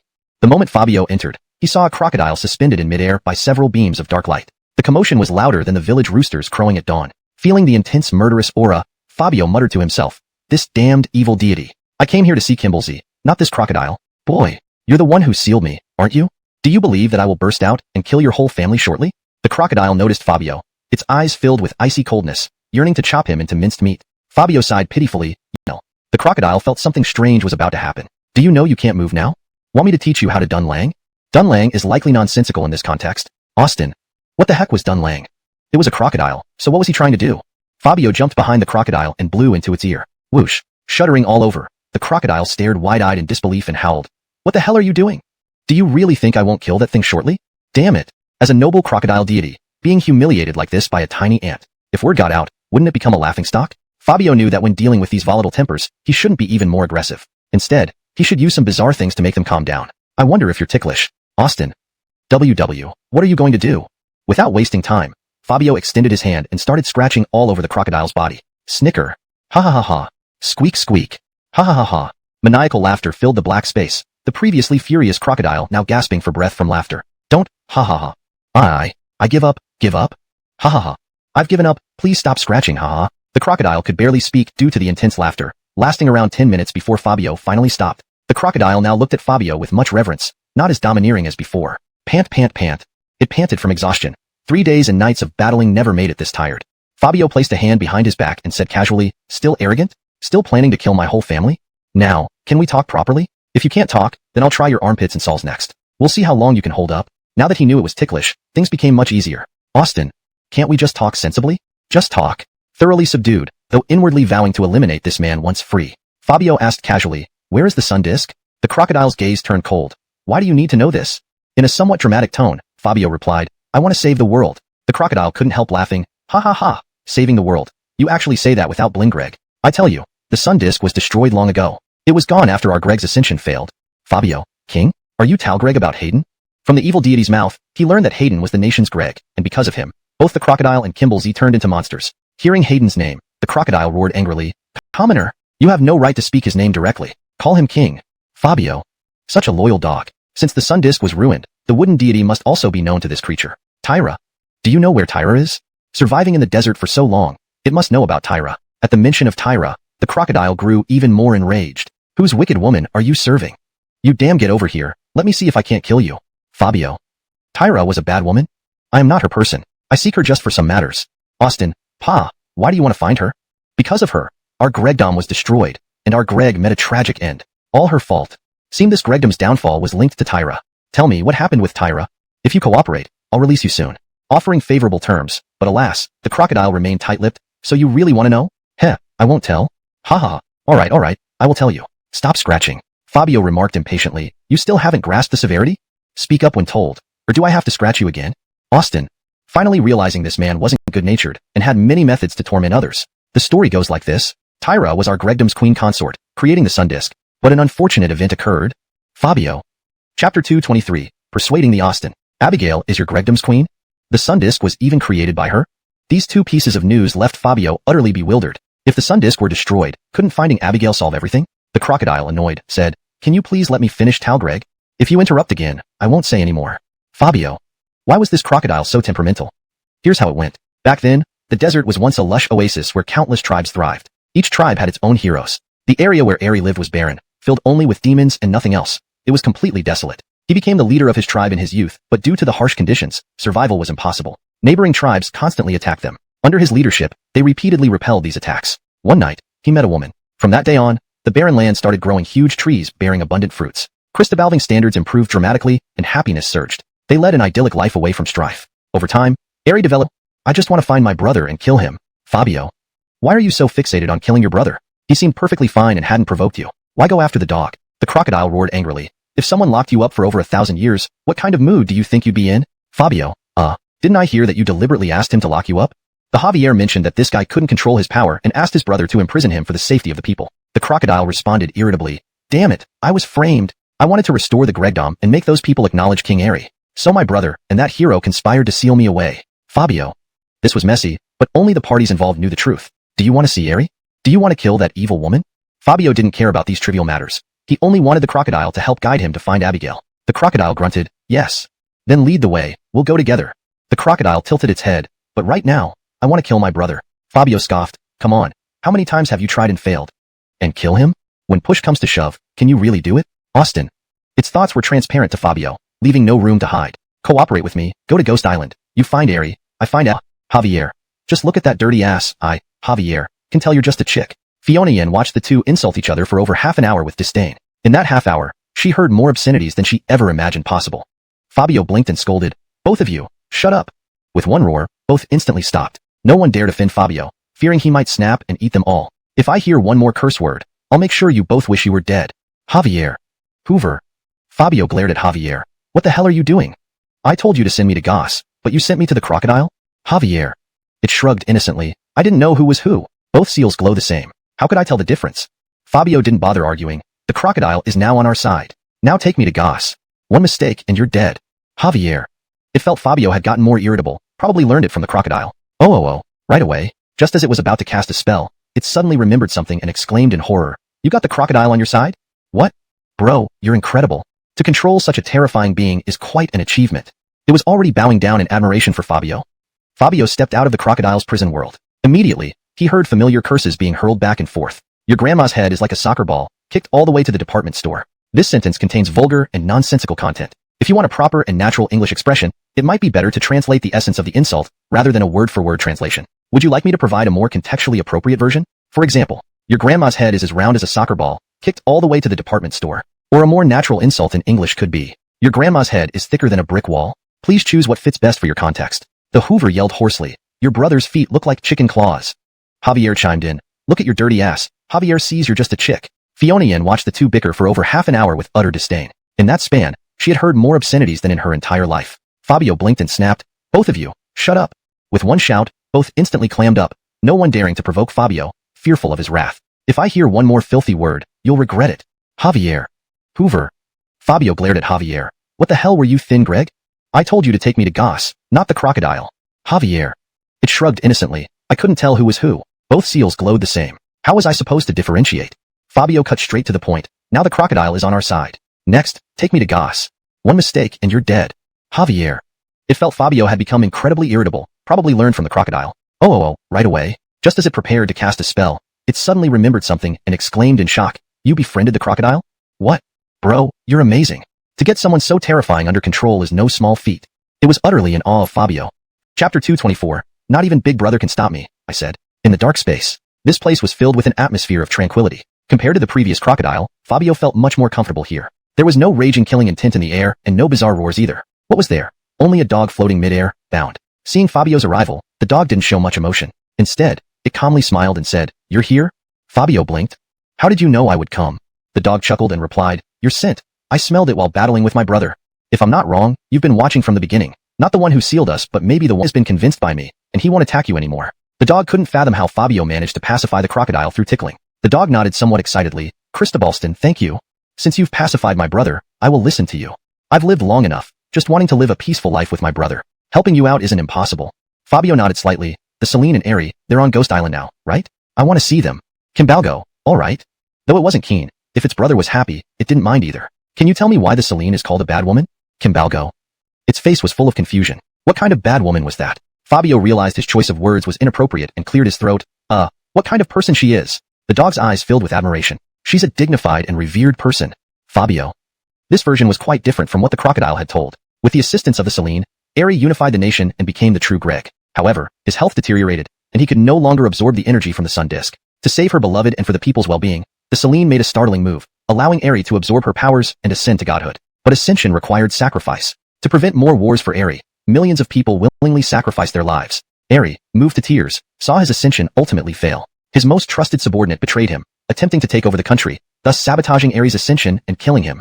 That subordinate later became known as a legendary hero, a grim irony indeed. Seeing her husband stabbed, the Celine released all her power to protect him, accidentally turning several people into monsters in the process. Due to the massive energy expenditure, an explosion occurred, covering the oasis in yellow sand, leaving only a small population alive. The Celine, carrying Airy's body, fled to the end of the desert, onto an island where they fell into eternal slumber. Unknown reasons made that place filled with ghostly presence and terrifying creatures. After narrating, the dog sensed that it would soon meet Airy. Fabio found this version quite different from what the crocodile said. From another perspective, the Celine wasn't a bad person. In summary, everything will be clear once you see them. But I've heard that on Ghost Island, there's no Airy, just someone named King Ruin. Perhaps Airy has awakened, or perhaps he has turned into a monster.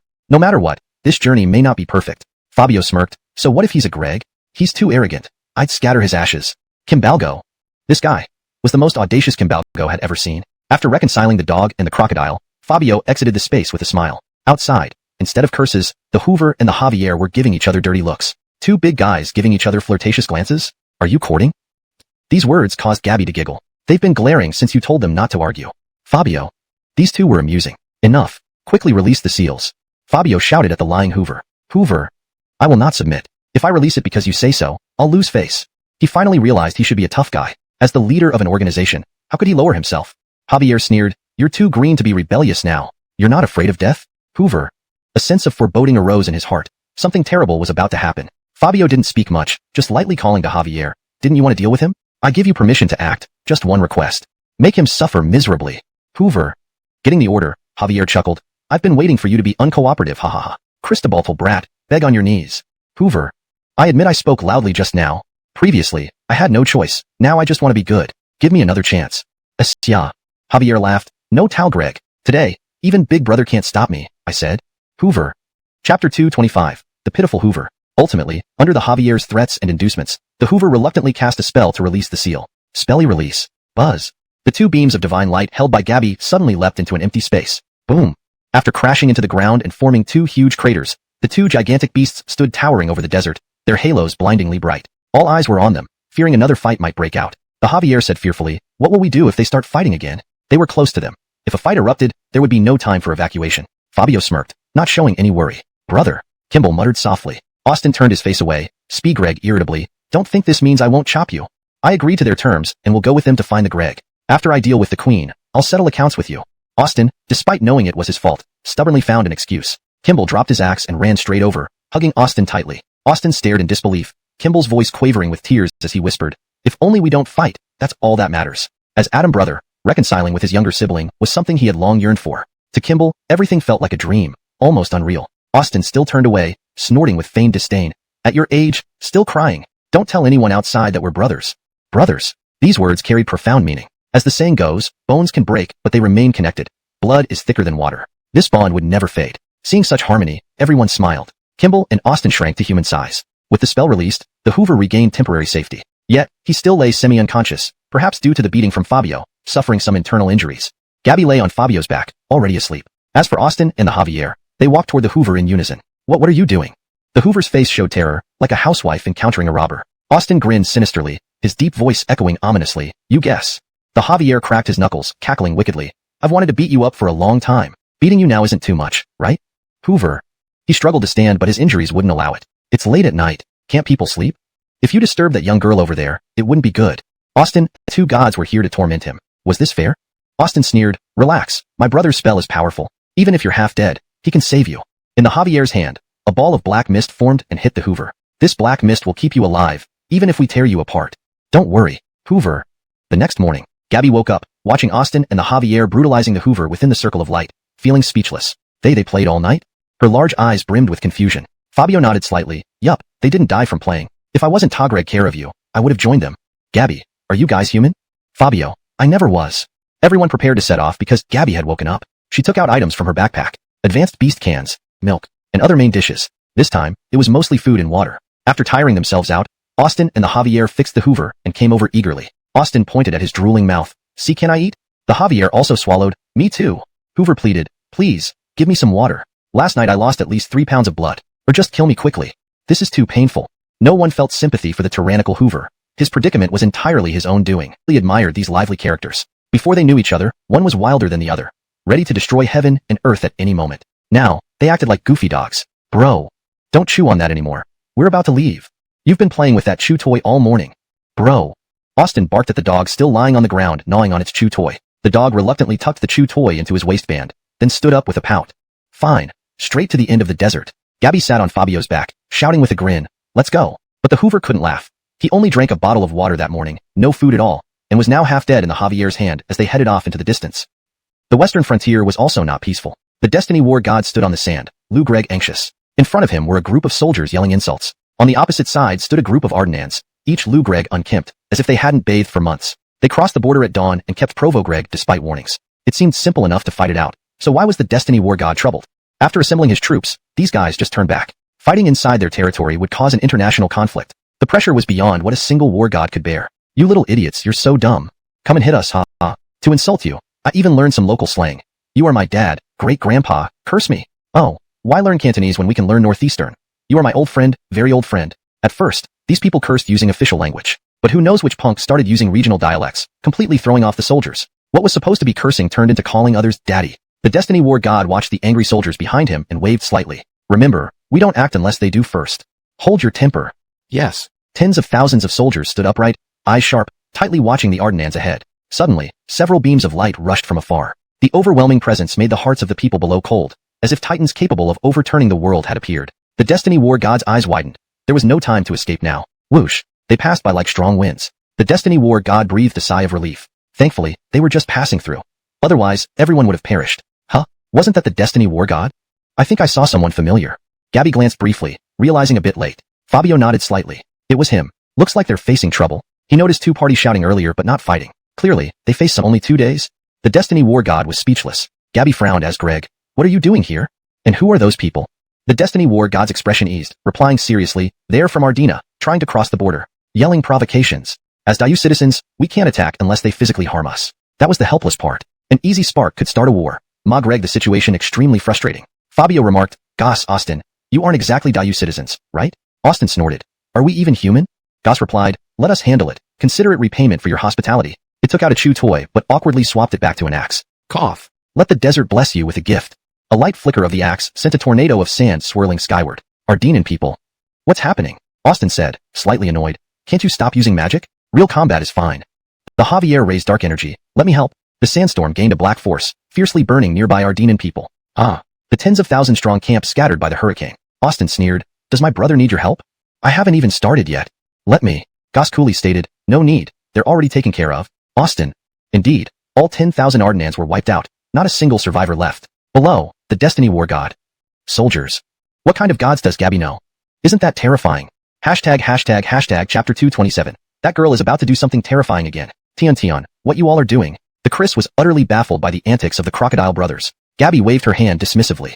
It's nothing really. This time, it was the Desert Guardian who acted, not Dacia. She pouted and said with a mischievous smile, if they want someone to blame, let them go after the Desert Guardian. At worst, we'll face divine retribution, right? Her words left the Chris speechless. Was this reasonable?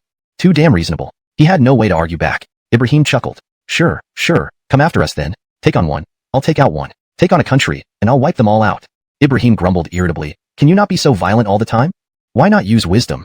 The crocodiles and Ibrahim started arguing again because of one sentence. Everyone below feared that these two brothers would start fighting in earnest, which could spell disaster. Fabio stared in silence. Even Gabby seemed to be getting more like a dog from hanging around this crowd. Where are you guys headed? Just past here is the border of Arden country, at the edge of the desert. The Chris asked Gabby. This group, except for the half-dead Hoover, were basically all SS rank. Such terrifying combat power could easily make people think they were going to obliterate a nation. Gabby spoke mysteriously. We're off to save the world. Well, see you later. Goodbye, Uncle Davian. Watching Gabby's retreating figure, the Chris felt increasingly puzzled about what she was doing in the western desert. Arden country. The King's Hall. Reports from the front line made all the ministers grimace. This morning, they sent over 10,000 people to cause trouble at the border, hoping to extort some land from Dacia, but those 10,000 people simply vanished. Moreover, Dacia's attitude was cavalier. The killers were the Desert Guardians, so they should take it up with them. The Desert Guardians only killed their people and didn't touch anyone from Dacia. Such a flimsy excuse enraged the Greg. Bam! He smashed his cup to the ground, glaring furiously at the ministers. 10,000 people. Even if they were 10,000 pigs, it would still take 10 days to kill them all wiped out in a single morning. Who can tell me what exactly happened? The ministers lowered their heads, not daring to meet the Greg's gaze. The Greg sneered cruelly. Hmph, don't tell me you all believe it was the Desert Guardians? If anyone dares to believe such a weak excuse, I'll slaughter their entire family. The ministers were speechless. One of them stepped forward respectfully. Your Majesty. Regardless of who did this, we must hold Dacia responsible. I think if we firmly accuse Dacia, we'll have the perfect excuse to annex the western region. If they want to fight, humph. Our million soldiers aren't just for show. Finally, someone spoke up, and the Greg's anger gradually dissipated, turning into a smile. Oh, I think this suggestion is good. Just as he finished Greg, another minister rushed forward urgently. No, absolutely not, Your Majesty. The Greg paused. Question mark. I just said it sounds good, and now you're ruining my moment? Don't I have any dignity? Why not? If you don't explain clearly, I'll exterminate your entire family. The minister's heart sank, but for the sake of the country, he had to continue. Dacia's strength has already been seen by the entire world. They already have over 5 million soldiers. We can't win in terms of numbers alone. The Northern War Dacia fought recently had made its prowess clear to everyone. The Greg, however, ignored these facts completely, focusing solely on his own agenda. If a war broke out, Arden could fall in a single night. The Greg laughed dryly. Are you always this humorous? Dacia indeed has 5 million soldiers, but I've prepared thoroughly for the annexation of the West. We have 3 million active soldiers. Adequate supplies. How can they mobilize so many troops suddenly, especially after a brutal war? No matter how powerful they are, they won't have the strength to fight us. He had long desired to annex the West, and now with the excuse of losing 10,000 soldiers, he could kick Daxia out of the western region. But the minister tried to say more, but the Greg wasn't listening. No buts. Due to your rash actions affecting our morale, I believe the best punishment is to exterminate your entire family. His eyes flashed coldly as he roared, "Guards, take him away and execute his entire family." The minister turned pale and was dragged away. The other ministers, seeing this outcome, chose silence. Military Minister, Bob, step forward. The Greg declared, "I appoint you as Talon-in-Chief to lead 3 million soldiers to conquer all of Daxia's western territory. If you lose, your entire family dies." Bob bowed reverently. Bob accepts the order. The Greg scanned the room. Any objections? If not, all of you, get to the front lines and annihilate the enemy. This time, with the full might of the nation, we will expel Daxia from the West. He wanted to be the Greg of the West and force the small Karas out of the western stage. As soon as the Chris returned to Shada City, he heard from subordinates that Alizé had awakened. So, he hurried to see her. Clearly, Alizé had communicated with Gabby and knew why she came to the West. Alizé lay in the hospital bed, tear-streaked, having just cried her heart out. "You are." Alizé hesitated when she saw the Chris. He didn't introduce himself, fearing his identity might scare her. "Just a sergeant who saved you." "Now, can you tell me why Gabby came to the western region? She must have spoken with you." Alizé nodded vigorously. "Yes, she did. She told me she wanted to find something called the Sun Disk and someone named Frank." Sun Disk, Frank. Both were the most terrifying things in the western region. Legendary-level entities, and she dared to seek them? Alright, I get it. You rest well. Regarding those intruders in your camp, their bodies were found in the depths of the desert, apparently avenged. So, rest well. I'll take my leave. With that, the Chris rushed out of the room. He needed to call Barkley. That girl was about to do something terrifying again.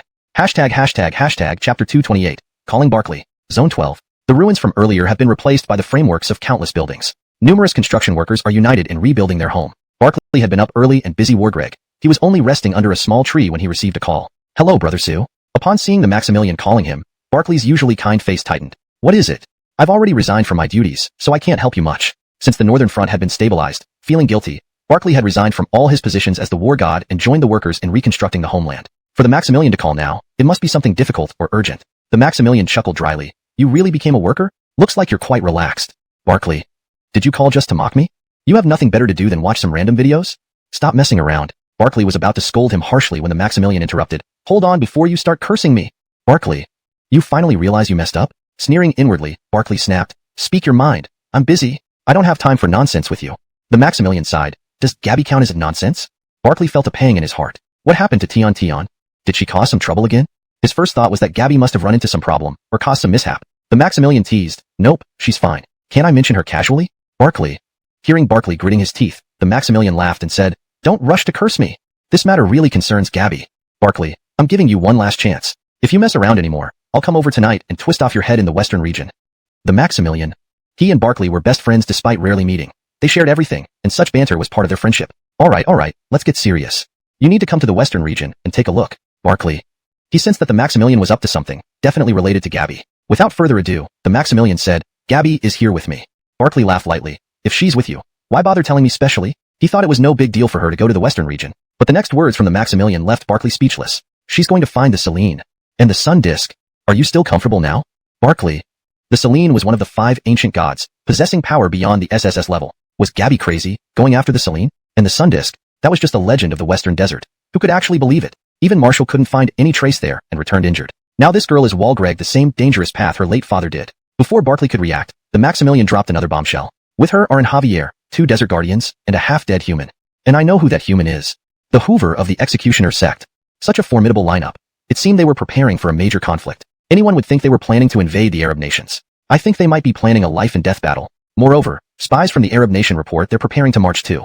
Looks like your dream of construction will be shattered. Barkley learned 2 things. 1. Gabby was heading off with several superpowers to find the Selene. 2. The Arab nation was ready to launch an attack. Why was he worried about Gabby? Because the Selene resided on Ghost Island, a place where even Marshall barely escaped alive. For Gabby to go there, I understand. If there's nothing else, hang up then. The Maximilian. Do you mean? Barkley sighed. Since you put it this way, I have no choice but to go. The Maximilian chuckled. Then I'll wait for the nation-protecting war god in the west. Beep beep beep. Hearing the dial tone, the Maximilian muttered angrily. This bastard loves hanging up on me. On the Arab side, over 3 million soldiers had assembled. They stood in the sand, staring up at their Greg on a high platform, awaiting his address. The western region has always been our homeland. The people of Daya have claimed it as theirs. Can we tolerate this? The Greg's strong words stirred the entire army. No. No. No. They roared with all their might, channeling their fury into their voices. The Greg smirked, drawing his sword from its sheath. Swish! The sound of a blade rang out. This morning, 10,000 of our soldiers were patrolling when they were killed innocently. They bled for our nation, protecting us until their last breath. Can you ignore this? Using the event from that morning, the Greg was stirring up the soldiers' emotions. If fellow soldiers were bullied, wouldn't it bring shame to the nation if they didn't show bravery? The soldiers shouted, no. The Greg's eyes widened like bells. Now, those 10,000 martyrs shall be honored as Dragon Tiger Warriors and given the highest honors. Dragon Tiger Warriors. This title was the highest honor in the Arab nation, and every soldier dreamed of receiving it. Now is the time for decisive battle. He swung his sword. Citizens of the Arab nation, join me and raise our swords. Kill, kill, kill, kill. Roars echoed through the air. Shagreg the earth. Once this rally ended, the western region of Daya would face its most brutal war. Meanwhile, Gabby, who had reached Ghost Island, was unaware of the turmoil brewing behind her. She stood on the shore, gazing at the ghost-infested island in the middle of the sea, shrouded in darkness as if covered by a black cloth. Even eerie cries of ghostly creatures could be heard in the air. Barkley's expression hardened. It's time to act. Chapter 229.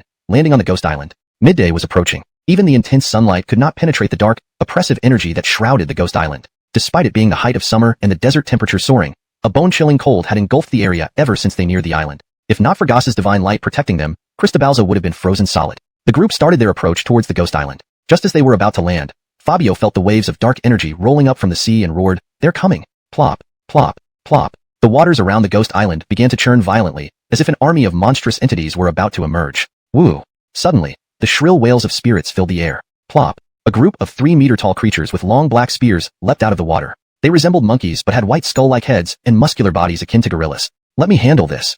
Javier smirked, holding a scythe in one hand and slashing downwards, sending a wave of black energy. Boom! The large-scale attack instantly obliterated the dozen monsters charging at them. The other creatures attempting to close and retreated quickly into the water upon seeing their comrades decimated. Cristobalza asked curiously, "What are these things?" Javier chuckled.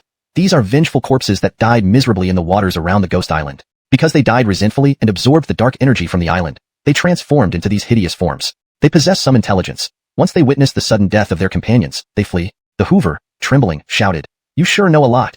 Do you think you should give me some protection? I'm freezing my ass off." Even though he was almost dead, this sinister character held him in his grip and wouldn't let him escape, not even offering a single layer of protection. Javier grumbled, "You're a captive, yet you have so many demands.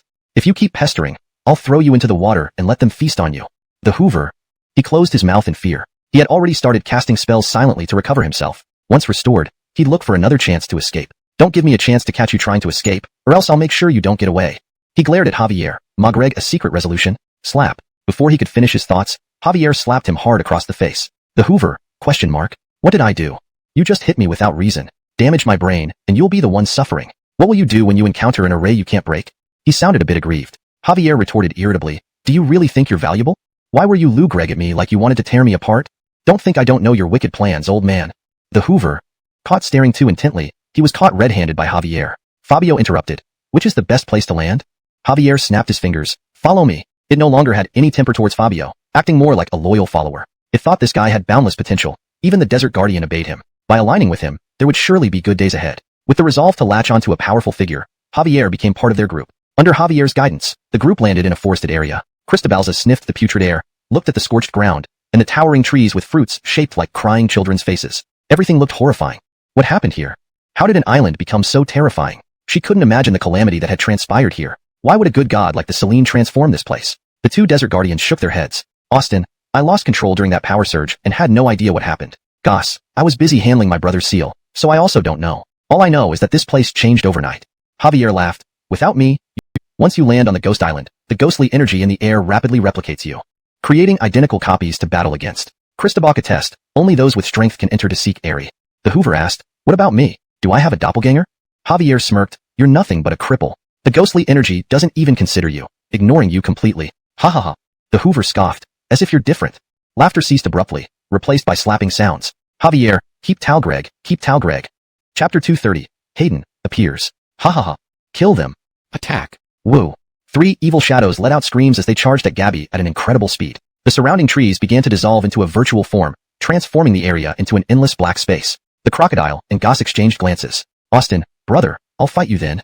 "Goss, then let me show you how an elder brother fights his younger brother." Both chose their respective evil shadows in unison and released their hidden powers. Buzz. 2 beams of divine light illuminated the darkness. Their skin turned golden yellow, and they were now clad in magnificent battle armor. The other two evil shadows also emitted black light, growing larger alongside them. Hee-hee-ha. The crocodile swung its crescent moon blade with an evil laugh, launching a frenzied attack on Goss's shadow. Earlier in the desert, it had held back much of its strength during the clash with its brother. Now it could finally fight without restraint, fulfilling a long-held wish. Goss's shadow was slashed repeatedly by the agile crocodile. Clang, clang, clang. The dark space echoed with the sound of clashing weapons. In just a few exchanges, Goss's shadow was being suppressed. Goss, who was confronting the crocodile's shadow, couldn't help but taunt.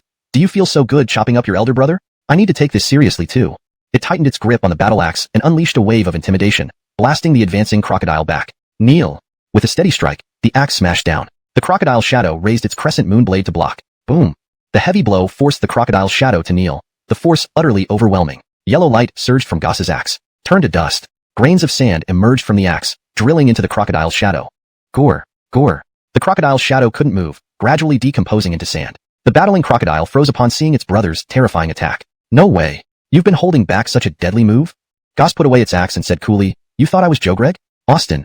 Should it thank its elder brother for sparing its life? Seeing that the fight on Goss's side was over, the crocodile didn't want to waste any more time. Its crescent moon blade began to glow yellow. Watch this. Turn into mincemeat. The yellow light slashed fiercely at Goss's head. Instantly, this supreme blow cleaved its body in two. Goss. Landing on the ground, the crocodile smirked. Huh. I saved this move for you too. Goss. Alright, let's see what's happening over there. Fabio's battle had just begun. Gabby coldly ordered, Cole, destroy them. Outside, the evil god sighed as it looked at the unconscious people. Their spirits have already been transported inside? Can't believe I have to be a security guard even as a god. Since the moment the evil shadows appeared, Gabby and the others had fallen unconscious, while the shadows entered their minds, entering another world. Tap tap. A rustling sound came from the grass. The Pope suddenly shouted, There's something coming. The evil god focused its gaze there, gripping its scythe tightly, because it knew great terror was approaching. Hey, didn't think two would still be outside. A youth, carrying a green light sword, dressed in white, wearing a crown, draped in a battle robe, strolled out of the grass with an evil smile. The green light sword rested casually on his shoulder as he approached. Seeing its appearance, the evil god was taken aback. In the Western Kingdom, there is a great emperor. White hair, green sword, tall and mighty, his fighting spirit like a dragon. After death, he became known as the Ruined King. The evil god recited the description from later eras. If not mistaken, this was the legendary Hayden. The Pope trembled. Big brother, father, Izar? Let me down. I'll crawl back like a bug if I have to. Evil god, only you wants to run? I want to run even more than you. Hayden, a man who built a super Gregdom, now standing right before them. Not supposed to clear monsters first? Why skip straight to the final boss without any side quests? The Pope was on the verge of tears. It didn't want to be here as cannon fodder. Hayden drew its sword and laughed wickedly, meeting his fate. Shall we start with you two? Evil god and Pope cried out together. Wait. Hayden paused, staring at them oddly. What is it? Driven by a strong survival instinct, they started chattering nonstop. Evil god trembled, shouting, Big brother, you must be the legendary Hayden, king of the West. Sniff sniff. As it spoke, it began sobbing. Finally found our leader. I'm one of your soldiers who cheered for you.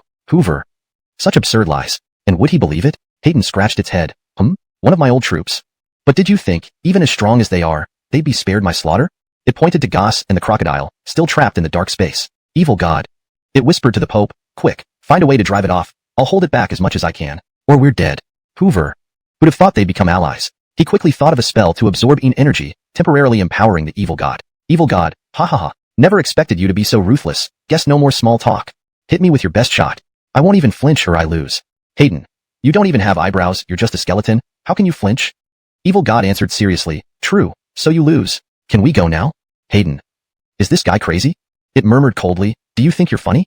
Chapter 231. Forced to babble. Just buy us some time. I'm casting a spell. Brother, you have to hold on for at least 5 minutes. Upon hearing the Hoover's words while hanging from his hand, Javier was utterly dumbfounded. His heart thundered with alarm. Damn it, holding on for 10 seconds is already pushing the limits, and now you want me to stall for 5 whole minutes. This is clearly meant to make me turn to ashes. Ari didn't seem like he wanted to waste any more time. He tightened his grip on the green sword, his eyes turning cold. All right, it's time to send you on your way. Anyone who steps foot on my ghost island will face endless calamity. Seeing that Ari was about to attack, driven by a strong desire to survive, Javier hurriedly begged for mercy. Big brother. As a ruler, shouldn't you give a weaker being the chance to introduce themselves, or say a few last words? Ari was puzzled. Question mark? He usually killed without hesitation. Why did he run into such an oddball today? You calling me big brother makes me quite happy. I'll give you the chance to deliver your last words. Spigreg calmly. Ari wasn't worried about anything going wrong. Javier coughed a couple of times. Greet you, Lord of Ruin. I've been a personal Javier for 2.5 years, and my strengths are singing, dancing, and harvesting human lives. The Hoover. Ari. How did this even relate to 2.5 years? He was clearly just a black spot. Why so dramatic? Undeterred, Javier continued shamelessly. My strengths are harvesting human lives and committing all kinds of evil deeds. My weakness is, I love watching women. Talgreg about watching women, there's actually a skill to it. I usually act casual or very serious when doing so. It hovered in the air for a bit before whispering to the Lord of Ruin's ear. I'll tell you secretly, watching women can prolong life. I've lived for many, many years. I wouldn't tell this to just anyone, okay? Dark energy began surging violently from the Lord of Ruin, as he felt an impulse to kill this noisy creature. Continue. Its voice grew colder as it pondered how long it could endure before losing control and Striegreg down this annoyance. As for my weaknesses, feeling the chilling aura radiating from Ari, Javier's voice started trembling. My hobbies are feeding on flesh? The Lord of Ruin said, you've already mentioned that. It's time you tell me your name. Take your time, I am very patient. Lou Greg at the Lord of Ruin's tone. Javier felt this situation was forced. If they kept Talgreg, it might not end well. Javier covered its mouth. Is that wise? My name is quite long. The Lord of Ruin barked. Say it. Terrified, Javier yelled. My name is Deluabu Torsoa, Dark Knight of Night, Katarupi, Green Turtle, Thunder Gaga, Dingwagwa, and Kuru. The Hoover, ? Is this a name? Someone unfamiliar would think it's a team name. Tightly gripping his war sword, the Lord of Ruin asked solemnly. Are you done yet? Now can I stretch my neck over? Enkuru. Himph. Its lips curled slightly, showing it couldn't resist finishing off this noisy creature. Javier whispered to the Hoover. Are you ready yet? I can't hold on any longer. The Hoover sighed mournfully. We've only gone 3 minutes. There are still 2 minutes left. Javier coughed. Great Lord, you're my idol. To die by your hands is my greatest honor. The Lord of Ruin snorted. Flattery won't get you anywhere. Tonight, I will cut you all down no matter what. What I say, none can defy. Javier burst out laughing. Ha ha ha ha. Ari, shut up. Javier stopped immediately. Yes, brother. Broth brother. Yes, I can sing. As your devoted follower, inspired by your story, I wrote a song.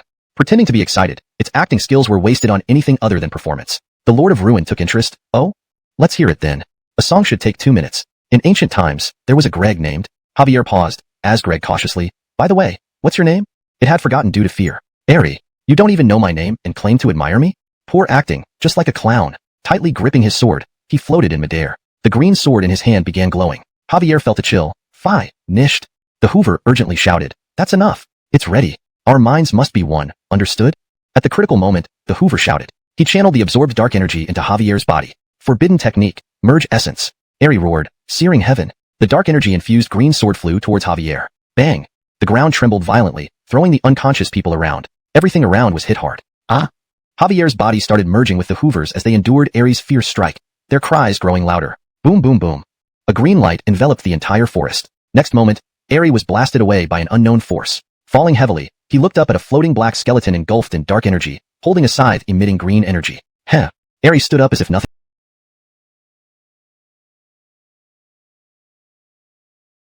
happened. Is that all? Do you really think you can match me? It gripped the green sword again. Come on, don't disappoint me. Glancing at those protected by black energy during the critical moment and then back at Ari, Javier brought its hands together. Green energy gathered in its palms. Ari, ? All heavenly paths can be broken by one law. Clouds, mountains, rivers, seas, I can break them all. Heavenly stars, I can break them all. Heaven and earth have no limits, but I can break them all. It chanted, each word gaining immense power. This was the Hoover's exclusive technique. Though his contract beast was long dead, merging with Javier allowed him to unleash the ultimate move. Lawbreaker technique. Splitting heaven, block Greg mountains and rivers, palm. Ari commented sarcastically, what a ridiculous name. With my single strike, I shall end it. Raising his sword, he delivered a straightforward blow. What force will erupt between sword and palm? Chapter 232. The Evil Buddha Go. Boom.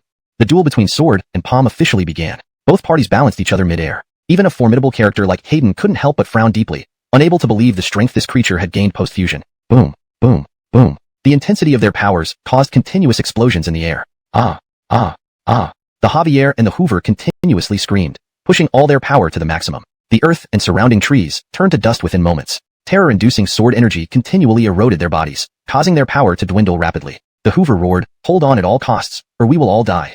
He wasn't part of this faction initially, yet for survival, he had to bring out his most potent skills. The Javier angrily snarled, don't remind me, can't you see? I may be slow, but I'm not an idiot. The Hoover, shut up, don't make me laugh. What time was it to squabble here? On the other side, in the dark space, Austin and Goss watched with interest as Gabby and Fabio battled. Fabio roared, transforming into his 30-meter-tall true form, eyes locked onto the Evil Shadow. Evil Shadow stared back, eyes filled with greed, as if he could devour him. Grrr. Both moved almost simultaneously. Sharp teeth lunged towards each other. Bang, bang, bang. Before Evil Shadow could bite, Fabio lifted his claws and smacked fiercely. Caught off guard, Evil Shadow stared innocently. That innocent look seemed to say, Aren't we using teeth? What's with these damn claws? After being slapped down, Fabio didn't stop. He gathered black decomposition matter in his mouth, unleashing it explosively. Grr. He couldn't contend against Fabio's full strength and screamed in pain when hit by the decomposition matter. Gradually, the giant beast vanished into smoke. After both the giant beast and evil shadow disappeared, a magnetic female voice echoed through the space. For so many years, few have managed to defeat their own evil within this endless darkness. I reside at the central spring. Want the eternal spring? Want my power? Come and get it, everyone. How did an eternal spring come into play now? This space started Brea Greg apart, returning them from darkness to reality. Opening their eyes, they saw the glowing green Javier battling a white-haired man furiously. Gabby, are they protecting us? She swallowed hard, incredulously watching the scene unfold before her. Javier's palms were pierced by a sharp sword, yet he didn't flee. Instead, he continued resisting. Seeing the newcomers, Austin and Goss exclaimed in unison, Your Majesty! Hayden, seeing they had awakened, ceased his attack, flick-reg his tail to blast Javier away. Hey, you're awake. My former servants, how are you? His voice cheerful, yet his eyes menacingly stared at Austin and Goss, filled only with hatred. Being loyal by nature, Austin leaped forward, kneeling before Hayden, shouting devoutly, Lacton, paying homage to the king. Hayden gently placed a hand on Austin's head. A loyal subject indeed. But have you thought about it? Since my ascension failed, Abigail died. She took Hayden away, along with that Greg who served his country and people. A black glow emerged from his fist as he glared at Austin, then struck him powerfully. Grr. Boom. Hayden is dead. Abigail is dead. This world now belongs to the broken king. Evil Buddha go. Ha ha ha ha. Before Austin was blasted away, a golden light enveloped him, cushioning the fatal blow. Austin looked at Goss behind him, saying softly, Thanks, brother. Only now did he realize his lifelong revered Greg had changed completely. He became evil, sinister, grotesque. Gripping his crescent moon saber, Austin faced evil Buddha go again. So, Hayden is dead, right? That means no need to show respect. Yellow light gleamed from his crescent moon saber. I'll shred you to pieces and hang you on my teeth. Grr. Agile Austin swung his crescent moon saber toward evil Buddha go. Clang, clang, clang. In mere moments, the broken Greg was split in two by the vicious saber. Black gas emitted from his body even as he was cut in half, his face calm and composed recognition of loved ones. Fabio remarked coolly, So, turned into a love slave, huh? Everyone. What's a love slave? What's a dog fix? Chapter 233, The Black Palace. How could I have believed in it all this time? How despicable. How can you do this to me? Austin's narrow eyes were brimming with tears, like a disappointed child, as he lay on the ground, sobbing loudly. My Greg, how can you attack such a loyal servant? Boo-hoo. He felt wronged. The Greg he had idolized wanted to kill him upon their first meeting. When faith crumbles, even the strongest of people cannot help but weep. Rarely, Kimbalji patted his head, consoling him. Okay. For a grown-up, you're still crying. Maybe I'll take you to chop it down later. That should be fine, right? Gabby also gave a warm smile and said to Austin, Stop crying. I'll treat you to the best snacks when we get back. Austin wiped the tears from his face. Then I want the crushed ice snack you mentioned. Kimbalji spat at him. Not in a good mood. You stupid fish, I tried comforting you, but now you're led around by some treats. Seemingly serious, Kimbalji whispered to Gabby, Remember to buy me a few tooth sticks next time? Gabby. After regrouping briefly, the group began heading deeper into the island. This, glaring fiercely at the trio. If I'm not mistaken, you are the Gregdom's chief warden, fond of torturing prisoners, and also a formidable necromancer. Kimbalji spoke wisely, staring at the lantern creature. It nodded without denial, Recton Nethyrus. I don't wish to fight you, but the Greg has decreed that all who set foot on the island must die. Nethyrus didn't rush into battle, but glanced at the other two. General of War Heka? Spear of Revenge, Callie. Why have you all turned into this? And it didn't want to fight its former comrades. If possible, it hoped for peace. Before it finished, Callie hurled her spear at Kimbalji. Die! The spear sped towards Kimbalji. Austin dashed forward, elegantly raising his crescent moon saber to block it effortlessly. This is our job. You go find the Celine. Kimbalji didn't want to waste time here. Once engaged, these were enemies. Fabio carried Gabby swiftly away from the battlefield, while the Javier intended to follow. But they were surrounded by Greg ghosts in the darkness. Hee. This one looks easy to bully. They can take the strong ones. Let's deal with this weakling. Hee. I haven't eaten meat in ages. These ghosts had no hair, standing only about a meter tall, pitch black bodies with sharp ears and monkey-like features. Shoot a warning. Warning. A terrifying force is approaching. Please escape immediately. Fabio. Searing wind hit them. A black mist appeared rapidly before them. Oh no. For a moment, Fabio felt death looming. Buzz. White light burst forth from within the black palace, repelling the black mist and piercing into Fabio and Gabby's bodies. Stunned, they froze, their minds drawn into a mental realm. Here, lush green fields stretched, filled with ancient-clad people gathered, cheering at a glowing yellow disc floating above. A handsome short-haired man and an elegant woman stood on a high platform. Fabio glanced at Gabby. We've been pulled into a mental realm. Gabby exclaimed. Could this be the scene when Ari ascended? The scene replayed. What does this white light intend to do? Chapter 234. The Kingdom's Downfall. I know that everything is coming to an end. Brave one. A serene yet sorrowful voice echoed through the air. Both Fabio and Fiona knew it was Abigail who had spoken. Thousands of years ago, I foresaw my destiny. I also knew a white-haired brave one would come to end this conflict. What you see now is the moment when Ares' Gregdom will fall. After Spigreg, but were consumed by the power emanating from him. At that moment, the sun disk exploded due to energy imbalance. The immense force obliterated the entire Gregdom in an instant.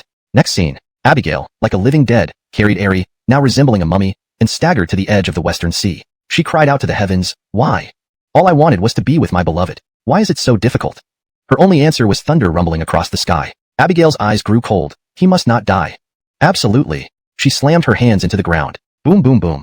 The earth shook violently. All plants in the oasis glowed green and withered to death within seconds. This once green western land turned into a barren desert. Summon. Heartsane Island. Using all her strength, she summoned her life-bound treasure. A colossal island emerged from the sea. Abigail carried Ares and led her followers onto the island. This is where the nightmare began, and the moment I regret most in my life. Upon arriving, she found the fountain of life. Formed from her own blood, it could rapidly heal any injury. Smiling, she placed the deceased Ares into the water before her followers' eyes. His withered flesh instantly rejuvenated. Everyone watched in disbelief, but only for a second. Ares' body glowed green, and with a wave of his hand, dark mist enveloped the island, swallowing all followers. Abigail stumbled back, shocked. Ares hugged her tightly. "My love, my Catherine. Am I not welcome back? Rest assured, everyone here and those traitors shall have no grave." Abigail was speechless. "Ares, your dark and broken heart has destroyed everything. Our summer of love has turned into agony. Bodies piled high, ruins everywhere. Why has it come to this?" Seeing the darkness engulf the island, Abigail realized the resurrected had exposed their darkest selves. Ares was no longer the Ares she knew but a fallen monarch after failed ascension. Tears streaming down her face, she bit her lip and used her strength to bind him. "Ah, why? Ares, surprised by her sudden attack, showed shock on his face. "A Ares like this should not exist in this world. So, please, go to your death." With her last ounce of strength, she attempted to slay Ares. Desperate and confused, he didn't struggle but slowly closed his eyes, accepting his fate. Green beams flashed, and giant monsters cut the vines restraining Ares into pieces. Abigail's strength depleted. She watched her followers transform into monsters. Chapter 235. Resolve. Ding dong. Warning. Warning. Danger. Danger. The system's alerts started ringing nonstop. Fabio knew that the entity before him was not a mere clone of Ares but the strongest and most complete version. Hehehe. A maniacal laugh echoed from where the white light had just sent something flying. A woman who looked exactly like Abigail but surrounded by a greenish aura walked towards them casually. She stood beside Ares, both radiating infinite malice. "Raoul, how do you plan to exterminate these two insignificant ants?" Abigail's voice cooed, leaning on Ares' shoulder in a petulant manner. Ares didn't even glance at her, Spigreg coldly. "I really like the name you gave me, but you are not her, so please get lost." Abigail's eyes widened in disbelief. She was, after all, a derivative of Abigail. Why could this man love Abigail yet reject her? "Raoul, you need to understand. I am Catherine. Do you hear me?" Her voice brimmed with boundless fury, like an enraged hen. This image bore no resemblance to the elegant Abigail at all. Fabio sighed. "No man would ever like you acting this crazy." Abigail felt deeply hurt and roared angrily. "You insignificant ant. You have no right to speak here. Die."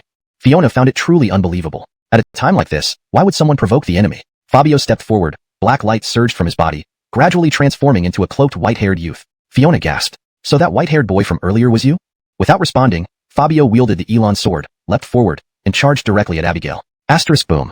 Asterisk. To Fabio's surprise, the force was terrifying, blasting him away on contact. Ares, wielding a green war sword, also lunged following Fabio's trajectory.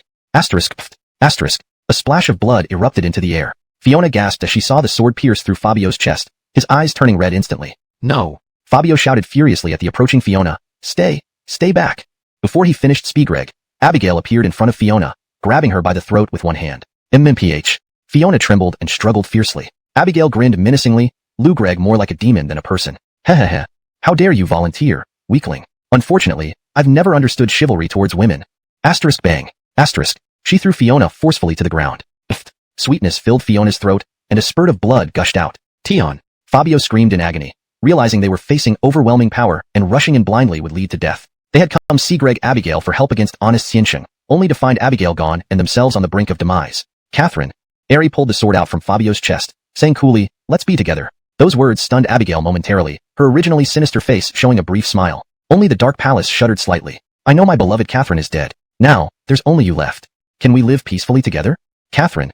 The moment when the blade pierced Fabio, it sensed the presence of Abigail's power within him. If Abigail had always been there, why couldn't it meet its old self? Its broken heart finally shattered. You give all your power to a newcomer, treating Ares as what? A fool? Fabio didn't realize Abigail had bestowed him with power, only feeling a gentle force within him as he got injured. This force quickly filled up the SSS level experience bar. 99%. Just a little more. Just a tiny bit more, and he could reach the SSS level. You now qualify for the final test to ascend to SSS level, Insight. The system issued a reminder. He didn't understand what this meant. He watched, dazed, as Ari and Abigail kissed passionately. Fiona struggled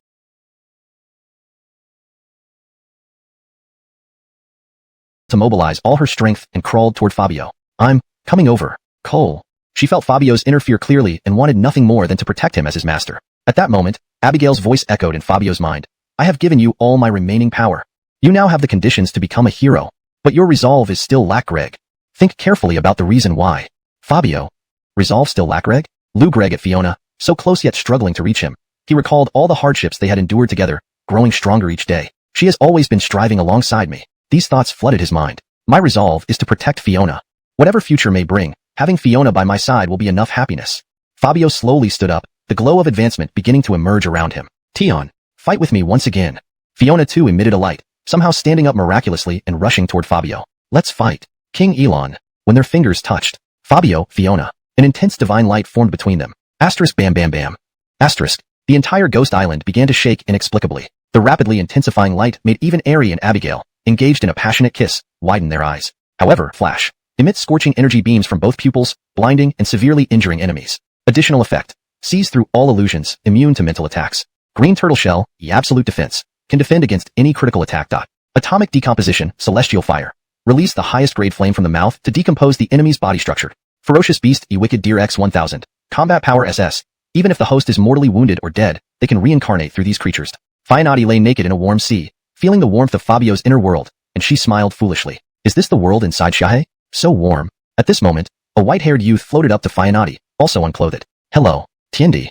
His voice was magnetic, and his sharply chiseled handsome face wore a gentle smile. Even the school beauty like Fianati couldn't help but blush at such a handsome young man. She whispered softly, this is Shahe's true appearance? He's kinda handsome. She never imagined that she would see Fabio's handsome side in this space. Fabio gently reached out and took Fianati's small hand. Tiendi, let's fight together. Fianati nodded vigorously. Or caused explosions on the ground. With a cold gaze, Fabio appeared before Ari with a single thought and fiercely slapped him down. Boom. The so-called corrupted king didn't even react before being slammed to the ground by Fabio's claw. You dare disdain the Greg. Roar. It was furious because, as a Greg, it hadn't even finished putting on its act when it was slapped down. It was shocked because Fabio's speed and power were far beyond its own. Sharp teeth covered Fabio's head, and green magma-like fluid dripped from his mouth. Splash. The fluid landed on Ari's face, burning and corroding it. Ah. White smoke rose from its face as it screamed in pain. Watching this from the side, Luke had finally earned Ari's recognition after much effort. How could it stand idly by? Reversal evil would tremble burst. With palms together, it roared. The earth trembled again. Almost instantly, the previously restrained Ari was dragged away by black vines sprouting from the ground. Fabio was tightly bound by these black vines. He grunted unhappily and then opened his mouth filled with fangs and started gnawing. All the vines restraining him were eaten clean. Luke, momentarily stunned, realized its attack was completely ineffective. An eye under Fabio's armpit glared at it. Magreg Luke feel like it was being stared at by some terrifying entity. Its hair stood on end, and its heart trembled continuously. It stepped back in fear, but that step marked its end. Fabio instantly appeared behind it and opened its fanged mouth wide. A plain, unadorned mouth bit down on Luke. No matter who it was, not even a great deity could save it now. In this dire moment, Luke looked at Ari helplessly, tears streaming down its face, and was swallowed whole by Fabio. Ari. Before swallowing it completely, Fabio's eye under its armpit glowed, and a black force shot towards Ari. Ari, we will be together for eternity. Accept my entire power. Let your heart embrace destruction. Before Ari could mourn, it was overwhelmed by a maddening force. Ah, Moo. My Moo. Grasping its sword, Ari felt the power Luke gave it. Fabio, not an ordinary opponent, knew its rival was upgrading and aimed to stop it. A dark substance condensed in its mouth and struck at Ari mid-air. Boom. At the same moment, Ari completed its upgrade. The dark substance that hit him didn't get a chance to explode before it was deflected by his sword. Ari was now sinister, with his red eyes filled with vengeance. You made me lose Moo again. So I've decided to butcher you. Cristobalston, I'm going to tear you limb from limb. To honor my love. Fabio. Fianati. What the hell kind of madness is this? Chapter 237. War breaks out again. Boom, boom, boom. Ari's aura was fiercely menacing, like a roused vicious beast. But even such a beast was completely insufficient in Fabio's eyes. He still had 2 forms yet to activate. He could take this opportunity to play with it thoroughly. Broken King? He is merely a fool of love. Fabio, with his chaotic voice, revealed his disdain without reserve. Each word stung Ari deeply, angering him intensely. I will make sure you have no grave to lie in. Holding the green war sword, Ari, filled with boundless killing intent, launched a fierce attack towards Fabio. Fabio's gaze turned cold as he charged forward with hooves pounding the ground. At present, his strength was almost back at its peak. Dealing with such a minor enemy was like an adult fighting a child. Clang. Ares' well-prepared strike accurately hit Fabio's chin. Hearing the sound of steel colliding, he was stunned. His full-power strike couldn't even pierce the opponent's skin. Fabio's underarm eyes showed amusement. Then he opened his blood-stained mouth and effortlessly swallowed, absorbing the power of the evil Frank, was still getting beaten. Fabio coldly replied, "Because my heart resonates with my masters. This resonance far surpasses your cheap love." Cheap love, a term both painful and annoying. Despite feeling indignant, facing absolute suppression left only room for suffering. This revision ensures the translation reads naturally in English while accurately conveying the meaning of the original text. The terminology is consistent, and the style remains intact. Ugh. I'll end this here. No more mercy. Opening his blood-stained mouth, he bit down on Ares' head, swallowing him whole. Ares closed his eyes, accepting his fate. In the final moments, a beautiful scene flashed in his mind. Catherine, amidst a sea of flowers, an elegant girl with a bright flower tucked behind her ears smiled sweetly, saying, "Ares, let's go home together." Okay, Ares.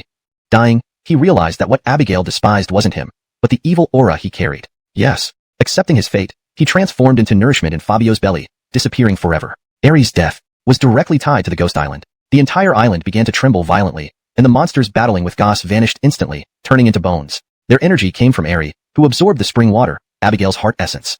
Now, with Ares' fall, the ghost island met its doom. It's Sin Greg. We need to leave. Leaping into the air, in the deepest part of his spirit world, alongside Gabby, a woman appeared. She wore a long green dress, exuding elegance. You came especially for me, didn't you? But I am already gone.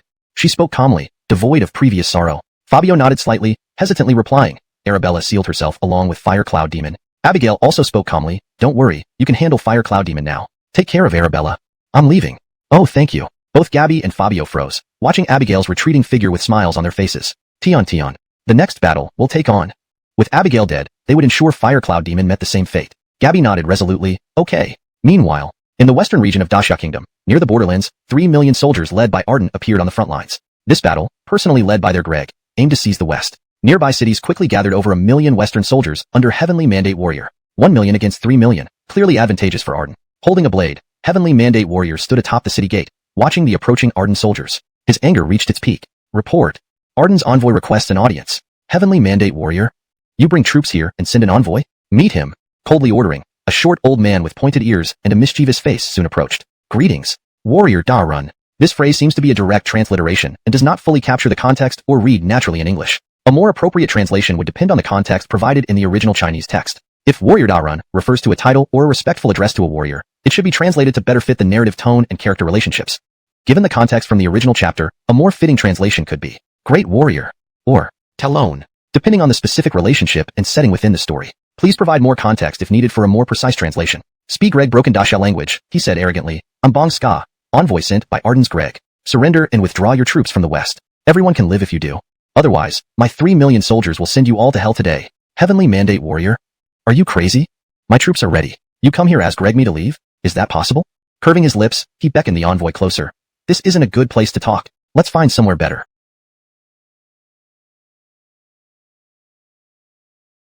The envoy, hearing a potential negotiation, smiled wider. If he convinced the warrior, he'd become a big official. No more nagging wife at the cyber cafe. Think Greg this, the envoy foolishly followed. What he didn't know was that the warrior intended to use him to boost morale. Chapter 238. Slaying the Messenger, enhancing national prestige. At the Grand Training Ground, millions of soldiers stood in perfect formation within their respective battalions. Their gazes were fixed on the elevated platform above them. At that moment, the Virgil was standing there with the envoy from Ardenak. No one knew why, during such a sensitive period, the Virgil would bring an envoy to the main training ground. Isn't this just about to start? Why are there still people from Ardenak? Is he planning to teach us a lesson? The troops have already approached our borders. What does this mean? The crowd began to murmur, but soon, the noise was quelled by the imposing presence of the Virgil. He held a microphone, his face stern and resolute, like a blade ready to be unsheathed. One strike, and it could severely damage the enemy. Honorably, today we have invited the envoy from Ardenak to witness our military strength. A hint of fierce light flickered in the Virgil's eyes as he looked at the smug envoy with an almost mock-Greg expression. In the envoy's mind, whatever the Virgil was about to announce would surely guarantee his promotion. He was still Bogreg in the joy of swiftly Togreg over the western region. But then, with the Virgil's next words, he felt as if his soul had left his body. This envoy has come here for only one thing. He pointed at the envoy with a finger. His gaze locked onto him, and his voice deepened. He said, our forces should withdraw from the west, and he would spare us from death. He said, they have 3 million strong soldiers who have already crossed the border. He said, all of our great Xia soldiers are cowards. He said, if we do not retreat, we will surely perish. He said, the envoy. Are you insane? I only clearly mentioned the first 2 sentences, and you're fabricating the rest. You bastard. He wasn't stupid. He realized that the Virgil brought him here to rally morale. Sure enough, the Virgil's words immediately ignited the fury of the soldiers. Since when did these barbarians from a weak nation dare challenge Great Xia? Our ancestors fought through hardship and shed blood to ensure that future generations could laugh freely under the same blue sky. We may keep a low profile and strive for self-sufficiency, but that doesn't mean we can be trampled upon like mere gnats. Even gnats try to shake the tree. How much more so for the nation called Great Xia? To hell with giving Ardenak any respect. If they want to fight, let's do it. We have nothing to fear. How dare this tiny Ardenak nation think it can stand against us? If they are mighty warriors, then we are celestial soldiers. The envoy felt the intense and rousing fighting spirit below, knowing full well that this battle could not be avoided. War God. Suppressing his shock, the envoy tried to appear angry as he shouted at the Virgil. You really know how to give me a surprise. Without responding, the Virgil turned to address the troops. The enemy has already crossed our borders. Do you agree to fight or not? Do we fight or not? Below, all voices answered in unison, fight, fight, fight. Seeing their high morale, the Virgil felt it was time. He drew the sword from his waist, turning heroically, and coldly stared at the envoy. You heard them. The soldiers of Great Xia have given you their answer. The envoy, exclamation point. He saw the murderous intent in the Virgil's eyes. Terrified, he took 2 steps back and stammered, what are you going to do? As the Virgil advanced with his sword drawn, the envoy was engulfed in an overwhelming sense of impending doom. He wanted to escape, but where could he go? Jump off the platform, and the soldiers below would tear him apart. Stand here, and the Virgil's sword would end his life. The Virgil spoke imperiously. My soldiers say to fight. So I believe this battle cannot be avoided. Since the conflict between our nations cannot be resolved, let's send you on your way. To show our soldiers that anyone who tries to bully us will pay in blood. Swish. The sword sliced through the air, straight for the envoy's throat. A burst of blood splattered into the air as the soldiers' deafening shouts erupted. Kill. Kill. Kill. Normally, envoys are not harmed in warfare. But since the enemy had already invaded our territory, there was no need for an envoy anymore. Great Xia, 1st District. All top officials of Great Xia sat in a conference room. Everyone's faces were solemn, and the room was heavy with silence. Do they really have 3 million soldiers? Suddenly, the Amen sitting in the middle spoke. 3 million soldiers have crossed the border, aiming to conquer our western regions. The Virgil has already gathered over 1 million troops to intercept them. The commander of Able Army immediately replied. The Amen nodded slightly. If this battle cannot be avoided, then so be it. Inform all regions to mobilize troops immediately and support the Western Front. We must crush the enemy's arrogant ambitions. Everyone in the meeting stood up, understood. Orders had barely been issued. Christabach waves spreading across the country. News of mobilization swept through all regions. Call up the army? No. The 5 million troops left over from the northern campaign hadn't even rested. Using them to aid the West is perfect timing. About an hour later, reports from various district commanders started flooding the conference room. District 2, 300,000 troops assembled. District 3, 250,000 troops assembled. District 4, 200,000 troops assembled. Each report came in one after another, leaving everyone in the room stunned. When did the number of active duty soldiers increase so dramatically? This massive number exceeded 5 million. This is far more than during the northern campaign. The Amen questioned. The Christabong Long official smiled. It's because the surge in enlistment enthusiasm has spread nationwide. The Amen smiled. Then let the enemies see the consequences of Provo Greg Great Xia on the front lines of the western border. The Virgil had vacated a city as the main battlefield to counter the enemy. Over 1 million soldiers gathered here, watching the dense crowd of invaders approaching. He knew the battle was about to begin. The enemy is right before us. The first battle. We absolutely cannot lose. Do you understand? Soldiers firmly held their weapons, awaiting the enemy's arrival. 1 million versus 3 million means each soldier needs to take down 3 enemies to end this. Chapter 238. Slaying the Messenger, enhancing national prestige. At the central training ground, millions of soldiers stood neatly arranged in various formations. Their eyes were all fixed on the elevated platform. At that moment, the Deegan stood on the platform with the Ardenak messenger. No one knew why, during this extremely sensitive period, the Deegan had brought a messenger to the central training ground. Isn't war imminent? Why are there still Ardenak people here? Is he trying to give us a lesson?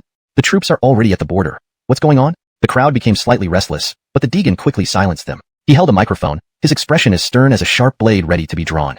One strike could heavily injure the enemy. Today, it's an honor to invite the messenger from Ardenak to see our military strength. A glint of ferocity flashed in the Deegan's eyes as he watched the self-satisfied messenger with a half-smile. In the messenger's eyes, whatever the Deegan was about to announce would certainly get him promoted. He was still reveling in the joy of swallowing the western region in one move. But then, with the Deegan's next words, the messenger felt a cold sweat break out all over him. This messenger. He came here for only one thing. He extended a finger and locked his gaze on the messenger, his tone becoming increasingly low. He said, "Withdraw from the west and we'll spare your lives." He said, "They have 3 million elite troops who have already crossed the border." He said, "Our Great Xia soldiers are cowards." He said, "If you don't retreat, destruction is inevitable." He said, "Messenger, are you crazy? I only said the first 2 sentences. Did you just make up the rest? You bastard." The messenger wasn't stupid. He realized the Deegan brought him here to boost morale. Indeed, the Deegan's words ignited the anger of the troops. When did these barbarians from a weak country have the courage to challenge Great Xia? Our ancestors endured hardships and shed blood so that future generations could laugh under the same sky. We keep a low profile and are self-sufficient. But that doesn't mean we're pushovers. Even ants can shake a tree. How much more so can the people of Great Xia? The hell, showing weakness to these Ardenak people. Fight if they want to fight. What do we have to fear? A tiny country like Ardenak dares to engage us in battle? If Ardenak soldiers are elite, then we are heavenly soldiers. Feeling the intense fighting spirit below, the messenger knew this battle was unavoidable. War God. Suppressing his inner shock, the messenger feigned anger and shouted at the Deegan. You sure know how to surprise me. The Deegan didn't respond but turned to the troops. The enemy has crossed the border. Should we fight or not? Should we fight? The response from below was unanimous. Fight. Fight. Fight. Seeing such fierce determination, the Deegan deemed it enough. He drew the sword from his waist, turned around gallantly, and stared coldly at the messenger. You heard them. The soldiers of Great Xia have answered for you. Messenger! Exclamation point. He saw death in the Deegan's eyes. Terrified, he stepped back, trembling. Why you? What are you doing? As the Deegan advanced with his sword drawn, the messenger was enveloped by the scent of death. He wanted to escape. But where? Jump off the platform, and the soldiers below would tear him apart. Stay on the platform, and the Deegan's sword would end him. The Deegan spoke dominantly. My soldiers say fight. So I think this battle cannot be avoided. With unresolved conflicts between the two countries, let's send you off first. Let my soldiers know that anyone who bullies us will pay a bloody price. Swish. A single strike slashed the messenger's throat. Blood exploded into the air, and the soldiers' deafening roars followed. Kill. Kill. Kill. Normally, you don't slay messengers, but when the enemy has crossed the border, no longer acting as diplomats, the messenger is unnecessary. Great Xia. Zone 1. All high-rank Greg officials sat in the conference room. Faces were solemn. No one spoke, creating a heavy atmosphere. Do they really have 3 million soldiers? Suddenly, Adam sitting in the middle asked. 3 million soldiers have crossed the border, attempting to swallow our western region. The Deegan has already gathered over 1 million troops to intercept them. The chief of Longyuan military immediately replied. The elder nodded slightly. Since this battle cannot be avoided, let's fight. Inform all zones to mobilize troops immediately and aid the western region. We need to crush the enemy's arrogance. Everyone in the room stood up. Yes. Just after the order was issued, voices akin to waves spread throughout the nation. Mobilize troops? No. 5 million troops left over from the northern conflict hadn't even been rested yet. Using them now was perfect. About an hour later, reports began pouring in from various zone commanders. Zone 2, 300,000 troops assembled.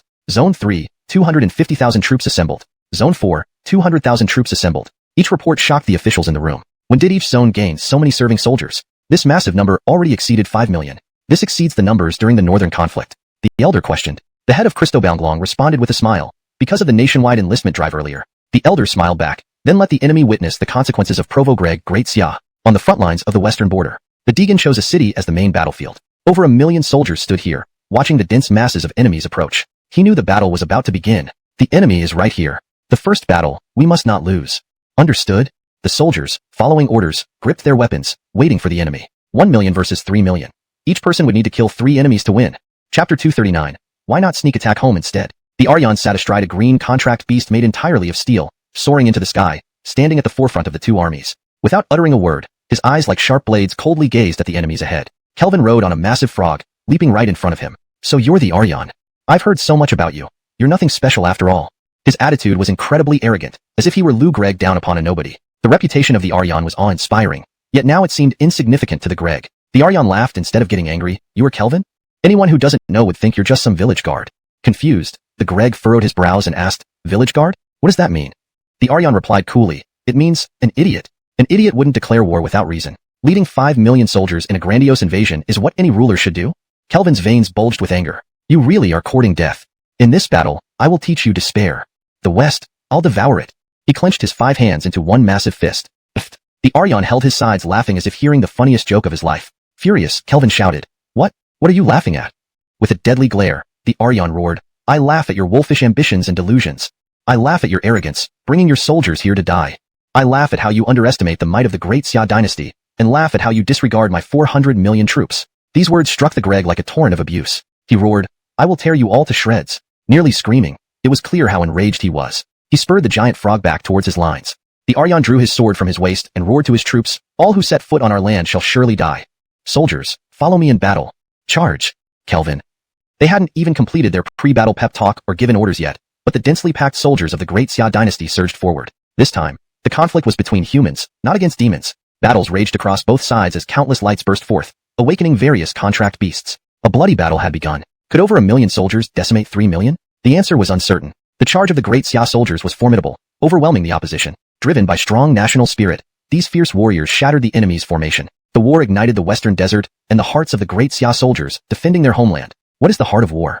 We fight to protect our land. We fight for honor. Any enemy trying to enslave or occupy us will be crushed by this pure heart of battle. Fionadu and her companions stood on the desert sands, having just left the submerged ghost island. Hee, can't believe Cole has reached SSS rank. Fionadu embraced Fabio, rubbing her cheek affectionately against his. Fabio. He thought, at this level, if Marshall came, he could easily overpower him. This level already possessed a divine essence, far surpassing SSS. The Javier smiled and congratulated. Congratulations, our journey has ended. Shouldn't I be let go now?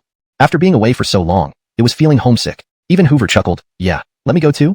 Both notorious villains, they were lucky to still be alive, let alone tell Greg about leaving. Pouting, Fionadu shook her head. Hoover, your organization has significant influence in the Great Xia dynasty and globally.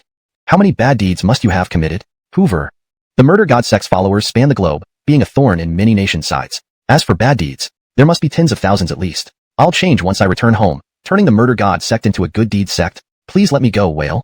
He didn't want to stay any longer. Before, Hoover was invincible. No one dared challenge him. Here, everyone was SSS or higher. Where dare he be rash? You can go when Fiery Cloud Javier is dealt with. Let's go back together, Fionadu suggested with sparkling eyes.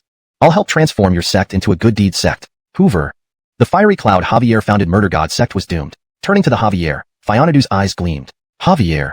A chill ran down its spine, sensing impending doom. Sis, I miss home. Let me go. I promise never to wander again. More than wandering, direct seclusion for a century until Fionadu dies. It didn't want to be rubbed into the ground again. Fionadu shook her head.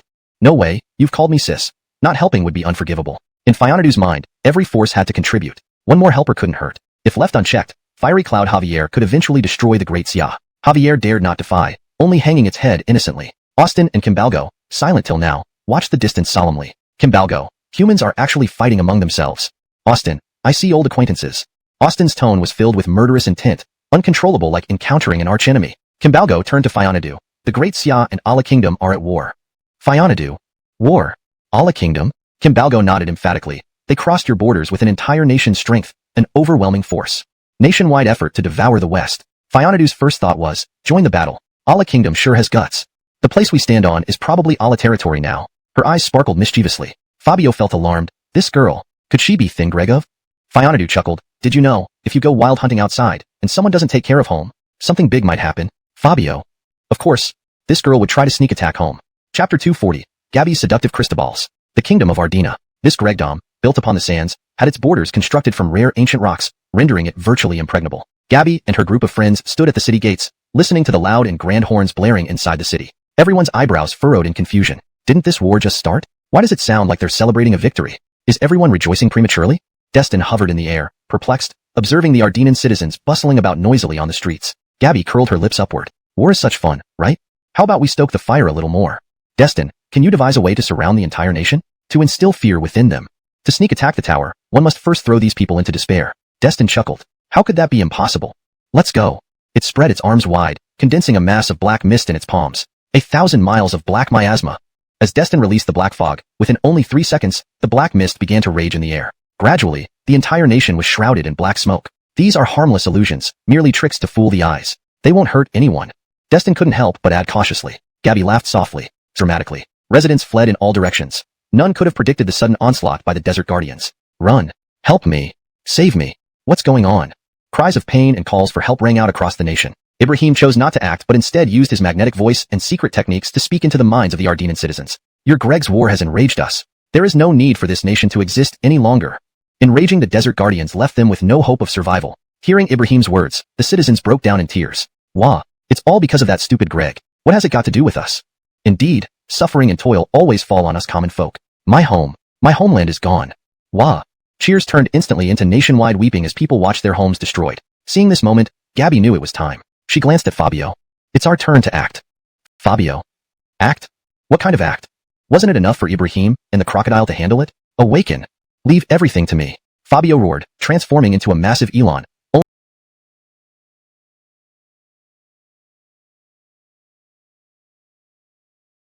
Only SS level without fusion. As soon as Fabio appeared, Gabby instructed Destin to dissipate the black mist. Jump in. Fabio leaped into the nation, observing the ruined buildings left by the crocodile. Gabby loudly announced, Citizens of Ardina, your Greg has angered the gods. To prevent the destruction of your country and protect your loved ones, join me at the front lines to end this conflict. Now, let the gods guide you. With two powerful deities and an ugly SS-level contract beast watching over them, how could they dare refuse? Their national cohesion wasn't like Dacia's. Dacia, especially in life-or-death situations, unity and patriotism would ignite. They would risk their lives to defend their homeland. But Ardina? Obey the rulers or suffer the consequences. Under such oppression, the people could only bear grievances silently. Now, the Greg's selfish actions had cost them their homes, releasing years of pent-up resentment. Because of the Greg, we lost our homes. We don't need such a Greg. Right. We don't need him. We'll listen to the gods. Only they can lead us to light. My son didn't want to enlist, but they threatened to kill us all if he refused. We faced the same pressure. Even shouting slogans on the street was forced upon us. Who wants their child to die, especially against Dacia? Sigh, I thought it was just our family. When the mask of deception fell off, the rot beneath was revealed. The people's patience had worn thin due to the Greg's ambitions. This nation was now doomed, for hearts had already fragmented. Gabi ignited the people's fury with mere words, setting Ardina ablaze beyond recognition. Frontlines. During the standoff between the two armies, the Aryan was covered in blood, his contract beast impaled by a spear. Corpses piled up behind him like a small hill. The Aryan's complexion was pale, watching soldiers fall one by one. He saw a towering warrior wielding a spear emerge before him, filling him with bitter frustration. They had been winning, beating their millions of enemies defenseless. But at the crucial moment, this giant wielding a spear suddenly appeared. With overwhelming force, he crushed their defenses. I am the spirit of war, the guardian deity of Ardina. This battle, you will undoubtedly lose. Stand up and fight me again. The Aryan. Translation notes, *, the translation aims to maintain the original tone and style while ensuring readability and fluency in English. Paragraph structure and line breaks are kept consistent with the original text. Character names are presented in pinyin as requested. Chapter 241, Sean. The Chris never imagined that defeat would come so swiftly. The originally invincible 1 million Dacia soldiers were now being crushed by a single spear-wielding giant. Forrester, can you still fight? Forrester, the Chris's contract beast, was heavily injured, with a spear piercing through its chest. With unwavering eyes, it replied firmly, I can. To fight to the bitter end, stand and die if necessary. Those words stirred a wave of emotion in the heart of the Chris. No matter how perilous the situation, even if it meant certain death, they would shed their blood for the sake of defending their homeland. Old friend. Then let's fight. Feeling the surge of fighting spirit from the Chris, Forrester reached out to pull the spear from its chest. The warrior standing before them sneered, his eyes flashing with disdain. You cannot defeat me. No matter how intense your will is, death will be your destination. He extended his hand, and the spear that had been thrown returned to him. Behind him, Kelvin chuckled. Sean, it's time for you to end this battle. Let Allah Kingdom thrive. Sean raised his arm, shouting, for Allah Kingdom. Hoo-ha! His spear flew again, enveloping them in an aura of death. Green. Deity. With the spear inches away, Forrester's fighting spirit burned intensely, its hands glowing green with power. Crystobalt of the dense forest. Unfortunately, this light was not enough to break through such a violent spear. The spear tore through the green light and aimed directly at the Chris. Master. After fighting by your side for so many years, it's time for our final moment. The Chris took a deep breath, replying calmly, thank you, Forrester. Boom. They closed their eyes, waiting for death to come. Suddenly, an explosive sound erupted. A towering and majestic figure stood in front of Green Deity, roaring in a chaotic and furious voice, Sean, I've been searching for you all these years. Who would have thought you'd become a Gregdom's dog? Today, I'll tear you limb from limb. Sean was the old nemesis of the crocodile. It was he who, see Greg to be a hero for the people, saved those meant for sacrifice and disrupted the ascension ceremony. It was also he who, along with Ibrahim, sealed away the crocodile. New grudges and old, all avenged today. Both Forrester and the Chris were stunned by the appearance of the crocodile. Its arrival meant Fiona must be here too. The crocodile growled irritably, if you're this weak, don't get in my way. Get lost. With the crocodile joining the fray, Forrester and the other soldiers got a moment to catch their breath, withdrawing to give the main battlefield to the crocodile. The crocodile stood on the empty ground, eyeing Sean, who was clad in armor, holding a shield in his left hand and a spear in his right. Sean's gaze locked onto the crocodile as well. Both exuded formidable auras. They were both blessed by the solar disk. Sean, fortunately, didn't turn into a monster but instead gained considerable power. This power allowed him to quickly establish a Gregdom under the name of a hero after the fall of Hayden. In truth, Sean wielded more power than the nominal king of Allah, merely a puppet and a good-for-nothing ruler. Rexer, after all these years, you haven't learned a thing. Today, I'll pierce your body with my spear and show you the meaning of disparity. Sean tapped his spear against his shield, a grin spreading across his chiseled face. Seeing his enemy, his blood boiled with rage. How dare he taunt? The crocodile snarled, its skin turning golden, its body rising taller, enveloped in divine golden light. It swung its crescent blade with all its might. Die! At that moment, Sean hurled his spear. Boom! A thunderous collision echoed through the air, so loud it hurt the soldiers' eardrums. After the brief clash, the crescent blade and the spear returned to their owner's hands. Just then, both figures vanished in an instant. Boom! Boom! Boom! Their speed was unparalleled, causing the earth to tremble and explosions to erupt. The crocodile gradually felt its strength wane as every strike of the crescent blade was deflected by Sean's shield. Damn it! Die! A crimson light flashed from the blade. Without flinching, Sean planted his shield on the ground, unflinchingly absorbing the blow. Boom! The ground split and cracked violently as the force hit Sean's shield. He only stepped back a few paces, seemingly unharmed. Ha ha ha ha. He laughed arrogantly. Is that all? Do you know my shield is made from fragments of the solar disk? It can withstand the strongest attacks. What do you have against me?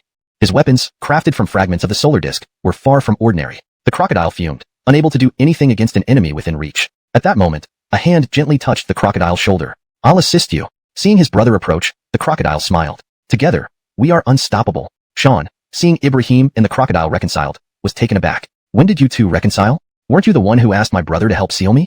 The crocodile responded angrily. My brother told me he cast a spell to make me sleep, but you tampered with it. You kept me awake in endless darkness, and left part of my soul to mislead me into targeting him. Ibrahim had explained everything to the crocodile, restoring their relationship. Everything was because of this damned Sean, LeGreg in the shadows to sabotage their brotherhood.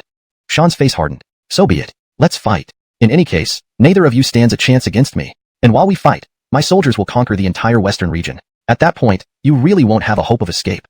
Sean believed he still held control over everything. Cristobal did he know, his plans were already shattered by Fiona. Chapter 242. The Great Wasteland Star Falls. Soldiers, charge with me. The Greg, seated on the giant toad, immediately rallied his troops. This dense mass of hundreds of thousands could swiftly overwhelm and cripple the Daxia army. As they were about to muster their courage for a final stand against the Daxia soldiers, a firm voice rang out from behind them. Everyone, don't become the Greg's lackeys. Turn around and look at your families. Fiona, riding on Fabio's back, arrived first at the battlefield. Caught off guard by this sudden call, everyone turned to see a group of people shrouded in thick smoke approaching at terrifying speed. They carried no weapons, bore no murderous intent, but rather had red eyes brimming with sorrow as they walked over. These were citizens of Errol country, enhanced by the evil god's spell, rushing forward to dissuade the battle. Dad? Why is he here? Mom? Huh? What's happening? This is a battlefield.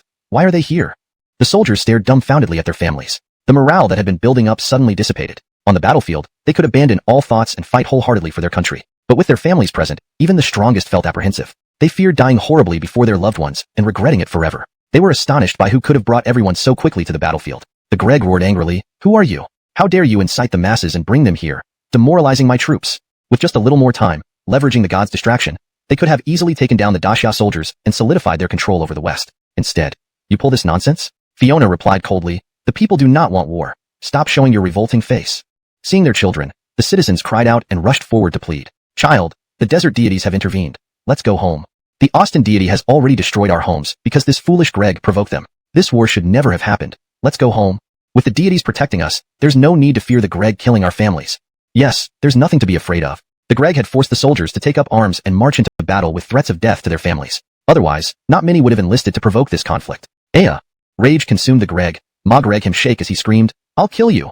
He spurred the giant toad under him towards Fiona. Fabio opened his abyssal mouth, spewing dark matter. Boom. The toad was blasted heavily onto the ground, burning fiercely from the intense dark energy. It screamed in pain. The Greg, far from his previous confident self, struggled to his feet, roaring madly at the nearby soldiers. Kill that woman? Damn it, I'll attack now. Anyone who disobeys me will have their family killed. Killing families? He still dares to say such things? Is this Greg's brain made of grass? Millions of soldiers glared coldly at him. From the moment the desert protector deities appeared, they had distanced themselves from the Greg's control. Fabio gazed into the distance. Crowds began to appear on Daxia's territory. His lips curled as he said to Fiona, Reinforcements have arrived. This conflict is coming to an end. Fiona smiled and shouted to the soldiers, Give up. Your Greg has gone mad. Don't join him in madness. Now, Daxia's reinforcements have arrived. Unless you really want to experience losing loved ones prematurely, otherwise, deactivate your awakened beasts and stand still, don't move. Roars started to fill the sky over the west. Zone 2, 300,000 troops arriving. Zone 3, 2,540,000 troops arriving. Zone 4, zone after zone was announced, waves of troops rushing toward the battlefield. In this moment, Daxia's national prestige soared once more. The terrifying unity of this nation chilled the hearts of the Errol people, because no other country could gather such a massive force so quickly or arrive at the battlefield immediately. Daxia did it. If you want war, I will wage war. I have tens of millions ready to fight. The Errol Greg, having fled forward, was struggling against Jackson and the Crocodile brothers. Seeing the Greg running over helplessly, he frowned. After a brief pause, he glared at him. What is wrong with you? I asked you to organize an assault, not come and interfere with my battle. The Greg whined. God, my people no longer listen to me. And Daxia's reinforcements have arrived. We cannot swallow the West. Shall we retreat? He valued his life too much to throw away wealth and luxury. Jackson. The Greg he chose was supposed to have unmatched resolve. How could he be so cowardly? Result. He didn't make a mistake in choosing this Greg, but his descendants. You. Jackson, infuriated, gritted his teeth and plunged his spear. Poochie. The massive spear pierced through the Greg, and Jackson roared furiously. What kind of judgment led me to choose you as my lineage? Aya. Enraged, Jackson emitted a terrifying aura. Staring at the oncoming soldiers, he made his decision. Unbreakable destruction. Everyone knows Daxia is invincible. Today, I'll put it to the test. How formidable is the aid you've summoned? Can they withstand my strike? Crossing his hands over his chest, weapons tightly aligned, his aura grew increasingly fierce. Great wasteland star falls. Whoosh! The earth shattered as Jackson, like an unstoppable beast, charged towards the incoming soldiers, spear in hand. The destined war god widened his eyes. He can burst forth with such power. Austin and Kimball were too late to stop him. Chapter 243, Submit or Die. Everyone's gaze followed the flying Jackson. The scorching battle aura blanketed the sky, sweeping across like a scene from the end of days. The intense momentum of annihilation seemed akin to a divine blade splitting heaven and earth, capable of sending everyone to their graves. No! The Aaron roared in fury, but Jackson, like a falling star from the heavens, charged forward with his spear, aiming. Can someone tell me if that's Gabby and Frisco? Austin mumbled indistinctly, "Mm." They turned into a black light and vanished in a flash. The Javier, brimming with excitement, exclaimed, "That's the power of SS rank, a new form they've unlocked." Only the Aaron's eyes were wide open, filled with shock. Tion has become this strong? He's mastered SSS rank. As long as Gabby and Fabio were around, they always managed to unleash miracles beyond imagination at critical moments. Even if outnumbered, even in a battle against gods, as long as Gabby and Fabio were present, even the gods would be struck down. Fabio's eyes glinted fiercely. The war sword in his hand hummed softly. He traced a circle in the air, instantly forming countless black swords from the glow. Darkness rises high, despair runs deep, flames burn outside, death awaits within. The darkness of my blade pales compared to the darkness of your heart. So, disappear from this world. One sword transcends all void. Fabio brandished his sword, and with those words, an unparalleled sword force surged directly towards Jackson. Lou Gregg at the incoming sword storm. Fear crept into Jackson's heart. I am chosen and unique. I won't die. Roar. Despite the dire situation, Jackson remained defiant. Fabio curled his lips, and the numerous sword forces merged into a giant sword, slamming fiercely into Jackson. Boom. The entire western region trembled violently. Jackson was sent flying by mere contact with the giant sword. It shattered into countless smaller blades, engulfing him entirely. What kind of power is this? I had everything under control, every move calculated. Why did I lose so completely? His armor splintered, shield and spear reduced to dust. Jackson fell, feeling his strength ebb away and his life fading fast. Jackson knew he was obliterated. His pupils dilated, and he disappeared under the overwhelming sword storm. For a moment, the entire battlefield fell silent. Everyone held their breath, gazing up at the angelic figure hovering in the sky. He stood with wings spread, face refined, embodying a sense of invincibility. Jackson is dead. The Aaron stared for half a minute before reacting. The troops erupted in cheers. We won. We won. We survived. The conflict in the western region should finally end.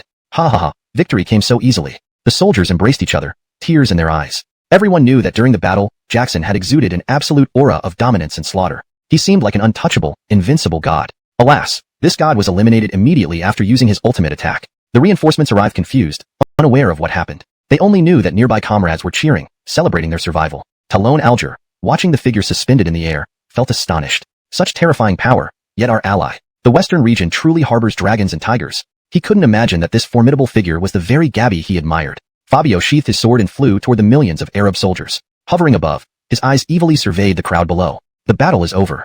Your Greg, your god, are vanquished. Now, it's time to settle your accounts. Fabio's voice was cold and clear, like a razor hanging over the enemy's throats. If they fought back, he would eliminate them without hesitation. The pressure of SSS rank terrified the Arab soldiers. Previously coerced into battle, with families close by, they had no heart for fighting anymore. An elderly commander knelt in tears, pleading for mercy. Forgive us. Our Greg forced us into battle. Now he's dead. We don't want to fight anymore. Please spare us. As Adam knelt, countless soldiers followed suit, begging for mercy. Fabio stared expressionlessly at them, unfazed. Only the sentimental ones pity the weak. The Arab nation in the West had been a thorn in Disya's side for years. Perhaps it was time to subjugate them once and for all. You have provoked my wrath. To live, to escape this barren land, submit to Disya, or, the souls of these fallen brothers will not rest. Choose, submit or die.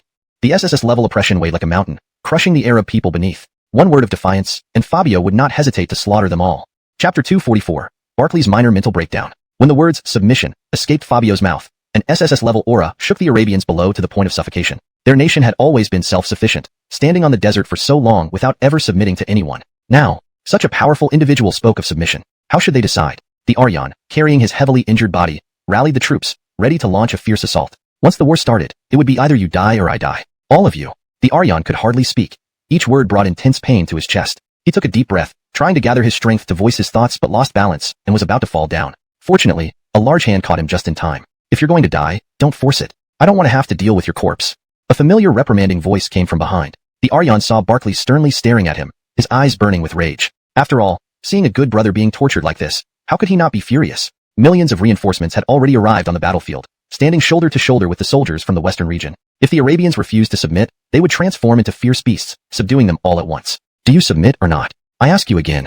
Fabio's voice echoed loudly, chilling the entire battleground. All kneeling Arabians remained silent. An elder looked sadly at his people and then shouted, "The evil Greg is dead, as well as the villain Sean.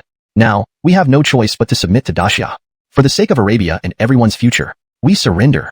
They had no other choice. They provoked the conflict, their main forces were already annihilated, and now with an SSS-level powerhouse present, it was generous enough that they were offered a chance to surrender. After a brief silence, the Arabians began to shout, "The Greg was a tyrant all along. Why endure such hardship when we can join Dacia? Becoming part of Dacia isn't bad. At least our basic needs will be met. Yes, they are showing great mercy by not killing us. We mustn't corner ourselves. We are willing to submit. Submit, submit." The voices of surrender grew louder among the Arabians after they chose to submit. Eliminate any demonic forces immediately. Then I'll treat you to new snacks. Javier laughed heartily. I get snacks too. Hoover. Snacks. How could they be better than flesh and blood? Fabio stared at the Hoover. To gain freedom, you must accompany Javier and me to the Sakura Sea. The real battle is yet to come. This coming battle would likely end in apocalyptic destruction, facing Peter, one of the 5 ancient gods. Fabio didn't know how long Tao Z could hold on. If Peter broke free, the world would be destroyed. God's power rendered humans mere ants before them. At dawn, Fiona Tion held Fabio, enjoying the victory party in the city under the Aryans' jurisdiction. Everyone celebrated wildly, while Fiona Tion had barely touched her drink when Barkley approached and dragged her to a corner, scolding fiercely. "What's wrong with you? Didn't I tell you to retire early? How dare you run here to the western region to die? Even your dead father came back wounded." His anger was palpable, his gaze nearly ablaze. Fiona Tion, like a child who committed a mistake, hung her head in silence. Fabio quietly jumped out of her arms, knowing this wasn't his fight. "Cole." Seeing Fabio escape, Fiona Tion gnashed her teeth. Barkley glared. "Am I lecturing Cole? Good thing nothing happened. If something did, how could I face your dead father? Meet me in Cristobalza is already SSS ranked? You said that she sank Ghost Island? Arabia has been subdued, and it's now part of Dacia's territory? The West has been liberated? This? Everyone's words conveyed their shock at Cristobalza's actions. Throughout history, even Marshall, who had achieved numerous victories, had never shone so brightly. If liberating the North had been enough to earn a place in the annals of history, then liberating the West was undoubtedly adding a thick stroke to Cristobalza's resume. This woman, like a divine soldier, had lifted Dacia to an entirely new level. Magreg, foreign invaders, look up in awe. The Amen sitting in the middle chuckled. What title do you think we should give Cristobalza? Her contributions are clear for all to see. Those who have made outstanding contributions to the country deserve the most brilliant titles. Even 2 or 3 titles couldn't match her glorious achievements. One of the 4 war gods has a vacancy. What about filling it?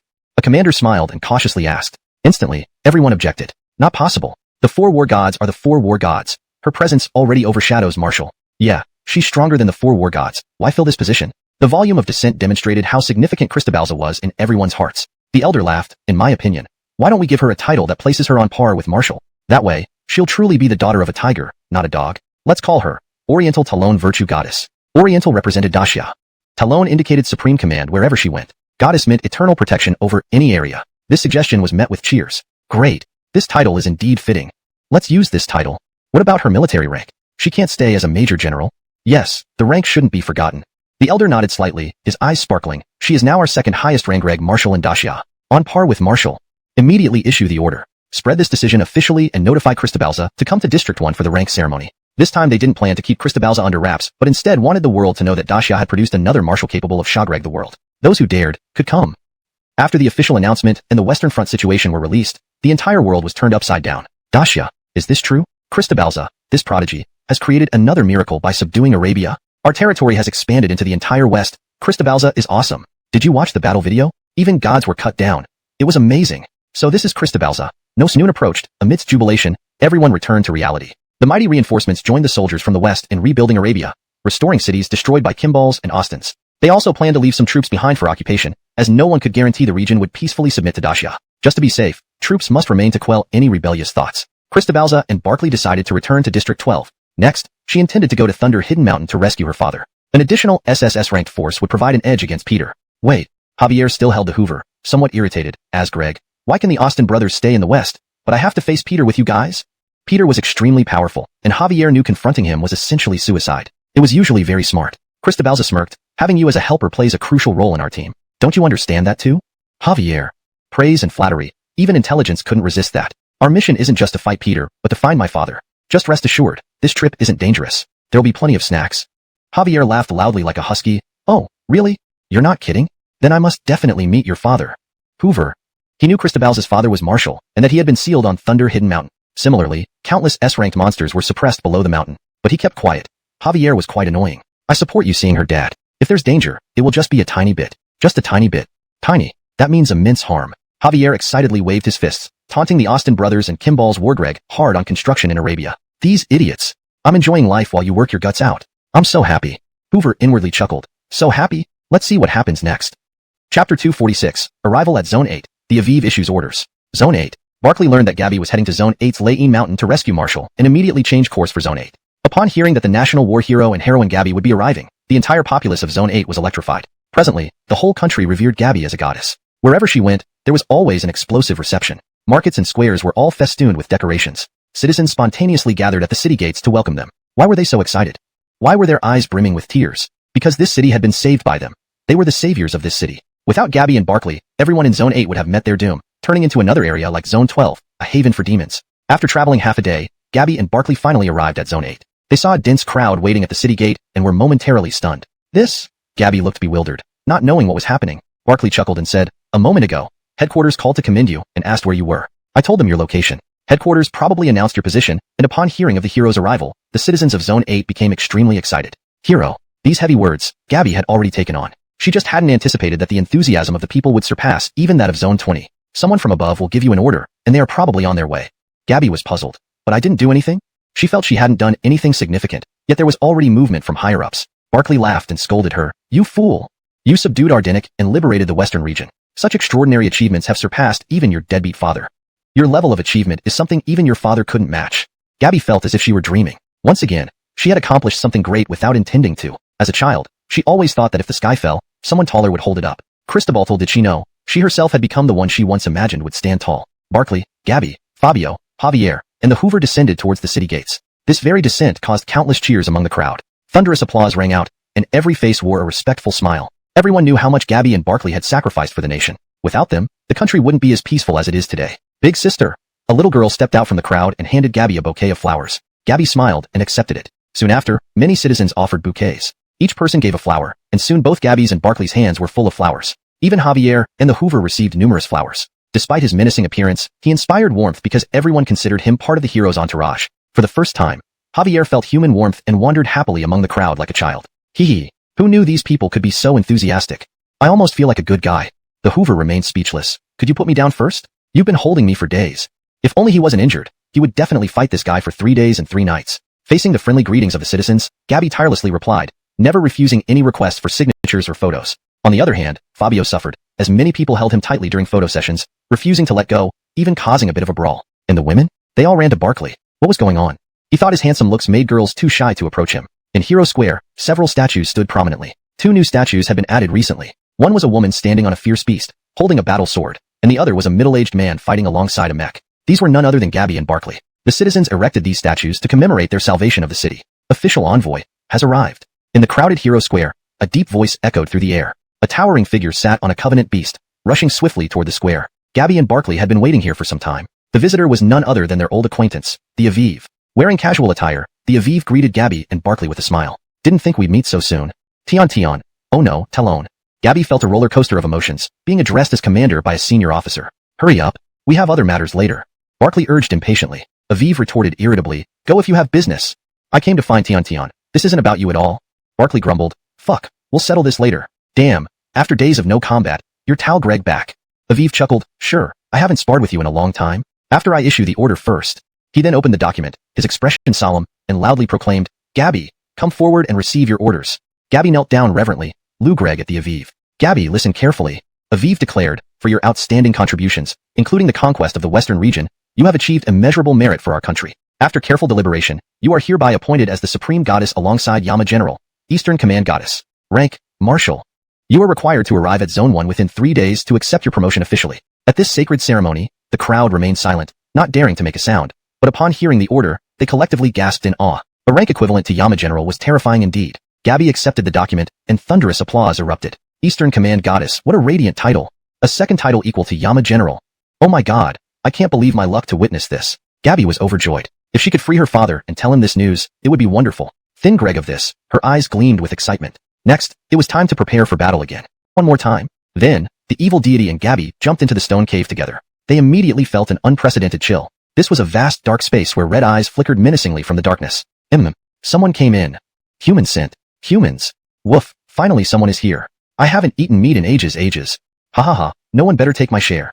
Laughter echoed chillingly throughout the dark space. Gabby only slightly frowned, feeling no discomfort. To her, these creatures, although S-grade, were merely small fry. I will eat you. Suddenly, a massive shadow surged from the darkness and lunged towards Gabby. Without raising an eyebrow, Gabby swung the scythe first. Clang. The shadow split in two instantly. The evil deity, holding the scythe, said coolly, trash like this shouldn't come out to die. You want to fight? Your opponent is me. Queue up if you're S-grade.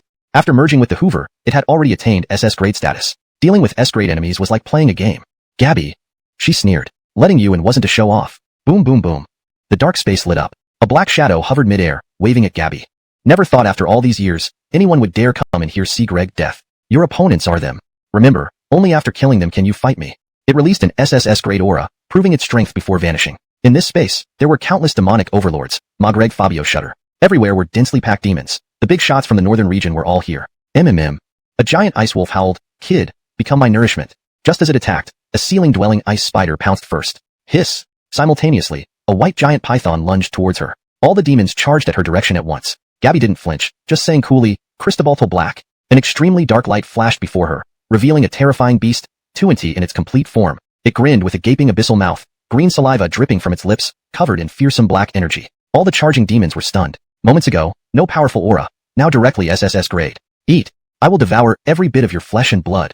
Fabio, in an instant, vanished. First to be swallowed was the hanging ice spider. Next, the white giant python was slapped to the ground. Crack. Its head went straight into Fabio's mouth. The ice wolf that tried to move was frozen solid. Shagreg both body and soul. Strong. So damn strong. Not something they could handle. Within moments, Fabio swallowed the giant snake, eyeing the fleeing demon overlords. It smirked, revealing sharp fangs. Don't run. The game has just begun. Game just started.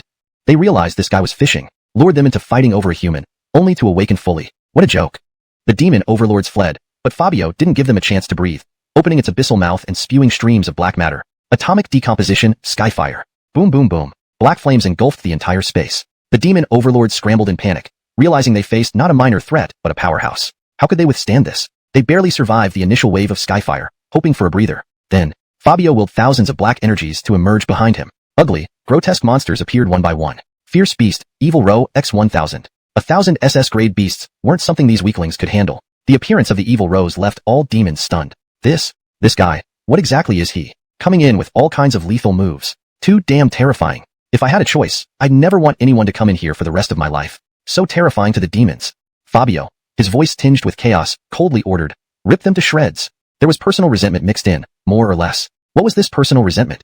Fabio felt Gabby's power filled with intense hatred. These creatures were the reason Marshall was sealed away here. They caused him to miss out on her growth and her mother's company. Now, as a daughter, she naturally had to avenge this. Kill them until not a single scale is left. Send them all to hell. Don't leave any survivors. Such terrifying voices, bickering in the merged mini-world, left Fabio unable to comment. An angry girl was truly too terrifying. Chapter 248. Elon Illusion EX Form. Outside, Barkley felt the entire thunder-hidden mountain trembling, and he and Heavenly Extinction Venerable couldn't help but reveal expressions of shock. How terrifying must the battle inside be? Worry was evident on his face. After all, the imprisoned were the world-class demons from the entire northern region. Just Gabby and Javier wouldn't stand a chance in this dungeon. If he could see the battle inside, it would probably drop his jaw. The demons were being ruthlessly hunted down by Fabio. Any who moved just a bit slower met an immediate end. Note: I replaced Fubun with dungeon for natural English flow and made slight adjustments for better readability. Inside the space, after being surrounded and attacked by 1,000 vicious elk, the originally dense crowd of demons had been reduced to just a few scattered survivors. They huddled in the corners, trembling, some crying out in fear. There's that black thing in the sky, and there are a bunch of ugly things on the ground. Wah, how can we fight? Someone teach me, how do we even do this? A giant insect demon lord cried like a child. Several other demon lords nearby were also sobbing loudly. We were living well in the northern snowfields. That guy Marshall directly confined us here, and then these guys came in without a word and started slaughtering. It's too much bullying for us. Christobach, you're not the only one suffering. My good brothers are all dead. What can we do? Dying fighting him is certain. Forget it. Let's hide here first. We'll beg him not to kill us later. They were already prepared to kneel and plead. Anything to stay alive, even rolling on the ground if necessary. But while they were willing, Gabby was not. A terrifying oppressive force radiated from nearby. In just a breath, Fabio rushed over. His eyes were bloodshot from killing, and any demon within this space would become a soul under his fangs. Snap, snap, Several snaps resounded as the cornered demons were killed instantly. The slaughter lasted only 30 minutes before all the demons in the space met their end. Fabio looked at the corpses scattered everywhere, his expression devoid of any ripples. Massacre. It had become a routine. These demons were trash that wreaked havoc in their territories. Dying this way was simply their fate. After resolving the aerial battle, Javier jumped down below, laughing heartily around Fabio. Amazing. Absolutely amazing. I haven't fought such a thrilling battle in a long time. Before, feeling humbled by Fabio, Javier had almost forgotten he was a formidable terror. He hadn't expected to regain his confidence by battling these demon lords. Fabio remained silent, his gaze fixed on the shadow emerging from above. So, you really did take care of them all? Indeed, capable ones don't hesitate to venture into dangerous places.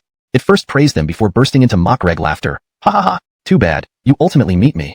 You can only reveal despair as you witness my overwhelming divine power. Its words made it clear that no matter how strong Fabio and Gabby became, they were still insignificant ants to be crushed at will. Roar. Fabio ignored its taunts, roaring and launching himself like a cannonball towards the opponent. Just as Fabio was about to strike, a terrifying beam of black light flashed in midair. Boom.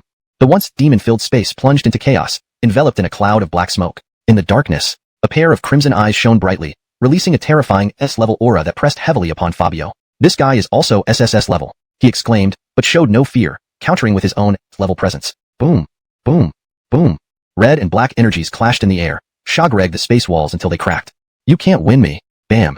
Fabio's aura was forcefully repelled, his body flying backward as if struck by a heavy blow. As he hit the ground, the black mist dissipated completely, revealing the true form of his opponent. A black oriental dragon, enshrouded in thick black fog, with two horns on its head and eyes glowing red, radiating an unprecedentedly fierce aura. Even Javier, hiding high up, couldn't help but scream in pain under this pressure. Nah, I didn't want to come in to help, alright? Wasn't even happy for long, and now this happens. An SSS-level aura duel was far beyond what an SS-level entity like him could withstand. It was always the little ghost that got hurt when deities fought. Fabio stood up again, staring intently at the black dragon, his murderous intent intensifying. In the merged dimension, Gabby's anger had reached its peak. This guy's aura, it's exactly like Dad's. Being SSS level, he definitely wouldn't be bothered by those S-level small fries. This must be because of him. He's the reason Dad has to remain sealed here. As an SSS-level entity, Marshall could easily handle the northern demons with one hand. Earlier, Gabby had wondered why her father, capable of defeating demons, needed to suppress them so thoroughly. Now, she suspected everything stemmed from this creature, Cristobaltal Black. This time, no matter what, you must crush him. I'm counting on you. Feeling Gabby's fiery resolve, Fabio nodded deeply. Rest assured, I promise to bring him down. What? Already starting to fear? Pity, anyone who sees my full power must die. You won't be an exception. This statement scared Javier. Greg, he might have to suffer the same fate. Standing firm, Fabio sneered sarcastically. So this is your full power? I thought you were stronger. With that, you think you can bark at me? His body began emitting a terrifying aura, and dark clouds swiftly enveloped him. Have you ever seen my full power? Let me show you the second form of the complete Elon. Ha ha ha. Such disdain incited the enemy's fury. How dare you mock me? Rolling thunder, explosive Cristobaltning strike. He swiped his dragon claw, summoning a terrifying bolt of lightning. Fabio merely said calmly. Large insect overlord cried like a child. Several demon overlords beside it also let out cries of anguish. We were living fine in the northern snowfields, but Marshall confined us here. Then these guys came in without a word and started slaughtering. Too cruel for demons. So you're upset, aren't I? My good brothers have all been killed. What can we do? Resist and only get ourselves killed? Forget it, let's hide here for now. At most we'll kneel, and beg him not to kill us later. They were already prepared to beg forgiveness on their knees. As long as they could live, even if it meant rolling on the ground, they would happily comply. While they were willing, Gabby was not. A terrifying oppressive force erupted nearby. In just a breath's time, Fabio rushed over. He had gone berserk with killing. Any demon in this space would become a soul under his fangs. Crunch, crunch. Several crunching sounds echoed, and the demons hiding in the corners died instantly. The slaughter lasted only 30 minutes. Without exception, all the demons in the space met a miserable end. Fabio looked at the bodies scattered everywhere, not showing the slightest ripple of emotion. Massacre. This had become commonplace. These demons were trash that brought calamity. Dying like this was their fate. After finishing the aerial battle, the evil deity leaped down below, chuckling as it laughed heartily around Fabio. Awesome. Absolutely awesome. I haven't had such a satisfying fight in ages. Before, after losing to Fabio, the evil deity almost forgot its terrifying nature. Who would have thought it could regain past confidence by fighting demon overlords? Fabio remained silent, staring at the black shadow emerging above. Hey, didn't think you really solved them all, huh? Indeed, capable person, otherwise wouldn't dare barge in here. It first praised them then mocked with a loud laugh. Ha, alas, you eventually encounter me. In the end, you'll only reveal a look of despair while witnessing my mighty power. To it, no matter how strong Fabio and Gabby became, they were still ants it could crush casually. Roar. Fabio ignored its talk, letting out an angry roar and launching himself towards it like a missile. Just as Fabio was about to attack, a terrifying black light burst in midair. Boom. The space filled with demon corpses plunged into chaos instantly. A cloud of black smoke enveloped the entire area. In the darkness, A pair of large, crimson eyes glowed, emitting an SS-level aura that fell entirely upon Fabio. This guy is also SSS level, he exclaimed but did not falter, unleashing an SSS-level aura in response. Boom, boom, boom. A red and black energy clashed in the air, crack-regged the walls of the space. You can never win against me.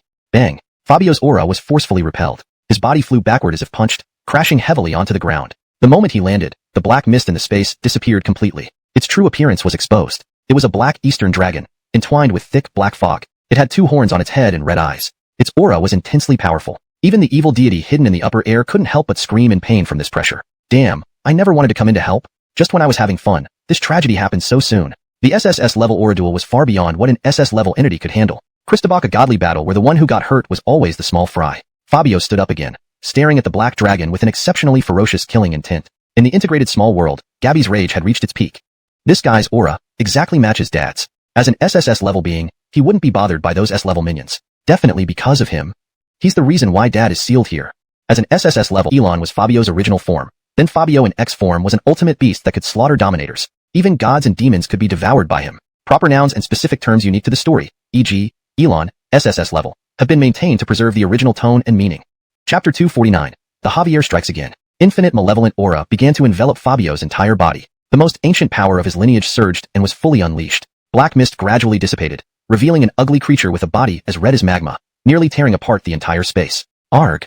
He let out a wildly insane roar. Crack! The dark space instantly crumbled. Both combatants were transported to an even more terrifying chaotic dimension. The chaotic dimension is an alternate dimension produced by the destruction of space. This place had colors of all kinds, seemingly endless and boundless. So your power can't even be contained by space. The black dragon sighed, never imagining its opponent could reach such a terrifying realm. Arg!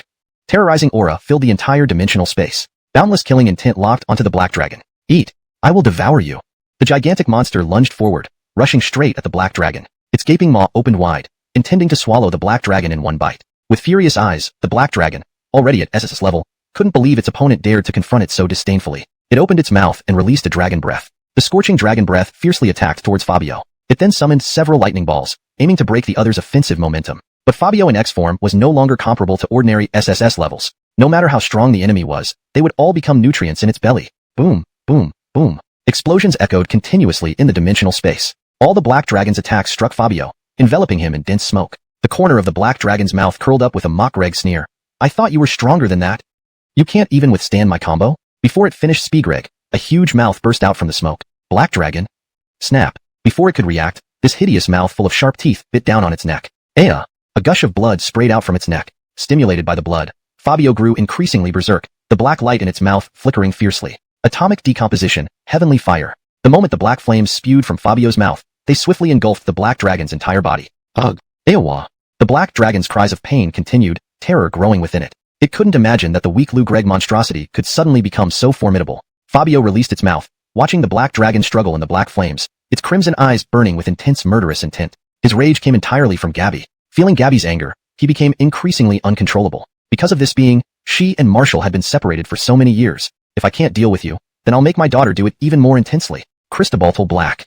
Bite it to death. The black dragon, struggling violently in the black flames, plummeted downwards. The dimensional space was bottomless, so Gabby wouldn't let it off easily. Fabio didn't waste words, dashing toward the black dragon like a bolt of lightning. Black dragon?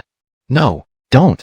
Howl. Fabio seized its neck with its teeth, tossing it into the air. The giant dragon resembled a small insect, incapable of resistance except to endure the beatings. No. Fabio prepared to swallow it whole. Suddenly, this entity canceled its awakening. Magreg, both Gabby and Fabio hesitate. The pitch-black shadow gradually materialized into a man with dark skin, who looked identical to Marshall. Fabio? Gabby. Tion. I am your father. Don't tell me you want to kill your own father? These words left them utterly stunned. She knew Marshall was always active in this space, but never expected him to be the final boss. Damn. How could he be my father? Though she hadn't seen Marshall's awakening, from the video earlier, it clearly showed a fusion with a red divine dragon, not a black dragon. Seeing Gabby stunned, the black dragon continued, I was just testing you. I had no intention of killing you. Don't you trust your dad? In the fused world, Gabby bit her lip, Lugreg troubled. Fabio remained silent, watching Gabby. He believed this wasn't Marshall. Marshall's aura was filled with righteousness, while this entity exuded evil. At this moment, the Javier, who had been watching from afar, floated lazily over to Fabio. It raised a hand with a mischievous smile. I have something to say. May I speak? Fabio? Speak up. In such a serious situation, you still act mischievously. Are you really as Greg for death? Suppressing the urge to obliterate it, he glared coldly at the Javier. The SSS plus level gaze made the Javier's soul tremble. Ugh. This is simple. The person isn't who you're Lugreg for. Why? Simple. When someone kills excessively, their soul gets infected. Then a second persona emerges, not the original but trying to kill the original to absorb it, becoming a supreme complete being. Since this derived entity matches the original in strength, once absorbed, its power surges infinitely. So this guy isn't who you're Lugreg for. Just kill him, and all problems are solved. These words clarified everything for Fabio and Gabby. She finally understood why the little dinosaur wanted Fabio to find the sun disk, to use its power to eliminate this evil entity. Enraged by the interruption, the black dragon trembled with fury. You, I'll kill you. I'll kill you. Awakening again, the black dragon charged furiously at the Javier. The Javier didn't back down, stepping slightly back, smiling mock-regly. Got flustered? Wanna come over and finish me? What? Can't hit? Is it frustrating? Just when it seemed close to convincing them, you have to intervene, showing utter shamelessness. As the black dragon pounced, Fabio moved too. This time, he would definitely crush this entity completely. Chapter 250. Rescuing Marshall. I will kill you. I will kill you. In an instant, a chilling killing intent locked onto the Javier. This scoundrel mock-regly pulled back, shagreg his head and taunting. What? Come and hit me if you dare, idiot. I'm right here, waiting for you. Huh? Black dragon? Fabio?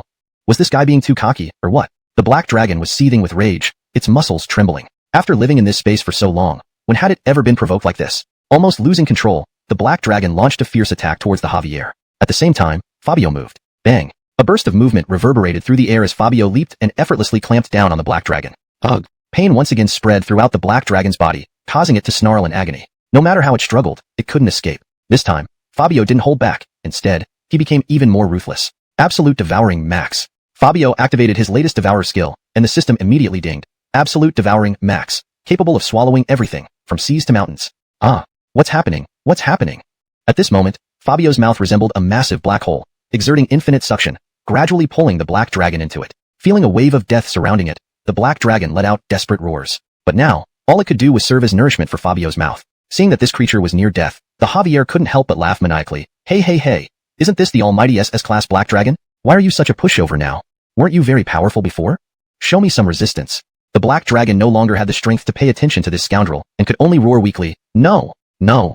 Fabio felt that the Javier was indeed a bit like a coward who hides behind others during a fight and only comes out to show off when things are safe. Within just 3 seconds, the black dragon's body was swallowed by Fabio. If it were in its normal form, it wouldn't be able to consume such a massive creature, but Fabio was now beyond SS level. To him, this black dragon was like a small worm. As soon as the black dragon vanished, 2 figures, one large and one small, floated out of the air. Fabio focused and saw that the floating figures were Marshall and the little dinosaur. They were unconscious, lying flat in the air, drifting with the wind. The Javier floated over and caught them. Are these the ones we're Lugreg for?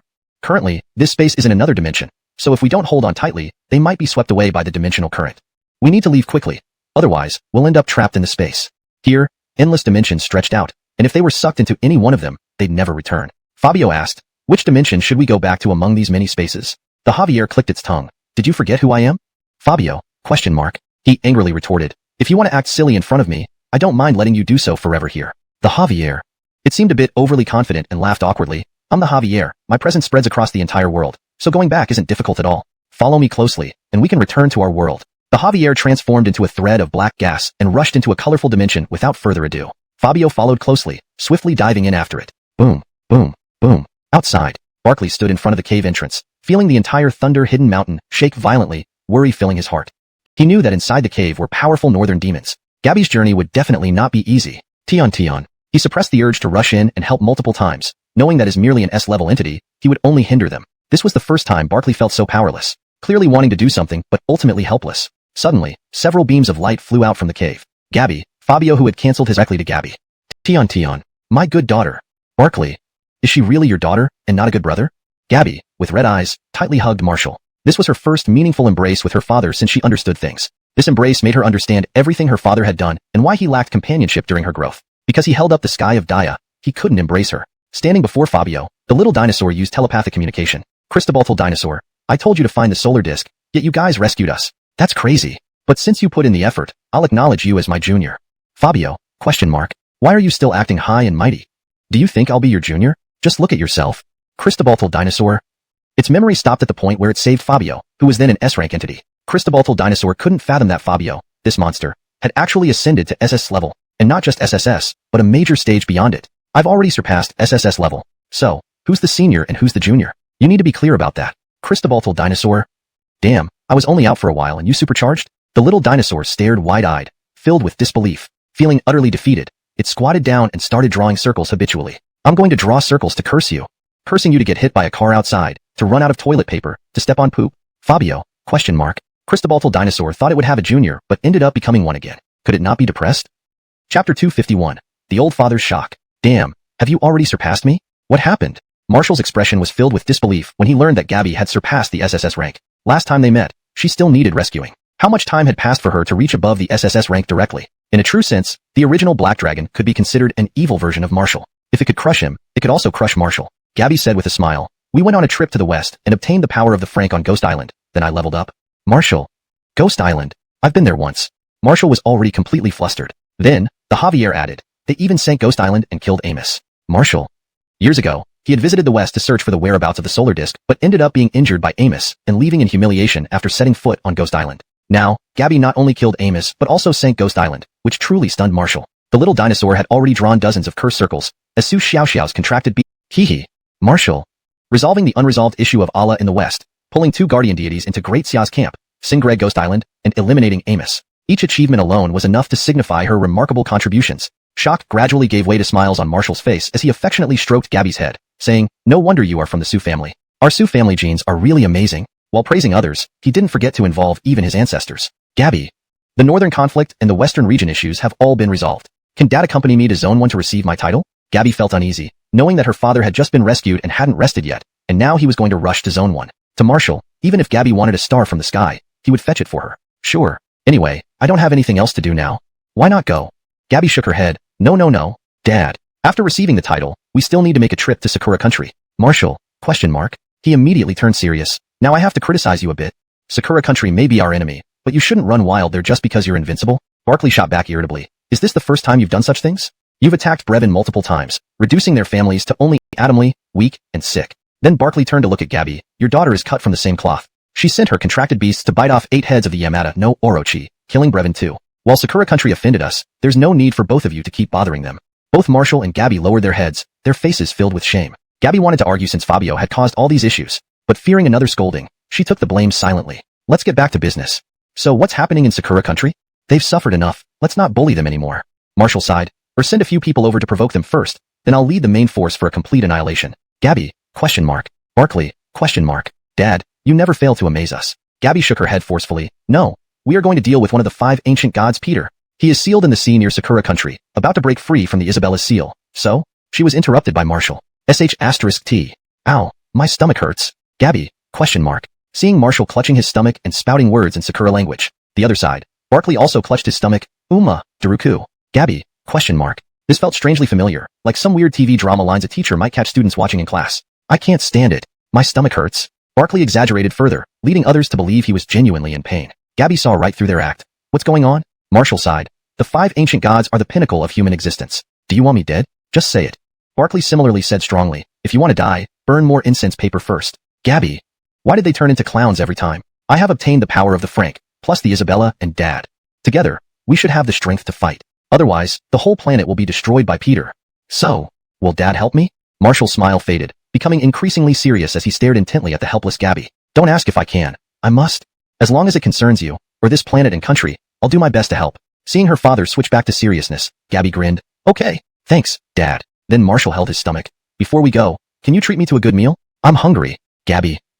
Chapter 252.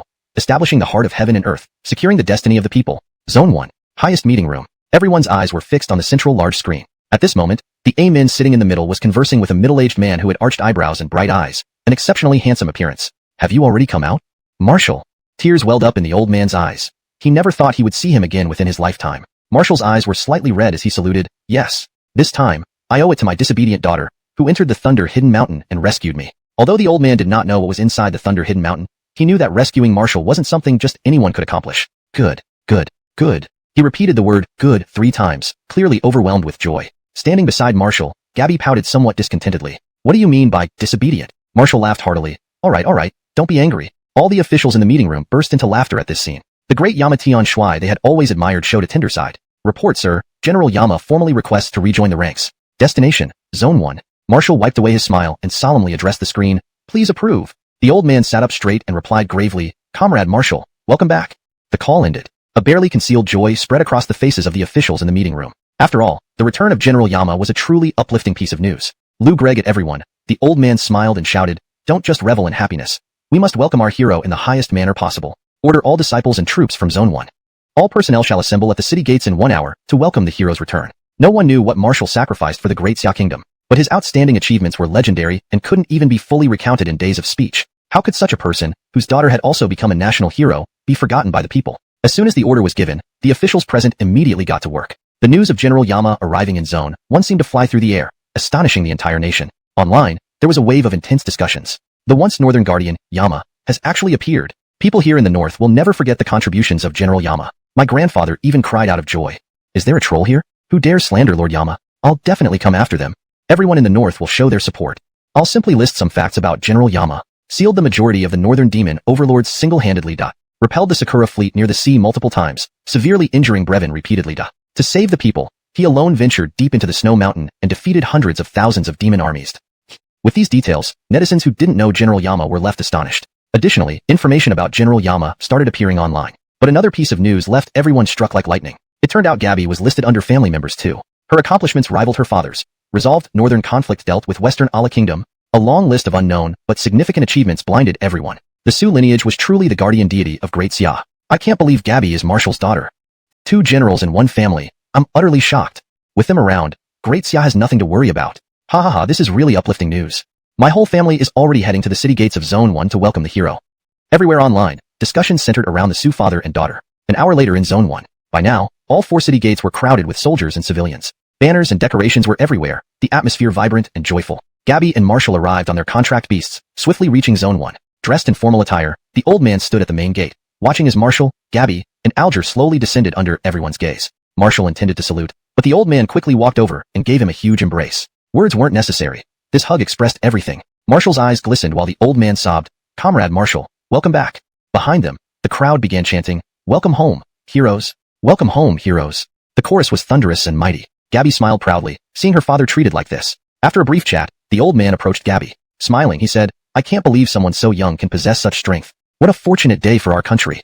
Comrade Gabby, thank you for your contributions." Gabby stiffened with pride and promptly saluted. The old man waved his hand, and nearby officials presented the award ceremony items, advancing respectfully to Gabby. The old man took the item, opened it personally, and pinned a medal onto her clothes. "This is the highest honor for your contributions.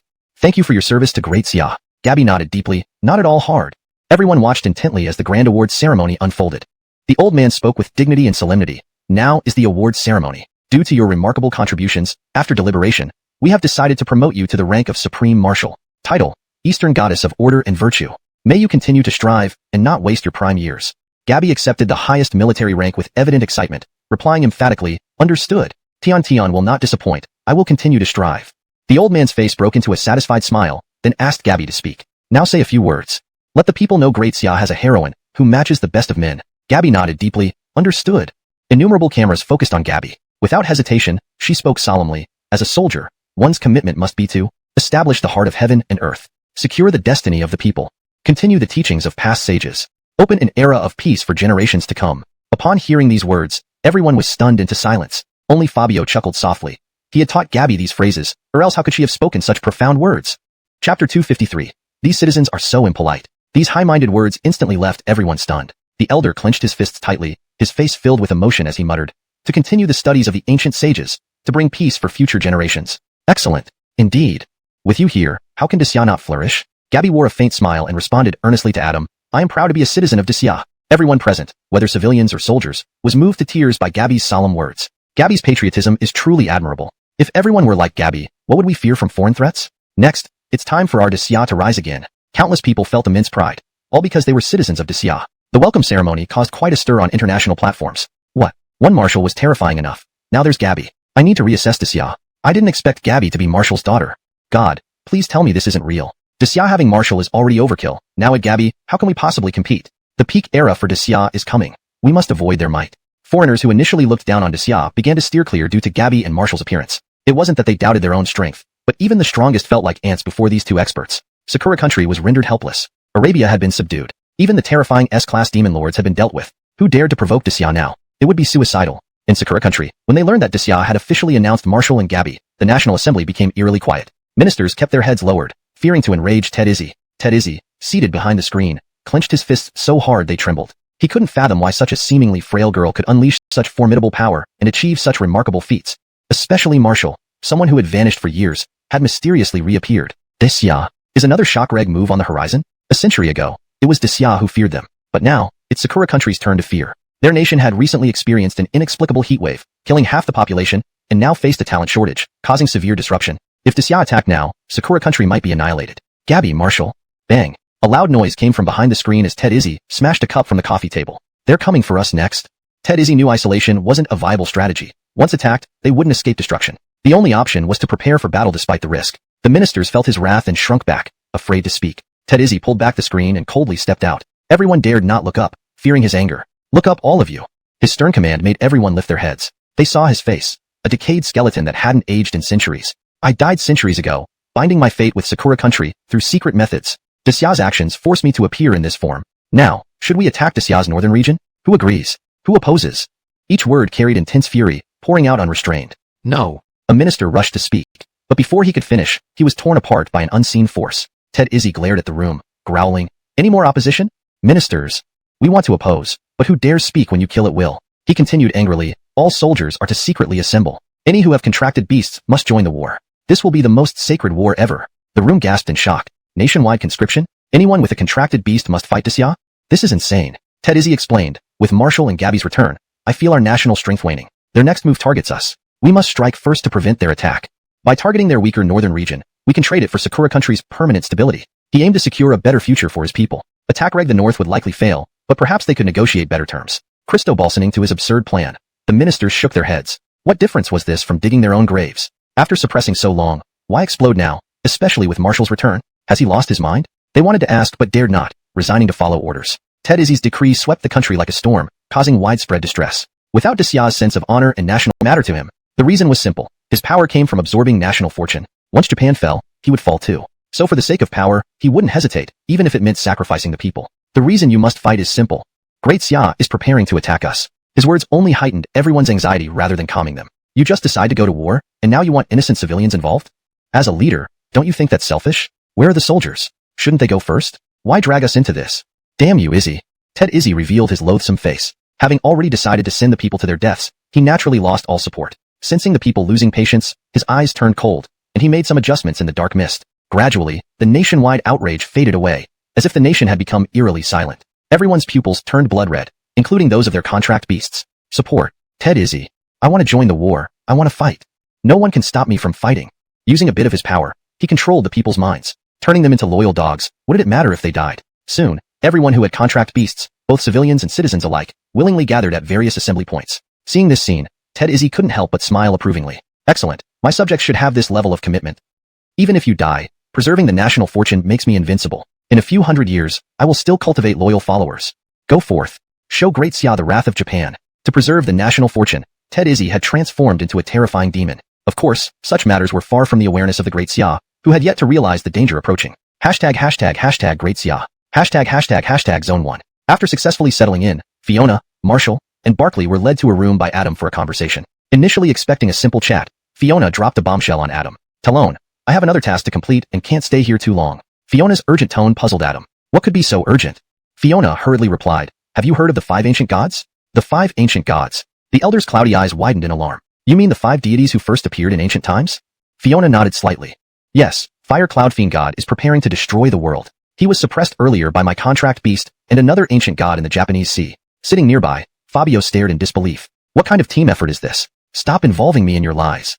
I fought Fire Cloud Fiend God before, but maybe I could try now. The elder recalled the event where half of Japan's population suddenly perished. Was the massive death toll in Japan caused by that battle? If it was about the end of the world, the situation was dire. Fiona nodded. Yes, and we need to head to the Japanese sea soon. The seal won't hold for long. The elder took a deep breath. Do you need any assistance? Fiona shook his head slightly. Just my father and I will suffice. We'll call the 2 guardian gods from the west later, which should be enough. Others might just be sent to die. The elder nodded heavily. All right, good luck on your mission.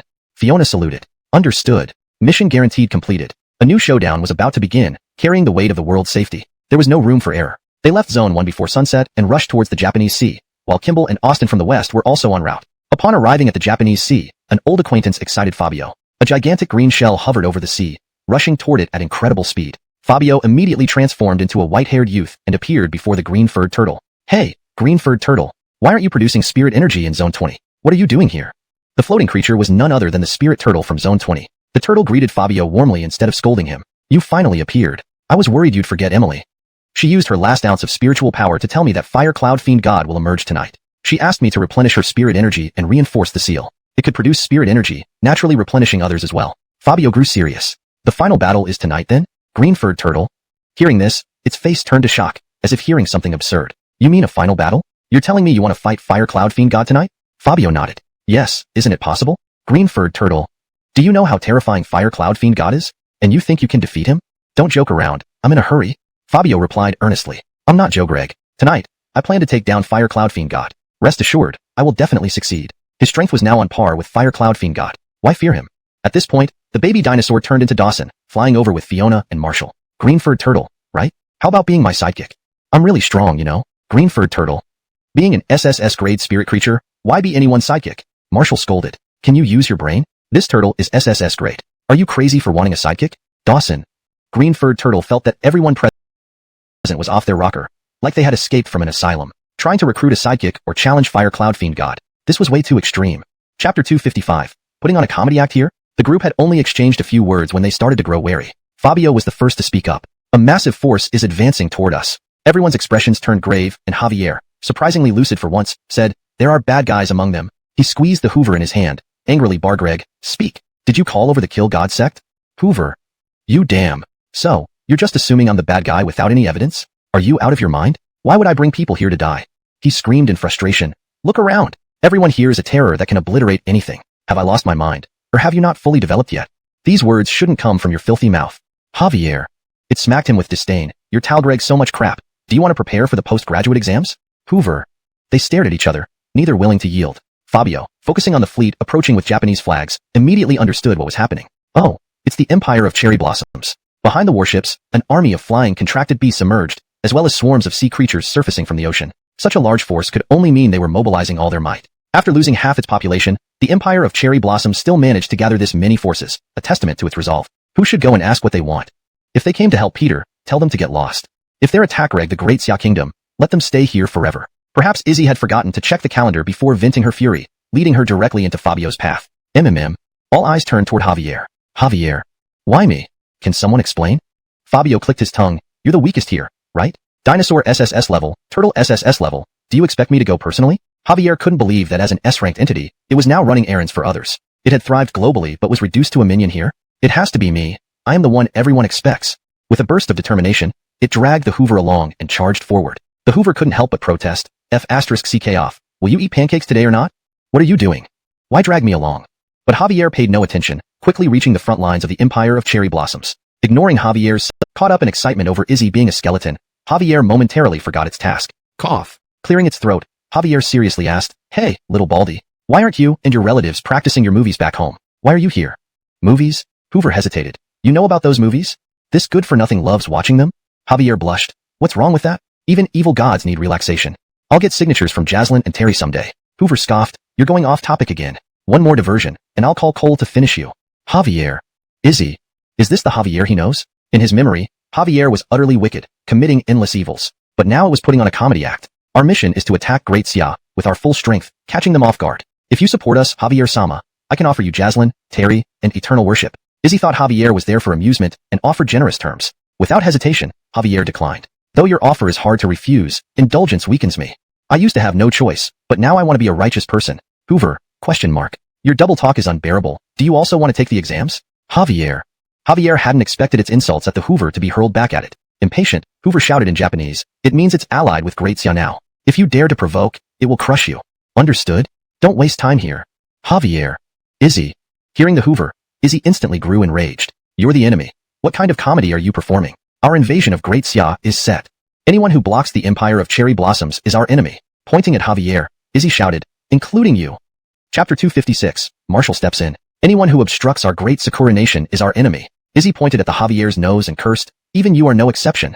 The Javier, seeing Izzy's extreme agitation and the terrifying killing intent released from him, prepared to strike first. However, the Javier did not panic. Instead, he put away his previous antics and turned serious. Are you sure? Izzy waved his hand, and dozens of black flames condensed in midair, rushing towards the Javier all at once. I'm sure, damn sure. Boom, boom. Boom, boom. The sky was filled with flying black flames, all exploding on the Javier. However, Izzy felt no joy as the Javier had escaped in a puff of black smoke at the crucial moment. I only call you an Javier because I respect you. Otherwise, you're nothing. Any god or devil who dares to stop me from entering Dacia will be crushed by me. His ambition burst forth after being suppressed for so long. The Javier flew straight to Fabio, shouting angrily, "Damn it, that guy's such an idiot. How dare he boast about attack reg Dacia, and even dared to fight me?" The Hoover mocked, "Weren't you just buddy-buddy with him earlier? Why the sudden change?" The Javier roared irritably, "Shut up. I will exterminate the pests of Sakura and make them understand the consequences of crossing me." Fabio looked at the approaching forces of Sakura and calmly said, "It seems this battle cannot be avoided. Who should go to meet them?" Despite the 5 million people from Sakura, Fabio did not take them seriously. Most of them were civilians, far too low in rank, and the strongest among them was merely Izzy. Marshall stepped forward with a relaxed smile. "Let me handle it. Been sleeping for too long. Time to stretch my muscles." The Clement let out a dragon roar. "I've been waiting to move." Fiona sweetly called, "Dad, come back soon." Marshall gave a thumbs up as he and the Clement soared into the sky over the sea. The higher they flew, the more dazzling the light around the Clement became. The overwhelming power made the entire sea tremble, while the terrifying SSS-level aura stirred up massive waves. Sakura's pests. How dare you attempt to sneak attack our great Dacia nation? Today, none of you will return alive. Red divine light expanded, finally forming a red eastern divine dragon. This was Marshall's ultimate form, signaling his intent to wipe out all Sakura forces. What used to worry him, how to annihilate them, was now delivered right to his doorstep. If he didn't destroy them now, it would almost be an insult to himself. Seeing the terrifying divine dragon, Izzy screamed in terror. How could such a powerful opponent appear here? He watched in disbelief as Marshall approached with unimaginable speed. This kind of divine dragon, according to intelligence, it's Marshall. Marshall. This man who had become a nightmare for Sakura appeared right then. Though shocked, Izzy refused to surrender. In a moment, he wrapped himself in black mist, transforming into a huge, skeletal monster, launching a counterattack at Marshall. Izzy Flamey Inferno. He waved his hand, and countless black flames appeared in the air, hurtling towards Marshall. Marshall's eyes widened as he inhaled deeply, dragon breath. Fierce flames erupted from his mouth, scattering the incoming black flames. The dragon breath didn't stop, continuously targeting Izzy. Izzy exclaimed. Marshall raised his dragon claw lightly, summoning a storm of thunder around him. "Well, it's time for your end. Thousand Thunder Cage Break Dawn Thunderstorm." Ha! Following his roar, Supreme Thunder attacked Izzy. Boom, boom, boom. Death locked onto Izzy. Despite both being SSS level, he was as weak as a chicken. Relying on national fortune to reach SSS level, Izzy stood no chance against Marshall, who earned his power through hard work. No. My Gregdom. Ah. In a cry of anguish, Sakura's strongest Greg ultimately perished. Hashtag chapter 257. The end of Izzy. Fierce lightning illuminated the entire sea, obliterating everything in its path, including Lord Izzy. The blast also affected the several million citizens of the Cherry Blossom Nation. Many couldn't withstand the might of the thunder and were killed on the spot. The overwhelming power gradually dissipated, leaving fragments of warships and scattered corpses floating on the water's surface. In just one strike, half of the Cherry Blossom citizens were wiped out. Except for those who remained in the sky, everyone on the sea and inside the warships was gone. Even after such immense carnage, Marshall showed no mercy or pity. When they declared war on Dacia, they signed their own death warrants. Whether controlled or willing, any enemy of Dacia would not meet a good end. Ugh. How infuriating. At that moment, a ferocious roar echoed through the air. Black mist began to coalesce in the atmosphere. Only a mangled head of Lord Izzy remained, his body completely obliterated by the thunder's might. Damn it. Damn you, people of Dacia, to dare wound me so badly. I am the strongest being of the Cherry Blossom Nation, protected by national fortune. You can't kill me. His words became increasingly incoherent, perhaps driven by arrogance or suppressed anger. Lord Izzy now resembled a rabid dog barking frenziedly. The citizens of the Cherry Blossom Nation, it is time for you to fulfill your true value. Become my strength. Let us reconstruct the glory of the Cherry Blossom. Flesh is weak, death brings ascension. He roared, as millions of black wisps quickly emerged from the suspended bodies. These wisp-like energies entered Lord Izzy's remaining head. As for the citizens, their bodies decayed at an alarming rate, disintegrating into dust before vanishing. And as for Lord Izzy, his lost body reformed, and his power surged to the pinnacle of the SSS rank, sacrificing millions of lives just to win a single battle. Marshall's eyes turned cold, filled with a killing intent. How depraved must one be to sacrifice so many lives to bolster their own strength? Empowered by terrifying power, Lord Izzy went mad with arrogance. With a deranged voice, he mocked Marshall. Marshall, do you still have the courage to face me? Look at me. I will exterminate you. Marshall remained expressionless, his gaze fixed on the swirling red vortex beneath Lord Izzy's feet. He murmured softly, "It's here." Izzy roared, scared witless. "This attack will surely kill you." He clasped his hands together, preparing a devastating palm strike imbued with malevolent energy aimed at annihilating Marshall. Unbeknownst to him, a bald middle-aged man was slowly rising from the red vortex underfoot. He emerged like a god from hell, his expression unchanging as he ascended from the depths of the sea. Ha! What a pitiful insect. Without warning, the fire cloud demon god, who had just broken free from his seal, casually raised his right hand and unleashed a ball of flame. Boom! Lord Izzy, caught off guard, was instantly engulfed by flames without a chance to react. Ah! What is this? Struggling with all his might, he tried to combat the fire enveloping his body, but it ravaged him like a ravenous beast. The fire cloud demon god whispered coldly, an insect should know when to accept its fate. He snapped his fate, the district to decline for a month, or for the whole world to perish. That question was easy to answer. Fabio growled, just do it. If necessary, I'll dig up some energy cores from the Cherry Blossom Nation. The Cherry Blossom Nation was already in ruins, so acquiring energy cores wouldn't be difficult for Fabio. Hearing this, Green Hair Turtle felt relieved. All right, please protect them. Secret art of the mystical tortoise, Essence Energy Surge. It opened its mouth, releasing a green energy beam, transferring all its accumulated energy into Emily. Hum. A sacred hum resonated, and Emily finally opened her eyes. Green Hair Turtle smiled. Emily, I need to rest now. It then sank into the ocean in deep slumber. Emily didn't see the Celine and sighed slightly. Sister isn't here? Fabio shook his head. She said she's with you. We'll talk when there's an opportunity. Emily didn't delay further, sensing the aura of her sister through Fabio. Clearly, her sister had passed on her power. Seeing Emily and Fabio together, Gabby felt redundant. Done for. My puppy now belongs to someone else. She complained internally but soon refocused. This battle was for the whole world. Note, the translation aims to maintain tone and style, preserving paragraph structure and line breaks as requested. Chapter 258. Displaying strength, the battle against Peter. For beams of light clashed rapidly in midair. The crocodile and Goss were perfectly coordinated, while Marshall summoned raging thunder to continuously drive back the Peter. Their figures intertwined repeatedly as terrifying punches echoed through the air. The horrifying flames turned the entire sea into a fiery crimson. Fabio let out a roar, merging with Gabby and quickly joining the battle. Emily took out her pendant and summoned the dream whale. The dream whale emitted a booming sound, pulling everyone into the dream space. In this strongest realm crafted by the dream whale, everyone received its blessing, their speed and strength soaring immeasurably. Peter's power was reduced to 3/4, already showing signs of suppression. Marshall roared, his strength is waning. Let's take him down now. Goss and the crocodile revealed their strongest forms, furiously attack Reg Peter. With 2 fists, Peter unleashed a massive flame, which, at an inconceivable speed, blasted the crocodile and Goss away. Marshall spat out a dragon breath, attempting to extinguish the flames. However, the enormous blaze slammed into him fiercely. He plummeted heavily. In just one exchange, he had taken down these 3 SSS-ranked beings. Standing arrogantly in the sky, Peter mocked the few fallen ants on the ground. You pieces of trash actually think you can stop me? Huh. How delusional. I'll toy with you first today. Peter extended a finger, raising it above his head, gathering a spark of fire on the tip. In no time, this tiny flame grew infinitely, turning into a colossal inferno. Who should I toy with first? Let's start with the ugliest one, the crocodile. Austin, ? What qualifications do you have to call me ugly when you look like a joke? Austin and Goss stood together, gripping their weapons and staring intently at the incoming attack. Just as the gigantic flame was about to descend, 2 streams of water shot toward it. Bang! Peter was blasted backward. Seeing the dream whale and Emily wandering in the space, his contemptuous face showed anger. I didn't expect you to recover so quickly. Even the intensity of this space matches mine. Clearly, you've become stronger. Emily's newfound strength came from absorbing the green turtle's spirit energy. Though she couldn't defeat Peter outright, she could give him a run for his money. Emily replied coldly, Peter, today is your end? Peter chuckled, as if hearing the funniest joke ever. Ha ha ha. End? I haven't even started seriously fighting yet. How can you be sure I'll die? You're extremely foolish. Gripping his fists tightly, he shouted, Golden Crow, Great Pung. A black void began burning with ancient flames, revealing a bird large enough to cover the sky. Its massive form blocked the entire space. Its appearance signified that Peter was getting serious. The dream whale watched the bird warily. Both seemed intent on killing each other. Fabio silently stood with the others, his greedy eyes fixed on Peter. He wondered if his strongest heavenly fire could match this creature, or what would happen if he absorbed all the flames it unleashed. Peter controlled ancient flames comparable to the highest quality heavenly fire.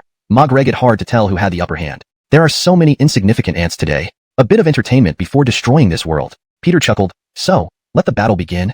Snapping his fingers, thousands of flames exploded in the air, all charging toward the crocodile and Goss. At the same time, Peter vanished. As everyone struggled against the fireballs, a loud explosion erupted near Marshall. Boom! A flame engulfed his body. He howled in pain, spewing another dragon breath. The breath was caught by Peter, then transformed into a surging fire punch that smashed into Marshall. Bang! Within moments, Marshall lay severely wounded. Fabio and Gabby gasped and rushed over to aid him. Peter laughed. Want to stop me? He spun and kicked out a fierce whirlwind of flames, which evolved into a colossal firestorm. Fabio opened his mouth wide, suc Greg in the flames. Peter. After traversing countless worlds, he had never seen someone absorb his power before. Truly unbelievable, but my attacks aren't that easy to handle. With this strike, what will you do? Before he finished Greg, countless fireballs had surrounded Fabio. Boom, boom, boom. The entire space shattered into pieces. The heat wave from the great pung bird scattered everyone. Cole. Gabby called out crucially. Fabio immediately understood. Amidst the fire, a deafening roar shook the heavens. Roar. Activate, Elon Fading X form. Ding, Elon Fading X form activated. Boundless dark aura burst from Fabio, a force capable of upending the world, violently exploding into the air. The blazing flames streaked Greg. His body felt like nothing, fully absorbed by his flesh. This colossal figure astonished everyone upon its appearance. Even Marshall, who was using dragon power to heal himself, was shocked by his daughter's immense strength. Is this still my daughter? She's too strong. Similarly stunned were Emily and Peter. Emily's eyes widened. When did he get so powerful? Stronger than before by hundreds of times. Previously, Fabio was just an ant, easily crushed. Now, he resembled a primordial beast from the Chaos era. Peter clenched his fists, his disdain fading. Not only was he stunned by Fabio's strength, but he also detected the scent of the Selene within him. Did the Selene give you his power? If so, today you will know the terror of my wrath.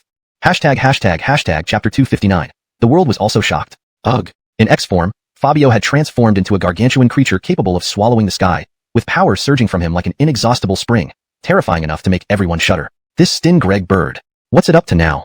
The entire space was already riddled with cracks, utterly unable to bear such immense power. Fabio cursed and leaped high, flashing through the air in an instant to reach the dome. The giant rock releasing heat gusts froze momentarily. It hadn't anticipated that this creature would dare charge straight at it. Die for me. Fabio opened his enormous mouth and viciously bit down on the rock's wing. With a loud fizz, a burst of golden blood exploded into the air. Not relenting for a moment, Fabio simultaneously unleashed ferocious, heavenly flames. Marshall? Javier? Everyone was speechless. Was the mighty Isaiah, one of the 5 ancient gods, really being talked down to like this? This was ridiculous. Fabio was already capable of combating him. Why was he still putting on airs? Please, even as King Elon, Fabio wasn't showing off. What qualifications did this middle-aged balding man have? The Isaiah trembled with rage. For all these years, you are the only one who has dared to be so disrespectful to me. Fabio sneered. Sure, keep telling yourself that. To think you're the only one. We're already enemies. Should I worship you and beg not to be killed? How realistic is that? Given that we're fighting to the death, can I even stand this? Quit Lou Greg at me. Come here and fight one-on-one. Fabio's words left even the evil gods BC Greg off, exclaiming, damn, how could the Isaiah endure this humiliation? He leapt toward the dome in a single bound. As soon as he soared up, the entire sky turned crimson. Fabio did this to minimize damage. Enraging the Isaiah wouldn't end well, but it gave others a moment's respite and possibly a chance to help the dream whale finish off the rock. In Dacia country, inside the meeting room, all officers stared in shock at the combat footage broadcast via satellite. Is this the Isaiah, one of the 5 ancient gods? Such overwhelming power that even Marshall was pummeled. Frightening. We can't possibly stop this force. If we leave it unchecked, the world will indeed end. They hadn't seen how Marshall was beaten so thoroughly. What else could it be but a god? Now, the safety of the world rested on Fiona and Fabio. A defeat would mean utter destruction under the Isaiah's hands. We should let the whole world witness this battle. Let everyone know our heroes of Dacia are risk-reg their lives against the ancient gods. We must honor our heroes and show the world how strong our nation is. The Amen sitting in the middle sternly stated that anyone could denigrate Dacia. But in such dire circumstances, those critics should open their eyes. See what Dacia truly brings to the table. With mere mortals battling gods. As soon as the official order went out, all entertainment programs in Dacia were halted. In bustling cities and impoverished villages alike, the sorrowful voice of broadcaster Amira echoed everywhere. Hello everyone, this is Amira. What you see now is the battle scene captured by satellite surveillance. Currently, Dacia and the world face an unprecedented peril. The legendary Isaiah, one of the 5 ancient gods, has awakened, intent on destroying the world. Now our national heroes, Brady, Eastern deity of command and prestige, and the 2 Western guardian gods, are desperately resisting, guarding the world. After much deliberation, the government has paused all entertainment programs so we can pray for our heroes. Also, to remind everyone that peace comes at great cost. Upon hearing Amira's words, the entire country erupted in shock. This, another battle? Western region battles just ended. Why this new tribulation? The Isaiah among the 5 ancient gods is absolutely terrifying. Historical records describe him as a fiery devil, burning everything in his path, treating us like livestock. Come on, heroes, we need you to win. Absolutely, you must win. Abroad. When Dacia released this news, reactions mirrored those of Dacia's netizens. People were in uproar. Prejudices and dissatisfaction turned into admiration and reverence. They used to discriminate against Dacia for lagging behind. Who knew? Through years of trials, Dacia had become the world leader, undeniably the big brother. They admired Dacia because it housed people like Fiona and Marshall. With them, even ancient gods would be defeated. Dacia stands tall, Lord. Please allow me to pray for them once more. Dacia, hang in there. I used to look down on Dacia. Now I envy it. With such heroes, it's enviable indeed. We stand with you, Dacia. Keep going. Chapter 260. Emily gets injured. As the black and red colors in the sky quickly merged, it signaled the commencement of the deadly battle. Boom, boom, boom. The entire sky resonated with explosions. Below, Austin and Kimbalg watched in disbelief. Kimbalg, this guy only recently became SS rank. How did he become so strong? Austin, I'm Thin Greg about whether we should join in and attack him. Javier waved his hand and reminded the great Pong bird, who was enduring Dream Whale's brutal attacks. Our fight should be over there. Can't we bully its pet if we can't beat its master? Kimbalg and Austin. This guy always has such clear logic. Even a pet was not spared. The great Pong bird probably wished it could die. Marshall's injuries had mostly healed, thanks partly to Emily's efforts. She had expended her water power to speed up the recovery process. Now, Everyone had rested enough and it was time to join the battle. Emily immediately assigned tasks. You guys go help Dreamwhale, take out that great pung bird. I'll go help him. With that said, Emily moved with intent and dashed towards the sky. To her surprise, Fabio did not fall into disadvantage but was evenly matched against Peter. Fiery plumes clashed intensely, and Peter's face showed an expression of incredulity. It's impossible. My flames are the strongest. How can what you spew even compare? He looked as though he'd seen a ghost, never imagining his ancient flames could be on par with Fabio. Emily waved her arms and summoned countless water spheres. Let me cool you down a bit. Water secret technique. Infinite water bombs. Bang, bang, bang. Peter, caught off guard while engaging in a flame duel, was thrown off balance. Seizing this opportunity, Fabio unleashed all the heavenly fire upon Peter. The explosive energy sent Peter flying. Before he could land, he rapidly drove more energy and swiftly returned to the sky. You! How dare you sneak attack me? Enraged by being tricked by Emily, Peter felt furious. A man-to-man battle had been promised, but now a woman had interfered. Emily, with an angry yet cold demeanor, replied, "This is a life-or-death struggle. How can it be called a sneak attack? Rules? Aren't they set by the strong? If we kill you now, it's your own fault." Peter seethed, vexed at how anyone could come out and challenge him. Emily stood beside Fabio, their actions resembling a coordinated couple effort. "Emily, I'll handle the main attack, you assist me." Emily's serious face broke into a faint smile. "Okay, let's make him question reality today." Fabio let out a roar, summoning 1,000 SS-ranked evil deer. The moment they appeared, Peter, enraged, obliterated them. Meanwhile, Emily and Fabio began accumulating energy. Water secret technique. 3,000 weak waters. She spread her arms wide, forming a massive water sphere. Fabio opened his mouth, accumulating a terrifying ball of heavenly fire. Peter, thoroughly annoyed by the deer, used a huge flame to incinerate them all. Adjusting back, he saw the two had already amassed their power. You actually cheated? A 2-on-1 is bad enough. And you secretly accumulate energy too? Trying to finish me off with one blow, huh? His fists crossed, he roared, "If that's the case, I won't hold back either." Boom, boom. Flames enveloped Peter, forming an armor, with a red war sword in his hand. His full strength revealed. Come on. Fight until we drop. Heavenly fire. Weak water. A blue and black force surged toward Peter. He didn't dodge but drew his sword and bellowed. Fierce fire slash. Burn heaven, bury earth. Ha! The sword light flashed. An overwhelming flame slash met their combined energies head-on. The blue light crumbled first, split in two. Then the black light collided, causing a fearsome explosion. This guy can unleash such power. So this must be his strongest form. Amidst the explosion's aftereffects, Fabio was stunned. This guy had cut through their combined attack. What hope did they have? Be careful. In a split second, a shadow zipped past. A red sword light emitted a piercing hum. Lockreg onto Fabio with lethal intent. The aura of death surrounded him completely. He knew. He couldn't withstand this strike. In an instant, Emily stepped in front of Fabio. Gabby from the fusion world, ? Fabio, ? This girl, why would she? A strike he couldn't endure. Emily faced it head-on without regard for her own safety. Splatter. A bloom of blood exploded into the air. The pungent smell filled Fabio's senses, his gaze fixed on Emily, pierced through the chest. Emily smiled faintly, whispering, "Meeting you. I'm so happy. I hope you win."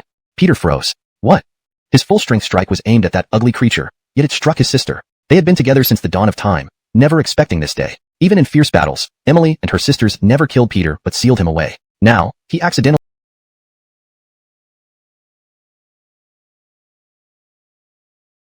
injured Emily, leaving him lost. Emily, why are you so foolish? Why did you do that? He didn't understand why this weak world existed when they could find a better place to live happily together instead of watching humanity's flaws in this polluted world. Emily chuckled. Because this is our home, our birthplace, where we belong. Peter. Her words broke his resolve. Drawing his sword, he mobilized his energy to heal Emily. As an older brother, no matter how cruel, he couldn't truly harm his sister. Though her bleeding stopped, Emily fell into unconsciousness. Peter stared fiercely at Fabio. You made a woman shield you. You deserve to die. Perhaps abandoning his plans to destroy the world, he shifted all blame to Fabio. Fabio's eyes blazed with murderous intent. Because of him, Emily was hurt, and he would pay for it. Fabio, Peter, you deserve to die. Peter, bastard, I'll kill you. Hashtag chapter 261. The Selene reveals itself. The fury of both parties had reached its peak. Fabio had never felt such anger. What he hated most was seeing those around him hurt. Now, Peter had crossed his line. Regardless of whether he was an invincible deity, Fabio would destroy him. System, activate. Human rampage mode. White-winged demon form. Ding. Human rampage mode. White-winged demon form. A high-cold boy with black wings and a sword made from a fierce beast's fang. The system sounded a chime. Fabio's body burst into a dark light, his aura reaching its zenith. Peter roared in anger, lunging forward with his sword. He believed this strike would cleave through everything and end Fabio's life. But instead, he was violently repelled by the black light erupting from Fabio's body. Boom! Above the sky, a fiery red figure plummeted swiftly, crashing into the sea below. A massive crater appeared on the surface, with seawater instantly evaporating. There, within a meteor-like crater, stood Peter. Breathing heavily, he stared at the white-winged, long-haired youth standing atop the sky, holding a sharp blade. Blood gushed from Peter's chest, having been hurled away by Fabio's counterstrike as soon as he swung his sword. He touched the wound on his chest, murmuring in disbelief, "I'm injured." Over the years, only his few siblings could injure him, and now there was one more. Fabio held the unconscious Emily in one hand, his eyes sharply fixed on Peter below. His gaze was like a sharp blade, ready to kill at any moment. Fabio's new form stunned countless viewers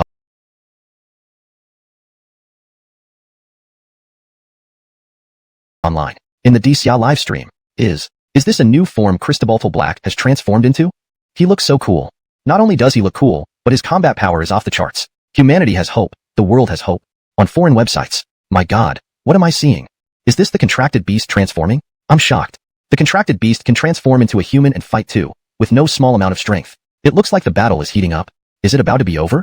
Countless people watched this World Shagreg God-slaying battle. Everyone understood that humanity's hope rested in Fabio's hands. If he lost, countless nations would perish. There was no turning back. They could only support Fabio. Holding the war sword, Fabio aimed it at Peter, a torrent of killing intent surging forth. In just an instant, he descended from the sky to the ground. Peter couldn't react in time. Before he could block, a shockwave struck him down. Splat. Blood spurted from his mouth. Peter knelt, Lou Greg at his sunken chest in disbelief. If he had used his sword just then, he would have been dead. But his opponent didn't use a sword. He used his fists. Fabio's crimson eyes brimmed with murderous intent, his voice cold. "Peter, you've made me furious. So, I don't want you to die so easily." Peter, ? Fabio had inherited all of the Celine's power. Now, fueled by anger, his strength was unimaginable. As soon as Fabio spoke, Peter's entire body floated eerily upwards. A beam of black light sent him soaring into the sky. For the first time, he experienced the terror of being hunted by humans. Fabio followed close behind, cutting off his limbs one by one. Black light streaked past, severing Peter's arms and legs. Those watching below were left dumbfounded by Fabio's terrifying display. "Austin, we barely managed to take down that big bird, yet he crushed Peter so easily." Kimball, I can feel the endless rage in his heart. Perhaps it's what triggered all his power. Javier, too strong. Only Cristobal Black would hold a girl while beating up his brother. Marshall, holding a girl in his arms and punching his brother to bits. It was a bit absurd. Fabio seemed to grow bored, gripping the blade and pointing it at Peter again. "All right, one of the legendary 5 ancient gods, Peter. Now, it's time for you to go." Peter's eyes bulged, his previous pride and arrogance appearing laughably foolish now. Being a fire deity, he was mercilessly beaten by a human and a contracted beast here, greatly surprised. Peter sensed something and began to cry openly. Once a proud and arrogant man, he now wept like a child, just like the guilt he felt after accidentally injuring Emily. The once mighty Peter now looked nothing like a formidable warrior. "Sis, are you already dead?" The Celine did not answer, her eyes gently resting on her brother. After a long pause, she said, "Cristobalston to your sister, let's stop fighting." "Okay." Chapter 262, Reconciliation. The gentle voice of the Celine slowly diminished the Peter's pent-up hatred. "Sis," the Celine softly sighed, with delicate tears welling up in her exquisite face. You haven't called me that for many years." "Sis, I'm so happy."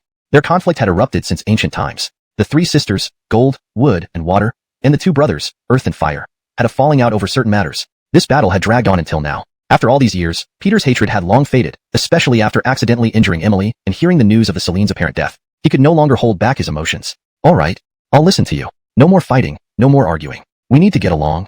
As he spoke, tears also streamed down his face. Blood is thicker than water. Regardless of anything else, they were always family. Such bonds could only be truly understood by the closest of kin. "Cole," the Celine gently called out, "for my sake, please let him go, all right?" Even if this was just her personal wish, Fabio could not refuse her. "Okay." Upon receiving Fabio's agreement, a smile appeared on the Celine's face. Thank you. With her fixation gone, she would also disappear forever. Peter seemed to sense something and cried out desperately, "Sis! What's happening to you, sis?"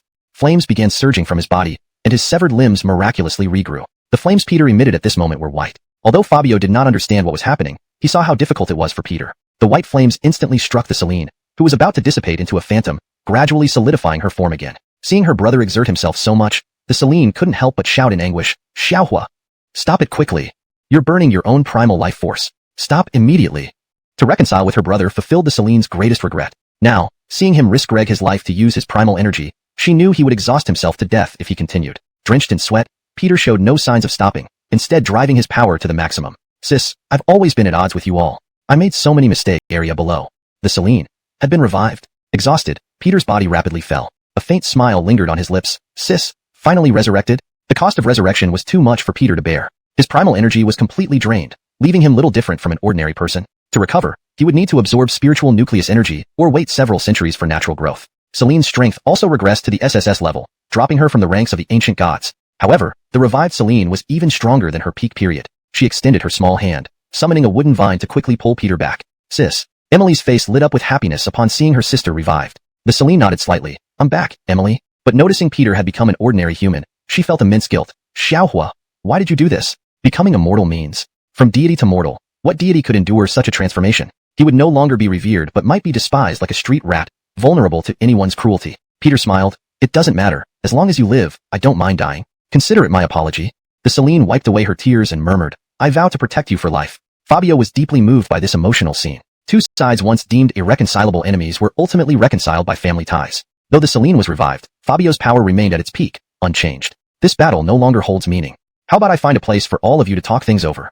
Fabio had promised not to kill Peter, so he decided to arrange their settlement first. Watching the sky without any disturbances, the people below grew anxious. Waving his wings, Fabio flew down calmly and announced to his helpers, battle ended. Reconciliation? Reconciliation? They were taken aback. Didn't Peter plan to destroy the world due to his rampage? How did it turn into reconciliation? The demon god reacted first. Are you kidding? They actually reconciled? Did I hear right? Although Fabio appeared dominant, Peter could still cause considerable damage in a desperate fight. Reconciliation was indeed the best solution. Brother, let's get Tiantian to treat us to teeth-grinding sticks later. Kimball smiled at Austin. Austin scoffed. I don't want teeth-grinding sticks. I want crushed ice slush, which can make me happy for a long time. Demon god snorted. Teeth-grinding sticks and crushed ice are nothing. What we need is spicy strips. That's the most amazing food I've ever seen. Marshall. He wondered if these helpers came for the snacks. Tian was pretty powerful. Spending 10 yuan on snacks managed to gather the world's top experts as helpers. Average cost per hire, 3.33 yuan. This was ridiculously cost-effective. Chapter 263. The Peter reduced to a commoner. When Fabio announced the reconciliation, the whole world erupted in cheers. On foreign social media, oh my god, thank you for resolving this issue for us. This holy war has nothing to do with God. It's all thanks to the great Xia heroes. To hell with God, we support the great Xia heroes. Great Xia heroes have once again revealed the mysterious power of the East. Nowadays, calling Great Xia the #1 in the world is not an exaggeration at all. I noticed, are there no more people in Cherry Blossom Country? They're all gone. Who cares if Cherry Blossom Country has anyone or not? Now, everyone on the streets is cheering. My old mom already dragged me out onto the street to celebrate with gunfire. Bang bang bang. You guys are also celebrating with gunfire? We've already set up cannons here. We envy Great Xia's fireworks. Great Xia. At this moment, nationwide celebrations erupted, just as foreign friends had said. People were joyfully setting off all their New Year's Eve firecrackers in the streets. As the popping sounds of fireworks filled the air, fireworks exploded across Great Xia, sounding like the artillery from 5 divisions. Our heroes saved the world. Let's all revel together, okay? Today, we witness the rise of Great Xia and let the whole world know that our Great Xia is unmatched. No more chatter, quickly set off more firecrackers. Didn't you see Lame Zhang next door bring out all his firecrackers? Right, let's get to it. In the combat meeting room of Zone 1, all the officials were once again stunned by Gabby and Fabio. The Peter, one of the 5 ancient gods, was defeated so easily, and without a single casualty. Cherry Blossom Country. Are our people not human? Everyone's done for, yet 0 casualties. Well done, well done. Who would have thought we resolved such a big problem for the entire world? And Amen hadn't stopped smiling since then. Notify Marshall and Gabby to return to Zone 1 for rewards. He couldn't think of many more rewards, but within his limited means, he could still fulfill one of their wishes. Yes. In the waters off Cherry Blossom Country, the battle here had ended. Peter, Frank, and Emily's descended from the sky. Kimball and Austin cautiously prepared to attack upon seeing Peter, but Marshall greeted them calmly. Hi Frank, it's great to meet you again. Frank replied gently, long time no see, Mr. Su. Years ago, when Marshall ventured into the western region, he got into a conflict with the ancients and was injured. Thanks to Frank's help, he managed to escape. To think, Frank was Marshall's savior. Brother, I feel this guy has no power left. Should we take him down? Austin asked tentatively. Kimball nodded slightly. I had the same thought. Before they acted, a black aura moved ahead of them. Peter, restrained by Frank's vines on the sea surface, was under a fierce assault by the black mist. At this critical moment, I must claim your head. Peter frowned, unperturbed. Boom. 2 explosive sounds rang out in the air. Emily's and Frank had appeared before Peter at some point. Their combined punch sent the Javier plummeting into the sea, creating a massive crater. It was clear that the force of those punches rivaled a nuclear explosion. Javier, stuck in the crater, sarcastically wondered, aren't they enemies? Why? Kimball and Austin silently retreated to the side, realizing they had started a conversation that led to the Javier's demise. Emily snapped her fingers. The divided seawater surged wildly. With ice-cold eyes, she sternly rebuked, didn't you hear what Frisco said? We've reconciled, which means we're good now. You dare hurt my brother, and I'll fight you to the death. Javier. He knew they reconciled, but didn't expect them to be so friendly. The surging water was ready to pounce down at any moment. Fortunately, Fabio intervened. Give me a little face. The Javier is ultimately my subordinate. It wouldn't be appropriate to kill him. Emily's. She pouted childishly. Is your face worth much? To protect such a despicable character, you're trying to make me mad. Clearly righteous, yet protecting scum made Emily's furious. Unfortunately, Fabio held up 2 fingers. How about 2 meals and a year's supply of snacks? What do you say? Hot potato. And Leagama mixed with stinky tofu, plus some secret old 8 burgers. Absolutely top-notch. Aren't you curious to try? Emily's. Although she didn't know what Fabio meant, after tasting this world's delicacies, she always wanted to try more interesting things. On one side was her brother, on the other side was delicious food. Emily's showed a troubled expression. But he's my brother. Fabio. Thing Greg Emily's would refuse, who knew she'd say, add a few more meals. Peter. He doubted if he heard correctly. A few meals sold out her own brother. Fabio smiled happily. All right, however many meals you want. The Javier, enduring intense pain, barely flew out of the huge crater. Emily's finally relaxed her control over the seawater. Now, where should Peter go? Fabio looked at Frank. Frank smiled. Wherever he wants, as long as he doesn't cause trouble. Peter surprisingly said, I can't even exert any power now. How could I cause trouble? He pointed at Emily's angrily. Rather, Emily's directly sold me out. But you mentioned hot pot. I'd like to try it. Emily's pleaded cutely. Pretty please, let's eat hot pot. No one could resist a cute girl's plead. Even Fabio couldn't. Okay, let's go for some hot pot. Emily's, yay. Frank shook his head slightly. You go ahead. I need to find a place to consolidate my strength. I need to adapt to this power soon. Fabio pointed toward Cherry Blossom Country. You can go there. No one is there now. It won't disturb you. Go ahead and mess around. After they Greg Fabio, Frank cast a spell on Peter to ensure safety in emergencies. After some pleasantries, they parted ways. Back at Zone 1, waiting for the hero's return, the news they received was, what did you say? What could be more important than responding to the summons of Zone 1's officials? You mean they went to Zone 20 for Hot Pot? Chapter 264, Hot Pot. District 20, the most prestigious hot pot city. The owner was awoken by a phone call in the middle of the night. It was a call from the highest Rangreg officer of District 20, instructing him to go out and get into the military vehicle prepared for him, then open the shop. Open the shop? He looked at the time. It was 4 a.m. No. Was it the highest Rangreg officer who sent a special car to pick him up? He felt as if he had done something wrong and immediately knelt down, crying and pleading for mercy. Sir, I've only washed my feet outside twice. It's not a big deal, is it? Considering your busy schedule, you don't need to specially send a military vehicle to arrest me, do you? Please give me another chance to redeem myself. From now on, I will never wash my feet. The officer on the phone burst out laughing. Shut up. Did I call you for that? These are the heroes of Dacia, wanting to come to District 20 for hot pot. Upon hearing this, the owner's anxiety subsided, but his heart started pounding with excitement when he realized he would be hosting heroes. I will prepare the most luxurious ingredients right away. Absolutely no way I will disappoint the heroes. Thus, he hurriedly got up, even skipping his morning routine. However, his partner gave him an angry look and shouted, Encore, you're actually daring to fool around behind my back. I'm going to kill you. Encore slapped her twice on the face, and she was stunned. Her usually docile husband suddenly seemed to have gained some backbone. Encore retorted irritably. The soldiers cheered. Welcome home, heroes. Encore felt extremely nervous, more so than failing an exam miserably. He fumbled with the keys and eventually opened the door of the hot pot shop. Once inside, the soldiers checked for safety before allowing the heroes in. That's what heroes look like. Even cooler than on TV. With everything handled, Encore climbed back into the driver's car to head home. On the way, Encore still savored the joy of having met the heroes. Oh, if only I could become a hero too. Heroes, admired by millions, such a feeling anyone would want to experience. The driver didn't respond, focusing on driving. When Encore snapped back to reality, he noticed he had been brought to a barren area. Excuse me, aren't we supposed to be going home? Encore looked at the driver in confusion. The driver slowly turned around, with a faint smile on his face. I heard you say you wanted to be a hero, didn't you? Encore froze. The driver's face started to appear muddied, resembling a clay figure. What are you planning to do? The driver extended one finger, emitting a yellow glow illuminating the car brightly. Of course, I'll borrow your body for a while. To let you be a hero once, unfortunately. His eyes turned sinister. A bad hero. Encore screamed as the yellow light pierced his body. His expression transformed similarly, cruel and ruthless. Go on, go and take them all out. Back in the car, the driver watched Encore exit, wearing a sinister smile. Encore vanished the moment he stepped out.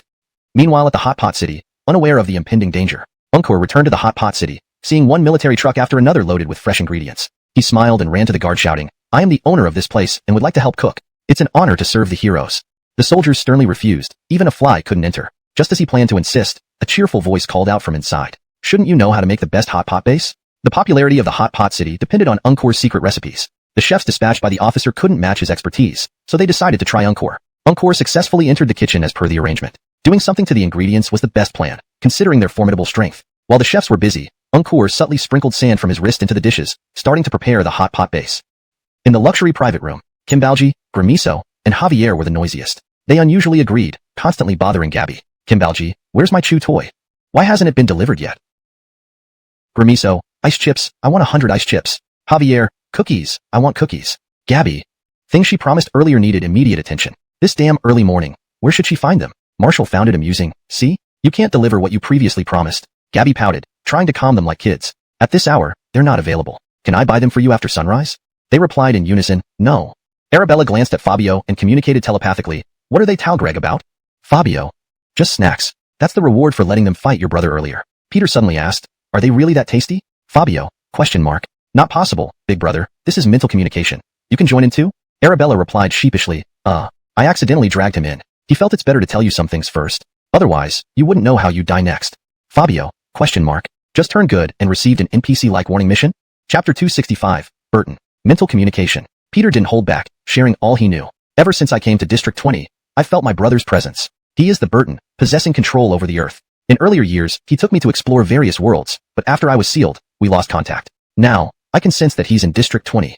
This made Fabio's heart skip a beat. He really wanted to say, District 20 is truly amazing. Marshall, isn't he impressive? He hails from District 20. The SSS grade spirit turtle. Impressive, right? It's a native of District 20. The Isabella, one of the 5 ancient gods. Impressive, right? Has always lived in District 20. Now even the Burton is hiding in District 20. How could he comment on this? My brother has many cunning plans and loves military strategy. If he can win by wit, he won't use brute force. So I advise you to be extremely cautious and not be outsmarted by him. Emily couldn't help but remark, is it appropriate for you to speak about your elder brother like this? Peter chuckled, oh well, we're family, so a few words won't hurt. Fabio.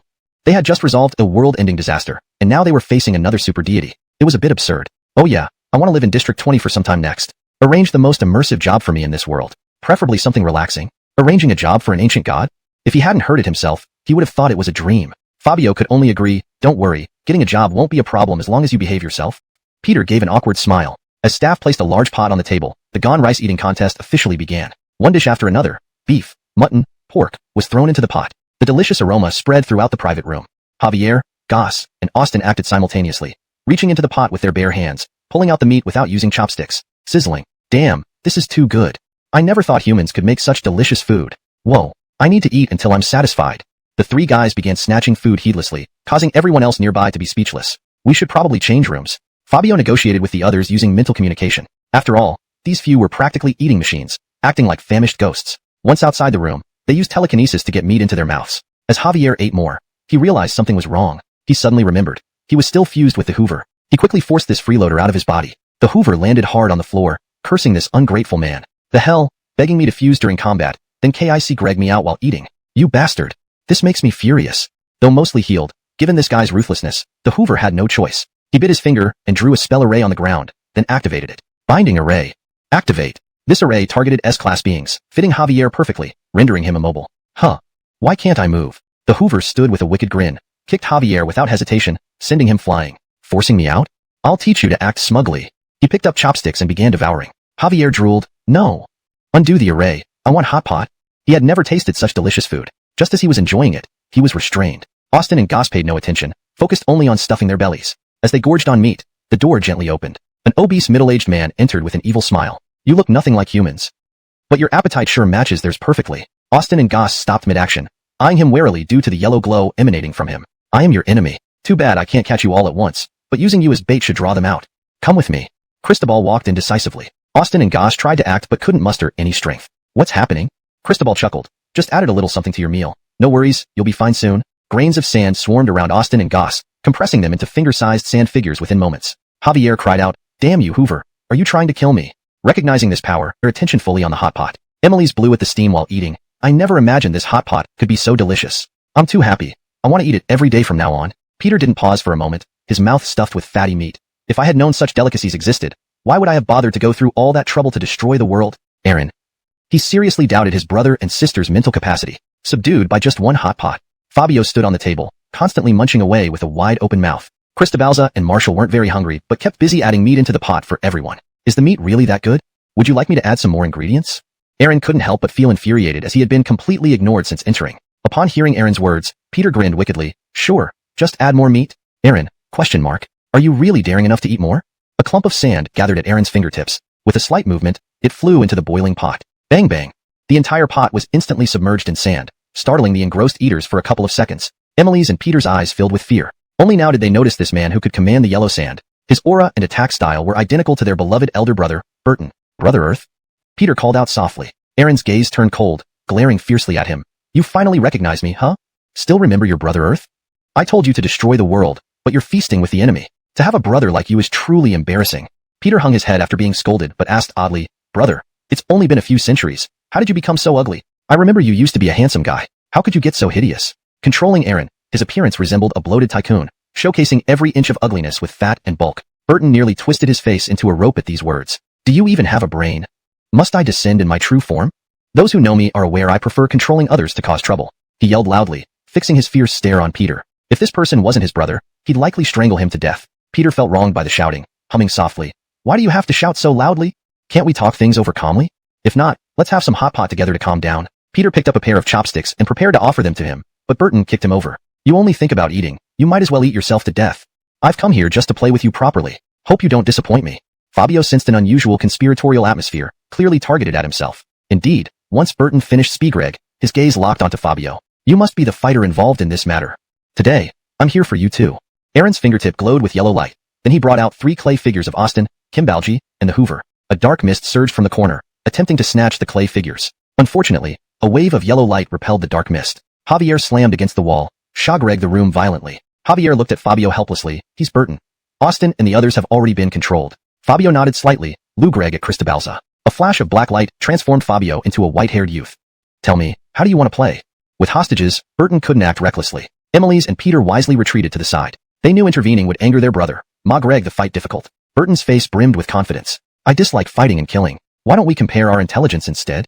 I ask a question, you ask a question, whoever can't answer loses. Cristobalving so long had made him virtually omniscient. Just as Burton spoke, a chuckling noise erupted from the air. Emily's covered her mouth, trying to suppress laughter. Peter nudged her with his elbow. Don't laugh. Such a serious situation. Why laugh? I can't hold it in. To compare intelligence with this guy, I fear Brother Earth might lose. To Emily's, comparing combat strength with Fabio could at least result in some tit-for-tat exchanges. But compare wits? Previously at the square, Fabio single-handedly broke those thugs. Burton suppressed his anger, glaring at Emily's. Shut up, or I'll take you to the desert to laugh all you want. Among the siblings, Burton held considerable authority. Emily's indeed stopped laughing. Since you give me face, I'll let you ask first. If I can't answer, I'll release one hostage. But if you lose, you'll kneel before me and beg forgiveness. Physical damage was nothing compared to damage to dignity. No one played this game better than Burton. To crush someone's fighting spirit, ruin their pride first. Make them live without dignity, utterly broken. Burton couldn't resist laughing at the thought of Fabio kneeling before him in front of everyone. But he never imagined his opponent was someone who could forsake dignity and face entirely. Even if ordered to imitate Laoba and consume Aligai, a popular internet meme, he wouldn't say a word. Fine, who goes first? Fabio was eager. As Greg questions, he could finish him off with one hand. Burton gestured casually, you go first. Without hesitation, Fabio blurted out, what has 5 legs, 7 heads, 8 hands, and 10 tails? Everyone. Does such a bizarre thing exist in the world? Even the well-traveled Burton, who traversed countless worlds, might not have seen such a thing. Do you really think anyone can answer that? He was growing impatient, unable to provide an answer. Fabio chuckled, replying arrogantly, what's it to you? Burton. Note, the translation aims to maintain the original tone, character personalities, and style while ensuring natural English flow and coherence with previous content. Hashtag chapter 267, the 7-day agreement. 3, 2, 1. You can't answer, so you lose? Fabio grinned at Jeffrey, a smug look on his face. Jeffrey, he roared in anger. Do you even know what question you're asked, Greg? I've traveled through countless worlds and have never seen the thing you described. Fabio shrugged. Just because you haven't seen it doesn't mean it doesn't exist. Jeffrey growled indignantly. Then tell me, what is this thing? Fabio shook his head slightly. You didn't specify that I had to answer. Jeffrey. The situation was awkward. Nevin laughed shamelessly. Ha ha ha ha. I finally understand why, Donnie. You were laughing. So it seems Big Brother got played like a fool. Donnie didn't laugh this time but instead looked worriedly at Nevin. Sure enough, the laughter abruptly stopped as Nevin was blasted away by a beam of yellow light, slamming into the wall with great force. If not for his formidable body, he would have been killed instantly. Jeffrey angrily snapped, stop your giggling or I'll beat you up. Nevin. Why did he suddenly become so angry? Unable to answer means you lose. Release Goss now. He called out a random name. Jeffrey didn't cheat and released Goss. Goss was still unconscious and Jeffrey explained, it's a temporary coma. He'll wake up soon. Hurry up, it's my turn now. He took a deep breath. What has 5 legs, 7 heads, 8 hands, and 10 tails? Using the enemy's question to ask the enemy. Either way, it was a win for him. Jeffrey patted himself on the back for his cleverness. Fabio didn't argue or defend himself. I don't know. I concede. Jeffrey, ha ha ha ha. He laughed until his entire body trembled, enjoying this moment of triumph. Kneel. Hurry up and beg me for mercy. Ha ha ha ha. Fabio knelt very cooperatively, banging his head against the ground while pleading, please, great Jeffrey, spare my life. Spare my life, great Jeffrey. Donnie. Gabby. Why did it sound a bit like flirting? Jeffrey chuckled. All right, get up. Next time, when you lose, call me Grandfather Jeffrey. Fabio didn't deny it, nodding in agreement. All right. It's my turn now, right? This time, I'll ask something easy. Widow sigh, guess a Chinese proverb. Chinese proverbs. They were widely used in this world, so there was no conflict. But this particular one left Jeffrey, who considered himself all-knowing, completely baffled. He only knew riddles like the old man hanging himself, not widow's sigh. Jeffrey's confident smile froze, and he asked angrily, Is this something you made up again? What is this supposed to be? Can't you ask something with an actual answer? Fabio innocently shrugged. How do you know I don't have an answer? Answer quickly, less talk. Others feared him because of his power, but Fabio wasn't intimidated, knowing this guy couldn't keep up intellectually. Jeffrey gave up resisting and answered directly, I don't know. Fabio hummed in agreement, then released them. Another figure appeared on the ground. It was the Hoover this time. Only a crocodile remained in Jeffrey's hand. All right, now it's my turn. He mimicked Fabio's tone. Widow's sigh, guess a Chinese proverb. Fabio's smile turned mischievous. This smile was enough to unnerve Jeffrey. You. His heart skipped a beat. You wouldn't really have an answer, would you? In Jeffrey's mind, Widow's sigh was just Luke Regback, traveling with his brother Nevin, exploring powerful worlds and warring. Disagreements with others led to massive battles. Over the years, the proud Jeffrey had changed, all because of a person, altering his nature. He grew less combative, preferring solitude and contemplation. 7 days. Hope that kid can pass my test. Help me complete this task. His fury subsided, and his eyes shone with reason. No one knew what he planned next, perhaps to use Fabio to achieve something even he couldn't. Back in Hot Pot City, they seemed to have forgotten about Jeffrey's threat, feasting on Hot Pot with soldiers' help. Only Nevin worried aloud. Jeffrey wants to destroy the world, yet they're acting like nothing happened. This is no joke. The most absurd thing is that they're eating. Indeed, they ate voraciously, even arguing over choice cuts of meat, as if Jeffrey never came. Chapter 268. The Peter comes to work. I really don't know what you're worried about, the crocodile said, gnawing on a piece of beef with ill humor. Anyway, we'll be heading back west in a few days. Let them deal with this issue, won't they? Gosh chuckled. Indeed. They've all gone their separate ways. It's none of our business, is it? Javier. After some careful thought, he found this logic had its merit. After all, if the sky falls, there will— She looked at Gabby in surprise. Tianon, you mean this one is really the Peter? She had watched the live streams before. The Peter exuded overwhelming killing intent, wielding flames incomparably. Now she could hardly imagine him causing traffic accidents or harassing passing women late at night. He didn't match her imagination of an ancient god at all. Gabby replied helplessly, he is an ancient god, and now he wants to find a job. Didn't expect that, right? Augustia. What fresh hell is this? Even an ancient god needs to work. Can't he just be a god properly? As long as he doesn't destroy the world, anything can be negotiated. Why bother finding a job? Gabby added, that's why I asked you to come here early. Later, please have the principal arrange a security job for him. Just like this, okay? Augustia. Her heart churned. Having an ancient god work as a school security guard. Only you could think of that. Such a deity shouldn't even be worshipped with incense and offerings. Ma Greg him work was unbelievable. Peter, seeing Augustish's knitted brows, asked nonchalantly, is it hard to arrange? This ordinary question sent waves through Augustia again. She imagined a sleazy face telling her, if it's too hard, then I'll just destroy the world. Augustia swallowed hard and replied quickly, guaranteed to complete the task. Peter. Gabby. They both noticed Augustia, nearly jumping from nervousness. Just then, the door opened. The principal, half asleep, saw the early arrivals and asked anxiously, wasn't it set for 7? Why are you here at 6 something? Luckily, he received a call from Ewan saying his boss was already here. Otherwise, the principal wouldn't have rushed over so fast. Upon seeing Gabby, the principal's demeanor was especially respectful. After all, she was one of the few top-tier figures bringing honor to the school. Tucker, we were just bored and came over, Gabby smiled apologetically. The principal was startled and quickly apologized. Sorry, I didn't know you came so early. Holding you up, really sorry. He bowed deeply, more respectfully than at ancestral worship. Gabby. One sentence made the principal perform such a grand bow. Gabby was momentarily taken aback. You don't have to be so formal, we're here to see you. Gabby hastily helped the principal up. We're here to confirm this person's job. He's part of Christobaumglong now, aiming to strengthen school security, hoping you can arrange it. She feared the principal might refuse, so she mentioned Christobaumglong and brought Augustia along. The principal frowned seriously. You only needed to inform me for such matters. Or don't even bother telling me, let him come directly. Being consulted by the first goddess made him feel honored, and a little frightened. Gabby agreed awkwardly. Then, please report to Ewan at the school gate. The principal earnestly told Peter. Peter nodded vigorously. Sure. He was in good spirits today, happy to have a down-to-earth job, enjoying life like a human. What's your name? Ewan will take you for registration and uniform pickup. Peter casually answered, Peter. Hearing this name, the principal's pupils contracted sharply. You're that? He was almost screaming in fright. Upon another glance at Peter's lecherous and sinister appearance, it clicked. He had seen live streams, but hadn't expected this guy to be the real deal. His reaction was even more intense than Augustish's earlier panic. Gabby sighed helplessly. I knew reporting the name would do this. Augustia sighed, maybe change the name, and perhaps the appearance. Emily pouted. I think my brother looks handsome. Fabio.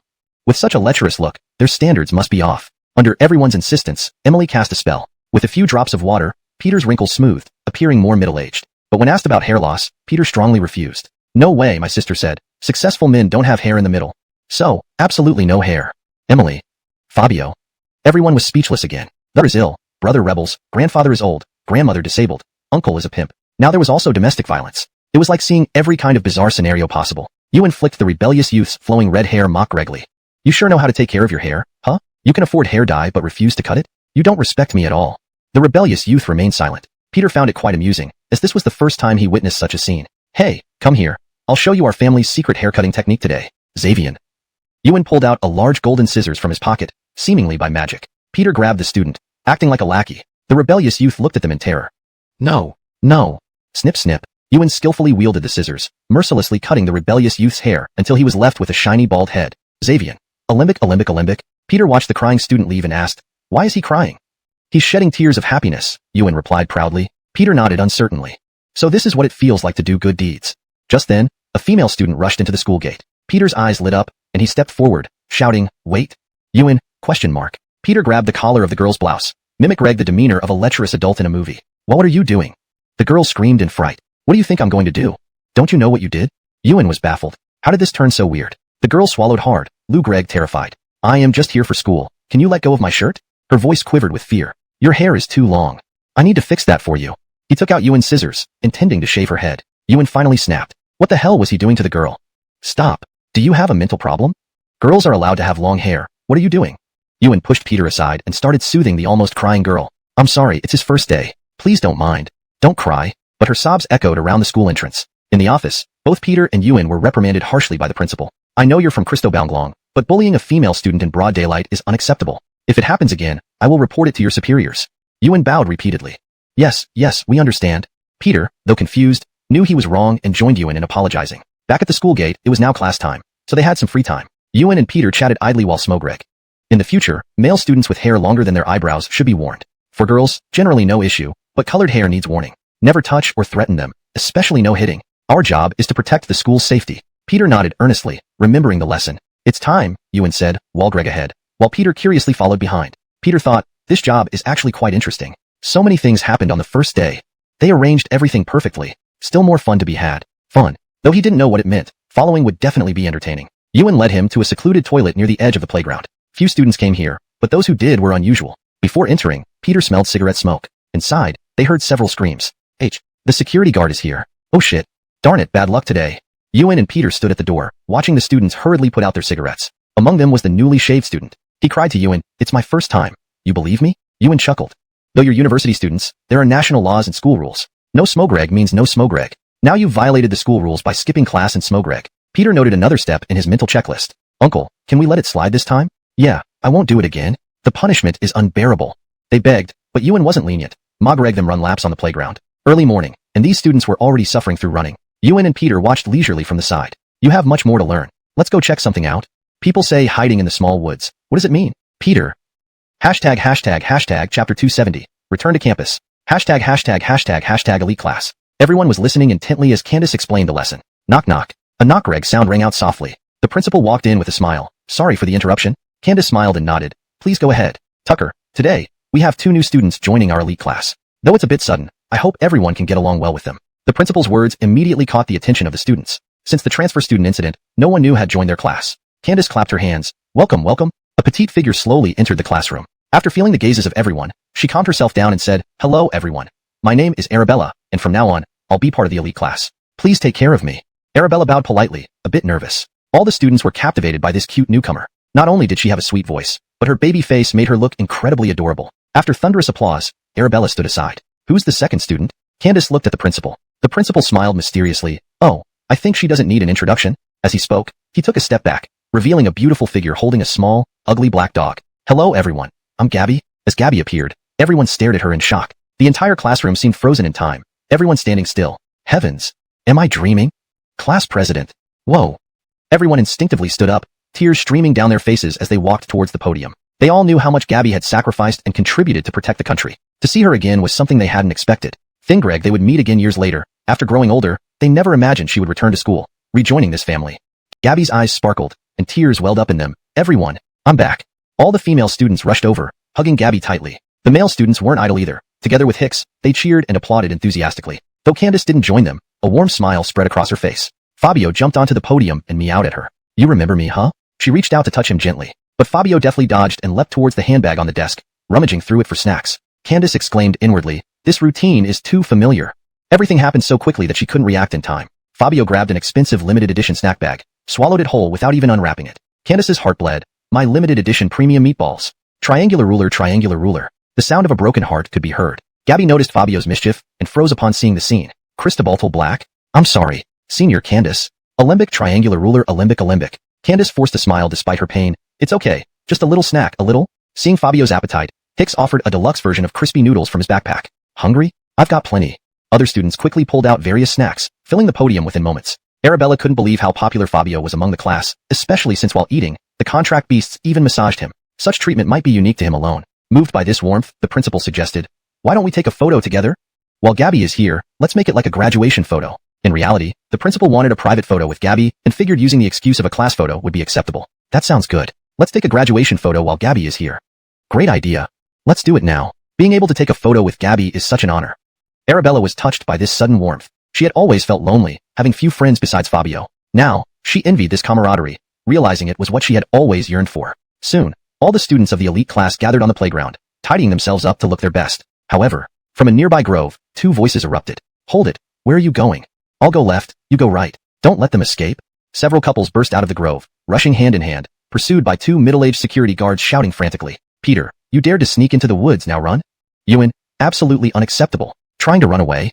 They blended into civilian life, not using any energy, otherwise, they would have caught up instantly. The principal saw the commotion and called the guards over, frowning. What's going on? Ma Greg, such a fuss isn't good. Peter tried to chase but was stopped by Ewan. The principal is here, behave. Then, with a bright smile, Ewan explained honestly, we were patrolling and found several students skipping class to date in the woods, even kissing in broad daylight. This is outrageous. He felt some indignation, adhering to the principle that if he couldn't do it, neither could they. He separated every couple. Other students were holding their contracted beasts. Later, I'll send the digital version to Teacher Kaylee. You can just get it from the class group, the principal said without a pause in his smiling demeanor since the beginning. He approached Cristobalza and naturally asked, can I take a separate photo with you? Though he appeared to ask a simple question, internally, he was incredibly nervous, like the fear of being caught fooling around in class during his school days. Facing Xia's #1 goddess, putting aside his identity as the principal, he truly felt like nothing. Cristobalza smiled lightly. Sure. The two stood together as Kaylee took up the camera, reminding the principal earnestly, Tucker, don't shake your legs. Just relax. No need to be nervous. The principal rebutted nervously. Where are my legs, Shagreg? I wouldn't be nervous, just Tagreg a photo with my student. Cristobaltal did he know. Once his nervousness was noticed, he could barely contain it, even Spigreg with a trembling voice. Cristobalza. She thought inwardly, what's there to be nervous about? Kaylee found a perfect angle she deemed ideal and pressed the shutter. A single photo appeared. Seeing the photo spit out by the camera, the principal's face grew even happier. One photo would inevitably lead to more. Bonnie, Fabio Xian, Kaylee, and the entire class surrounded Cristobalza, all wanting photos with her and Fabio. For all their requests, Cristobalza agreed one by one. Human joys and sorrows are not always connected. Jetty watched Ewan curiously. What are they doing? A mere group photo. Why so happy? He couldn't understand what was so special about a simple photo that brought them such joy. Ewan chuckled. It's about memories. Years later, when they look at these photos again, they can reminisce about their youth. Time may disperse everyone, but photos remain, ready to rekindle memories when eyes grow dim and back stooped. People, events, all will seem fresh yesterday once more. Jetty paused slightly, then laughed. Then let's take one too. I want to record our first day. Ewan. Something felt odd about those words. Phew. Tired to death. Cristobalza and Fabio lay exhausted on the grass field. School dismissal was still some time away. The top class students had gone to the multimedia room to print class photos, hoping to have Cristobalza personally sign them after printing. With the signature of Xia's #1 goddess, this would indeed become a family treasure. The pride and honor of having her autograph made them excited. Years later, hair turned silver, going to the park to charm grandmas and showing them the photo, saying, look here, do you know I have Xia's first goddess autograph photo? Hey, we're close friends with Cristobalza. Want to see the autograph? Want to be friends? Hey sister, date me? See the autographed photo, exclusive. Was this really the only use for Cristobalza's photo? No. Imagine, back then, lying in a rock-red chair, as grandchildren ask, Izar, who's this? And then boasting of Cristobalza's glorious history, and then adding a touch of self-glorification, becoming an unrivaled hero in the hearts of grandchildren. Therefore, they needed the signatures, leading Cristobalza and Fabio to finally catch a break. They lay on the grass, unmoving, but an enticing fragrance came with a familiar intimate voice. Oh, my little Haihei, how long has it been? I miss you so much. Cristobalza opened her eyes as if Wagreg from a nightmare. Fabio had already been scooped up by someone and was being affectionately rubbed against. Cristobalza. Damn it. You evil woman.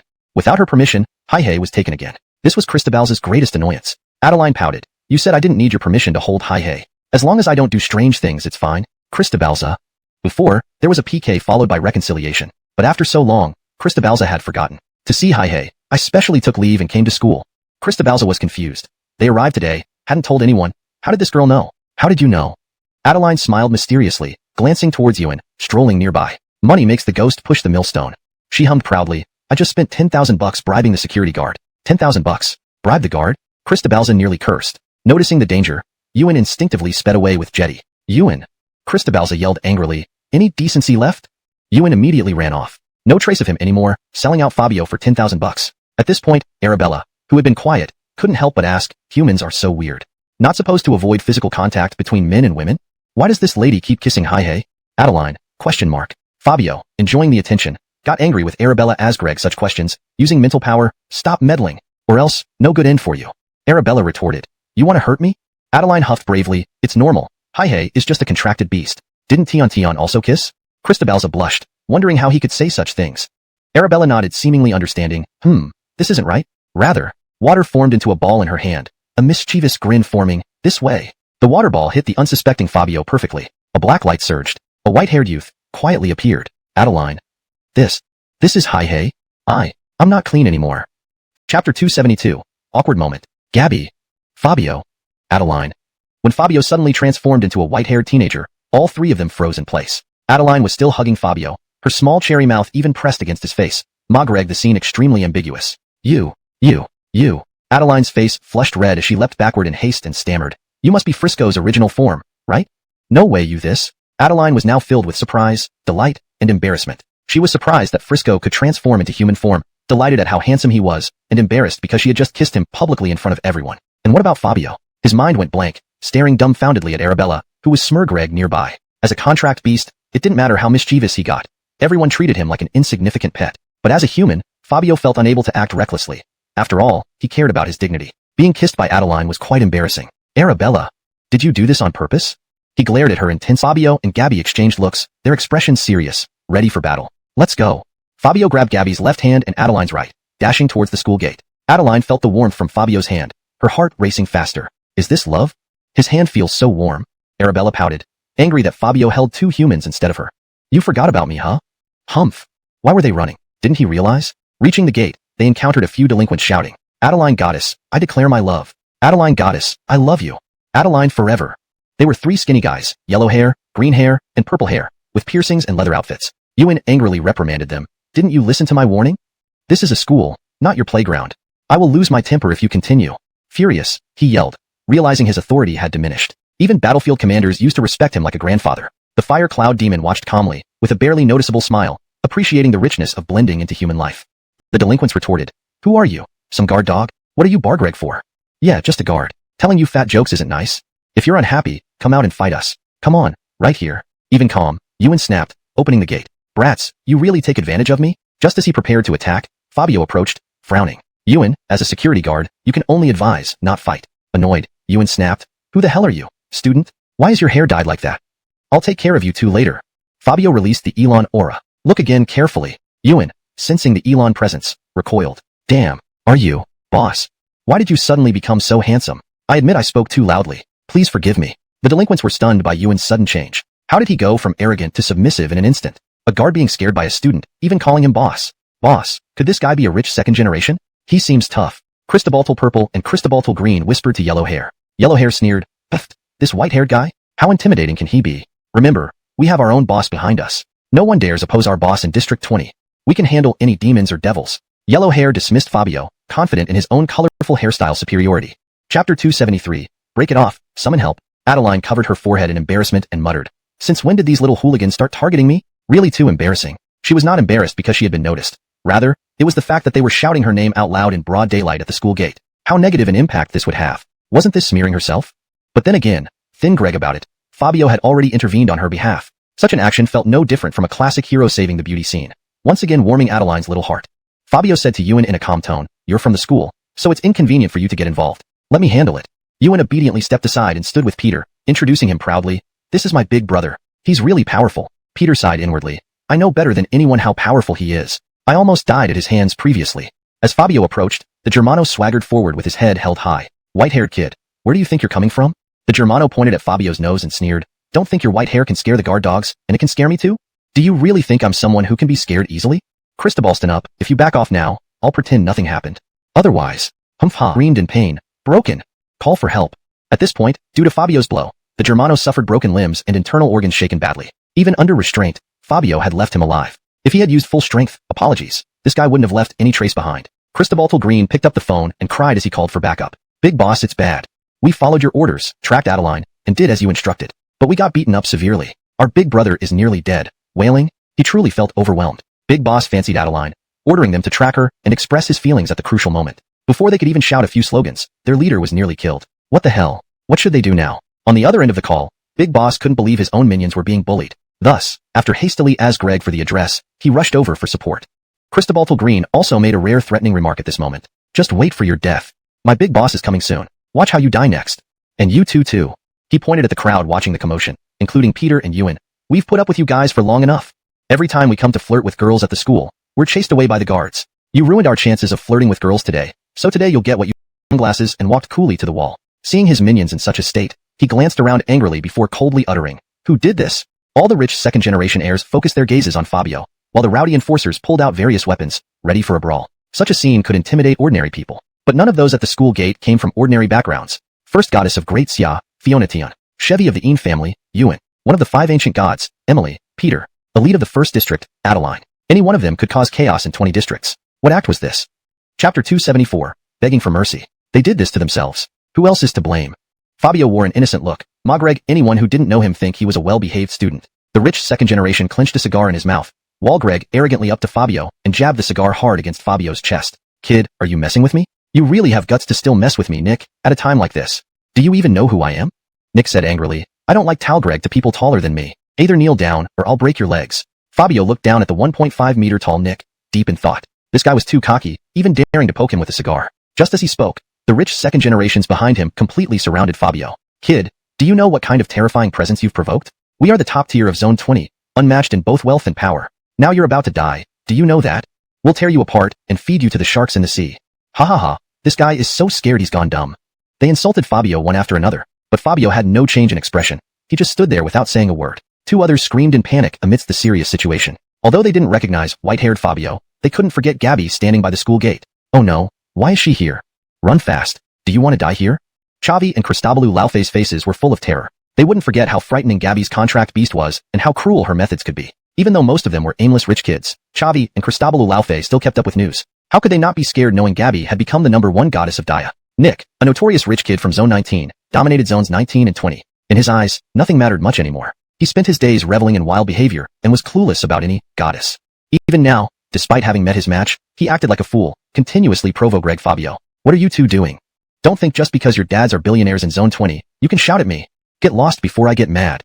Relying on his authority, Nick scolded them harshly, not giving Chavi and Cristobalu Laufey a chance to defend themselves. The two weren't fools. With Gabby around, could they run away? Thus, without hesitation, the 2 brothers approached Gabby. Everyone was stunned, but secretly admired their boldness in ignoring Nick. Nick frowned, clearly displeased. With his face lost in front of everyone, he already planned how to punish them. But unexpectedly, Chavi and Cristobalu Laufey immediately knelt down in front of Gabby and started bowing wildly. Bang, bang, bang. From the moment they knelt, they didn't say a word but bowed furiously. Gabby recognized them as the children of 2 wealthy families from the resort. What's going on with you two?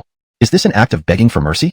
Gabby asked. Chavi sobbed, Great goddess, we've realized our mistake. We didn't know they wanted to come after you. Pardon us once, considering our ignorance. Cristobalu Laufey wailed hysterically. We were only called to support their show. It has nothing to do with us. Plead with you to show mercy, please don't hold it against. Finally speak, Greg. Fabio slowly asked. Done insulting me? Anyone else wants to beg? No more? Then I'll crush you into the wall. Nick. Realizing something was wrong, he shouted. Chop him up. The rich kids around Fabio backed off as the thugs behind them took out weapons, rushing toward him. Fleas shot Greg a tree. Sheer foolishness. Boom. A tremendous killing intent erupted from Fabio. A trace of black aura floated over each person, not fully releasing the SSS level power to avoid crushing the whole school. Gore. What kind of power? Everyone felt immense pressure as if a huge boulder had landed on their chests, immobilizing them. Organs felt compressed, unable to move. Fabio's slight force was unbearable, especially for the singled-out Nick, who lay spitting blood crazily. In seconds, several pounds of blood spilled, a horrifying sight indeed. This translation maintains the original tone and style, preserving the paragraph structure and line breaks while ensuring natural English phrasing and coherence with the preceding narrative. Chapter 275. What if I don't cooperate? You, who are you really?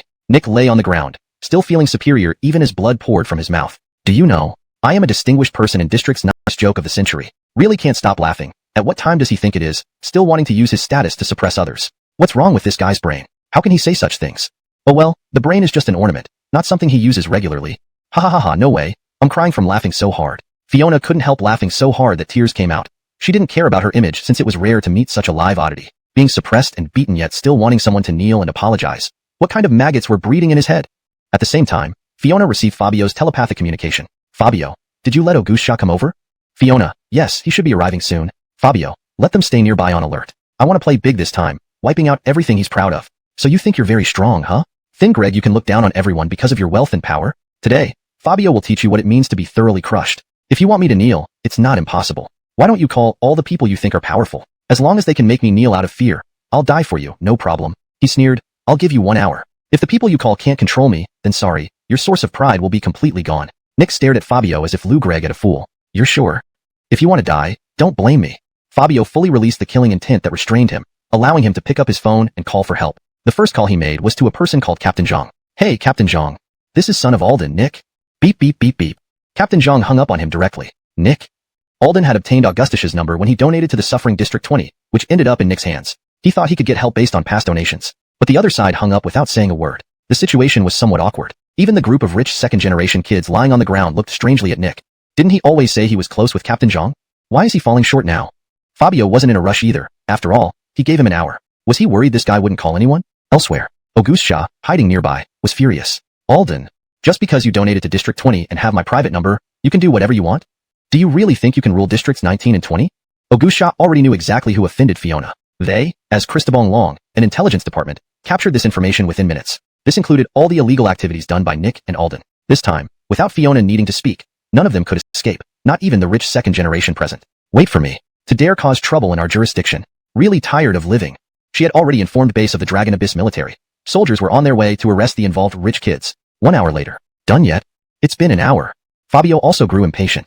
Nick's eyes were filled with arrogance, replacing the earlier desperation. These kinds of people get used to being unruly. Once they gain a little advantage, they act superior again. Heh. This time I didn't mobilize any connections in District 20. I called the highest rank Greg officer in District 19. Let's see how you die. Defying me, you really deserve death. He couldn't understand why Captains Zhang and Cristobal from District 20 wouldn't answer. Desperate, he turned to the commander of Dragon Abyss military in District 19, Earl. The Sang family thrived thanks to knowing Earl, rising successfully with his tacit approval. He was confident that their relationship over the years would ensure they could take care of everyone. His greedy eyes locked onto Adeline and Fiona, even sparing no one including Arabella. He wanted these women to pay for today. Fabio noticed his disgusting gaze and slapped him. Snap. The slap sent him flying to the ground, half his face swollen. What did you do? So hateful. The Lungyan military's Area 19? When Earl was introduced, he held his head high and full of pride. Unfortunately, Fabio gave a hollow laugh and let out an unimpressed, oh, not showing any signs of shock. Instead, he calmly replied, is this identity really that special? Garfield, question mark. Earl, question mark. Wasn't the head of Area 19 of the Lungyan military special? Wasn't it impressive enough? They almost began to suspect if there was something wrong with Fabio's brain. Oh my, how can you say such things? Damn it, I see you completely disregard our Lord Situ. Garfield seemed as if his ancestors were being insulted. He pointed at Fabio's nose and spoke righteously. With your lack of respect for elders, you deserve to rot in jail for life. Lord Situ, I sternly request that he be thrown into prison. Earl clenched his face and roared fiercely, grab him! As he spoke, he moved to lay hands on Fabio. Fabio obediently extended his hands, allowing them to hold him. As Earl took out handcuffs and was about to cuff him, Fabio's half-smile sounded abruptly. Why don't you take a look at who's standing over there? 1, 2. Countless demonic tanks raced towards them. Military vehicles crashed through one after another. Above, armed fighters flew back and forth. Clearly they had already taken their combat positions, waiting for someone's command. 2 booming shouts followed immediately after. Drop your weapons and surrender. If you resist, there will be no mercy. Augustia and Base rushed over simultaneously, followed by thousands of soldiers, each aimed laser rifles ready, covering everyone present. Anyone who dared to move would turn into a cold corpse instantly. Gabby walked leisurely over to Earl, extending her delicate hand to lightly pat his cheek. I really wonder what kind of people we are protecting with our lives on the front line. Earl. She touched him as if Shah Greg his very soul. He lowered his head, resembling a child who had made a mistake. Most frightened was Garfield. He doubted his existence, wondering if he had committed some grave sin that brought the highest combat force from the military district here. Fabio wore a faint smile, pointing to Gabby and introducing her to the group. Let me introduce simply. This is the greatest honor recipient of the Daxia nation, the virtuous goddess of Dongfang Cristobal, shortened as the first goddess of Daxia. What you said and did just now has displeased the goddess greatly. So, he paused slightly, his jet-black eyes flickering meaningfully. Suffer. My dad always said I was useless. If he saw this, wouldn't he kiss me several times? Ha ha ha. Their laughter eventually turned to tears. After all, Ma Greg, the right choice in life is rare. Could they not be happy? However, happiness was fleeting. Gabby coolly ordered, though you chose correctly, you were still wrong. Next, you need to spend a year War Greg as security guards at the school. If you don't do well, if you're late, early or late, if you flirt with girls, the consequences will be on you. These final words froze the brothers' laughter. They were sentenced to a year as security guards. But Balder quickly recovered from his sorrow. At 60, A man becomes a security guard. I'm only 20-something, saving 40 years of detours. What's there to be sad about? Huh, old fat Christobaloo. He wondered if this guy had received some kind of shock. Chapter 277. 3 women make a play. Xerxes and Nick, along with the other troublemakers, were all taken away by the soldiers brought by Auguste Shah and Base. The school gate finally enjoyed a brief moment of peace. Gabby stood in front of Adeline, pouting her lips, Lou Gregg like a proud little peacock. You owe me one. Adeline gasped in disbelief, exclaiming, why would I owe you anything? Gabby's eyes shone with him? Adeline was speechless. She had inadvertently revealed her thoughts. Adeline composed herself and asked Gabby, just as Greg, if I married Frisco, what would I call you? Gabby. Entertainment City. Fabio rarely transformed into human form and was now sitting at an arcade game, fiercely competing with Ewan. Meanwhile, Adeline eagerly hovered around Fabio, fawning over him with an almost puppy-like devotion. Frisco, are you thirsty? Should I buy you the ultimate milk tea that tastes amazing? Are you tired? Let me rub your shoulders. Oh, look how careless you are. Sweat is dripping. Let me wipe it off for you. Your lips are dry and chapped. Let me moisturize them. As Adeline lowered her head, preparing to offer her lip gloss-coated lips, Gabby and Arabella swiftly pulled her back. Gabby shouted, can you act like a normal person? Who applies lip gloss directly with their mouth? Arabella scolded angrily. Attack Greg openly? In fact, Arabella also had feelings for Fabio. When she saw Fabio being kissed by Adeline during his contract transformation, she was so enraged that she used her spiritual energy to awaken him. Ironically, this made him love even more. Gabby looked at Arabella in surprise, wondering if she was feeling jealous too. You? Arabella pouted, unwilling to admit. I've all pointed at Nevin and yelled, think you're tough? Come try it. See if I don't kick your butt. Nevin rubbed his hands together, grinning. Can I really do it? Fabio let go of the controls and stood up, yielding the spot to Nevin. You can play. He's no challenge. Ewan. Who are you insulting?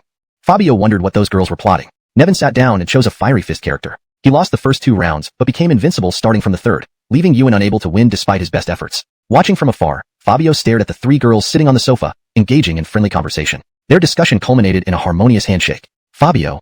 He sensed an ominous premonition. With 3 women, it was bound to be chaotic. He feared he'd be in for some mischief soon. On the other side, Spirit Dragon Underground Base. Sitting in an interrogation room, Xerxes was lost in thought when a small pile of yellow sand floated before him. A voice echoed in his mind. Do you hate them? Do you want to stand at the pinnacle of the world, to become its Greg? Such tempting words lit up Xerxes' previously despair-filled eyes. I can give you the power to destroy the world and make you its Greg. But you must follow my orders and attack the 20th district. Without hesitation, Xerxes replied, I agree. Instantly, radiant yellow light burst forth from his body. Chapter 278. Attack on Zone 20. Christobalong Base. The staff members monitoring the surveillance screens were startled by the yellow glow emanating from the interrogation room. What's happening?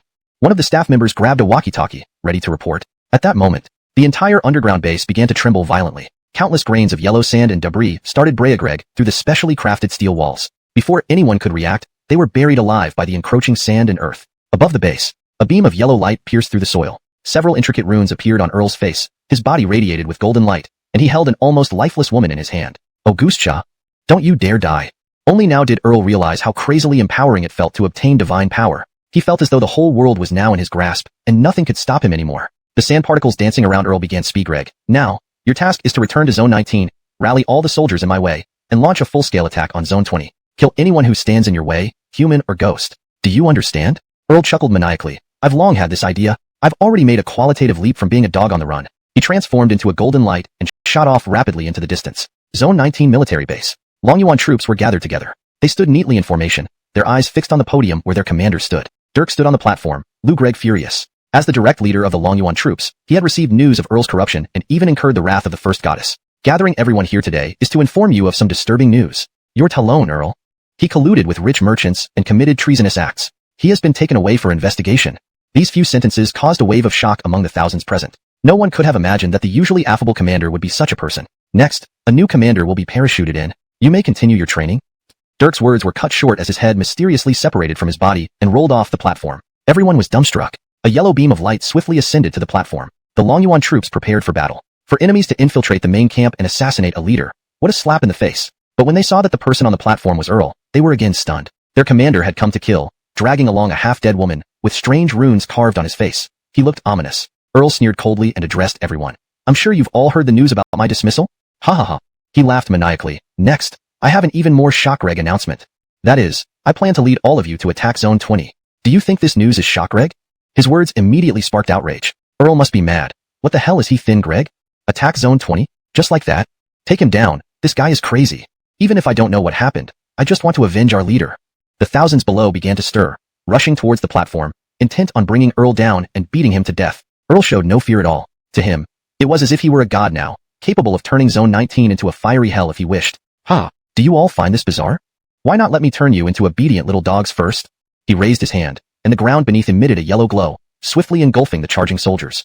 Great Earth Assimilation. This was the most peculiar spell of the Burton, capable of controlling minds. The soldiers fell to their knees, their noses, mouths, and even ears filled with yellow earth. In moments, the tens of thousands of soldiers turned into zombies, standing motionless. Earl, Lou Gregg at his handiwork, laughed once more. Ha ha ha, these obedient dogs are much easier to manage. Now, I plan to attack Zone 20. What do you think? Attack, attack, attack. The crowd immediately erupted into monotonous shouts. Tens of thousands were now under his control. Actually, this was the limit of what Earl could currently control, but it was still enough to topple Zone 20. He felt like a high and mighty deity. Even if the first goddess came, he was confident he could twist her neck. All right, let's prepare the troops. We leave in 10 minutes. He had one last nasty thing to do, torturing Augusta before him thoroughly, then throw her before the first goddess, letting her open her eyes and see the miserable fate awaiting those who opposed him. Zone 20. Dense formations of fighter jets began swarming from the sky. There were tanks and infantry on the ground. The city gates were suddenly surrounded. The war horns sounded as bombers began their assault on the city below. Boom, boom, boom. The city center was bombarded repeatedly without warning. Zone 20, unprepared for any defense, was thoroughly ravaged, especially the military area where base was stationed. They had no means of retaliation. Fighter jets, tanks, and combat equipment were destroyed. Earl led the assimilated soldiers into the city with fanfare, killing anyone they encountered without mercy. In an instant, the area around the city gates became a fiery hell. No one understood why the peaceful Zone 19 would suddenly attack Zone 20. Fabio and his friends were enjoying themselves at an entertainment venue when they felt the earth shake and the building crumble from bombardment. Fortunately, Arabella and Fabio reacted quickly, protecting everyone. They rushed out, seeing the sky filled with fighter jets and Earl floating above. Everything became clear. Fabio roared in anger. This guy is truly insane. Attack Reg Zone 20? What kind of nerve does this guy have? While Rosella Javier stared intently at Earl. This man has acquired the power of my brother Earth. Clearly this is my brother Earth's doing. He suddenly thought of something, turning to Ewan. The school. The school. Their duty was to protect the safety of the school. Now, with them not there, wouldn't the school be? Realizing this, Ewan activated his Corpse King mode, racing towards the school. While Rosella Javier leapt onto his back. Take me with you. Ewan. You're just a regular old man, going to die? But knowing that this old man wouldn't survive without him, Ewan took him along after some hesitation. Fabio and his group had already caught Earl's attention. He beckoned to Fabio. Come, to the school. I want to see how you'll stop me this time. What infuriated Fabio the most was that Earl still clutched the barely alive Augusta. Augusta was covered in blood. Her limbs twisted unnaturally, clearly broken by immense force. Such hatred was enough to make Fabio go berserk. Chapter 279. The Wrath of Peter. When Peter and Ewan arrived at the school, both were taken aback. This place bore no resemblance to its usual vibrant self. On the contrary, it resembled a hellish scene with students' bodies strewn everywhere. The once lush green playground was now covered in piled-up sand and rocks. The principal, arms spread wide, drove his contracted beast to form a white protective shield, trying to protect the students behind him. But he was already drenched in blood, and the white shield was on the verge of being breached. For the sake of the students behind me, I must hold on. The old principal's gaze became unbearably resolute. He knew it was his duty to protect every student. Those who had previously roamed the campus were already dead. He could not let those behind him meet the same fate. The protective shield gradually weakened. Desperation filled the students' eyes. At this moment, figures appeared beside the old principal. They spread their hands, channeling energy within them to form a human wall, desperately strengthening the shield. Seeing the teachers standing shoulder to shoulder with him, tears welled up in the old principal's eyes. This truly exemplified the saying, a silkworm spins silk until it dies, a candle weeps until its wax runs dry. Teachers and school leaders would protect the students with their lives, no matter the circumstances. No one spoke, only wearing faint smiles as they all knew. Standing alongside them in battle was an honor for these educators. Zhang. Peter took deep breaths, struggling to calm his rising anger. Seeing the chaos and the air filled with blood, his fury only intensified despite it being his first day experiencing life here. At the university, he encountered scenes he had never seen before. Interesting students, graduation photos, so many wonderful moments.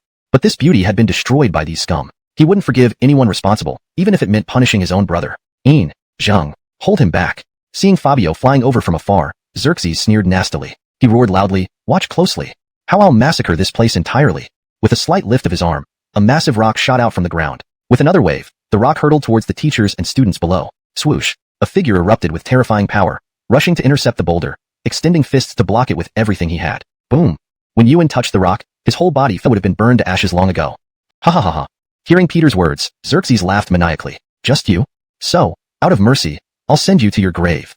Just as Xerxes prepared to strike again, several figures descended from the sky, standing before Peter. Fabio carried Gabby, while Arabella held Adeline. Both gazed sternly at Xerxes in the sky. Peter strode forward, his tone full of rage. No need for you to act. He is my prey. If you interfere, don't blame me for turning against you. His declaration left Fabio and Arabella speechless. Fabio, isn't he just a cripple? Arabella, this? I'm not sure.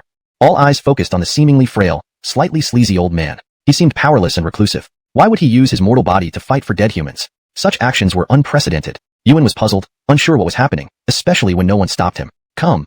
Use your strongest move. Something that will kill me in one blow. Xerxes was also infuriated. He was a mighty god destined to rule the world. Being challenged by a mere old man infuriated him. He casually dropped Augustia, luckily caught by Fabio's quick reflexes. Xerxes spread his arms, releasing intense yellow light. School buildings started floating into the air, along with nearby structures. Instantly, the sky was covered in buildings. It was like an apocalyptic scene. Come. Let's see how long you can keep spouting nonsense. Buildings coalesced into a wasteland dragon, charging fiercely towards Peter. Die. Xerxes roared for the last time. Peter stood motionless, unflinching regardless of the impending chaos. Everyone watched Peter, waiting for death to come. Then, a green beam burst from the ground, enveloping Peter. Arabella understood. This is some defensive technique Mu Jia gave before leaving. It contains rich spiritual energy, allowing control of plants. But instead of summoning plants, Peter absorbed ambient spiritual energy rapidly as the dragon neared. His body emitted flames, and with just a finger, he unleashed an overwhelming wave of fire. Boom. Yuan was stunned.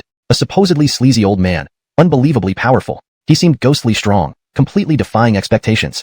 Chapter 280. On the eve of the final showdown. As surging flames rose from the ground, the plummeting rocks were completely shattered into powder. At the same moment, the figure of Peter had vanished and reappeared before Earl in just a split second. Earl's eyes widened in shock. Peter gave him no chance to react, sending a blazing punch hurtling towards his face. Fire punch. Bang. With immense force, the punch sent Earl soaring into the sky. Peter, standing on flames, swiftly followed. The entire cloud layer was scorched red. Earl's silhouette darted like lightning, bombarded repeatedly by fiery explosions mid-air. Boom, boom, boom. People watching the battle below were stunned. I always thought he looked like someone. Peter. The one live streaming the end of the world. It's really him. He's protecting us, right? So strong. Too strong. The most shocked of all was Yuan, who couldn't even find words to express his astonishment. All day long, I was hanging out with Peter, and we even went to the arcade for some PKs? That damn creepy old man. You're telling me, he's Peter. After about 3 minutes, Peter descended carrying a bloodied and burnt Earl, whose pitiful state contrasted sharply with his earlier arrogance. He looked every bit a dog beaten into submission. This guy is pretty resilient. Christabach discarding trash, Peter threw Earl to the ground. The latter weakly glanced at Fabio and Donnie, who wore calm expressions but harbored intense malice in their eyes. You were so powerful, weren't you? Fabio placed a foot on Earl's head. MMM. Earl's trembling voice answered with difficulty. I know. I was wrong. He felt profoundly mistaken. Damn sand particles. Knowing these people were formidable, yet still got himself into this mess. Attack Reg Zone 20 and provoke Greg such terrors. What a death wish. Wrong.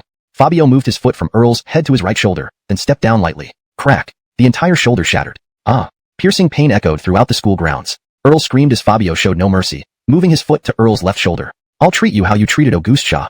Fabio wasn't one for sadistic pleasure, but judged based on the actions against his allies. Leaping high into the air, both feet enveloped in dark energy, Fabio stomped forcefully on Earl's left shoulder. Boom. The ground caved in dramatically, revealing the terrifying power behind the blow. Ah. Amidst the dissipating smoke, Earl's heart-rending cries filled the air. His shoulders were completely destroyed, but due to absorbing Burton's strength, his body's resilience kept him alive through these injuries. Devil, you're a devil. Sputtering blood, he looked at Fabio with desperate eyes. To want death yet not get it. How excruciating. Earl hadn't anticipated this turn while tormenting others. Fabio smirked, condensed 2 dark orbs in his hands, grabbed Earl's legs, smashed him into the ground, and yanked hard. Both thighs were ruined. In mere minutes, Earl was utterly crippled. Ah. He could barely scream from the pain. Peter's eyes turned icy cold, sensing something significant. He spoke calmly. Earth Brother's aura has appeared. Hold him off as best as you can. I need to see Sister Wood. To restore my elemental powers, then I'll come back to help. Peter said this, then shot towards Japan with utmost speed. He helped Fabio because he found what he'd sought his whole life, a peaceful and enjoyable existence. Watching Peter leave, Fabio pondered aloud. Is it time for the final showdown? As he twisted Earl's neck and snapped it, swallowing his remains and gaining considerable strength, Fabio turned towards the highest peak in Zone 20, emitting a colossal aura inviting them forward. Once Earl died, the controlled soldiers regained consciousness, leaving Marshall and Cristobaltal Dinosaur to clean up the battlefield. Fabio, Gabby, and Donnie stood together, knowing that to achieve eternal peace, they must defeat Burton. Come. Get over here now. Standing atop the mountain peak, Burton unleashed his previously contained aura to attract Fabio. He originally intended to trick Fabio, but seeing his complete indifference, even enjoying himself, drove Burton into frenzied rage. Why am I a god and yet hold no fear in your heart? Today, I will kill you. Smiling maniacally at the incoming figures, Burton's grin was disturbingly unsettling. Fabio, floating midair with Gabby, joined by Donnie, gazed at Burton atop the mountain. Why the change in plan? Fabio asked. Weren't we supposed to stick to our agreement? Gods have no ethics or morals. You change your mind just like that? Burton. As a god, why should I need to justify anything to you? I can change my mind, can't I? Weren't you going to explain? Come try and kill me then.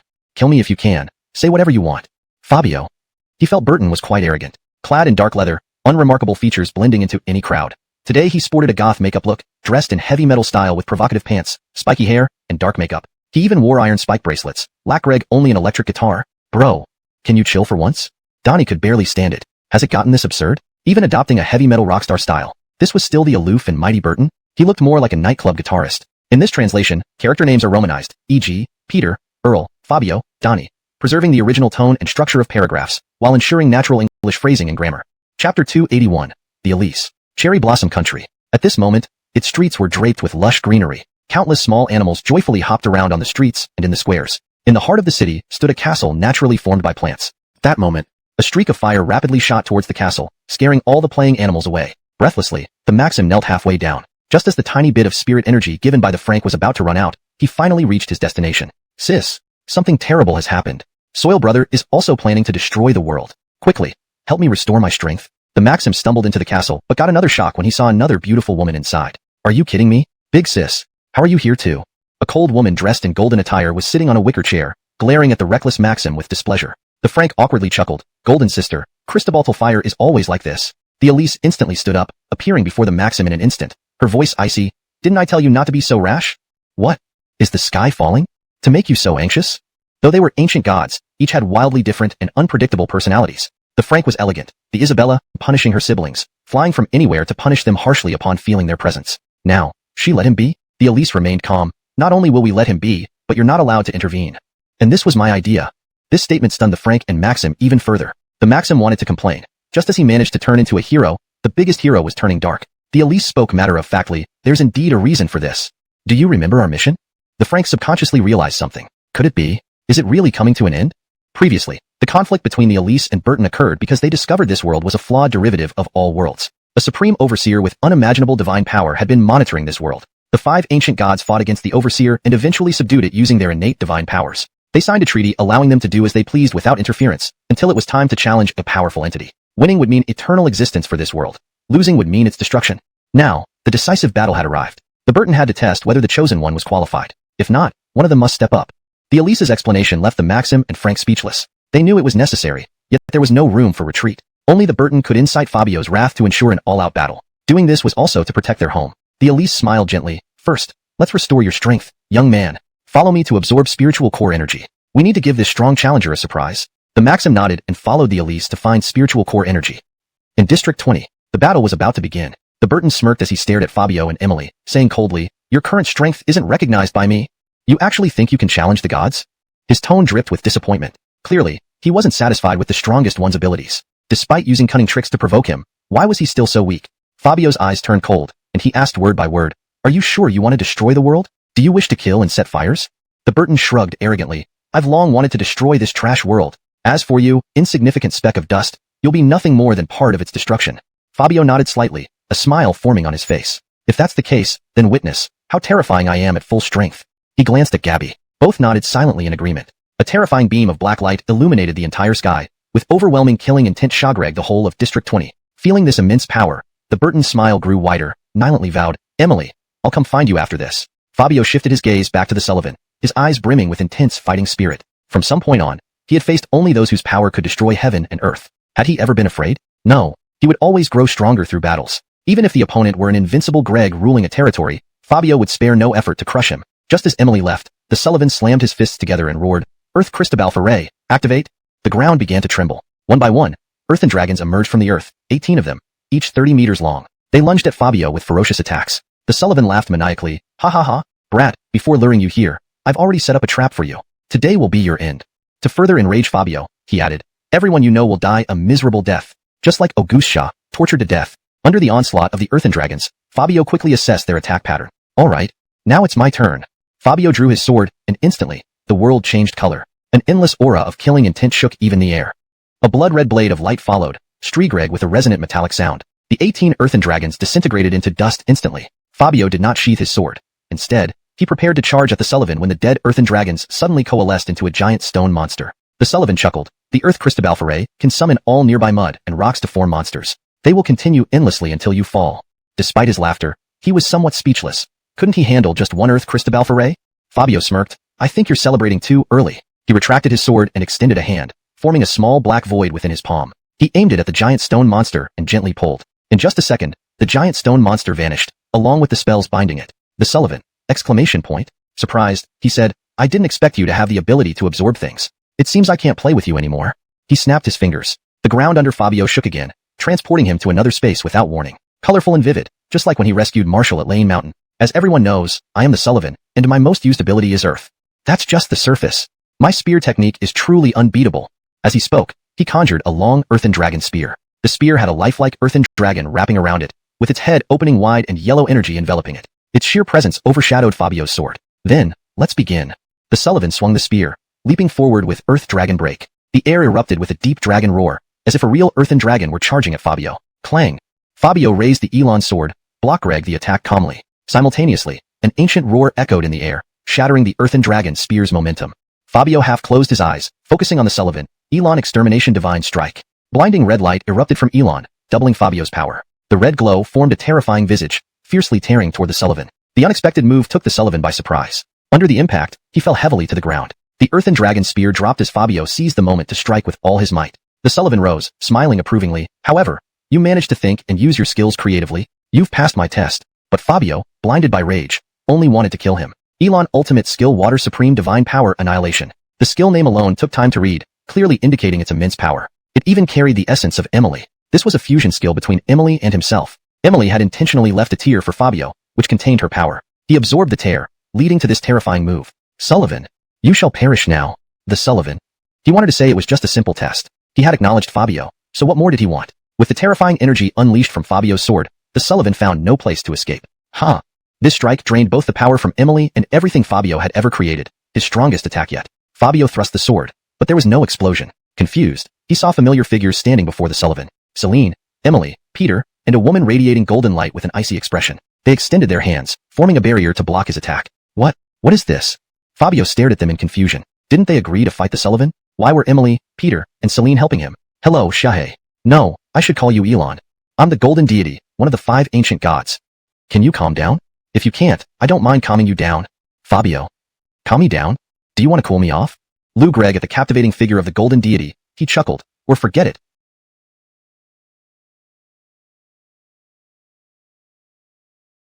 A lesson. Even if I kill him, Elder Carly can revive him. Emily. Bridget. A beam of golden light flashed, and Elise appeared before Fabio. Her phoenix eyes narrowed slightly, and golden gas started to swirl around her. Her fingertips shimmered with points of golden light, preparing an attack. You're too arrogant, boy. Elise hesitated before acting, but another phrase from Fabio pushed her past her limits. You're not young. Can you call yourself youthful?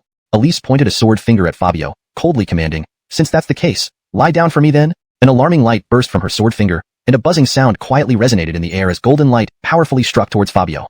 Fabio didn't dodge. Instead, he raised a shield of black energy around himself. Boom. Elise. Seeing her attack easily deflected by Fabio, she was slightly surprised. Fabio smirked. Your attack is pretty strong. No wonder you're the boss. Feeling disrespected, Elise erupted in fury. As one of the strongest ancient deities, she had lived through countless battles across many worlds, growing powerful enough to strike fear into the hearts of the watchers. Yet, in Fabio's eyes, she was insignificant. Could anyone say that? Hands clasped together, Elise lost some of her rationality. Emily and Bridget couldn't help but worry. Emily, Sister Jean, when did you become so short-tempered? Bridget, in all these years, I've never seen Sister Jean so enraged. Meanwhile, Burton and Peter regarded Fabio with newfound admiration. Over the years, Elise had been their nightmare. Now, Fabio dared to insult their leader. Whether he won or lost, his bravery was worthy of respect. Elise unleashed formidable power, causing the entire space to shake violently. Burton cried out, we can't keep going like this. The space might shatter. Everyone, reinforce this space. If the space shattered, they'd be fine. But Fabio, Lacreg's spatial traversal abilities, would die in the chaotic space-time currents. The other 4 ancient deities started to strengthen the space with colorful energies. Elise stared intently at Fabio. Can you block this? I shall deem you king. Fabio saw the overwhelming aura radiating from her, feeling a jolt of anxiety. This went too far. However, she shouldn't dare to kill me. It was just a spur-of-the-moment provocation to test her depth, but an enraged tiger goddess was truly devastating. Boom, boom, boom. As Elise's energy, Fabio swallowed hard. I never expected the Elise to have such smooth skin. Where's Gabby? She's nowhere to be seen. He realized only he and Elise were in this unfamiliar cave. After Checkreg with his spiritual senses, he received 2 Shockreg revelations. 1. Gabby wasn't in this world. 2. He had returned to the ancient world under his rule. His rage surged upon detecting the world's desolation and massacre. Giant mechanized beings clad in battle armor were slaughtering everything. Qiongqi, Taowu, and other mighty beasts had already fallen. Hey hey hey.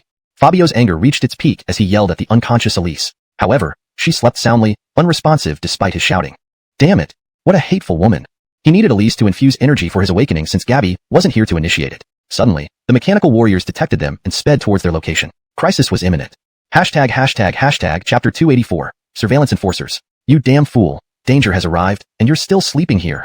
Fabio hurriedly dragged the damaged Neochong of Eliza and rushed deep into the cave. In the darkness, Fabio paid no heed to what lay ahead and dashed forward recklessly. He ran too hastily and stumbled into a deep pit, plunging all the way to the deepest part of the mountain. After an unknown duration of falling, he landed in a water pool with a loud splash. Fabio thrashed in the water with Eliza before finally reaching the shore. Phew, barely managed to get back, but ended up in such a mess. With Fiona absent, he could only dream of awakening his powers and wreak havoc outside. If Eliza could awaken, she might emit the same radiance as Arabella did, enough to help him unlock his true power. Chirp, chirp. Suddenly, a pair of bloodshot eyes appeared in the darkness. A strange screeching began echoing in the air. Fabio's heart skipped a beat. This was the deepest part of the mountain, a favored place for demons and monsters. Damn. Now I can't awaken, and there are enemies outside. He truly felt helpless now. After becoming so strong, his awakening medium was not around. The crimson eyes started emitting a blue glow. It was a blue elk, about the same size as Fabio, with 2 horns on its head. It sniffed the air, and tears welled up in its eyes. Rushing quickly to Fabio, it made a pitiful squeak, seemingly narrating the events since his departure. How peace had shattered after he left. Do you recognize me? Fabio communicated via mental energy. At this moment, Eliza gradually regained consciousness from her faint. Seeing her tattered Neochong exposing much of her skin, she glared at Fabio indignantly. Was it you who chewed my clothes to pieces? I should have known better than to cultivate you as my strongest ally if you're like this. Truly despicable. Fabio stared fiercely at her and pulled her into a telepathic conversation. Meanwhile, the blue elk continued its narration. After you left, this world came under the control of Qiongqi and Taowu. They awaited your return, maintaining harmony among all the fierce beasts. Until... Its voice turned fearful, like a nightmare descending upon them. Until the sky turned dark red, and uninvited guests intruded bizarrely into this world. They claimed to be surveillance enforcers, tasked with eradicating derivative worlds. And they began mass slaughters. Taowu and Qiongqi died defending us. Fabio. His old subordinates sacrificed themselves to protect this world. During their conversation, Eliza used her mental power to explore this world. Upon seeing the mechas, she knew these were surveillance enforcers. Powerful machines created by the Watcher to clear out extra-dimensional worlds, often SSS-level entities she had encountered across various realms. Ah! The blue elk let out a scream and fell heavily to the ground. Fabio rushed over, finding its injuries severe and festering, but now he was thrust back into chaos, even losing his cultivation. But, facing the existential threat to the ancient realm, he couldn't avoid confronting the Watcher. I know what I must do. After you recover, we'll go find that guy and settle scores. Eliza's beautiful eyes flashed with surprise. Knowing the Watcher's immense power, Fabio still dared to confront him, showing great courage. Eliza smiled slightly. You are indeed unique. Staring at her exposed skin, Fabio nodded. You are special too. Eliza frowned, following his gaze to her chest, angrily growling, Damn you! You pervert! Fabio! Who made your clothes that torn? Silence settled over the valley. Fabio lay down to sleep without further words. About an hour later, a rapid breathing emerged from the darkness. I feel so uncomfortable. Fabio. Awakening, he saw Eliza writhing on the ground like an octopus. Her face flushed red, surrounded by several stalks of potent herbs, aphrodisiac grass for beasts. Damn it! Why did you eat those things? These are for arousal among beasts. Hell. Note. For the sake of appropriateness, certain descriptive elements have been toned down or removed. Chapter 285, Big Eyes. I'm so hot. Fabio. Hearing such lewd words, he couldn't help but lose his composure. Sylvia, the head of the 5 ancient gods, was actually being poisoned this way by color grass. It wasn't that Sylvia had weak resistance. She simply didn't have much spiritual power left in her body at the moment. Seeing something so rich in spiritual energy, she naturally wanted to try it out. As a result, even someone like Qiongqi lost their mind after consuming it. So, even for Sylvia, it was inevitable. Her spiritual power had recovered a little, and with her eyes clouded, she looked at Fabio as if she'd found a solution. Although you are very annoying, why do you look so handsome now? While saying this, Sylvia was drooling. Fabio. Please, I am a dog right now. You freak. Do you have to be so perverted, not even sparing a dog? Fabio turned to run, but unfortunately, Sylvia, who had regained some strength, was incredibly fast. In the blink of an eye, she rushed to Fabio's face, holding a few strands of color grass in her hand. She giggled. Come on. She used her divine power to open Fabio's mouth, stuffed the color grass inside, and then used spiritual energy to revert Fabio back into the form of a white-haired boy. Fabio. Damn, I'm tainted now. Fabio said coquettishly, you can't call me Cristobal Jean. Give me a prettier name. She never lived as a human before, and thus never had a name. Fabio chuckled. Alright, let's call you Wong Barbara. How does that sound? Barbara blends seamlessly with the blue sea and sky. Sylvia grinned widely. Yay, I have a name now. She happily planted several kisses on Fabio's face. There was nothing else to be done when a goddess fell in love. Barbara, can you help me reach the SSS level? Join me in clearing out those outsiders. Sylvia nodded vigorously. Whatever my husband says, it will be done. The two transformed into one black and one golden light and shot out of the valley. From afar, the law enforcers sensed something and rushed over from all directions. Sylvia raised her palm and released a golden energy blast, shattering a mech in one strike. The remaining two were swiftly dispatched by Fabio, now back at his peak, with a single sword swing. In the original world, Sector 20, the four ancient gods had searched through many worlds with Gabby, but failed to find Sylvia and Fabio. They all stood despondently on the grass, sighing in succession. Ah, where could Elder Sister Jean and Cristobal Black have gone? They're really worrying. Emily wore a troubled expression, unsure where to look. Suddenly, the sky turned dark red. A massive presence enveloped the entire world. The four ancient gods began to tremble as they gazed at the dark red sky, fear evident in their eyes. Emily, he's come. How can he appear at such a crucial time? Stacy, damn it, without Elder Sister Jean, how are we supposed to fight? Earth God, I think we should hide quickly. Wood God, well, let's go check it out. Gabby had no idea what they were Talgreg about, watching as the four ancient gods flew upwards together. No matter how much she waved, they pretended not to see her. Without Fabio, Talgreg her up there meant certain death. Gore. A large eye appeared in the dark red sky. Its appearance triggered an extremely piercing screech. Instantly, volcanoes erupted worldwide. Tsunamis, earthquakes, and all sorts of natural disasters occurred simultaneously. It was the harbinger of the apocalypse, the Overseer. For rays of light appeared atop the dome. Lou Gregg at the large eye in silence before Wood God finally spoke. Overseer. It's not time yet according to our agreement. How can you come so soon? The Overseer replied in a hoarse voice. I've grown impatient waiting. So, can you now oppose me? They knew he was going back on his word. With Sylvia, their pillar, absent, they couldn't possibly stand against him. Seeing them collectively silent, the Overseer, without any intention of negotiation, unleashed a red beam from the large eye. The red beam scattered into countless rays, rushing toward the world. Boom, boom, boom. People experiencing various natural disasters were now blasted by the red light. Boom, boom, boom. Each ray was a world-destroying force, leveling city after city. Well, if you don't send powerful beings to fight me, this place will be utterly destroyed. Wood God, sensing the despair below, reached her limit of anger. She cast a spell first, unleashing countless wooden spikes toward the big eye. Earth God mobilized rocks from all sides, launching them frantically at the big eye. The others used their own abilities, Strigregg forcefully. But all these attacks were blocked by a red shield emitted by the big eye. If it were the old me, I might have suffered under these attacks. But after years of tempering, I can now ignore these. So please lie down. The big eye released a red energy wave, scattering the four ancient gods in just half a breath. Hee hee. What a wonderful world to destroy. The Overseer released immense power, intending to destroy everything. Just then, a shadow emerged from the air. All hope was rekindled within them once again. Instead used his mental power to scan the area below. Cristobalza. Soon, he found Cristobalza standing amidst ruins, with Ewan by her side. In a flash, Fabio appeared before Cristobalza. Sorry, I'm late. Tears filled Cristobalza's eyes, but she held back her sobs. I knew you'd come back. Fabio gently extended his hand, smiling as he asked, Can you join me in saving this world? Cristobalza. Cristobalza nodded slightly, reaching out her hand. I can. To save this world with you. As their fingers touched, a brilliant black light shot up into the sky. Boom. The surrounding area sank significantly. Fabio transformed into a cold Lou Gregg youth with long white hair, adorned with wings. Lou Gregg incredibly powerful. He flapped his wings and returned before the observer, still silent. Seeing Fabio's clearly enhanced strength, the observer blinked. Humph. Clearly you're no ordinary opponent. But next, you'll experience true cruelty. Just as the observer was about to begin, Sylvia shouted, Wait. As he spoke, 5 divine lights surged into Fabio's body. Buzz. The divine light continuously refined Fabio's body, altering his appearance once again. SSS. What overwhelming power. He silently endured the force tearing through his flesh. Voices of the ancient gods sounded in his mind. Emily, hang on. You're our last hope. Celine, whatever happens, do your best. Sullivan, although I despise you, you're the bravest being I've ever seen. Evil fire god. This power is my redemption for my past ignorance. Go for it. Sylvia, I want to have many babies with you, so come back alive. All the gods. What the hell did she say? Fabio clenched his teeth and roared. Shagreg the heavens and earth. Ah. Boom. The divine light finally dissipated, releasing a terrifying aura that sent everyone flying. Bathed in colorful divine light, Fabio faced the observer, who sneered, All right, let's begin, clown. His eyes emitted a beam of light, transporting Fabio into a void world. The crowd below. Huh? Why can I see these scenes when I close my eyes?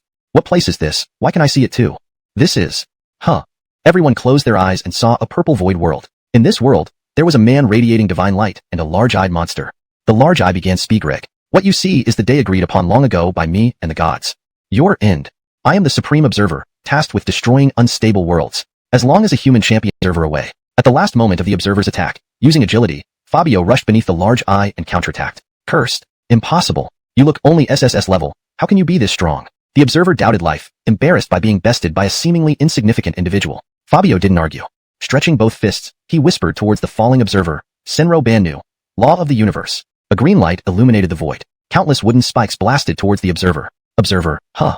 Zing zing zing. He struggled to deflect the wooden spikes with red light, but Fabio's unpredictable move left him bewildered. Standing on a giant Buddha made of wood, numerous wooden hands surged towards him. Senro Bannu. Buddha Ascension. Senro Bannu. 1,000 hands. Each wooden hand contained bizarre energy, capable of annihilating everything. Observer, danger.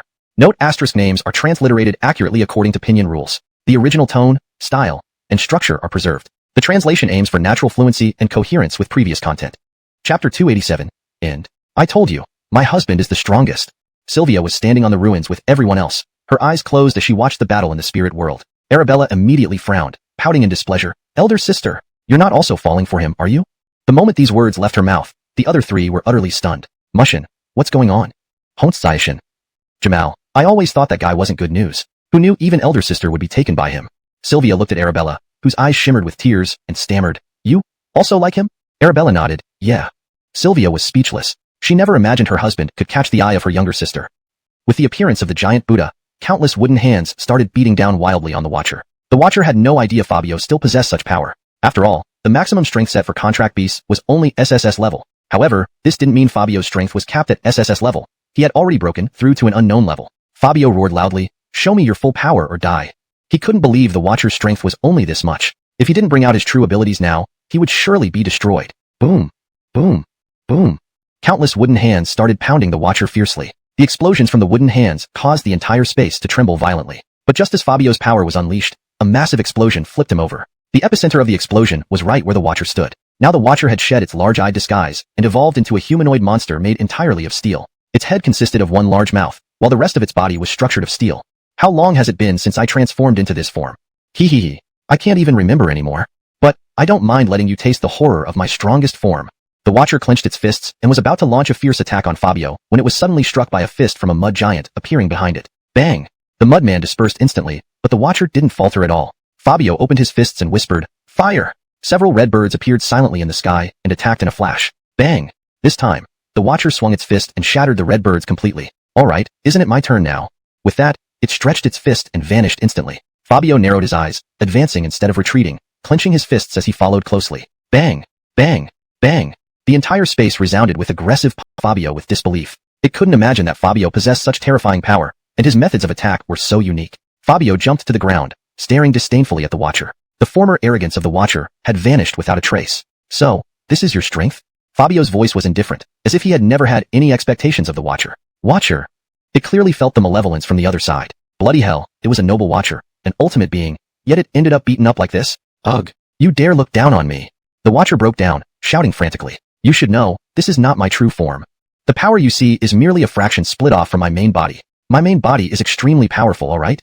Due to multiple dimensions, the Watcher could split into many avatars for supervision and create enforcers to carry out orders. This Watcher had been provoked by Fabio to the point of wanting to commit arson and murder. If looks could kill, Fabio would have died hundreds of times already. Fabio drew his sword lightly and said calmly, either I end you here, or you leave this place forever. I don't need to kill you. That would only cause unnecessary trouble for our world. Watcher. Hearing Fabio's words, it was somewhat surprised. This guy was clearly strong, but still wanted to let it go. You. The Watcher was thoroughly baffled. It came here to destroy the world. But why was this person letting it go? Was Fabio foolish? Killing the Watcher would result in more of its avatars coming to wreak havoc. So letting it live and turning an enemy into a friend seemed logical, right? Wasn't it irritating? Even if you let me go, I still want to destroy this world. The Watcher tried to regain some dignity. Fabio snapped his fingers. This world is quite wonderful and filled with love. Why don't I give you a few days to experience something you've never experienced before? Food, games, entertainment, footbaths, and other daily pleasures are pretty nice too. Since the Watcher was no longer being killed, it couldn't stubbornly beg to be finished off either. It nodded slightly. Alright, fine. Give me a few days, and I'll inspect this world. If it's as terrible as I think, I'll still destroy it.